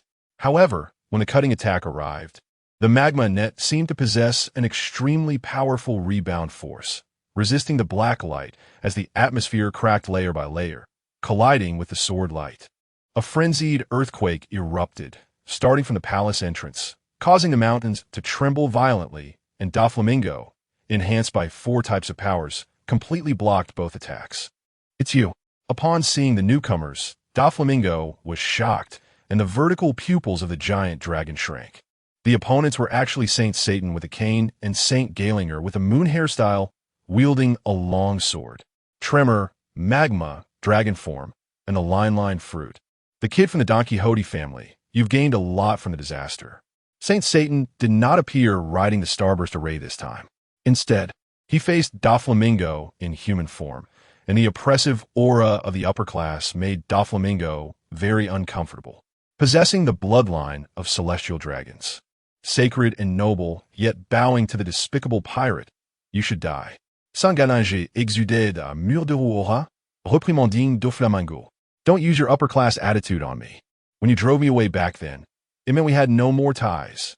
Doflamingo was even more displeased and retorted directly, killing his own father to return. Yet being abandoned by Mariehua was his eternal pain. In a fit of rage, Blackbeard, whom Doflamingo was holding, seized the opportunity to break free, retreating in cold sweat, looking as uncomfortable as if he had eaten a fly. Damn it! The technology of the disaster is too despicable, clearly having powers, but making the dark fruit's abilities ineffective. The dark fruit was almost becoming a decoration in Blackbeard's hands. Who would have thought that at this moment, the people present were completely unconcerned about Blackbeard? And even Doflamingo didn't glance at the escaped Blackbeard, but instead glared resentfully at the two celestial dragons opposite him. The outcome of betrayal should be death. Back then, it was because you were still young that you were spared. Otherwise, would you have today? St. Galinger scoffed disdainfully. All right, these are already facts. You've allied with the beast pirates, and that is also a fact. Tell me, who is the disaster, and hand over the disaster's fruit. Saint Satan raised his proud head, his tone completely commanding. He didn't care at all about Doflamingo's past. He only cared about his goal. Doflamingo was very angry. The veins on his forehead visible even in dragon form, his eyes reddening. However, he quickly calmed down and suddenly laughed, a laugh of mockery. The pinnacle of power, one of the five elders, Saturn, still coveting the disaster's technological fruit, you are living more and more backward, great Saint Satan. The mocking laughter was extremely grating to Saint Galinger, and even Saint Satan's eyes narrowed slightly as he said again, hand over the fruit. I can let you go today. Faced with the threatening tone, Doflamingo arrogantly replied, seeing you appear, I almost forgot I'm no longer the old me. Want the disaster's technological fruit? Fine. Let me see if the war, God Saint Satan, and the commander of the Divine Night Order can defeat me. This is a challenge to the top of the celestial dragons. Don Quixote Doflamingo is now very confident in his own strength. Even if he can't defeat them, he can still injure them. As for their desire to defeat him, impossible. With 4 powerful abilities at his disposal, how terrifying. When Saint Satan and Saint Garlinger heard this, their expressions darkened. What boldness! Directly challenging the god of war and the commander of the Knights of God, Doflamingo's actions are an unprecedented feat among the celestial dragons. And it is the battle he has longed for. Seeing the change in the expressions of Saint Satan and his companion, Doflamingo laughed even louder. The dragon's body coiled, transforming into a magma-like color, radiating with the power of tremors, as the multicolored threads from the string fruit appeared.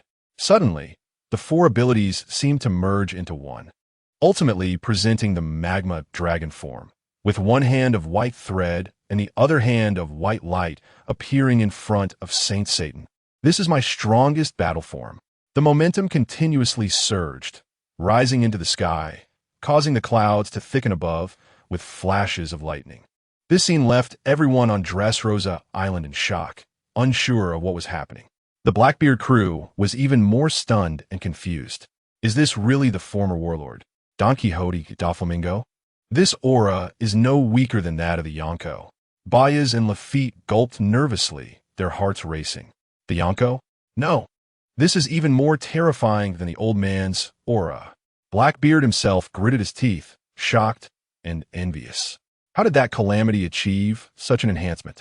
Is the technology fruit really that abnormal? After all, this could create multiple capable individuals stronger than the Yonko. But at that moment, Saint Satan and Galinger looked serious, surprised in their hearts, but not overly shocked. They had already learned some information about Doflamingo, but they didn't expect it to be this exaggerated.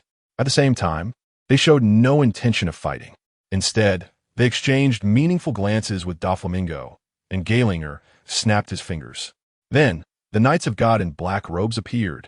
It was those 4, appearing directly in front of Doflamingo with a group of people. They brought with them the executives of the Don Quixote family. Lao, G, Pika, Senor Pink, Sugar, Trebol.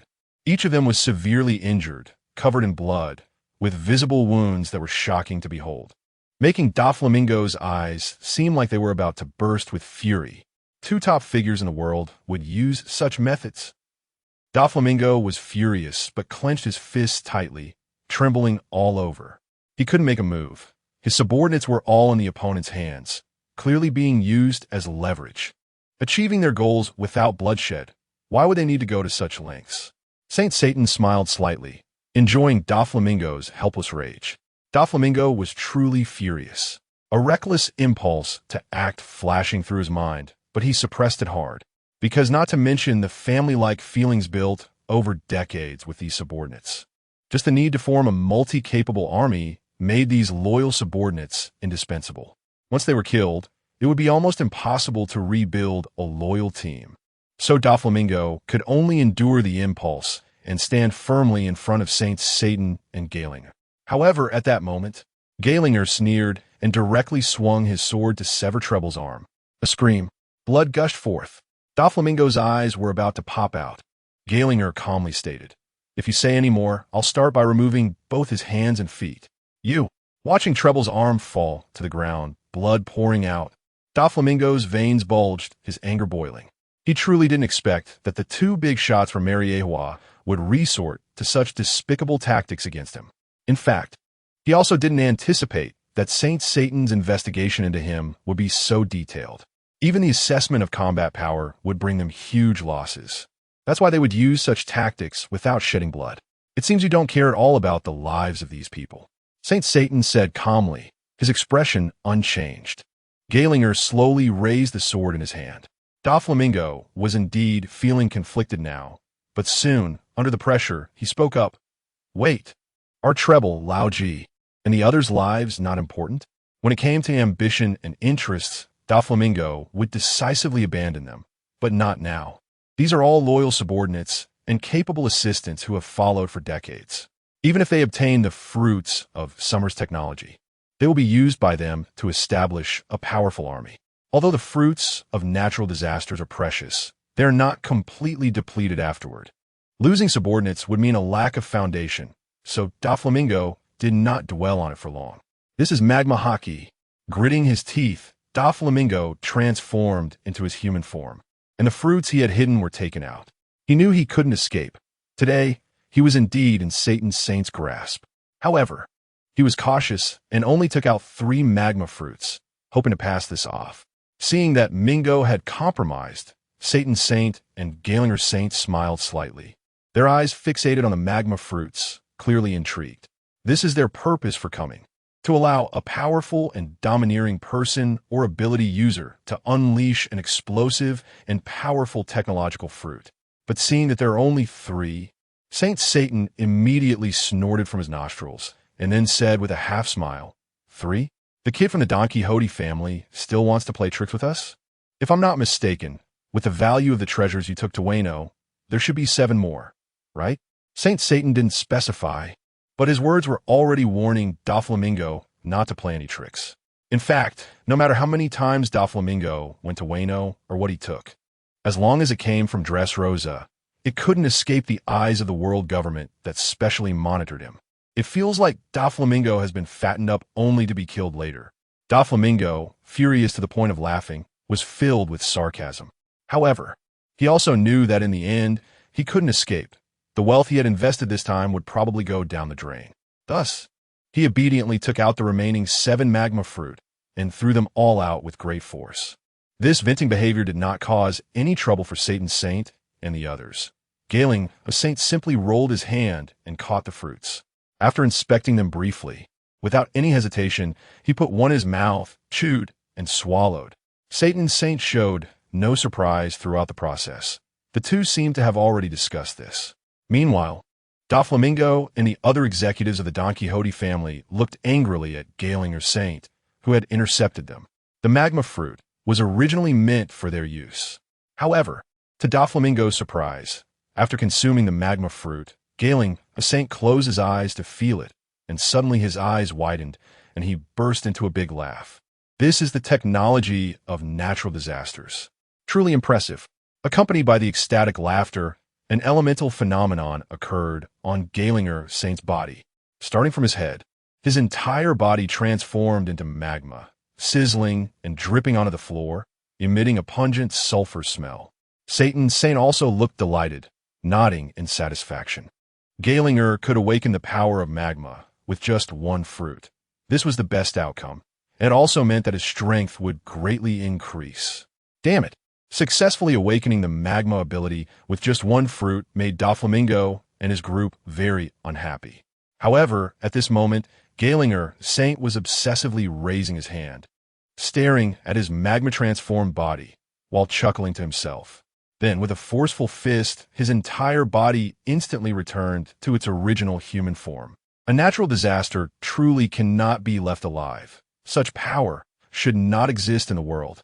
Behind Gaelinger Saint's joy was a deeper wariness of Sharn. Such technology, the world government could not even seal it, rather than letting other forces in the world obtain it. It would be better to completely destroy this terrifying thing that could disrupt their rule. As soon as he finished speaking, Gaelinger Saint raised his long sword, with flames and magma coating the blade, and then suddenly slashed downward. With a bang, an orange-red sword light erupted, and a terrifying flame sword beam, hundreds of meters long, swept across the ground, slashing down at an angle, with the edges even showing signs of melting red. But this was not what shocked Doflamingo and his group the most. As a sword light flashed by and cut into the ground, flames ignited, followed by intense tremors and booming sounds. "High mountain! Pika!" and the others screamed.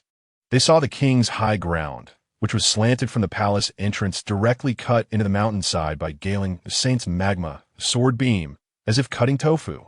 All the way down, the civilian buildings below were blasted apart by the magma and sword energy, with sword marks and flames coexisting, which was truly frightening.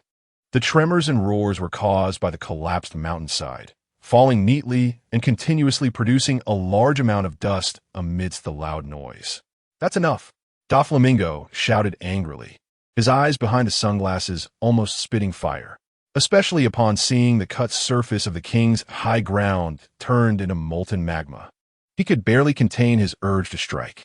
The technology of natural disasters is indeed quite astonishing.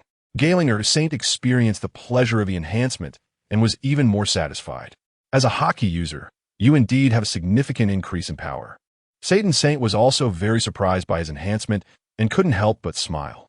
This is great news for the Celestial Dragons, as they will have stronger combat power in their future conquest against the Beast Pirates. Saint Garling smiled, ignoring Doflamingo's gritted teeth, and handed the magma fruit to Saint Satan. With Garling in front, Saint Satan did not hesitate and directly stuffed a magma fruit into his mouth. As he swallowed, he began to carefully feel the effects of the fruit. He sensed a scorching, unparalleled heat. Shortly after, Saint Satan shouted, his eyes glowing with orange-red light. Immediately, his body began to grow massive, transforming into a bull demon form, and magma elementalized from his head. Feeling this power, Saint Satan couldn't help but exclaim, "This combination of Haki and ability is a natural disaster. Truly remarkable. My Haki and physical attributes are all improving. How did he manage to do this?" The sight of the magma-dripping bull demon form made the executives of the Don Quixote family break out in cold sweat. The terror brought by Saint Satan of the Five Elders even surpassed that of Saint Garling's earlier sword strike. How could he be so terrifying? Doflamingo was also unable to contain his shock, his gaze fixed on Saint Satan. He had underestimated the Five Elders. Truly, we should thank the natural disaster for wiping them all out. Soon, the world will have only the people of the Holy Land left. Saint Satan was extremely satisfied with his current state, laughing wildly. However, before his laughter had died down, he raised his finger and pointed at the town below. In an instant, black lights surged and orange-red magma gathered, rushing out like laser beams. The combination of his own ability and the magma attack. Doflamingo and his subordinates felt their scalps tingle, and it was too late to stop him. Suddenly, there was a deafening explosion. The black light struck below, then changed direction and pierced through, leaving a trail of red flames in its wake. What infuriated Doflamingo was that Saint Satan's attack was merely a casual attempt at power. It had pierced through building after building, The blacklight magma quickly swept across Dressrosa Island, enveloping half of the inhabited area in flames. And countless screams could even be heard from the royal plateau. The Don Quixote executives were stunned, standing there in shock. The Knights of God and the world government personnel were equally astonished, staring at the destruction unfolding beneath the mountain. St. Garling couldn't help but be moved. He hadn't expected that St. Satan's casual strike using magma Haki combined with his ability would rival his earlier sword strike. However, Doflamingo felt no pity for the ordinary people suffering from this disaster. Instead, he was enraged by St. Satan's disregard for others. Ever since he gained the powerful technology of the natural disaster, surpassing the strength of a marine admiral, who dared to ignore him like this? Hitting a dog still requires looking at its owner. Saint Satan truly treated him as a dispensable existence, just like when he was driven out of Mariejoa all those years ago. Saint Satan paid no mind to Doflamingo's resentful gaze, his face filled with joy and amazement. This power is truly remarkable. The ability to obliterate half of Dressrosa Island in an instant was something that would have been far from easy to achieve before gaining magma Haki. Blackbeard and his crew witnessed Saint Satan and Saint Garling obtain Haki power, casually unleashing such powerful techniques, leaving them envious. It's too abnormal.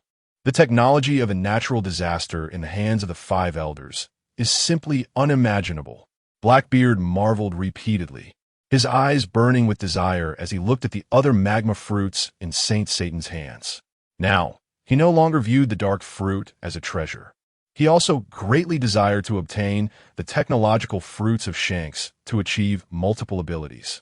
He believed that if he combined his special physique with the power of the dark fruit and comprehended the Haki fruit, he would become stronger than anyone else. Now, everyone was focused on the terrifying scene caused by Saint Satan, shocked and calling it abnormal. Suddenly, a few members of the Knights of God exclaimed, "What is happening to the ground?" Before they could finish, Saint Satan and Saint Garling turned to look, their expressions instantly tightening. The ground had transformed, influenced by the ability, into a flowing line, completely engulfing Toribol, Lao Ji, Sugar, and all the Don Quixote family executives. In an instant, Doflamingo's subordinates vanished without a trace, leaving only him standing in place, visible anger spreading across his face. Your fruit ability has actually awakened. Saint Satan and Saint Garling were only slightly surprised, not overly shocked. The effect of assimilating surrounding objects was something the two recognized at a glance. Knowing it was Doflamingo's awakened technique, since they had already made a move, the two did not hesitate and immediately prepared to attack the altered Doflamingo. But Doflamingo had already seized the opportunity. The ground in front of him transformed into a massive wave of white lines, twisted into a rope-like form and grabbed in his hand, striking with unparalleled speed toward Saint Satan and Saint Garling. The magma instantly covered with line abilities during its rapid descent, tearing through the air and causing cracking effects. Extremely powerful. A fusion attack of 4 abilities. The people from the world government were shocked. Anyone with clear vision could see how terrifying Doflamingo's strike was. Magma, tremor, line, combined with the power of his dragon transformation. Among them, strands of black lightning continuously surged out. Heavenly Knight Demon. Saint Garling was furious. In his eyes, Doflamingo was just a trivial pawn among the celestial dragons. Yet he dared to attack those of higher status, while still having celestial dragon blood flowing through him. However, at that moment, the fusion technique of the 4 abilities had already arrived, and even Saint Satan had to make a move to defend. The blacklight in Saint Garling's slash erupted, striking towards the fusion technique. In an instant, black lightning burst forth, the energy swirling like a hurricane in all directions, causing the already damaged royal plateau to crack further and sway precariously. Even the members of the Knights of God couldn't withstand such an astonishing collision. Being knocked back and exclaiming, Doflamingo actually managed to unleash such strong power. After obtaining the technology of the natural disaster, Doflamingo's mastery of 3 abilities and Haki far exceeded their imaginations. Saint Satan and Saint Garling also felt the pressure, their eyes narrowing. From the beginning, The two had no intention of letting Doflamingo go, but they hadn't expected his strength to be unexpectedly strong. However, with the awakened magma Haki, Saint Satan and Saint Garling joined forces to counter the fusion technique, plunging the surroundings into a terrifying apocalyptic scene. As the shockwaves, storms, and Conqueror's Haki gradually weakened, the people from the world government had not yet had the chance to see clearly when Saint Satan and the two realized that Doflamingo was no longer in place. He ran away. Saint Garling looked up and saw Doflamingo had transformed into a giant dragon form, using flame clouds to carry a group of subordinates rapidly retreating. In a moment of urgency, he immediately slashed out with a sword, magma and sword energy intertwining as he pursued. Unfortunately, Doflamingo's flying speed was extremely fast, and the power of the long-distance sword light strike was greatly diminished, being scattered by a flick of his dragon tail. Watching the falling magma meteor fragments in the sky, Saint Satan's expression darkened, but there was nothing he could do. He ran too fast. They had all been fooled by Doflamingo. That guy had never intended to fight, but was merely feigning an attack to retreat. At this point, it was too late to pursue. Saint Galinger's temper flared, and he immediately wanted to chase after him, but was stopped by Saint Satan. Forget it, there will be a chance to bring him to justice. A fierce light flickered in Satan's eyes. There was no way, while the magma ability allowed for flight. It was only short distance, and far slower than the soaring flight of the Azure Dragon form's flame cloud. Let's clean up the battlefield. Since he has abandoned Dressrosa, we could take it over. Notify Mariehua to send people to take control. Saint Satan didn't bring many people with him, so he directly called Blackbeard and his crew to clean up the battlefield. Blackbeard was reluctant to do such work, but under the authority of the five elders, he had no choice but to comply. At the same time, he had his own desires. Seeing that Saint Satan was about to take Saint Galinger and the Divine Knights away, after hesitating for a long time, he finally half-kneeled on the ground. Respected God of martial arts, I also want a magma fruit. You can rest assured that in the future, the Blackbeard pirates as warlords of the sea will obey you completely. Blackbeard pleaded in an extremely humble tone, lowering his head, sweat of nervousness on his forehead. To succeed, he had never cared about dignity. Now that the magma fruit was right in front of him, if he didn't fight for it, he wouldn't be Blackbeard. A warlord who obeys completely? It was well known that the warlords of the sea had a cooperative relationship with the world government, with no hierarchy, following orders but not declarations. But now Blackbeard was actually willing to act like a dog to beg for a magma fruit. Lafitte, von Aucher, and others were also surprised by this move from Teach. The Divine Knights looked at each other with strange expressions, while Saint Satan turned around expressionlessly. And Saint Galinger's face darkened even more. The already displeased commander of the Knights looked down on any lowly person, and Blackbeard was no exception, especially at such an inopportune time. He immediately wanted to explode, gripping the sword hilt tightly. But at that moment, Saint Satan spoke Lyo. If you want it. Of course, no problem. After all, I have always praised what you did before. He was referring to the incident of killing his comrades and betraying the Whitebeard pirates. Upon hearing that Saint Satan actually agreed, Blackbeard immediately showed surprise. Thank you. Thank you, great Saint Satan. But don't celebrate too early. There are conditions for obtaining the technology fruit.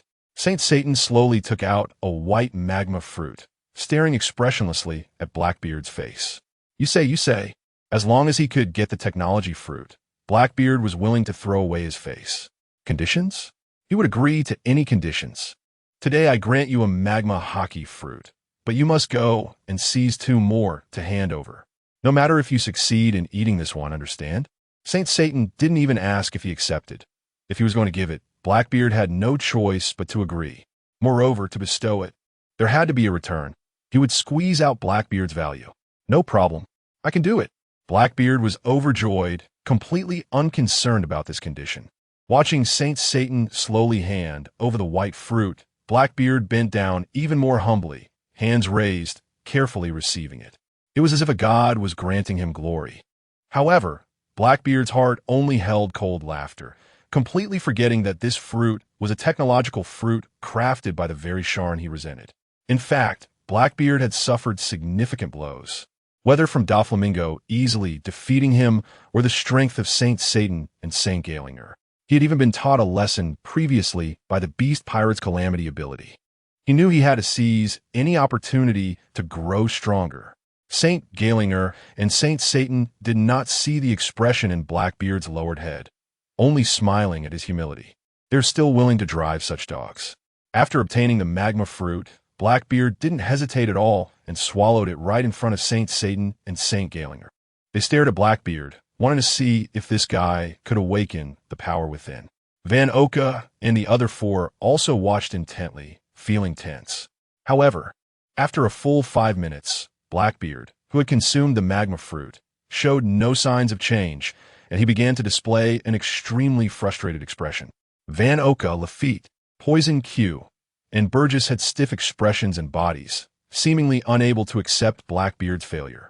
He abandoned his dignity to beg for the fruit, and in the end, he failed. What a waste. Saint Satan flashed a look of disgust and said in dissatisfaction, then turned and left. According to what he understood, if there was no reaction after eating the fruit for more than 5 minutes, it was basically a failure, and to continue comprehending, he would need to eat the magma fruit again. But how could Saint Satan bear to continue giving Blackbeard more? The members of the God Knights openly cast mocking glances at Blackbeard, while Saint Galinger, with an icy expression, bluntly stated, "Lowly humans have low comprehension. The technology fruit is just a waste in your hands." It was as if he was feeding a dog, and Saint Galinger expressed extreme dissatisfaction with Blackbeard before turning to follow Saint Satan. Blackbeard's group dared not speak, only gritting their teeth in silence. The world government quickly departed, leaving Blackbeard and his crew stiff in the cold wind. It was unclear how long had passed. Blackbeard remained half kneeling on the ground, head down, while the four cadres behind him wore complex expressions, repeatedly wanting to speak but holding back. It wasn't until Saint Satan and the God Knights truly left, sailing out of sight, that the stiff Blackbeard finally stood up, stretched out his arms, and his expression showed no hint of the frustration from his failed comprehension. However, Van Oka, Lafitte, and the others did not see Blackbeard's face when he looked up, and all gathered around, sighing, "Captain, what a pity. Yes, the fruit you begged for ended up in failure. We still have to find a way to steal 2 more to return to the elders." Each of them spoke, and some even entertained the thought of leaving Blackbeard. However, upon hearing their words, Blackbeard suddenly burst into laughter. "Ha ha, you guys see clearly." Suddenly, as he laughed, Blackbeard raised his hand, and his entire arm transformed into magma. The bright orange fluid fell to the ground, sputtering and igniting into flames. Magma ability. "Captain, you actually succeeded." Instantly, everyone was dumbfounded, unable to speak coherently. The captain's cunning wisdom was beyond their imagination. Who would have thought that he would only reveal his magma ability after the elders left? Of course I had to hide my talents in front of those 2 old foxes, but the technology of disaster is truly formidable. Just moments ago, he had suppressed the domineering power from manifesting outside, but now Blackbeard was toying with a magma in his hand, his eyes filled with excitement and thrill. He had finally grasped this astonishing domineering ability, which was even Akainu's natural ability. The enhancement it brought him was immense, to the point that Blackbeard felt an overwhelming joy. They thought Van Oka and the others were both amused and excited. Blackbeard's significant power increase was a good thing for them overall. I have mastered the magma ability. It cannot be leaked, nor can it be easily exposed. This is my trump card, to be used at a critical moment. Ideally, he could master more domineering abilities without anyone knowing. The wind howled. In dragon form, Doflamingo quickly retreated with a group of subordinates. Trouble looked pale, blood still flowing from his severed arm, while the others appeared shaken, with lingering fear on their faces, feeling extremely unwilling. Doflamingo, our kingdom, and the factory, a place we finally managed to control. The world government is truly despicable. The Dressrosa kingdom they had spent over a decade building was handed over to the world government just like that, as if they had been stabbed in the heart. Doflamingo felt the weight of it too, but more than that, he was resolute. Now that things have come to this, there's no choice but to lean on the beast pirates. Driven to desperation, It was fate's doing. Doflamingo had lost almost everything now. His artificial devil fruit factory, the underground trading ports, the established transportation lines, all of which were the fruits of his labor. Not to mention the hidden treasures they had stored away were now unreachable. You have to lose to gain. If we had suffered this loss before knowing about the disaster, we couldn't have borne it. But now we can still rely on the beast pirates. We still have strength and a reputation in the underground world. As long as we have connections in the underground world, we still have plenty of funding sources. After all, I'm just an intermediary. If the beast pirates don't fall, everything remains the same, just without Dressrosa Island. But Doflamingo, Treble, weak in breath, couldn't help but speak up, feeling truly frustrated. The cadres all lowered their heads, their spirits low. They had originally been the Don Quixote family, and now they were going to affiliate with the beast pirates. Hee hee. Do you think we can't hold our heads high just because we've lost Dressrosa Island? Don't be naive, everyone. Doflamingo instead laughed aloud, showing no sign of losing his territory. He raised his dragon head, looking into the distance, and passionately said, "Disaster is the future. Don't say we're being driven away by the world government. Even if they don't come, we would eventually belong to the beast pirates. Can the era of pirates really continue? Which pirate crew is still important? None of them are important anymore. The strongest in the world is no longer the righteous army, but the Onigashima on the other side of the new world. That person of extraordinary talent has completely turned pirates into a thing of the past. Future strength is everything. Whoever can quickly obtain the technological advancements of disaster will occupy a greater position in the era, and the world will undergo a major cleansing." After a speech, the members of the Don Quixote family were left stunned, gradually changing their expressions as they contemplated their master's words. Meanwhile, in a new world, on an unknown island, the cadres of the two major pirate crews, including Liku, Marco, Jesus Burgess, and Vista, gathered nearby, drinking and chatting, seemingly devoid of any hostile demeanor. However, in this rare, leisurely scene, everyone felt somewhat anxious, glancing towards the depths of the island's forest from time to time. Deep in the island, waves of domineering energy fluctuated, sometimes accompanied by tremors. The boss and Whitebeard have been studying for many days now. Liqueur bit into a large piece of meat, swinging it around. The domineering ability with special powers is indeed not something that can be easily learned. Dad and Red-Haired must be serious about it. Marco leaned against a rock, complaining. Well, since Red-Haired and Dad are working together, it's good that they haven't completely fought yet. Jozu said honestly from his side. Don't say that. The boss is still very respectful to the elders. Jesus Burgess rolled his eyes. The group spent almost every day in complaints and casual chats, as the surroundings of the two emperors were currently the most important. But today felt a bit different. Everyone thought it was just another day. Suddenly, someone on the lookout of the pirate ship shouted in surprise, "It's Kaido." Kaido is here. What a shock. The lookout's face turned pale with fear. How could Kaido arrive now? Everyone was shocked and quickly got up to prepare for battle. The beast Kaido was back, and it seemed they would have to fight again. What? Beckman, Marco, and the others instantly reacted. Soaring into the sky, one stood at a high point while another spread his wings in midair, seeing a blue dragon rushing toward them on flame clouds, with 3 giant dragons behind it. The others looked up and also saw the situation in the distance, their eyes trembling. It was indeed Kaido. The ones behind were the 3 disasters. They couldn't be careless when dealing with the beast pirates. Everyone got ready. Damn it, he actually dares to come. Might as well take this opportunity. Don't say foolish things. Kaido has the technology provided by the weather disaster. He will definitely become stronger. The Whitebeard pirates and the red-haired pirates were in a moment of chaos, but they quickly picked up their weapons and assumed a defensive stance. The 3 disasters are coming with him? The fewer beast pirates that came, the more serious Beckman became. I'll go inform Dad and Shanks. Marco, equally grave, turned and flew towards the island.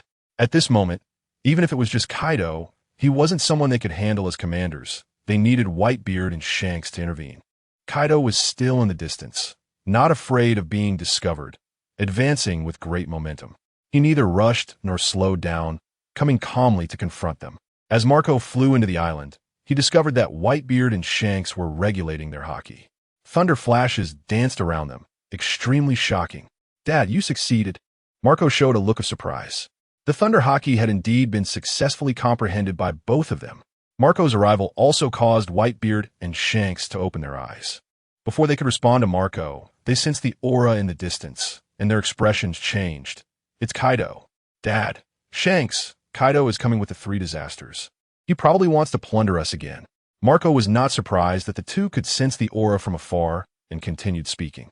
He came just in time. Shanks, rarely showing a fierce fighting spirit, suddenly transformed his sword arm into thunder, a terrifying momentum. The grudge from last time might be avenged today.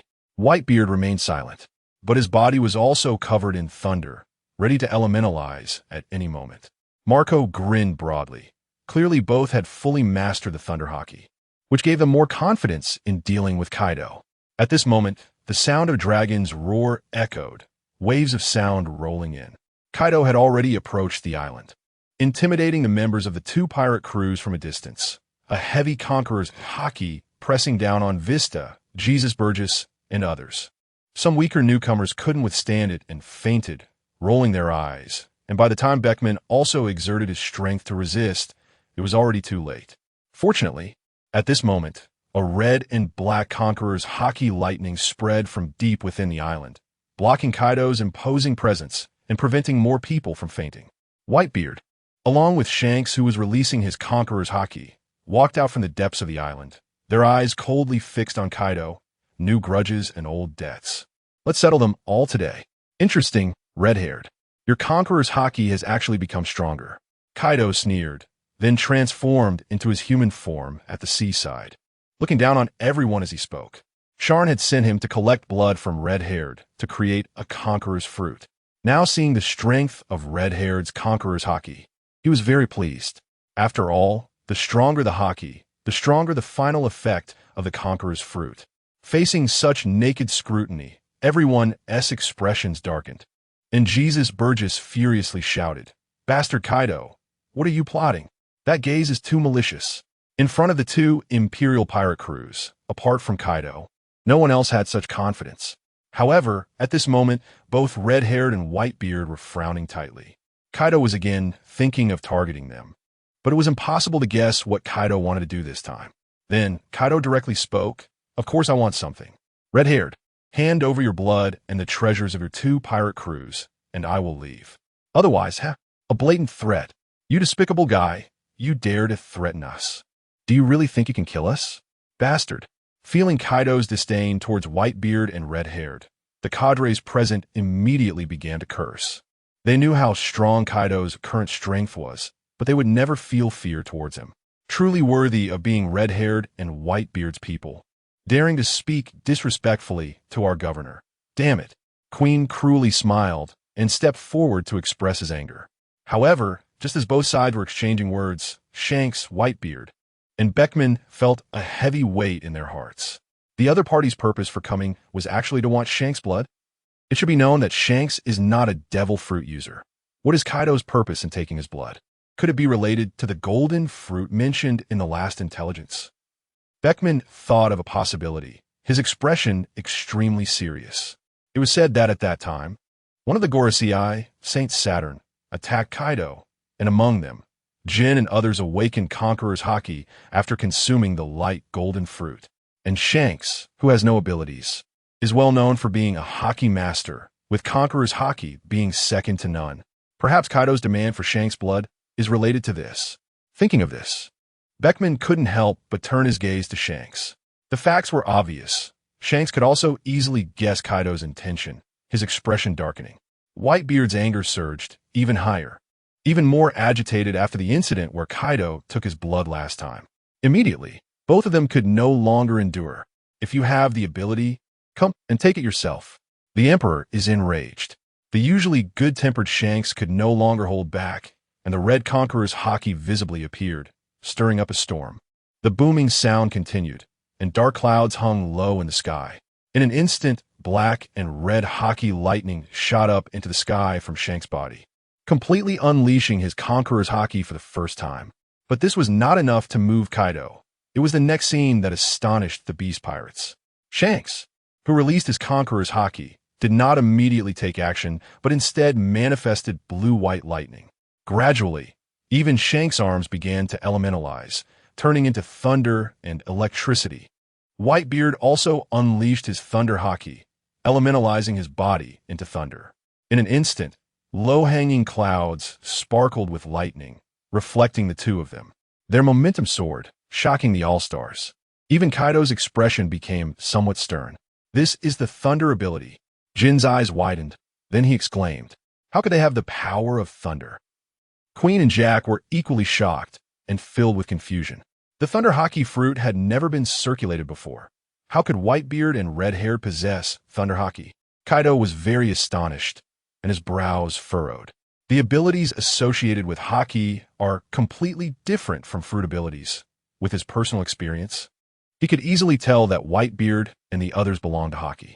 He just didn't expect that haki could also be understood on its own.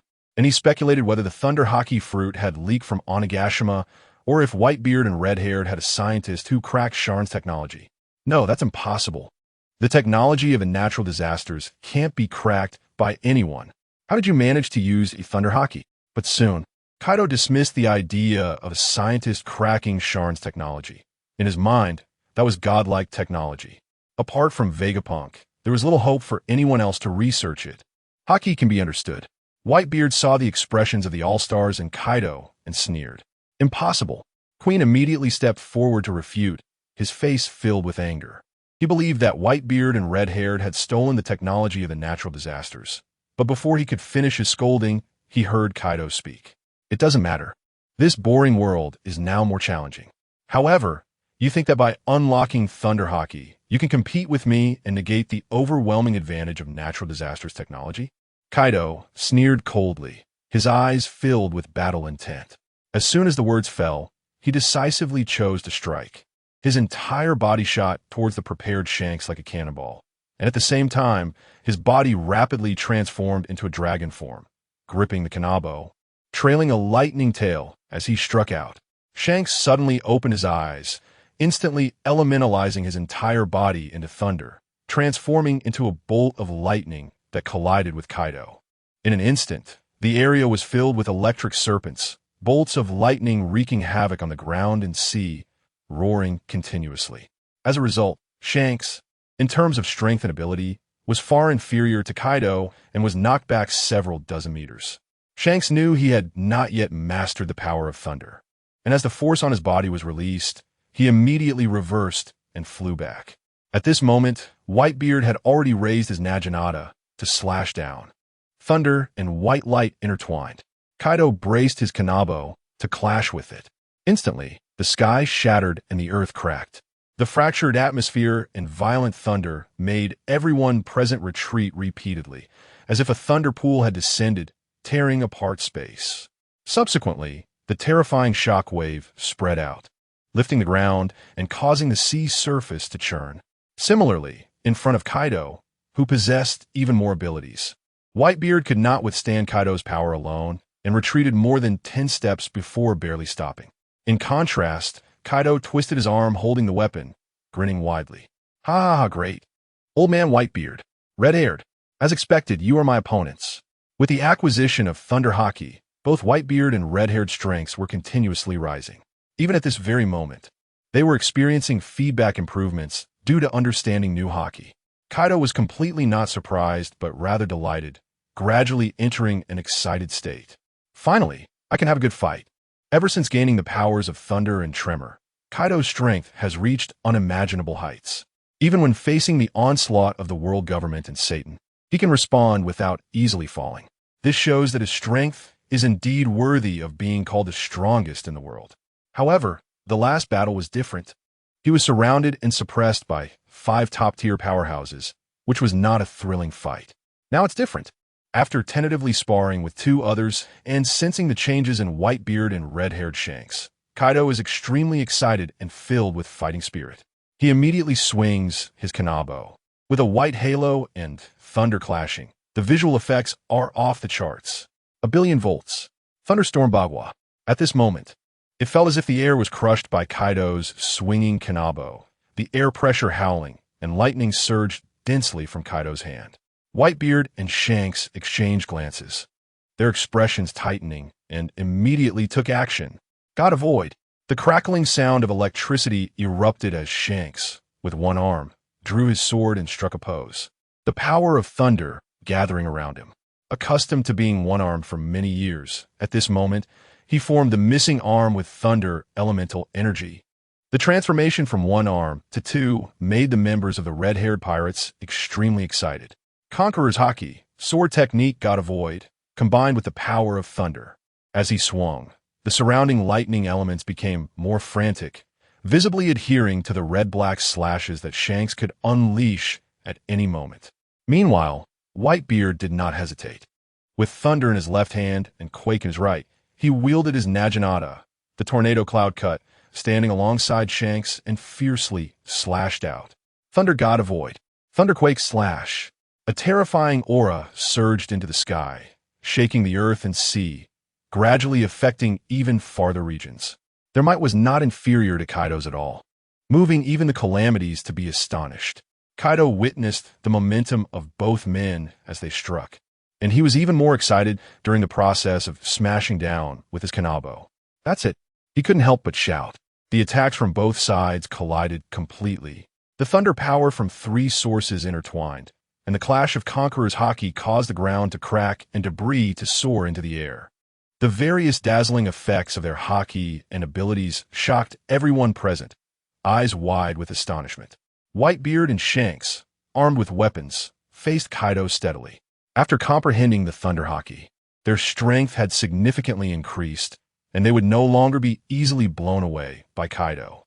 However, the Haki they comprehended on their own was growing slower than the enhancement brought by the technology of the Devil Fruit, and they could not reach the same level of power as the fruit. Kaido, on the other hand, could directly unleash the special Haki to its maximum potential. And this difference led to the fact that even with their improvements, the two together could not push Kaido back. You really know how to stir things up, but it seems your Thunder Haki isn't as strong as you imagined. Kaido grinned, clearly finding it very easy to contend with the two. He was beginning to believe that the Thunder Haki was something that Whitebeard and Shanks had comprehended out of thin air. Otherwise, with the technological level of the Calamity, how could the Thunder power be so weak? Unbeknownst to him, Whitebeard and Shanks' Thunder Haki was still growing, highlighting the difference between comprehension and directly consuming a devil fruit to awaken. But it's enough to deal with you. Shanks gritted his teeth and said. Whitebeard then suddenly exerted force, and the center of the clash exploded completely, a powerful shockwave sweeping in all directions, and both sides took the opportunity to disperse. Whether or not they had stolen the technology from the Calamity, today they would turn them upside down.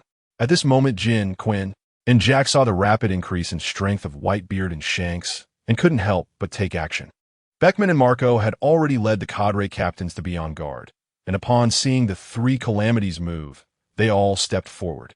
The goal of the three disasters was very simple: the ship of Whitebeard and Shanks, as well as all the supplies on the shore. Attack! Jin took the lead, activating his thunder and tremor powers, covering his body as he charged inside. Beckman, Jesus Burgess, and Rakairu followed suit. Marco, Vista, and Jozu focused on Quinn, while the rest surrounded the Drought Jack, and the fierce battle began. Now, having consumed the Conqueror's Haki fruit and activated the tremor and thunder powers, the three calamities were no longer what they used to be. They even surpassed the strength of a Marine Admiral, able to engage in fierce combat at the Yonko level. As soon as the two sides clashed, Marco, Beckman, and others immediately felt immense pressure. A breath from Jin shattered the atmosphere, with thunderclouds gathering, directly breaking through Beckman and the others' defenses, creating ravines on the island as if it were cut apart. Quinn unleashed cannon ports all over his body, and the dragon breath, a fusion of thunder and tremor, erupted from the openings, resembling a war beast that caught Marco, Vista, and others off guard, instantly disrupting their formation. How could this be? How did they become so strong? They have Master Dad's tremor ability and thunder. It was that disaster that created more fruits. Some of the cadre were blown away and injured, while others gritted their teeth to resist. unable to believe that the strength of the three calamities had reached such a level. Despite this, the members of the two pirate crews fought desperately against the three calamities, temporarily preventing Jin, Quinn, and Jack from succeeding. Meanwhile, Kaido was high in the sky, looking down at the grave expressions of Whitebeard and Shanks, giving a cold smile as the powers of Tremor, Thunder, and Azure Dragon surged forth, transforming into the Dragon Man form of the Thunder God. Kaido's mastery of Haki had become stronger. Upon seeing this situation, Whitebeard's expression darkened even further. If possible, he hoped to stop him today. Shanks took a deep breath, unleashing all his Haki. At this moment, Kaido, filled with excitement, dove towards Whitebeard and Shanks like a shooting star. The might of the heavens, thunder and fire roared. Another ultimate move of ability fusion was unleashed. Whitebeard and Shanks' pupils instantly constricted, realizing that this strike was even more formidable than the last. They summoned their Conqueror's Haki, preparing to resist. A terrifying sword of lightning, over 500 meters long, erupted from Shanks' hand, with all of his Conqueror's Haki unleashed and entwined, maximizing the effects on his abilities and observation Haki. At this moment, even Kaido felt the pressure of the Conqueror's Haki, and instead of being surprised, he was delighted. What the Calamity desired was precisely this Conqueror's Haki. With a roar, Kaido was enveloped in lightning, and the outline of the Kanabo swung down with destructive force. The sword light and the Kanabo were about to collide.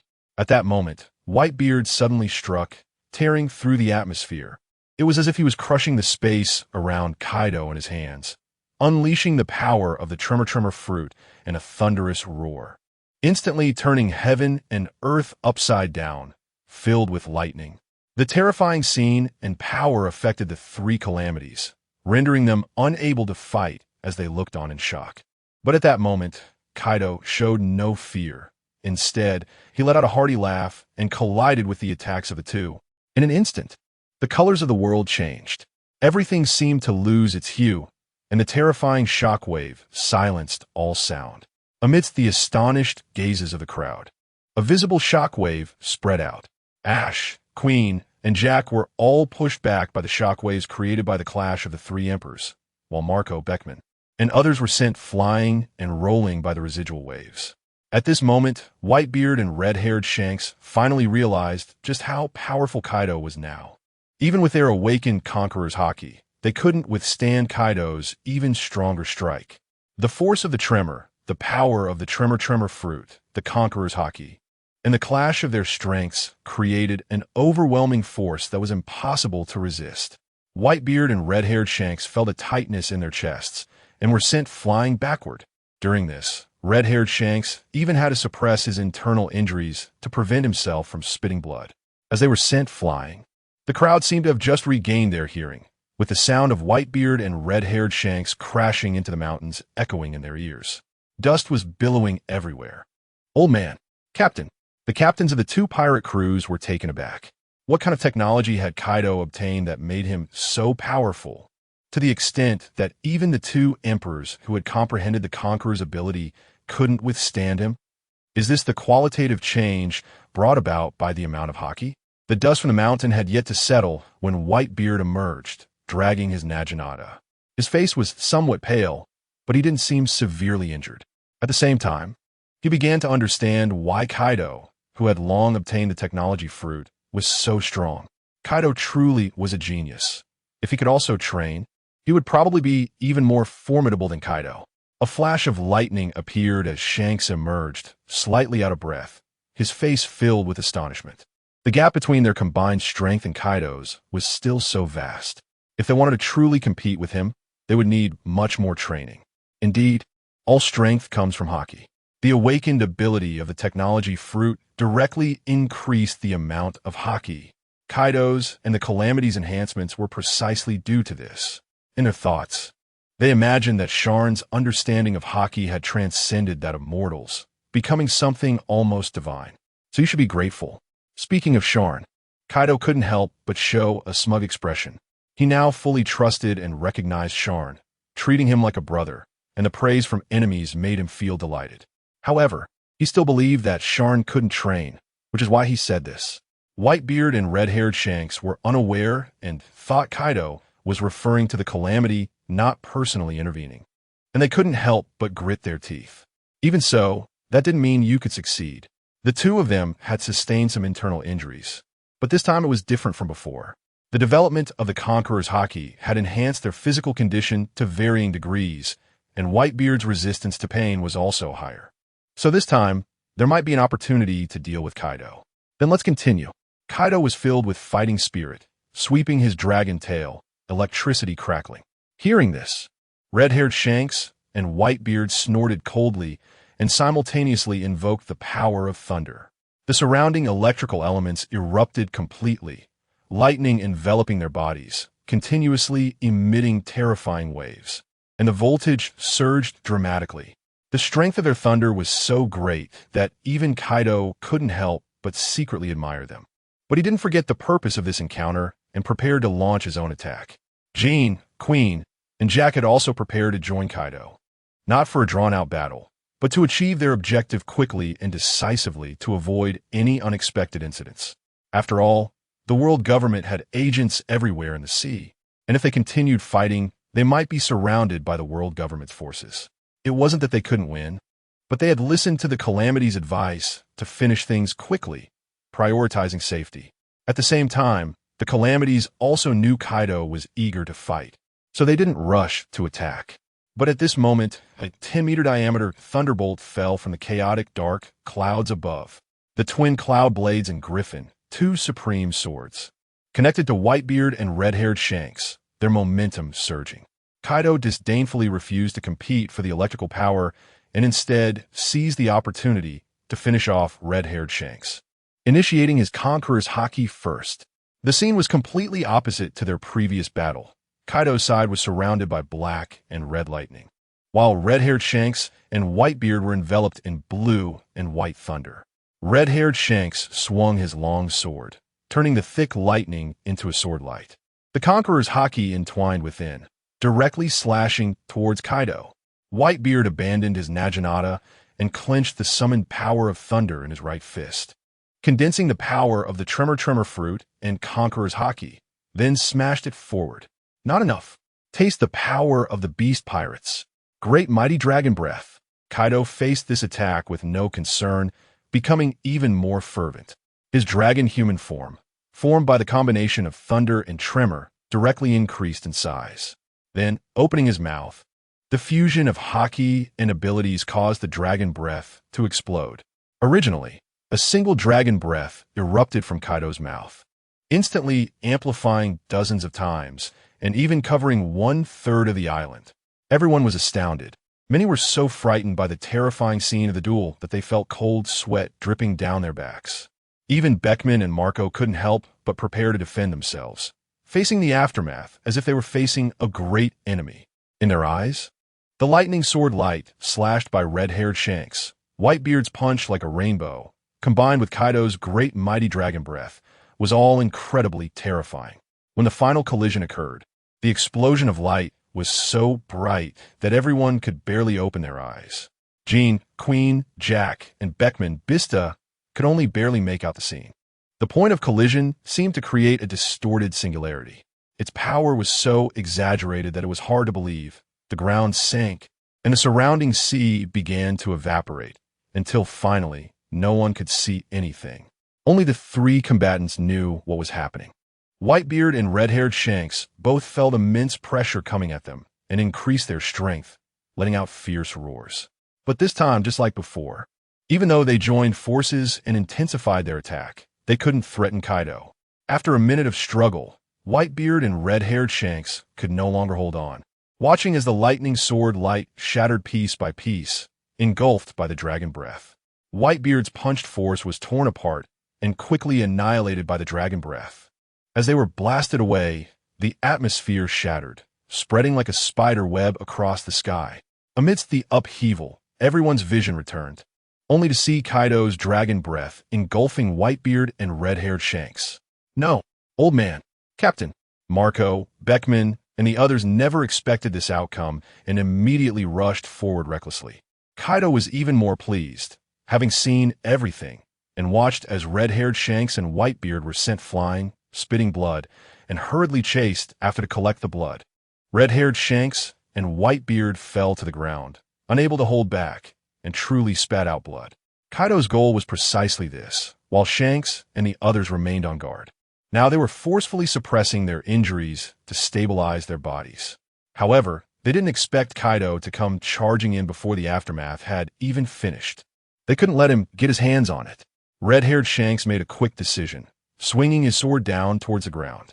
He wanted to use the soil and sword energy to destroy the blood he had spat out. But ultimately, Shanks underestimated Kaido's speed. And because their battle had been so chaotic, they rarely showcased their speed. As the sword energy erupted, Kaido had already transformed into a bolt of lightning.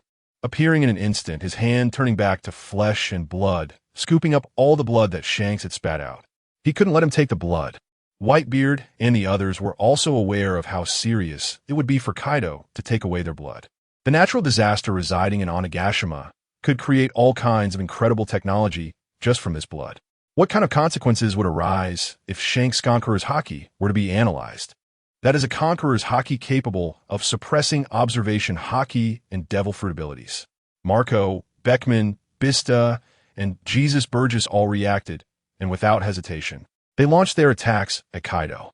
Various powerful attacks like the Phoenix Flames, Haki Bullets, and Sword Flashes rained down on Kaido. Whitebeard even pulled the atmosphere with both hands.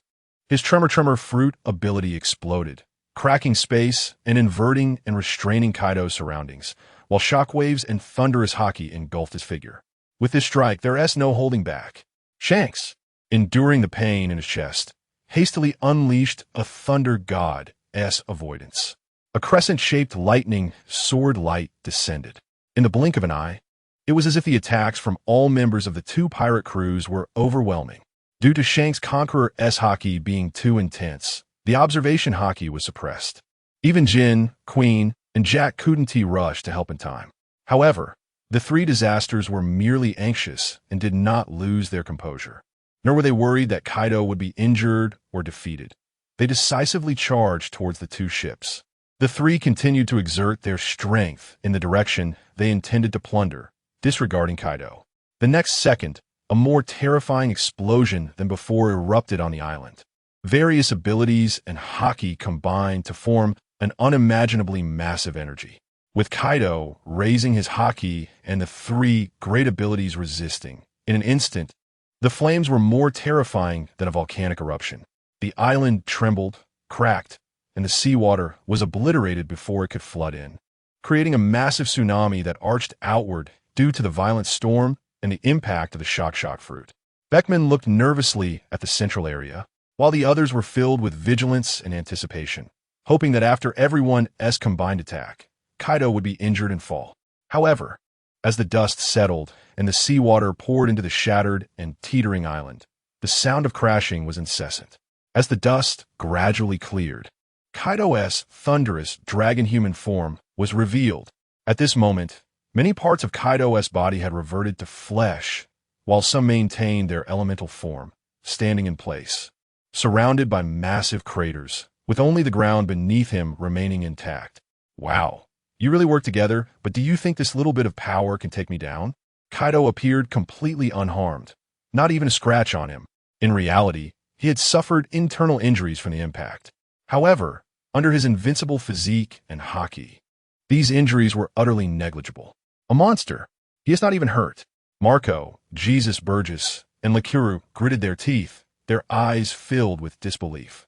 The last time Kaido suffered such an attack, he was left cracked all over and bleeding profusely. Yet now he was perfectly fine. Even the parts that reverted to flesh quickly returned to their elemental form, restoring him to a complete Thunder God Dragon. Whitebeard and red-haired Shanks had dark expressions, gripping their weapons, still wanting to continue the attack. Just then, Queen's excited voice rang out, "Lord Kaido, we've got it." The faces of the two pirate crews changed drastically, turning around to see Jin, Queen, and Jack had actually looted everything from them, leaping from the deck in an instant, transforming into giant dragons to swallow those treasures. Stop them. Marco was so shocked his eyes were about to pop out. The two pirate crews had brought a massive amount of accumulated treasures, even more than last time. How could they just watch the three disasters take them away? Beckman remained silent, his face as dark as water, directly launching a pursuit. A group of captains and officers behind him could no longer hold back and followed. But suddenly, the sound of the shock fruit-esque power erupted near their ears. Then a massive atmospheric rift network exploded, sending them tumbling. The one who struck was Kaido, standing in place and throwing a punch. "Whitebeard, I'll happily take your treasures." "Ha ha!"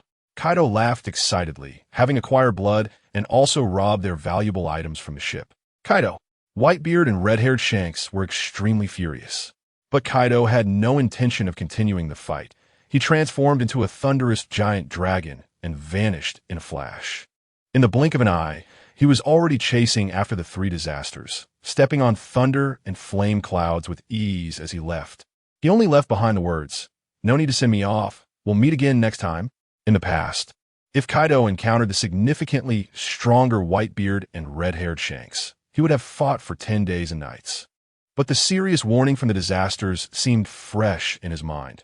Kaido respected the disasters and kept his brother's words in mind.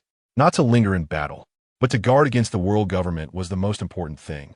For the Whitebeard pirates and the red-haired pirates, Kaido's retreat was even more infuriating. Losing in battle would be less suffocating. A humiliation, and the two Sea Emperors were robbed by Kaido, just like that. Everyone felt a breath stuck in their throats. Both angry and shocked. Even if they wanted to chase, they couldn't catch up, mainly because Kaido and the others were too fast. Especially without the mindset to linger in battle. They left unexpectedly decisively. Whitebeard and red-haired Shanks were also helpless. Watching Kaido and the three disasters leave, their expressions grim. Their hearts calling it disastrous. Blood and resources had been taken away, and the gap between them and Kaido was too large. Growing larger. One could imagine that after this, the beast pirates would lie in wait for 10 days or half a month until the new technological fruits of disasters emerged. And then they would usher in another explosive power. The speculation was not unfounded.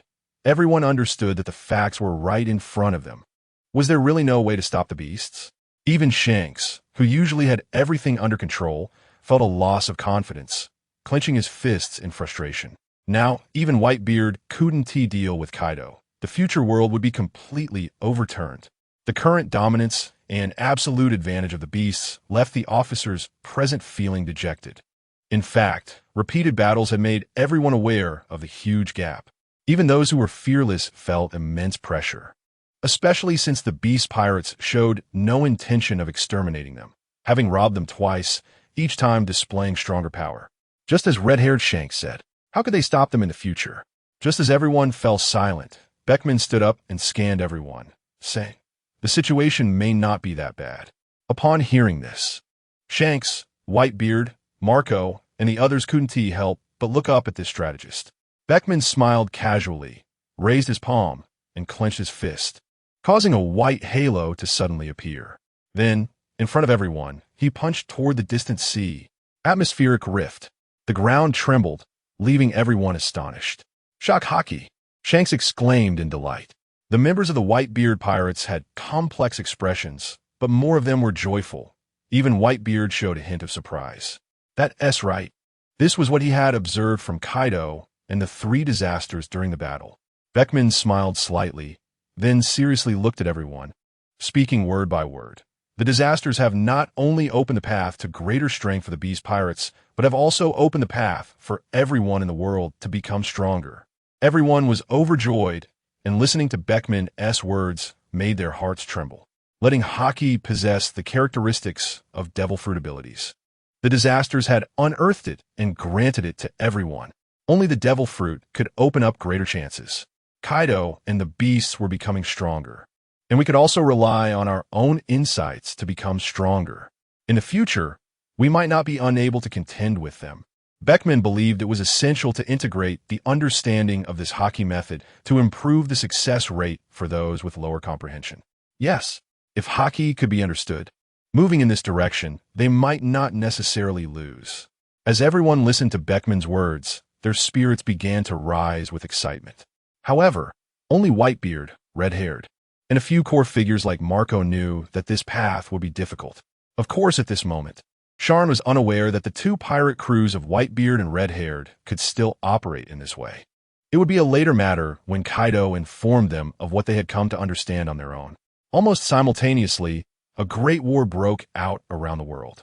The news from Kaido's side hadn't spread for days, while the Navy's efforts against the Big Mom pirates were making headlines everywhere. This time it wasn't just in the newspapers, but the Revolutionary Army was making a big push, promoting it all over the world. What? The Navy nearly mobilized their entire force. Yet they still couldn't take down the Big Mom pirates? No way. It said that the Revolutionary Army witnessed this and even helped. If it's the Revolutionary Army saying it, the news should be credible. How could the Navy headquarters be defeated while dealing with a Yonko? On Sabeti Archipelago, the gathering place of major news agencies, a group of reporters were going crazy shouting. They only found out about the news now and all wanted to make it the headline of their own news. The news was that the supreme commander of the entire army, Admiral Sengoku, the hero Garp, and the three admirals led tens of thousands of Navy soldiers to return in defeat. Meanwhile, the Big Mom pirates received technological support from the Beast pirates and were empowered with a second ability, fiercely battling the Navy. In the end, the Navy retreated. Someone briefly summarized the news, instantly shocking everyone and dropping their jaws. Such a terrifying lineup can't possibly lose. How terrifying has the Beast pirates become due to the technology of the Calamity? However, such simple news has already shaken the world, and countless eyes are focused on Onigashima. Unfortunately, in this closed-off land, nothing is known. But the common people have begun to despair and wail. The pirates have become this powerful. The righteous Navy can no longer protect us. They can't even deal with a single emperor. What should we do if we encounter pirates? The common people are ultimately the majority, and pirates bring disaster, scaring countless people to death. I heard that even the Revolutionary Army has intervened to help the Big Mom pirates. Have they fallen to the point of collaborating with pirates? The Revolutionary Army has stated that they helped the Big Mom pirates at the behest of the Calamity. The Calamity? It's him again. But defeat is impossible. How could the Navy lose? The major allied nations are sweating in shock. If the Navy can't win, what are they doing with the heavenly gold? The world government is in a mess, facing the incessant calls from the Denden Mushi, and they don't even know how to explain to those kingdoms. Because the Revolutionary Army has thoroughly confirmed the news, and even photos are circulating among the people. Thus, the world government's credibility has plummeted. Many are worried that the Holy Land can no longer suppress the pirate chaos. Since the Beast pirates have emerged, it seems to be spiraling out of control. The root of all this is the Beast Calamity. Damn it, such technology should not exist. Now it's too late to stop the situation. And that dragon, he deliberately spread the news, openly stating that he made a deal with the Calamity to save the Big Mom pirates. The Revolutionary Army is no longer that important. We must do whatever it takes to kill the Calamity. Saint hasn't returned yet, and the other four martial gods have been frequently slamming the table. But misfortunes never come alone. The negative public opinion about the Navy's campaign against the Big Mom pirates hasn't stopped, and another explosive piece of news has come out. This time, the news comes from the big journalist Morgan's newspaper. The Navy headquarters has been destroyed. The Beast pirates, led by the Golden Lion, are said to be behind this disaster. One must say, Morgan's knows how to create a spectacle. Although the Navy headquarters was indeed disrupted by the Golden Lion, it has not reached the point of being destroyed. However, such news spreading across the world is a shocking revelation for the public and the World Alliance. That is Marineford, the Navy headquarters located at the center of the world, symbolizing the Navy's deterrence and suppression of pirates. In the hearts of countless people, it is a solid fortress that protects them, but now it has actually been destroyed by pirates. Countless people around the world are wailing, and those on various islands cannot believe it. How could so many unbelievable events happen in just a few days? The Navy has deployed all its forces, only to return defeated and be dismantled by others. Especially on an island like Sabeti, the pirates have gone completely mad, while the Navy seems wilted like a frostbitten eggplant. Disasters. Once again, at the instigation of disasters, the Revolutionary Army and the legendary pirates are all being manipulated by him. Is he planning to strike against the world government and completely overthrow their rule, knowing that it is at the instigation of disasters has left the world in an uproar? The beast disaster, has he now become the king behind the scenes? How could both the Revolutionary Army and the Golden Lion be under his command? Technology. His technology. How powerful it must be. It must be because of this. The underground world is also in an uproar. The major underground kings are very alarmed. But they also sense something unusual. They too are tempted. Perhaps they could collaborate with the Beast Pirates? However, aside from few factions, the name of the disaster has become an object of fear. The common people feel a deep-seated fear upon hearing the name of the disaster, their pupils trembling. It's likely that even Shanks himself never expected that one day his name would scare children into not daring to cry across the seas. This is another rocks. The target of the disaster is to become the king of the world.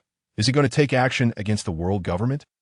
Is it for revenge against the world government for the last siege? What will happen to this disaster? Now, who can stop the beast's power?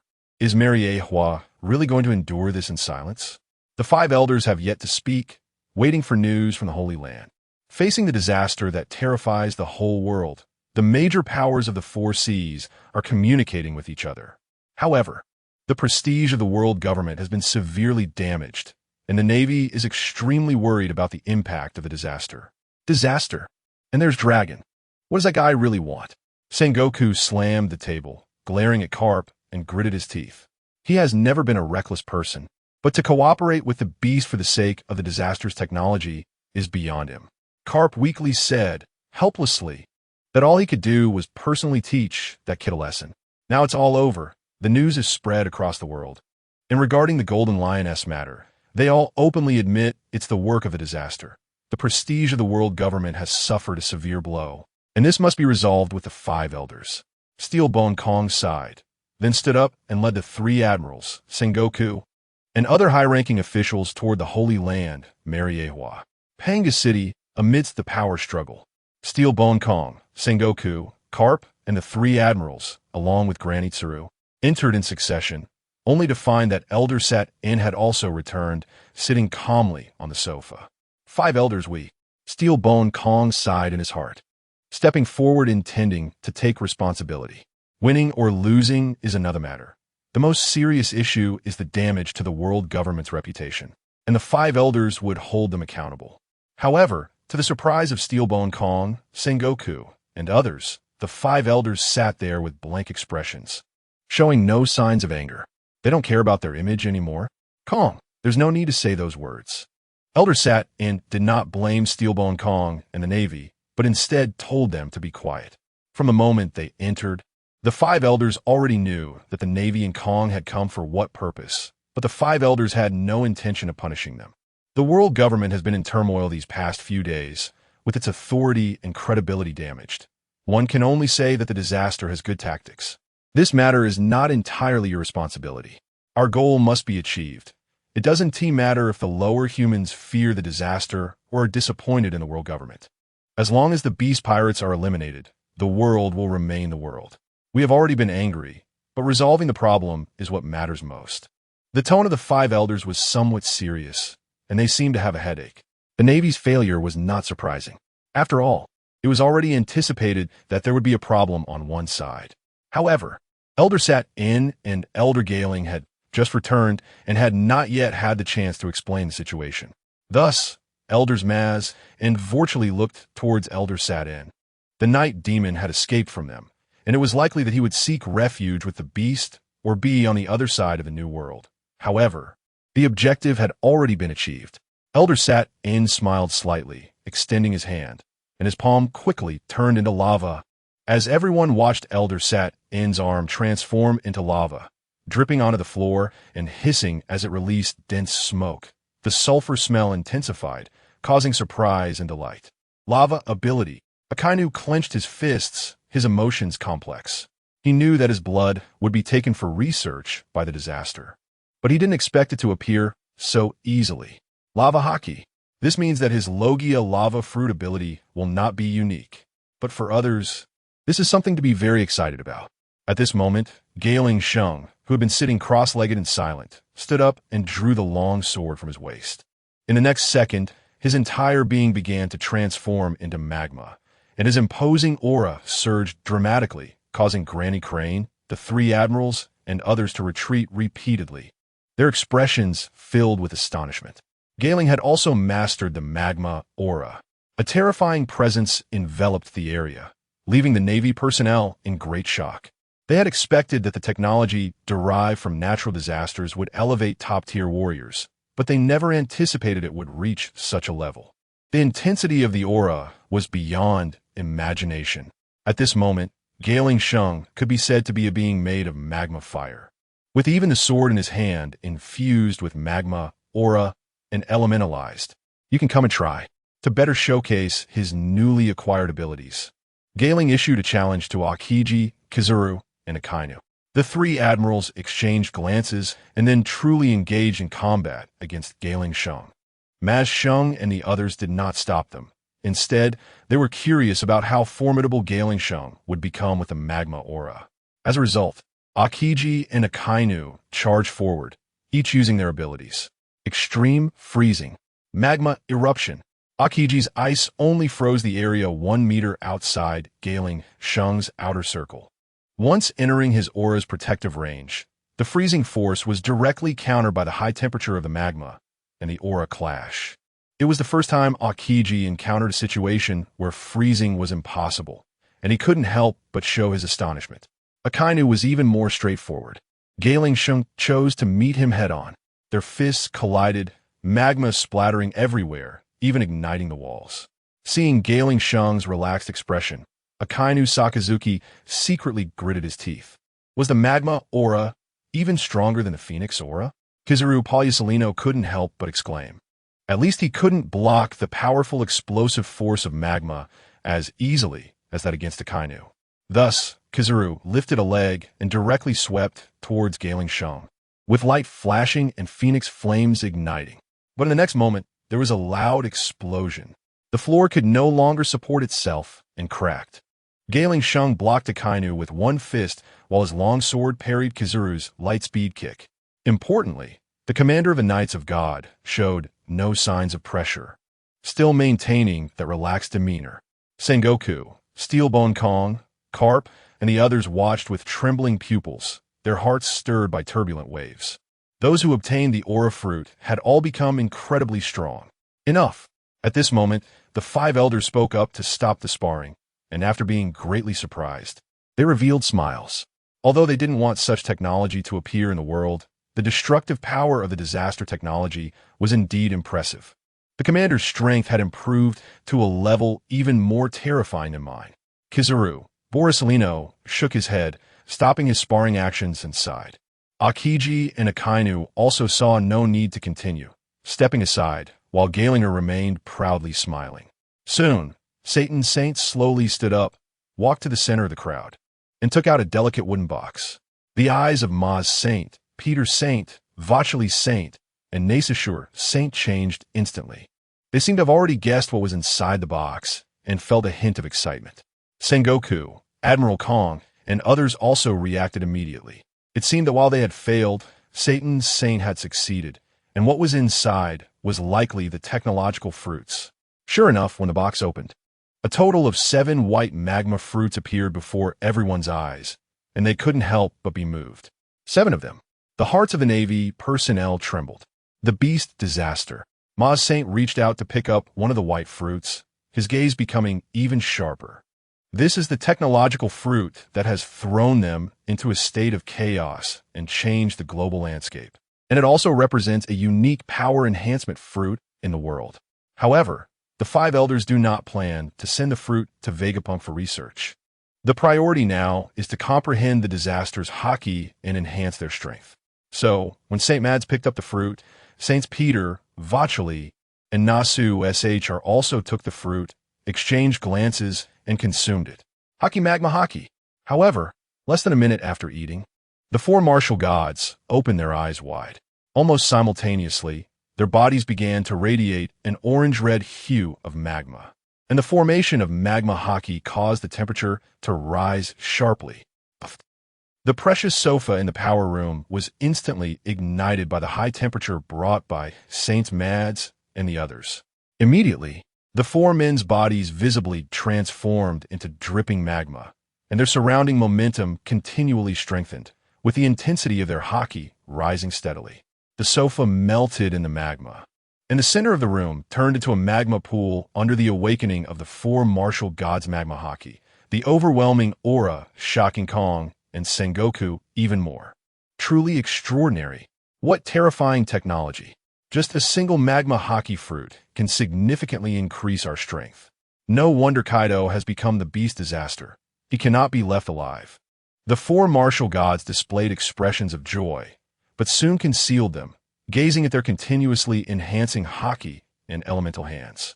The more they felt the power of disaster technology, the more they feared it. They had long agreed that they must completely eliminate Shane's technology and not allow such world-stabilizing destructive entities to exist. Having seized the technological fruit, once they defeat the beast pirates, only they will possess such power in their world. Therefore, they must strive to acquire disaster technology. Overall, the five elders were still in a good mood, having thoroughly experienced the magma ability, and then distributed the remaining four fruits to Sengoku, Kong, Garp, and Akiji. Do I also get one? Garp expressed surprise as he received the white fruit tossed to him by Saint Satan. He is famously headstrong, and his son and grandson are against the world government, and more importantly, he belongs to the D clan. Sengoku quickly pulled Garp, signaling him to say less. But the five elders bluntly stated, "You originally had no qualification, but your military achievements and title represent justice. This means we still trust you. Saints Mes, Pita, Vokuli, and Nasu SH are subsequently expressed this. Given the current situation, Garp is a top-tier combat force, and obtaining magma haki will significantly enhance his strength, making him a formidable weapon against the beast pirates." Coupled with Garp's attitude and abilities, the five elders accepted him.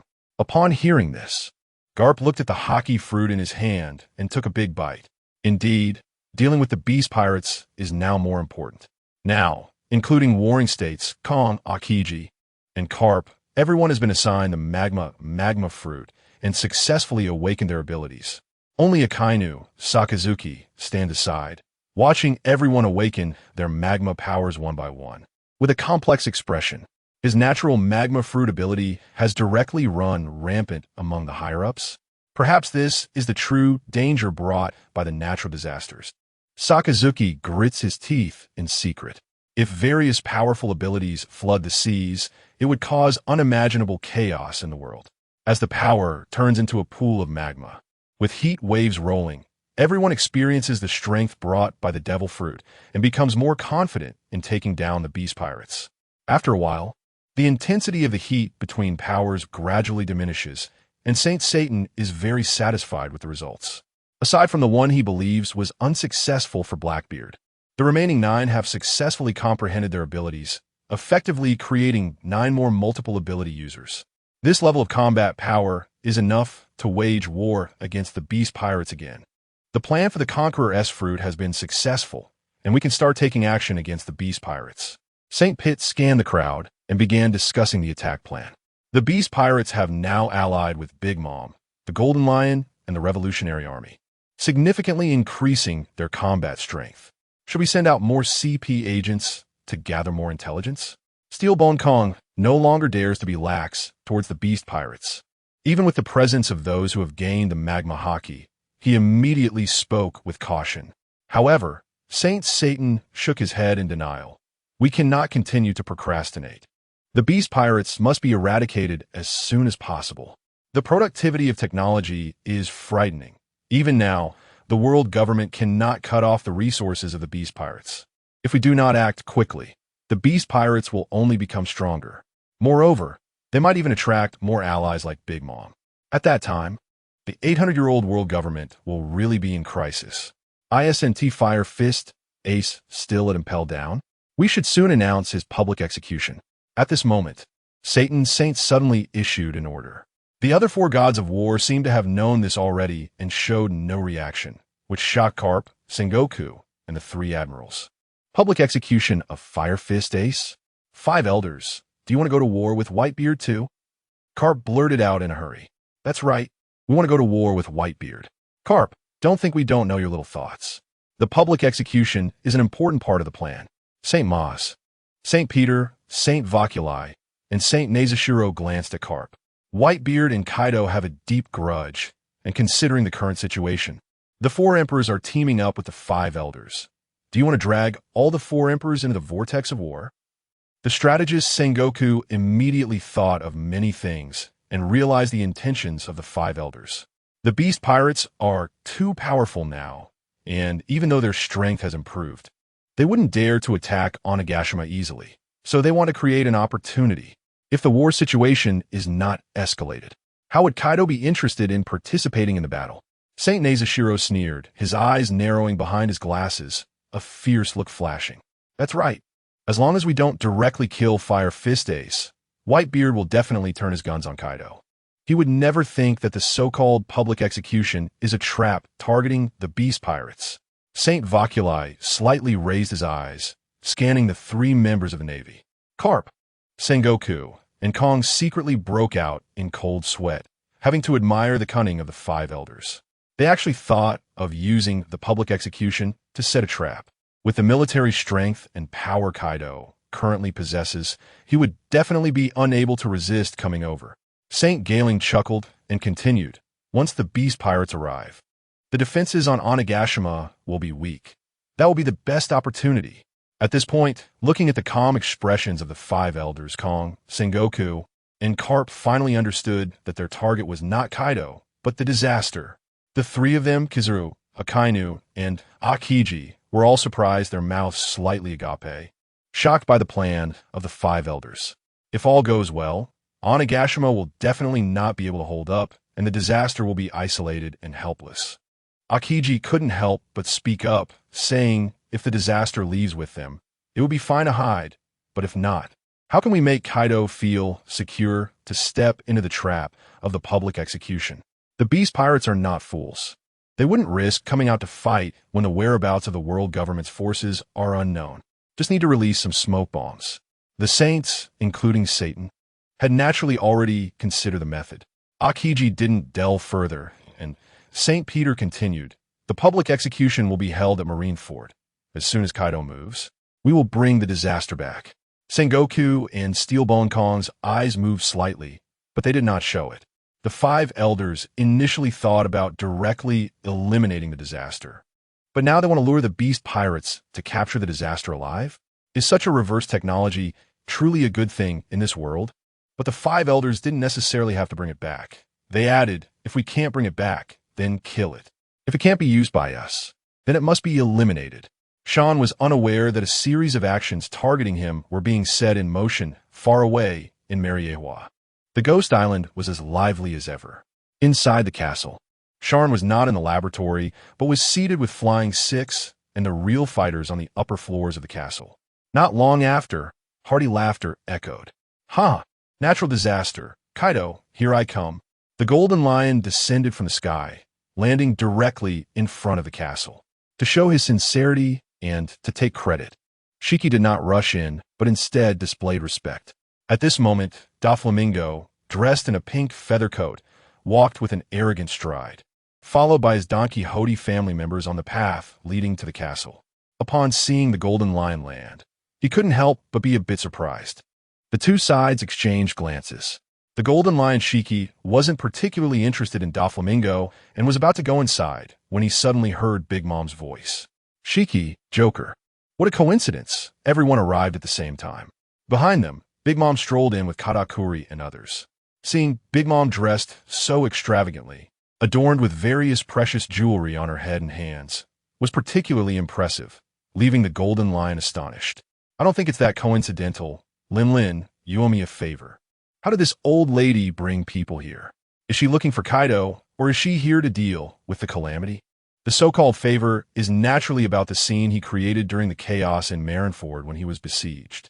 This favor doesn't count on you. I'm here to thank the calamity. You're here to discuss cooperation, right? Big Mom glanced disdainfully at the golden lion and then stated the purpose of her visit. Don't mess up my plans. Shiki glared at the laughing Big Mom, and reminded her. But Big Mom didn't continue to mock. Instead, she looked at Doflamingo and said, "What about you, Joker? Why are you here too?" She knew who was behind Doflamingo and found it strange that all the executives of the Don Quixote family had arrived. Doflamingo didn't shy away from it and directly gritted his teeth as he spoke. "It's the 5 elders and the Knights of God. They stole my technology fruit and occupied the Dressrosa kingdom. All 10 of my magma Haki have been taken away. What a huge fortune. And it's the technology fruit that was stolen." Immediately, the Golden Lion and Big Mom looked at Doflamingo in shock, their expressions turning serious. "Are you saying all 10 were taken away by the world government? Money was stolen, territory was taken. But nothing compares to the technology fruit falling into the hands of the opposing enemy." Big Mom and the Golden Lion understood what the magma Haki represented. It was a god-level fruit that could allow a top-tier powerhouse to break through Haki and elevate their combat power. 10 of them. It's not an exaggeration to say that as long as they're used on someone with decent comprehension, at least 4 magma Haki users can be created. That means the enemy has at least 4 more capable users, which is a very tricky situation. How could this happen? The Golden Lion was somewhat annoyed. He hadn't gained anything yet, and this bastard had already been robbed. Doflamingo's strength had greatly increased, and he no longer felt the same fear he had when facing legendary pirates. He was about to retort. At that moment, Sharn's voice came, "Everyone come in." His tone even seemed somewhat serious. The Golden Lion, Doflamingo, Big Mom, and the others immediately fell silent and obediently entered the castle, where they met Sharn and the Flying Six. They detailed the siege on Cake Island by the Navy, the Golden Lion's chaos in Marineford, and the incident of Doflamingo being robbed. Sharn remained silent. The world government truly lived up to its name, making such sharp moves, attacking on 2 fronts. Knowing the personnel configuration and strength of Mariawa, Sharn quickly figured out the opponent's tactics. The incidents on Cake Island and Dressrosa Island occurred almost simultaneously. The 5 elders had long planned their strategy, targeting the technology fruit. In this way, the opponent's strength will see a significant improvement. Fortunately, they do not possess many conquerors' Haki fruits. Otherwise, the overall enhancement of the world government's combat power would be very troublesome. Lord Disaster. Don Quixote Doflamingo felt somewhat ashamed. The Flying Six and the real fighting members glared at Doflamingo in dissatisfaction. Then all turned their gaze to Sharn. They now had great confidence in Sharn, not just in terms of technology. The events had already taken place, and the Gorosei were well prepared. Sharn glanced at Doflamingo, but did not blame him. After all, it was a transaction where money was exchanged for goods. Doflamingo breathed a sigh of relief, fearing that Lord Disaster would be angry about his research results being taken away. Just as he was about to say something, a dragon's roar echoed from the sky. A familiar pressure emerged, and everyone immediately understood that Kaido had returned. 4 giant dragons emerged from the clouds above Onigashima, with the leading Azure Dragon noticeably larger than before, making the Golden Lion and Big Mom envy him deeply. This is the benefit of having disasters as allies. Disaster. I'm back. As Kaido descended from the air, he transformed into his human form and shouted loudly before anyone else could speak. "Welcome back." Sharn greeted him with familiar enthusiasm. Lord Disaster, Jin, Queen, and Jack were a bit excited, quickly spitting out the stolen treasures and grinning as they approached Sharn. It was both a greeting and a way to take credit. Seeing the pile of treasures appear in the square, the beast pirates cheered, shouting in unison, "Long live Lord Kaido! Long live the beast!" They were genuinely excited. These treasures were equivalent to more technological fruits now. Kaido glanced sideways at the Golden Lion and Big Mom, not bothering to greet them, and instead walked into the castle with Sharn. The 2 who were ignored were not angry. They exchanged glances and followed behind. It was instead the collective appearance of Doflamingo and his crew that piqued Kaido's curiosity, and he asked, "Joker, what's going on?" He was aware of many things regarding Dressrosa, and logically, Doflamingo's subordinates shouldn't all be here, right?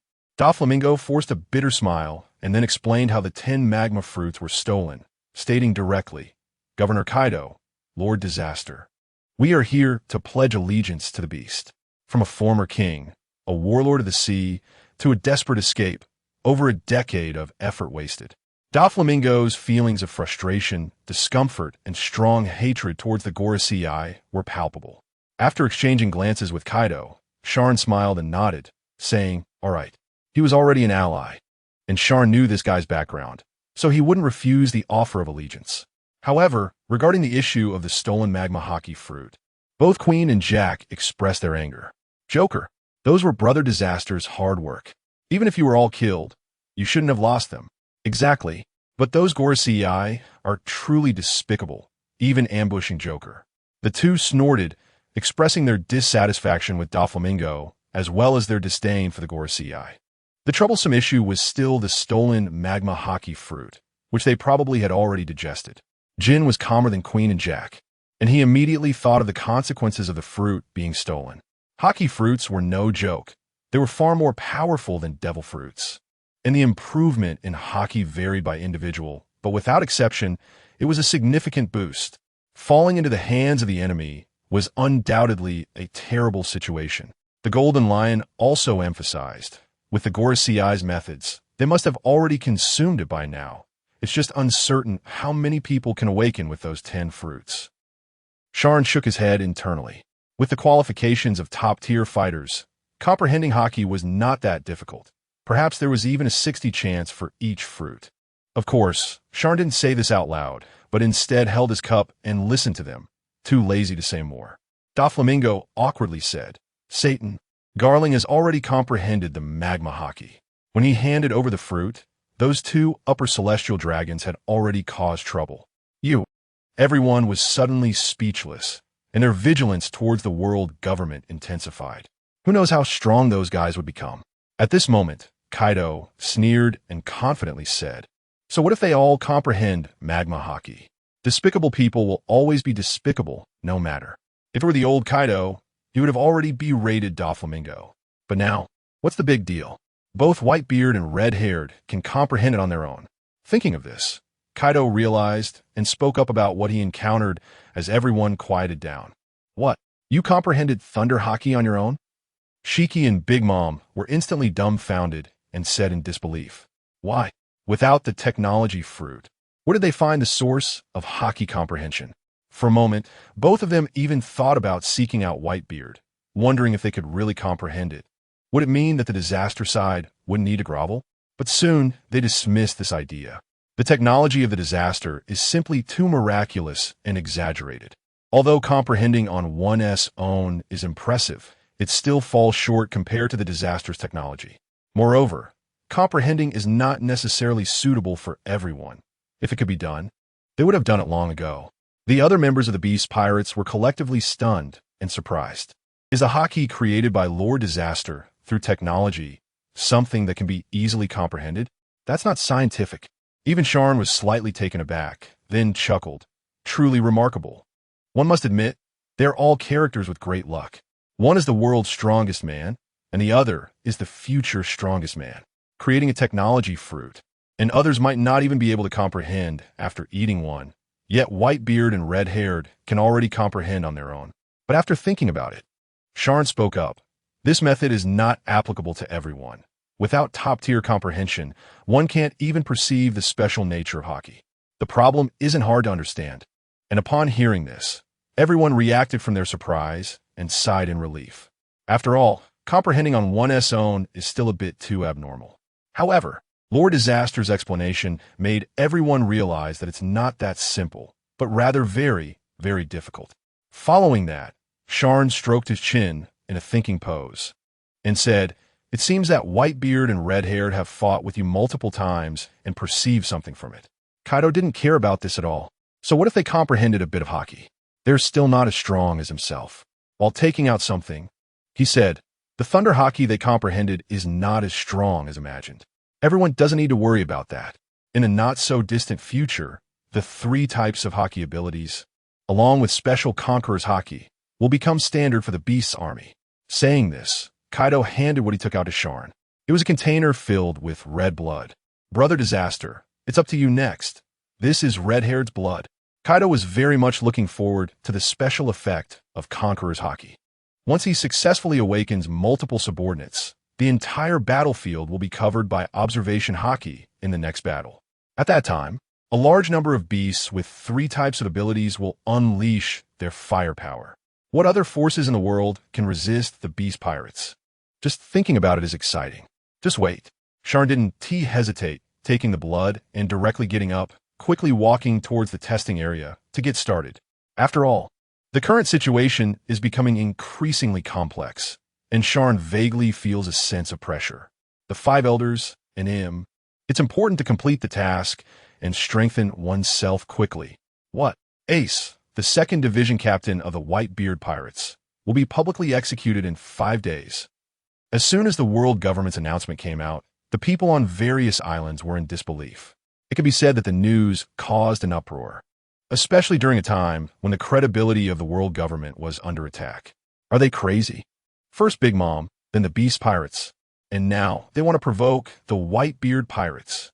Does the Navy still dare to provoke the major forces in the Grand Line? The 5 elders are dead set on going to war with the 4 emperors. The world is about to be thrown into chaos. The kings will be driven to death, and the ones who suffer from the gods fighting will always be the mortals. When the world government goes to war with the pirates, it will be the major member countries that will bear the cost and effort. With each war, their heavenly gold will only increase. More importantly, does the Navy, along with the world government, really have enough military strength to deal with this? On Fishman Island, King Neptune looked at the newspaper in his hand with a headline about Ace's execution and couldn't help but frown. Doesn't the world government fear that the beast pirates will intervene? If that happens, it won't just be a war between Whitebeard and Marineford. Hey, Jinbei. Neptune was still lamenting, puzzled by the world government's actions. In a blink, Jinbei turned around and left, his face dark. They're going to execute Ace and also go to war with Dad. Jinbei didn't even listen to the government's 7 warlord decree and now just wanted to hurry to see Whitebeard. Meanwhile, Hawkeye Mihawk, Boa Hancock, Bartholomew Kuma, and Moria, who had not yet left, were in the Navy headquarters conference room, listening to the Navy Rear Admiral announce the public execution with great surprise. Do you not want a Marineford anymore? Hancock spoke without any politeness, especially upon hearing about the war with Whitebeard. She immediately wanted to leave. What a joke. First, the Beast Pirates, then the Big Mom Pirates, and now they are provoking the Whitebeard Pirates. Do they really think a public execution is a good thing? At that time, Marineford will definitely face an unprecedented war. At the time of the announcement, the whole world thought so. No one wanted to get involved. But the current situation is entirely beyond personal control. Hancock, Mihawk, and Moria can only wait. The people are fearful and anxious, with rumors circulating that public executions signify the end of the world, causing countless individuals to panic. However, some firmly believe in the world government and assert that justice will prevail. Eliminating pirates and going to war is the right thing to do, isn't it? After all, it's Fire Fist. At that time, the Whitebeard pirates will be destroyed, and the world will have one less major villain. That's right. The Navy is the force of justice, and the world government will spare no effort. The pirates will surely be eliminated. A new era is beckoning us. The world has never lacked fervent people. But it must be admitted that amidst the uproar, the sea has become chaotic. However, just as public opinion was in turmoil, a mysterious figure cloaked in a black robe arrived at Mary Geos. In the realm of power, the guards cautiously closed the door. The 5 elders sat on the sofa, watching the arrival of Shanks, showing no hint of hostility. What brings you here at this time? You usually don't show up, red-haired. Just in time, we also need to understand some matters from you.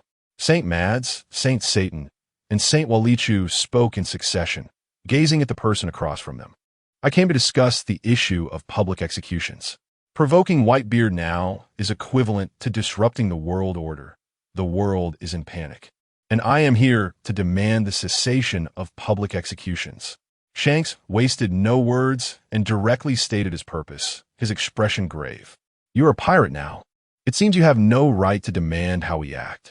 Correct your identity, red-haired. St. Peter interlocked his fingers, leaning forward, and reminded him seriously. The execution of Fire Fist, Ace, is significant. It cannot be stopped regardless of how the battle situation changes. Therefore, we reject your demand. You should consider your own situation. Saint Nezujira snorted coldly and refused. The important thing has never been the Whitebeard pirates, has it? Shanks sighed silently, implying the beast pirates in his words. The reputation and power of Whitebeard are the greatest threats. Always have been. The five elders did not tell Shanks the truth, but rather emphasized with indifferent eyes. Shanks also noticed the five elders' determination regarding the public execution, then stood up, staring at the five elders in front of him. He did not draw his sword but extended both hands. Immediately, lightning erupted from his left hand, elementalizing his entire left arm. His right hand radiated a white halo, vibrating the surrounding air, as if it could unleash astonishing power at any moment. As this scene unfolded, the five elders couldn't help but widen their eyes, unable to maintain their composure. The Tremor fruit and the Thunder fruit. How could you possess these? A series of questions arose in the minds of the five elders, and they were also greatly astonished. They had expended tremendous effort to split their forces to seize the magma fruit from Doflamingo. They never expected that Shanks had also been busy quietly acquiring the thunder and tremor powers. Moreover, considering Shanks' mastery of Haki, how much enhancement would these two special powers bring him? In an instant, the five elders' thoughts shifted, and their gazes toward Shanks changed. If it were the previous strength of the Yonko, they would only be wary, unlike before when they were cautious not to provoke him. Self-realization. Shanks looked seriously at the five elders and uttered four words. Impossible. Instantly, the already shocked five elders were even more astonished, rising abruptly. The special Haki of the disaster technology can be self-realized? What a joke. Not just me. Whitebeard will also have some realization. You want to go to war with him? Shanks squinted his eyes, not continuing. The five elders, amidst their shock, furrowed their brows and remained silent for a while before sitting back down. Shanks also retracted his Haki, slowly sitting down, waiting for the five elders to respond to his demands. I never expected there would be such a thing. Consider it a favor owed to you. However, this kind of Haki isn't something that can be easily realized. The five elders were not fooled by appearances. They knew that self-realization is very difficult. More importantly, their plan to control the disaster technology seems to be unfeasible. This leads to the five elders, who appear calm on the surface, being tumultuous inside. Indeed, the comprehension of special domineering requires insight and reference. Shanks then said, "So I hope that we still do not start a war now." This time, the five elders did not refuse outright, but fell into contemplation. Shanks was not in a hurry either, quietly sitting on the sofa, waiting for a response. In fact, he was unaware that the five elders considered the execution of Fire Fist Ace and the war with Whitebeard to be irrelevant. Their true aim was to lure the war maniac Kaido. The five elders were contemplating how to gain more benefits from Shanks' request. Especially after demonstrating the powers of tremor and thunder, they were quite intrigued. What could allow someone to comprehend Haki without using the Haki fruit? They could agree to your request. After a long pause, Saint Saturn exchanged glances with the other four and spoke. Shanks lifted his lowered eyelids. Saint Saturn continued, "Ace will not be executed, and there will not be a real war with Whitebeard. However, public execution will continue. Your target is the beasts." Shanks' eyes narrowed, surprised at the implications. But where did the world government get the confidence to incite the beasts to join the battle? Where did their confidence come from to deal with such a formidable force? Perhaps the technology of disaster made them impatient. Shanks' wariness of the five elders deepened. Given Kaido's character, they would definitely choose to join the battle. The five elders stated with certainty, then continued, 3 conditions. If you can meet them, we will agree to let Ace go. The chip of pork asked Ace is significant, and they were not worried that Shanks would refuse. Sure enough, Shanks nodded directly, listening to the five elders' conditions. First, you must unconditionally teach the powers of tremor and thunder. Second, if the beast pirates attack, you must intervene and help eliminate them. Third, you must persuade Whitebeard to join in and carry out this plan against the beasts. With 3 musts, Saint Saturn's tone was very serious, leaving no room for negotiation. Upon hearing this, Shanks thought to himself, as expected, comprehending Haki might be something he could teach. After all, given enough time, it wouldn't be difficult for the world government. However, cooperating with the world government against the beasts and persuading Whitebeard to join is exceedingly challenging. The idea of pirates and the Navy working together to eliminate the beasts, that was simply unrealistic. It wouldn't be easy to bring about. Moreover, given Whitebeard's character, whether he would cooperate was still in question.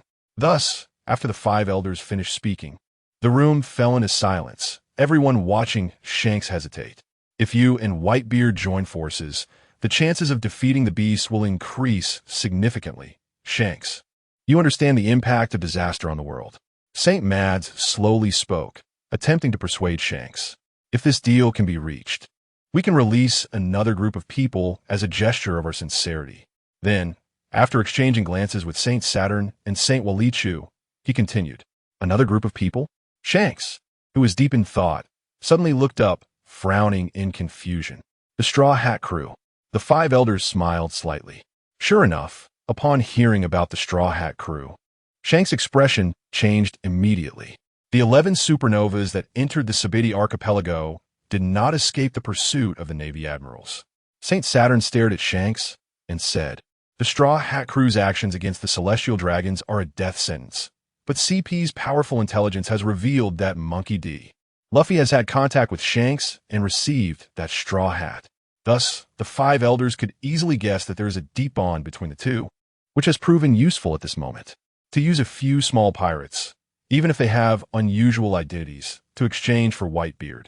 Shanks joining forces with the world government to take down the beasts is definitely worth it. All right, you release them, and I'll handle things with Whitebeard. Shanks took a deep breath. There was nothing he could do since the 5 elders had him in their grasp. But if he could eliminate the beasts and rescue Luffy and Ace, the outcome might not be bad. Having said that, Shanks had no reason to stay any longer and left under the 5 elders' meaningful gazes. New World. On the Moby Dick, which lay on the sea like a giant whale. The captains voiced their strong opposition. Shanks, what do you mean? You want us to cooperate with the world government? Those hypocritical guys are utterly unreliable. They still want to publicly execute Ace. We can't tolerate that. In the minds of pirates, collaborating with the Navy and the world government is almost an instinctive rejection. But through the transponder snail, Shanks' helpless voice came. If we cooperate with the 5 elders, we can join forces against the beasts, and they will release Ace and Luffy. Even so, but the captains were suddenly a loss for words, each showing difficulty as they looked at Whitebeard. Relying on you to initiate a war and save people is nearly impossible. Moreover, considering our grievances with the beasts and the threat that disaster technology poses to the world, I think we should attempt to cooperate this once. Or rather, we only need to act against the beasts at Marineford. What if Kaido doesn't bring his men? All of this will be for naught. After Shanks spoke, he quietly awaited Whitebeard's response. Whitebeard hesitated. It's not a matter of face. It's fine to join forces. But can the world government really release them? This point is very questionable because they don't believe in the world government. At this moment, Marco said, "Old man, maybe we could try to deal with Kaido." Vista then chimed in, "If the world government goes back on their word, we could just go in and grab the people." "No, we should grab the people first and then deal with Kaido." "Yes, let us do it." The captains were also brainstorming ideas. Whitebeard showed some interest. And at this time, Shanks intensified his persuasion, saying this is also an opportunity to avenge Odin. New grudges and old hatreds. Whitebeard immediately raised his head, a faint killing intent flashing in his eyes. "All right, red-haired kid. Annihilate the beast pirates and rescue Ace and his brother." Whitebeard's demands were actually just these 2 points. Furthermore, his hesitation stemmed from his concern about the world government, fearing that his sons would fall into the battlefield of Marineford. But if they were determined, Whitebeard naturally wouldn't stop them.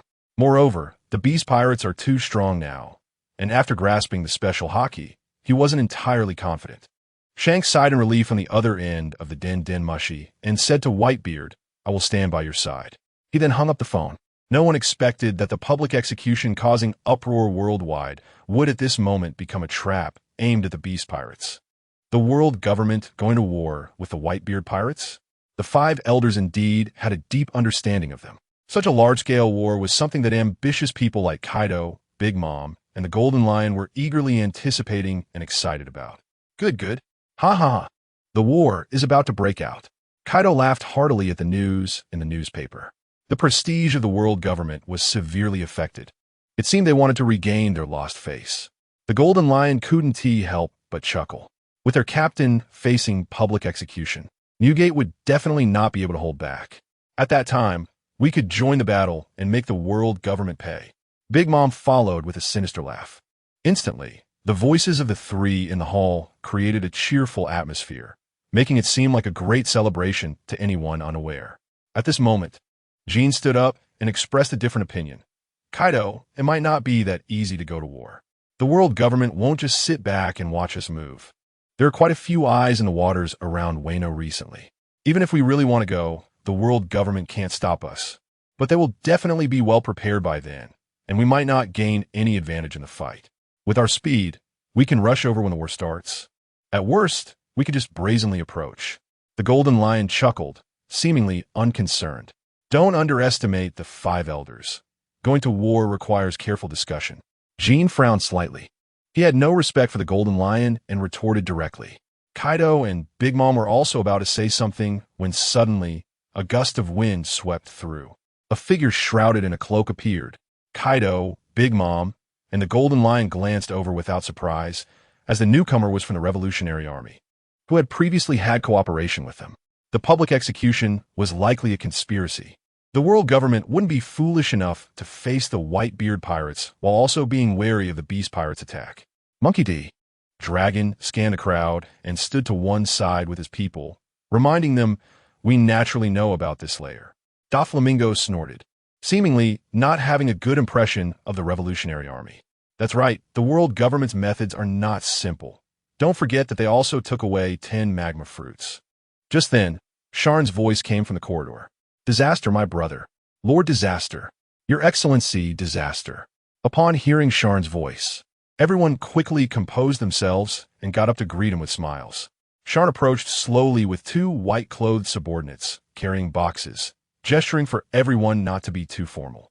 Then he turned to Kaido and said, "You definitely don't want to miss such a lively Marineford. Let's not talk about anything else for now. Let's boost our combat power first." After speaking, he glanced at the arriving Revolutionary Army, Big Mom, and the Golden Lion. They were gathered here because they were waiting for the technology fruits. As for the top war and the public execution, Sharn wasn't overly worried. This was something that should happen, and it was meaningless to stop it. Moreover, he was curious about what kind of chemical reactions would occur when the changed Kaido and others went to Marineford. If all went well, it might severely weaken the world government's power and allow him to gain more resources and time, aiming to stand at the peak of invincibility. Now, everyone was no longer concerned about the public execution and war. Their eyes were focused on the large boxes that Sharn had brought, their gazes intense. There were quite a few fruits this time. Sharn smiled slightly, not continuing to keep them in suspense, and readily had them open the boxes. When the variously shaped white fruits appeared before everyone, Big Mom, the Golden Lion, and Shiki noticeably took deeper breaths. Azure Dragon, Thunder, Tremor, Phoenix, Magma. They were all there. The sheer quantity made Kaido click his tongue in surprise and look up at Sharn in astonishment. During this time, so many fruits have been produced. That's right, there are at least 10 of each type in here. Sharn is too lazy to arrange them nicely and just stuffs them into a big box, tossing them into the fruit basket carelessly.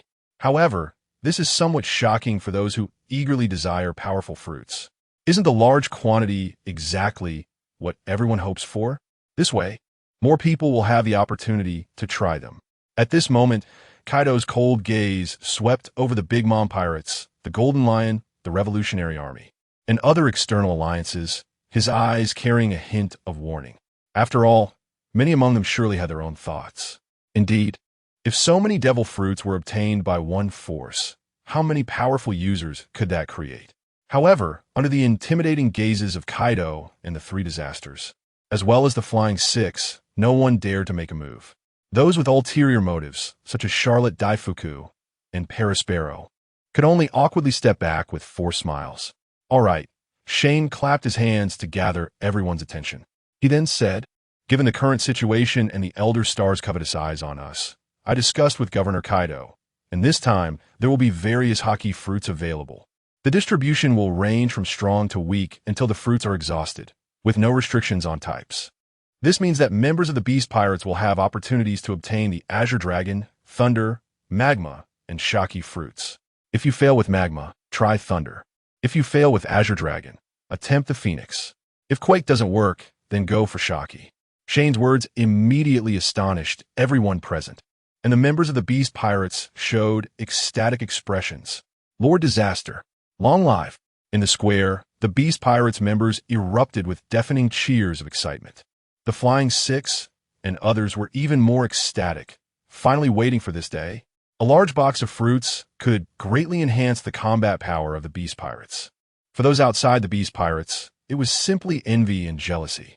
Relying on a genius scientist like Shane, they could eat as many fruits as they wanted. Thus, the three disasters took on the task of distributing the fruits. Among the Flying Six, originally only Phosphor and Runny had 2 types of Haki abilities. But with Shane's generous supply, soon all members of the Flying Six possessed 3 top-tier technological Haki: Azure Dragon, Quake, and Thunder. In an instant, the roar of dragons filled the air. The immense waves of power intertwined, filling Onigashima with tremendous pressure. Next, the true fights and the brutish ones began tossing fruits, swallowing them down. Soon, with the consumption of the fruits, more than half of the fighters obtained the powers of Thunder and Azure Dragon, while many also acquired the Quake Haki. However, many lacked the aptitude, so to avoid excessive consumption of one type of fruit, they used 2 of the same type in alternation. Fortunately, the members of the Beast Pirates were not so poor that they didn't manage to activate at least 5 or 6 of them. In a flash, the Beast Pirates had birthed numerous powerful warriors. At least 10 giant dragons soared in the sky, and many were on the ground learning flame clouds and awakening the Phoenix. Big Mom, the Golden Lion, and the Revolutionary Army members looked on, their eyes nearly popping out. They were truly envious. Big Mom felt her customized Phoenix Haki fruit had suddenly lost its appeal. The current scene on Onigashima was simply too crazy, although such a situation had been anticipated. Seeing so many dragons and Phoenix transformations, who wouldn't be mesmerized?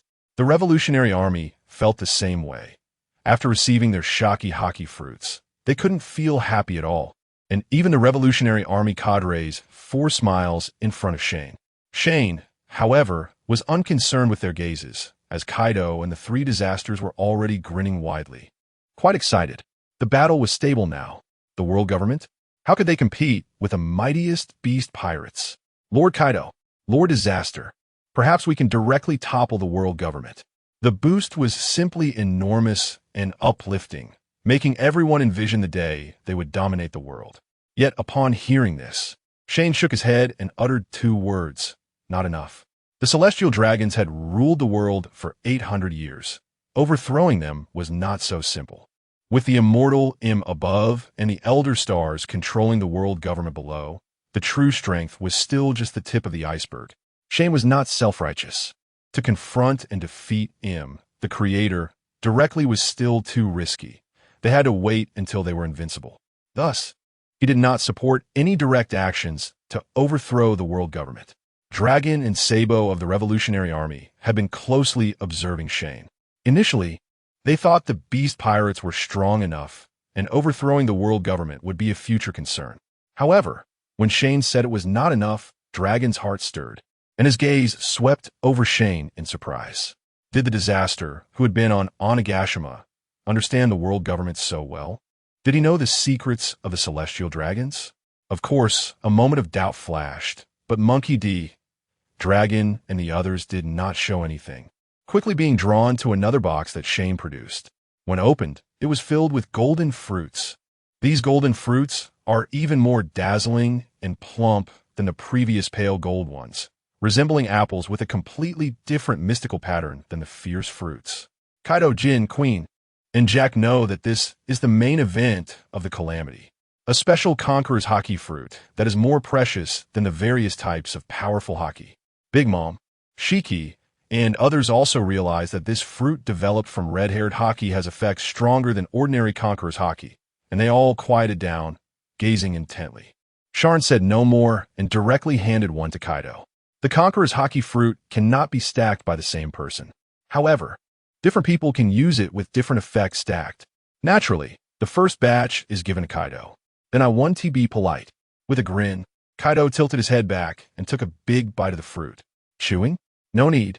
Less than 30 seconds later, Kaido's eyes suddenly widened, his breathing became heavy, and a look of ecstasy appeared on his face. Immediately, the Red Conqueror's Haki burst forth like lightning, shooting out densely like snakes.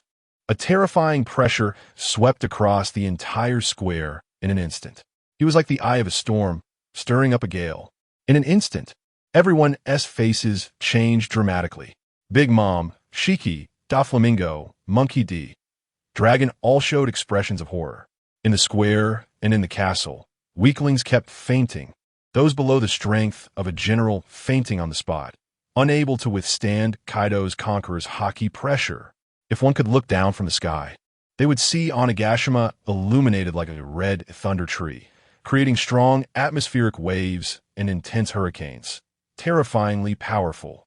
Sharn could also feel how great Kaido's enhancement was and couldn't help but feel happy.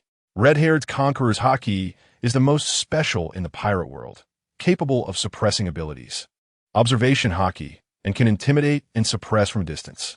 It is not an exaggeration to say that he can change the world just by relying on his Conqueror's Haki. And now, Kaido is even more terrifying. Ha ha, this feeling is really great. Calamity brother, I feel that this fruit enhances me even more than other Haki fruits. Kaido's face was filled with joy as he spread his arms and laughed loudly. Aside from those who had fainted, everyone felt the pressure released by Kaido, with cold sweat breaking out on their foreheads.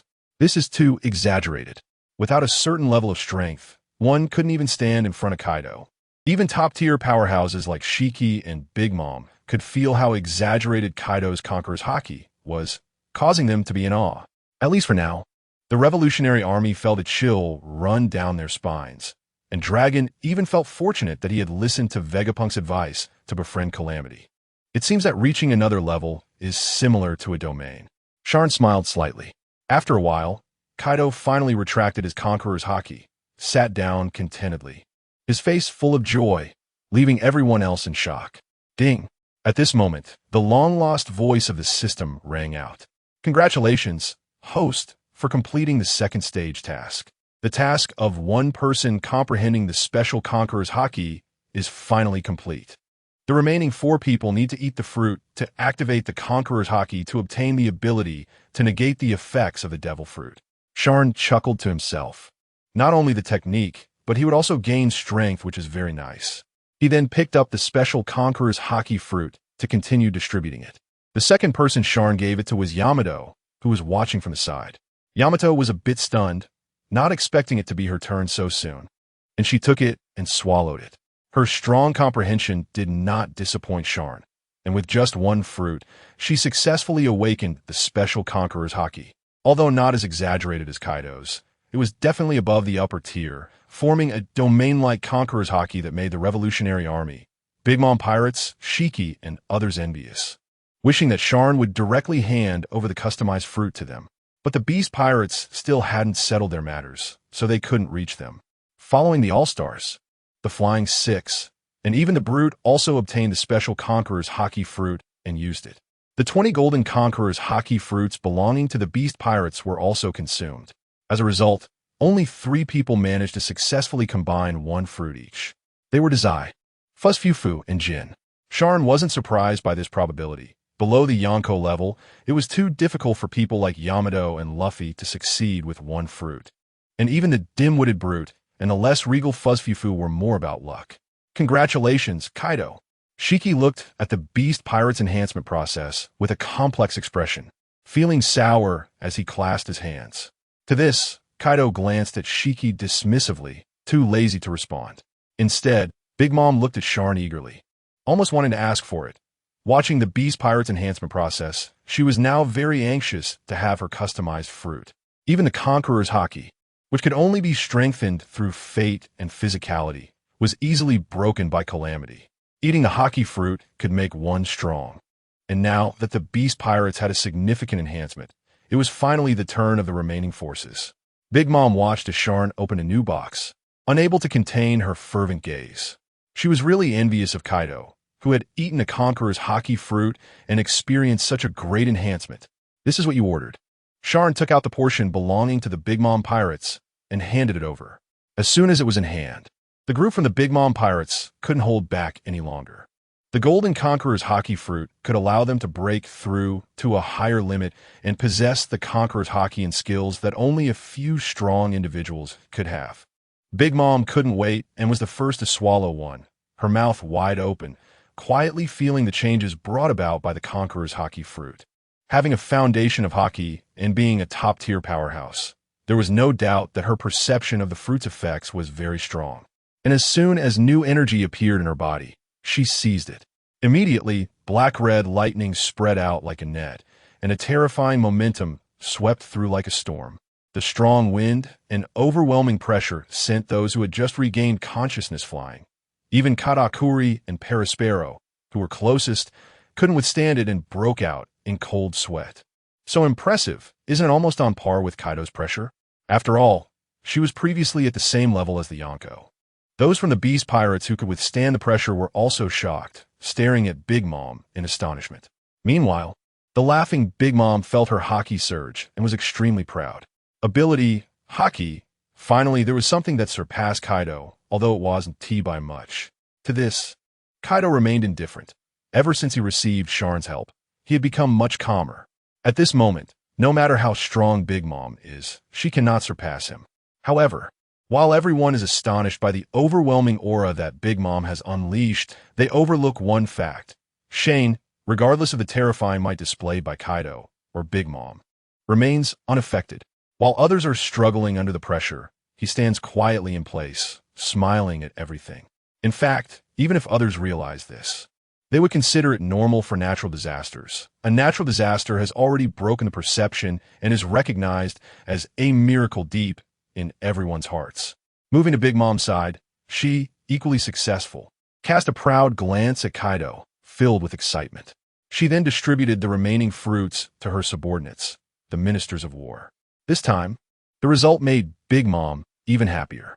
After sharing the conqueror's Haki fruit, Perispero, Daifuku, Kurazumi Kanjuro, and Page 1 all awakened. Although the probability was low, the success of 4 people was more than that of the Beast Pirates, and just this point made Big Mom overjoyed. Well, while not bad, Big Mom looked at her successful children with satisfaction. It's my turn. Don Quixote Doflamingo stepped forward to Sharn with a very respectful demeanor. He was now officially part of the Beast Pirates. Although he didn't have a disaster position, he was still an important combat force. Sharn divided the Conqueror's Haki fruit into 2 portions and directly handed them to Doflamingo and the remaining Shiki, the Golden Lion. This is what they have reserved. As for the Revolutionary Army, they can only get the meatball fruit that was customized last time. Without the Conqueror's Haki fruit, they can only watch enviously. It seems we need to reserve a batch of this fruit as well. Monkey D. Dragon can't help but feel that kind of envy. After all, that's the Conqueror's Haki. It's a power that only a few top-tier strong individuals possess. Although he has it, the Conqueror's Haki fruit from a natural disaster can make his own Haki surge dramatically. He is thinking about preparing money later to reserve it with Sharn. At this moment, Doflamingo and his crew had already divided the fruits and swallowed them all. The Golden Lion didn't hesitate either. After receiving his share, he used it immediately. In the square of Onigashima, the dark clouds hung low, and another wave of red domineering lightning and the terrifying wind pressure swept through. The influence that started with Kaido had nearly caused everyone in Wano country to faint from fear, extremely terrifying. And this was the last batch of Conqueror's Haki storm. Among Doflamingo's crew, besides Doflamingo himself, only Cernio succeeded. One gained a boost, the other awakened, unable to contain their ecstatic laughter. Is this the Conqueror's Haki that can wrap around attacks and even exert long-distance pressure?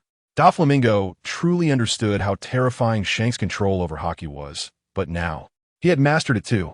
What a pity. Torpole, Lao Ji, and Pico were downcast, feeling a bit dejected for not succeeding. Looking at Cernio, once awakened, he had definitely crossed the threshold to becoming a general, and his strength would change drastically. Indeed, The benefits brought by the special type of Conqueror's Haki fruit were extraordinary. It was like two individuals with the same physique. One could use Conqueror's Haki to rap, while the other couldn't, and the difference was significant. Meanwhile, the golden lion Shiki floated in the air, clenching his fists, his laughter even more exaggerated. For decades, his strength had never improved, and he had even regressed. But now, after eating a golden Conqueror's Haki fruit, he could clearly feel the Haki within him strengthening, as if he had returned to his youth. This feeling is something younger people cannot empathize with. The Golden Emperor's Conqueror's Haki fruit is not just one. Brother Tianzai, can you see if you could trade with me?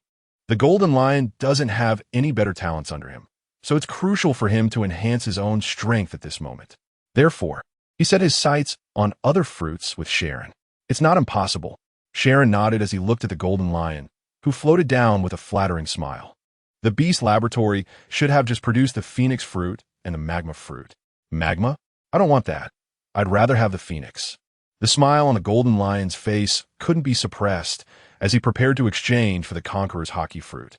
Sharn didn't make it difficult for him and ordered Jean to personally go to the laboratory to bring one back. The Golden Lion was very happy and was also calculating while waiting, because everyone now knows that the Haki fruit can only use one of each type from the 3 categories. And he didn't want the Qinglong form of the mythical beast type, nor would the beast likely agree, so he wisely chose the Phoenix. When Jean returned, the successful Phoenix form of the Haki fruit surprised everyone. After all, even Kaido had never attempted to have 2 consecutive successes, yet the Golden Lion managed to do it. After transforming into the Golden Flame Phoenix, he was overjoyed but didn't show off. Instead, he kept expressing gratitude to Sharn and even treated Kaido with more courtesy. Meanwhile, Sharn received a system prompt. Ding! Mission completed. Gain the ability to eliminate the side effects of devil fruits. Finally got it done. Sharn sat on his exclusive throne while everyone else was celebrating and didn't notice the change in his expression. More importantly, at the moment the system task was accomplished, Sharn's body was silently and further enhanced. At the same time, Sharn began to check the latest technology. It's not that simple to completely eliminate the side effects of devil fruits. Sharn stroked his chin, surprised by the technical information in the system. For example, to eliminate the side effects of the Qinglong fruit, to become a flawless ability, he must collect the blood of 5 zone-type ability users. And they must be mythical beast-type users. This means that to eliminate the side effects of the mythical beast-type ability, he needs the blood of 5 mythical beast-type ability users. For the awakened fruit ability, the difficulty is even higher. It requires the blood of awakened mythical beast-type ability users. Just the effort needed to help Kaido eliminate the side effects is quite considerable. The same applies to Paramecia and Logia. To awaken the Paramecia requires the blood of awakened Paramecia users, and for Logia, it needs Logia users. It's easy to understand. Ordinary zone types can simply use the blood of ordinary zone types to complete it. In simpler terms, it means using the blood of similar ability users. It really isn't that simple. Sharn has already started calculating how many awakened ability users there are in the world. However, counting the 5 elders, there are indeed quite a few awakened mythical beast types. In contrast, the benefits of eliminating the side effects are also enormous. Imagine an ability user no longer being restrained by the energy of the ocean, thus having no fear of sea prism stone. Although Haki remains the same, removing this weakness is much more useful than the abilities attached to Haki. One consumes stamina, the other consumes Haki. It's clear which is more durable. At this moment, the system also issued a new task. Ding! The task is released. 1. Successfully eliminate the side effects of 10 fruit users. 2. Among the 10 fruit users, there must be awakened Paramecia, Zoan, and Logia types. Complete the 2-phase task to unlock a new technology, the production technology of Haki pills. Pills. The task itself is not a problem, but Sharn was astonished that the next piece of technology from the system was actually a pill that could replenish Haki and restore consumed Haki. And it was the kind that could last indefinitely. This is just like a mana potion. Nowadays, many people are Haki users, and once their Haki is depleted, the remaining stamina cannot maintain the original combat intensity, and their special Haki abilities cannot be used. But with Haki pills, it's different. For a master like Kaido, with the enhancement of the Azure Dragon fruit, having Haki pills to restore Haki means he could take on 5 Elder Stars. He could fight for 10 days and a half month without needing to rest. Thinking about this, Sharn felt a bit excited. He needed to get this thing out as soon as possible. Perhaps he wouldn't even have to wait until he was invincible, and with the Beast Pirates, he could overthrow Mariewa. At that time, there would be no forces in the world to stop the beast from dominating, and he could truly be at ease and carefree. With this thought in mind, Sharn's expression showed a hint of excitement. Meanwhile, Doflamingo keenly noticed that the disaster sitting at the top had lowered his head in silence, and a smile unconsciously appeared on his lips, as if he had thought of something. Could it be that the disaster has a new technological inspiration? Doflamingo couldn't help but speculate, increasingly feeling that it was just as he thought, especially since he had mentioned new technology last time. Thus, he stood up and respectfully bowed to Sharn, saying, "Your Excellency, the disaster, have you come up with new technology again?" It was a bit impolite to ask directly, but Doflamingo was indeed very curious. And as soon as he spoke, even the likes of the Golden Lion and Big Mom looked over with bright eyes. However, Jin, Queen, and others shot a glance at Doflamingo, somewhat dissatisfied with his questioning behavior. On the contrary, Kaido didn't mind and raised his bottle, saying, "It seems like my little brother mentioned new technology last time." Sharn looked up at everyone and smiled. "That's right. There is indeed new technology." As soon as these words came out, the eyes of everyone present became fiery. There was no way. Who could remain calm in front of a scientist like the disaster upon hearing about new technology? Haki technology with abilities, enhanced Conqueror's Haki technology. And now there is something new. Everyone was curious and eager. The elimination of the side effects of devil fruits. Sharn put down his wine glass and said slowly, "Elimination of devil fruit side effects." Everyone was slightly taken aback at first, then each showed different expressions. Big Mom, Doflamingo, and the people below the Beast Pirates did not think about the effects after eliminating the side effects of the devil fruit. Instead, they felt that this technology seemed less impressive compared to the disaster's previous technologies. But Doflamingo, Big Mom, Golden Lion, Kaido, and the Calamities as well as the Stars were different. Their eyes flashed with light, clearly very interested. Hee, truly worthy of your excellency, the disaster. Even the devil fruit cannot stump you. Hey, do you think this technology is unimportant? Doflamingo first flattered, then shouted at the lackeys behind him. Of course, everyone shook their heads and denied it. Doflamingo then explained the significance of it to everyone. For you, it might not have much effect, or rather, there's weakness everywhere for those without strength. But if applied to the strong, it's a different story. Your Excellency, the disaster has filled the only weakness of all strong users. No longer fearing the curse of the sea, fearless of sea prism stone weapons, this will not just be a simple enhancement for the strong. Any weakness caught by an enemy can be deadly. Doflamingo's explanation wasn't finished, but many people had already reacted, suddenly enlightened. That's right. No longer being restrained by the sea. In the sky and on the sea, we will still soar as the beast. Kaido also spoke happily at this moment. For him, Sharn's technology was indeed increasingly useful. Big Mom, Golden Lion, and others were already looking at Sharn with fiery eyes. The conditions for elimination were not too difficult or too easy. Awakened fruit users needed the blood of fellow awakened users. Ordinary types needed the corresponding user's blood. So, eliminating the side effects of the fruit depends on the target. Sharn directly informed them of the conditions for elimination, which made everyone slightly stunned. The royal and viceroyal levels basically had no hope, especially awakened users, which were extremely rare in the world.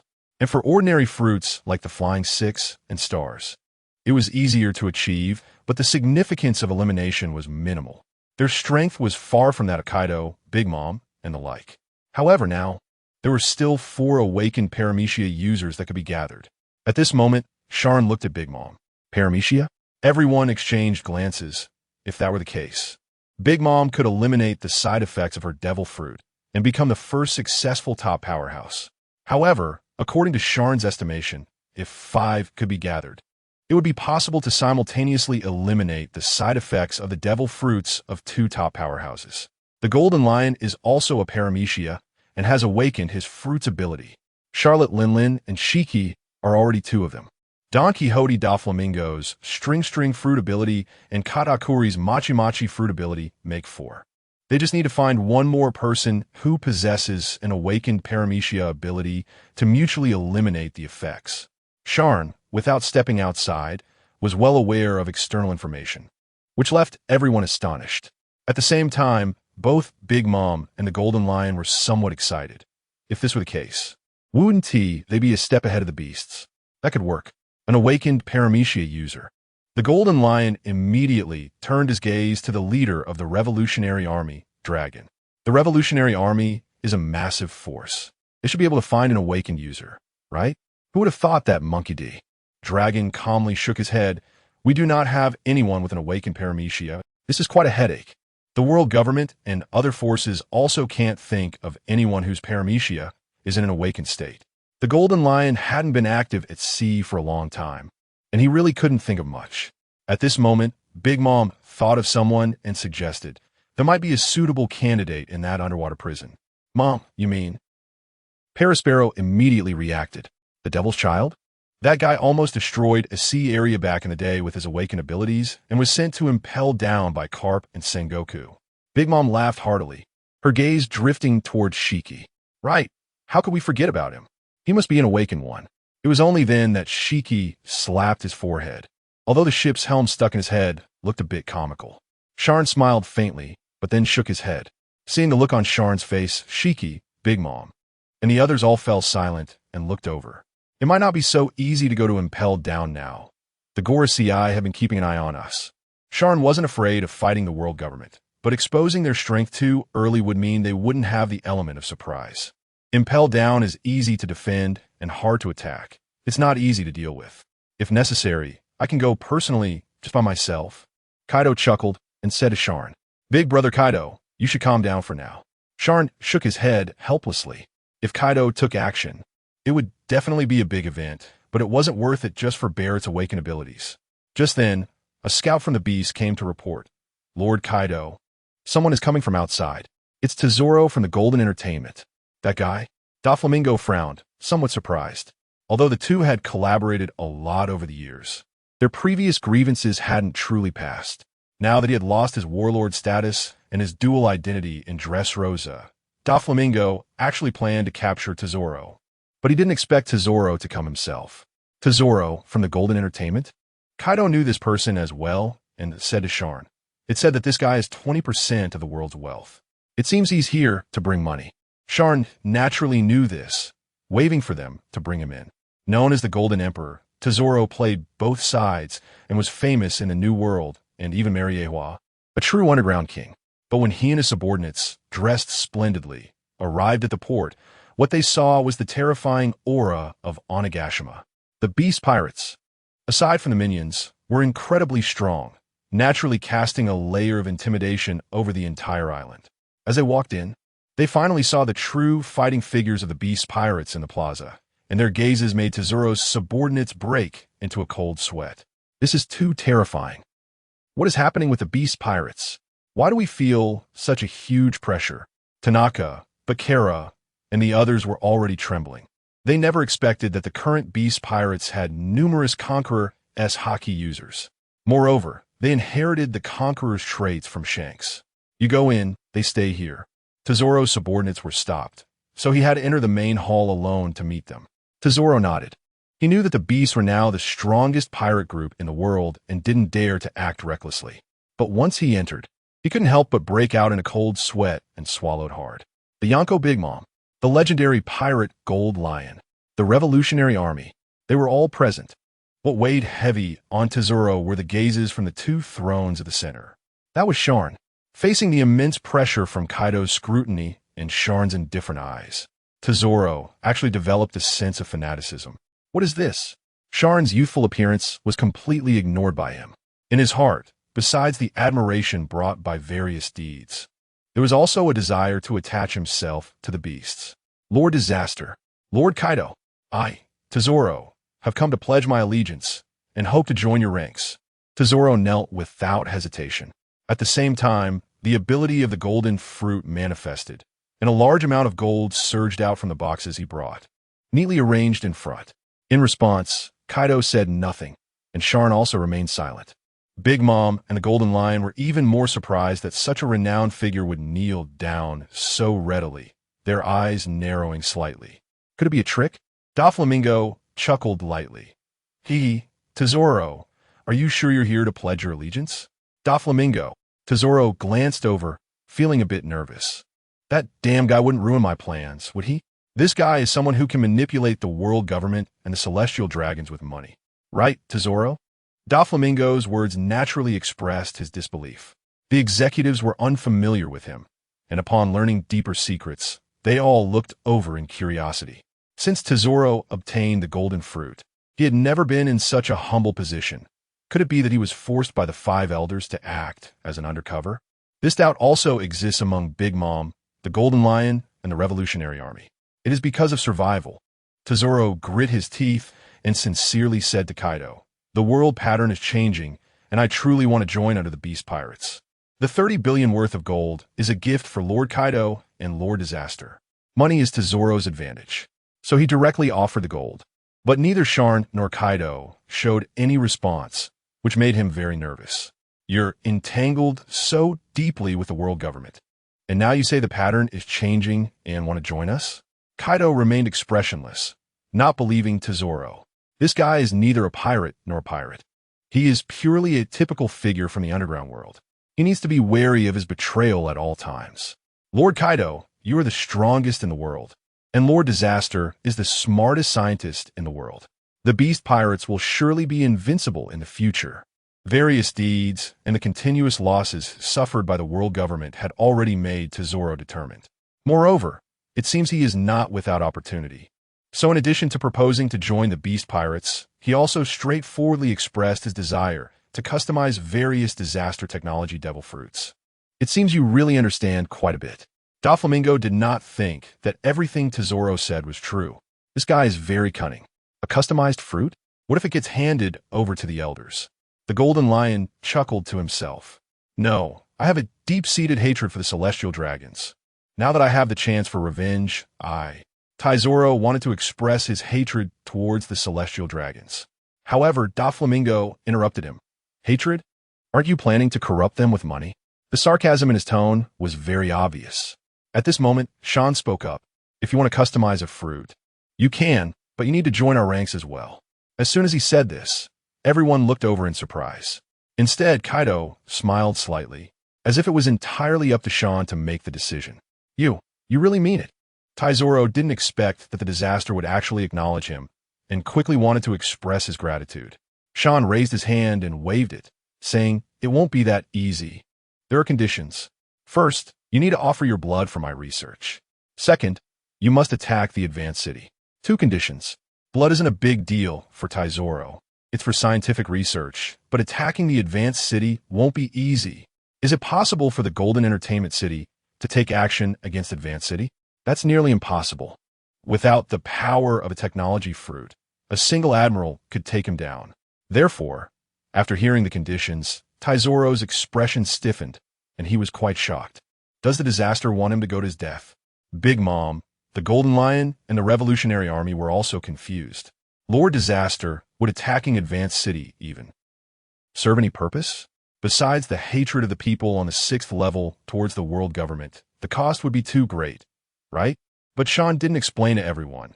He would just talk to Kaido about the matter of attacking Advanced City later. As for Tesoro, Sharn instructed, you just need to stay back and be ready to act at any time. Someone will take the first action against Advanced City. It turns out he doesn't need to deal with Advanced City directly. Yes, I will definitely accomplish it. Tesoro breathed a sigh of relief and immediately agreed. Then, Sharn and Kaido exchanged glances, both standing up to head deeper into the castle. The Golden Lion, Big Mom, the Revolutionary Army, and others looked at each other. In fact, they, as outsiders, had no idea what the Beast Pirates were planning. They just waited for the disaster's arrangements. Time passed, and soon it was the day of the Marineford War. Sharn sat in a beast skin chair at a certain spot, with a huge projection in front of him. The Marineford War had finally arrived. With me, as a significant butterfly, I wonder how it will develop. Supporting his face with his hand, Sharn looked at the projection of Marineford and murmured to himself. At the live scene of Marineford, there were 100,000 elite Navy personnel, more than Sharn had anticipated, and many familiar faces. The giants, vice admirals from the Navy headquarters, and the 7 warlords were all lined up, ready for action. The Navy's powerful strength was displayed before the eyes of the world and all the islands. The Navy is so powerful. How can the Whitebeard pirates win? Exactly. Even if the Beast pirates come, they are not afraid. So strong. Plus, those big villains from the 7 warlords, with over 100,000 elite Navy personnel, admirals, vice admirals, and rear admirals all present. The world buzzed with discussion. The allied nation citizens were very excited and eager, but some were worried, fearing that the world government might lose and that the battle might be too horrific, leading to the world's destruction. Of course, everything at Marineford was proceeding in an orderly manner, until the Marine Admiral Sengoku ordered the capture and transport of Monkey D, Luffy, and Portgas d'Ace. The original trajectory completely took a different direction. Sengoku held a transponder snail, announcing to the world the identities of the two as sworn brothers, and informing that Luffy is the son of the world's most heinous criminal, while Ace is the son of the Pirate King, Roger. Instantly, the world was in an uproar. So they had such backgrounds. No wonder the world government insisted on carrying out a public execution. The eyes of the entire world were drawn to this announcement. Unbeknownst to them, in the unseen dark, the world government's commander-in-chief, Steelbone Kong, the commander of the Knights of God, Gailing Saint, and one of the highest powers in the world, Satan's Saint, were waiting. The Beast Pirates have acted. They will definitely come. Satan's Saint held his cane with both hands, sitting in a chair with a blank expression, but his heart was already tightening. Today's operation must succeed. Otherwise, the days for their world government will become increasingly difficult, and there could even be a real risk of being overthrown. This time, they must not return empty-handed. Gailing Saint smiled coldly, filled with malice. The previous 2 confrontations had indeed caused him to lose face. The most important factor is still the disaster. At this moment, Satan's Saint was thinking about Sharn from Wano country. The disaster's technology was becoming increasingly coveted and desired by the elders. Steelbone Kong remained silent beside him, his expression serious. At this moment, the inner bay of Marineford underwent a change. With bubbling sounds, 3 large ships of the Whitebeard pirates leaped up, appearing before the world. The Whitebeard pirates, the fleet. They headed towards Marineford. Oh my, the war is about to begin. The people of the world were shaken, and their hearts began to feel tense.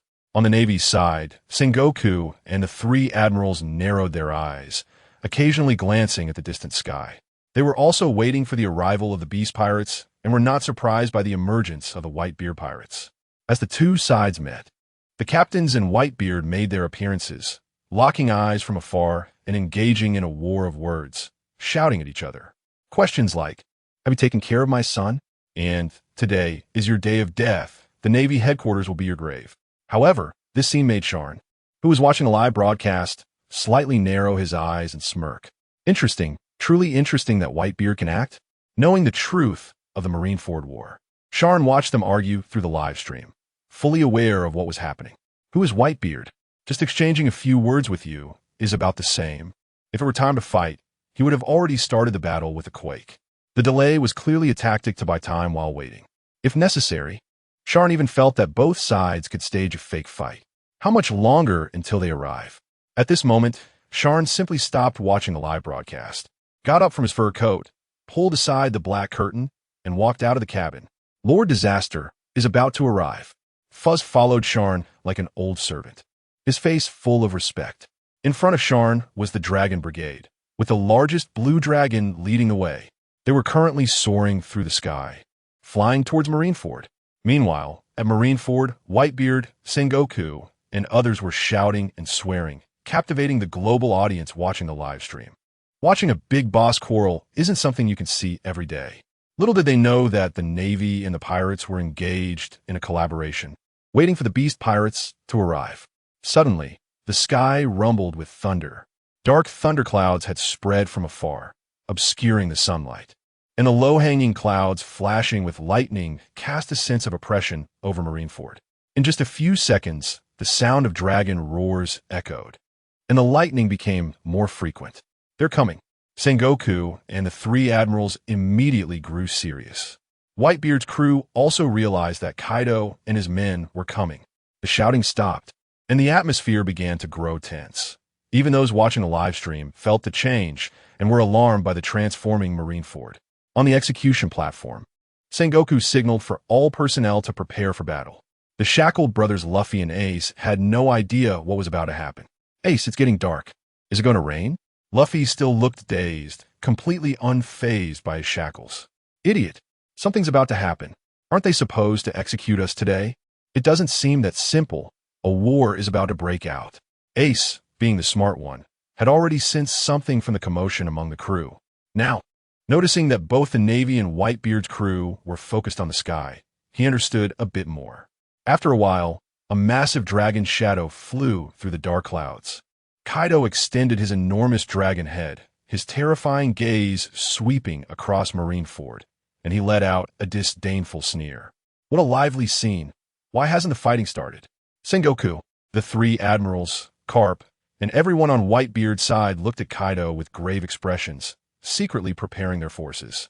Meanwhile, in the live stream, the world saw the appearance of Kaido of the 100 Beasts, causing an uproar. "It's Kaido of the 100 Beasts. That terrifying guy has shown up. Is he going to take the opportunity to attack the Navy? How can Marineford withstand them?" The public was terrified. Who doesn't know that Kaido is an invincible monster? But on the side of Marineford, the Navy was also very formidable. "We've been waiting for you, Kaido. Today is your day to die." Kizaru appeared at the highest point, hands in pockets, smiling but with a very cold tone. Kaido, however, glanced at him disdainfully. Given his current status, he completely disregarded the admiral. Instead, his gaze kept scanning other parts of the island. He didn't believe the world government only had this many people at Marineford. Sengoku was staring intently at what was behind Kaido, his expression gradually becoming grim. Or rather, the expressions of everyone, including Kizaru, began to change. With observation Haki, they sensed several terrifying auras. They were approaching rapidly. They were colorful giant dragons and phoenixes. It was the beast pirates. They were recklessly flying down from the sky, carrying the beast pirate ship. Following that, Big Mom, stepping on the thunderclouds with pure black flames, and the flying Doflamingo in his phoenix form appeared one after another. They were all escorting the pirate ship in the center, allied forces of the 100 Beasts. Sengoku's expression darkened as he muttered through gritted teeth. "This is currently the most powerful force of the world government, and also a terrifying power that aims to overthrow the world government and plunge the world into chaos. No way. The 4 emperors, the legendary pirates, they're all here. The world government is really going to suffer this time."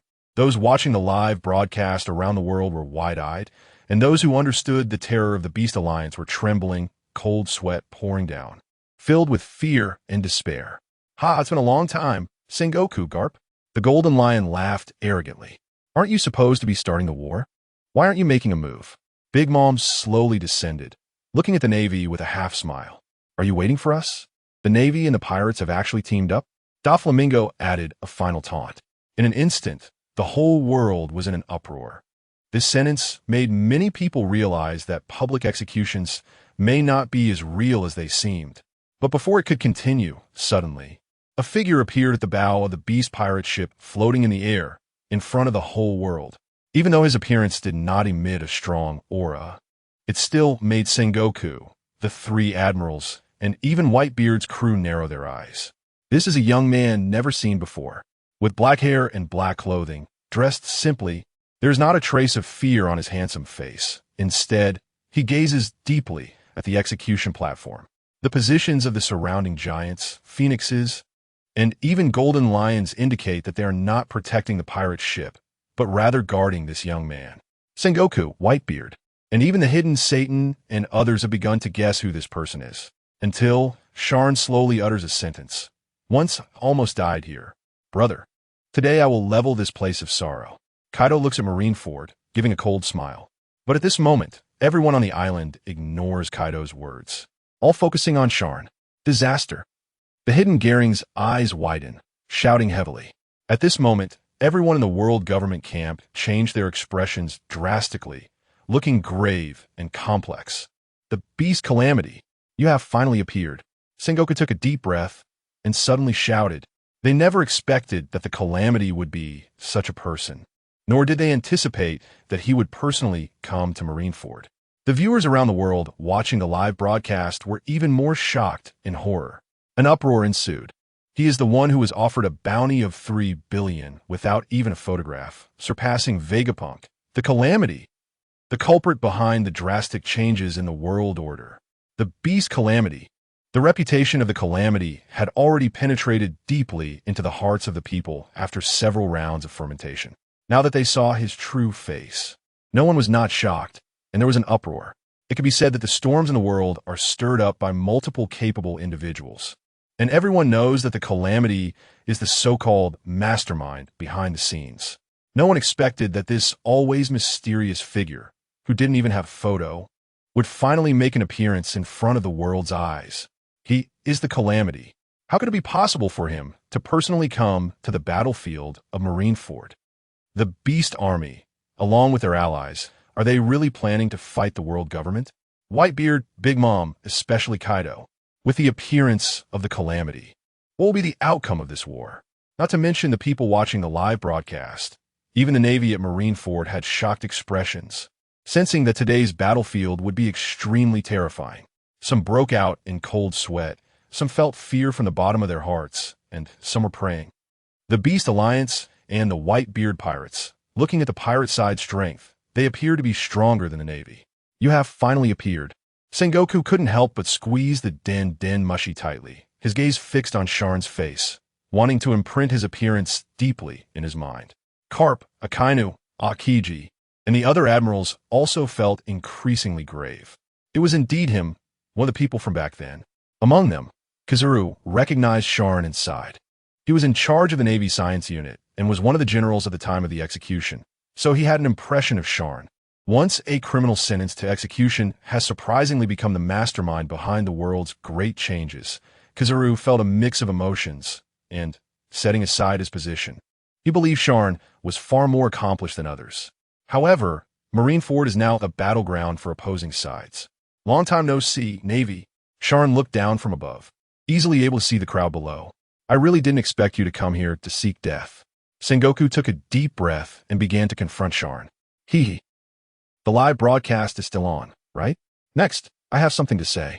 Sharn ignored Sengoku's intentional verbal jabs and instead scanned Marineford below. His gaze shifted, sharp and full of pressure, as he said, "It's about time. World government. Manipulating the world for 800 years. Shaping the identity of the celestial dragons as the descendants of the Creator, supreme and unparalleled, yet lacking the compassion that a god should have. You are the greatest darkness in the world." I believe many people in the world will agree with this statement. The celestial dragons are the descendants of gods? No, they are trash, unworthy of the name of gods, even less worthy of being human. The world government should perish. Sharn did not utter any words that aided the oppressors, but directly declared that they should die. These words had a strong impact on the viewers watching the live broadcast around the world. They were dumbfounded and horrified. No one has ever confronted the world government directly, especially in front of the Navy and under the world's gaze, saying they deserve to die. Today, disaster has struck. The warring states and the Steelbone, who were secretly about to take action, changed their expressions drastically and wanted to stop it, but it was too late. They saw Shane open his arms and laugh boldly. Today we overthrow them. Yes, Lord Disaster. The dragons and phoenixes responded, their voices booming like thunder, shocking the Navy below. Shameless, you are the greatest evil in the world. Disaster. At this moment, Steelbone Kong arrived, leaving behind a trail of afterimages, and shouted in anger. However, the entire world was shocked by Sharn's statement of overthrowing the world government. Such a shocking act was something even the crazed rocks could not achieve back in the day. At the same time, the world government army, led by Steelbone Kong, arrived, consisting of thousands of elite aerial special forces even more powerful than the Navy. They surrounded the giant dragons as soon as Steelbone Kong's words fell. Not a single member of the Beast Pirates felt troubled or scared. Instead, they were eager and ready for battle. Sin? Who defines sin? The victor takes all. Let us settle this today. At this moment, Kaido laughed disdainfully, mocking Steelbone calm. In fact, earlier, Kaido had wanted to participate in the war, but later, Sharn said he wanted to overthrow the world government. He did not resist. Instead, he eagerly agreed, which led to today's scene. If the world government is defeated by you, it would be the greatest tragedy, Kaido, and it won't succeed. Suddenly, a figure appeared beside Whitebeard, standing shoulder to shoulder with him, one arm resting on the sword hilt, sharp eyes fixed on Kaido and Sharn, saying, "Shanks of the red-haired pirates. It seems you and Whitebeard really have collaborated with the world government." Sharn smiled slightly, not surprised. Instantly, everyone watching the live broadcast was taken aback. The Beast Pirates looked provocatively at Whitebeard and the red-haired side. Doing this? They had long anticipated that such a situation might arise. Just try to let everyone see how terrifying the Beast Pirates are now. To deal with you and Kaido, it wouldn't do to have too few people. No matter what, you must face justice today, disaster. Shocking events continued to unfold. After Shanks, a four-sided magic circle appeared on the execution platform, and one of the five elders, Saint Saturn, made his entrance. He looked at Sharn with a blank expression and spoke, surprisingly maintaining a sense of justice. Following that, the cold-faced Saint Kizuru slowly walked up, standing beside Saint Saturn. "This is better, disaster. Then let's have a decisive battle." The commander of the Knights of God, having suffered enough losses because of disaster, was already holding back his anger from consecutive defeats. Who would have thought that Sharn would casually glance at him and then directly ignore him? "I only talk to those at the top. You were the one who issued the order to execute the researchers, weren't you? Reviving ancient weapons and having Vegapunk create the Mother Flame Seed. Saint Saturn, you don't need to perform in front of the whole world anymore." Sharn was never a magnanimous person. Damn it, I just crossed over and almost got killed because of him. Hearing Sharn's words spoken openly to the whole world, Saint Saturn's face darkened, and he could barely contain himself. The Mother Flame Seed is extremely important. Once it allows that weapon to be used freely, they would have no enemies in the world. However, as Sharn pointed out the ancient weapon, some forces around the world began to realize something. But at this critical moment of verbal sparring, everyone's attention was on the conversation between Sharn and Saint Saturn when suddenly, a gust of wind rushed in. The wind was like a wall, separating Ace, Luffy, and Saint Saturn on the execution platform. "Go!" Monkey D. Dragon appeared, moving at incredible speed. The leader of the Revolutionary Army acted very suddenly, catching many people off guard. Just as Dragon was about to grab Luffy and his brother with his hand, he underestimated the opponent's reaction. A magma slash cut through the execution platform, forcefully splitting the wind wall and directly blocking Monkey D. Dragon, sending him flying back with a bang. Magma? Dragon retreated in midair, astonished. He saw clearly that the one who attacked was Saint Kizuru. Likewise, everyone present, drawn by the sudden commotion, turned to look and were all surprised to see Saint Kizuru. Magma? How could Admiral Akainu's power be in Saint Kizuru's hands? But with a little thought, one could understand. This must be the result of disaster technology. It's the Revolutionary Army. Even they have come. But how could the world government have the overwhelming technology of disasters? The appearance of the Revolutionary Army seems less concerning. Everyone is surprised by the magma ability. But it's not something the disasters gave to the enemies, right? However, following Doflamingo reveals the truth. They successfully stole the magma devil fruit. This was originally said to Shanks and Kaido. Everyone present, including those watching the live broadcast, understood the reason and was taken aback. What's going on? But the reason is no longer important. The fact is that the Galinger Saint used his magma dominance. Monkey D. Luffy was surprised, but did not give up on saving people. The howling wind changed direction, stabilizing his form as he lunged forward again. At the same time, other revolutionary soldiers, lurking in the periphery, began to appear.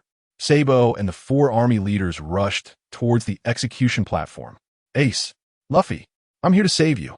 At this point, Sabo has also regained his memory and is eager to rescue his brother first, because an unprecedented battle is about to take place in the entire Marineford.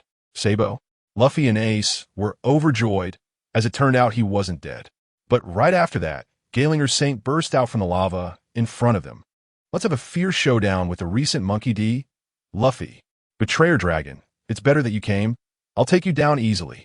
I have to say that Gaelinger Saint is quite arrogant.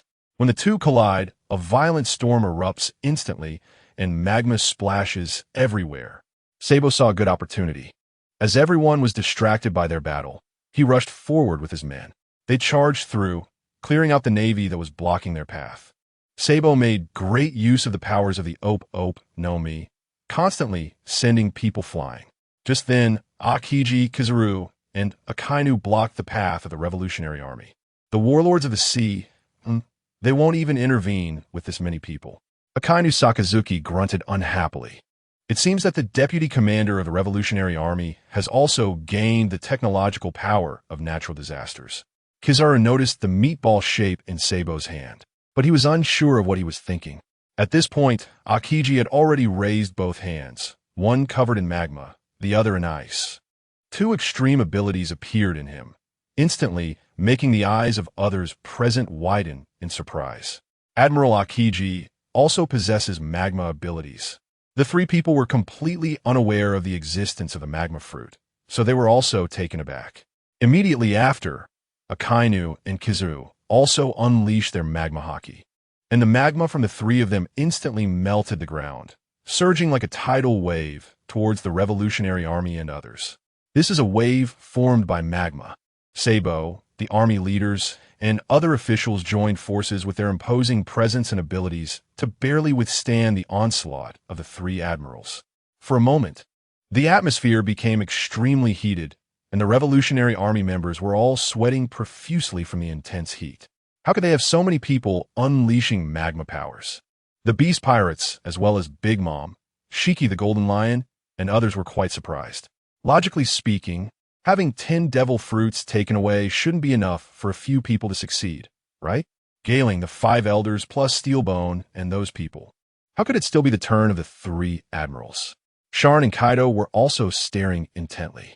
Soon, they were deeply astonished by the world government.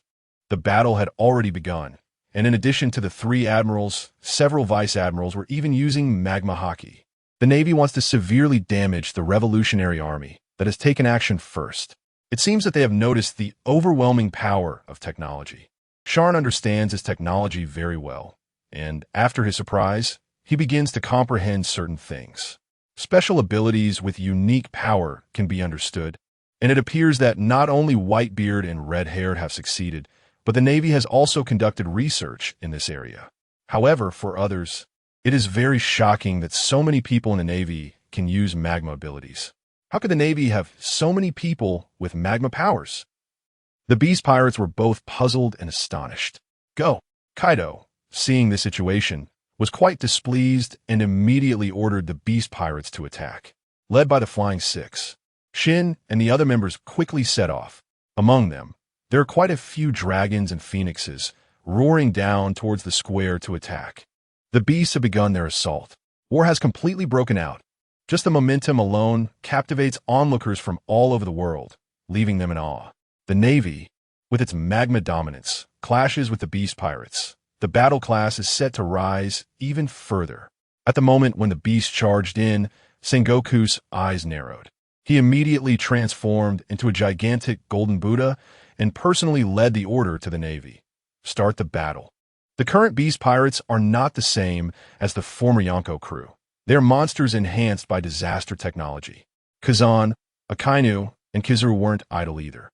They glanced at the revolutionary army that was being held back, handed it over to others to deal with, and turned to confront the Beast Pirates first. After all, it doesn't matter if the 2 criminals who are not going to be executed are rescued. Their goal is still the 100 beasts. The 3 generals launched their attacks simultaneously, and along with the other 2 vice admirals from the Wano country, 6 massive magma fists erupted and flew towards the leading Flying Six. Heatwave. Fusifer sneered, and his hatred for the world government erupted completely as he opened his mouth to spew flames. The 7 giant dragons followed suit, unleashing their heat waves. Magma? Let's see whose fire is fiercer. The orange-red and flame breath collided, instantly forming a massive fireball in the air, causing the temperature in Marineford to rise sharply. With bright orange yellow light, it must be said that magma is more advantageous in dealing with open flames. 6 magma abilities managed to block the heat breath of the 8 giant dragons, and the energy violently collided in the middle, resulting in a massive explosion. The ordinary navy below felt a wave of fear, but soon they saw 4 phoenixes flying through the explosion zone amidst the flames. Completely unconcerned about the damage from the magma flames, charging towards the 3 admirals. Dare to come over? D. Akainu Sakazuki, seeing this, boldly leaped towards 2 of them, his magma fist instantly transforming, with electric snakes emerging, and during the process, it actually turned into a violent thunder. When Jean Shitsi, Big Mom, and the others from the Beast Pirates saw this, their pupils instantly constricted. This is a thunderclap. How could the Navy possess thunderclap Haki? The aura that erupted from this ability is too familiar. The Beast Pirates, Big Mom Pirates, and Gold Lion are all shocked by it. They can't believe their eyes seeing the Navy actually able to use the power of thunder. Lord Disasters, what is going on? Jean also looked stunned, casting a puzzled glance at Sharn, just like everyone else. The magma Haki and thunder Haki are completely different. The world government might have understood it and had it researched by scientists. But what about thunder? Kaido and the 3 disasters had seen it from Whitebeard and Redhaired, knowing it was their comprehension. But they are the 4 emperors. They're the strongest standing at the top. Their strength and comprehension are exceptional. How did the Navy manage to do this? It seems someone has unlocked a technique for comprehension. Sharn's eyes narrowed slightly, understanding in his heart that this was due to his own path of unlocking a special Haki. Indeed, one cannot underestimate any world. Just recently, he learned that Whitebeard and Redhaired comprehended the thunder Haki, and in the blink of an eye, so many in the Navy have grasped it too. Even if they comprehended it, what could they do? This way, it wouldn't be boring. Kaido didn't care about this at all. On the contrary, he felt a bit excited. Magma and thunder Haki? Just right for the currently thriving Beast Pirates to have some fun. As the words fell, the Flying 6 immediately let out a thunderous dragon roar, their mouths gathering heat waves, bad winds, and other energy, bursting forth with astonishing might. The battle between the 2 sides continued. The number of Navy members who mastered thunder and magma is small, but they're almost all top-tier individuals, with the 3 admirals stepping in to suppress the Flying 6, resulting in a fierce stalemate. The Beast Pirates are truly a group of monsters. Kizaru moved freely on the battlefield, dodging heat waves, immortal bird flames, and other attacks, clicking his tongue in admiration. The Navy below simply cannot compare to the Beast Pirates. If they weren't present, they wouldn't even have a chance to fight to a standstill. This is the numerical advantage of strength and Haki users. The situation of the Beast Alliance and the Navy High Command in battle was not much of a surprise. It was the Talons watching the live broadcast who were deeply shocked by this battle that had just begun. Who would have thought that such a terrifying scene could occur at the very start of the fight? Magma splashed, falling into raging flames. The shockwaves swept through, tearing the ground apart. With craters caused by thunder strikes, the entire square seemed to have suffered a bombardment in a short time. And the Navy's formation was in complete disarray, with their cannons and firearms proving useless. Standing on the execution platform, one of the 5 elders, Saint Saturn, looked coldly at everything below, remarkably calm, even indifferent, showing no concern for the lives of the soldiers. For someone at the pinnacle of power like him, the role of Navy soldiers was merely to exhaust the stamina of the Beast Army. The goal, to capture the Beast Disaster alive. No need to continue the entanglement. Let's begin. Gripping his cane tightly, Saint Saturn's tone was extremely cold as he issued the order. Yes, everyone below the Admiral responded in unison. Haki users, the Navy, the elite forces of the world government, all decisively charged toward the pirate ship in midair under the pressure of the 5 elders' command. Their target, the young man standing under the pirate flag, unable to hold back any longer. Then let the battle commence. Testing the waters is meaningless. Sharn calmly glanced at the world government preparing to charge below, turned his head, and smiled slightly at Kaido. I think so too, Kaido chuckled. The massive dragon body coiled, his gaze sweeping below and then he stopped wasting words with Saint Saturn and the others. In the next moment, his conqueror's Haki erupted like ripples. Instantly, all the battles in the area seemed to be paused, and everyone looked towards Kaido in shock. The conqueror's Haki is too overwhelming, so powerful that the people of Saint Satan can't help but change their expressions dramatically. In everyone's eyes, the conqueror's Haki released by Kaido appeared with a faint purple and golden shimmering wave, instantly enveloping the entire Marineford. Upon sensing Kaido's conqueror's Haki, they immediately recognized its terrifying intensity. Saint Satan, Saint Galing, Steelbone Kong, Sengoku, Garp, and the three admirals all broke into a cold sweat. How is that possible? Saint Galing exclaimed in shock. But before he could finish, the terrifying pressure of the conqueror's Haki that was sweeping across Marineford had already unleashed a horrifying storm. Under the extreme soul and mental pressure, those below the rank of Vice Admiral didn't even have time to react before they were struck down, collapsing to the ground. Even the Vice Admirals, including the enormous giants, couldn't withstand it. Their bodies became limp and weak, kneeling down, their expressions filled with horror. The only ones in a relatively better situation were perhaps the Vice Admirals like Momonosuke and Chopper, who had their powers boosted by magma and thunder. Barely able to withstand Kaido's pressure and the storm's onslaught, just starting to unleash the conqueror's Haki, even the Vice Admirals can't hold on. At this rate, our combat power will be completely lost. Sengoku gritted his teeth and said anxiously. In an instant, the situation changed dramatically. Red lightning surged. The waves on the sea roared, and even the ground began to tremble. Such a terrifying conqueror's Haki far exceeded any strength anyone had ever witnessed. At this moment, on the turbulent sea of the inner bay, a very strong king's Haki surged into the sky. Kaido, red-haired Shank's eyes are bursting with momentum. The conqueror's Haki intertwines like lightning across the sky, a clash visible to the naked eye.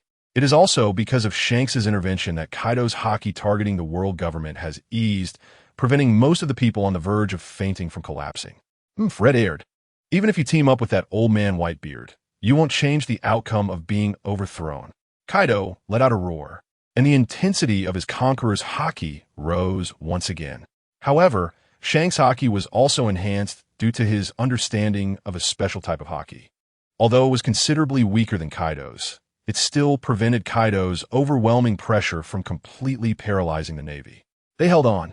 The generals had just taken a breath. As a result, an even more incredible and terrifying pressure descended. It is Big Mom, Shiki the Golden Lion, and others who possessed the conqueror's Haki. The sky was completely coated in gray, and the world was caught in the clash of the strong one's momentum. The terrifying power is still on the rise. The only one in the entire venue who might remain unaffected is probably Sharn, standing on the flying pirate ship. In an instant, the giants among them were directly pinned to the ground, sweating all over, under immense mental pressure. Damn it! Saint Satan, Saint Galing, and even the emptiness, along with the strong from all world governments, released their conqueror's Haki to counter them. However, what was unexpected was that their strength on this side was completely incomparable.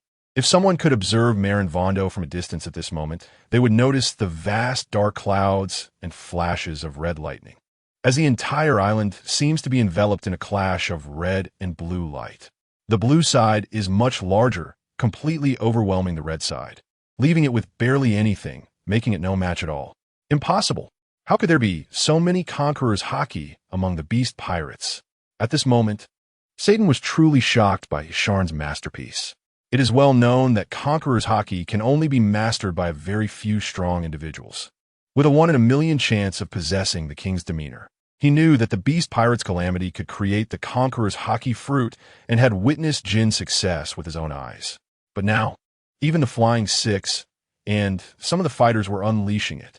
Can the technology of natural disasters completely popularize conqueror's Haki?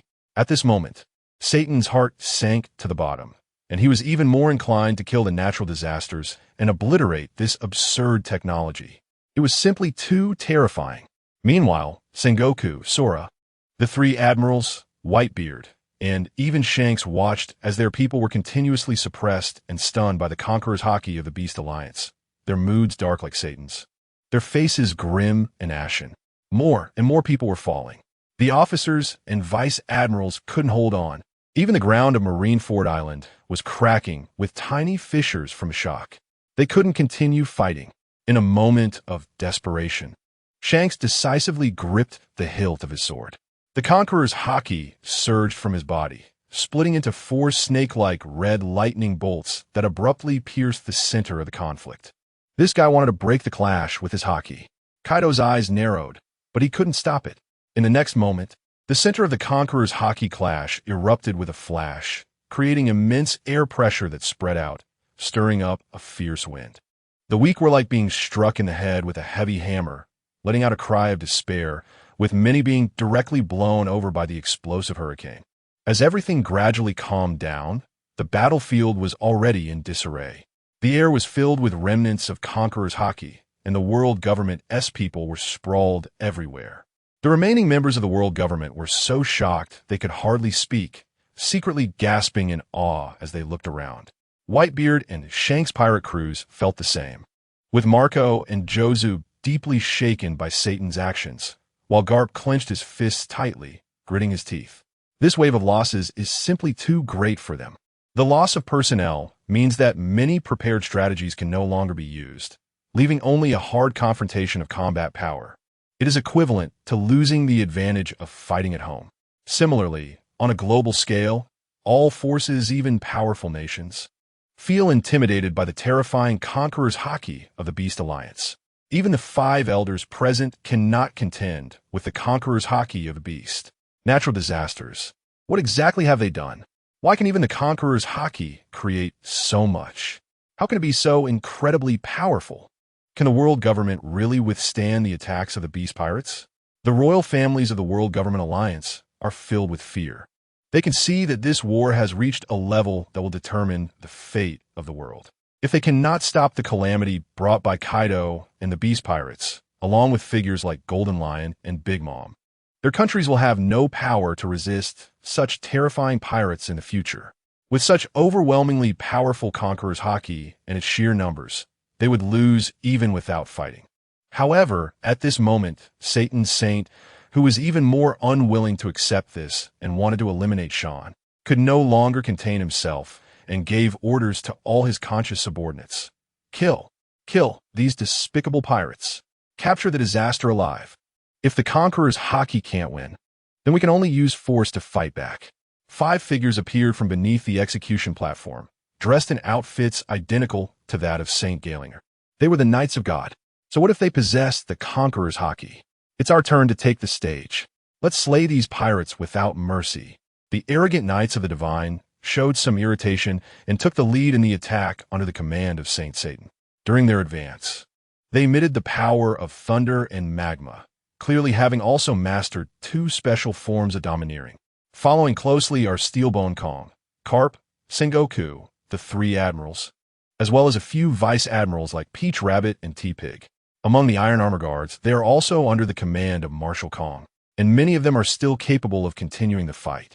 In addition, there are the captain-level officers from the Whitebeard Pirates and the Red Hair Pirates. The 2 united sides present 2 lines, advancing towards Shan's position. It seems that beneath the holy land of Mariehua, there are still many people who can participate in the battle, and their numbers are considerable. On Sharn's side, Kaido hovers near the pirate ship, watching the world government's attack alongside Sharn. The minions of the Beast Alliance are also inevitably affected by the Conqueror's Haki, but their combat power is not inferior to that of the world government.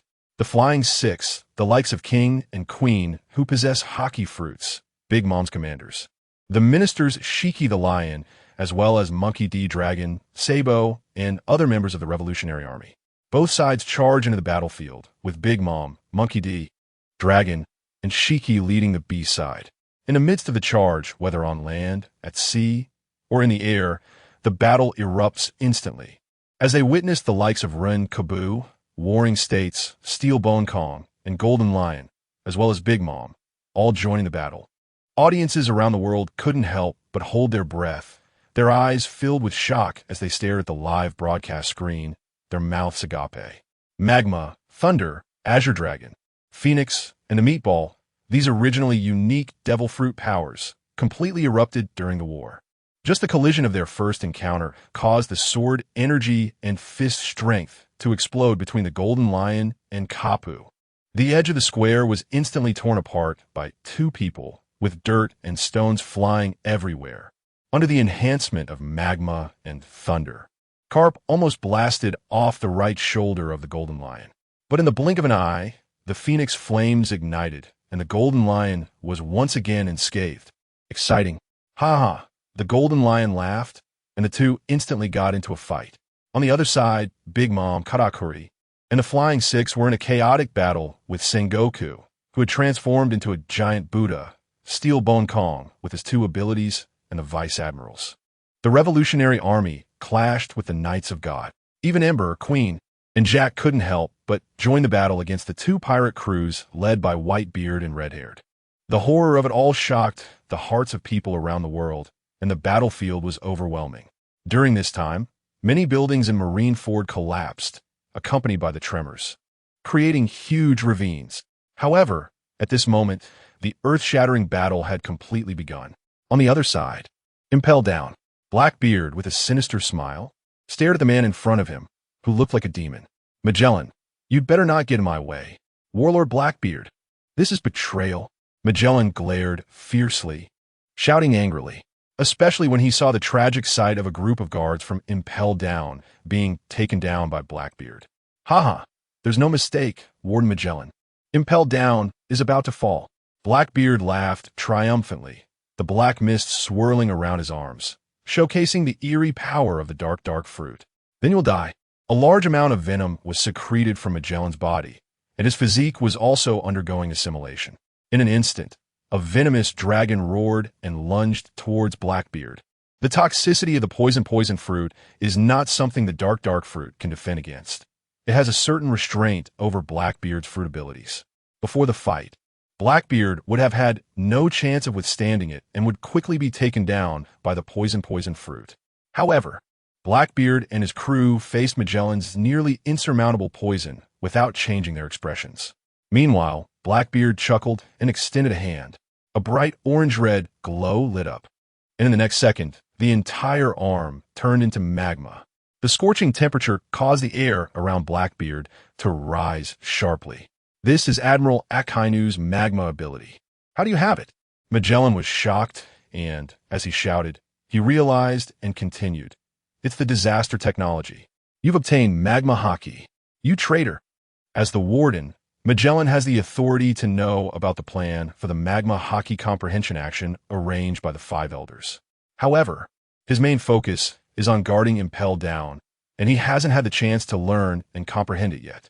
He didn't expect that Blackbeard, as one of the 7 warlords, would use this ability to invade Impel Down. There is no doubt, at absolute temperatures, toxic gases and venoms are nothing but a joke, evaporating and disappearing almost instantly in unparalleled magma. A massive poisonous dragon gone? Your poison fruit is useless against me, Magellan. Blackbeard laughed heartily, feeling a great sense of accomplishment as he defeated Magellan by showcasing his magma powers for the first time. In his mind, Magellan could never be his opponent. The results confirmed this. Magellan is strong, but no matter how strong he is, he cannot match Blackbeard, who wields 2 powers. 20 minutes later, the gate to the 6th level of Impel Down was shattered by a powerful eruption of magma. A shadow emerged from the magma flames. Magellan's chest was scorched, emitting black smoke, and his whole body was thrown backward, crashing violently against the wall, spitting out blood. This is the 6th level, known as the Place of Hell. Blackbeard led the charge and jumped in, the magma on his body slowly retracting, his voice filled with excitement. Captain, we did it! The city has fallen into our hands, and the plan is mostly successful. Bages, Lafayette, and Van Oka followed one after another, their eyes shining with excitement. At the same time, the huge commotion attracted all the inmates deep in the 6th level. First, the inmates locked together on the outskirts were stunned, and then they all started shouting as if they had gone mad. They saw that Magellan had actually been beaten in. Then they all sized up the group of Blackbeard that had come in. However, the real big-time criminals in the back sniffed the air, The smell of sulfur was unmistakable. Magma ability. Who could it be? Could it be a Kainu? Impossible. Not to mention Barrett. Even certain notorious pirates deep inside felt puzzled. But soon, they caught a whiff of Blackbeard's presence, and their brows furrowed immediately. This is not a Kainu. It can't possibly be a Kainu. It's a completely unfamiliar presence. Until Blackbeard's arrogant, outstretched arms appeared in the innermost prison space. Haha, everyone.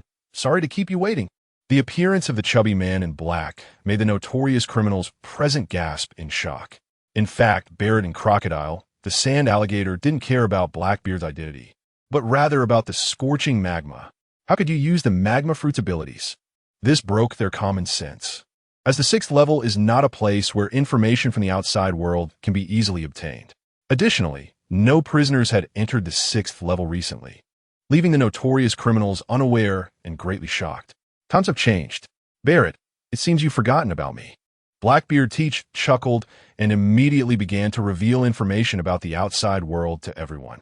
Due to natural disasters, the beast pirates have risen strongly, causing the world government to suffer greatly, with more abilities, and Haki, etc. The beast of disaster, huh? I think I've heard of him. He reached this level. Crocodile's eyes narrowed, filled with astonishment and shock. What a ridiculous story. He was brought here by a well-known little pirate. And now he says such absurd things are happening in the world? How was that possible? You outsiders, you are a conspiracy sent by the world government, where you are trying to deceive us. The power of the fruit is always unique. How could it possibly be reflected in Haki? What kind of technology could be so powerful? That's right, this guy is lying.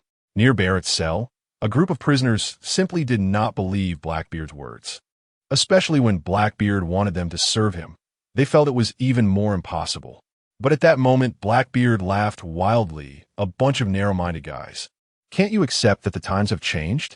His blatant arrogance and disdain immediately drew curses from the prisoners. They were notorious villains on the seas. Who had ever laughed at them like this? But the commotion did not last long, as they were completely shocked by Blackbeard's manifestation of the dark fruit in one hand and the magma Haki in the other. If the previous magma eruption was just a momentary burst accompanied by fluctuations of power, then what was now presented before them was a clear display. In the face of reality, they had no choice but to believe. Blackbeard wasted no time, wearing a somewhat smug smile, and used his magma ability to open the cell of the evil king, Dai Peng, and finally stood in front of the cells of Barrett and the Red Count, dissolving the sturdy cell doors with his magma ability. So this era has become so crazy. The aging Red Count slowly walked out of the darkness of his cell, his still bright eyes fixed on Blackbeard. That's right, everyone, the times are changing. Today, I will release all of you, and I sincerely hope we can create our own rules. Blackbeard, full of spirit, displayed his magma Haki and dark fruit abilities, inviting Barrett and the other major prisoners. Barrett, the Red Count, and other powerful figures sensed Blackbeard's unusual Haki intensity, their eyes slightly changing. But at that moment, a voice suddenly came. Blackbeard, why not just join our invincible beasts? Beasts! Now, upon hearing this name, no one wasn't startled. Even Barrett and the Red Count, who heard it for the first time, couldn't help but glance towards the entrance. Who? Blackbeard was also startled by the name of the beasts. Good grief. The Calamity actually sent someone to impel down? But soon, a round hole opened directly in the wall, and a man whose head was bigger than his body, adorned with gold jewelry and dressed in a suit, appeared before everyone. This person was none other than the Golden Entertainment King, Tezelo, sent by Sharn to impel down. You are that guy from the Golden Entertainment Club. Tezelo's reputation had long preceded him, and he was immediately recognized by Blackbeard's crew and some prisoners. Isn't he from the underworld? How did he end up at impel down and claim to be one of the beasts? Even you have joined the beast pirates? Seeing this, Blackbeard lost much of his fear and sneered. Without the beast monsters showing up, why would he fear Tezelo? Everyone, the beasts are destiny, the true tide of the times. Lord Calamity is unparalleled in the world and will grant everyone the power to defeat gods. Yet Tezelo completely ignored Blackbeard, raising his eyes and very arrogantly inviting everyone to join the beasts and become allies. Suddenly, The expressions of the prisoners were quite interesting, some smiling faintly at Blackbeard, while Barrett and the Red Count remained very indifferent, still pondering over the calamity. After all, with such a world-changing event occurring, they needed time to digest it. Conversely, Blackbeard felt a surge of anger. Shut up. Without the three disasters, without Kaido, and certainly without the so-called Beast Army, Blackbeard would not allow Tezzalo to be so arrogant. With a fierce shout, he was about to strike Tezzalo, magma erupting in his hand like a volcanic explosion. The temperature on the 6th level suddenly rose with the massive amount of magma. Unexpectedly, Tezzalo showed no signs of panic, even when facing Blackbeard. He merely smirked, raised his hand, and threw a punch. The same natural magma power formed a more condensed fist, directly colliding with Blackbeard's attack. Instantly, magma splashed and roared astonishingly. Many prisoners were struck by the magma, and the drastic temperature change caused a sudden shift in air pressure, stirring up fierce winds. He also acquired the technology of the calamity. Blackbeard's heart skipped a beat. He had received Sharn's magma fruit and naturally knew how powerful the Haki enhancement it brought was. Sure enough, despite the strength of Blackbeard's magma explosion, Tezzalo steadily countered it. The distance between the two was engulfed in magma, flames erupting everywhere. Is this the tsunami of the era, caused by the calamity of the beasts? The appearance of two magma fruits left the prisoners in Impel Down extremely shocked. They witnessed firsthand what the so-called Haki fruit could turn the world into. One natural fruit was already terrifying. Turning it into Haki and allowing many people to possess such abilities was simply unimaginable. For this, Barrett, who longed to become stronger, showed a change in his expression, completely believing Blackbeard's words at this moment. The Red Count's eyes glimmered with a different light. If the calamity of the beasts could achieve such feats, perhaps he could also seek him out to regain his lost peak. Blackbeard, traitor of the Whitebeard pirates, don't come to trouble Lord Calamity. I'm not afraid to tell you that Lord Calamity places great importance on the matters of Impel Down, and you won't be able to withstand the wrath from the peak. It's undeniable that Tezzalo knew how to handle people, no matter when or where. Upon hearing this, Blackbeard maintained a cold smile on the surface, but inside he was already in turmoil. Calamity? How could he care about Impel Down? It shouldn't be. Moreover, right now, a great battle was taking place in Marineford. Why would the beasts engage in that while also worrying about Impel Down? Blackbeard didn't understand, but soon he became even more confused. The clash of their magma abilities was not endless. In the subtlety, the magma fist condensed by Tezzalo was even more resilient, gradually pushing deeper into Blackbeard's magma eruption. This shows that Blackbeard's abilities are still not as strong as Tezzalo's. No, that's not right. Blackbeard was shocked and at the same time used his Dark Fruit ability with his other hand. The swirling black mist pressed down on the erupting magma, suppressing Tezzalo's magma abilities. Of course, this was not because the Dark Fruit could counter Haki abilities, but because of the swallowing characteristic of the Dark Fruit. Natural disaster. My Dark Fruit power will be completely defeated by Haki? Impossible. The Dark Fruit is the strongest ability. Since it can't counter, then I'll swallow it, purify it. This is the method that Blackbeard devised to deal with Haki users using the Dark Fruit. Setting aside the issue of countering, the Dark Fruit indeed proves to be powerful. Tezzalo, caught off guard and unaware, had his magma fist devoured by the Dark Fruit, causing the mighty punch to lose its intended power. The result was that Blackbeard's magma eruption came crashing down on him, even with Haki protecting him. Tezzalo could not evade in such a situation and could only be struck by the magma. The expected screams that Blackbeard anticipated did not occur, momentarily freezing his expression of joy. It seemed that the magma was meant to trap him.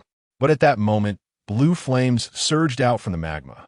The raging flames of the Phoenix instantly changed Blackbeard's expression.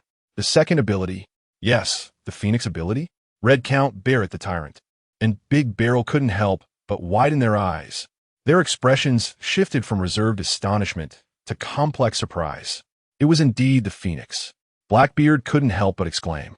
At that moment, Tezzalo emerged slowly from the open magma, enveloped in blue Phoenix flames.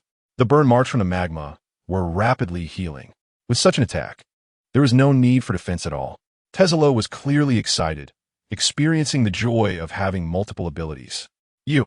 Blackbeard looked at his smug demeanor, momentarily at a loss for words. Just as he was about to strike again, Tezzalo showed no mercy, lunging forward with his fist wrapped in fluid gold. The magma inside turning the gold red-hot, as if possessing some special effect. Blackbeard's scalp tingled, sensing a completely different level of power. He has 3 abilities. I might not be his match, but before he could fully comprehend this, it was already too late.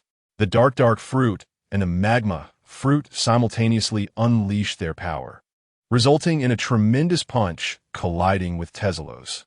But in the next second, the exploding gold generated a shockwave, and amidst the flames, the magma fist continued to enlarge before Blackbeard. Tezzalo, possessing not only the magma power but also the phoenix power, was evidently even more formidable. Blackbeard's Haki strength and ability mastery surprisingly fell short against him. If it weren't for his superior strength, he might have lost the first strike. However, at this moment, Blackbeard had no power left to defend himself. The magma eruption was completely pierced through by Tezzalo, and the compressed magma fist directly slammed into Blackbeard. With a loud bang, accompanied by the roar of magma, Blackbeard's entire body crashed like a kite with a severed string into the prison's pillar. Even as magma sputtered from Blackbeard's body, it couldn't withstand the damage from the special Haki, causing him to grimace in pain and cry out. This guy. Redcount and Barrett's pupils constricted, shocked by the decisive blow dealt to Blackbeard by the Golden Emperor. Is this the power brought by the Conqueror's fruit? It's really sharp. The other prisoners were also shocked by Tezzalo's strength, especially the oppressive feeling exhibited by the 2 abilities, which was enough to make even someone of the level of the Tyrant King break out in a sweat. Multiple abilities and super strong Haki. Even Dapeng, who was standing aside, could feel the pressure brought by this ferocity. Moreover, it is said that this Tezzalo is not even a notable figure among the beast pirates. Just how many multi-ability users are there under the disaster in Kaido? However, amidst everyone's shock, Blackbeard Teach clutched his chest, cursing as he got up. Yet he did not dare to continue attacking. Tezzalo's displayed strength was completely beyond his expectations. He couldn't just recklessly engage in a life-and-death struggle. Bagus, Van Oka, and others also did not dare to act rashly and timidly retreated to Blackbeard's side for protection. Blackbeard, meddling in the affairs of Lord Disaster, won't end well. This is no longer the past era. Tezzalo also couldn't be bothered to fight Blackbeard, coldly warning him. The environment of level 6 of Impel Down was not suitable for showing off one's skills to avoid any unexpected incidents.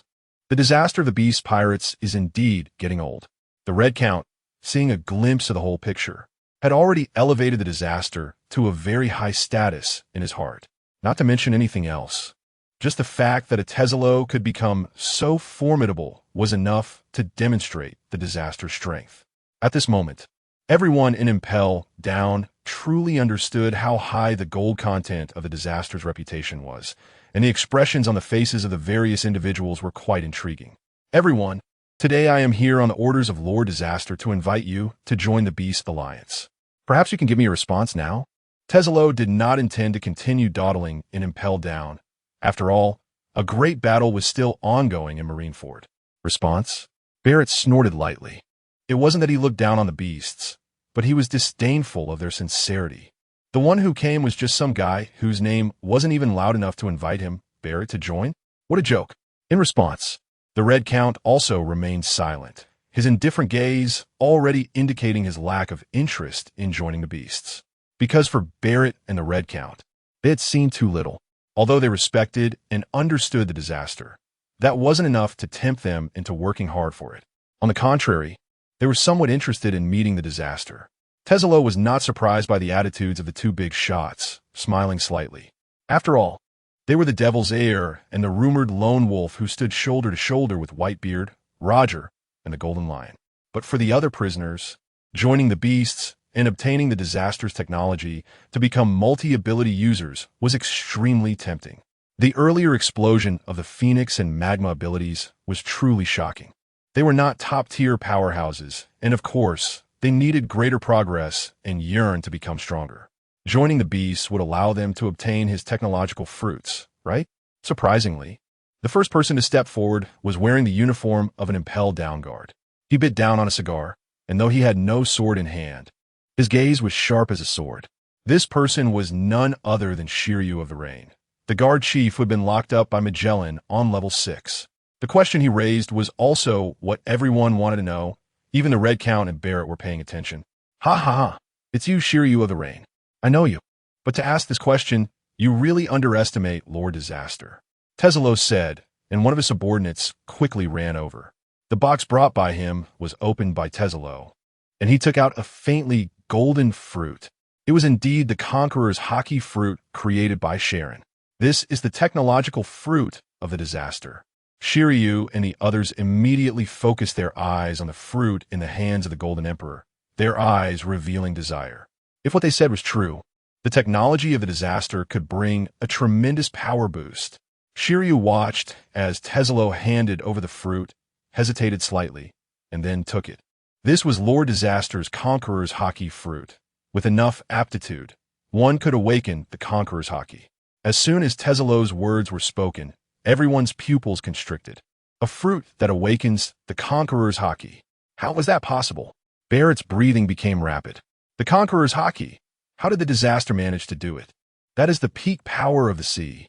The Red Count frowned even more, staring at the Conqueror's Haki fruit, somewhat in disbelief. The Disaster developed a Haki that carries abilities, and even managed to create the Conqueror's Haki. The remaining Big Barrel, Dapeng, and others were equally astonished and skeptical. Tezulo's expression was proud, too lazy to waste words with these people, signaling Shiryu to give a try.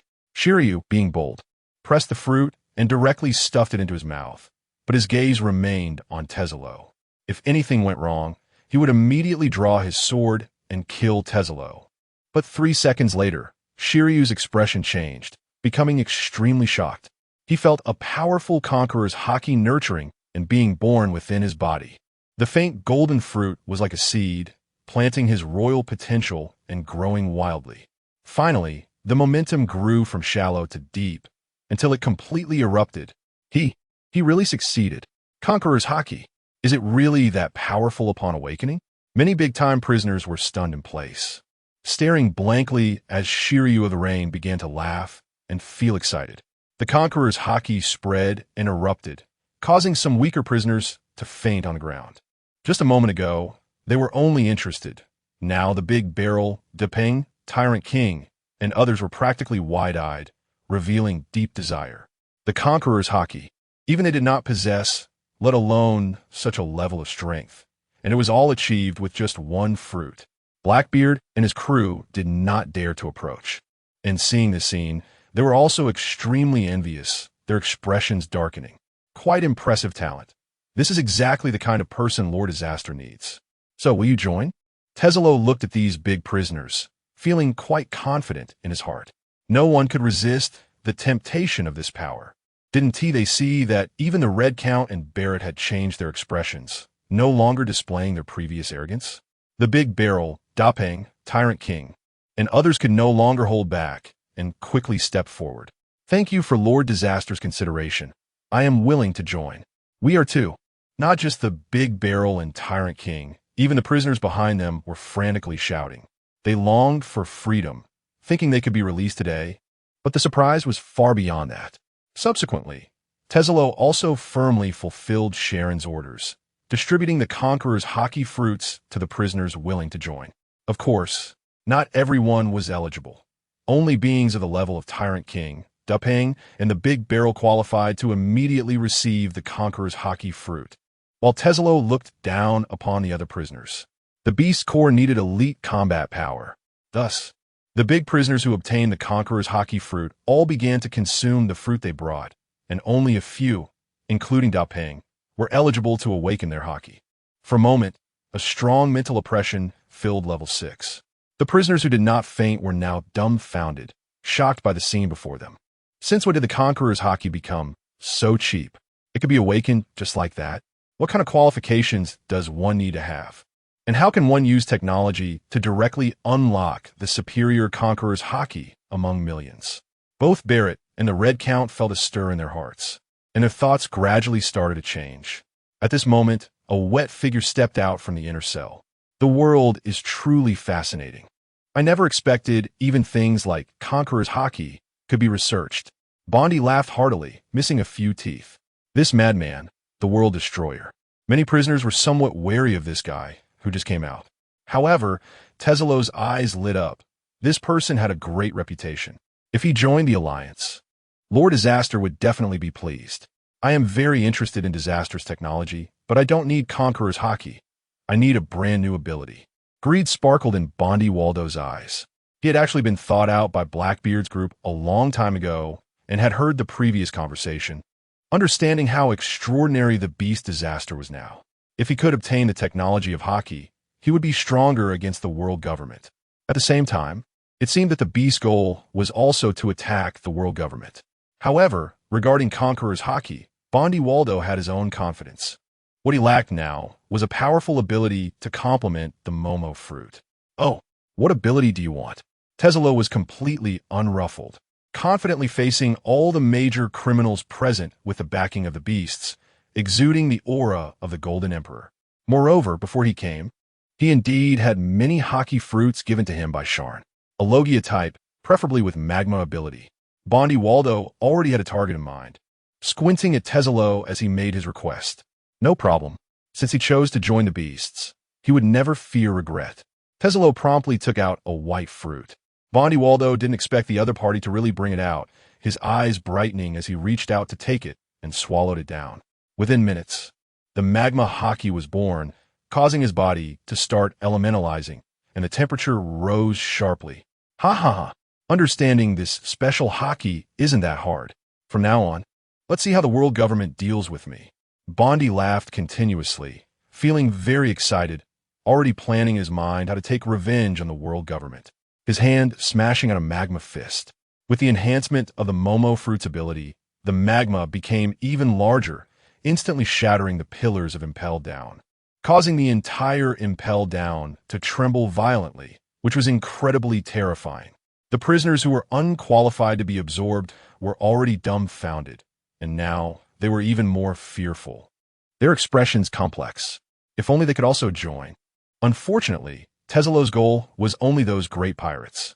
Now, with the example of Bondi Vardo, and with all the major criminals agreeing to join one after another, the sixth layer is completely filled with various auras awakened by the Conqueror's Haki. The fruits brought by Tezulo are numerous, making the criminals covetous, yet no one dares to act throughout the process. The recent battle against Blackbeard and the current momentum of the Beast Pirates are not something ordinary people can provoke, even if they're major criminals who can cause great harm to the world. Even the Red Count and Barrett need to weigh the consequences of snatching. They will face retaliation from Kaido and the Disaster, and they must consider whether they can withstand it. At the same time, these two legendary criminals are also tempted by the technology of the Disaster. Tezulo observes their expressions and speaks again. The Devil's Heir. The solitary Red, joining the Beast Alliance, will not strip you of your rightful freedom. Just look at Lord Disaster's technology. If you join, I'm sure Lord Disaster will be even happier. He shows enough respect towards Barrett and the Red Count. However, unfortunately, both Barrett and the Red Count maintain their usual expressions, still unwilling to relent, and they do not even respond to Tezulo, appearing quite indifferent. The old man is stubborn. Tezulo curses inwardly, but pretends to be indifferent. Anyway, this mission is almost done, and according to Lord Disaster's instructions, it has been mostly completed, so there's no need to worry. So he chuckles twice and turns to the major criminals who have joined, saying, Now, a great war is breaking out in Marineford, led by Lord Kaido and Lord Disaster with the Beast Pirates. Now, let's set off for Marineford and vent your anger on the Navy and the world government. The group of prisoners was startled and exclaimed, What? Marin Vondo is being attacked by the Beast Pirates? Just in time, let me see how powerful the dominance is now. Ha ha ha. The giant barrel activated with Conqueror's Haki, and the Tyrant Kings were suddenly excited and thrilled. Join the battle? How could they be absent from such a situation? Even the prisoners who were not recruited by the Beast Pirates showed expressions of surprise, wanting to go out and take revenge on the world government. Moreover, it is still the Beast Pirates who are taking action now.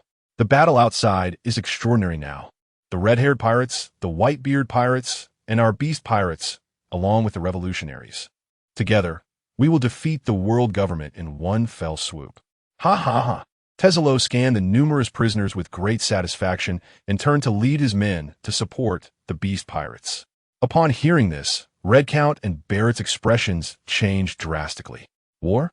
There's still so many old friends around, and it's just right to see that natural disaster. So he immediately decided to go to Marineford. At Marineford, on the grand battlefield, the world government had mobilized its elite forces and launched an assault on Sharn.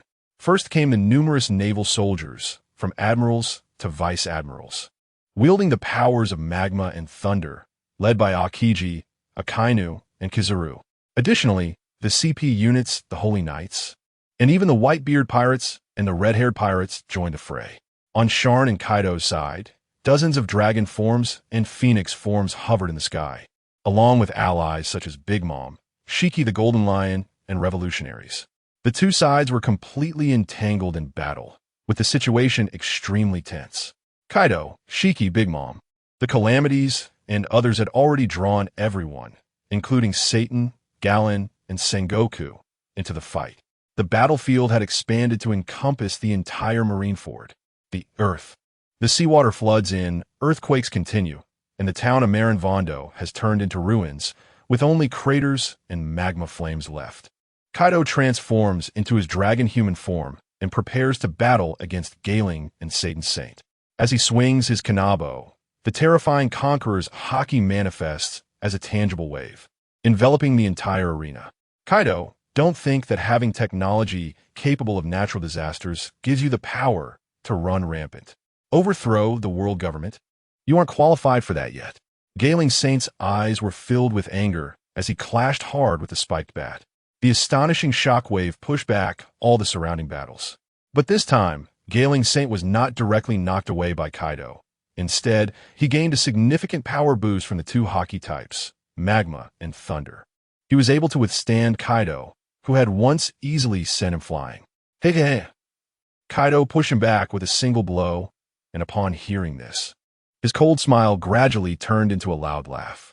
Arrogant, despicable human, the monstrous shadow of the bull demon is coming. Saint Satan coldly replaced Saint Geringer and attacked Kaido. Under the illumination of the four-sided magic array, Saint Satan's body was covered in magma, dripping like thick liquid. Thunder surrounded its horns and 6 legs, and it unleashed a bizarre shadow attack on Kaido. 1,000,000,000 volts of lightning shook the heavens. Kaido, completely unafraid, laughed loudly as he swung the kanabo fiercely at Satan. In an instant, the entire sky was covered by thunder and flames. Even though Satan's Saint had obtained magma and comprehended thunder, he was still heavily suppressed by Kaido in terms of hard power, retreating uncontrollably like Geringer. However, soon after, Geringer and Steelbone Kong both unleashed their techniques, descending from the sky to join Satan's Saint in battling Kaido. The dazzling clash of energy, the confrontation of power and ability, showcases its might on this battlefield. Sharn crossed his arms, his gaze slightly narrowed as he observed all the battles taking place. It seemed that Kaido was able to hold his ground. Sharn was well aware of the terrifying power that Kaido possessed, so he didn't worry too much and instead shifted his focus elsewhere. In the midst of the revolutionaries, Dragon, the Golden Lion, Big Mom, Red-Haired Shanks, Whitebeard, and Carp were engaged in a fierce battle, with the fighting being extremely intense. In the town of Marineford, it could be said that both sides had turned the surface upside down. Overall, the strength of both sides was evident in the battle, and they were evenly matched, making it impossible to reach a decisive victory anytime soon. The Marine headquarters fortress was completely destroyed, reduced to rubble. The battlefield was fragmented into every corner of Marineford, with clashes of various abilities occurring one after another. Just then, suddenly, 2 massive dark shadows descended. A powerful aura enveloped the battlefield, and 2 figures, resembling demons, suddenly entered the fray. They are the 5 elders. Xian's expression immediately became serious. It appeared that the visitors were the agricultural martial god, Saint Bitter, and the environmental martial god, Saint Mass. Two people charged into the battlefield with extraordinary strength, taking on a demonic beast form. Their bodies surrounded by magma, elemental energy, and the power of thunder, resembling a satanic saint. What is even more frustrating is that these two guys are not targeting the Revolutionary Army, nor Kaido, Shiki, Big Mom, and other powerful figures, but are instead attacking the Flying Six, Jinbei, and those immortals from the Big Mom pirates. Pirates deserve to die. The methods of St. Peter and St. Maz are hardly worthy of the martial virtue. Even when dealing with opponents weaker than themselves, they do not hesitate to resort to ambush tactics. Be careful. As the shadow descended, the Quinn people couldn't help but exclaim in shock. They wanted to rush over to provide support, but they were held back by Sengoku, Carp, and others, making it impossible. Seeing the shadow looming overhead, Fuzz turned his head with a horrified expression. What met his eyes was thunder and magma continuously enlarging, and before he could react, he was heavily struck by it. The dragon's body seemed to be instantly crushed, smashing into the ground with a loud bang and creating a large pit.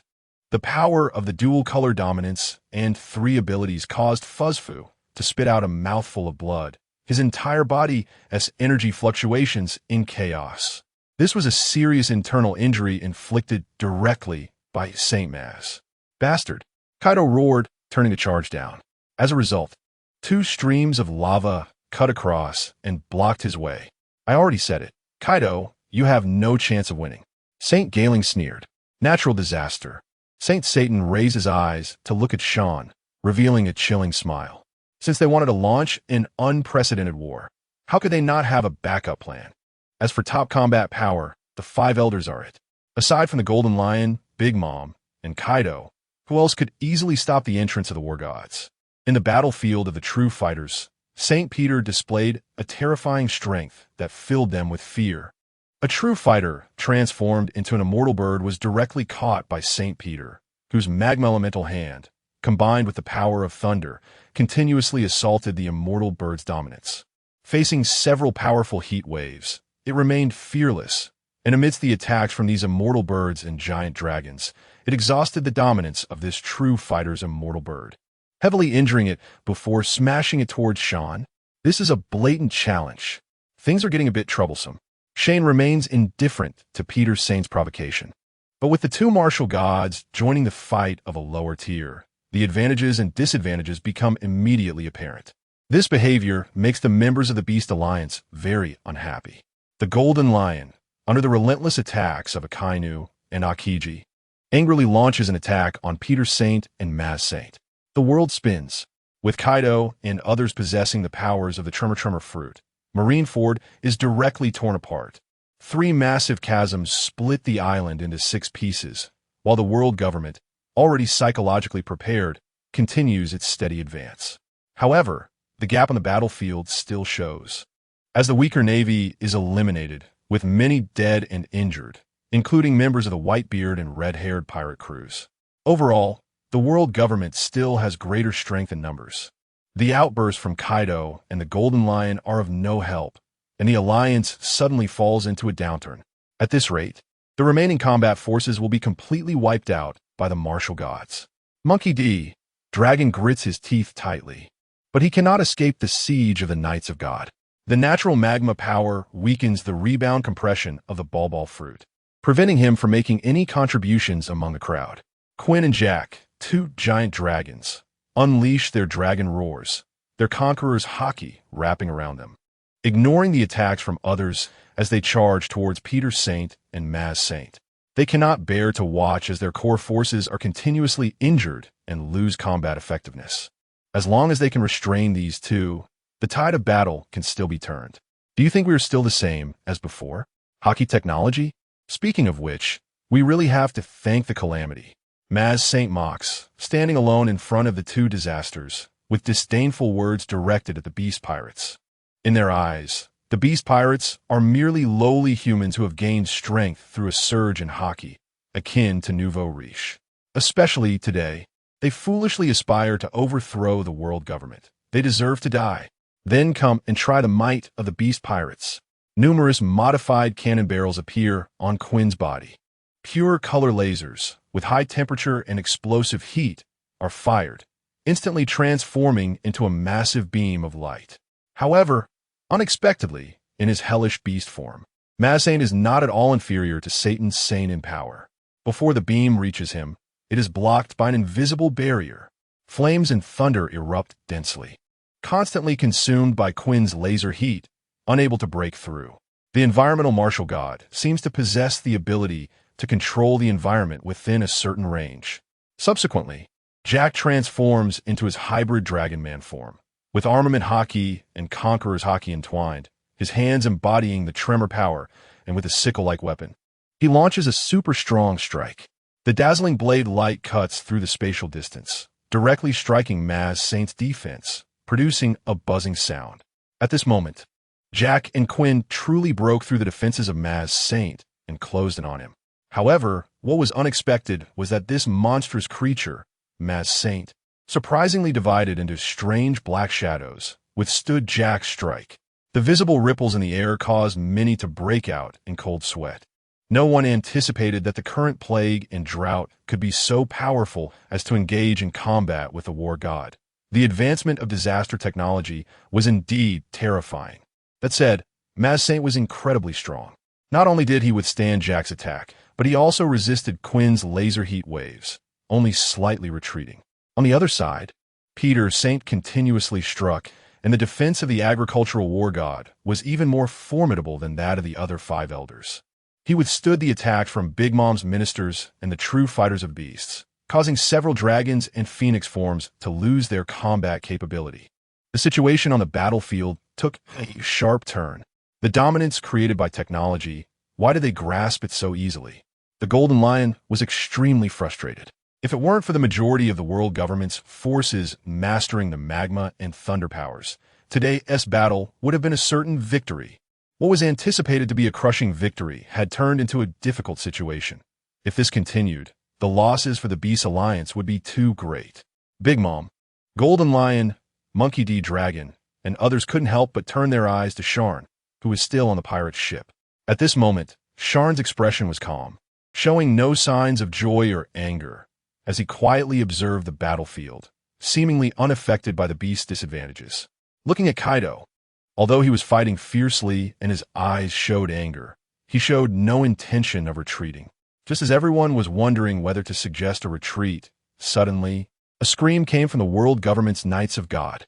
It turned out that a golden immortal bird had swooped in from afar, grabbing one of them and wrapping the celestial dragon tightly in magma power and the immortal bird's demon fire, burning him.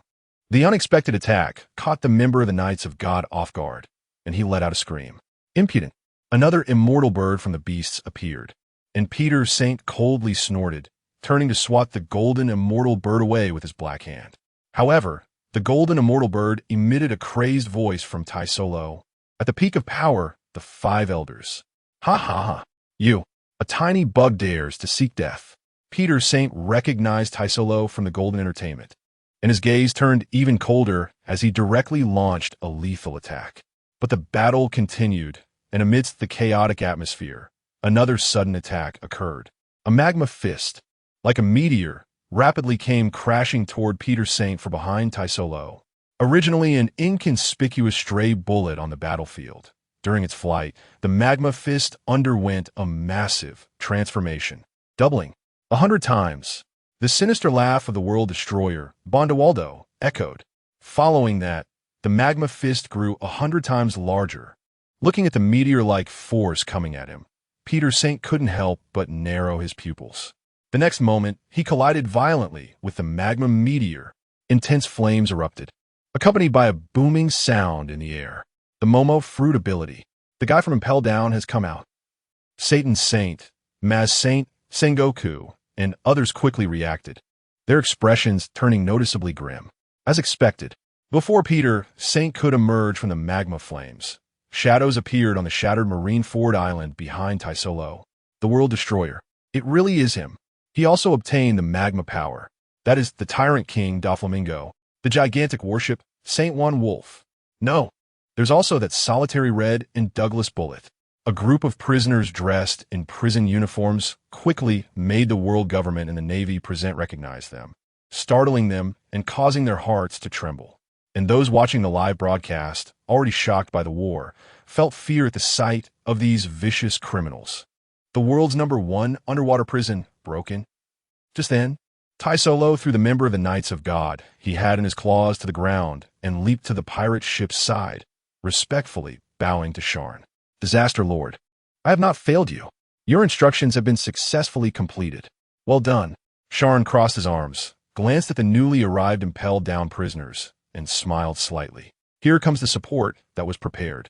Tai Solo received praise from Sharn, and his heart was instantly filled with excitement. If Lord Calamity keeps an eye on this, the benefits will only increase. Calamity truly is a calamity. It turns out there was this backup plan prepared, and with this, we can also fight against the 5 elders of the world government. The likes of Gold Lion and Big Mom were also stunned at first, then pleasantly surprised. In contrast, on the Navy's side, white-beard and red-haired, everyone had a very grim expression. This war is about to escalate further. The cooperation with the world government has become a reality, and we must not give up halfway. The destruction caused by the beast pirates is truly terrifying, and both Whitebeard and Shanks have witnessed this beyond comprehension. Something's not right.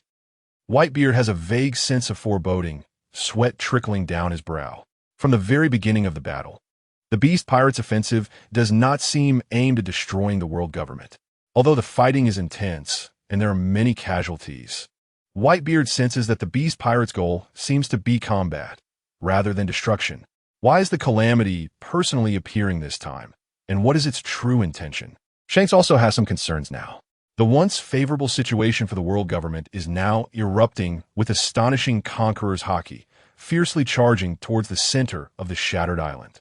Shanks understands without much thought that these people must have obtained technology from the Calamity, enhancing or awakening their conquerors Haki. Impel Down has been breached. No one understands the threat the prisoners pose to the world better than Sengoku and the 3 admirals, especially with each of them exhibiting tremendous power. The strength of the beast pirates has increased dramatically. These major criminals are already quite powerful, and with Bondi Verudo and the others mastering the conquerors Haki, their contribution to the battlefield is immense. Carp Kong, the Knights of God, and others all have serious expressions. It's uncertain whether they can maintain such an advantage. As the major criminals charge into the battlefield, facing the vice admirals and other forces of the Navy, they immediately play a significant role, and the situation becomes tense in an instant. The clash of magma, thunder, and the superior conquerors Haki officially begins. Prepare for battle. Satan's Saint roars angrily, ordering everyone to fight. At this moment, Barrett, who had just come out of Impel Down, couldn't hold back any longer and looked eagerly at Whitebeard and red-haired Shanks. Red Taro, old Whitebeard, I didn't expect you two to actually team up, but that's not important now. Welcome my return.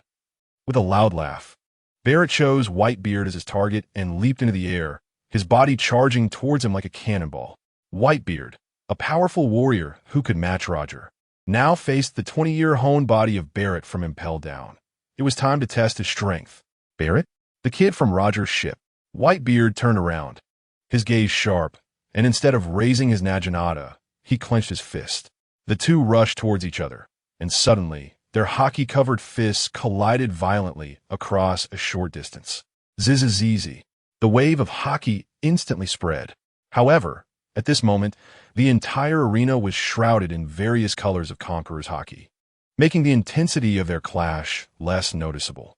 Yet, the strong gusts of air still shattered the chaotic battlefield, causing many people from both sides to be sent flying in panic.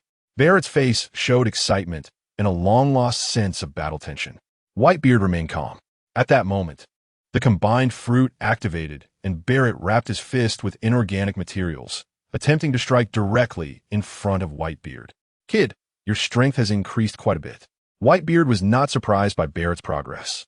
This guy is very talented, but unfortunately, the times are changing and the former strong are no longer what they used to be.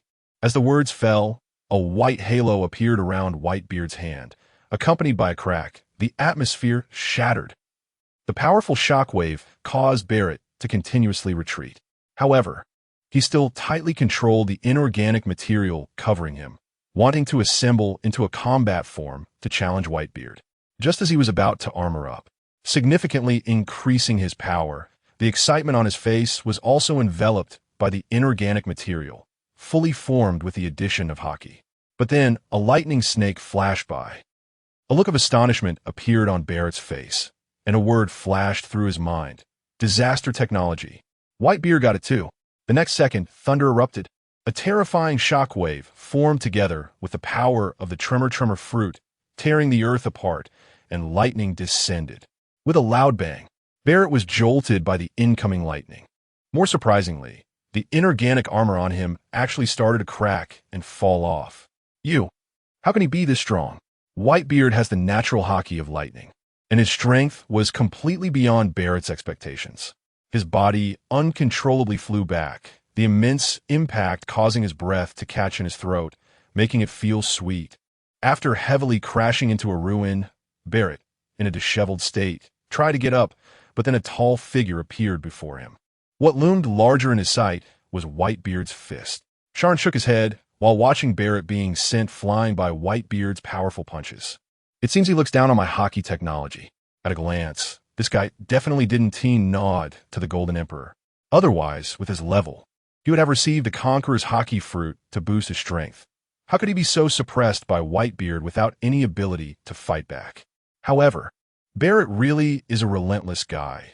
Unable to win, Whitebeard didn't pursue him, but continued to battle with others from the Beast Alliance. After wiping the blood from the corner of his mouth, he then aimed at red-haired Shanks. Sharn shook his head again.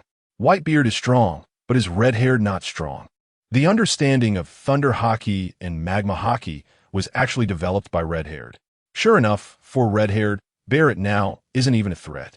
With over 20 meters of inorganic armor on him and a furious roar, Barrett was full of momentum, shocking everyone on the battlefield.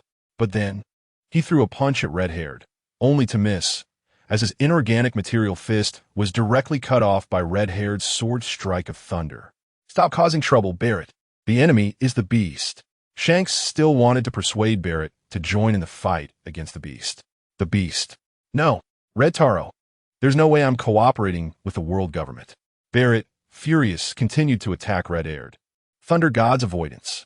Shanks was annoyed by this battle maniac, forcing back the Golden Lion's ground roll, and raised his hand to deliver a fierce slash at Barrett.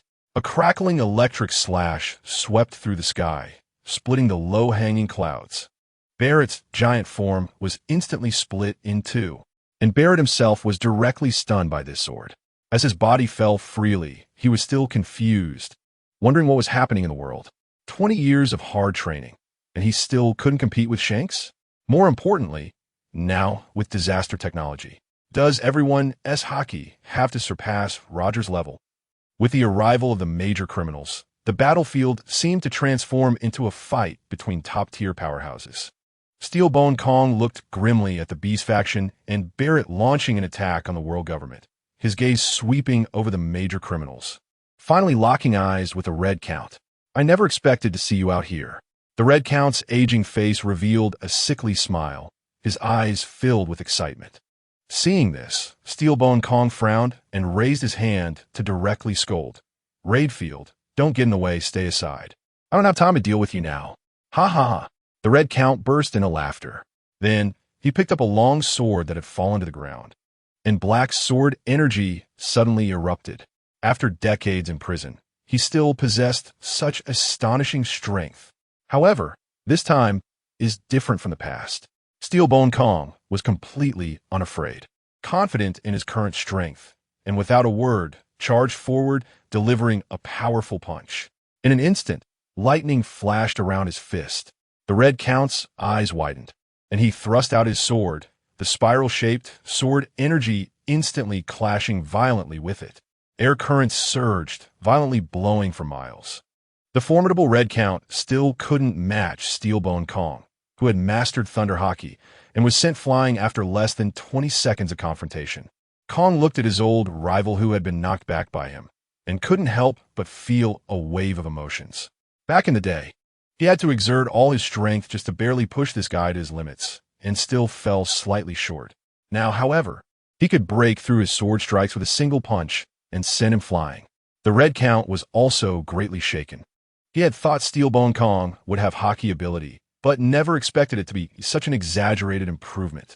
Moreover, after knocking him back, Kong didn't show much surprise and turned to continue battling others from the Beast faction.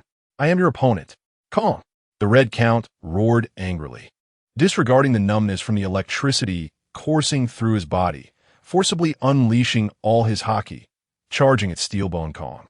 Following that, a sword light extending 100 meters pierced, blocking his path. Steelbone Kong felt its sharpness and couldn't help but turn back with an angry expression. "Raidfield, this era is different. You will not be my opponent." Saying this, magma and thunder surged together. The scorching and explosive fist directly smashed against the Red Count's sword light. In an instant, the flash effect of Conqueror's Haki exploded. Unsurprisingly, compared to Steelbone Kong, the Red Count's current strength was still lacking significantly. It was because he was old, and also because Kong's Haki strength had been exaggeratedly enhanced by the technological fruit. Those looking back in the past could clearly see that the abilities of thunder and magma continued unabated, forcefully blasting apart the Red Count's sword energy. Meteoric lava splashed down, causing terrifying destruction on the battlefield. The sword light dissipated, and the Red Count's eyes were filled with disbelief. He never expected that Kong could be this strong now. This is what is called disaster technology, the origin technology that caused the world to be completely out of balance. Almost all top-tier powerhouses will drop a level if they do not receive the enhancement of technological dominance, no longer being considered top-tier. In the Red Count's vision, the empty fist wrapped in air approached, and in a daze, he reacted but could only hurriedly defend. The two sides exchanged blows, and the Red Count was completely overwhelmed by Steelbone's explosive punches. The ordinary longsword wrapped in armament Haki was broken on the first strike, completely controlled by Steelbone. This special Haki was truly too cheating. Seeing the situation, Carp couldn't help but exclaim. The once proud Red Count, how powerful he was. But now, facing Kong, he appeared to be in a tight spot. Firstly, the two types of Logia fruit Haki made Kong almost invincible, and secondly, the strength of the Haki far exceeded that of the Red Count. Defeat was inevitable. Not only Carp, but even the 5 elders, Sengoku, the 3 admirals, as well as Whitebeard, red-haired Shanks, revolutionaries, and everyone else felt that disaster technology was extremely outrageous, especially in terms of practical effects. It was incredibly powerful, completely overturning the abilities of devil fruits. Barrett and the Red Count were the best examples. It's like cheating technology. St. Pitt glanced over and then fixed his gaze tightly on Sharn. Their objective had always been the source of chaos, disaster. From the very beginning, they aimed to obtain disaster technology, which had gone from destruction to a must-have. But on the battlefield, all the strong ones from the world government could not break through to where disaster was. Although Kaido was fighting alongside many powerful figures, the strongest fortress still prevented everyone from approaching Sharn. No matter the cost, no matter how many lives are lost, they had to take down disaster today. Saints Satan and Pitt exchanged glances, their determination to capture disaster even stronger. If they could hand disaster over to Lord M, they would gain this incredible technology, further enhancing the Dragon People's future rule, and those fearful enemies would become a thing of the past. Sharn could feel the cold and greedy gazes of the 5 elders, and a smile crept across his lips as he looked at them fearlessly and even provocatively. He then shouted to Barrett and the Red Count, who were questioning life after being pummeled. "Do you still hold on now?"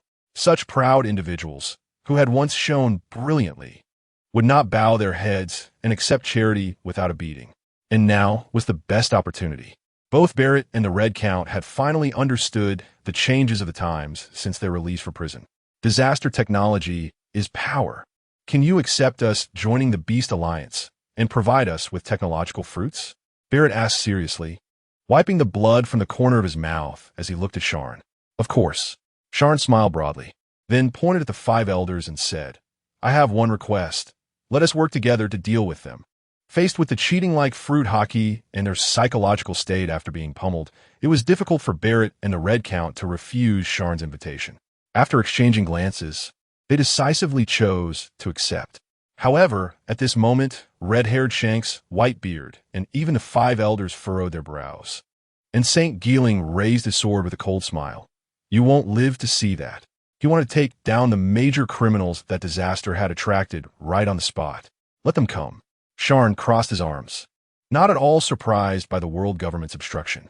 After he said this, 3 giant dragons broke free from their opponents, blocking Saint Geeling and the others. Aren't you 3 disasters afraid of being surrounded? Saint Satan sneered. At that moment, behind Jin, Queen, and Jack, there were also the 3 admirals and others pursuing. Ha! No matter how many of you come to surround us, what is there to fear? Jin, Jack, and Queen sneered, immediately unleashing their full firepower. The 3 dragon forms transformed, their Haki erupting wildly, forcing Saint Geeling and others to a halt, allowing Barrett and the Red Count to reach Sharn's side. At this moment, the 3 disasters were caught in a siege to stop the pursuers of Barrett and the Red Count, but with their current strength, even if the 3 admirals, Saint Geeling, and others teamed up, they would not be defeated immediately. Sharn leisurely stood on the pirate ship in the sky, instructing his subordinates to bring over a box and open it. Inside was filled to the brim with technological fruits: thunder, magma, tremor, Azure Dragon, Phoenix, and Conqueror's Haki fruits. This pile of technological fruits left Barrett, who rushed over in a panic, and the Red Count dumbfounded. They had seen them before in Impel Down, and now that they were on Sharn's side, the technological fruits were available for them to pick at will. These could grant you various abilities, and the golden ones could significantly enhance your Conqueror's Haki. Sharn was completely unconcerned by the 2 powerful figures up close and casually introduced them. This made Barrett and the Red Count's expressions change slightly. The disaster truly is a remarkable figure. Unexpectedly caught them off guard. If they had ill intentions, they could probably kill him immediately and seize a large amount of technological fruits. Vaguely, both felt an indescribable aura from the disaster. In fact, Sharn was not worried at all. Not only was he not powerless, but even Kaido, Gold Lion, Big Mom, and others would not allow the 2 to act freely. At most, it would just be a bit troublesome. Hurry up, our beasts are still fighting hard. Seeing their expressions, Sharn immediately reminded them. Once they succeeded, their strength would soar, definitely becoming a huge problem for the world government. Barrett and the Red Count nodded, immediately selecting and consuming the fruits. With enough supply of Conqueror's Haki, Thunder, Shock, and Azure Dragon, Barrett awakened all with just 2 fruits. The Red Count was the same, choosing the strongest 3 types of technological fruits along with Conqueror's Haki. In an instant, the thunder in the heavens became more violent, the atmosphere cracked, and earthquakes continued. The intense Conqueror's Haki surged into the sky, intimidating all around. Seeing this, the 5 elders, Saint Geelinger, Kong, Sengoku, and the 3 admirals all turned grim. It was too late. One of the perverse aspects of the technological fruits is that once consumed, they could be instantly enhanced without side effects. Barrett and the Red Count felt an unprecedented boost and laughed excitedly. Then, they deeply glanced at Sharn. Just as Kaido was somewhat wary of the 2 taking action against Sharn, the Red Count and Barrett nodded in thanks to Sharn, and without saying a word charged towards Geelinger and the 3 admirals who were besieging the 3 disasters. The combined fruit directly absorbed inorganic materials in the air to form battle armor, and the lightning seemed to become his armor as he soared past, punching out. With a powerful explosion and terrifying destructive power, Saint Geelinger had no choice but to strategically retreat. As a result, this corner of Marineford was directly pierced through by Barrett in the combined armor. Dust billowed, and earth and stone flew, accompanied by electric snakes and thunder. The Red Count's figure ghosted in, charging again towards Steelbone Kong. This time, the clash between the sword light and the fist was no longer one side, suppressing the other. Instead, Steelbone's forehead was sweating profusely, desperately bracing against the onslaught of the Red Count. The offense and defense had shifted. Bastard. Saint Satan was unable to extricate himself from Kaido's side. He didn't dare to leave Kaido, or else there would be no one to stop this madman, and the battle would become even more difficult. This is troublesome. Sengoku sighed deeply in his heart. Ever since the prisoners from Impel Down appeared, his ominous premonition had grown stronger. Now, with the addition of the Red Count, Barrett, and those notorious criminals, Saints Pit and Maz were also caught up in the top-tier battle. unable to intervene against the dragons and phoenixes. The world government on-site was suddenly in a perilous situation. At this moment, the live broadcast only showed a distant scene, letting the whole world know the current state of the battle. Who would have thought that the situation, which was so close to victory, could be so easily turned around by a natural disaster? The world audience, already in shock, was becoming numb. Some had already collapsed to the ground, their eyes vacant. How long will this battle continue? Will the world be destroyed because of this most terrifying and intense battle in history? It must be noted that there are no less than 20 people present with the ability to shake the ground. The most crucial factor is that the Navy and the world government are at a disadvantage, and, as the battle intensifies, it becomes more heated. Sengoku, Garp Kong, and even the three admirals, Saint Garen and Saint Satan, have all been injured and are bleeding. Though the beast pirates are not in a much better state, they are ultimately at a disadvantage.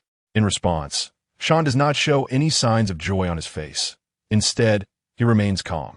It would be strange if the world government could be easily defeated. Sharn does not know how many secret combatants there are, nor have all the elders appeared. The most important card is the big boss, Sim. Therefore, the true purpose of today's battle is not to overthrow the world government. On the side of the world government, with heavy losses and a continuously worsening disadvantage, they can no longer hold back. Ha ha ha. Barrett, in a mad laugh, is fiercely clashing with Shanks. Suddenly, a shadow attacks. The newcomer is one of the two martial gods who have yet to appear, Saint Vacheli. The power of magma surges forward, forcing Barrett back several meters. The explosive power and immense strength make Barrett's eyes widen in astonishment.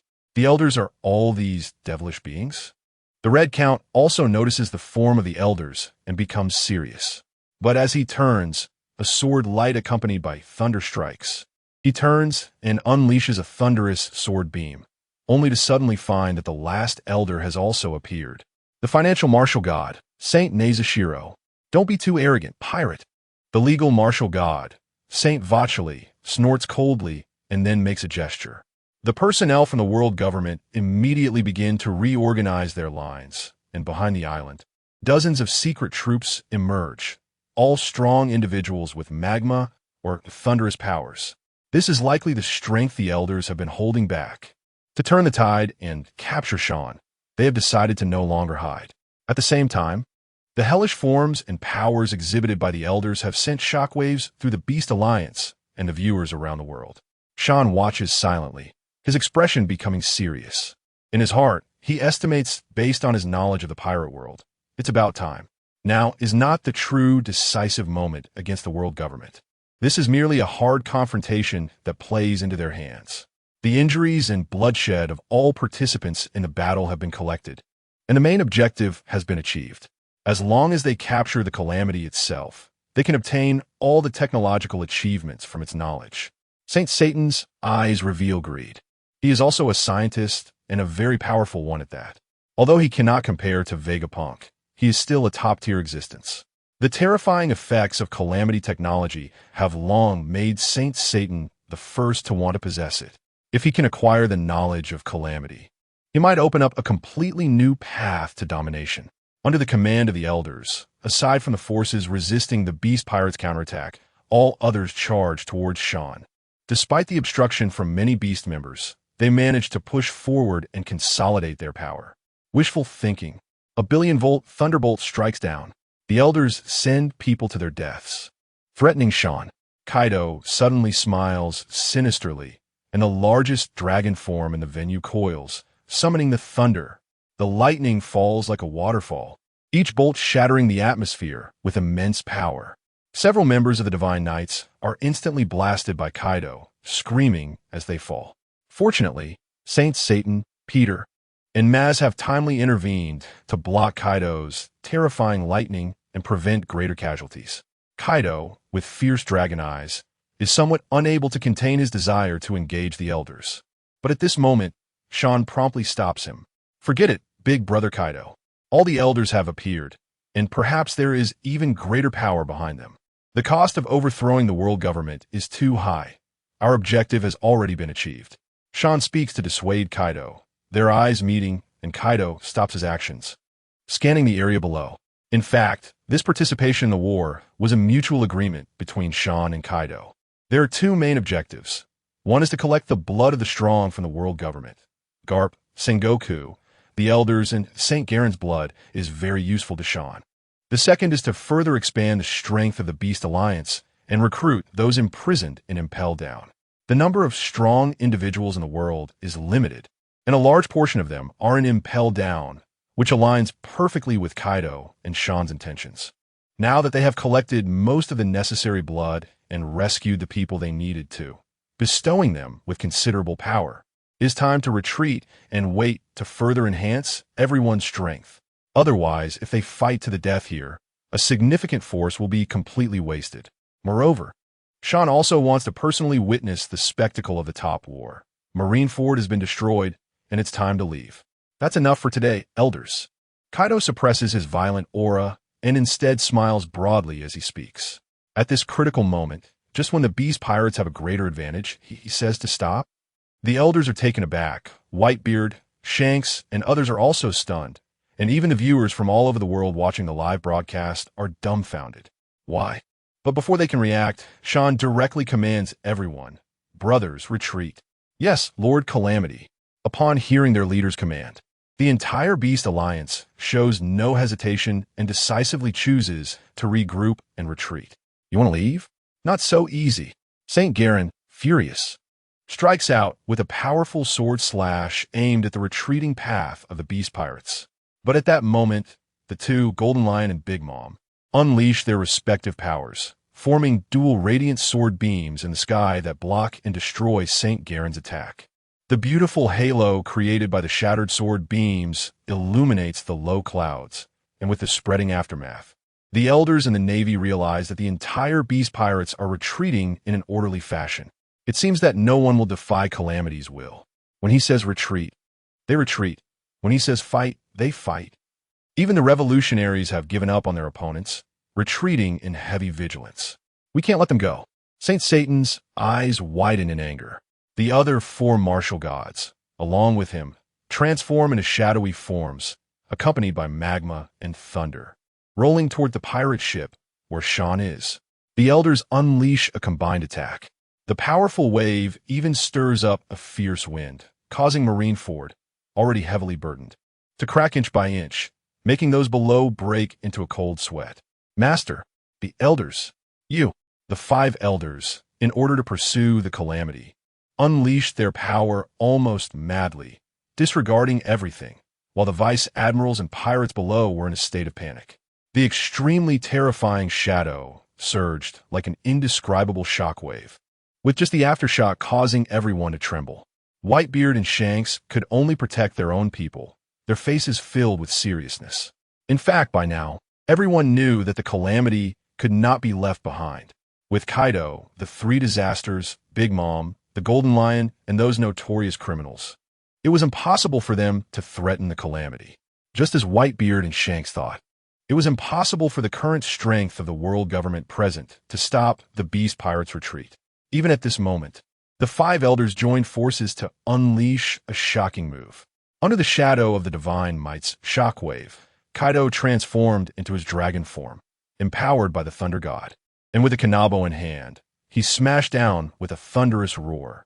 Great Ming King, Thunder, Shocking God.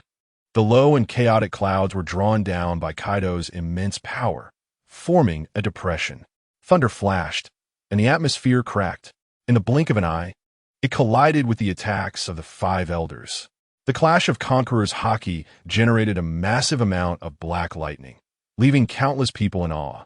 However, Kaido was still just one person and was far from being able to directly counter the combined moves of the five martial gods. Under the watchful eyes of numerous strong figures, the veins on Kaido's forehead bulged, and he was struggling to resist. At this moment, Big Mom, the Golden Lion, and the three disasters all let out explosive shouts. Heat Wave, Bad Wind, Immortal Bird, Tremor, Thunder, and many other abilities surged forth, colliding with the shockwave from the five elders. In an instant, the heavens and earth changed color, and the most terrifying wave to date caused Marineford to be completely inundated by seawater. The fusion technique of hellish power and technological power was shattered, and even Satan Saint, Maz Saint, and the others could no longer take action.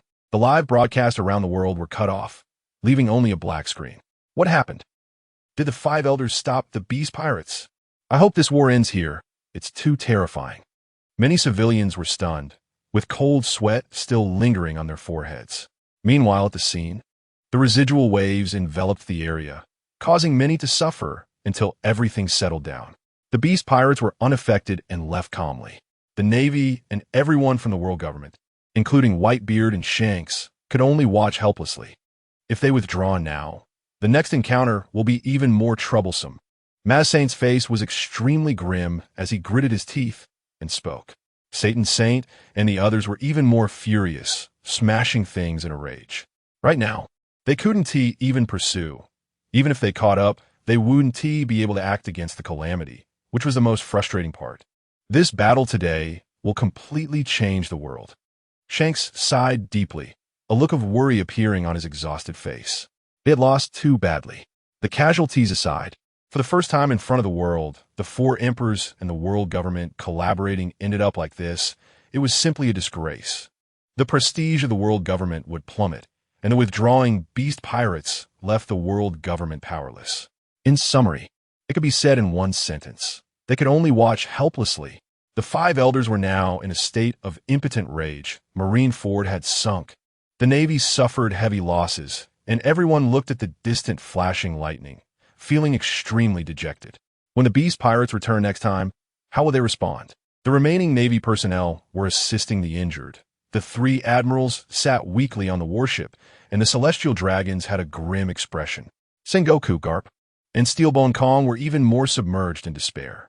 It was not until a long time later that the five elders ordered someone to bring the blasted Fire Fist Ace and others before Whitebeard. The Calamity and Kaido are forces of world destruction. I hope you can continue to work together to completely eradicate this tumor of calamity.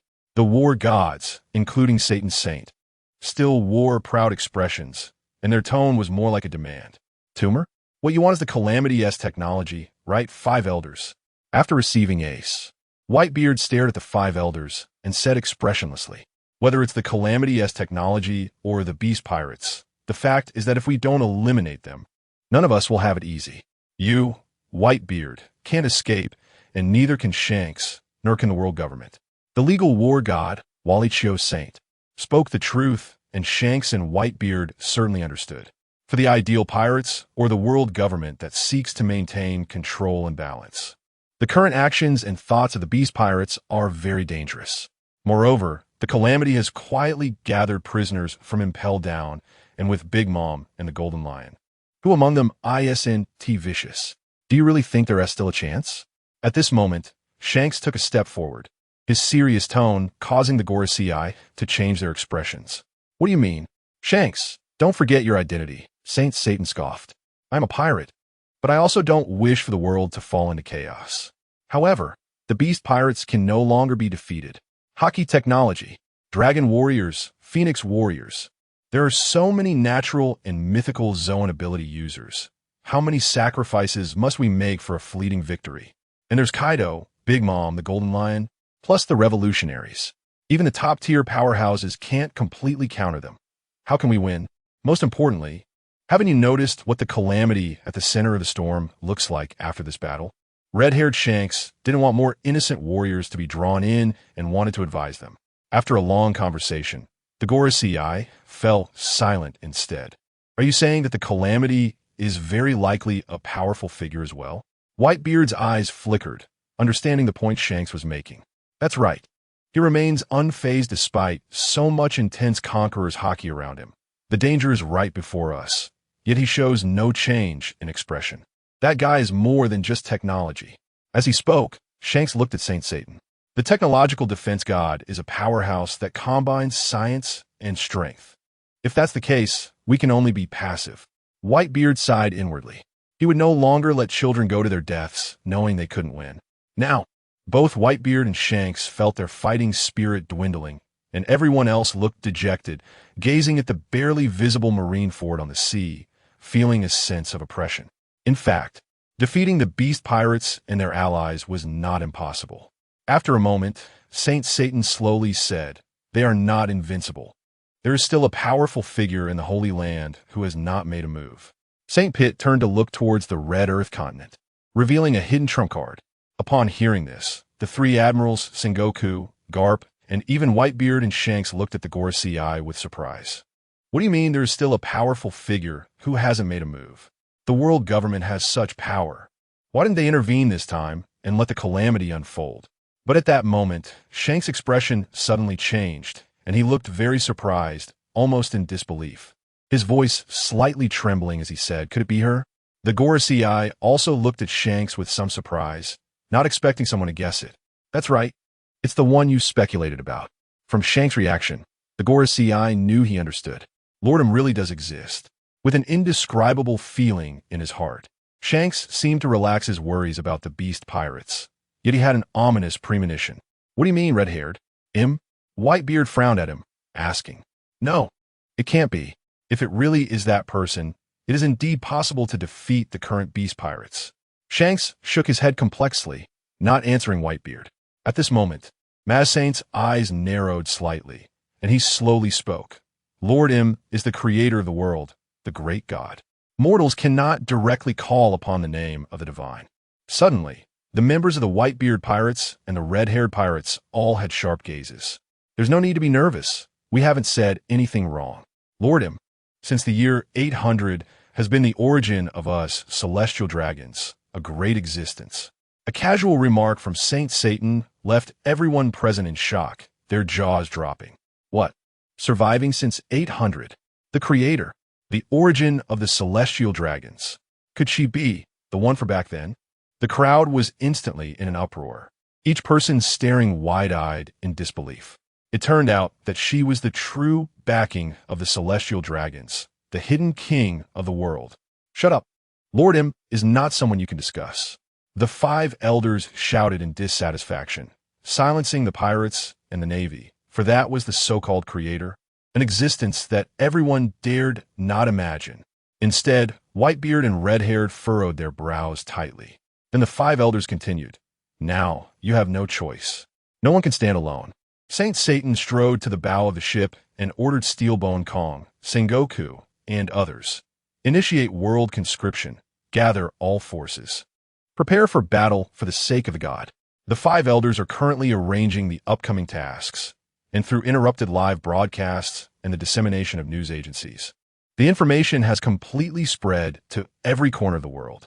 The news of the beast pirates' advantageous victory over the world government and the two major pirate crews, Whitebeard and Red-haired, has caused panic worldwide.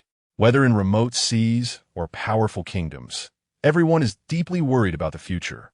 The world government can't even eliminate the beast pirates. They even teamed up with the four emperors. That Calamity's technology has made the beast pirates the strongest pirate crew ever. Under the brutal Kaido's leadership, peaceful days have come to an end. What kind of style does the beast pirates have? They're a group of notorious criminals, each more vicious than the last. From the moment the news broke, some people began to flee to desolate seas to avoid future chaos. Of course, while some are terrified, others have developed admiration for the beast pirates, becoming their fervent supporters. Ha! The world government should have fallen long ago. Those celestial dragons must be trembling in fear right now. Let's join the beast pirates as well. The prestige of the beast pirates is skyrocketing, instilling both fear and admiration. Driven by the psychology of following the strong, many pirates are drifting, wanting to join the tide of this era. However, those ambitious pirates with grim expressions know that even the five elders can't deal with the beast pirates, so they certainly can't. Even the Pirate King, who reigns over Hive Island, is deeply alarmed, feeling a sense of trepidation. But everyone knows that the reason the beast pirates have achieved today's glorious victories, becoming the strongest pirate crew in the world, is due to that defiant scientist, Calamity. Calamity is the world's strongest scientist. There is now a unified understanding worldwide that a scientist surpassing Vegapunk has emerged, without a doubt. Although Sharn has only demonstrated outrageous effects in Haki technology, no one doubts that Sharn's technology cannot match Vegapunk's. Because scientifically speaking, once the key technology is unlocked, other technologies will follow suit. At the very least, Vegapunk on Egghead Island thinks so too. He has received a fruit sent by Monkey D. Dragon and has also obtained the Haki fruit given to him by the world government. After some research, he is stuck on the bloodline factor and cannot further understand it. To decipher Calamity's puzzle, it will take at least 3 years. Faced with a large amount of calculations, Vegapunk, a user of the brain fruit, feels quite helpless. Sometimes he wonders if that Calamity also had the ability of the brain fruit. Would it become even more perverse? Of course, if Sharn knew this, he would probably laugh out loud.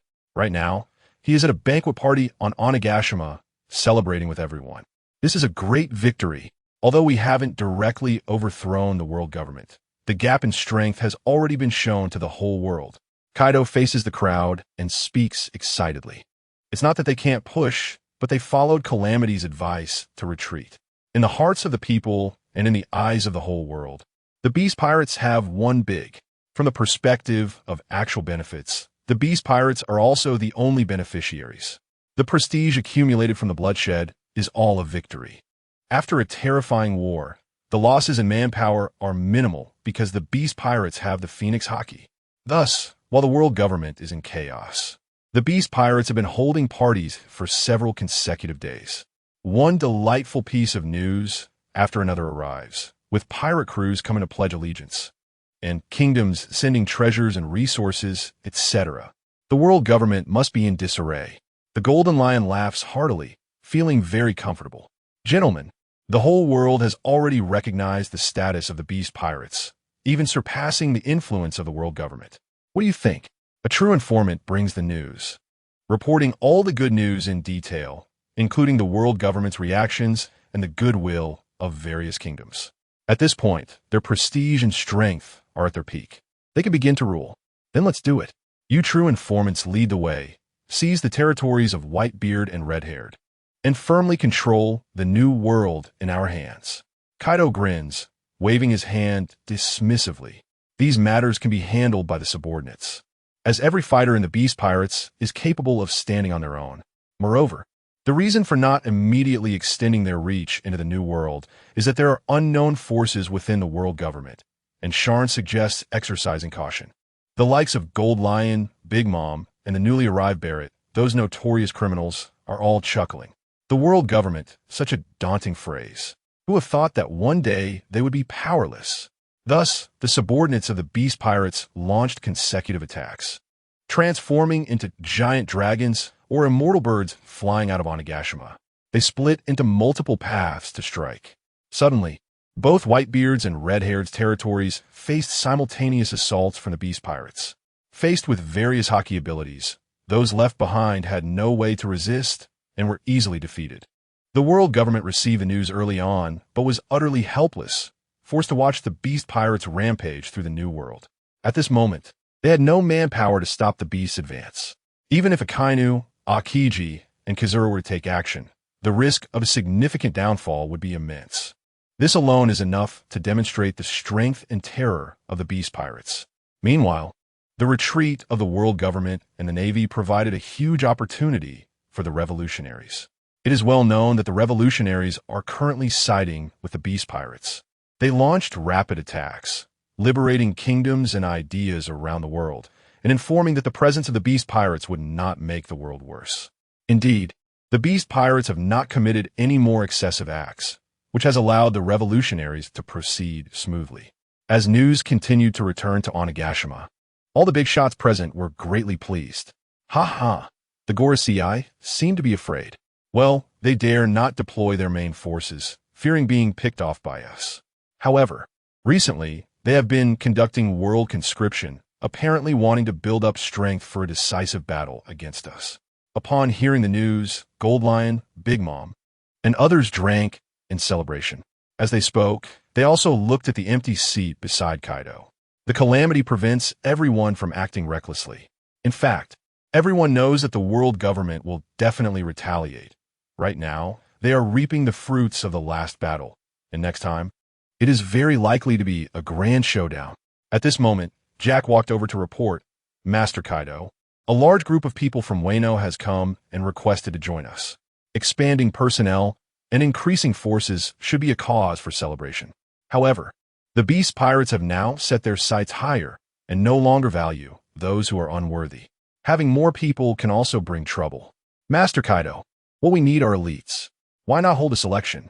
After thinking for a moment, Jin suggested. Selection? Big Mom, the Golden Lion, Barrett, and others became interested and looked towards Kaido. Then let them come. Kaido waved his hand nonchalantly, pouring himself a drink, but his mind was elsewhere. After a grand battle, what he wanted most was to quickly fulfill his own dream. Soon, Jack brought a large group of notorious pirates, even some from the underground world. Among them were several well-known pirates from the New World, most of whom were familiar faces, once unruly and ruthless on the seas in pursuit of fame and fortune.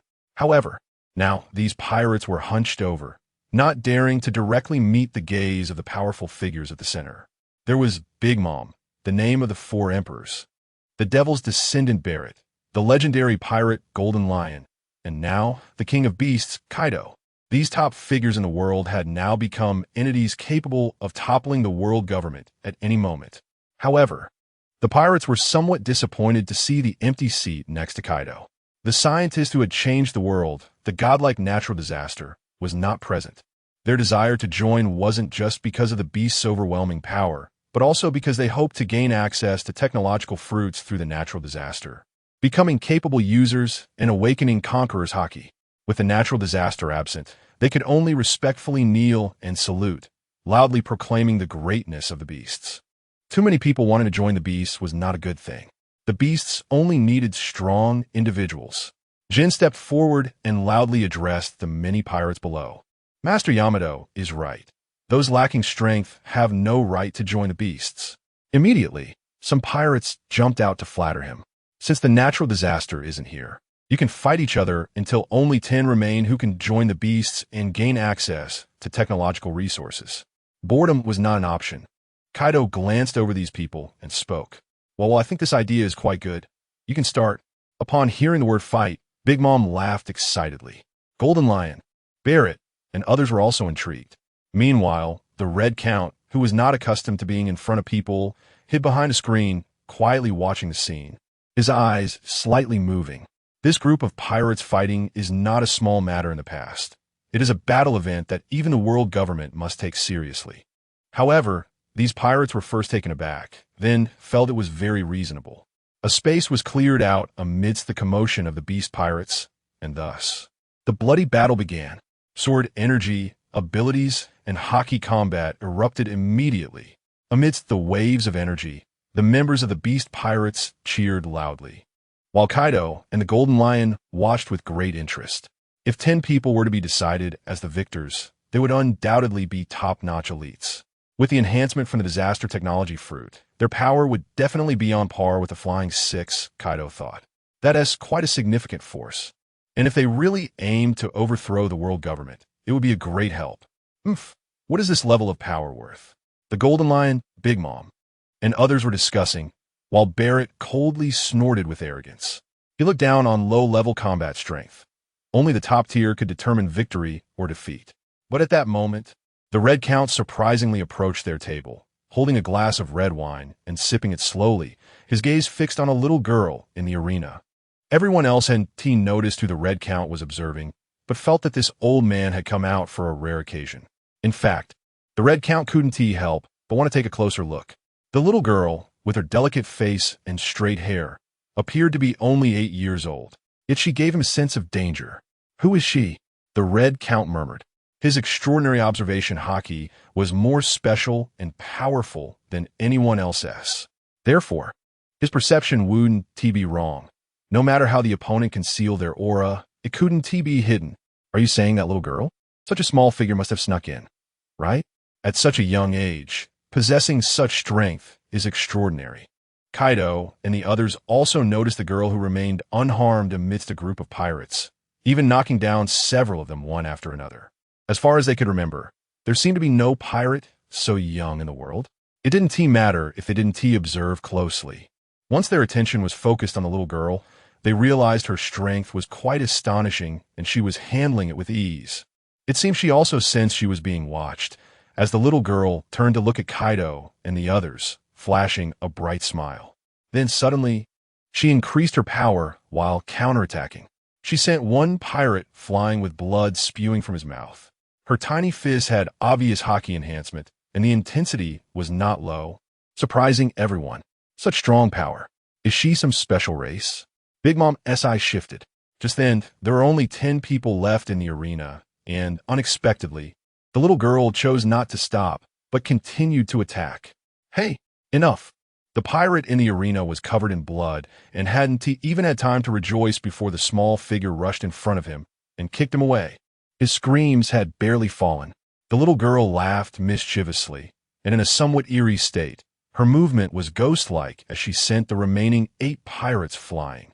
Indeed, it was a true sense of having no power to fight back. They couldn't even catch a glimpse of the little girl's figure. You don't have a right to make me stop. The little girl's voice was sweet and delicate, completely unexpected for such a violent character. And due to underestimating her, Kaido and the other strong ones discovered her unusual strength, and they couldn't help but look at her with newfound respect. With this level of strength, if they join the beasts and obtain the technology fruit, they might really be able to cultivate a top-tier powerhouse to counter the Gorosei. Very good, excellent. Kaido laughed heartily and stood up, not caring at all about the little girl's brutal behavior. The little girl turned her head and grinned. With a beautiful and cute expression, the likes of the Golden Lion and Big Mom also smiled widely. Kaido was just about to ask the little girl what her name was and where she came from when suddenly, Sharn's voice came through. You guys are watching a good show without calling me. Sharn was still wearing his homemade lab coat, followed by 2 researchers. With the arrival of the disaster, Kaido, the Golden Lion, and the other big shots of the Beast Pirates immediately shifted their attention, greeting him with smiles. Brother Disaster. Lord Disaster. They had seen Lord Disaster. The treatment for Sharn was quite different. Barrett, the Red Count, the Golden Lion, and Big Mom even stood up while the 3 disasters, the Flying 6, and many members bowed in respect. In their eyes, Sharn was a godlike presence.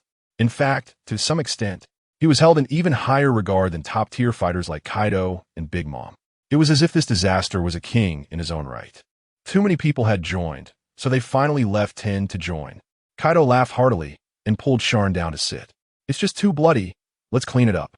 Looking at the mess and bloodshed on the scene, Sharn frowned slightly. At the same time, he noticed a little girl in the crowd staring intently at him, so he nodded slightly as a signal. Quick, clean up the area. Lord Disaster doesn't like it. His subordinates rushed to do it immediately. Sharn was still observing the exquisite and beautiful little girl among the pirates, but Kaido was impatient and immediately asked, "How are the research results?" There was no choice.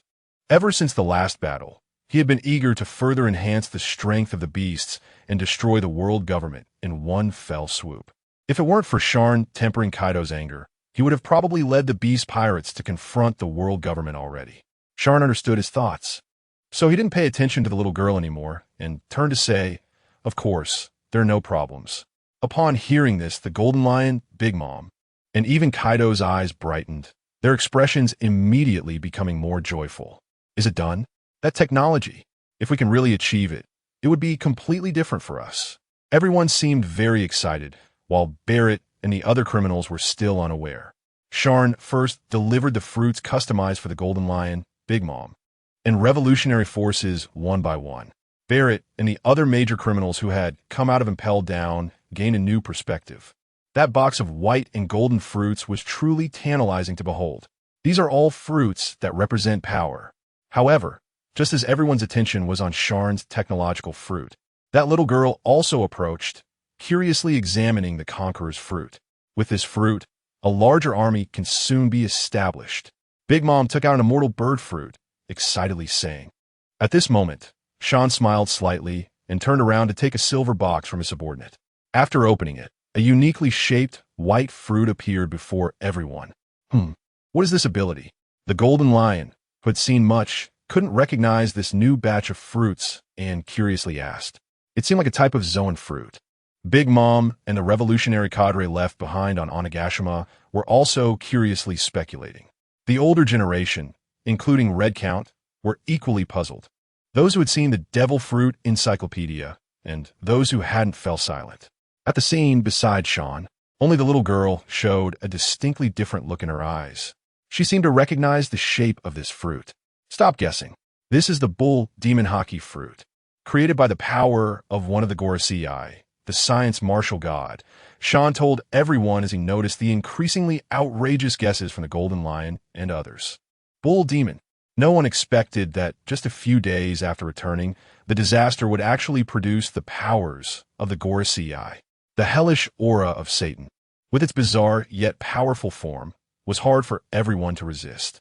The people around the Golden Lion and Big Mom were already quietly swallowing hard at the sight of the bull demon Haki fruit.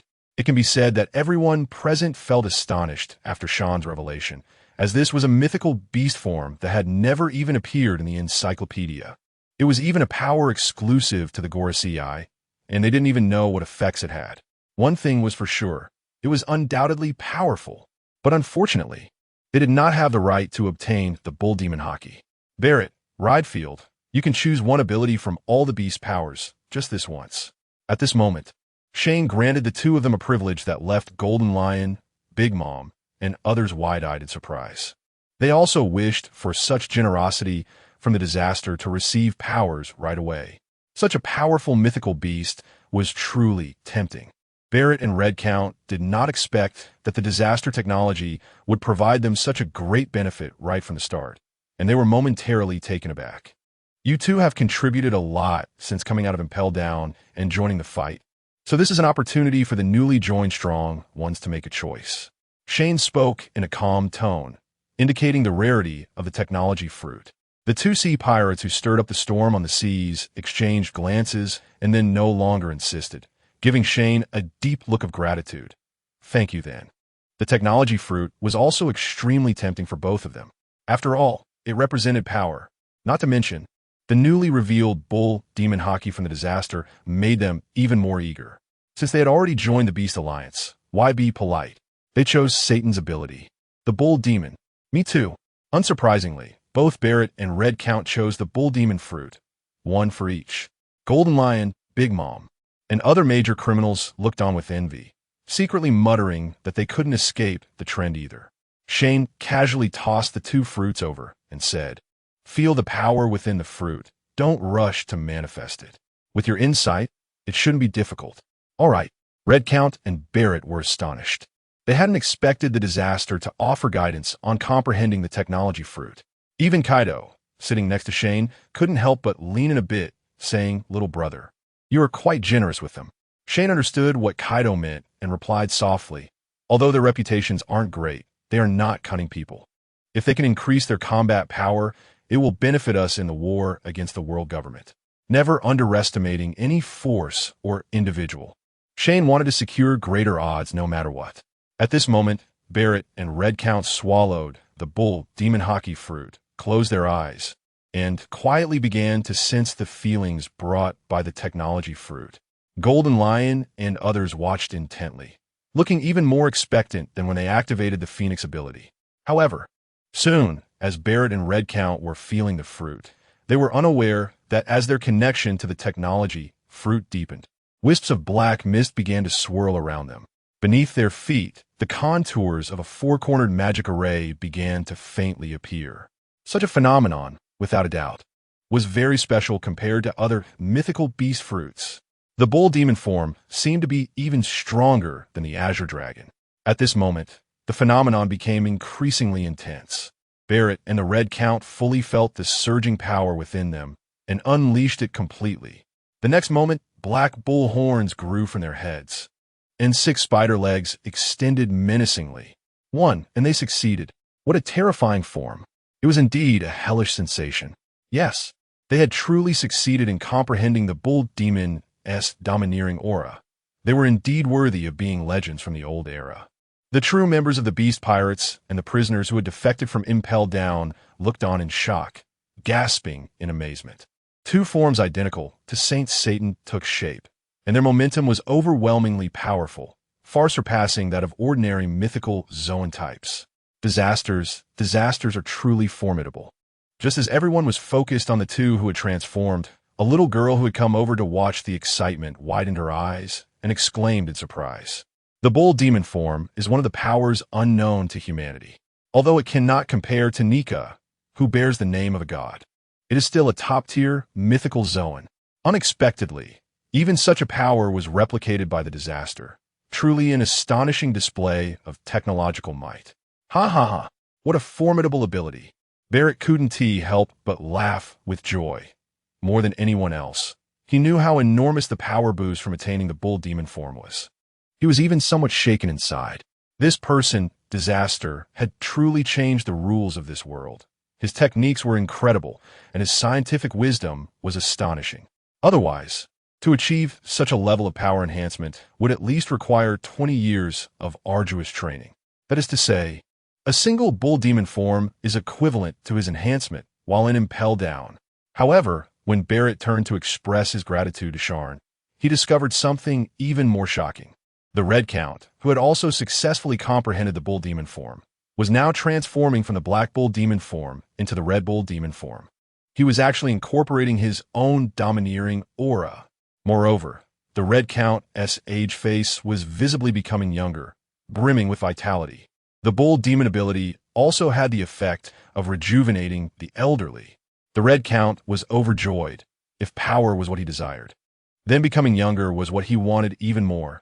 Nothing could compare to his youthful and vibrant body. Sharn nodded with a smile, thinking to himself, as expected of a powerhouse from the old era.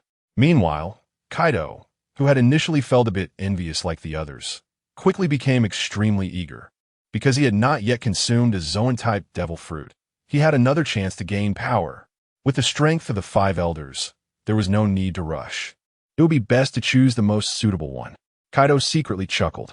Since Satan had the bull demon, the abilities of the other 4 martial gods also seemed quite good. Once Sharn developed the others, wouldn't it be better for him to pick one then? That should suffice. Seeing that they were all excited, Sharn didn't have time to watch their exuberance. After calling out to them, everyone present quickly quieted down. The Red Count and Barrett were no exception. But when everyone saw Sharn take another silver box and retrieve a black fruit from it, their gazes immediately became even more fervent. This is the fruit that eliminates the side effects of devil fruits. Sharn directly handed the fruit to Kaido beside him. Huh. Kaido and the others had just realized that Sharn had succeeded, and he was even happier upon receiving it, swallowing it whole. Just like the domineering fruit, each one had a chance of success. You should feel it first. Sharn explained briefly, then calmly looked at Kaido. Kaido held it in for a few minutes before finally awkwardly saying, failed. As soon as he finished speaking, another black fruit was handed to him by Sharn. Again, without a second word, Sharn said. Kaido swallowed it again, and after a while said, failed. Again, this time seemed a bit different. On the third fruit, Kaido finally had a new sensation. The elimination fruit doesn't increase power. It merely eliminates side effects. I suggest you try going directly into the sea. Sharn nodded, then smiled and pointed towards the distant sea surface. All right, let us go. Kaido now had 100% trust in Sharn. He transformed into a thunder and instantly reached the surface of the sea. Members of the Beast Pirates, Big Mom Pirates, revolutionaries, and major criminals couldn't help but rush to the high platform. The Golden Lion even directly uprooted the ground in the center, using the float fruit ability to carry Sharn, Big Mom, and other core figures to fly over. Everyone could clearly see Kaido take a deep breath. Then, he transformed back into his human form and free fell into the sea. Everyone held their breath and watched the surface of the sea. A few minutes later, finally, the devil fruit user cursed by the sea emerged from the water and began swimming. Ha ha ha, brother Disaster. This is amazing. Kaido rolled around in the sea like a well-oiled machine. Sharn found it amusing. At the same time, the Golden Lion, Big Mom, Doflamingo, and others were all extraordinarily excited, turning to Sharn to request customized fruits that eliminate side effects. Of course, no problem, but the price will be a bit higher. The prerequisites for this thing are more difficult, so it's natural for the price to rise. Lord Disaster, your prices are reasonable. I'll take them. Yes, we will too. Everyone is eager not to miss the opportunity. Sharn takes orders one by one, and at this moment, Kaido returns comfortably. Big Mom, Golden Lion, and others plan to hand over the fruits they obtained to their subordinates to further enhance their strength. Come here.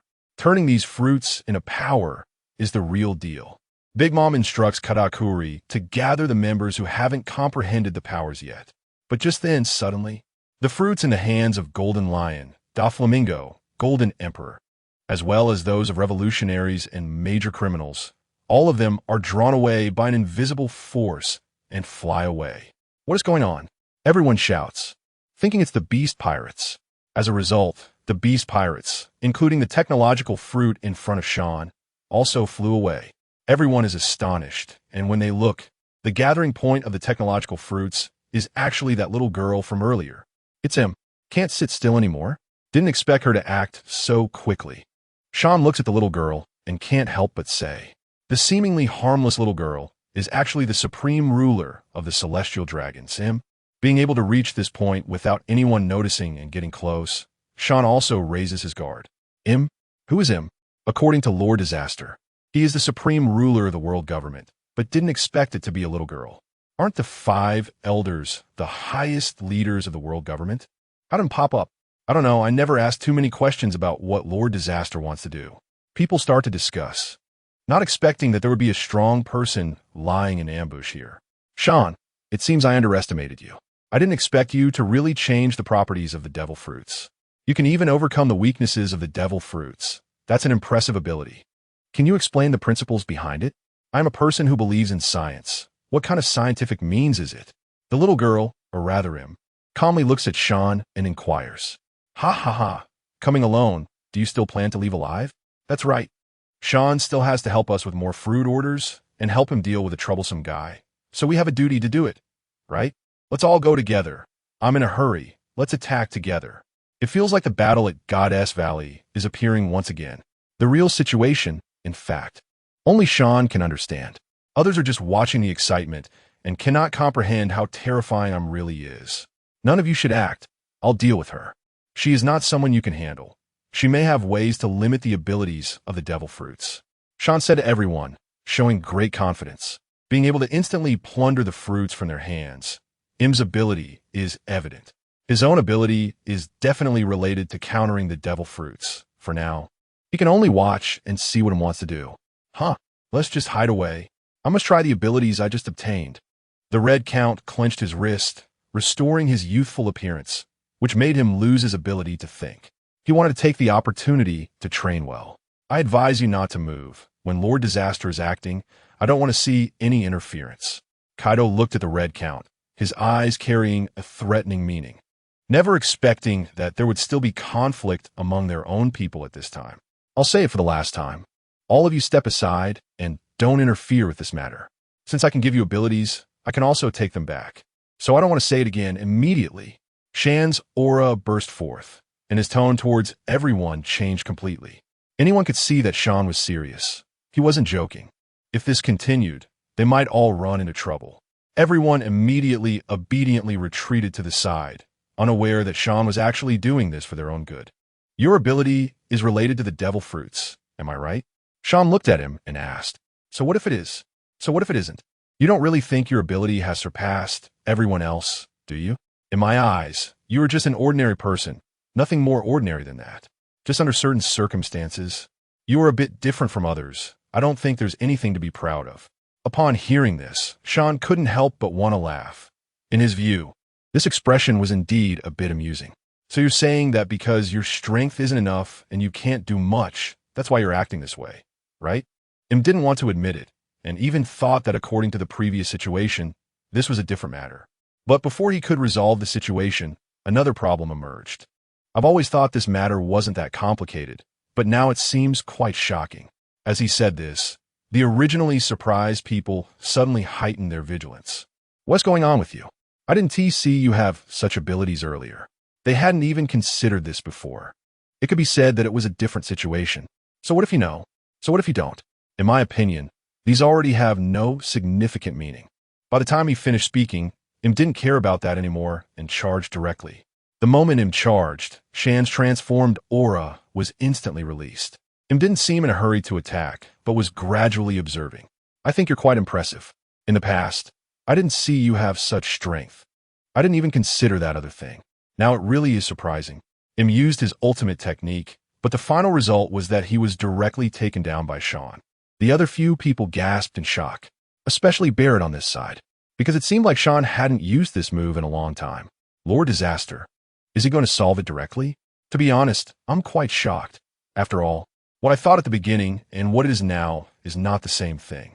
Hearing this, he also sighed helplessly. Stop saying so much. If I really knew, I might have considered it more simply. And the other person hadn't even had the chance to explain clearly, and the pressure was already there, not to mention now. Meanwhile, Im still wanted to continue the fight. There was no sign of wanting to end it. It seems the boss's ability is still very strong. What Im can't beat Sharn at all. People began to discuss Im's strength.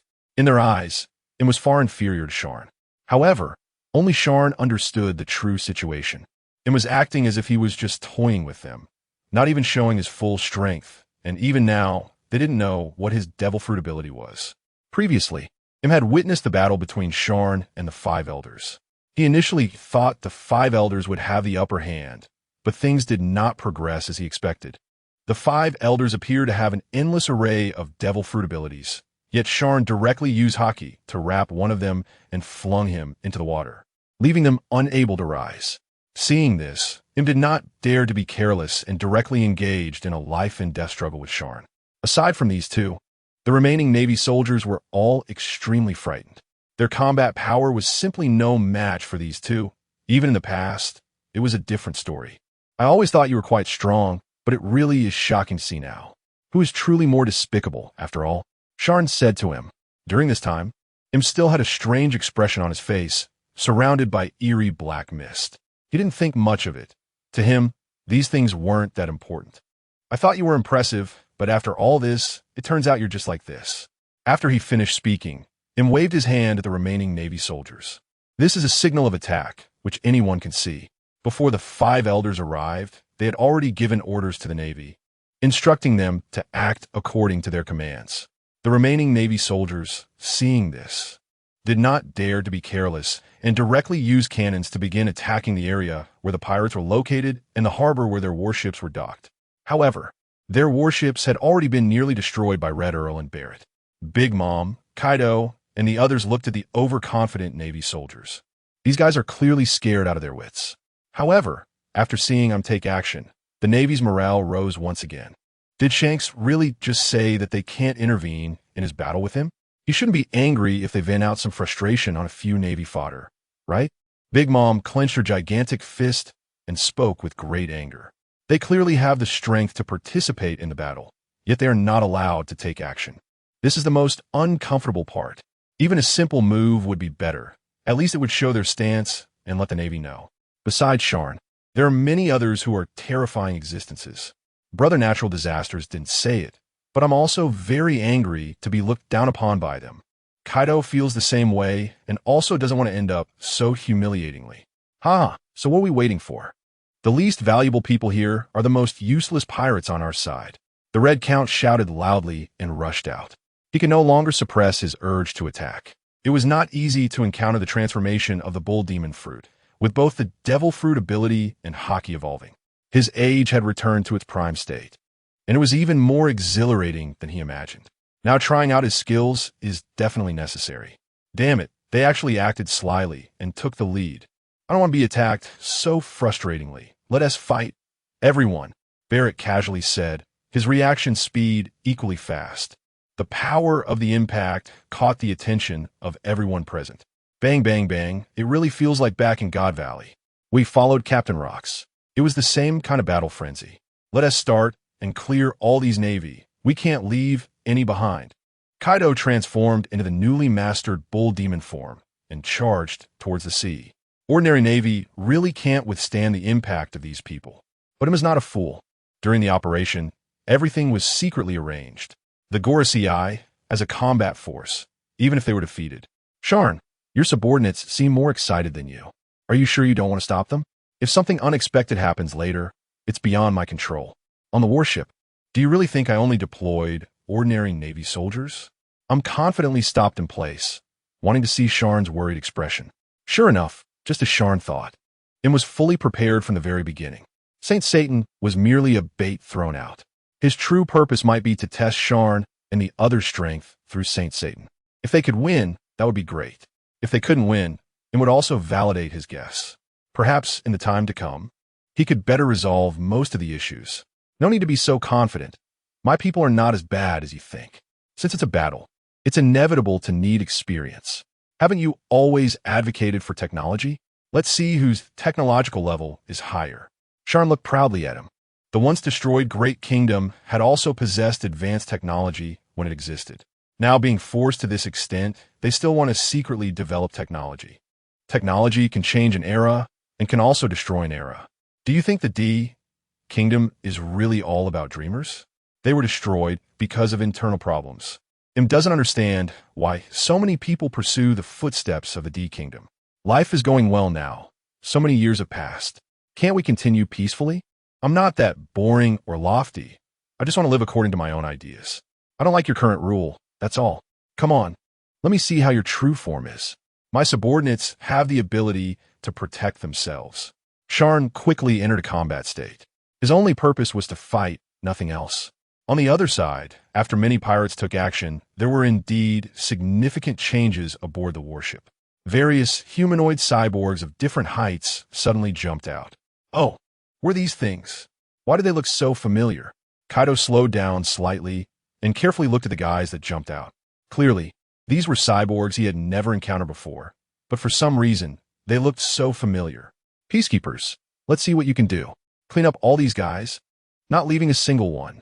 A man in a white suit with a mask gave orders to the cyborgs. Haha, I remember now. Aren't these the garbage warlords? Peacekeepers built based on them? Can these guys be as powerful as Kuma? They actually look down on us. Big Mom recognized the appearance of these cyborgs and described them directly. Unexpectedly, the peacekeepers they encountered turned out to be prototypes of several other warlords. Speaking of the strength of the warlords, Kuma is definitely one of the best. Even his prototype machines can't handle strong opponents. How can the others? Anyway, they're all useless. Just smash them. Barrett rotated his arms, not taking it seriously at all. Just a bunch of scrap metal, one sword strike will do. The Red Count also had no patience, picked up his own equipment, and quickly took action. However, before he could act, a figure suddenly attacked him. Dragon abruptly rushed up and began to engage in a fierce battle with the opponent. He didn't consult his companions at all, and suddenly started fighting like this. So his action was something that caught his companions off guard. And when he indeed attacked like this, even the guy opposite was completely stunned, because he really didn't expect this guy to have such an impulse. He was never like this before. During their previous interactions or battles, he was always a calm person. Even when encountering some special situations in battle, he would choose to be cautious rather than display the surprising brutish quality he showed at this moment. It's simply hard to believe. It doesn't feel like him at all. Yet at this moment, he is doing just that. Satan is also helpless and can only be forced to confront him. He continues to use his abilities.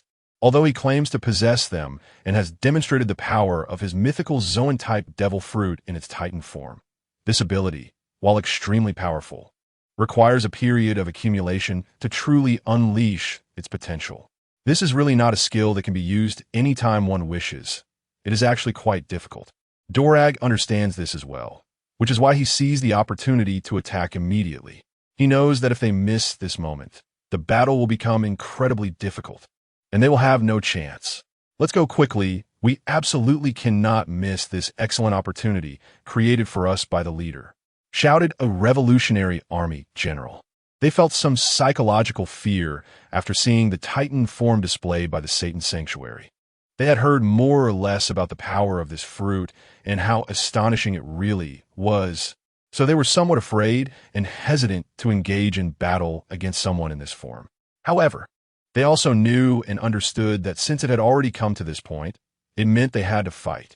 Otherwise, the majority of other people in the world and those kind and ordinary individuals would perish. After all, the original intention of the Revolutionary Army was to protect those good people, not to let these guys bully them. It's really laughable. Do you think you could defeat me like this? Satan felt this was like a joke. Even if they all combined their strength, they were no match for him. Yet, they were entangling him like this, making it difficult for him to unleash his power in a short time.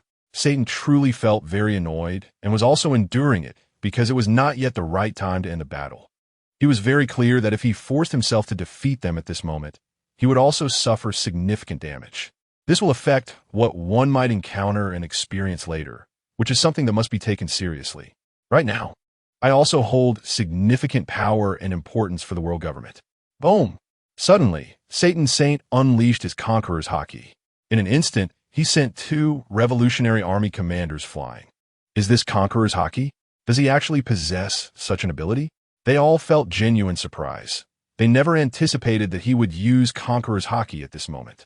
This is an unexpected situation, and it is indeed hard to believe. It is normal, after all, since he is one of the 5 elders and has likely survived for a long time. It's reasonable for him to possess such abilities.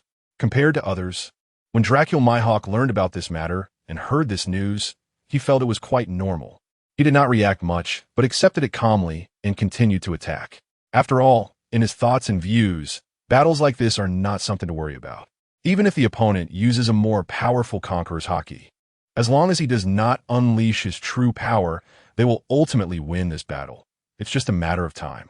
However, the problem is that he knows the real strength and terrifying aspect of his opponent lies in the Titan fruit. What kind of power does it truly hold? Once that power is revealed, it will signal the end of the time they have to delay this battle. Therefore, although he appears to be fighting alongside his companions against this guy, most of his thoughts are focused on observing that underworld battleship. He has been contemplating how to find an opportunity to destroy that thing. As long as they can completely annihilate it, they can say they are safe.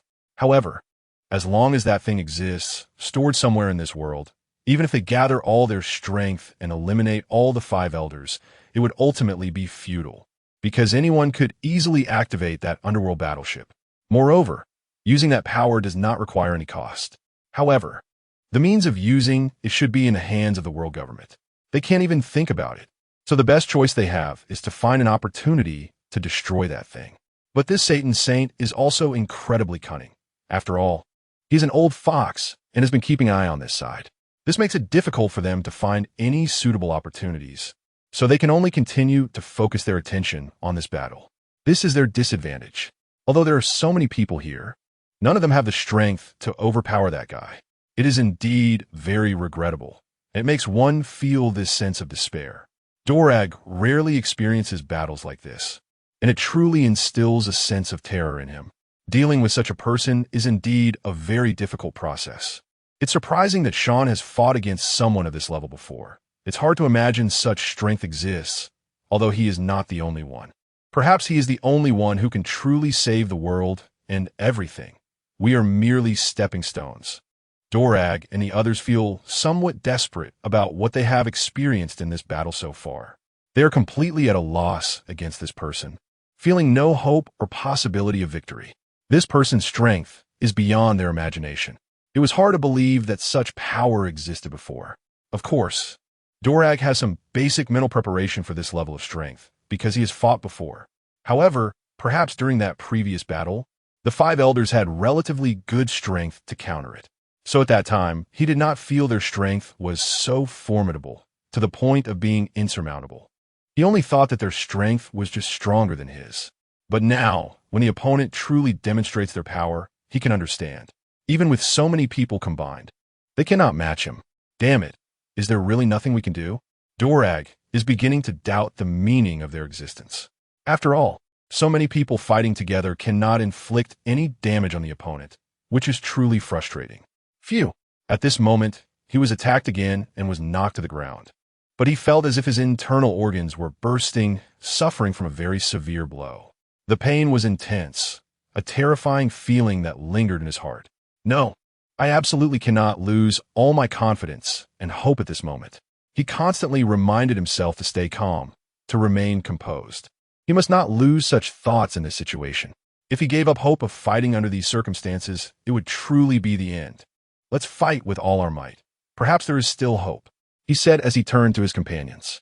He actually felt somewhat guilty towards them for trusting him so much. If it weren't for his previous persuasion, at least some of them might have escaped by now. Doing so could have preserved some hope for them. But in the end, because of his words, everyone chose to stay and fight together. This is actually a very difficult decision to make. However, due to personal reasons, everyone has made this choice. It must be said that Dolag is actually very touched. But now, due to the unfavorable situation in the battle, he has begun to doubt himself.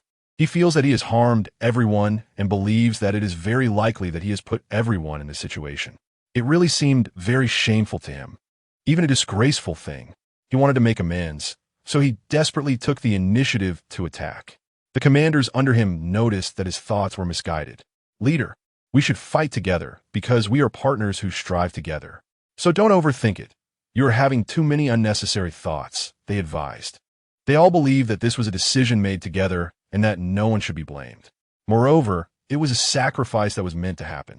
When Dolag heard their words, he understood the sentiments they wanted to express. They definitely wanted him not to care so much about these issues and thoughts. This really doesn't need to be the case, because, in reality, he doesn't have that many opinions or thoughts. He merely feels and believes that, under the current circumstances, he has indeed caused the present mistake. Yet everyone, through their collective actions and words, has made him understand that they do not see it this way. Everyone believes this is a decision made together by all, and even if it is wrong, it is everyone's mistake. If all the blame is placed solely on Dorag, simply because he is the leader, then that is a fundamentally flawed idea and decision for everyone, and it cannot be accepted. It seems you really are quite laughable. To actually put on a touching display of camaraderie in front of me at a time like this? Are you trying to move me into letting you go through this? Saint still maintained his Titan form, mocking them like this. He was merely saying these words to attack the psychology of those people. As long as he could make their mental state collapse, perhaps he could make his battle seem simpler and easier. However, Dorag and the others were seasoned warriors, so they naturally wouldn't be psychologically affected by such simple words. Dorag only experienced a temporary psychological issue, which was quickly alleviated by everyone. Saint, remember that even if you defeat us and kill all of us here, your ultimate fate will still be destruction. Dorag snorted coldly. Suddenly, an infinite power and endless fighting spirit surged within him. It seemed that in his perspective, the current situation, this battle, could fill him with ideas. Originally feeling despair due to the unfavorable conditions of the battle, the situation changed completely in an instant. He quickly began to manipulate a storm. This was his special ability. In an instant, fierce winds and torrential rain began to appear between heaven and earth, launching a combined attack towards Saint. Is this Dorag's special ability? It seems to be his fruit ability or something. Of course, Saint had heard of Dorag's powerful ability, but he didn't know exactly what it was. However, one thing was certain. If he allowed this attack to hit him, he would eventually be killed. He instantly felt that his life could be in danger. Therefore, he increased the power input of his Titan form. Although this state consumed a lot, it might leave him with greater side effects once it was over. But there was no other choice now. If he didn't increase his input, he would only suffer greater damage. And this battle was highly likely to end in failure and death. This is not a joke. It's something that could really happen. And I'm not just fighting against one person. The situation has suddenly taken a turn for the worse, and the opponent seems to have grasped the key point unexpectedly. Calm down. I must collect myself. After all, he definitely isn't my match. What they're doing now is merely a desperate resistance. He sneered. I absolutely will not believe that I could fail here. I have gone through so much and encountered so many talented individuals. Yet here I am, still alive. And where are those who everyone thought would surpass me? Those who were even stronger than I? They are all gone, all perished. Over these years, my strength has reached an unprecedented level. This Dolag is merely a petty trickster. He could try to oppose me, but defeating me is absolutely impossible. He has no chance of surpassing me. I understand now. The power you are wielding is just beyond your limits. In other words, you are overexerting this power. Once this time passes, the damage you will suffer will be greater than mine. Is it worth paying such a high price just to contend with me? Satan suddenly felt that he had seen through the truth and asked. In his mind, with Dolag's strength, even if he couldn't defeat me, he could still sacrifice others to escape. Of course, this is just his thinking. He believes that if he were in that position, he would certainly do the same. Because in his eyes, there have never been any companions, no allies. There is only himself, and his own life is the most concerning and important thing. Everything and everyone else can be sacrificed except for himself. This is something he will always remember and keep in his heart as the only important thing.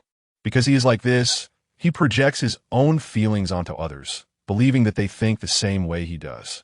However, he does not realize that someone like Dolag could never have such despicable thoughts. Dolag is a truly great person. What he has done and what he strives to accomplish are all remarkable achievements that, once known, leave people feeling deeply shocked. Dolag has never been a selfish person, nor does he think like that. So when he heard what was said, he sneered.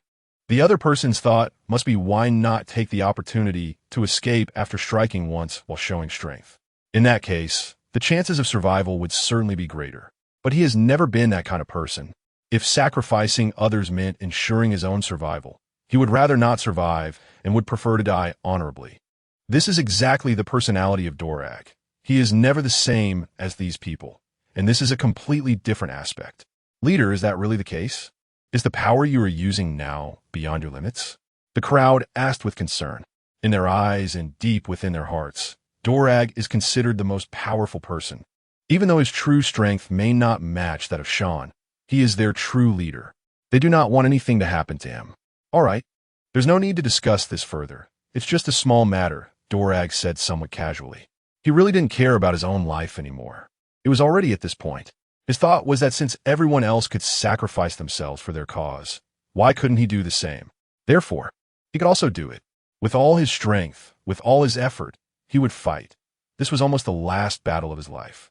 What we are doing now is a cause that will be remembered for generations. What does it matter to sacrifice our lives for such a great thing? Such a magnificent cause? Dolag said with a smile. Yes, so let's fight with all our might, even if it's just the last time in our lives. Instantly, everyone's passion and fighting spirit were ignited. The thoughts in everyone's hearts were stirred, feeling very uplifted. He felt very happy and excited about such things. Now, I see that you are ready and looking for death. Did I not go all out before, making you think my strength was only this much? Satan Saint found it somewhat amusing as he saw them encouraging each other and igniting their fighting passion. The reason he hadn't killed them before was simply that he was still trying out some formalities and hadn't fully unleashed all his power. However, this seemed to make them feel somewhat inflated, even thinking that their strength might not be much less than his. But in reality, his power and combat strength far exceeded theirs. In the next moment, all his power began to swell, having transformed into a titan form. His incredibly massive body instilled great fear. If an ordinary person were to see him, even from a distance, just one glance would make them tremble all over. This power is truly terrifying. What kind of force is this, capable of being so strong? Everyone trembled at the sight. They really didn't expect that the opponent's previous strength was already so powerful, and yet it could become even stronger. They originally thought that what he just said was just some empty talk. But now that they see it like this, it's clearly not the case. He really does have such strength. This really makes people feel shocked and extremely fearful. This is indeed something that ordinary people cannot achieve. At least their combined strength has not reached this level. Perhaps Sharn has such power. But the problem is that he is not here right now. He is still over there fighting with others.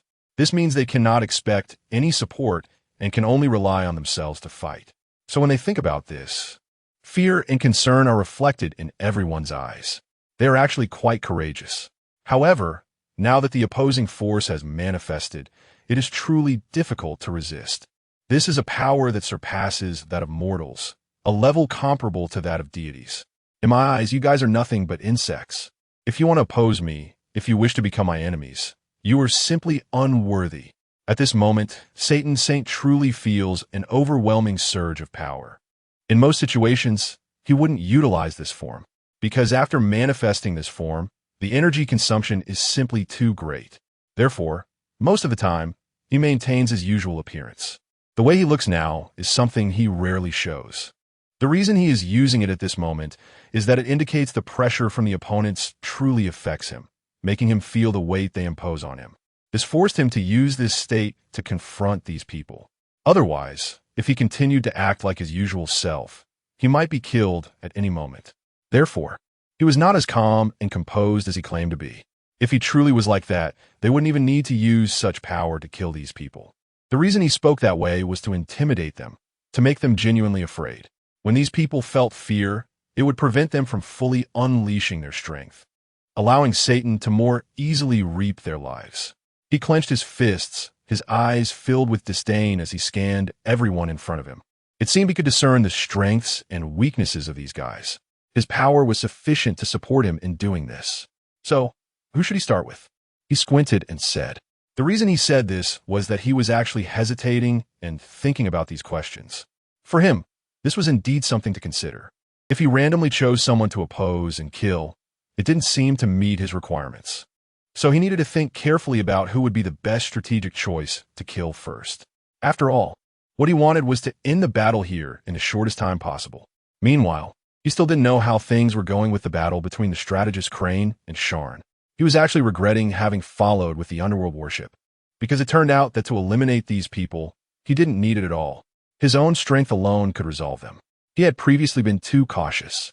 If he had left the underworld warship there to deal with Sharn, he wouldn't have had to worry now, as that thing could definitely eliminate him. You shouldn't still be worrying about this at this time. What I want to tell you is that if you wish to surrender, now is your last chance, Satan said. His real goal was to recruit Drago, because this guy's strength was truly impressive and shocking to him. If he could bring him under his command, it would certainly be a good thing. He didn't want to miss this opportunity or this person. So he wanted to make one last attempt to see if this person would agree. Even though he already knew that the likelihood of this guy surrendering was very small, he still couldn't help but say it. After all, he always felt that if he let this guy die just like that, it would be a great pity. He really didn't want to miss this chance. He had always valued Drago, knowing he was an all-around talent. Not only did he possess strong power, but he also had excellent organizational skills. If he could serve the world government and the Navy, it would definitely bring great help, even significantly shortening the time for the world government to truly quell rebellions in various places. If such a thing could indeed be achieved, it would naturally meet his demands. However, it turned out to be just as he had previously thought and judged. Drago was not a pushover. No matter how he spoke to him, he would never agree. He hadn't before, and even now, in such a dangerous situation, he hadn't made such a decision. Enough. Stop talking to me about this. I can't wait to eliminate you. Drago exclaimed angrily. He had truly had enough of this guy's repeated attempts to persuade him to surrender. Did he really not understand that their positions were completely different? He still wanted him to do such a thing.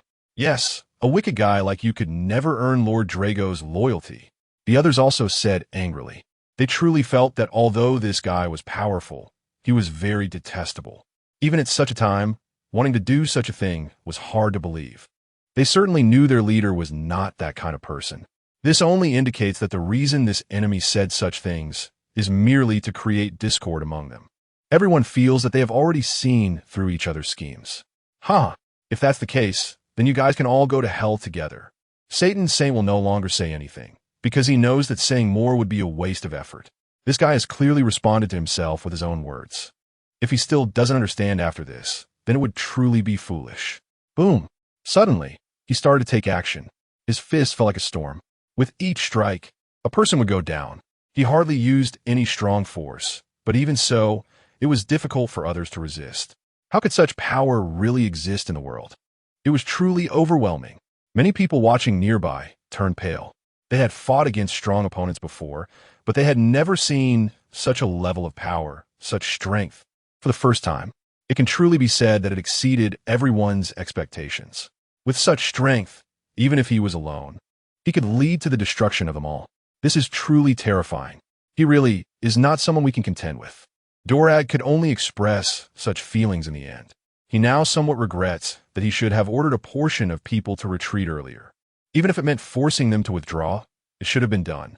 But now, even if he wanted to do that, it was no longer possible. He wondered how the situation was on Dorag's side right now. On the other side, Sharn was worried about their situation as they were facing that terrifying person. As one of the 5 elders of Satan, even he could not underestimate him. The most frightening part was not just that, but that he actually commanded the underworld battleship. Moreover, he was directly pursuing them with this terrifying thing, intending to kill them. If Dorag and the others didn't escape in time, they could really be caught by that guy. In such a situation, a large number of people could be killed, which would be a great horror. It would mean that all the sacrifices made and everything invested would be in vain. He suddenly felt a sense of regret. Perhaps he should have made more arrangements before letting them escape, leaving more backup plans. Or he should have sent his shadow clone to follow them for more safety. But given the situation, he was really worried that the shadow clone might not be reliable. After all, facing such a strong opponent, it could disappear in an instant. So, not following them led to this situation, which was quite helpless. Now, even if he regretted his decision, there was no other good solution, so it was better to just end it here. As Sharn thought of this, his gaze became resolute. He firmly glanced at the steel skeleton and the crane advisor opposite him. After his continuous consumption, the miracles on them had become very weak. He really didn't expect this guy to be so powerful. The steel skeleton was now covered in wounds, completely unprepared for the battle to have progressed to this point. He was still measuring the opponent's strength based on his previous encounter. However, he had completely failed to consider that during their earlier battle, the opponent had not used all of his power. So the strength displayed by the opponent was merely a portion of it, but he took it seriously. Now, when the opponent showcased most of his strength, he found it completely unbearable. Stay calm. We are not yet in a true deadlock. On the other side, although the crane advisor was also covered in wounds and injured, she remained calm. Her strength was not necessarily stronger than the steel skeletons, but she understood what to do in such a dangerous situation. The more critical the situation, the more composed one must be. Otherwise, one might not survive. I certainly know this, I know these principles, but it is really very dangerous now. If we don't find a way out immediately, we could very well be killed. The steel skeleton appeared extremely anxious and irritable, which was not typical for him. This can only be attributed to the fact that the current situation has become a crisis threatening his life, which has led to a change in his character. So you should take a little rest first, and let me face him. The advisor, he didn't have any malicious intent. He was just very fearful at the moment.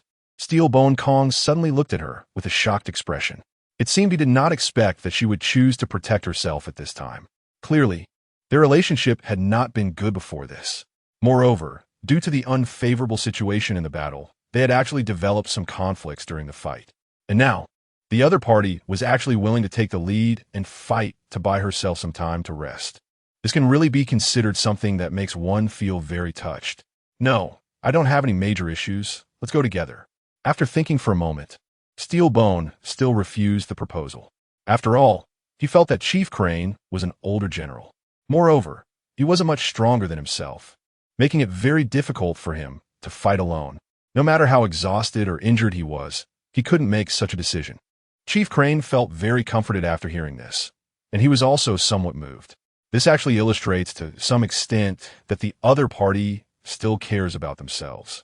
It's just that the way they express it, the words they say, can come off as somewhat stiff. However, this is just a reflection of their personality, and there shouldn't be too much blame placed on that. In fact, I think you should hurry up and come fight with me to the end. I don't have much time left. He was extremely worried about the situation over there and concerned about the safety of his companions. He also felt that he couldn't waste much more time here. These two guys are still chattering away, expressing their feelings as comrades, which is really disgusting. He is absolutely fed up with these Navy and world government people and wants to eliminate them all. However, after calming down and thinking it through, he realizes that Steel Bone Kong and Vice Admiral Tsuru are actually among the better people in this situation. They are worth surviving, and if he keeps them alive, they might be of help in the future. So after sorting through these thoughts, he understands what he needs to do next in this battle. These two people should survive, but they should also experience some hardships. It is inevitable that during the upcoming confrontation, one must exert very strong strength to crush them. This is something I can certainly do, but it will require a lot of effort. However, considering the long-term future, this seems to be a necessary task. So I need to think it through carefully. Sharn, your strength has indeed earned our recognition, but you have chosen the wrong side to stand on. Your side is destined for destruction. Why waste all your strength to help them? The advisor Crane seemed to sincerely persuade him. She truly felt regretful. Even if this guy could defeat her, he would ultimately meet his demise, because he has chosen the wrong place to stand. And if he continues to make such choices, there will be no good outcome in the end. Of course, the advisor Crane also understood very well that this guy would not listen to her words. but she still wanted to explain in detail. What if he agreed to her? At that moment, the advisor Crane was genuinely hoping he would agree with her, because she thought that if she could bring this guy to the Navy, it would be a significant boost. His strength is unquestionable, powerful, and formidable. Even a single person could be worth the power of an entire army. This is truly a terrifying thing, a situation.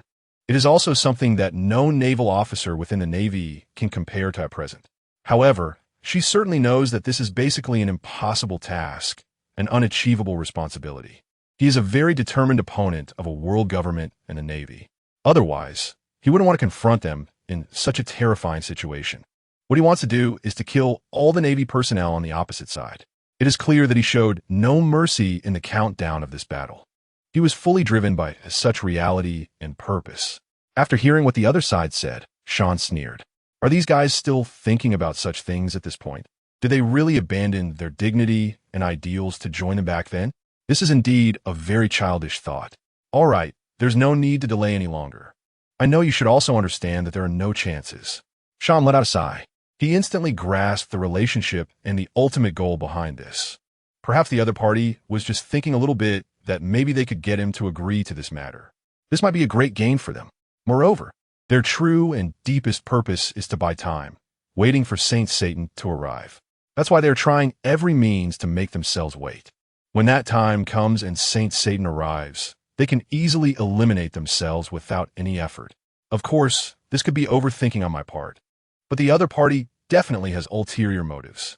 Crane, I know that no matter how much you say, it won't be of any use. If you were truly the kind of person who could be easily persuaded by words, he would never have left the Navy in the first place. I think you should understand this. Steelbone Kong is also uncertain about what Crane is really thinking deep down. A person like Sharn, who has gone through so much, cannot be persuaded by just a few words. He is someone who is very firm and alert about his beliefs, ideals, and goals. Once he decides on something, he will never change it. This is absolutely knowable and absolutely certain. However, trying to persuade him now may be impossible. Even a not-so-smart Steelbone Kong understands this point. How could Admiral Crane not understand this reasoning? So what exactly does she want to achieve? In fact, Admiral Crane's thoughts are not as complicated as they say. She really just wants to recruit a talent for the Navy and the world government.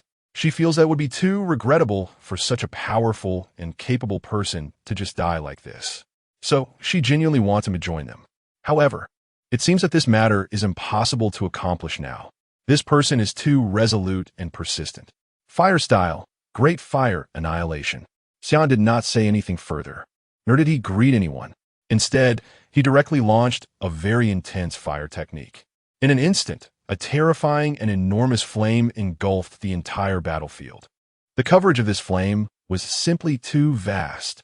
Advisor Crane's expression changed drastically upon seeing this. They were all greatly shocked by the enormity of this move. They truly felt that if they were hit by this attack, the consequences could be extremely terrifying. So everyone desperately ran to the sides. Although they were all very steadfast Navy soldiers, they absolutely did not want to die here. They all wanted to live well and serve the world government. Boom! Then, the flames suddenly exploded. In an instant, it caused massive casualties. Not long after, it directly killed many people. Only Advisor Crane and Steelbone Kong, the two strongest individuals, faced little obstruction. He ruthlessly unleashed such a terrifying killing move. Advisor Crane said with some anger and resentment, as she initially thought this guy wouldn't do such a thing. Yet, he directly went for the kill. See, this guy is the most evil kind of person. Next, he will definitely not let us live. Steelbone Kong looked at Xia In with gritted teeth, filled with hatred. Because many of the people who died just now were his subordinates, whom he regarded as his own. As a result, just from that one move, they lost many people. This is indeed something that would make him extremely angry. After all, these people are his important force and a crucial support for his future progress. As a result, so many of them were sacrificed in this battle, which is truly abominable. Sharn, of course, does not care at all about their hatred towards him. He originally thought that these guys were here to kill him, to eliminate him. So why should he care about their lives? They are already mortal enemies. Forget it. It's better not to think too much about these guys and focus on resolving the issues here. He is really very worried about Dorag and the others over there, because they are directly facing the most powerful Satan Saint in the underworld battleship. If they are hit by something like that carelessly, even he would be turned to ashes. This is an extremely terrifying question. Therefore, I cannot directly confront that thing. The best approach is to quietly take them away once we get there, without anyone noticing. Sharn naturally knows that this requires space-time ninjutsu. However, that kind of technique consumes a significant amount of energy, even for oneself. It's not something that can be used casually. It requires a long time of accumulation and preparation before it can be utilized. Moreover, there's a chance of failure, so one must be fully prepared. Neither oneself nor the companions can afford the consequences of failure at this moment. If I fail, then all of us will die, and not a single person will survive. This is something that one must seriously consider and think clearly about. I really don't know what the situation is like over there with Lord Satan. Steelbone Kong looks very worried. He truly respects one of the elders and has always wanted to serve him. That's why he resolutely and unhesitatingly followed him to carry out this dangerous mission. Even though they are now facing significant difficulties and dangers, he still does not want to back down, because he knows that what he carries is the mission entrusted to him by Lord Satan. This is a very important responsibility, and it's something to be proud of. If I give up here, how can I live up to that person's high expectations of me? Sharn is definitely stronger and more formidable than I had thought at the beginning of this battle. But now, there aren't any other good options left. The two of us are already fighting here. If I don't show my true abilities now, I might really have no way to solve this problem. However, even though it's like this, I am still not myself, but rather the situation on the side of Satan. From a reasonable perspective, there shouldn't be any problems or troubles over there. Although it is said to be my past, it comes with the Underworld King's battleship. So how could there be any issues? That is the most powerful weapon in the world. No one can deal with it. Even though he is facing the entire revolutionary army led by Dorag, he possesses such a terrifying weapon. This basically means that no one can threaten him in this regard. He should be able to believe that. However, for some reason, he still feels a sense of panic and worry. He doesn't know where this feeling of concern comes from or why it exists. He can only temporarily suppress these feelings deep in his heart. It's better to resolve the issues in his mind. No, the real concern now should be the guy opposite him, who is likely still hesitating. Steelbone Kong suddenly thought of this as he looked at Sha and across from him. Because the difficult battle they are facing is not just between the two of them, but against Sha and... Indeed, this person's strength is even greater than the two of them combined, and he might even defeat them in the end. But the real issue is that what he ultimately has to face is not them, but Satan's Saint and the Underworld worship. If he truly wants to solve all the problems on his own, then he should start to worry. The combined power they represent is, to put it mildly, terrifyingly epic, something he cannot handle alone. Therefore, he must have many reasons to be concerned. So, there is no need for him to worry. With this thought, Steelbone Kong became very calm and composed. He realized that even if they couldn't achieve victory in this battle, it wouldn't be a significant obstacle, because there is still Satan's Saint and his underworld worship, and there is nothing to worry about. Such power is definitely enough to destroy that guy over there and make him suffer. He immediately smiled. What on earth is this guy thinking? Why did he suddenly laugh? Shane looked at this Steelbone Kong, who was inexplicably smiling, and felt a bit suspicious. He couldn't understand the meaning behind this smile. Did he suddenly come up with a way to deal with him? He felt that there were some things that didn't make sense, and something was off. So he began to ponder. However, he ultimately couldn't come up with any real reason, so he decided not to think about it for the time being. He believed that in the face of true strength, there was nothing to hide. With his own combat ability and strength, he could definitely solve this problem. He was extremely confident in his strength and believed he could defeat him. So, since that's the case, no matter what kind of schemes the opponent used, it would be useless, because in the end, it would absolutely be completely defeated by him. Let's start by dealing with you first. I'll make you show me that strange smile. Shane snorted. He was very displeased with this guy. Comparatively, he preferred that Crane advisor more. Although this guy also gave off a very cunning and unlikable vibe, there was still a feeling that he was a worthy opponent. After thinking for a moment, he suddenly threw out a lot of shurikens. Steelbone Kong was somewhat puzzled when he saw these shurikens flying towards him. What is he doing? Does he really think these things can hurt me? He He genuinely felt that he could easily dodge these things without any pressure. If he really got hurt by these, it would be a joke. So he effortlessly dodged every attack of the shurikens. I wonder if this guy is really getting desperate. He chuckled, because he felt that if it weren't for this, he wouldn't have used such laughable attacks. He was sure of it. Otherwise, the suspicion of the opponent's calmness and composure wouldn't lead to such an attack.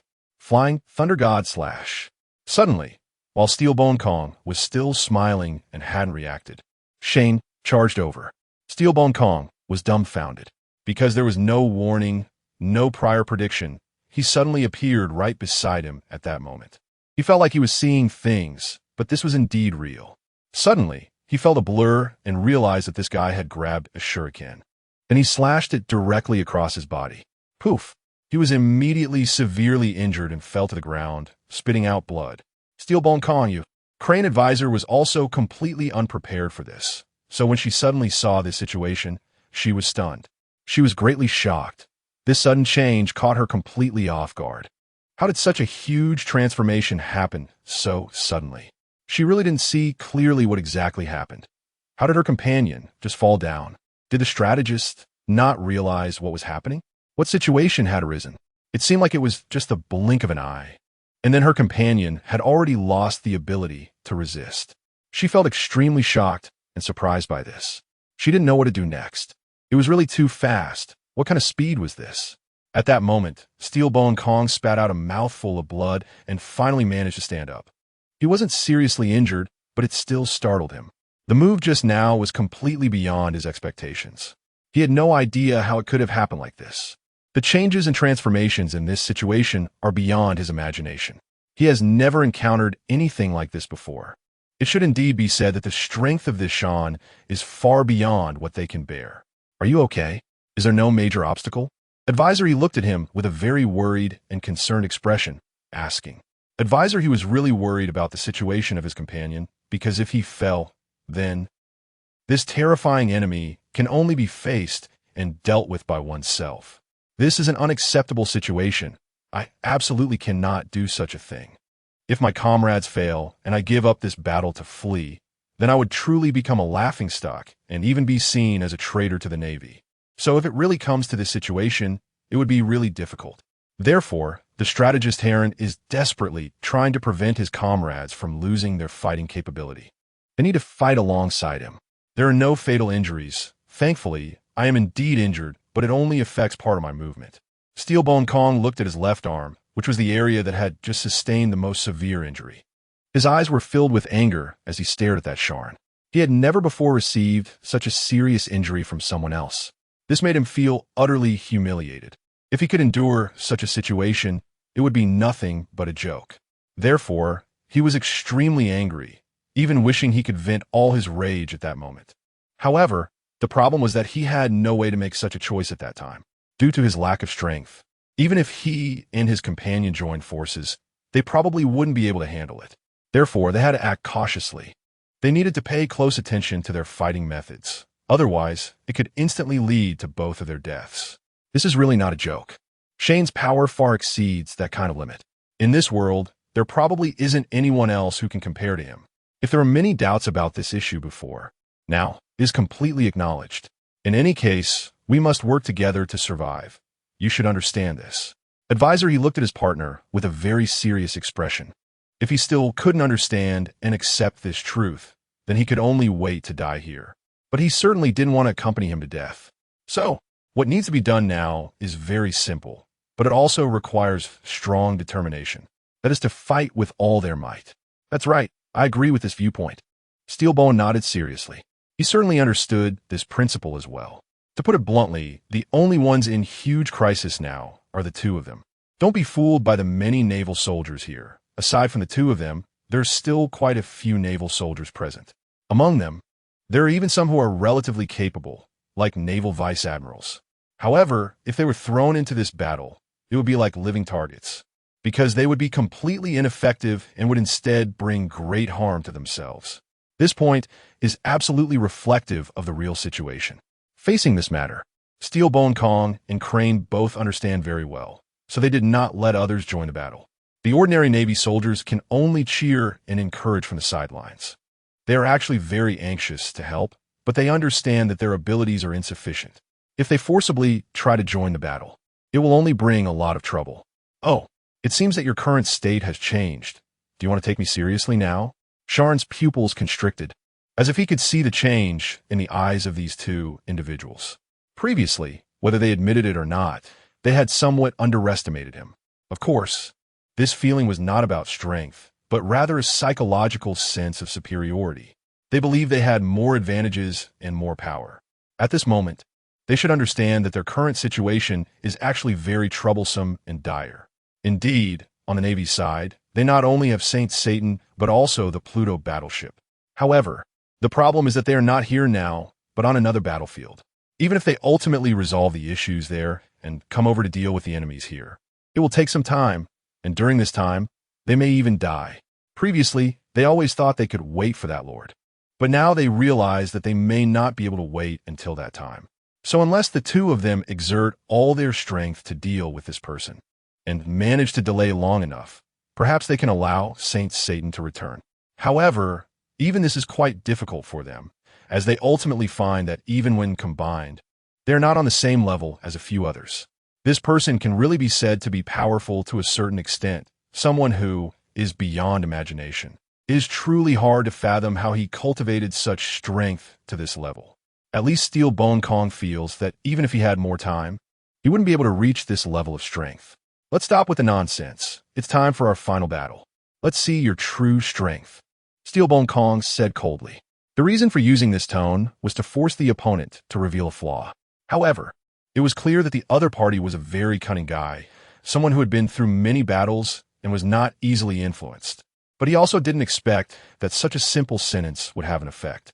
So, the true determination of victory would still have to take place on the actual battlefield. Sharn smiled slightly. It's fine this way. Sharn listened to the words he spoke and showed a look of disdain. Do you Navy men only know how to talk big? It's already come to this point. Haven't you realized your situation yet? Sharn sneered. He thought these two guys were incredibly foolish. They were already facing death, yet they still had the audacity to boast. Did they really think he would kill them? The reason he had let them go before was simply because he felt a bit of pity. Initially, he thought it was quite difficult for them to reach their current level of strength. However, they hadn't seen clearly why they had come to this point. Perhaps they still believed that their own strength was the reason they had such capabilities. They always thought it was because of their own abilities that they could ultimately survive. The reality was completely different. It wasn't like that at all. It was merely him being merciful. They had no awareness of the actual situation. Of course, if they actually knew this, they might completely lose their composure. They might feel that they were too weak. They wouldn't be shouting at him like they were now. Sharn was determined not to show them any mercy now. These two guys completely misunderstood the gap between them. They still thought their abilities could deal with him now. But the reality was clear. The difference between him and them was like heaven and earth. I think you are the one who is talking big. The combined strength of the two of us can definitely defeat you. We were just careless before, Steelbone said with a cold tone.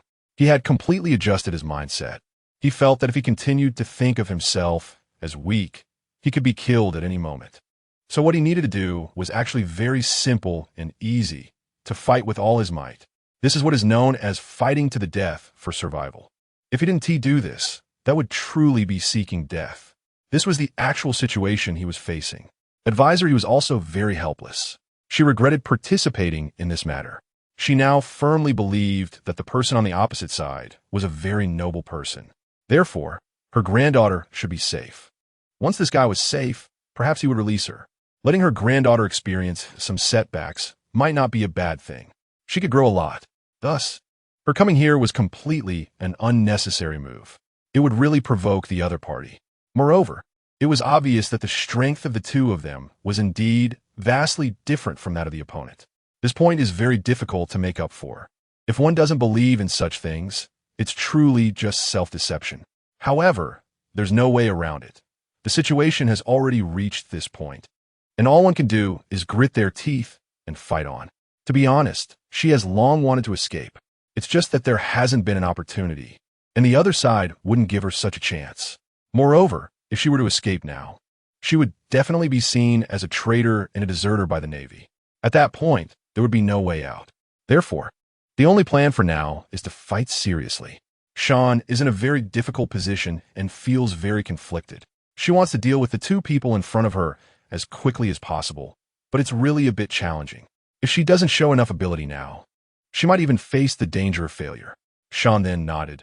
She must bring out a stronger part of her strength. Otherwise, this battle will continue to trouble her. She is very worried about her companions, Long, and their current situation. The enemies and dangers they face are far greater than her own. Therefore, she must rush to support them as soon as possible. She should have been with them from the very beginning. She could have just retreated. Unexpectedly, the enemy turned out to be so despicable and shameless. They directly sent one of the 5 elders, Saint Satan, with the underworld battleship to pursue them, causing all their previous expectations and plans to fall apart. This makes her feel very anxious, but there is no good solution. She can only end the situation here quickly in battle. Otherwise, it's possible that her companions over there might be dead while she is still entangled here. This is the most difficult situation. He sincerely hopes it won't be like this, but this is not something he can decide. What he can accomplish and determine is to fight. So, after thinking seriously for a moment, he charged forward with all his strength. His gaze was filled with coldness and killing intent. Since these 2 guys in front of him are blocking his way, they are enemies to the death. This is no longer something that can be negotiated or compromised. Sharn suddenly unleashed a flurry of shurikens. Be careful, he must be using that space technique. Steelbone, upon seeing this, instantly recalled his previous encounters. Since they didn't know the name of the space-time ninjutsu that Sharn was using, they could only refer to it this way. But regardless, things had already become very dire. Whoosh! As countless shurikens flew past them, both of them were very flustered. They were watching every direction, not knowing where the other would appear. At that moment, Sharn suddenly appeared next to one of the shurikens and grabbed it. He directly attacked both of them, leaving them with no capacity to resist as they fell. He struck at their vital points, but did not take their lives. It's not that he held back. Rather, he didn't exert more effort while moving at high speed just now. So, although it feels very regrettable, he can only retreat as quickly as possible. After all, this battlefield can already be said to be over to a certain extent. This should be something that can satisfy oneself.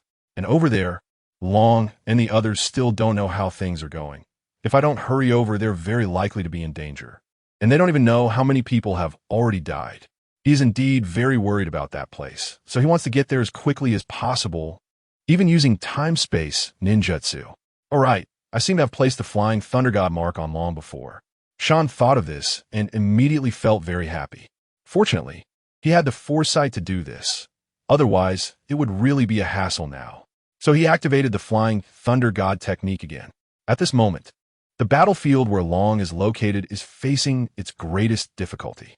They were already having a hard time dealing with a powerful enemy like Satan, let alone the fact that this person is extremely furious with them. He feels that these enemies are obstructing his unification, which truly fills his heart with hatred. This also led him to show no mercy when he struck. Of course, for him, there was no need to show mercy at all, as they were mortal enemies. It hadn't been long, and the only ones left standing on the battlefield were actually just Long and a few others from the Revolutionary Army. Coincidentally, these few were the most outstanding and important members of the Revolutionary Army. However, they were already nearing their limits. If they were to continue like this, it would definitely be impossible. There was no such possibility. The pain was evident on each of their faces. After all, they didn't know when they would fall. They felt they had done well enough, but it was really hard to keep going. Chief, what should we do next? A commander of the Revolutionary Army asked Long. Their eyes were filled with despair. After all, the enemy hadn't even deployed the power of the Underworld-class battleship. They could hardly imagine what would happen if the enemy used such a weapon. Would they be reduced to ashes in the blink of an eye? It was indeed a likely scenario, as they had really witnessed the power of such weapons. It was terrifyingly overwhelming. Just a moment of contact could obliterate everything. This is truly a terrifying force that makes one feel it shouldn't exist in this world. There is no way out. What we are facing now is a godlike power. Long sighed. He really had no other choice, as the fact that he could lead these people to hold on until now was already the limit. Expecting him to achieve more or even secure victory was simply asking too much. The people around him were aware of this, yet they still held onto a glimmer of hope. If they didn't have hope in their hearts at a time like this, they would never have been able to endure until now. They would have died long ago in previous battles, completely annihilated by the enemy. And Woon T still be standing here at this moment. Hee, I still advise you guys to obediently present your necks for slaughter. Otherwise, I can't guarantee what I might do. Satan sneered coldly. He felt that these guys were truly like a joke. The fact that they had managed to hold out against him until now was a disgrace. Of course, this was also the reason why he had deliberately let things go on. If he really wanted to eliminate them, he could have done so a long time ago. He was just preoccupied with other things, wanting to achieve something else. That's what led to the situation being what it was now. However, it didn't really matter anymore, as the moment of conclusion was about to arrive. Boom! Just at that moment, a figure suddenly descended here, landing right before their eyes. This happened suddenly, and no one expected it. Everyone was stunned. It was Sharn. The companions on his side all showed expressions of surprise. They really did not expect this. They originally thought it was already over there. It shouldn't be possible for him to still be alive at this point. But unexpectedly, things took a turn, and he really survived, standing before them. The look in everyone's eyes was one of disbelief, because this was all their hope. If Sharn had really died, it would have been a huge blow to them, as it would mean that everything was lost. They would have no hope of turning the situation around. But as long as he could live, there was a possibility for everyone to turn the tide. Although this possibility was very small, because the enemy's power was too strong. Sharn, has the situation over there come to an end? Did you win? Long looked very excited. He had never felt such turmoil in his heart as he did at this moment. He felt that his life was experiencing extreme ups and downs too quickly. Moments like this were indeed hard for him to bear, but he still believed he could manage it. So he slowly calmed himself down and signaled with his eyes for others to remain calm. After all, they had reached this point, and there was no point in panicking. Instead, showing calmness and composure could bring them more benefits, allowing them to handle things more steadily and with a chance of victory. Is it you? How is that possible? You are still alive? Satan was dumbfounded. He truly did not expect this. He couldn't believe that this person was still alive, standing in front of him. In his mind, this guy should have died a long time ago, because the forces dealing with him were indeed very strong. He felt that even if he faced those people, he might not survive either. This is indeed the case. So he instantly realized that this guy appearing here was definitely not trying to escape. Instead, he had completely dealt with those people over there, which was why he was standing here. He immediately felt a cold sensation fill his body. This is not a joke. It truly makes one feel fear. If I still underestimate him, then I would really become a joke. Calm down, I must stay composed and not panic too much. He kept telling himself this.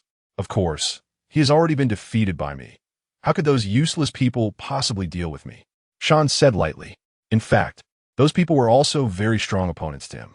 If he really didn't care at all, the battle would have been over long ago. It has indeed brought about significant difficulties, and he has also paid a price to achieve victory. The reason Sharn said this was merely to highlight the strength of his opponent, not wanting them to underestimate him.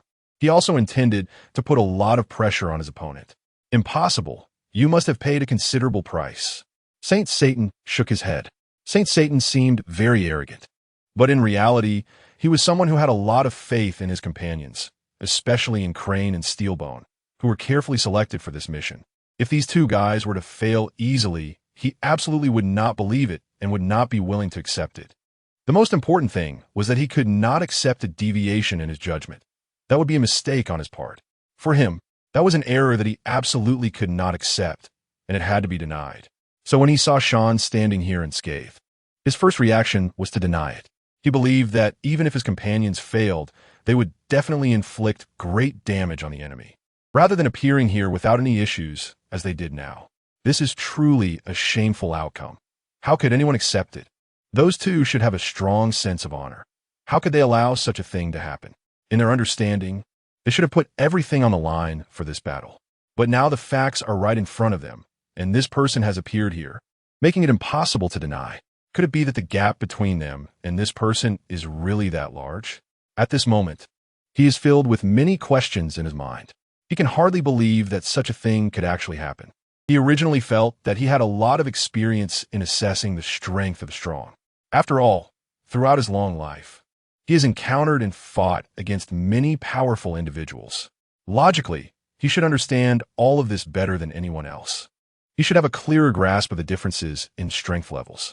This should be the most straightforward and obvious thing to understand. However, it seems that this is not the case now.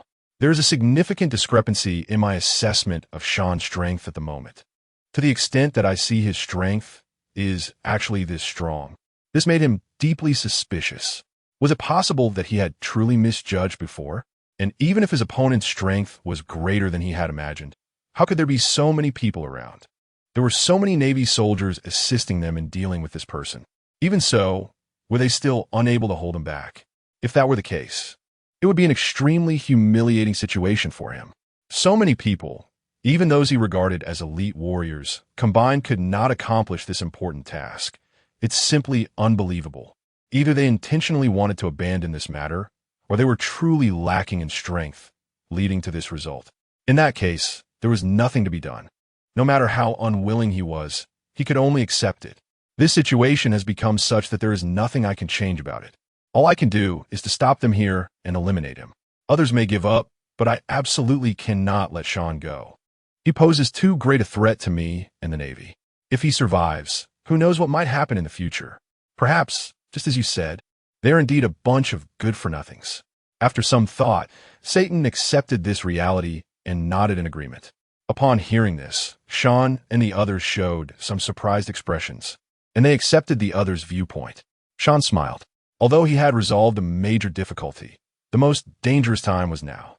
Because compared to the person before him, the enemies he had just fought were nothing. The combined strength of those people didn't even match half of this individual's power. Not to mention that there was also that enormous and terrifying underworld battleship nearby. Such forbidden weapons are simply not something one can confront. In other words, such things are beyond the reach of mortal power.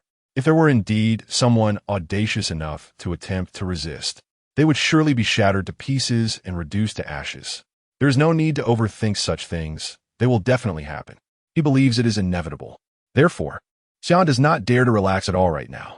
If, at this moment and in this situation, he lets his guard down even for a moment, the possible outcome could be everyone dying together. This is a price that absolutely cannot be paid. After all, I am not alone now. I have so many companions here. I carry the lives of all my companions on my shoulders. Thinking about this really puts a tremendous amount of pressure on me, and I feel completely unable to bear it. However, since I have already come this far with the determination to save them all, I must see it through to the end and do my best to achieve perfection in what I can do. If I cannot accomplish this task, it would mean that everything I have worked for has failed. If that truly happens, it would make me a joke. Can I really accept and acknowledge such a situation? The result is, of course, obvious. It cannot be denied. Shane turned his gaze to look at Long and the other's current situation. Then his expression changed. Because the injuries of the group, led by Long, were gradually becoming more severe. When he first arrived here, he hadn't paid much attention to it. But now he realized this point. In his previous thoughts, they shouldn't have been too severely injured. However, looking at the situation now, their injuries have indeed become quite serious. If left unattended, it might not take long. Just a few hours could be enough for them to lose. This indicates that they truly fought desperately in the previous battles. This indeed makes one feel a great deal of admiration and respect. However, no matter what, this situation is truly too dangerous. One certainly cannot ignore them. If one really did that, it would definitely be considered a despicable act. I would never do that. No matter how dangerous or difficult it is, I must rescue them. This is his own task. He is someone who strongly dislikes those who oppose him. He has always been very domineering and has never been able to accept that someone would voice dissent against him. So moments like this are when he vents his frustrations. He has long been unable to tolerate this land of Wa. In the past, he always had various reasons and justifications that prevented him from truly fighting back. There was no reason to deal with them. So during those times, he could only suppress his anger. But now, he no longer has to endure. He now has enough strength and combat capability to confront them. Moreover, he also has a legitimate excuse. After all, in the past, Wa was still nominally one of the territories ruled by their world government. Therefore, they had the principle and responsibility to protect and defend them. They should not attack them without any justification. This is certainly absolutely not allowed to happen or be done. Now, because the presence of Sharn and others here means that this place has already become a rebel stronghold. Therefore, carrying out a purge here is both logical and reasonable. There must be complete annihilation here, leaving not a single person behind. Satan's gaze was filled with murderous intent. Even the Navy soldiers who had come with him to eliminate this place felt a deep sense of fear. They had little contact with this Elder Star, so their understanding of his temperament and everything else was not very clear. All they knew was that his position was very special and very high, and that he was a decisive and ruthless person. Only after truly following him this time did they realize what a terrifying person he was. They genuinely felt a deep sense of awe towards him. They knew and could see that his strength was terrifying to the extreme.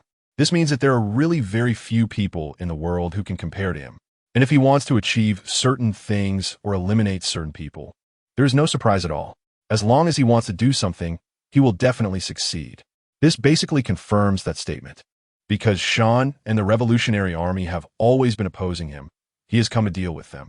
Moreover, this time he is doing it at any cost. His actions are actually somewhat damaging to his reputation. However, he truly no longer cares about these things. He believes that as long as he can achieve his established goal, it is justified to eliminate as many people as necessary. Sir, what should we do with these guys? Another major general asked grandly. Satan took a glance and recognized those brought in. They had significant ties with the Revolutionary Army and were also quite powerful. They might possess a lot of intelligence about the enemy. Therefore, the remaining people felt some hesitation and conflict. They thought they shouldn't take the initiative to kill these individuals, as that would surely lead to a lot of blame. So they simply brought these people in to ask for his opinion. There's no need to keep them. I don't need to collect any intelligence right now. Satan waved his hand dismissively, completely unconcerned. No, Lord Satan, I can provide all the intelligence. I only ask that you spare me. This person truly feels the fear of having their life threatened, so they really don't care about their face at all. They should quickly abandon everything and sincerely and earnestly plead for the other party to spare their life. Otherwise, they will die immediately. In comparison to their own life, everything else can be sacrificed. Even the dignity they once valued has become meaningless. Is this the kind of person the revolutionaries recruit? They really have no backbone, right? Satan laughed heartily, and his subordinates dared not laugh any less, although they too felt a great deal of fear, as they sensed that their leader seemed to be emotionally unstable. No one knew if he might suddenly turn on them, so they were all internally murmuring and worrying. However, these were just their groundless fears. They were overly concerned because Satan would definitely not turn on his own people, even if some of them had truly committed unforgivable mistakes. He wouldn't act against them at that moment, because that would be too inhumane and would evoke a shared sense of sorrow among the others in the Navy. The most important thing now is to eliminate these guys from Wano.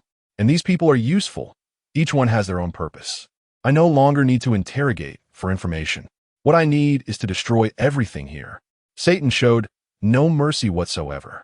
He no longer cared about anything, as long as he could annihilate everything he saw. No, I want the country's sacrifices.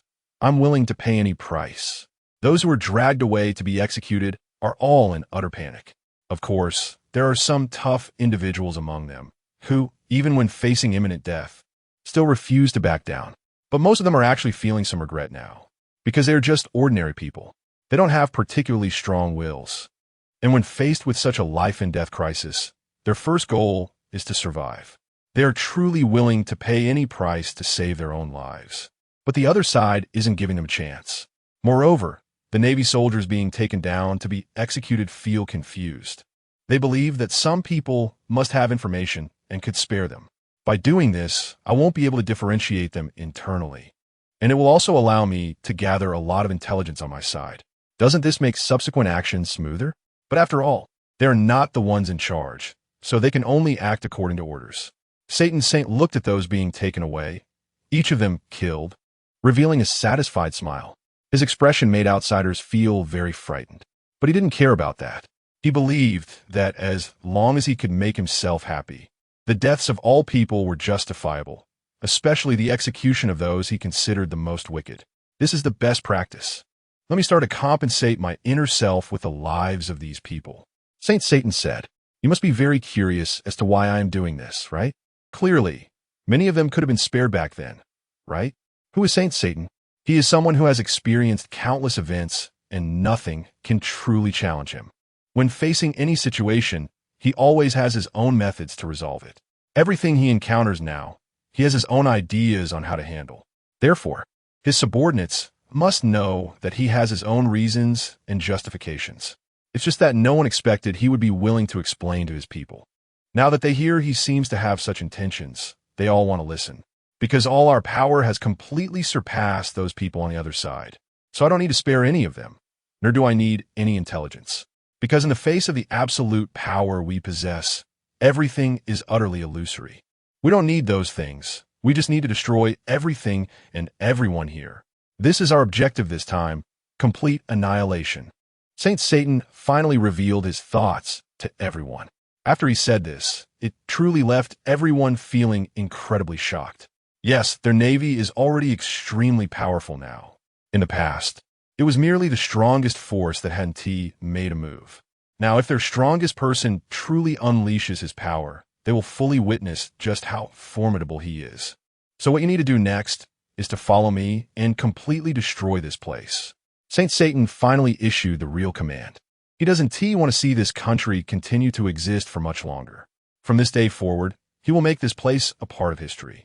It can no longer be an eyesore in front of him. Yes, after these people heard the orders, they no longer had any reservations and recklessly began to take action. "You dare!" Suddenly, a terrifying roar came from deep within. Many of the weaker individuals were knocked to the ground by this shout. Is this a form of the Conqueror's Haki? Satan Saint looked over there in surprise. He didn't care about those guys who couldn't even withstand this level of intimidation. Although they were all Navy personnel, he didn't mind such weaklings at all. Such a person can die as many times as he wants, and he won't even glance at them, because he can have as many of such people as he wants. "Shane, you finally appeared," Satan said with a laugh.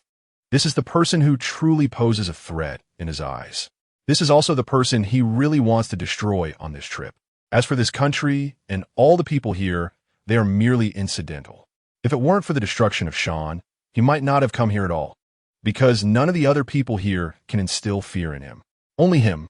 This person, who has been offended countless times, yet is still alive, is Shane. Looking at this war-torn country, his heart is deeply shaken. They are all implicated because of him. You all deserve to die. Shane has actually exerted himself to rush here at his fastest speed. However, he is indeed a step too late. After all, the place he was in before was very far from here. Just getting here has already required a great deal of effort. But upon arriving, he sees that it is still too late. Most of this place has already been destroyed. The vast majority of civilians have been killed. This guy really has no humanity at all. Sharn exclaimed angrily. He originally thought that someone like Saint wouldn't care about these people. But it turns out he is completely a person without any bottom line. What he is doing is completely unacceptable and intolerable. This is really despicable. He truly resorts to violence against these civilians. This is something that even those famous pirates would disdain to do. However, he would really do it just to vent his anger. This is indeed something that makes one feel ashamed. It shows that he is not a person of noble character. However, these concerns are ultimately superfluous for him. What he truly desires is the fear that the world has of him.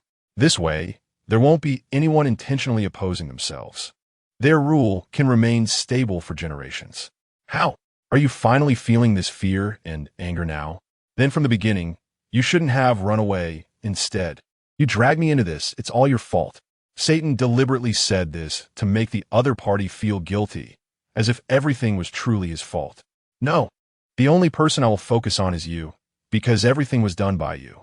This time, I will definitely not let you go, Sharn said angrily. He had already made up his mind internally. No matter what the cost this time, he cannot let this guy escape alive again. He had already made a serious mistake. Allowing these guys to rampage here is unbearable. Is that right? This should be my line, right? After all, it was my negligence that allowed you, this rat, to escape last time. Satan sneered. With such words and descriptions, he aimed to show that he was completely superior to these enemies in front of him. He wanted to crush these enemies at any time, and he could do it whenever he wanted.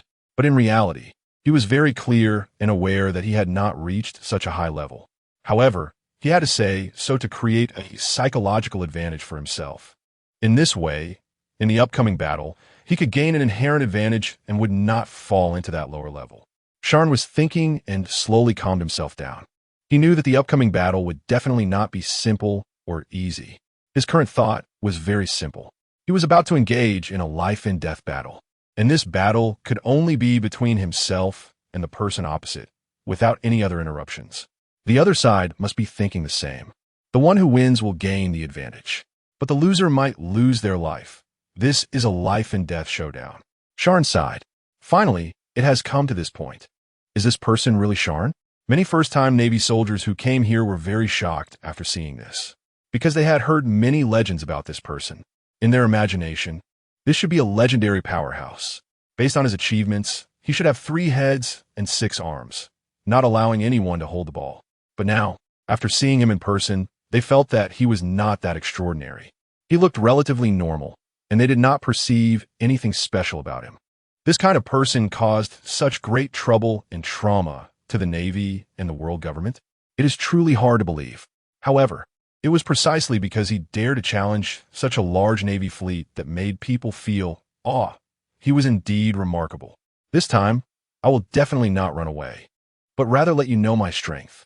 Sharn clenched his fists. In fact, the last escape was unavoidable. After all, he had to consider the lives of his companions, because that was no longer just his battle alone. If it were truly all about him from beginning to end, then there would have been nothing to worry about. For him, he would have long been willing to sacrifice everything, including his life. For him, as long as he could eliminate the enemy and bring peace to this world, nothing else mattered. However, the most crucial point is that he absolutely cannot die, because he bears the hopes of countless people. They are still hoping for him, looking forward to him. They very much want to see him lead them to victory, the day of his glory and brilliance. They are all looking forward to and waiting for it. So if he died early, then everything would come to an end. All things, everything would scatter with the wind. After him, there would be no one left, because no one would be stronger than him, and no one else could bear this responsibility. Therefore, what he must do is to fight with all his efforts, and lead others to do the same, and he cannot die. However, this time, the enemy is not giving him a chance to survive, because they have shown such powerful strength. If he truly were to die in this battle, the only thing he could do is to kill the strongest enemy. This is the last thing I can do for this world. Of course, there's also a great possibility that I will not die at all, that I cannot die, because I have not yet reached my limits. This battle may allow one to gain a lot and achieve a breakthrough. This means it will be a very important battle. You need to focus on every detail of this fight. Every action and everything must be taken into account. If you overlook anything, the final situation will be unsolvable.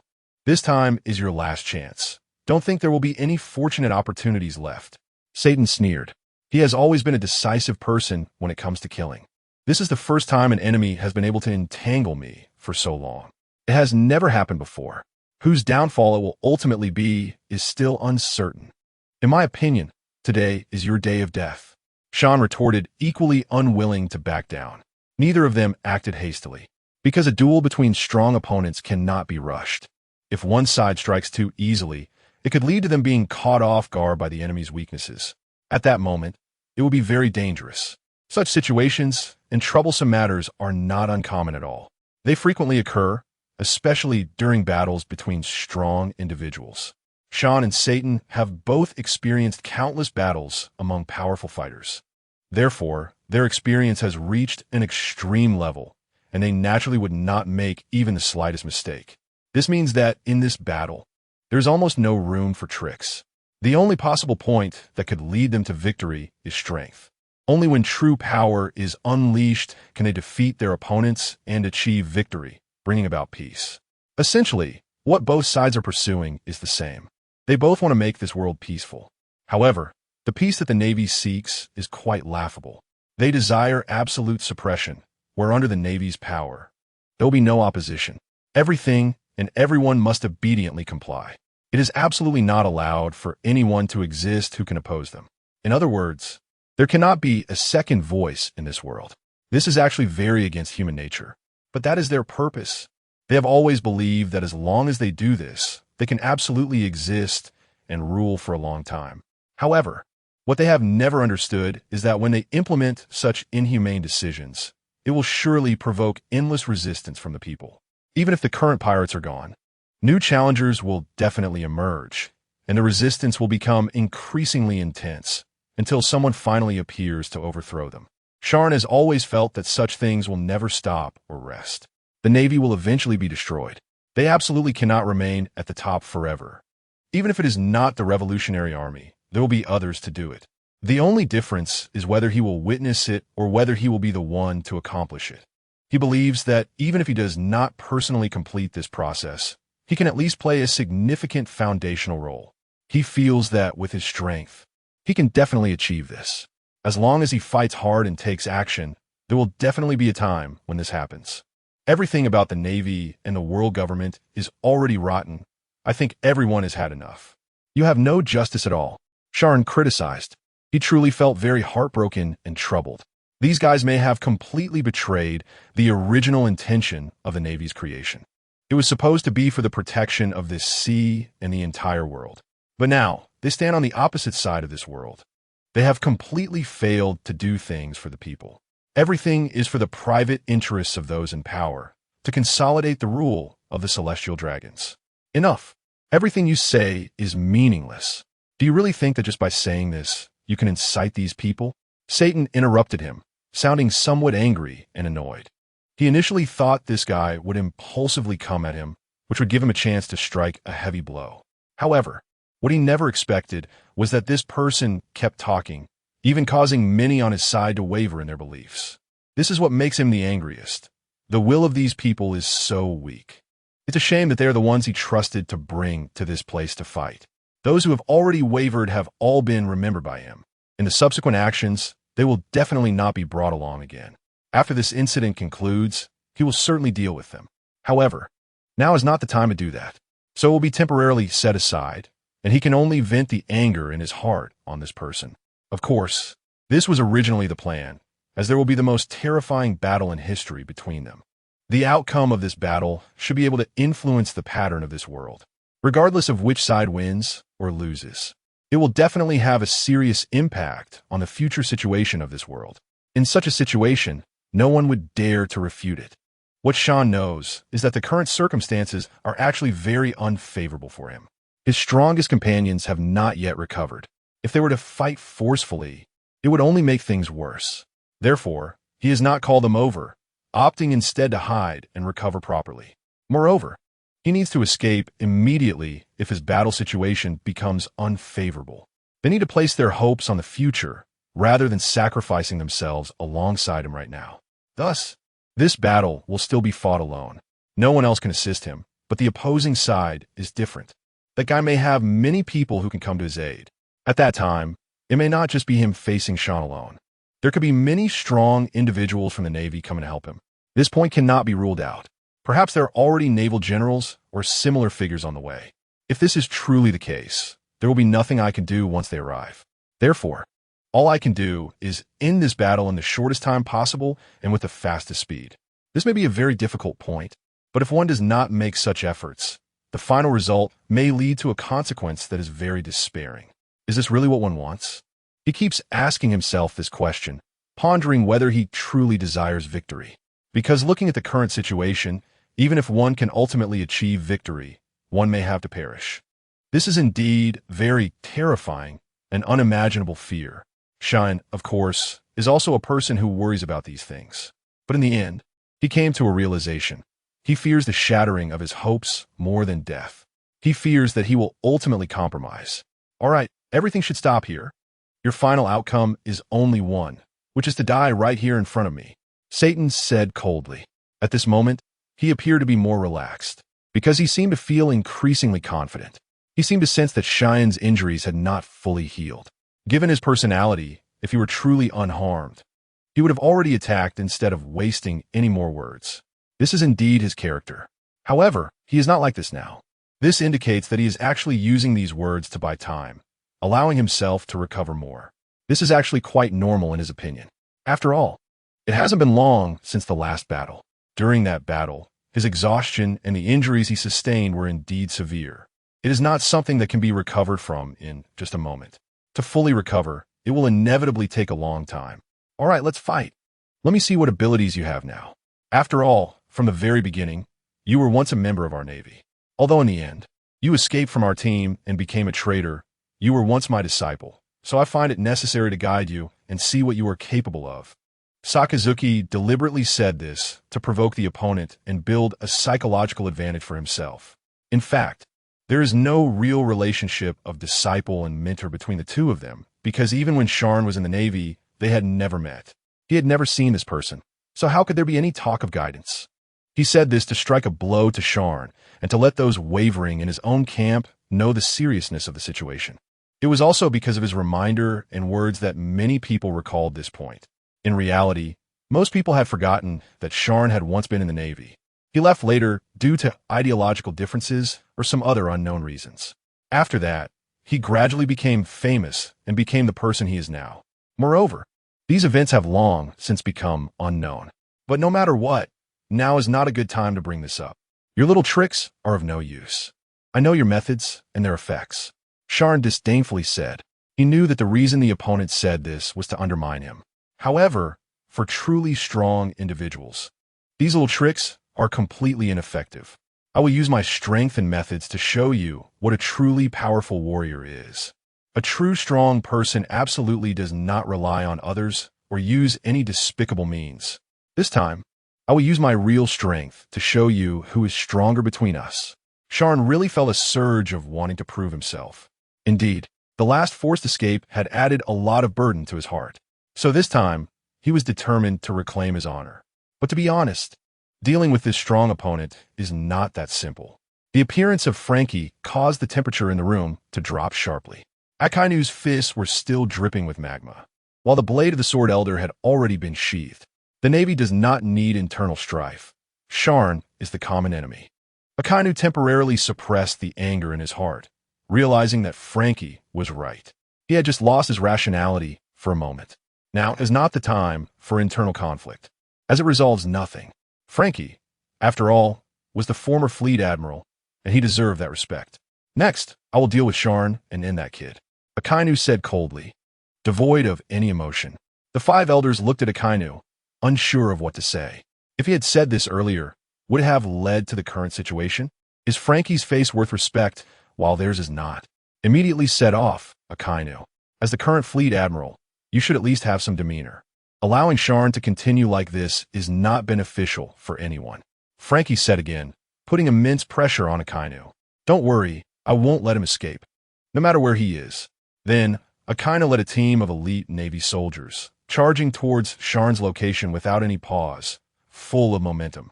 Sharn, today is your day to die. If you don't die, who knows how many people will pay the price? Sharn looked at the imposing Akainu with a calm expression. Akainu, you finally came. I thought you would hide behind the five elders forever. Upon hearing this, Akainu's anger intensified. Sharn, you should know my purpose for coming. Hand over Shirahoshi, and many people will die less. I can temporarily set aside our issues. Even though he was furious, Akainu was still making one last attempt to persuade. Although he knew that this persuasion would have little effect. Leave that to the celestial dragons. Sharn's true form appeared behind Akainu, quickly launching an attack. Akainu waved his hands, and hot magma surged towards Sharn. The air was scorched and distorted wherever the magma passed, making a sizzling sound. Sharn's figure flashed, easily dodging the attack. Akainu, it seems your strength hasn't improved much. Akainu laughed in anger. Is that so? Then let me show you my true power next. Saying this, the magma around his body began to churn, gradually forming a gigantic magma fist that smashed towards Sharn. Sharn's Haki surged around him, and an immensely powerful energy shield formed in front of him in an instant. The magma fist struck the shield, creating a series of booming sounds. The powerful impact caused the ground around them to tremble and crack, with fissures spreading like a spider web. Akainu, do you think this can defeat me? Are you looking down on me a bit? Sharn said as he drew the original ghost slash from behind him. This saber was obtained from the five elders. And today it has come in handy. Waves of sword energy flew out rapidly, carrying a fierce aura towards Akainu. Akainu quickly used magma to defend, manipulating it to form barriers that blocked the sword energy. The sword energy collided with the magma, stirring up clouds of dust and smoke that filled the air. In the smoke, Akainu's figure flickered in and out of visibility, seizing the opportunity to elementalize and conceal himself. Sharn, don't get too pleased with yourself. Many want to defeat me. They think I'm just a natural type ability user. Nothing special. Watch closely today, and you'll understand soon. After Akainu's form dissipated in place, Sharn did not dare to be negligent, maintaining his observation Haki for reconnaissance. Akainu knew in his heart that if he didn't use all his strength, he would undoubtedly be defeated today. Sharn is not an easy opponent. He wasn't in the past, and he won't be now. If given the slightest chance to show even a tiny flaw, he could launch a fierce counterattack. In the next moment, Akainu transformed into a massive ball of magma, resembling a small sun, and charged toward Sharn. Sharn remained calm, raising the original ghost slash to meet the magma with a swing. Boom! The intense collision brought waves of tremors. This small, isolated island is not so easily able to withstand the attacks of powerful figures. Both Akainu and Sharn understand this. Once the island collapses, their battle will also come to an end. Especially for Akainu, it is impossible for him, as a devil fruit user, to fight on the sea. If he falls into the depths of the ocean, the consequences would be unimaginable. The Marines on the warship, witnessing the battle between Sharn and Akainu, were left speechless in astonishment. Looking at the rapidly moving figures on the battlefield, every attack carries immense power. The Marines know very well that in this level of combat, they cannot intervene at all. Can Admiral Akainu not win against Sharn? Which eye of yours saw that Admiral Akainu cannot defeat Sharn? Clearly, our Admiral is at an advantage right now. Is that really the case? I feel like it seems evenly matched. Isn't Sharn at an advantage? Did I see it wrong? It's not surprising that they can't see it. Without some discernment, it's really hard to tell what is happening inside. The two are exchanging blows, and the battle is too fierce. How could someone without a keen eye possibly see it? The surrounding environment has also drastically changed under the waves of their battle. The magma fruit user is not to be underestimated when it comes to altering the ground. When Akainu and Akiji fought for the position of Admiral, it permanently changed the island's environment. Sharn felt this overwhelming pressure and became serious. Akainu, since you're going all out, I'll play with you a bit. Let's see whose endurance shows a crack first. In terms of swordsmanship, it is indeed not Sharn's strong suit. He can only use it for basic combat. However, a charge strike can still unleash some power.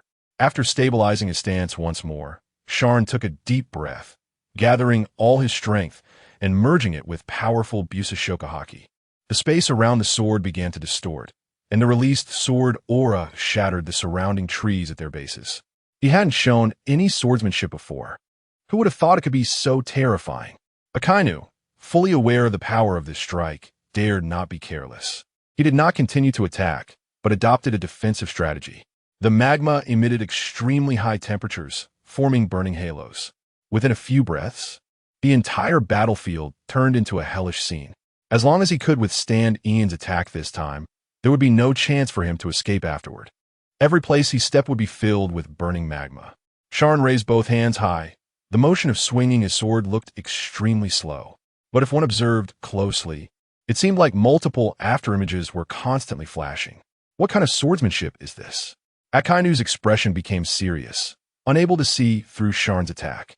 As Sharn's sword ascended, the sword aura, carrying an unparalleled momentum, rushed towards Akainu's magma mass. The sword aura collided with the magma mass, instantly triggering a massive explosion. The intense shockwave brought forth a tremendous roar. The surrounding sea rose in towering waves dozens of meters high, crashing towards the nearby warship. This is bad. It's coming towards us. What kind of power creates such high waves?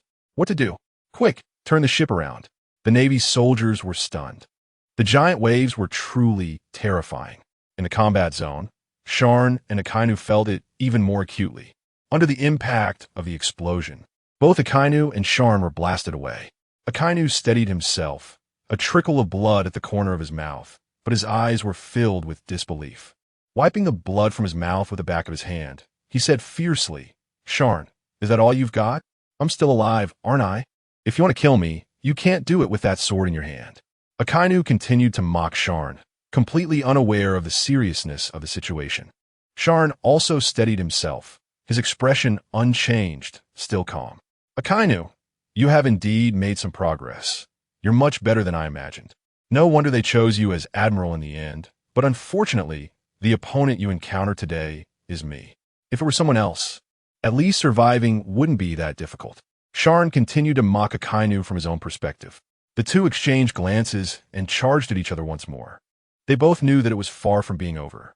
In the air, Akainu gathered magma into countless sharp magma spikes and shot them toward Sharn. The magma spikes, carrying high temperatures and powerful penetrative force, emit explosive sounds in the air. Sharn dodges the attacks beneath his feet, constantly evading the backlash. Akainu's eyes are red, and magma surges wildly around him, as if he wants to burn the entire island to ashes. Boom! Boom! Countless magma blobs are hurled toward Sharn, each one hot enough to melt steel. Sharn's sword shadows act like a wall, blocking all the incoming magma. The splattering magma fragments create craters on the ground. Seizing the moment, Sharn's figure flashes, circling behind Akainu, ready to launch an attack during the gap. Akainu reacts extremely quickly, a thick layer of magma shield appearing with a swish. Boom! "Sharn, you want to kill me? Impossible." Akainu gives up part of his defense and retaliates against Sharn. In the instant he turns, a fist imbued with magma fiercely strikes toward Sharn.